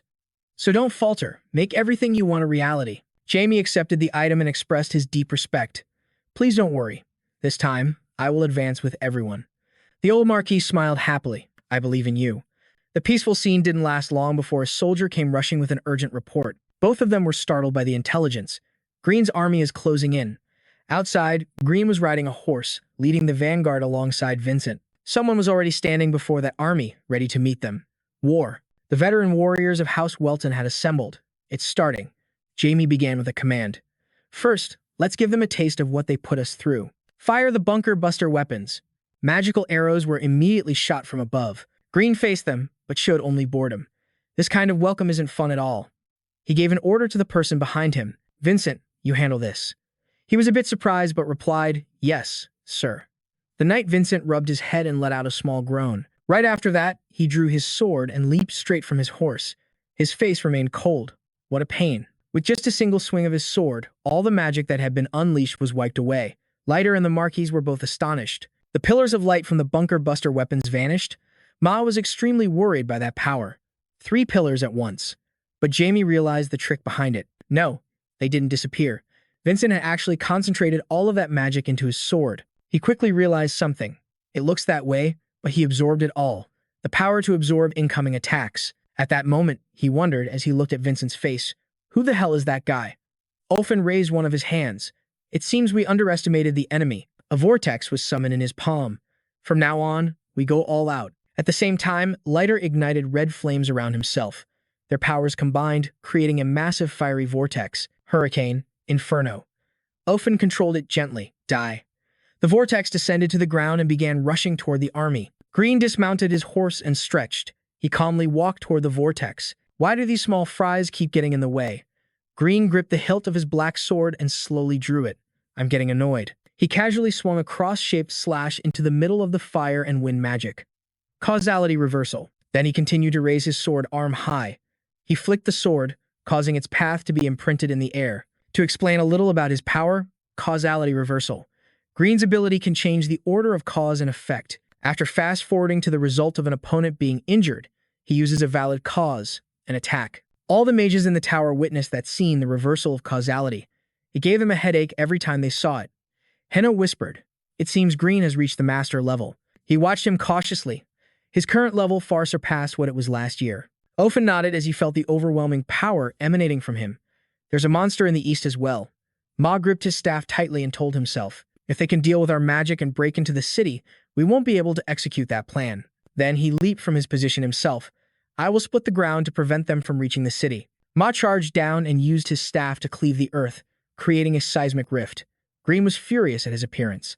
I told you not to interfere. Ma was still concentrating on using his power and couldn't dodge. The Marquis and another person rushed out to block Green, causing him to chuckle. You've finally shown yourself, Jamie Welton. He pressed his lips together and poured strength into his sword as he faced him. The gap between the city wall and the enemy army had been drawn by Ma. Thank you, Jamie. Thanks to you, I succeeded in splitting the earth and separating the two sides. He quickly retreated to let Jamie fight Green. Now I must prepare for that plan. The two swords clashed relentlessly, which only made Green more excited. Just then, he retreated to dodge a swing from him. You've improved much more than last year. Jamie stood his ground and scolded him. And you still have that same detestable look on your face. Besides, you only have 2 grandmasters on your side, right? Quite bold, aren't you? Green replied cheerfully. Did you really think I came here without a plan? I even prepared a gift for you. Jamie was confused by his words, so Green gave him a little hint. You already know, don't you? It's that plan you interfered with last time. Jamie's face darkened. The Chimera Holy Knights. He still remembered everything that happened with that incident very clearly. A year ago, the Janus Church, under the pretext of creating the Chimera Holy Knights, had captured innocent children and performed horrific experiments on them. The ringleader had been disfigured and eliminated, and after all those involved were dealt with, he thought the experiments had finally ended. Countless blue test tubes were displayed throughout the room. I can't believe they're still continuing that evil deed. Green was extremely curious. Well now, Jamie Welton, do you think you can stop it this time? Deformed bodies with demonic forms advanced at his command. 20,000 Chimera Holy Knights. Jamie's hands clenched into fists, trembling with rage. So you bastards, finally. Green smirked. Do you know how a Chimera is made? My subordinate told me they capture children and rip their hearts out while they're still alive. A cruel smile spread across his demented face. Some even begged for death to end it. The screams from mothers who would never come to save them. The veins on Jamie's head bulged as his anger continued to rise. You bastards, he spat out with all the fury he could muster. I'll throw every last one of you into hell. He unleashed a giant hand, but Green remained perfectly calm. Is this your response to my gift? Giving you gifts is so entertaining. However, his demeanor turned serious, thanks to you people. I've already tasted hell. His technique shattered Jamie's magic. Reversal of causality. Jamie drew his sword and charged at him. That vile man, Green, pointed his sword at him and smiled. Let's let those unfortunate souls get a glimpse of hell, shall we? Because even in death, they can't go to hell.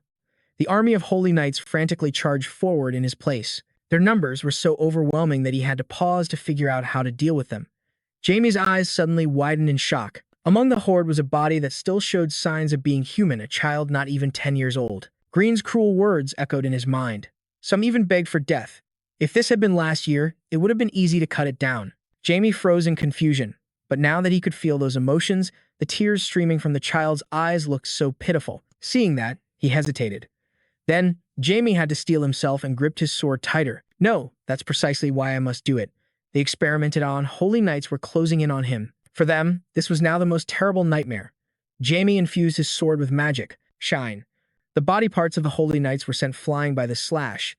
The child he had seen moments ago now lay on the ground in pieces, but it wasn't over yet as they got up once more. They can withstand light magic and survive? The holy knights opened their mouths wide, revealing a glowing seal on their bodies. Could it be the blessing of Genis? This means I can't take them all out in one go. His father also joined the battle, slashing them away. His father turned and declared to him, "You are not alone here, son," he exclaimed in surprise. His father also charged down to fight alongside them. "I don't intend to put this whole burden on your shoulders either." Jamie was still stunned. Sir Baron Kaza had also taken his position at the rear, ready. "I'll cover the back." They all aimed their weapons at the Chimera Holy Knights. "Go find Green." A happy smile crept onto Jamie's face, and he dashed off quickly. "I'm counting on all of you." As he cut through the horde of Holy Knights, he had to use his sword to clear a path. He remained focused on finding Green when something came rushing at him. "Where is Green?" The person he was looking for appeared with a surprise attack. Jamie dodged it and yelled furiously, "Green, you bastard." Vincent suddenly stepped between them. "Pardon the intrusion." Jamie looked at him curiously. "Who are you?" The knight casually informed them. "This is a bit troublesome, but I've been ordered to face you." A drop of cold sweat ran down Jamie's back. "What?" Brian wasn't pleased with that. "Move it, Vincent. Jamie Welton is mine." But Vincent stopped him with his words. "Are you going to disobey the apostle? You have your own mission, don't you?" He reminded him. "Have you forgotten your oath of loyalty to him?" Brian had no choice but to click his tongue. Damn it. He then turned and went in another direction, and Jamie tried to stop him. "Where do you think you're going?" He was careless, and a necklace was dangled in front of his face. "I made myself clear." Vincent touched Jimmy as a light flashed between them. "I am your opponent." Just then, the activation was complete. "So, let's go." The young man couldn't react in time. When did this guy get here? That creature began to emit a power, activating the holy relic of the endless battlefield. Then, they were both pulled to another place by its teleportation. Jemmy stood in the middle of a strange space as a voice greeted him. "Welcome, Jamie Welton. This is where Vincent resides, across from him." "Welcome. This is another holy relic bestowed by the god Zenith, the endless battlefield." He chuckled and said, "This space was created solely to kill you." Jamie retorted, "Then you've wasted your effort." The knight remained confident. "The Supreme One ordered us to separate you from the battlefield as far as possible. Otherwise, victory is impossible." He scoffed at his opponent. "You think you can win just by isolating me from the battlefield?" Vincent wasn't intimidated by him.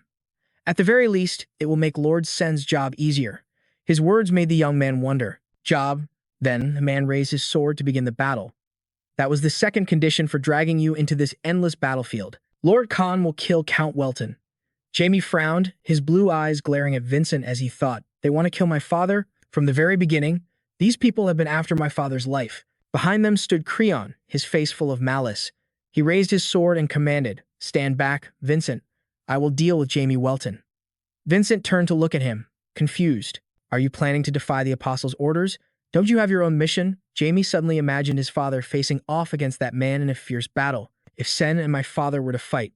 He glanced at Creon and saw an aura of magic enveloping his body. "Absolutely impossible," he thought. Creon spoke arrogantly. "Is this all you're capable of?" Jamie was resolute in his thoughts. "My father will not be defeated by someone like Sen." He lowered his head and declared firmly, "That will never happen." Suddenly, an immense, blinding power erupted from him, forcing his opponent to stagger back defensively. Vincent gritted his teeth, thinking in astonishment. What is this strange energy? A sharp sword had somehow appeared in his hand. "Let me make a prophecy for you.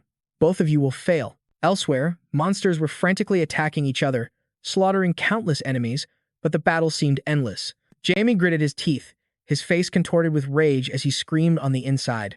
On top of that, I can't sense Jamie's aura anymore. It's not that Jamie has failed. He must have been teleported somewhere else. Shaking off the thought, he immediately charged into the horde of monsters before him at incredible speed. For now, I'll just wipe out this mob.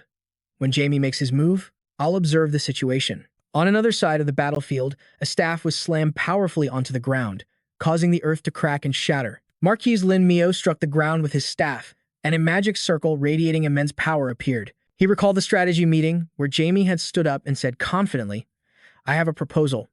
How about we do this?" He seriously laid out his plan for everyone to hear. When the enemy army charges, the generals will create teleportation gates in 3 directions. Jamie continued, using flags to represent their forces and the enemies to map out the strategy. Then, the cavalry will emerge from the gates and attack the enemy from 3 directions simultaneously. Back in the present, Marquis Lin Mio poured all his strength into the staff, unleashing a powerful spell that enveloped the area. He declared, "And I will be responsible for the center. You are all in charge of the flanks." Count Hyder obeyed, raising an arm as fire magic erupted around his body and spread outwards. Right, Sky Mage Ofen also cast his spell, replying, "Understood." Suddenly, a radiant magical formation opened in the sky, shooting down waves of lightning that terrified the horde of monsters. Soon, these magic circles appeared all across the brutal battlefield. From the center of the circles, small but incredibly powerful bolts of lightning shot out. Massive waves of lightning struck the ground, attacking the enemy and sending them scattering in chaos. Creon stood with his sword on the scorched, desolate ground and muttered with amusement, "Teleport. Interesting," he smirked mockingly. "But even so, it won't be easy to kill someone like me, who has surpassed the physical limits of a human.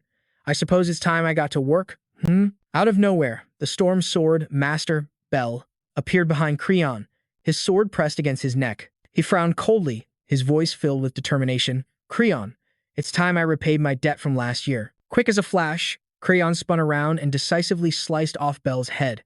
"Though I have to admit," he praised, "you did well to approach me while concealing all traces of your presence." He continued as he watched the head fly through the air, its eyes wide with shock. "Gale Sword, you are no match for me." Suddenly, Bell's body turned into purple crystal shards and began to crumble away. Creon, still in his fighting stance, stared wide-eyed in disbelief at the scene before him. A voice rang out from the distance, "Lord Onyx is not alone." Kanga appeared, sword in hand, pointing its sharp tip at him as she spoke coldly. "High Wind Sword." Creon gritted his teeth and glared at her, completely unaware that the real Bell was now charging at him from behind with a massive sword. "You insects. All you know are these ridiculous little tricks. It's pathetic." He swung his sword. A deep, critical blow landed on his shoulder. As the attacker smirked and spoke, "You let your guard down." His face darkened, his eyes holding no trace of warmth. A deep voice spoke, "Interesting. Did you use a psychic-type ability to capture my consciousness for a surprise attack?" Creon glanced at the 2 people standing behind him as a magic circle with unique patterns appeared. Illusions. Swordsman Kanga's power, which shows opponents' illusions and confuses them with spiritual power. He looked at Kanga, who was still in a battle-ready stance, and said contemptuously, "You insects, do you really think you can defeat me just by ganging up on me?" She frowned, looking down on him for his words. "The one who was just fooled by my power dares to speak so arrogantly." He stomped his foot hard on the ground, rushing towards her and roaring, "You are far too arrogant." Her sword, enveloped in a great magical power, was aimed at him. He saw 2 figures, hidden behind the layer of illusion, charging forward. There was a hint of praise in his voice. Hiding within an illusion is a wise decision. He raised his sword, and on its blade, Kanga's face appeared. He frowned arrogantly and said, "Only you are real. Don't underestimate the senses of a grand sword master." His gleaming sword blade reflected her panicked expression. Creon swung his sword, and with a single slash, the layers of illusion cracked and began to fade away. Causality reversal. A threat was about to strike from behind him. As if he had known all along, he turned around, his eyes filled with killing intent. He growled, "There you are, always sneaking up from behind like a little mouse. Don't you have the confidence to face me head-on?" Bell descended from above, holding a large sword. Meanwhile, he swung his sword back to build momentum for his attack, shouting, "This little game ends here." His eyes widened in shock as he saw the sharp tip of the sword hurtling towards him like a gust of wind. Memories flashed back as Creon's sword slashed past, by causing drops of his blood to fall to the ground. A year ago at Eon, Baron had faced Jen and suffered a crushing defeat. His body, tattered and covered in wounds, lay motionless. Lying on the ground with no strength left, it felt like facing an insurmountable wall. Tears welled up in the corners of his eyes, then streamed down like raindrops filled with helplessness and frustration. That was how Baron felt when he first encountered Ano. Since then, he had trained diligently with his sword every single day. Every time he met a monstrously strong opponent, he pushed himself to train even harder. Two different streams of magic clashed. I wondered in amazement, just how special is the Welton bloodline? It seemed Green had already reached the level of a grand sword master. An image of him, silent and somber, staring straight ahead. The gap between them had grown even wider than it was a year ago. An unbridgeable gap. Another memory, a conversation between Bell and Jamie, surfaced. But he resolutely placed a hand on his chest and said, "As your senior, I will continue to watch over and support you on your path. If you falter, I will be there to protect you. And if you wish to advance, I will do everything in my power to lift you up." He affirmed with determination in his mind, "No matter what, I will hold my ground." A powerful surge of magic enveloped Bell's entire body, his eyes blazing with a will to protect those most important to him. Go, Wangan. A great wind gathered around him, kicking up dirt and rocks in a swirling vortex. Zephyros, Baron's spirit transformation ability, spirit embodiment. She thought in astonishment, his body. He stared, his eyes wide, at Bell's magic. He roared, "You're not the only one who's been honing his power all year. Open your eyes and watch this." The tornado delivered a critical strike to Creon, tearing a long gash in the earth below. "This is a skill I created to kill you." Celestial Radiance. He took the full brunt of the attack and fell helplessly onto the arid ground, his body covered with countless wounds. Bell recalled Creon's previous attack, then looked at the pathetic figure on the ground and spoke, "The blow from that day. I'm returning it to you now." He pointed his sword at him and commanded coldly, "Don't resist futilely. Be a good little prisoner." He struggled to sit up, his entire body aching. "I already made it clear to you." Creon stabbed the tip of his sword into the ground, forcing himself to stand. Bell was somewhat baffled and amazed, thinking to himself, his whole body is weakened, yet he can stand up instantly. Even with the healing from causality reversal, it shouldn't be this fast. He frowned and declared loudly, "You cannot defeat me." Suddenly, a magic circle appeared above Bell's head. Before he could even blink, his body was pierced through. Causality reversal. He gradually lost strength and collapsed to his knees, while Creon placed his sword against him and sneered coldly, then let Count Welton show himself. More and more blood trickled from by his mouth, but he still wore a strange, faint smile. Suddenly, he said something bewildering. "He's right above you, isn't he?" He immediately looked up at the sky and saw a dark shadow gradually descending. From high above, Jimmy raised his sword and roared, "Die, you beast." He slashed sideways. A sudden, fatal blow struck him, and the atmosphere grew suffocatingly silent. Creon's eyes widened in disbelief as a significant amount of blood began to gush from his body. Gradually, Creon lost all strength to stand and collapsed forward. His eyes, terrifyingly wide and bloodshot, held a mixture of shock and admiration. Scenes flooded back into Creon's mind, Jemmy diving down to attack him with his sword. A stunned Bell, whose body was covered in countless see-through, circular wounds from Creon's magic. A powerful magic tornado appeared, sending dirt and rocks flying everywhere. The fierce battle flashed through Creon's mind again. Kanga, fearlessly pointing his sword at him with immense determination. Then, the scene of Creon lunging forward in a flash, landing a painful blow on Bell. Another sequence played out as he emotionlessly held a sword to Creon's neck. Over with the enemy troops, a magic circle was continuously striking them with lightning. Creon stood amidst the barren, rocky ground, taking in the entire scene. He raised a hand to his chin and smirked. Creon let out an arrogant smile and slowly began to speak. "That was a close call. I almost really died." A dazzling blue magic circle appeared, reversing causality, regressing the outcome, turning back time to a specific point. Time had rewound to the moment just before the all-out battle began. Scraps of paper drifted down from above. A year ago, the country was flooded with news of Jamie Welton's appointment as the great archmage. Jion, his hands in shackles, knelt on the ground, reading the words written on that paper. Meanwhile, Creon was languishing in an unknown dungeon of the Sun Church. That was also the first time he heard the news. The newspaper showed a picture of Jemmy, looking majestic with a radiant smile. A stark contrast, one man locked away in a dark prison, while the other was smiling brightly in the papers, basking in the attention and the limelight. Creon's face grew more and more ferocious, his eyes turning bloodshot. The veins within them were clearly visible. Never in his life had Creon been so furious. He had to find a way to vent this rage, no matter the cost. A rat suddenly appeared, approaching the newspaper. And to do just that, he watched intently as the rat slowly crept onto the paper. Not too fast, not too slow. Creon crushed the rat, splattering blood all over the newspaper. In Creon's eyes, he saw Jimmy's image, filled with hatred. He needed more power. He used the blood to write ancient runes all over the dimly lit cell. From that day on, he worked day and night to increase his power. Cracks began to appear, and finally, sharp, fractured shards of crystal started to fall. Creon tilted his head up and glanced above. He had also reached the level of a Grand Master. He could now minimize the side effects of reversing causality, alter space and the flow of time, and even change death itself. Returning to the present, he raised a hand to his chin, lost in thought. But the pain from that slash still lingered. The mental shock was too great. This technique couldn't be used again. Creon recalled the moment Jimmy's sharp sword tip slashed past him. He thought to himself, Count Welton's sword reached my neck right before I could activate the causality reversal. Even though I sensed it, his movements were just too fast. Then he remembered Belle's wild and intense tornado. Besides, Baron and that nameless swordsman were also quite a nuisance. The image of Kanga and the swordsman hiding in an illusion, waiting for the right moment to strike Creon, came to mind.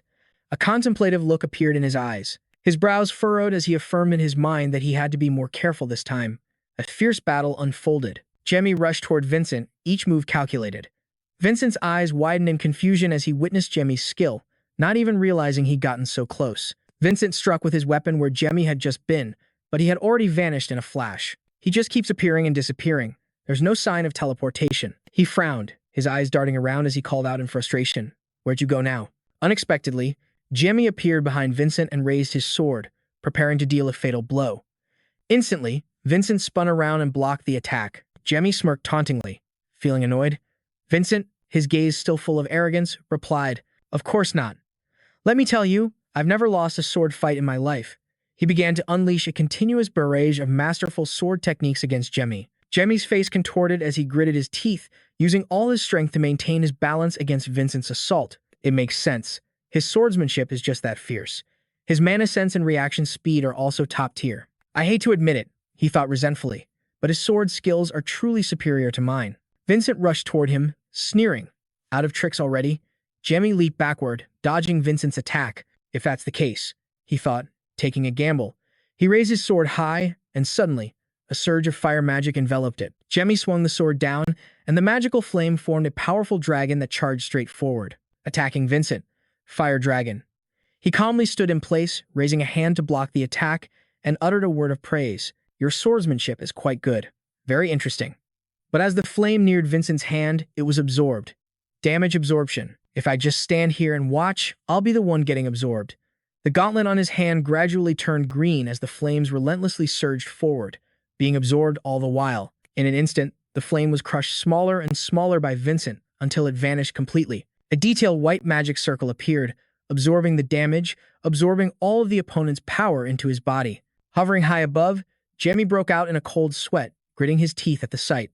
I saw this coming, but I can't believe he can actually absorb magic. And 9th level magic at that. Vincent's hand trembled slightly, but his face remained calm as he looked up at Jemmy and spoke. The sanctuary told me that my destiny is to kill you. A memory of the vast church surfaced. Jemmy's appointment 5 years prior had sent shockwaves through the entire church. Back then, Vincent was lying down somewhere high up, hands behind his head and eyes half closed, relaxing as he listened to the words of those below. That Jamie Welton really became an archmage, and he's so young. He was in his room when a bishop suddenly appeared. Fearing him, the church created a human weapon for the sole purpose of killing Jemmy. Mary stood before Vincent, asking excitedly, You're Vincent, right? I've been looking for you for so long. He sat up in surprise, looked at her, and said, Bishop. Her urgent tone confused him as she ordered, Follow me, now. The Holy Father is summoning you. Vincent had his doubts but followed Mary nonetheless. That person had been granted a terrifying power. At the palace, a bishop stood on a dais, looking down at the kneeling Vincent and proclaimed, Vincent, receive the power bestowed by the Holy Father. Vincent somberly examined his green hand. She said in a cold voice, Jamie Welton is the threat to our vision for this world. Mary ordered, Use that power and make him submit, no matter the cost. He clenched his fist, his eyes filled with determination. As you command. Back in the present, Vincent held out his empowered hand, gathering magic and aiming it at Jemmy as he spoke. And this is the power I have spent years honing, for the sole purpose of killing you. A large, powerful mass of green magic formed in his hand, aimed at Jemmy, who watched in confusion as the power rushed toward him. I can't block this attack with magic. His eyes widened as he gritted his teeth, deciding, I'll have to use the other side of Avalon to make a temporary retreat. No. An image of an emotionless Vincent pointing a sword at him flashed through his mind. Sir Ken killed Count Welton. He thought to himself, I can't drag this fight on. Who knows what's happening out there? Jamie gripped his sword tightly, thinking desperately, I have to gamble. I'll bet everything on this sword. Full of tension, he thought of the sword style his grandfather had created for him. He roared the name of the technique, Final Dance. The two torrents of magic collided with enough force to split the world in two. Vincent was stunned to see Jamie's technique, thinking in disbelief. That attack, it's pushing back my power. His eyes widened in frustration. It should have been absorbed. What is this horrible feeling? A phantom of the man Vincent called the Holy Father appeared, his massive hand gripping Vincent's face as he snarled, Vincent, are you doubting my power? Jamie's massive wave of magic drew closer and closer. Holy Father. Vincent clenched his fists, telling himself, I must never, ever doubt his power. He thrust his hand out, hoping to block the attack, and screamed, I'll block it this time, too. The powerful magic slammed into Vincent, sending him reeling and drawing blood. Absorption, his eyes widened in shock. Vincent spat out a mouthful of blood, his heart filled with doubt. How is this possible? The scene began to blur before his eyes. Vincent's battered body lay cold on the ground. He looked up at the bleak gray sky. Vincent couldn't move anymore. He could only speak in a faint whisper. To think someone could unleash a technique like that. Jamie approached him and offered a compliment. I have to admit, you are a very worthy opponent. His eyes narrowed as he looked down at Vincent and continued coldly. But you could never defeat me. Vincent asked helplessly. Why? Jamie answered bluntly, without a hint of pity. Because you are nothing more than Janice's dog. Vincent fell silent at his words. An image of the bishop appeared, extending his hand in front of him with a sinister smile, saying, From now on, you will be my loyal dog. Vincent closed his eyes, tears welling up as he finally understood. So that's how it is. A faint smile crossed his lips as he thought, it can finally end now. He whispered, Thank you, Jamie Welton. Jamie looked at the completely defeated Vincent and wondered, what did that guy just say?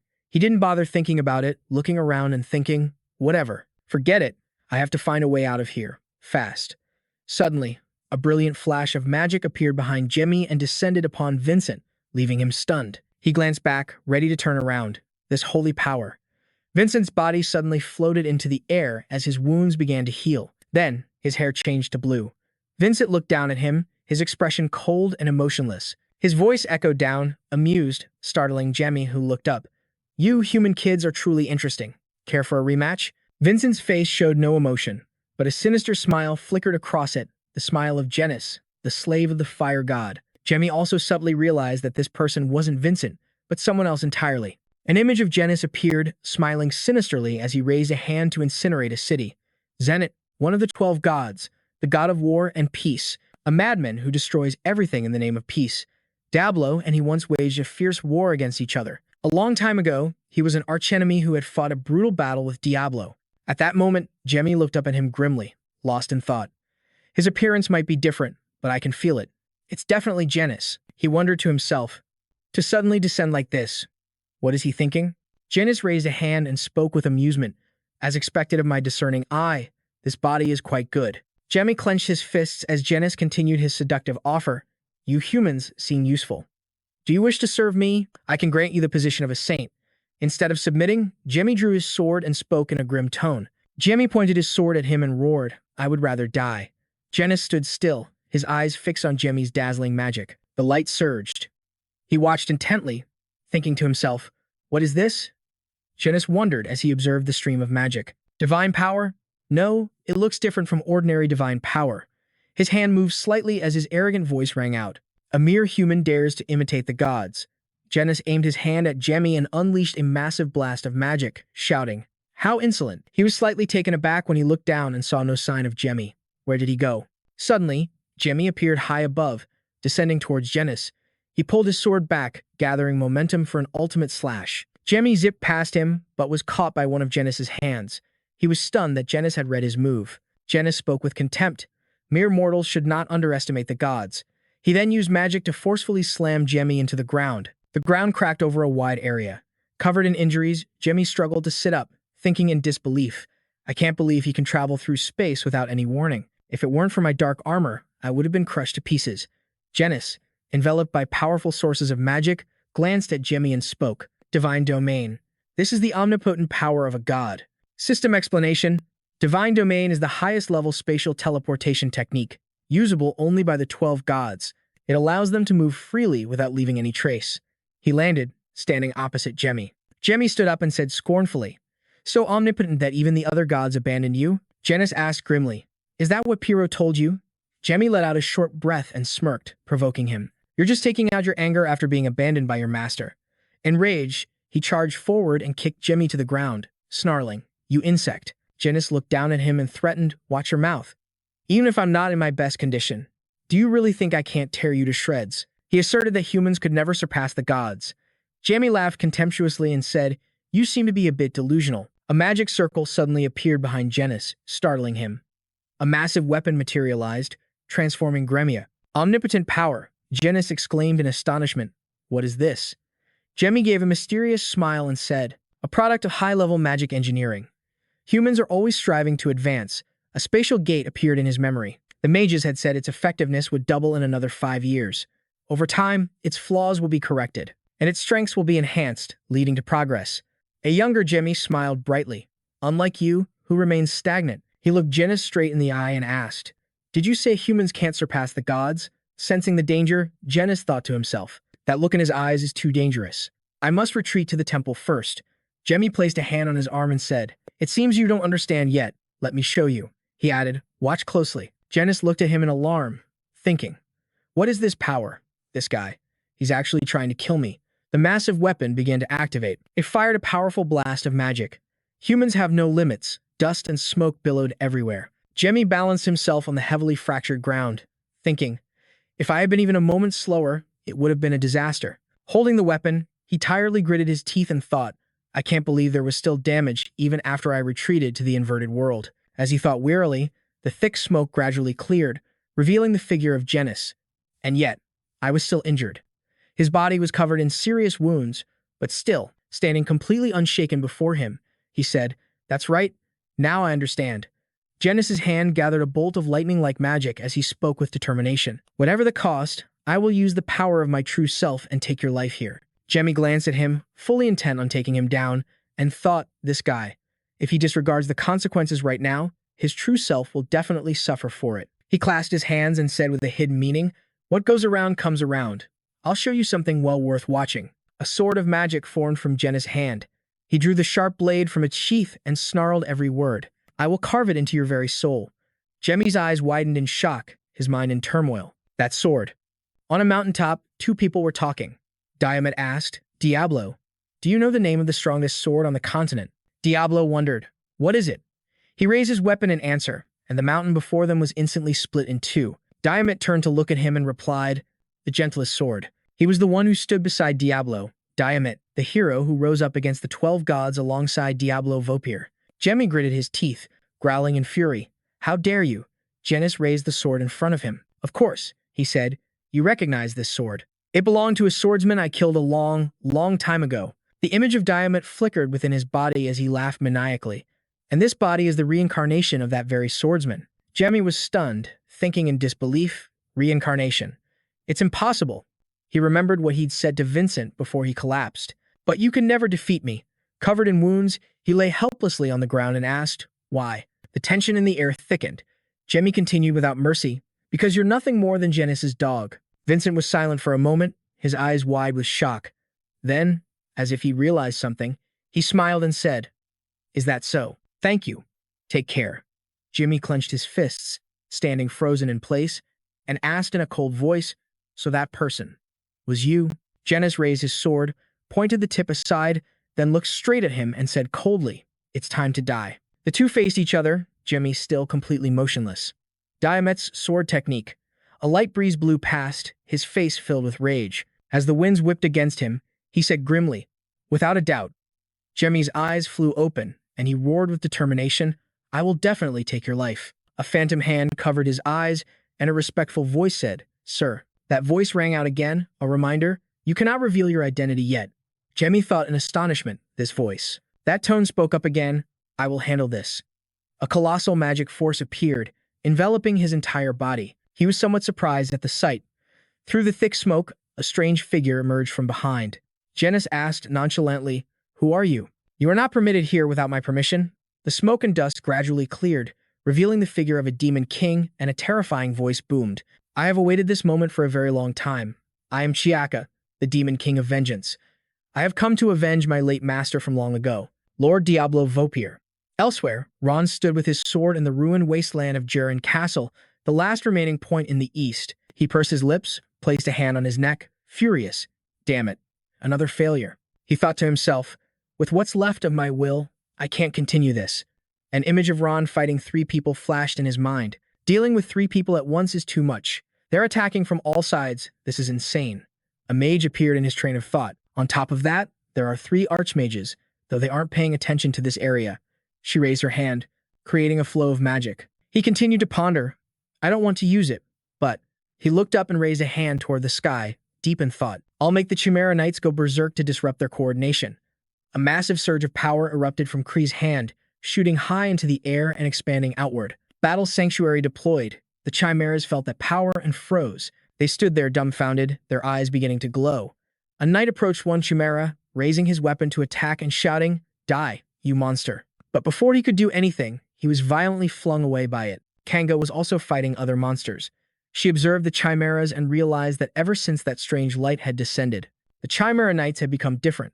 She stood on the corpse of a Chimera she had just defeated, waiting for the others to come, thinking, it's good that the holy power is working, but it seems there's a price to pay for it to take effect.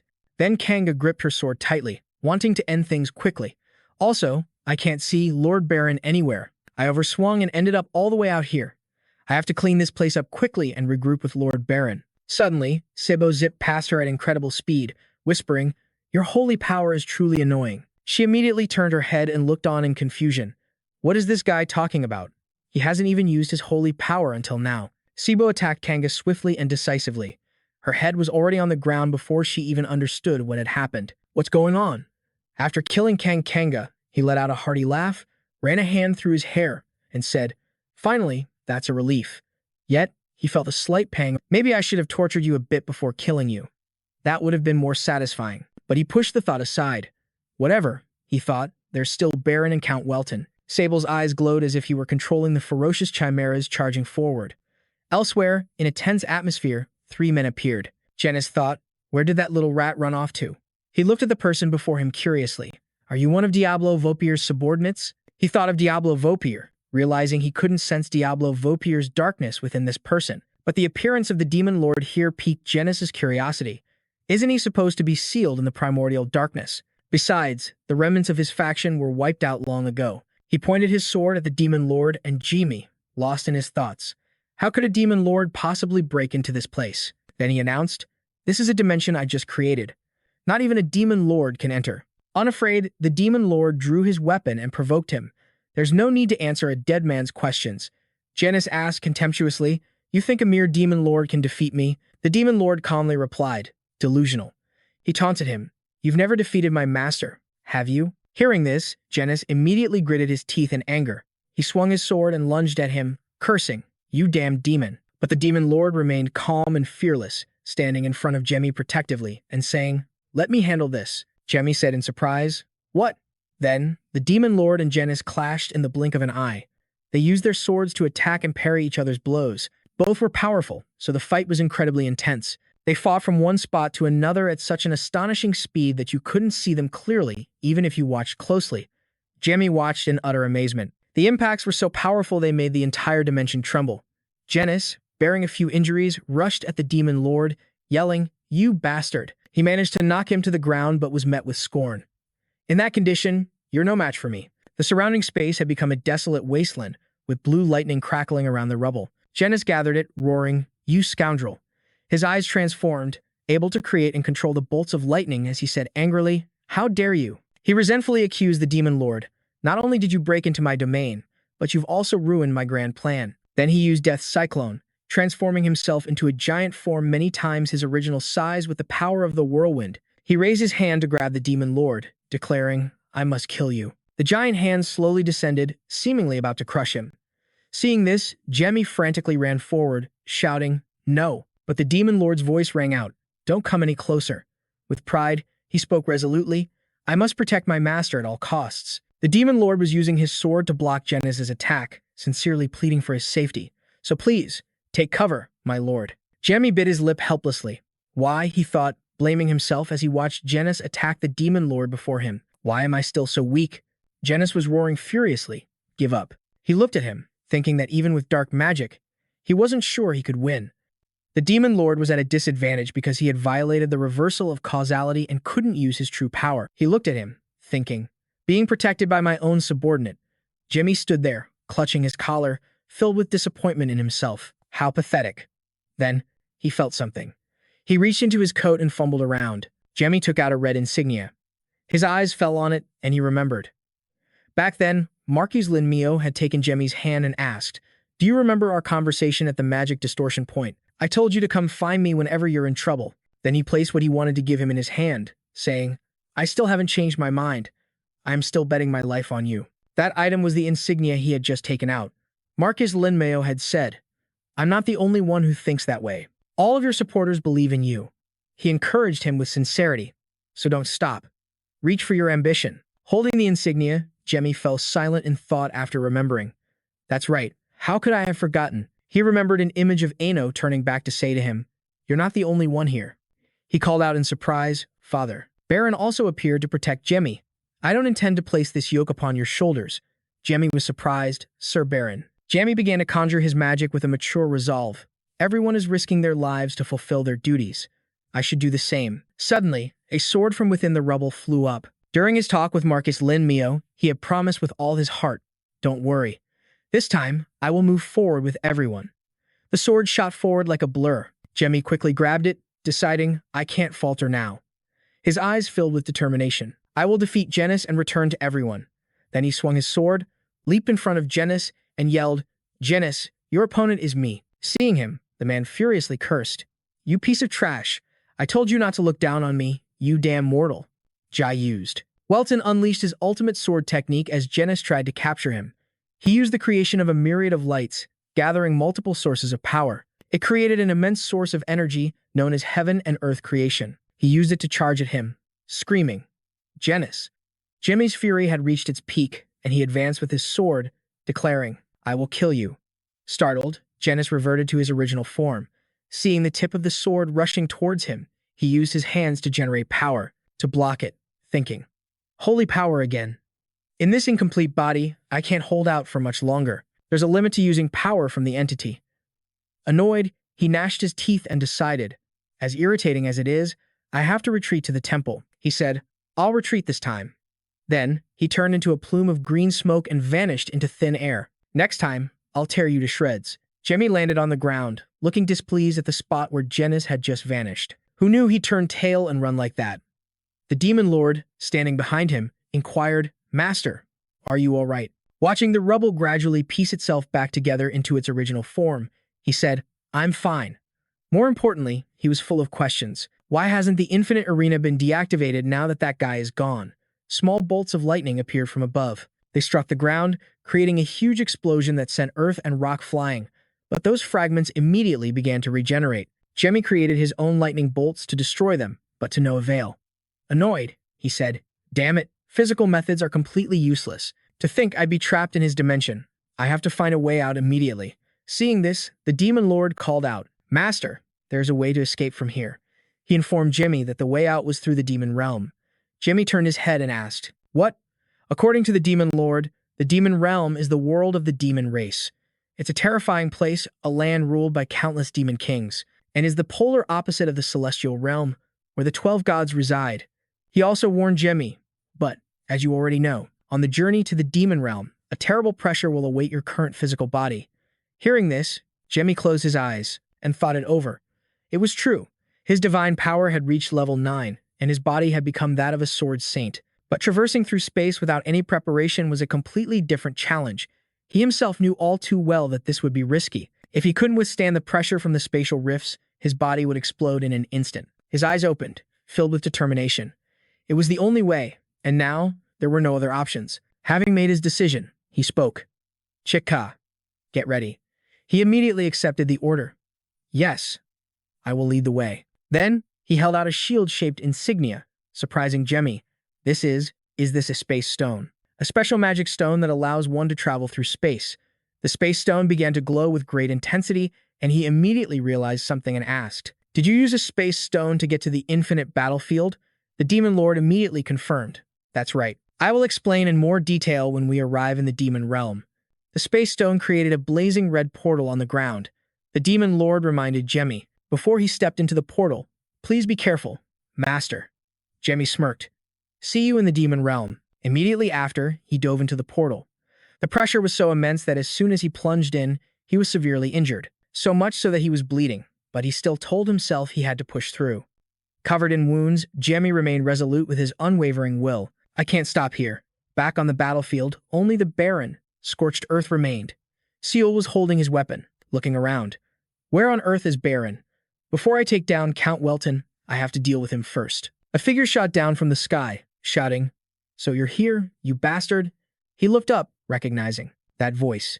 Ano, holding his sword, charged down aggressively and declared, "This time, I won't let you escape." Seal realized. His attack was so powerful it shattered the ground into pieces, but unfortunately, he managed to dodge it. He thought angrily. That bastard appeared from above again.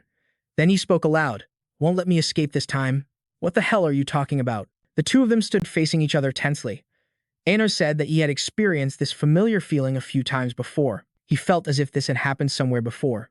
He told him that at first, he thought it was just an illusion, but it felt strangely real. Visions of himself defeating Seal had appeared many times.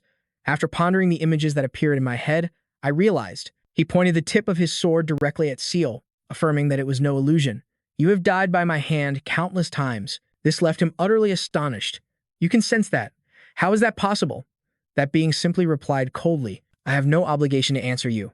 Immediately, the man roared in fury, "You bastard." He then used reverse causality, creating a clone with his power and advancing on Ano. Ano sensed his power. It was like Jemmy's ability, an invisible power drawing near.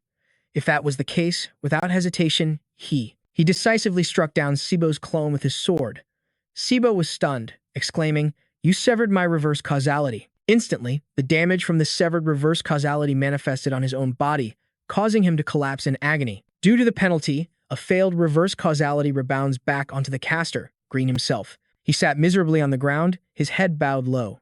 Earlier, Ano had said his space slash could cut through multiple layers of space. He stood proudly before him and analyzed that there was no reason it couldn't sever something like reverse causality, a power capable of changing the flow of time. Sibo weakly uttered, "Damn it." He gritted his teeth, trying to calm down and think. "I can't use the resurrection barrier anymore. I have to stay calm and not let him find out." And so, Sibo burst into crazed laughter, pretending to be fearless as he shouted, "It's useless, Ano Welton. No matter how you struggle, that sword can't finish me." Hearing this, Ano remained silent and composed. He thought cautiously, "I agree. Even if I sever his reverse causality. If the resurrection activates the moment he dies, it can't be stopped. If my hypothesis is correct." Power began to gather in the sword he was holding. Even though the technique was incomplete, he raised the powerful sword, determined to execute the move. "Because I've figured out the trick. And I took inspiration from my father's ultimate slash style." Seeing this, Sibo hurriedly thought, "Damn it, I have to dodge." Ano used the ultimate slash style, Chaos. Surprisingly, Sibo was completely unharmed. His face filled with shock, and his legs trembled. What is this? He was standing in an endless void. There are no obstacles. What is this strange feeling? Ano also appeared and said, "This is chaos, an infinite space." He calmly walked forward with his sword in hand, explaining, "In chaos, a place where time and space do not exist, your reverse causality is useless." Sibo thought with resentment and jealousy, "Welton, you're full of surprises. To think you've already reached this level." A voice echoed in his mind. "But, Green." Just then, a man had approached Cable. He was restrained by chains as the man said, "To possess such power, yet be stopped by a 9-year-old boy. I can't imagine how disappointed your father will be." He trembled in silence as the man placed a hand on his shoulder. He was ordered to succeed this time to atone for his previous failure. As that memory flooded back, his energy suddenly surged. It gathered into his sword. "You and your father." He looked at Ano, his heart filled with hatred and envy. "You're all just obstacles in my way. Even if I die, I'll take his head myself." Then Sibo charged at Ano, screaming, "Die, Ano Welton." Ano immediately charged forward as well, thinking, "This is chaos, a place where dimensions collide. These unstable spaces are in constant conflict. It's the most chaotic state, capable of exploding at any moment." They clashed in a frantic battle. Ano felt a slight dissatisfaction as he fought Sibo. He thought, "It's because you're just like this. If I had reached a higher state, I probably could have cut you down with ease." The two of them parried each other's weapons and launched a flurry of rapid attacks. Ano fought while thinking, but overthinking will only dull my blade. Sibo managed to cut his cheek, and he received a similar wound in return. Despite this, they continued to fight fiercely. Ano made a serious decision. Let's end this here. Ending all thought, he began to fight with greater force. Their two swords clashed, neither willing to yield. Everything started to descend into chaos. The destructive power of their battle was causing the space itself to crack. The space fractured into multiple pieces as they both increased the power of their attacks. Finally, it shattered completely as they fought everywhere without any sign of stopping. Sibo madly rushed toward Jamie Welton. He pointed the tip of his sword at Ano and said, "Stop resisting and just die." Ano stood his ground fearlessly, thinking, "This chaos is about to explode." His face was like ice, revealing no emotion as he made his decision. But it doesn't matter. If this is the only way to finish you. A voice echoed, Ano. He remembered his father's words. Always remember that the sword of House Welton is the strongest in the world. Now, he was using that very sword to fight him. Seeing Ano's emotionless expression, Sibo froze in horror. Why? How can he make that face? Ano's attack was already rushing toward him, but he was still focused on wondering why his opponent could be so calm in the face of death. Instantly, Ano's attack struck him. Ano's face still showed no other expression. Observing the crumbling space around them, he thought, well, this space can't hold out much longer either. He believed he still wasn't strong enough. If only I were a little stronger. Deep down, he still hoped for a different outcome. Was there any other choice? It seemed that now, Ano could only die. In the moment death arrived, in the final moments of his life, Ano's past memories flashed before his eyes like a movie. On a clear morning, a voice rang out, "Training is over for today." At that moment, the first thing that came to Ano's mind was the memory of the day he first held a sword. The man holding a whistle laughed heartily. 3 hours and 30 minutes, that's a new record. Ano, just a child, panted with exhaustion and asked joyfully, "So, does this mean I can hold a sword now?" To 9-year-old Jamie Welton, the man replied, "All right, starting tomorrow, you can try wielding a sword in combat." Because he was so excited that night, Ano tossed and turned all night, unable to sleep. The next day, holding a sword for the very first time, he grasped it carefully in his hands. This is. Ano's face lit up. A sword. In that very instant, Ano felt a profound stirring deep within his soul.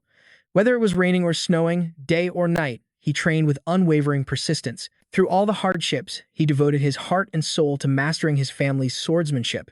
And then, before he knew it, he was a young man. Having finally reached the rank of sword master, he could shatter a wall with his blade, and for the first time, he felt the sword respond to his will. This brought him immense joy. Watching his son from behind, Chibil thought to himself, "It seems the time has come." Seeing this, Chibil felt that the time to pass on the family headship to Ano was drawing near.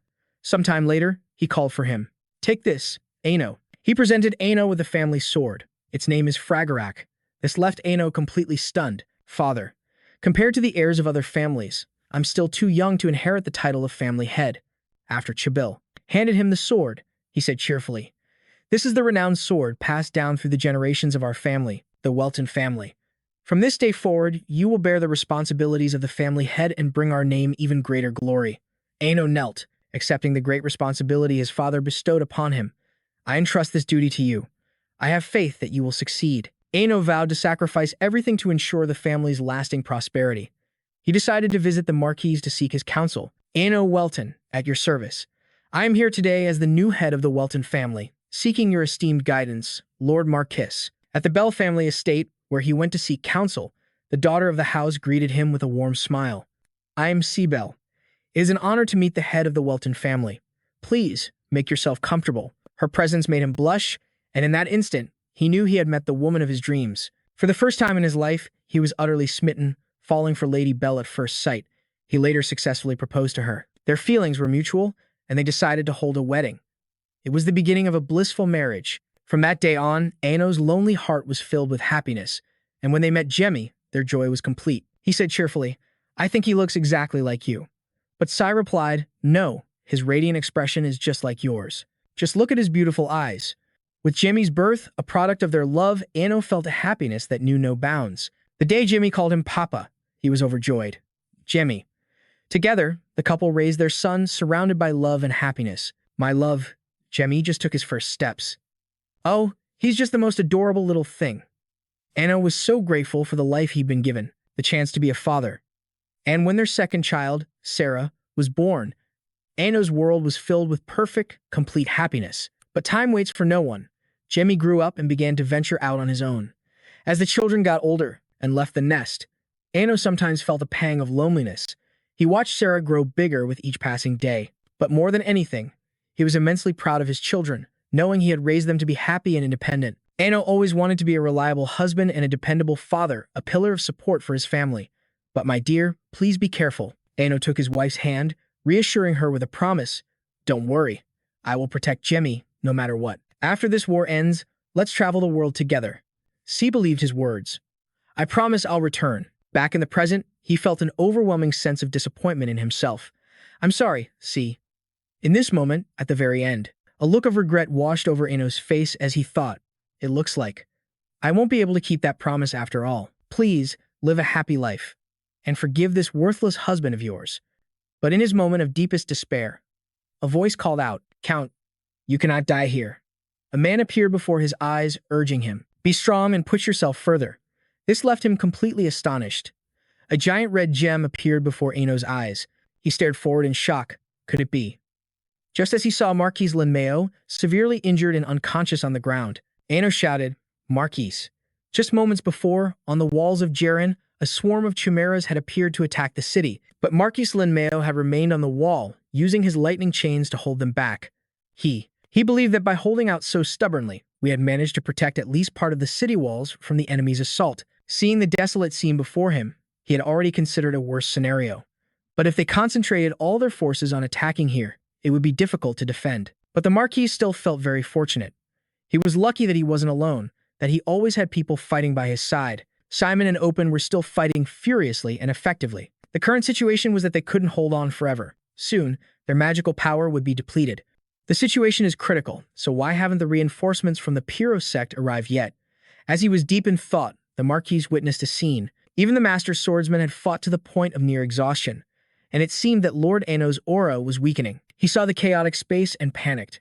Wait, is that a dimension of chaos activated by magic? Marcus Linmeo looked at it with a calculating gaze.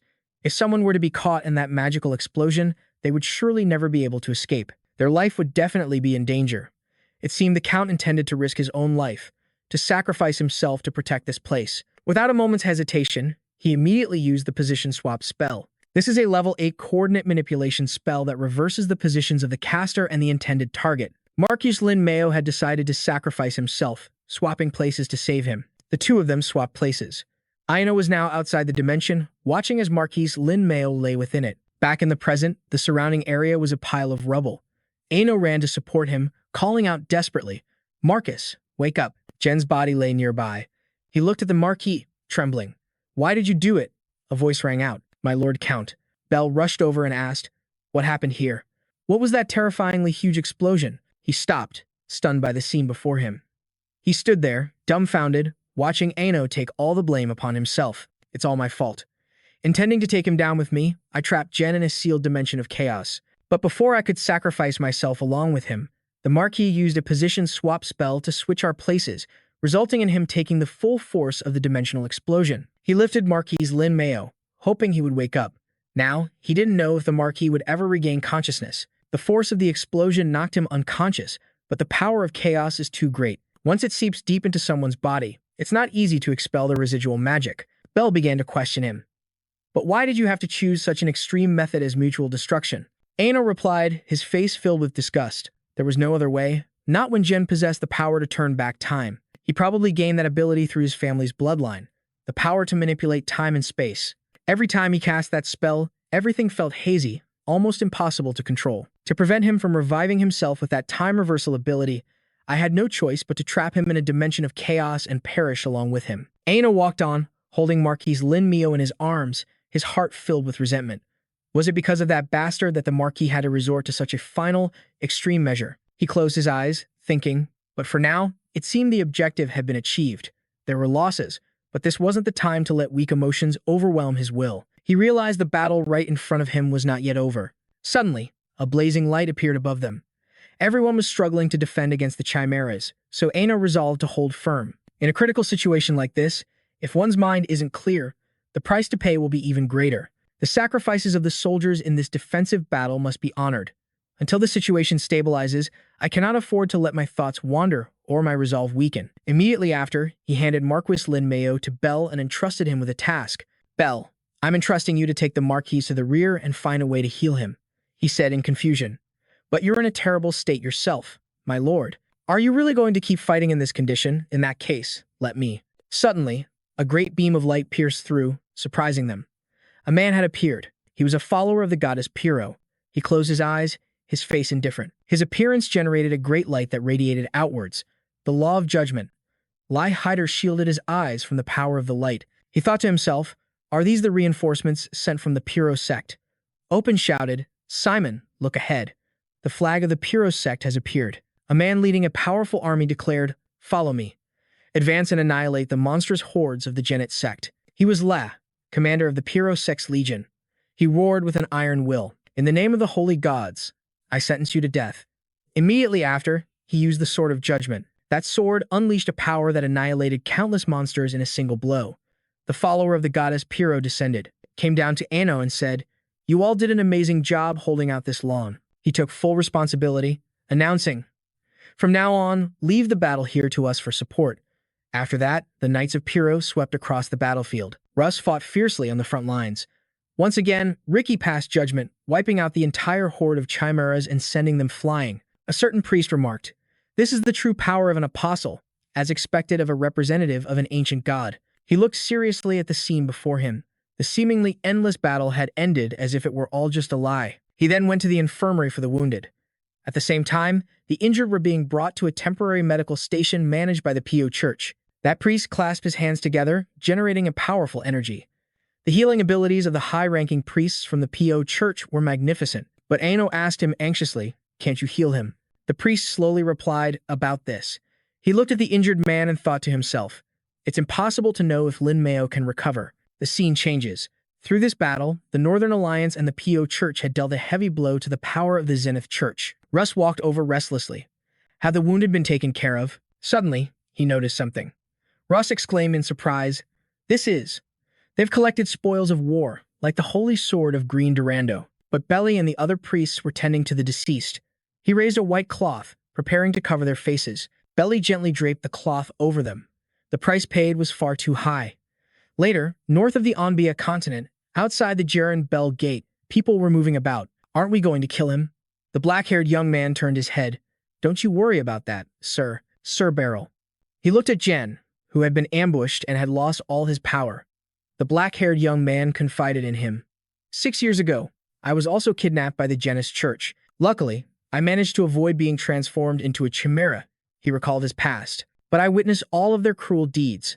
The black-haired young man seethed inwardly. I never thought they would continue those horrific experiments. A glint appeared in his eyes. I won't let this bastard die so easily. He will suffer a punishment worse than death. Looking at him helplessly, Jen thought. A punishment worse than death? He was extremely puzzled, whispering to himself, I don't understand why his image is overlapping with Jamie's. The black-haired young man spoke up, as if to himself, oh, right. By the way, did Jamie really just disappear like that? Bell nodded slightly. Yes, it seems the Genis Church pulled him into an isolated space. The young man was curious but still agreed. An isolated space. Then we need to search for traces of spatial movement. Inside the main altar of the Genis Church, the space was dark, illuminated only by specks of firelight. Suddenly, a blue magic spell appeared and spread out. Seeing this, Noah uttered in a daze, Vincent's ravaged body was floating up with that magic. Not a single part of him was intact. What happened on the endless battlefield? He looked at him coldly. You can't die yet. There are still things you need to do. Noah paused for a beat, nervously thinking, this energy is being transferred somewhere else. A voice spoke out, you've arrived. Genis said with satisfaction, the Loa Tuin battlefield is working very well. Noah covered his face in despair. I advise you not to come here. If the other gods find out. Genis comforted him. It's fine. They cannot know that I have descended to the mortal realm. His expression turned serious as he looked back at him. The Loa Tuin battlefield erases the presence of gods. Noah asked awkwardly, what happened on the endless battlefield? He remembered the sight of Vincent. He then wondered why Vincent's body had ended up in such a state. Genis stated without hesitation, the demon lord has descended. He recounted. He came to avenge his long-lost master, Diablo Volpia. Noah couldn't believe it. He never expected that a subordinate of Diablo Via was still around. Janus crossed his arms. I'm not sure how he managed to get in, to infiltrate the endless battlefield like that. Perhaps he waited for me to leave the celestial realm and become weaker. He looked at Janus nervously.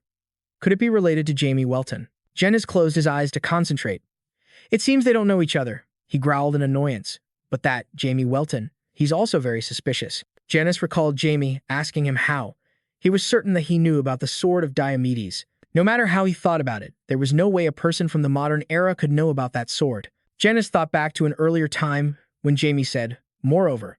He had exclaimed, was he so weak that Raz had to discard him? Janus recalled the previous conversation between himself and Jamie when he'd asked, did Pyrrho mention that? Jamie sneered mockingly. So, did he take his anger out on everything after his master abandoned him? Back in the present, Janus thought to himself, he acts as if everyone else is to blame for this.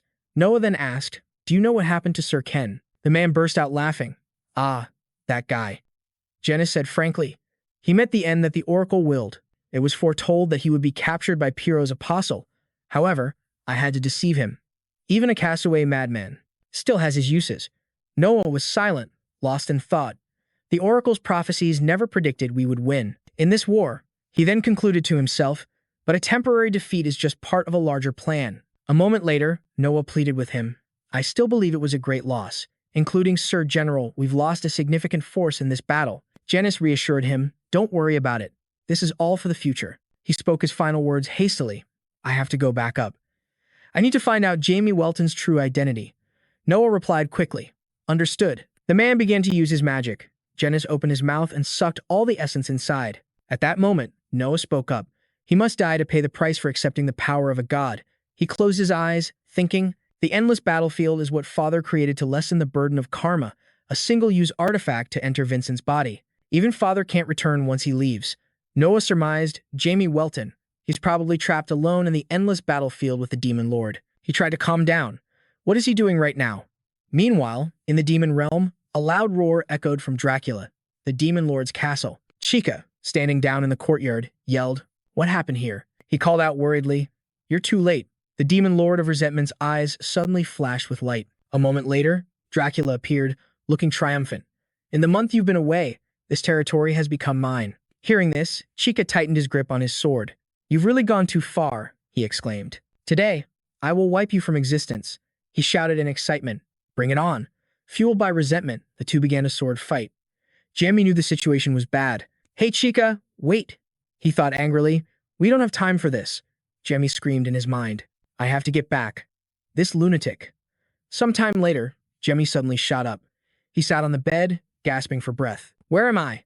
Jamie then recalled the scene from his dream and thought, we really don't have time for this. Back then, he had been determined to fight. I have to stop them somehow. Jamie had raised his bow, preparing to attack those lunatics. He had shouted, stop it right now. Dracula roared. Chica, furious, ground his teeth. I don't know where you picked up this weakling, Dracula cursed while attacking. But you dare let a pipsqueak who still smells of his mother's milk interfere in our fight? His magic was too powerful. It made Jamie think, damn it, his magic is too strong. I'm losing consciousness. Suddenly, he noticed something. It turned out Chica was shielding him. Forgive me, my lord. Please leave this place to me. That was the last thing he remembered. After that, I blacked out and don't remember anything. Jamie looked at the stranger, thinking, I wonder if this guy can even talk. He urged him. Then hurry up and take me to Chica. The man calmly stated, I suspected you had a close relationship with the Demon Lord, but to address him so casually, Jamie, having lost all patience, snapped. Enough. Lead the way. Elsewhere, the sea was as red as blood. Chica had caught a large fish. His face looked very serious as he effortlessly pulled the giant fish onto the shore. Jamie approached and asked, What are you doing? Startled, Chica exclaimed, My lord. He spoke with an annoyed tone. How can you be so relaxed? Just fishing like this. And what's with that gaudy fishing rod? He rubbed the back of his neck sheepishly. It's made of adamantium. Jimmy asked in disbelief. Adamantium. You use such a precious metal just to make a fishing rod? Chica said proudly. Even for a hobby, you need the right gear. It gives me peace of mind. Now, let's return to the castle. His servant bowed and replied, Yes, Demon Lord.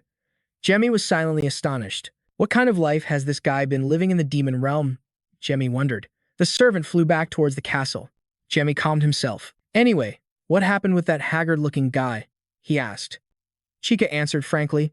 There was a vampire invasion, which is a fairly regular event. The reverse is also true, Chica explained in detail. Because our territories share a border, whenever an opportunity presents itself, both sides try to take over the other's territory. He added unhappily. However, the damage was quite severe this time, because I was absent for a long time. Jamie realized it was partly his fault. That was because of me, wasn't it? Sorry. Chica comforted him. Please, don't say that. If it's for you, my lord, I wouldn't care if my entire territory disappeared. He then reminded Jamie, more importantly, don't you need to get back in a hurry, my lord? Jamie remembered with a jolt. Oh, right. How long has it been? Chica explained that 3 days had passed, but that was only 3 minutes in the real world. Jimmy put a hand on his chin, thinking. So, 1 day in the demon world is equal to 1 minute in the human world?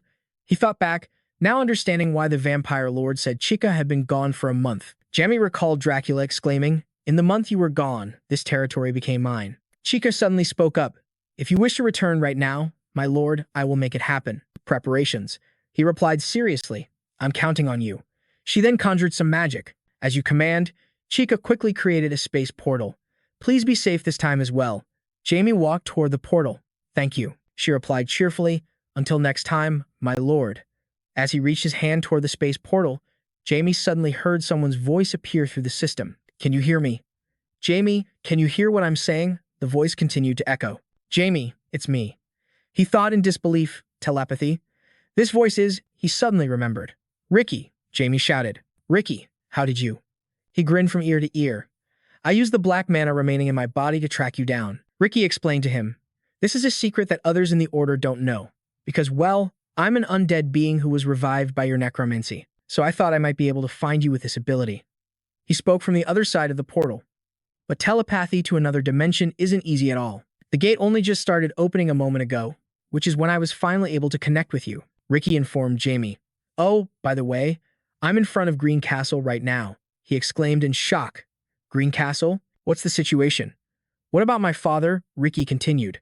The battle is over, and the Count is safe as well. Jamie let out a sigh of relief. Thank God. He added, but the Marquis' condition isn't very good. He sacrificed himself to save the Count. Jamie's eyes widened in alarm. What? He silently recalled the Marquis's face. The Marquis? Jamie looked at his own hands. I've gotten noticeably stronger than last year. Jamie recalled a scene where he was sword fighting. He swiftly lunged at his opponent. Jamie had successfully defeated him. He also remembered looking at the back of Chica, who was holding a sword. He ran closer to Chica. Jamie silently blamed himself. I'm still too weak. He angrily clenched his fist. I can't keep fighting like this, leaving things to chance. I have to become stronger than I am now. Jamie looked at the portal and spoke. Ricky, time on this side flows much slower than over there, so I'm going to train here and get even stronger before I return. He thought to himself, with endless time and the relentless pursuit of power in the demon realm, I'll have no choice but to become stronger. So, Jamie asked Ricky, could you please relay that to my father for me? He stammered. Me? When are you coming back? He said. In 1 day, leaving Ricky completely confused. What? Ricky lost his cool and yelled. Jamie? After a moment, his voice quieted. Did he say tomorrow? Chica, standing behind Jamie, asked, My lord, do you intend to train here? He quickly replied, I will do everything I possibly can. Jamie turned his head and smiled. So I'm counting on you, Chica. I really need your help. She placed a hand on her chest in a gesture of loyalty. Leave it to me, my lord. I will support you with all my being. He looked up at the sky and said to himself, 1 day in the human world is 4 years here. Just you wait, Janice. Jamie resolved. In 4 years, I will become strong enough to destroy you. In a warm room, a voice rang out. Count Chimera Baros's eyes widened as he asked, Where's that human? His subordinate quickly replied, He is currently with the Demon King.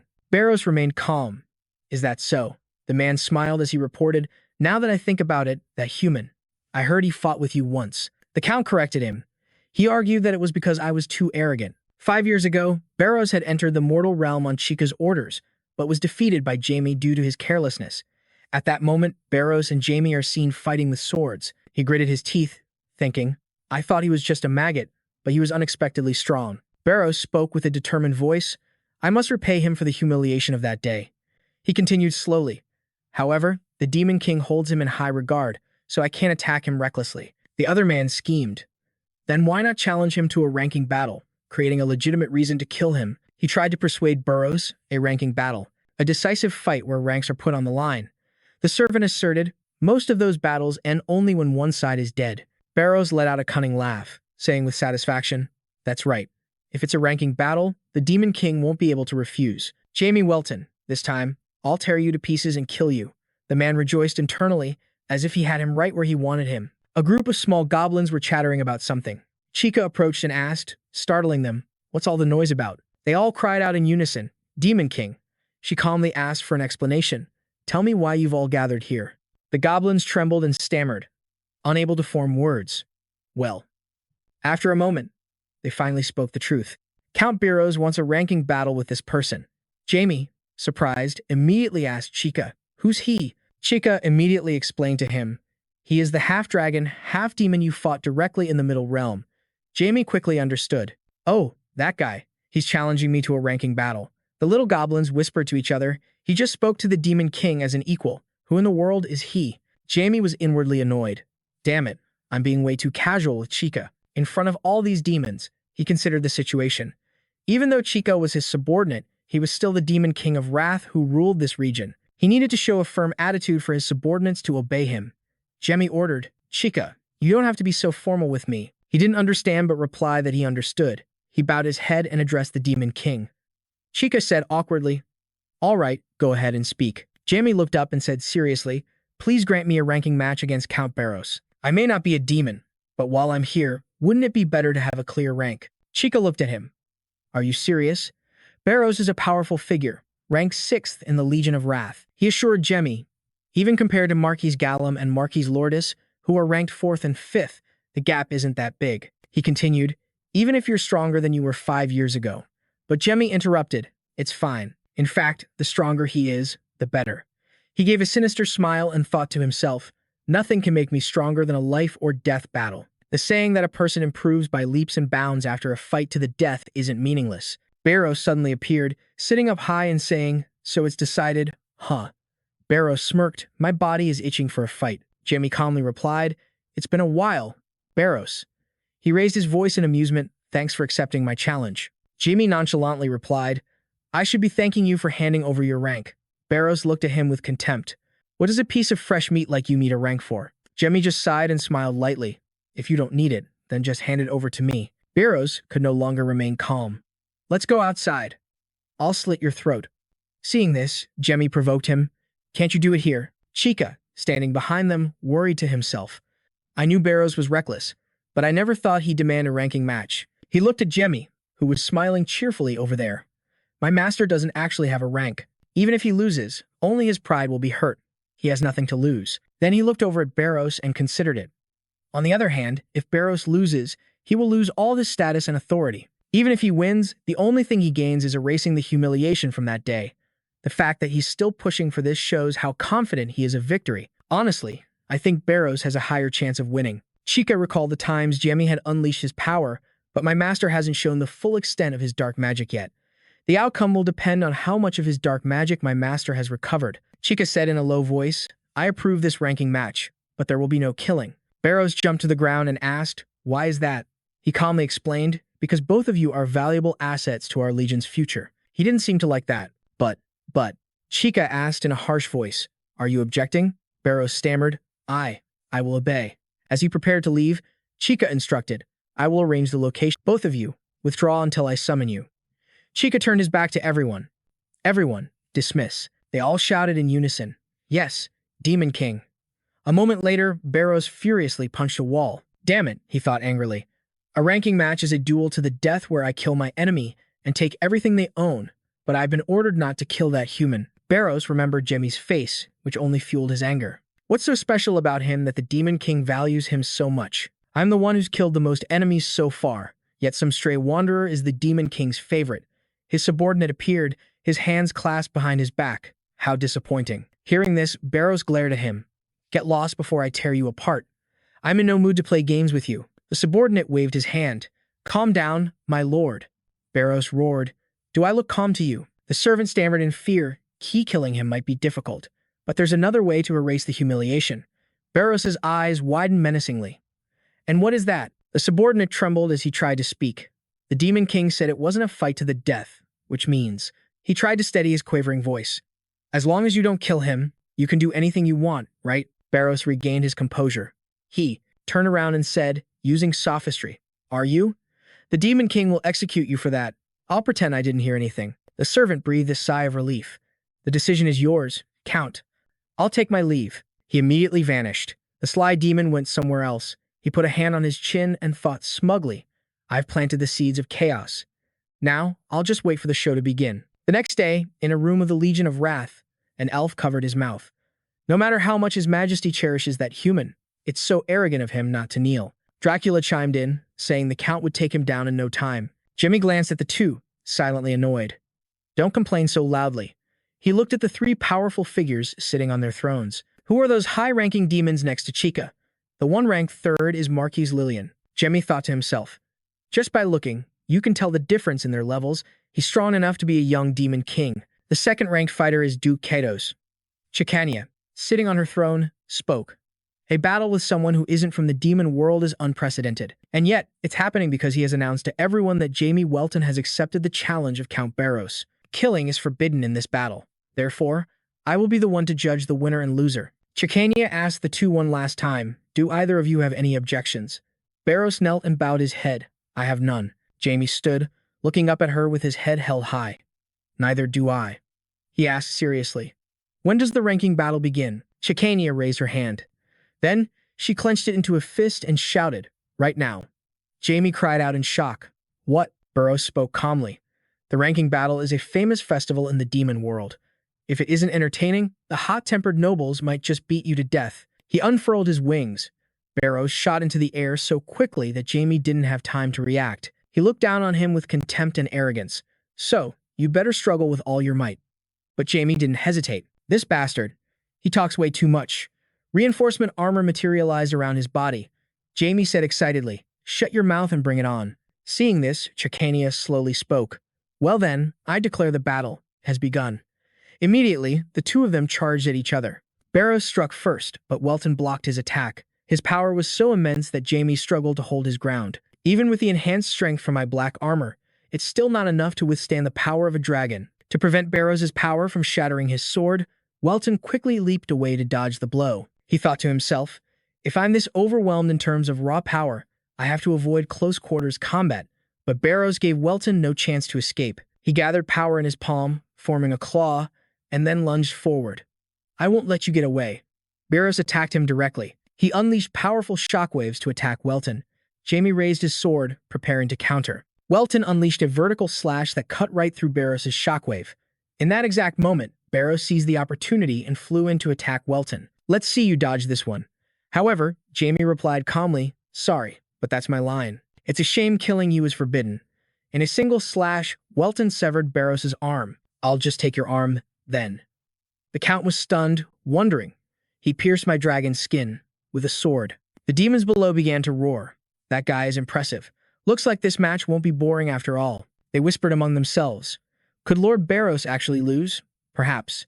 Hearing this, Barros remained silent. He watched Welton charge towards him, recalling the boy's past self, certain that he had reached a completely new level since those days. Barros laughed with excitement, but his just severed arm suddenly grew back and grabbed Welton by the neck. Regenerating a wound? That's child's play.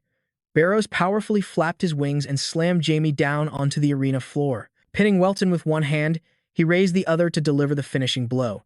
"You best not try anything foolish." Despite the situation, Welton just smiled and said, "It seems you've inherited the bloodline of a demon clan that specializes in super regeneration. It appears my calculations were off." As he spoke, his eyes widened and he activated a skill. From now on, things are going to get a little troublesome. A colossal gate appeared behind them, the Gate of Reversal. Barros immediately turned to assess the situation. Countless, fully armed skeletons poured out from the gate, and behind them stood motionless dark knights. The skeletons quickly advanced to attack him. In the stands, Cha began to analyze the situation. After summoning the Gate of Reversal, the tide of battle has completely turned in our Lord's favor. I myself was once an immortal Black Knight under the command of the Gate of Reversal. At this thought, Cha recalled a memory from his past. Someone's hand had placed itself on his head and said, "Your miserable life, I will claim it in its final moments, and I'll turn everything you are into something useful for me." Cha was certain that he understood the properties of the Gate of Reversal better than anyone. Back in the fight between Barros and Welton, The Count furiously smashed a skeleton warrior and roared, "These infuriating things! Die!" Cha continued his thoughts as he watched, even though the skeleton warrior's head was now gone. As long as its sword remains unbroken, its magic will never run out. The headless skeleton warrior charged at Barrows once more. Chicania also noted, the phantoms belonging to that place will never disappear. There's no need to worry about their lives. They can attack their opponent recklessly without a shred of hesitation. His attention was drawn to 4 figures moving toward Barrows, and he nodded in approval. Among them, the coordination of those 4 is especially outstanding. The Dark Knight pointed his sword at Barrows and commanded, "Now, attack him." Cha watched as the Death Knight commander gave the order, and immediately, 3 of them rushed to attack Barrows, he narrated. The 3 male-like figures executed a powerful combination attack. Barrows roared in frustration, blowing away the 3 charging attackers. Chakanya watched, impressed. What a shame. It's useless. The gap is too wide for us to deal any real damage to him. But with the distraction they created for their opponent, and with those 3 drawing his attention, Welton successfully got behind Bellows to launch an attack. Chakanya, sitting up there, reminded him, "Our master should take advantage of this opportunity." Welton's slash pierced through Bellows' scales, creating a large wound on his back. Bellows coughed up a mouthful of blood in pain, while Chaya thought if only she could have landed a fatal blow on that demon bastard. Seeing him struggle like that, Welton smirked triumphantly. Chakanya immediately flattered him. This is what makes a strategist different when facing a stronger opponent. The female demon sitting next to Cha showed her interest, praising Welton. "That human is truly strong. I never thought he could push Virus this far." The young demon next to her turned and said, "It's too soon to admire him. Virus hasn't fully transformed into a true demon dragon yet." The female demon replied, "That's true." She turned her head towards Cha and asked him, "Your Majesty, who do you hope will win?" Cha recalled a previous conversation between himself and Welton, and said with concern, "Although our lord is much stronger than he was last year. But in this battle," he shook his head and said, "It doesn't matter. I still haven't shown my full power." Cha sighed, then he finally spoke, "You will see." At the same time, tens of thousands of skeleton warriors poured out from the gate again. Belos immediately fell back, lamenting internally, "Damn it. Every time I try to deal with Jamie Welton, it's these guys." Belos condensed a ball of energy in his mouth. He fired the energy ball towards the skeleton warriors and roared, "Leave me alone." The destructive power of that attack carved a massive trench into the ground below. But less than a second later, a swarm of skeletal arms simultaneously clawed their way up from the ground. Seeing this, Bellows grew anxious. A war of attrition like this isn't good for me. At this rate, I'll be exhausted before I can even finish him off. He wondered to himself as the skeleton warriors charged at him. But where did he go? I haven't seen a trace of him for a while now. Welton sneered. Turns out he had flown into the air early on, waiting for the right moment. Bellows was also well aware of his disadvantageous situation. Those undead are completely blocking my vision and distracting me.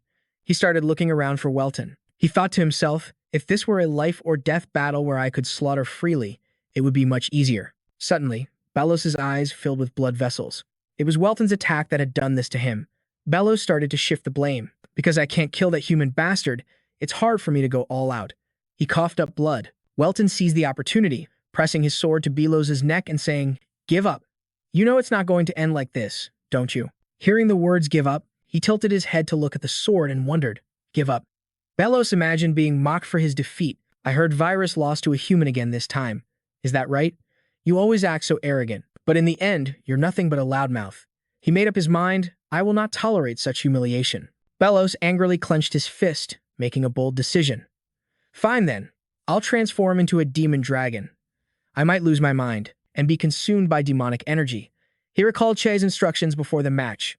"I will accept a match that determines a winner and loser, but there must be no slaughter." Bellows' eyes became crazed.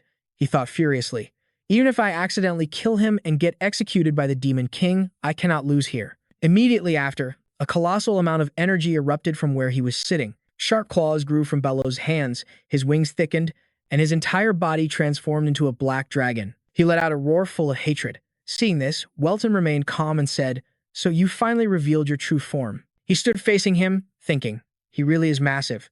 Welton then gave an order to the minions who had come from the gate. "All of you, return to the gate of reversal. We've made him reveal his full power now. I will handle it from here." The 3 of them had worried expressions, only the Dark Knight remained calm. They all responded in unison, "As you command." The armor on his body vanished on its own as he thought, "In that case, I'll go all out too." Welton's gaze turned serious as he spoke. Darkness, if you can hear me, arise. At Welton's call, a pair of wings materialized, and a giant eye suddenly appeared.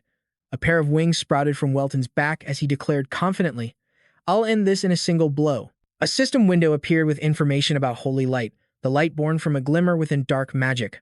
Model, it was a power like holy energy, with a strong ability to counter the demonic power of the demon race. Bellos raised his hand, preparing to strike. Seeing this, Welton, who was opposite him, flew into the air. He opened his mouth, conjuring a flame from within. Immediately after, Bellos shot the fire directly at Welton, but the flames missed him completely. Welton's gaze on Bellos turned serious. Bellos spread his wings wide, his tail slamming down hard. Damn. He quickly realized that Bellos had become a vicious dragon and lost all reason. Welton stared at the scales covering Bellos' body, analyzing them. On top of that, his physical endurance must have increased significantly.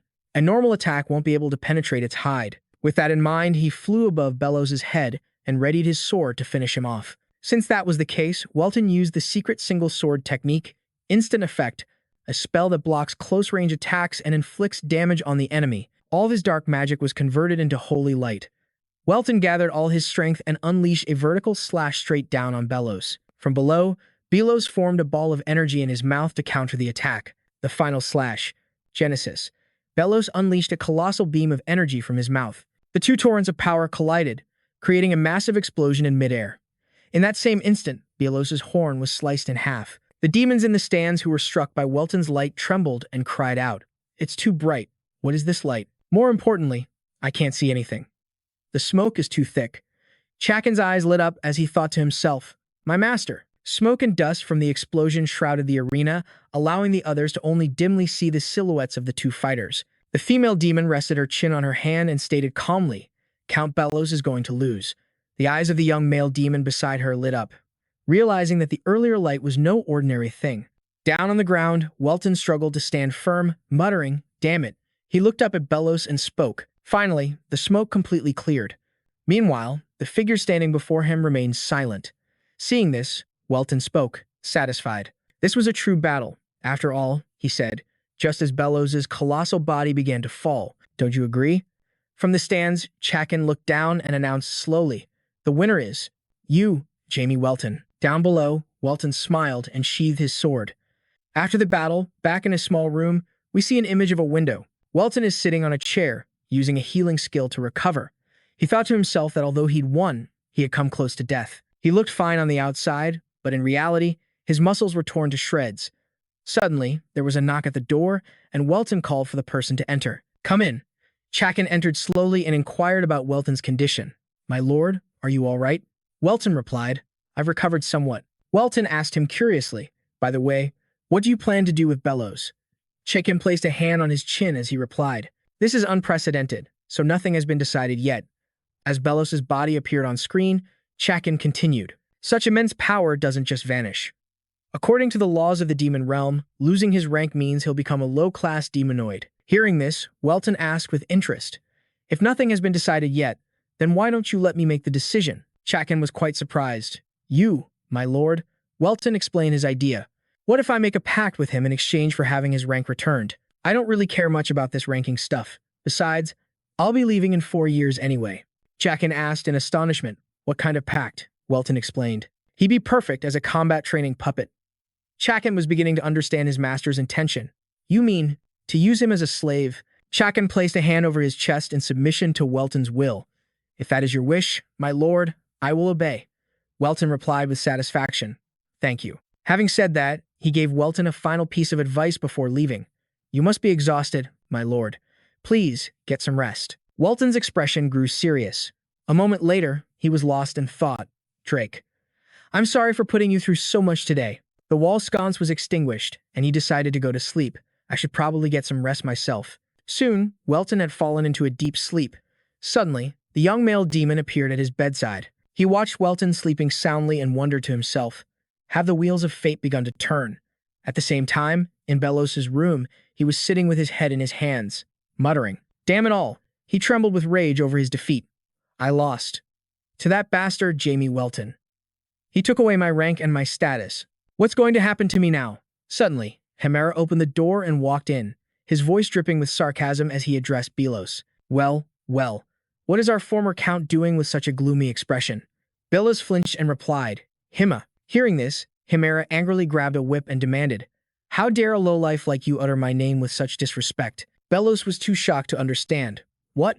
Himera cracked the whip against him and yelled, You're not a high-ranking demon anymore. Belos grabbed the whip, roaring with fury, I'll tear you to shreds. Himera merely stated calmly, And how would you do that? According to the laws of the demon realm, you can't lay a finger on me. It was quite a sight, seeing you on your knees before some human. Belos demanded, Why are you doing this to me? Himera lowered his head, his voice filled with rage as he shot back a question of his own. You really don't know? He asked, gritting his teeth in fury as he explained. The former rank 6, Mary Bond. The person you killed. She was the woman I loved. Hearing this, Belos threw Himera's whip aside in outrage and demanded, You did all of this. Just for revenge. Himera replied nonchalantly, Just as I expected. You have no remorse at all. Himera didn't waste any more time, picking up a whip to give Belos the beating of his life. I'll make you kneel and beg. A week later, in Welton's room, Chea asked, Sir, how are you feeling? Welton enjoyed the glass of wine in his hand and replied, I'm fine. I've recovered quite a bit. Then, he asked curiously, What about that Belos guy? The man stammered, That, you should see for yourself, sir. On the walls of the slums, graffiti read, Disgrace of the demon race. Disembowel yourself. Die. Belos sat motionless, leaning against a wall in the slums of the demon world. Welton was at a loss for words when he saw his pathetic state. It seemed many demons held a grudge against him. He called out, Hey, Belos. Hearing the voice, Belos slowly opened his eyes. Welton stood before him and asked, Have you reflected on your actions?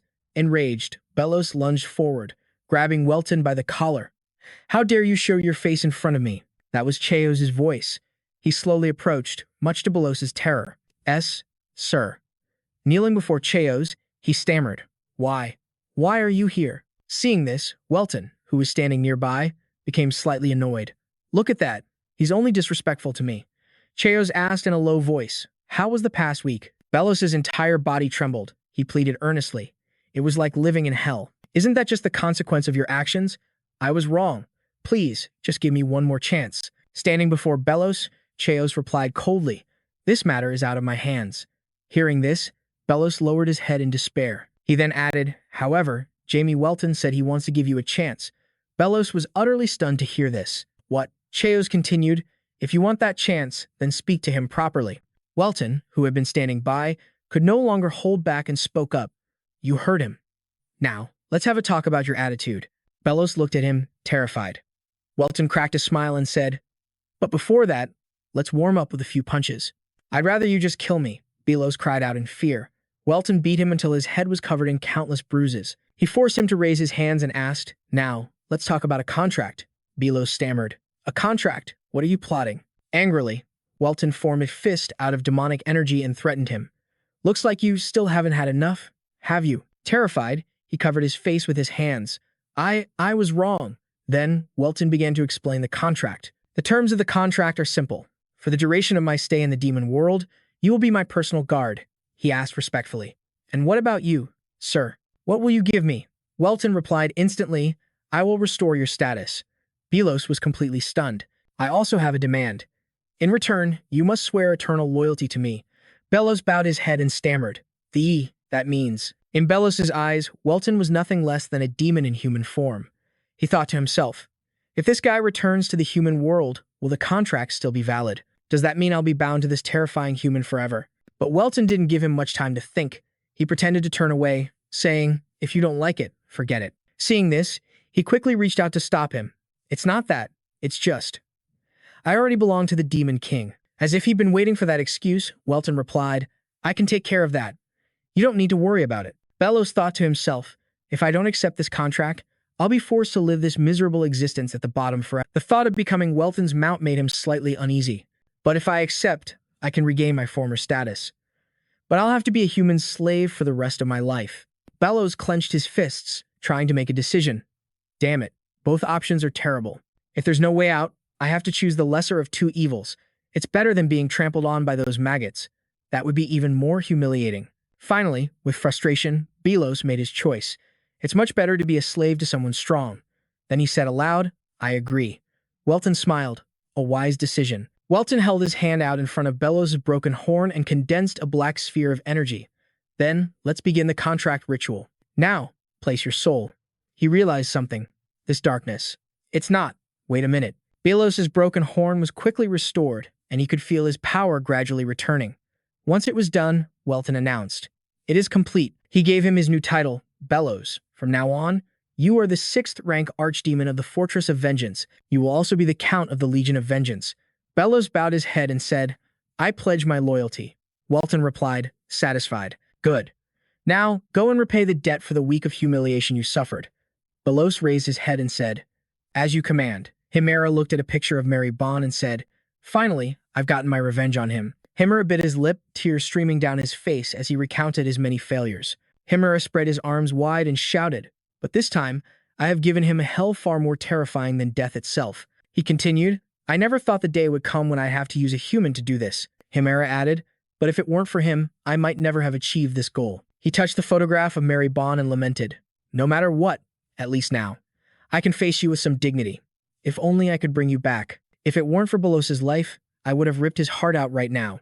Suddenly, the boss appeared behind Himera. He challenged him. "If you think you can, then give it a try."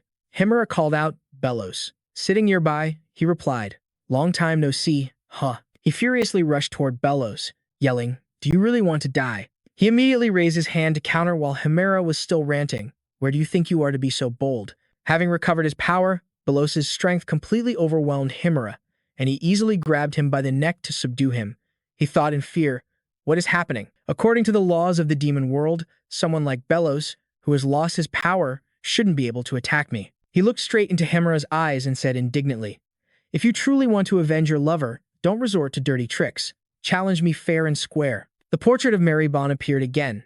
He was knocked down by Bellows right below the picture. He left with only a few parting words. "If it's a duel for rank, I'm always ready. I'm just not sure if you have the guts for it." The boss calmly walked into the palace, while the surrounding demons began to whisper, "Bellows, when did you return?" He cheerfully replied, "I had to see how your revenge would turn out. Besides, I also need a favor from you."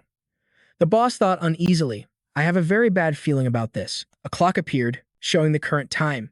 The boss and Welton were walking and talking in the library. He started the conversation. "What brings you to the library? Don't tell me you want me to teach you history." Welton nodded. "That's right. To adapt to the demon world, you first have to understand its history." Hearing this, the boss pouted and said, "But history isn't my area of expertise." He angrily scolded him. "If you keep showing such open disgust, I might just get the urge to smack you right on top." Bellows explained nervously, "No, that's not it. It's just that I'm really not good at this." He tilted his head and reassured him, "I'm not asking you to recite the entire history of the demon world. Don't worry." Welton continued, "You just need to learn these things: the current structure of the demon world, the political landscape, and the cause and timing of the timeline's distortion." The boss frowned and replied, "I understand." He slammed a book on the table, and Bellows' expression darkened. He began to explain calmly. "First of all, we should probably start with the event that caused the timeline to be distorted. This distortion of time originated from the Great War, also known as the Event.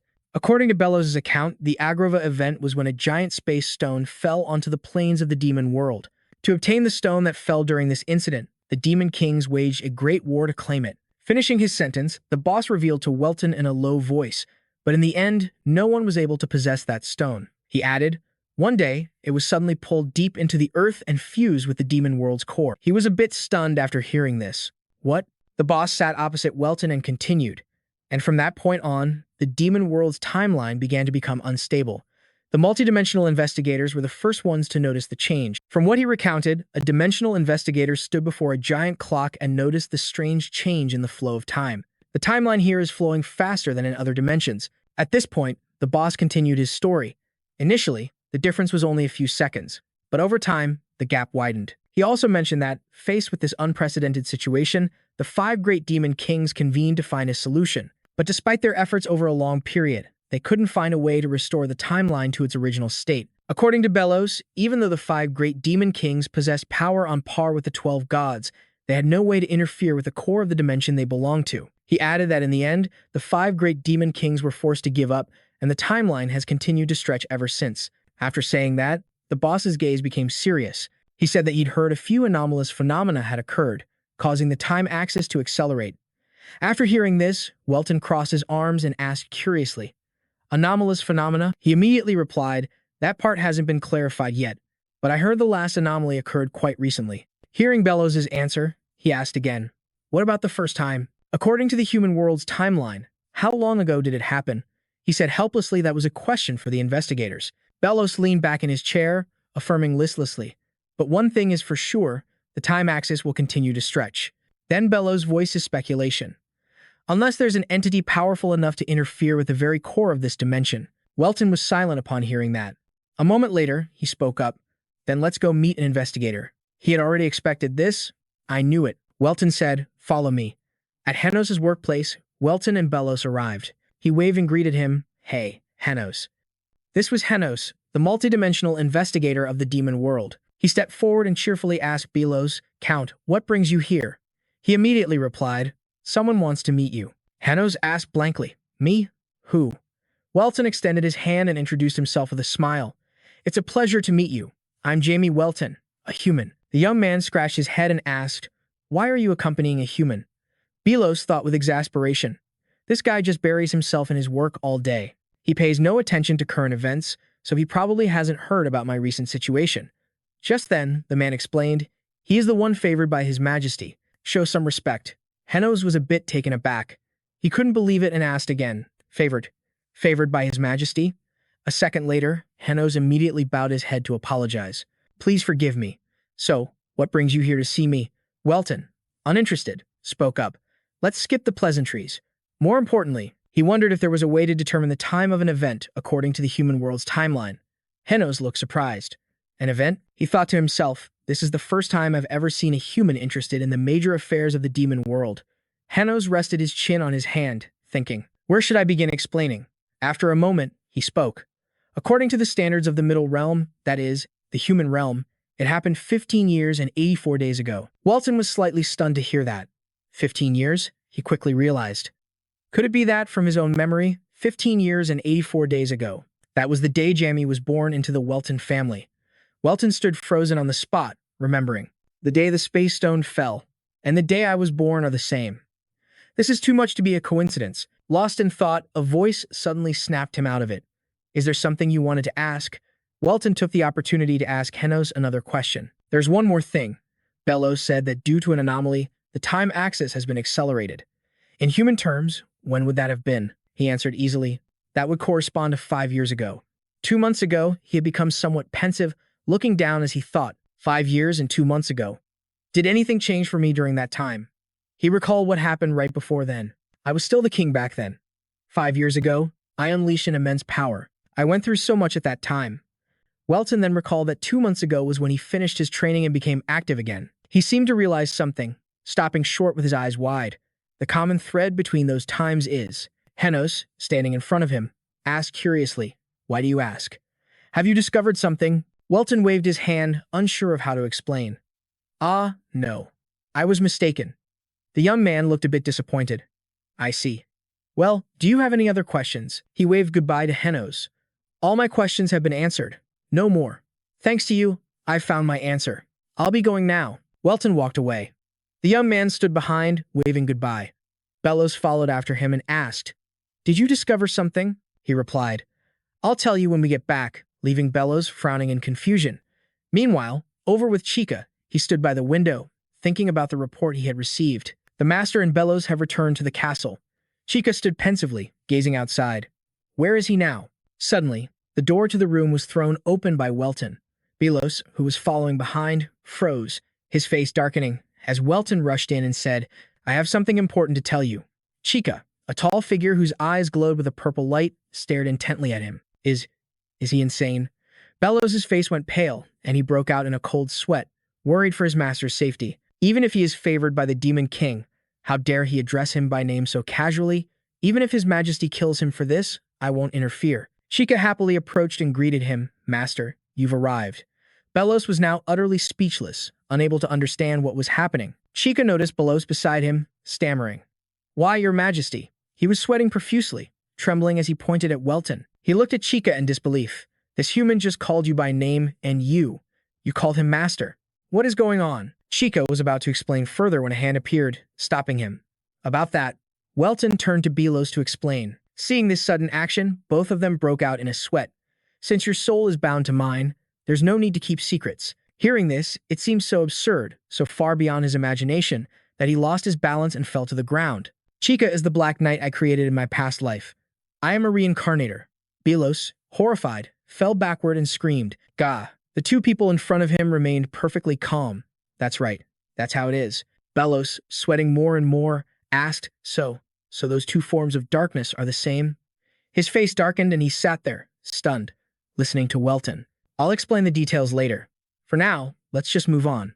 Or, I could just force the memories into you. Right now, we have something important to discuss.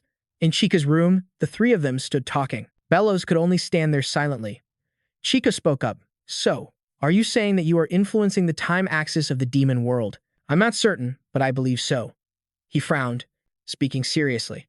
The Rubba incident happened in the year I was born, and every time I awaken my power, the timeline of the demon world accelerates. Welton raised his hand. Spiritual energy radiated a golden light. 5 years ago was the first time I awakened this power called Holy Light. He recalled some crucial information. The first king, Gav, who hid himself deep within the magical world in the form of an all-knowing crown. A long time ago, he obtained a fragment of Diablo Volpia and received immense power. However, he was ultimately defeated by Jamie and lost the fragment. Ulidan's image appeared, his body gradually crumbling apart, in immense pain. I just want to keep living. At that moment, Welton sat on a crimson throne, radiating golden energy. Break absorbed it and the holy light, and a different form of dark demonic power was created. His form changed. Large wings appeared on his back, and he seemed even stronger than he was about 2 months ago. With the help of Break, who was sleeping within me, the holy light evolved once more. Nirvana also appeared with a smile. And then there were the words from Jack Munan's ancestor that bothered me. The golden orb in his hand shone brilliantly like a small sun. This holy light is known to be similar to the divinity of the 12 gods. Back in reality, Chica spoke up, assessing the situation. But that's not enough to be certain. A stream of light appeared, followed by darkness, and a voice rang out, It is the truth. Someone appeared. Belos shouted in alarm, Kados, how dare you act without His Majesty's permission? Kados, holding a staff full of authority, warned grimly. The timeline of the demon world has been distorted because of Lord Diablo Volpia, Jur's contractor. Hearing this name, Welton's expression darkened. What? The scene changes. The sky was growing dim. Outside the gloomy tower, an eerie silence was broken only by the sound of circling birds. A man wearing a crown sat imposingly on high. He is the demon king of wrath, Satan, one of the 5 great demon kings. Satan spoke, Have you taken over Hatred's territory and his blood supply? The subordinate standing below heard the question and said nothing, remaining silent for a moment. He bowed his head, not daring to look up. I have failed. Satan furiously gripped the armrest of his throne, shattering it. Failed, he scowled, looking down, trying to suppress his anger as he questioned. Hatred abandoned his domain and crossed into another dimension a month ago. So how could you possibly fail? Hearing this question, the subordinate below stammered out loudly, trying to explain himself. Kados was there. Kados has perfected his status as a demon king. Satan didn't let him continue. Hearing this, he could no longer contain his rage, unleashing an aura of pressure that forced him to his knees. You dare use that as an excuse? He gritted his teeth, trying to resist as he looked up. As expected of one of the 5 great demon kings, even among demon kings, the difference in power is too vast. To survive in the demon world and maintain the title of demon king, I swore my loyalty to Wrath. In this situation, the subordinate understood his position. He was still incredibly insignificant, completely in the palm of Satan's hand. In this situation, his life was in danger. He struggled to raise himself up, thinking to himself that he had to find a way to pique his interest. The subordinate managed to get the words out. Also, I have some interesting information. Just then, all the commotion from before ceased. It was quiet, as if nothing had happened. The subordinate knelt on the ground, panting heavily. Satan sat motionless, sparing his life. What information? Having just escaped death's door, his whole body trembled as he tried to compose himself. Hatred has brought a human to the demon world. A smile spread across his face, a look of interest in his eyes. A human? Explain in detail. Back to Welton's side, he was a bit surprised by what he had just heard. You said I'm Jur's contractor, he recalled. Jur's words from before. I see. My fierce will to destroy the 12 gods must have summoned Jur. Out of nowhere, his face appeared, his eyes deep and solemn. According to Jur, the creator god, Jur, is currently in a deep slumber, but she is fundamentally the one who created this world. Welton's expression turned serious, his gaze becoming incredibly sharp. The ancient god Osiris, whom I met in Gammon, said the same thing. He put together the important pieces of information, and then said, "Tell me everything." "How do you know the name Diablo?" The person who had suddenly appeared spoke up, interrupting to change the subject. "Now is not the time to explain that. The demon king of wrath is targeting you, Diablo Volpia." Chica, standing next to Welton, was startled to hear this. "Wrath is coming here," the man replied with certainty. "Yes, hatred." Chica, somewhat confused by his words, asked again, "Hatred." Bellows, who had been standing motionless to the side, finally snapped out of it and lunged forward with his claws. "This guy has been acting disrespectfully this whole time. Have you completely lost your mind?" The man quickly noticed, glancing to the side. He simply needed to lift his staff gently and powerfully shoved Bellows into a wall. Chica looked at the rubble on the ground and warned, "Katos, you are continuously overstepping your bounds." She interrogated him in a cold, stern voice. "Have you really gone mad?" like Osei said. But the man was not one to be easily intimidated and retorted, "Hatred, instead of wasting time, you should prepare to face the great darkness." Chica moved closer, shouting furiously, "You suddenly show up and claim the demon king of wrath is invading. I haven't sensed anything like that at all." The other person spoke, feigning indifference. "My clone has already confirmed it."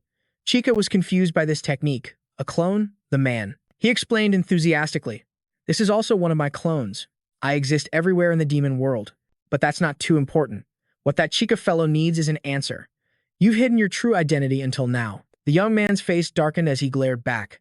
Angrily, he declared, "Joining your ranks was all for the purpose of getting close to Diablo Volpia." Welton held up a hand to stop him. "Then what exactly are you?" The young man then began to briefly introduce himself. "I am an information entity created by Gaia to transmit the past history of BR to you, sir. I am called Akashic." It seemed to be the first time Welton had heard the name, making him wonder if it was more important than the Demon King. An information-gathering entity, Akashic, was more important. "Why is the Demon King of Wrath targeting me?" Akashic knew a lot about that King of Sloth. Wrath is an entity made entirely of emotion. No one knows his true intentions. Chica swept past, excusing herself. "I'll go on ahead. If what he says is true, we must prepare as quickly as possible." Welton turned his head, understanding. "Got it." Meanwhile, Bellios was struggling to his feet. "Your Majesty, I will go with you as well." Chica remained silent. The door slammed shut. Both of them had left. Now, it was a private space, just for the two of them. Welton now got to the main point. "Akashic, you said you are an information-gathering entity created by Gaia?" Akashic replied, "That is correct." He was somewhat surprised when Welton said, "We should also head to the battlefield, but before that, there's something I need to confirm." Worrisome thoughts grew in his mind.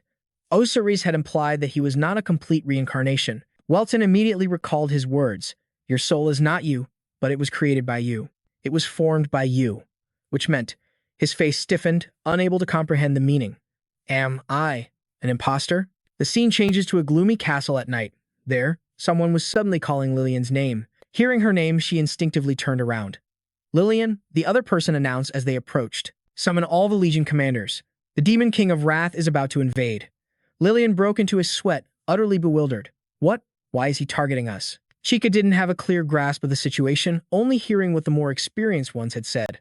"I don't know." He couldn't imagine Welton falling into his hands. Katos said that Wrath acts for his master. It's unclear if that's true. Chica's gaze was firm with determination. "But no matter what happens, I must protect the master." Back with Welton and Akashic. "If you really are an information entity created by Gaia, then you must know, right? Am I real or just a fake?" Akashic interrupted him, hesitating. "That isn't something that can be explained simply." Welton gritted his teeth in anger, his patience wearing thin. "No. I need to hear it right now." He struck his chest emphatically. "If I am not the reincarnation of Diablo Volpia, then what in the world am I?" At this, Akashic fell silent. "Right now, I can only say one thing." He immediately thought of Diablo Volpia. "You are an existence born from the needs of Diablo Volpia." The two of them spoke face to face. "So that means, I'm not the original? Don't be so quick to jump to that conclusion." AK6 stated with a blank expression. "To be precise, you are incomplete, but you have inherited most of his memories. Over time, the lost memories will." Welton stood before him, cutting straight to the point. "Enough. I don't need your meaningless comfort. To be honest, I feel so empty." He clenched his fists, veins popping, his tone clearly displeased. So I'm not the reincarnation of Diablo Volpia, but my goal still hasn't changed. Akasik's face fell as he whispered silently, "My Diablo."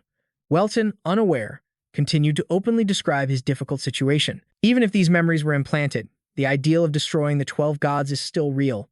Welton suddenly shouted. He looked forward with a serious expression and declared, "I am no longer Diablo Volpia. From now on, I will live as Jamie Welton." Akasik smiled lightly, tilting his head. "Jamie Welton? Huh? I see. In any case, we should go help Chica." Akasik raised his staff, gathering magic. "Don't worry about the war. You're coming with me." Welton spun around, sensing a malicious presence behind him. "What? Wait. If that's the case, we should at least tell Chica." Before he could finish, Akasik had already vanished, taking him along instantly. They both appeared simultaneously in another place. Welton looked surprised, noticing something in front of him. An enormous, golden, intricately patterned crystal had appeared before them. He guessed uncertainly, "The core of the demon world?" Akasik gave him the answer immediately. "That's right." Akasik directed his gaze to the purple gem placed in the very center, and that thing was a fragment of the element stone from the dark world. Welton, drenched in a cold sweat, turned to look at him in utter disbelief. "What? How did that end up in the demon world?" Akasik simply looked up and said, "That is the foundation of the Covenant, a power closest to primordial darkness, a trace of causality that can be used for your birth." Suddenly, a wisp of black smoke emerged from the rock-forgotten memories. Glory returned, a yearning for death, a prison of vengeance. It seemed its initial golden glow was dimming as the black aura appeared more and more. A world in chaos, an opportunity to set things right. Welton couldn't take any more warnings. "Hey, what's with all this cryptic talk again?" As Akkas finished speaking, the connection between them manifested. Gradually, the stone began to form a large portal contract. Lifespan, time, moment, purpose, goal, hope, calculation, result. He stared intently at the man and shouted, "Kados, are you insane?" Akaz simply said one thing, but Welton didn't understand what he meant, what was happening, or how. "Time for what?" He raised his hand, pointing his staff directly in front of him. A coldness filled Akas's eyes as he stared straight ahead. "Everything you're curious about, you will find out in that place." Welton was slowly sinking into the depths of the sea, including everything you have lost. What in the world is going on? Outside, thunder and lightning crash across the sky. In the deep darkness, something began to appear. The first things to appear were familiar faces. A group of people in cloaks, their faces hidden, appeared in a cave, discussing something amongst themselves. "It's all over. We're all that's left of humanity now. If this is how it ends, an era where all humans possess power." From outside the vehicle, the silhouette of someone appeared, watching. "What have we done?" They were once members of the Resistance, but when they realized there was no chance of winning, they defected to the side of the 12 gods. That person was Janet. He appeared arrogantly, annoyed with the group. "You little rats. So this is where you were hiding?" The entire group jumped in alarm. Janet smirked, a look of irritation on his face. Observing them, he muttered, "Why in the world did you betray us? Did you really think we would just lie down and die?" He looked at them with contempt.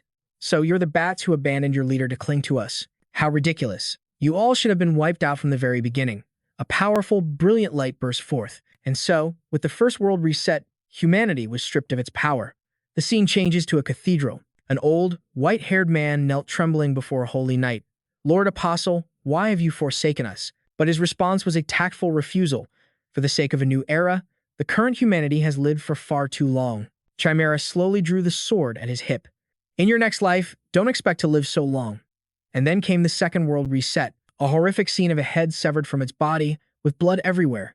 Humanity was stripped of its lifespan. A soldier from the army appeared, pointing his sword and shouting, "Do you think you can restrain us in the name of religion? We will never let you manipulate us. Looks like the temple has another guest today. How fun." He smirked, looking incredibly amused. Daring to rebel, he had reddish-orange hair, a wide smile, and sparkling black eyes, looking down as if watching a game. "Perhaps next time, I should create a more obedient version." He began to destroy everything, everywhere. Energy orbs he created exploded. In the third world reset, humanity was stripped of its freedom. The city was now completely engulfed in a sea of flames, filled with nothing but monsters. The people below screamed and fled in a panic. Now this is starting to get interesting. The dragon god Brahman also appeared on a great dragon.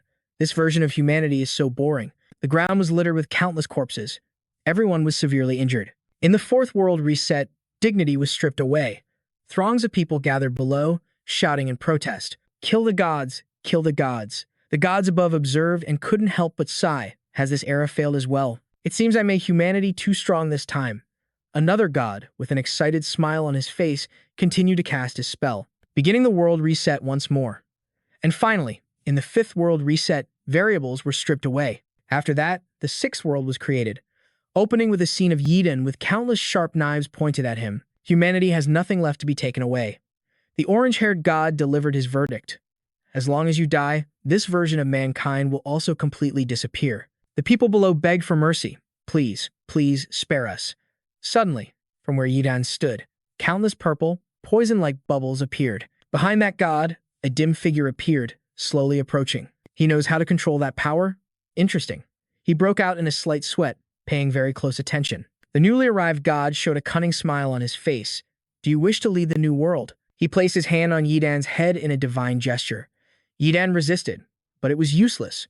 From now on, your name will be Gav Yidan. The humanity in the new world you lead will consist of only the weak. So, do your best. And so, humans resign themselves to their fate, becoming slaves to the gods. Welton slowly opened his eyes, waking from his daze, lost in thought. He could now see the entire truth. A meticulous plan, revealed through those bubbles. So that's how it was. Model. Bit by bit, they stole humanity's power and turned them into slaves of the ancient gods. Welton gritted his teeth, his body trembling with rage. These arrogant beings, he despised them utterly. His power flared as he roared, I will drag you all down from your thrones. Suddenly, a brilliant white light flashed, accompanied by a voice. Contractor, have you now seen the truth of this world? Welton looked up in surprise. Before him was an incredibly beautiful, pink-haired goddess. It was the leader, Jur. She replied, That's right. It is time to begin. Jur asked, Are you ready to execute the contract? An image of a person immediately appeared in Welton's mind. A version of himself with a personality and style completely different from his current self. I bet half of my soul in the future. Another self was born, according to the will of Diablo Volpia and Jur. I, Jamie Welton, have been born. The two of them face each other in a mental space. Although I am not the complete incarnation of Diablo Volpia, I am the final bastion of humanity that he left behind. It seemed there was something vastly different about Welton's power. A new spiritual aura emerged. He was incredibly determined, confident, and certain. Therefore, I will inherit his will. He had made his choice. Then act.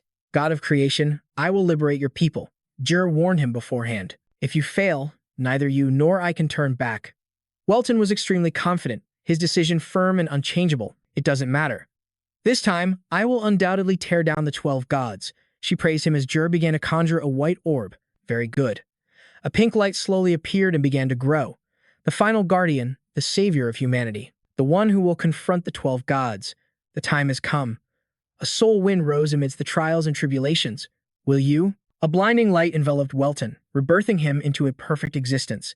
He closed his eyes, sinking into the state. A second later, Welton opened his eyes. A change had clearly occurred. He seemed more mature, sharper, and his gaze was incredibly cold.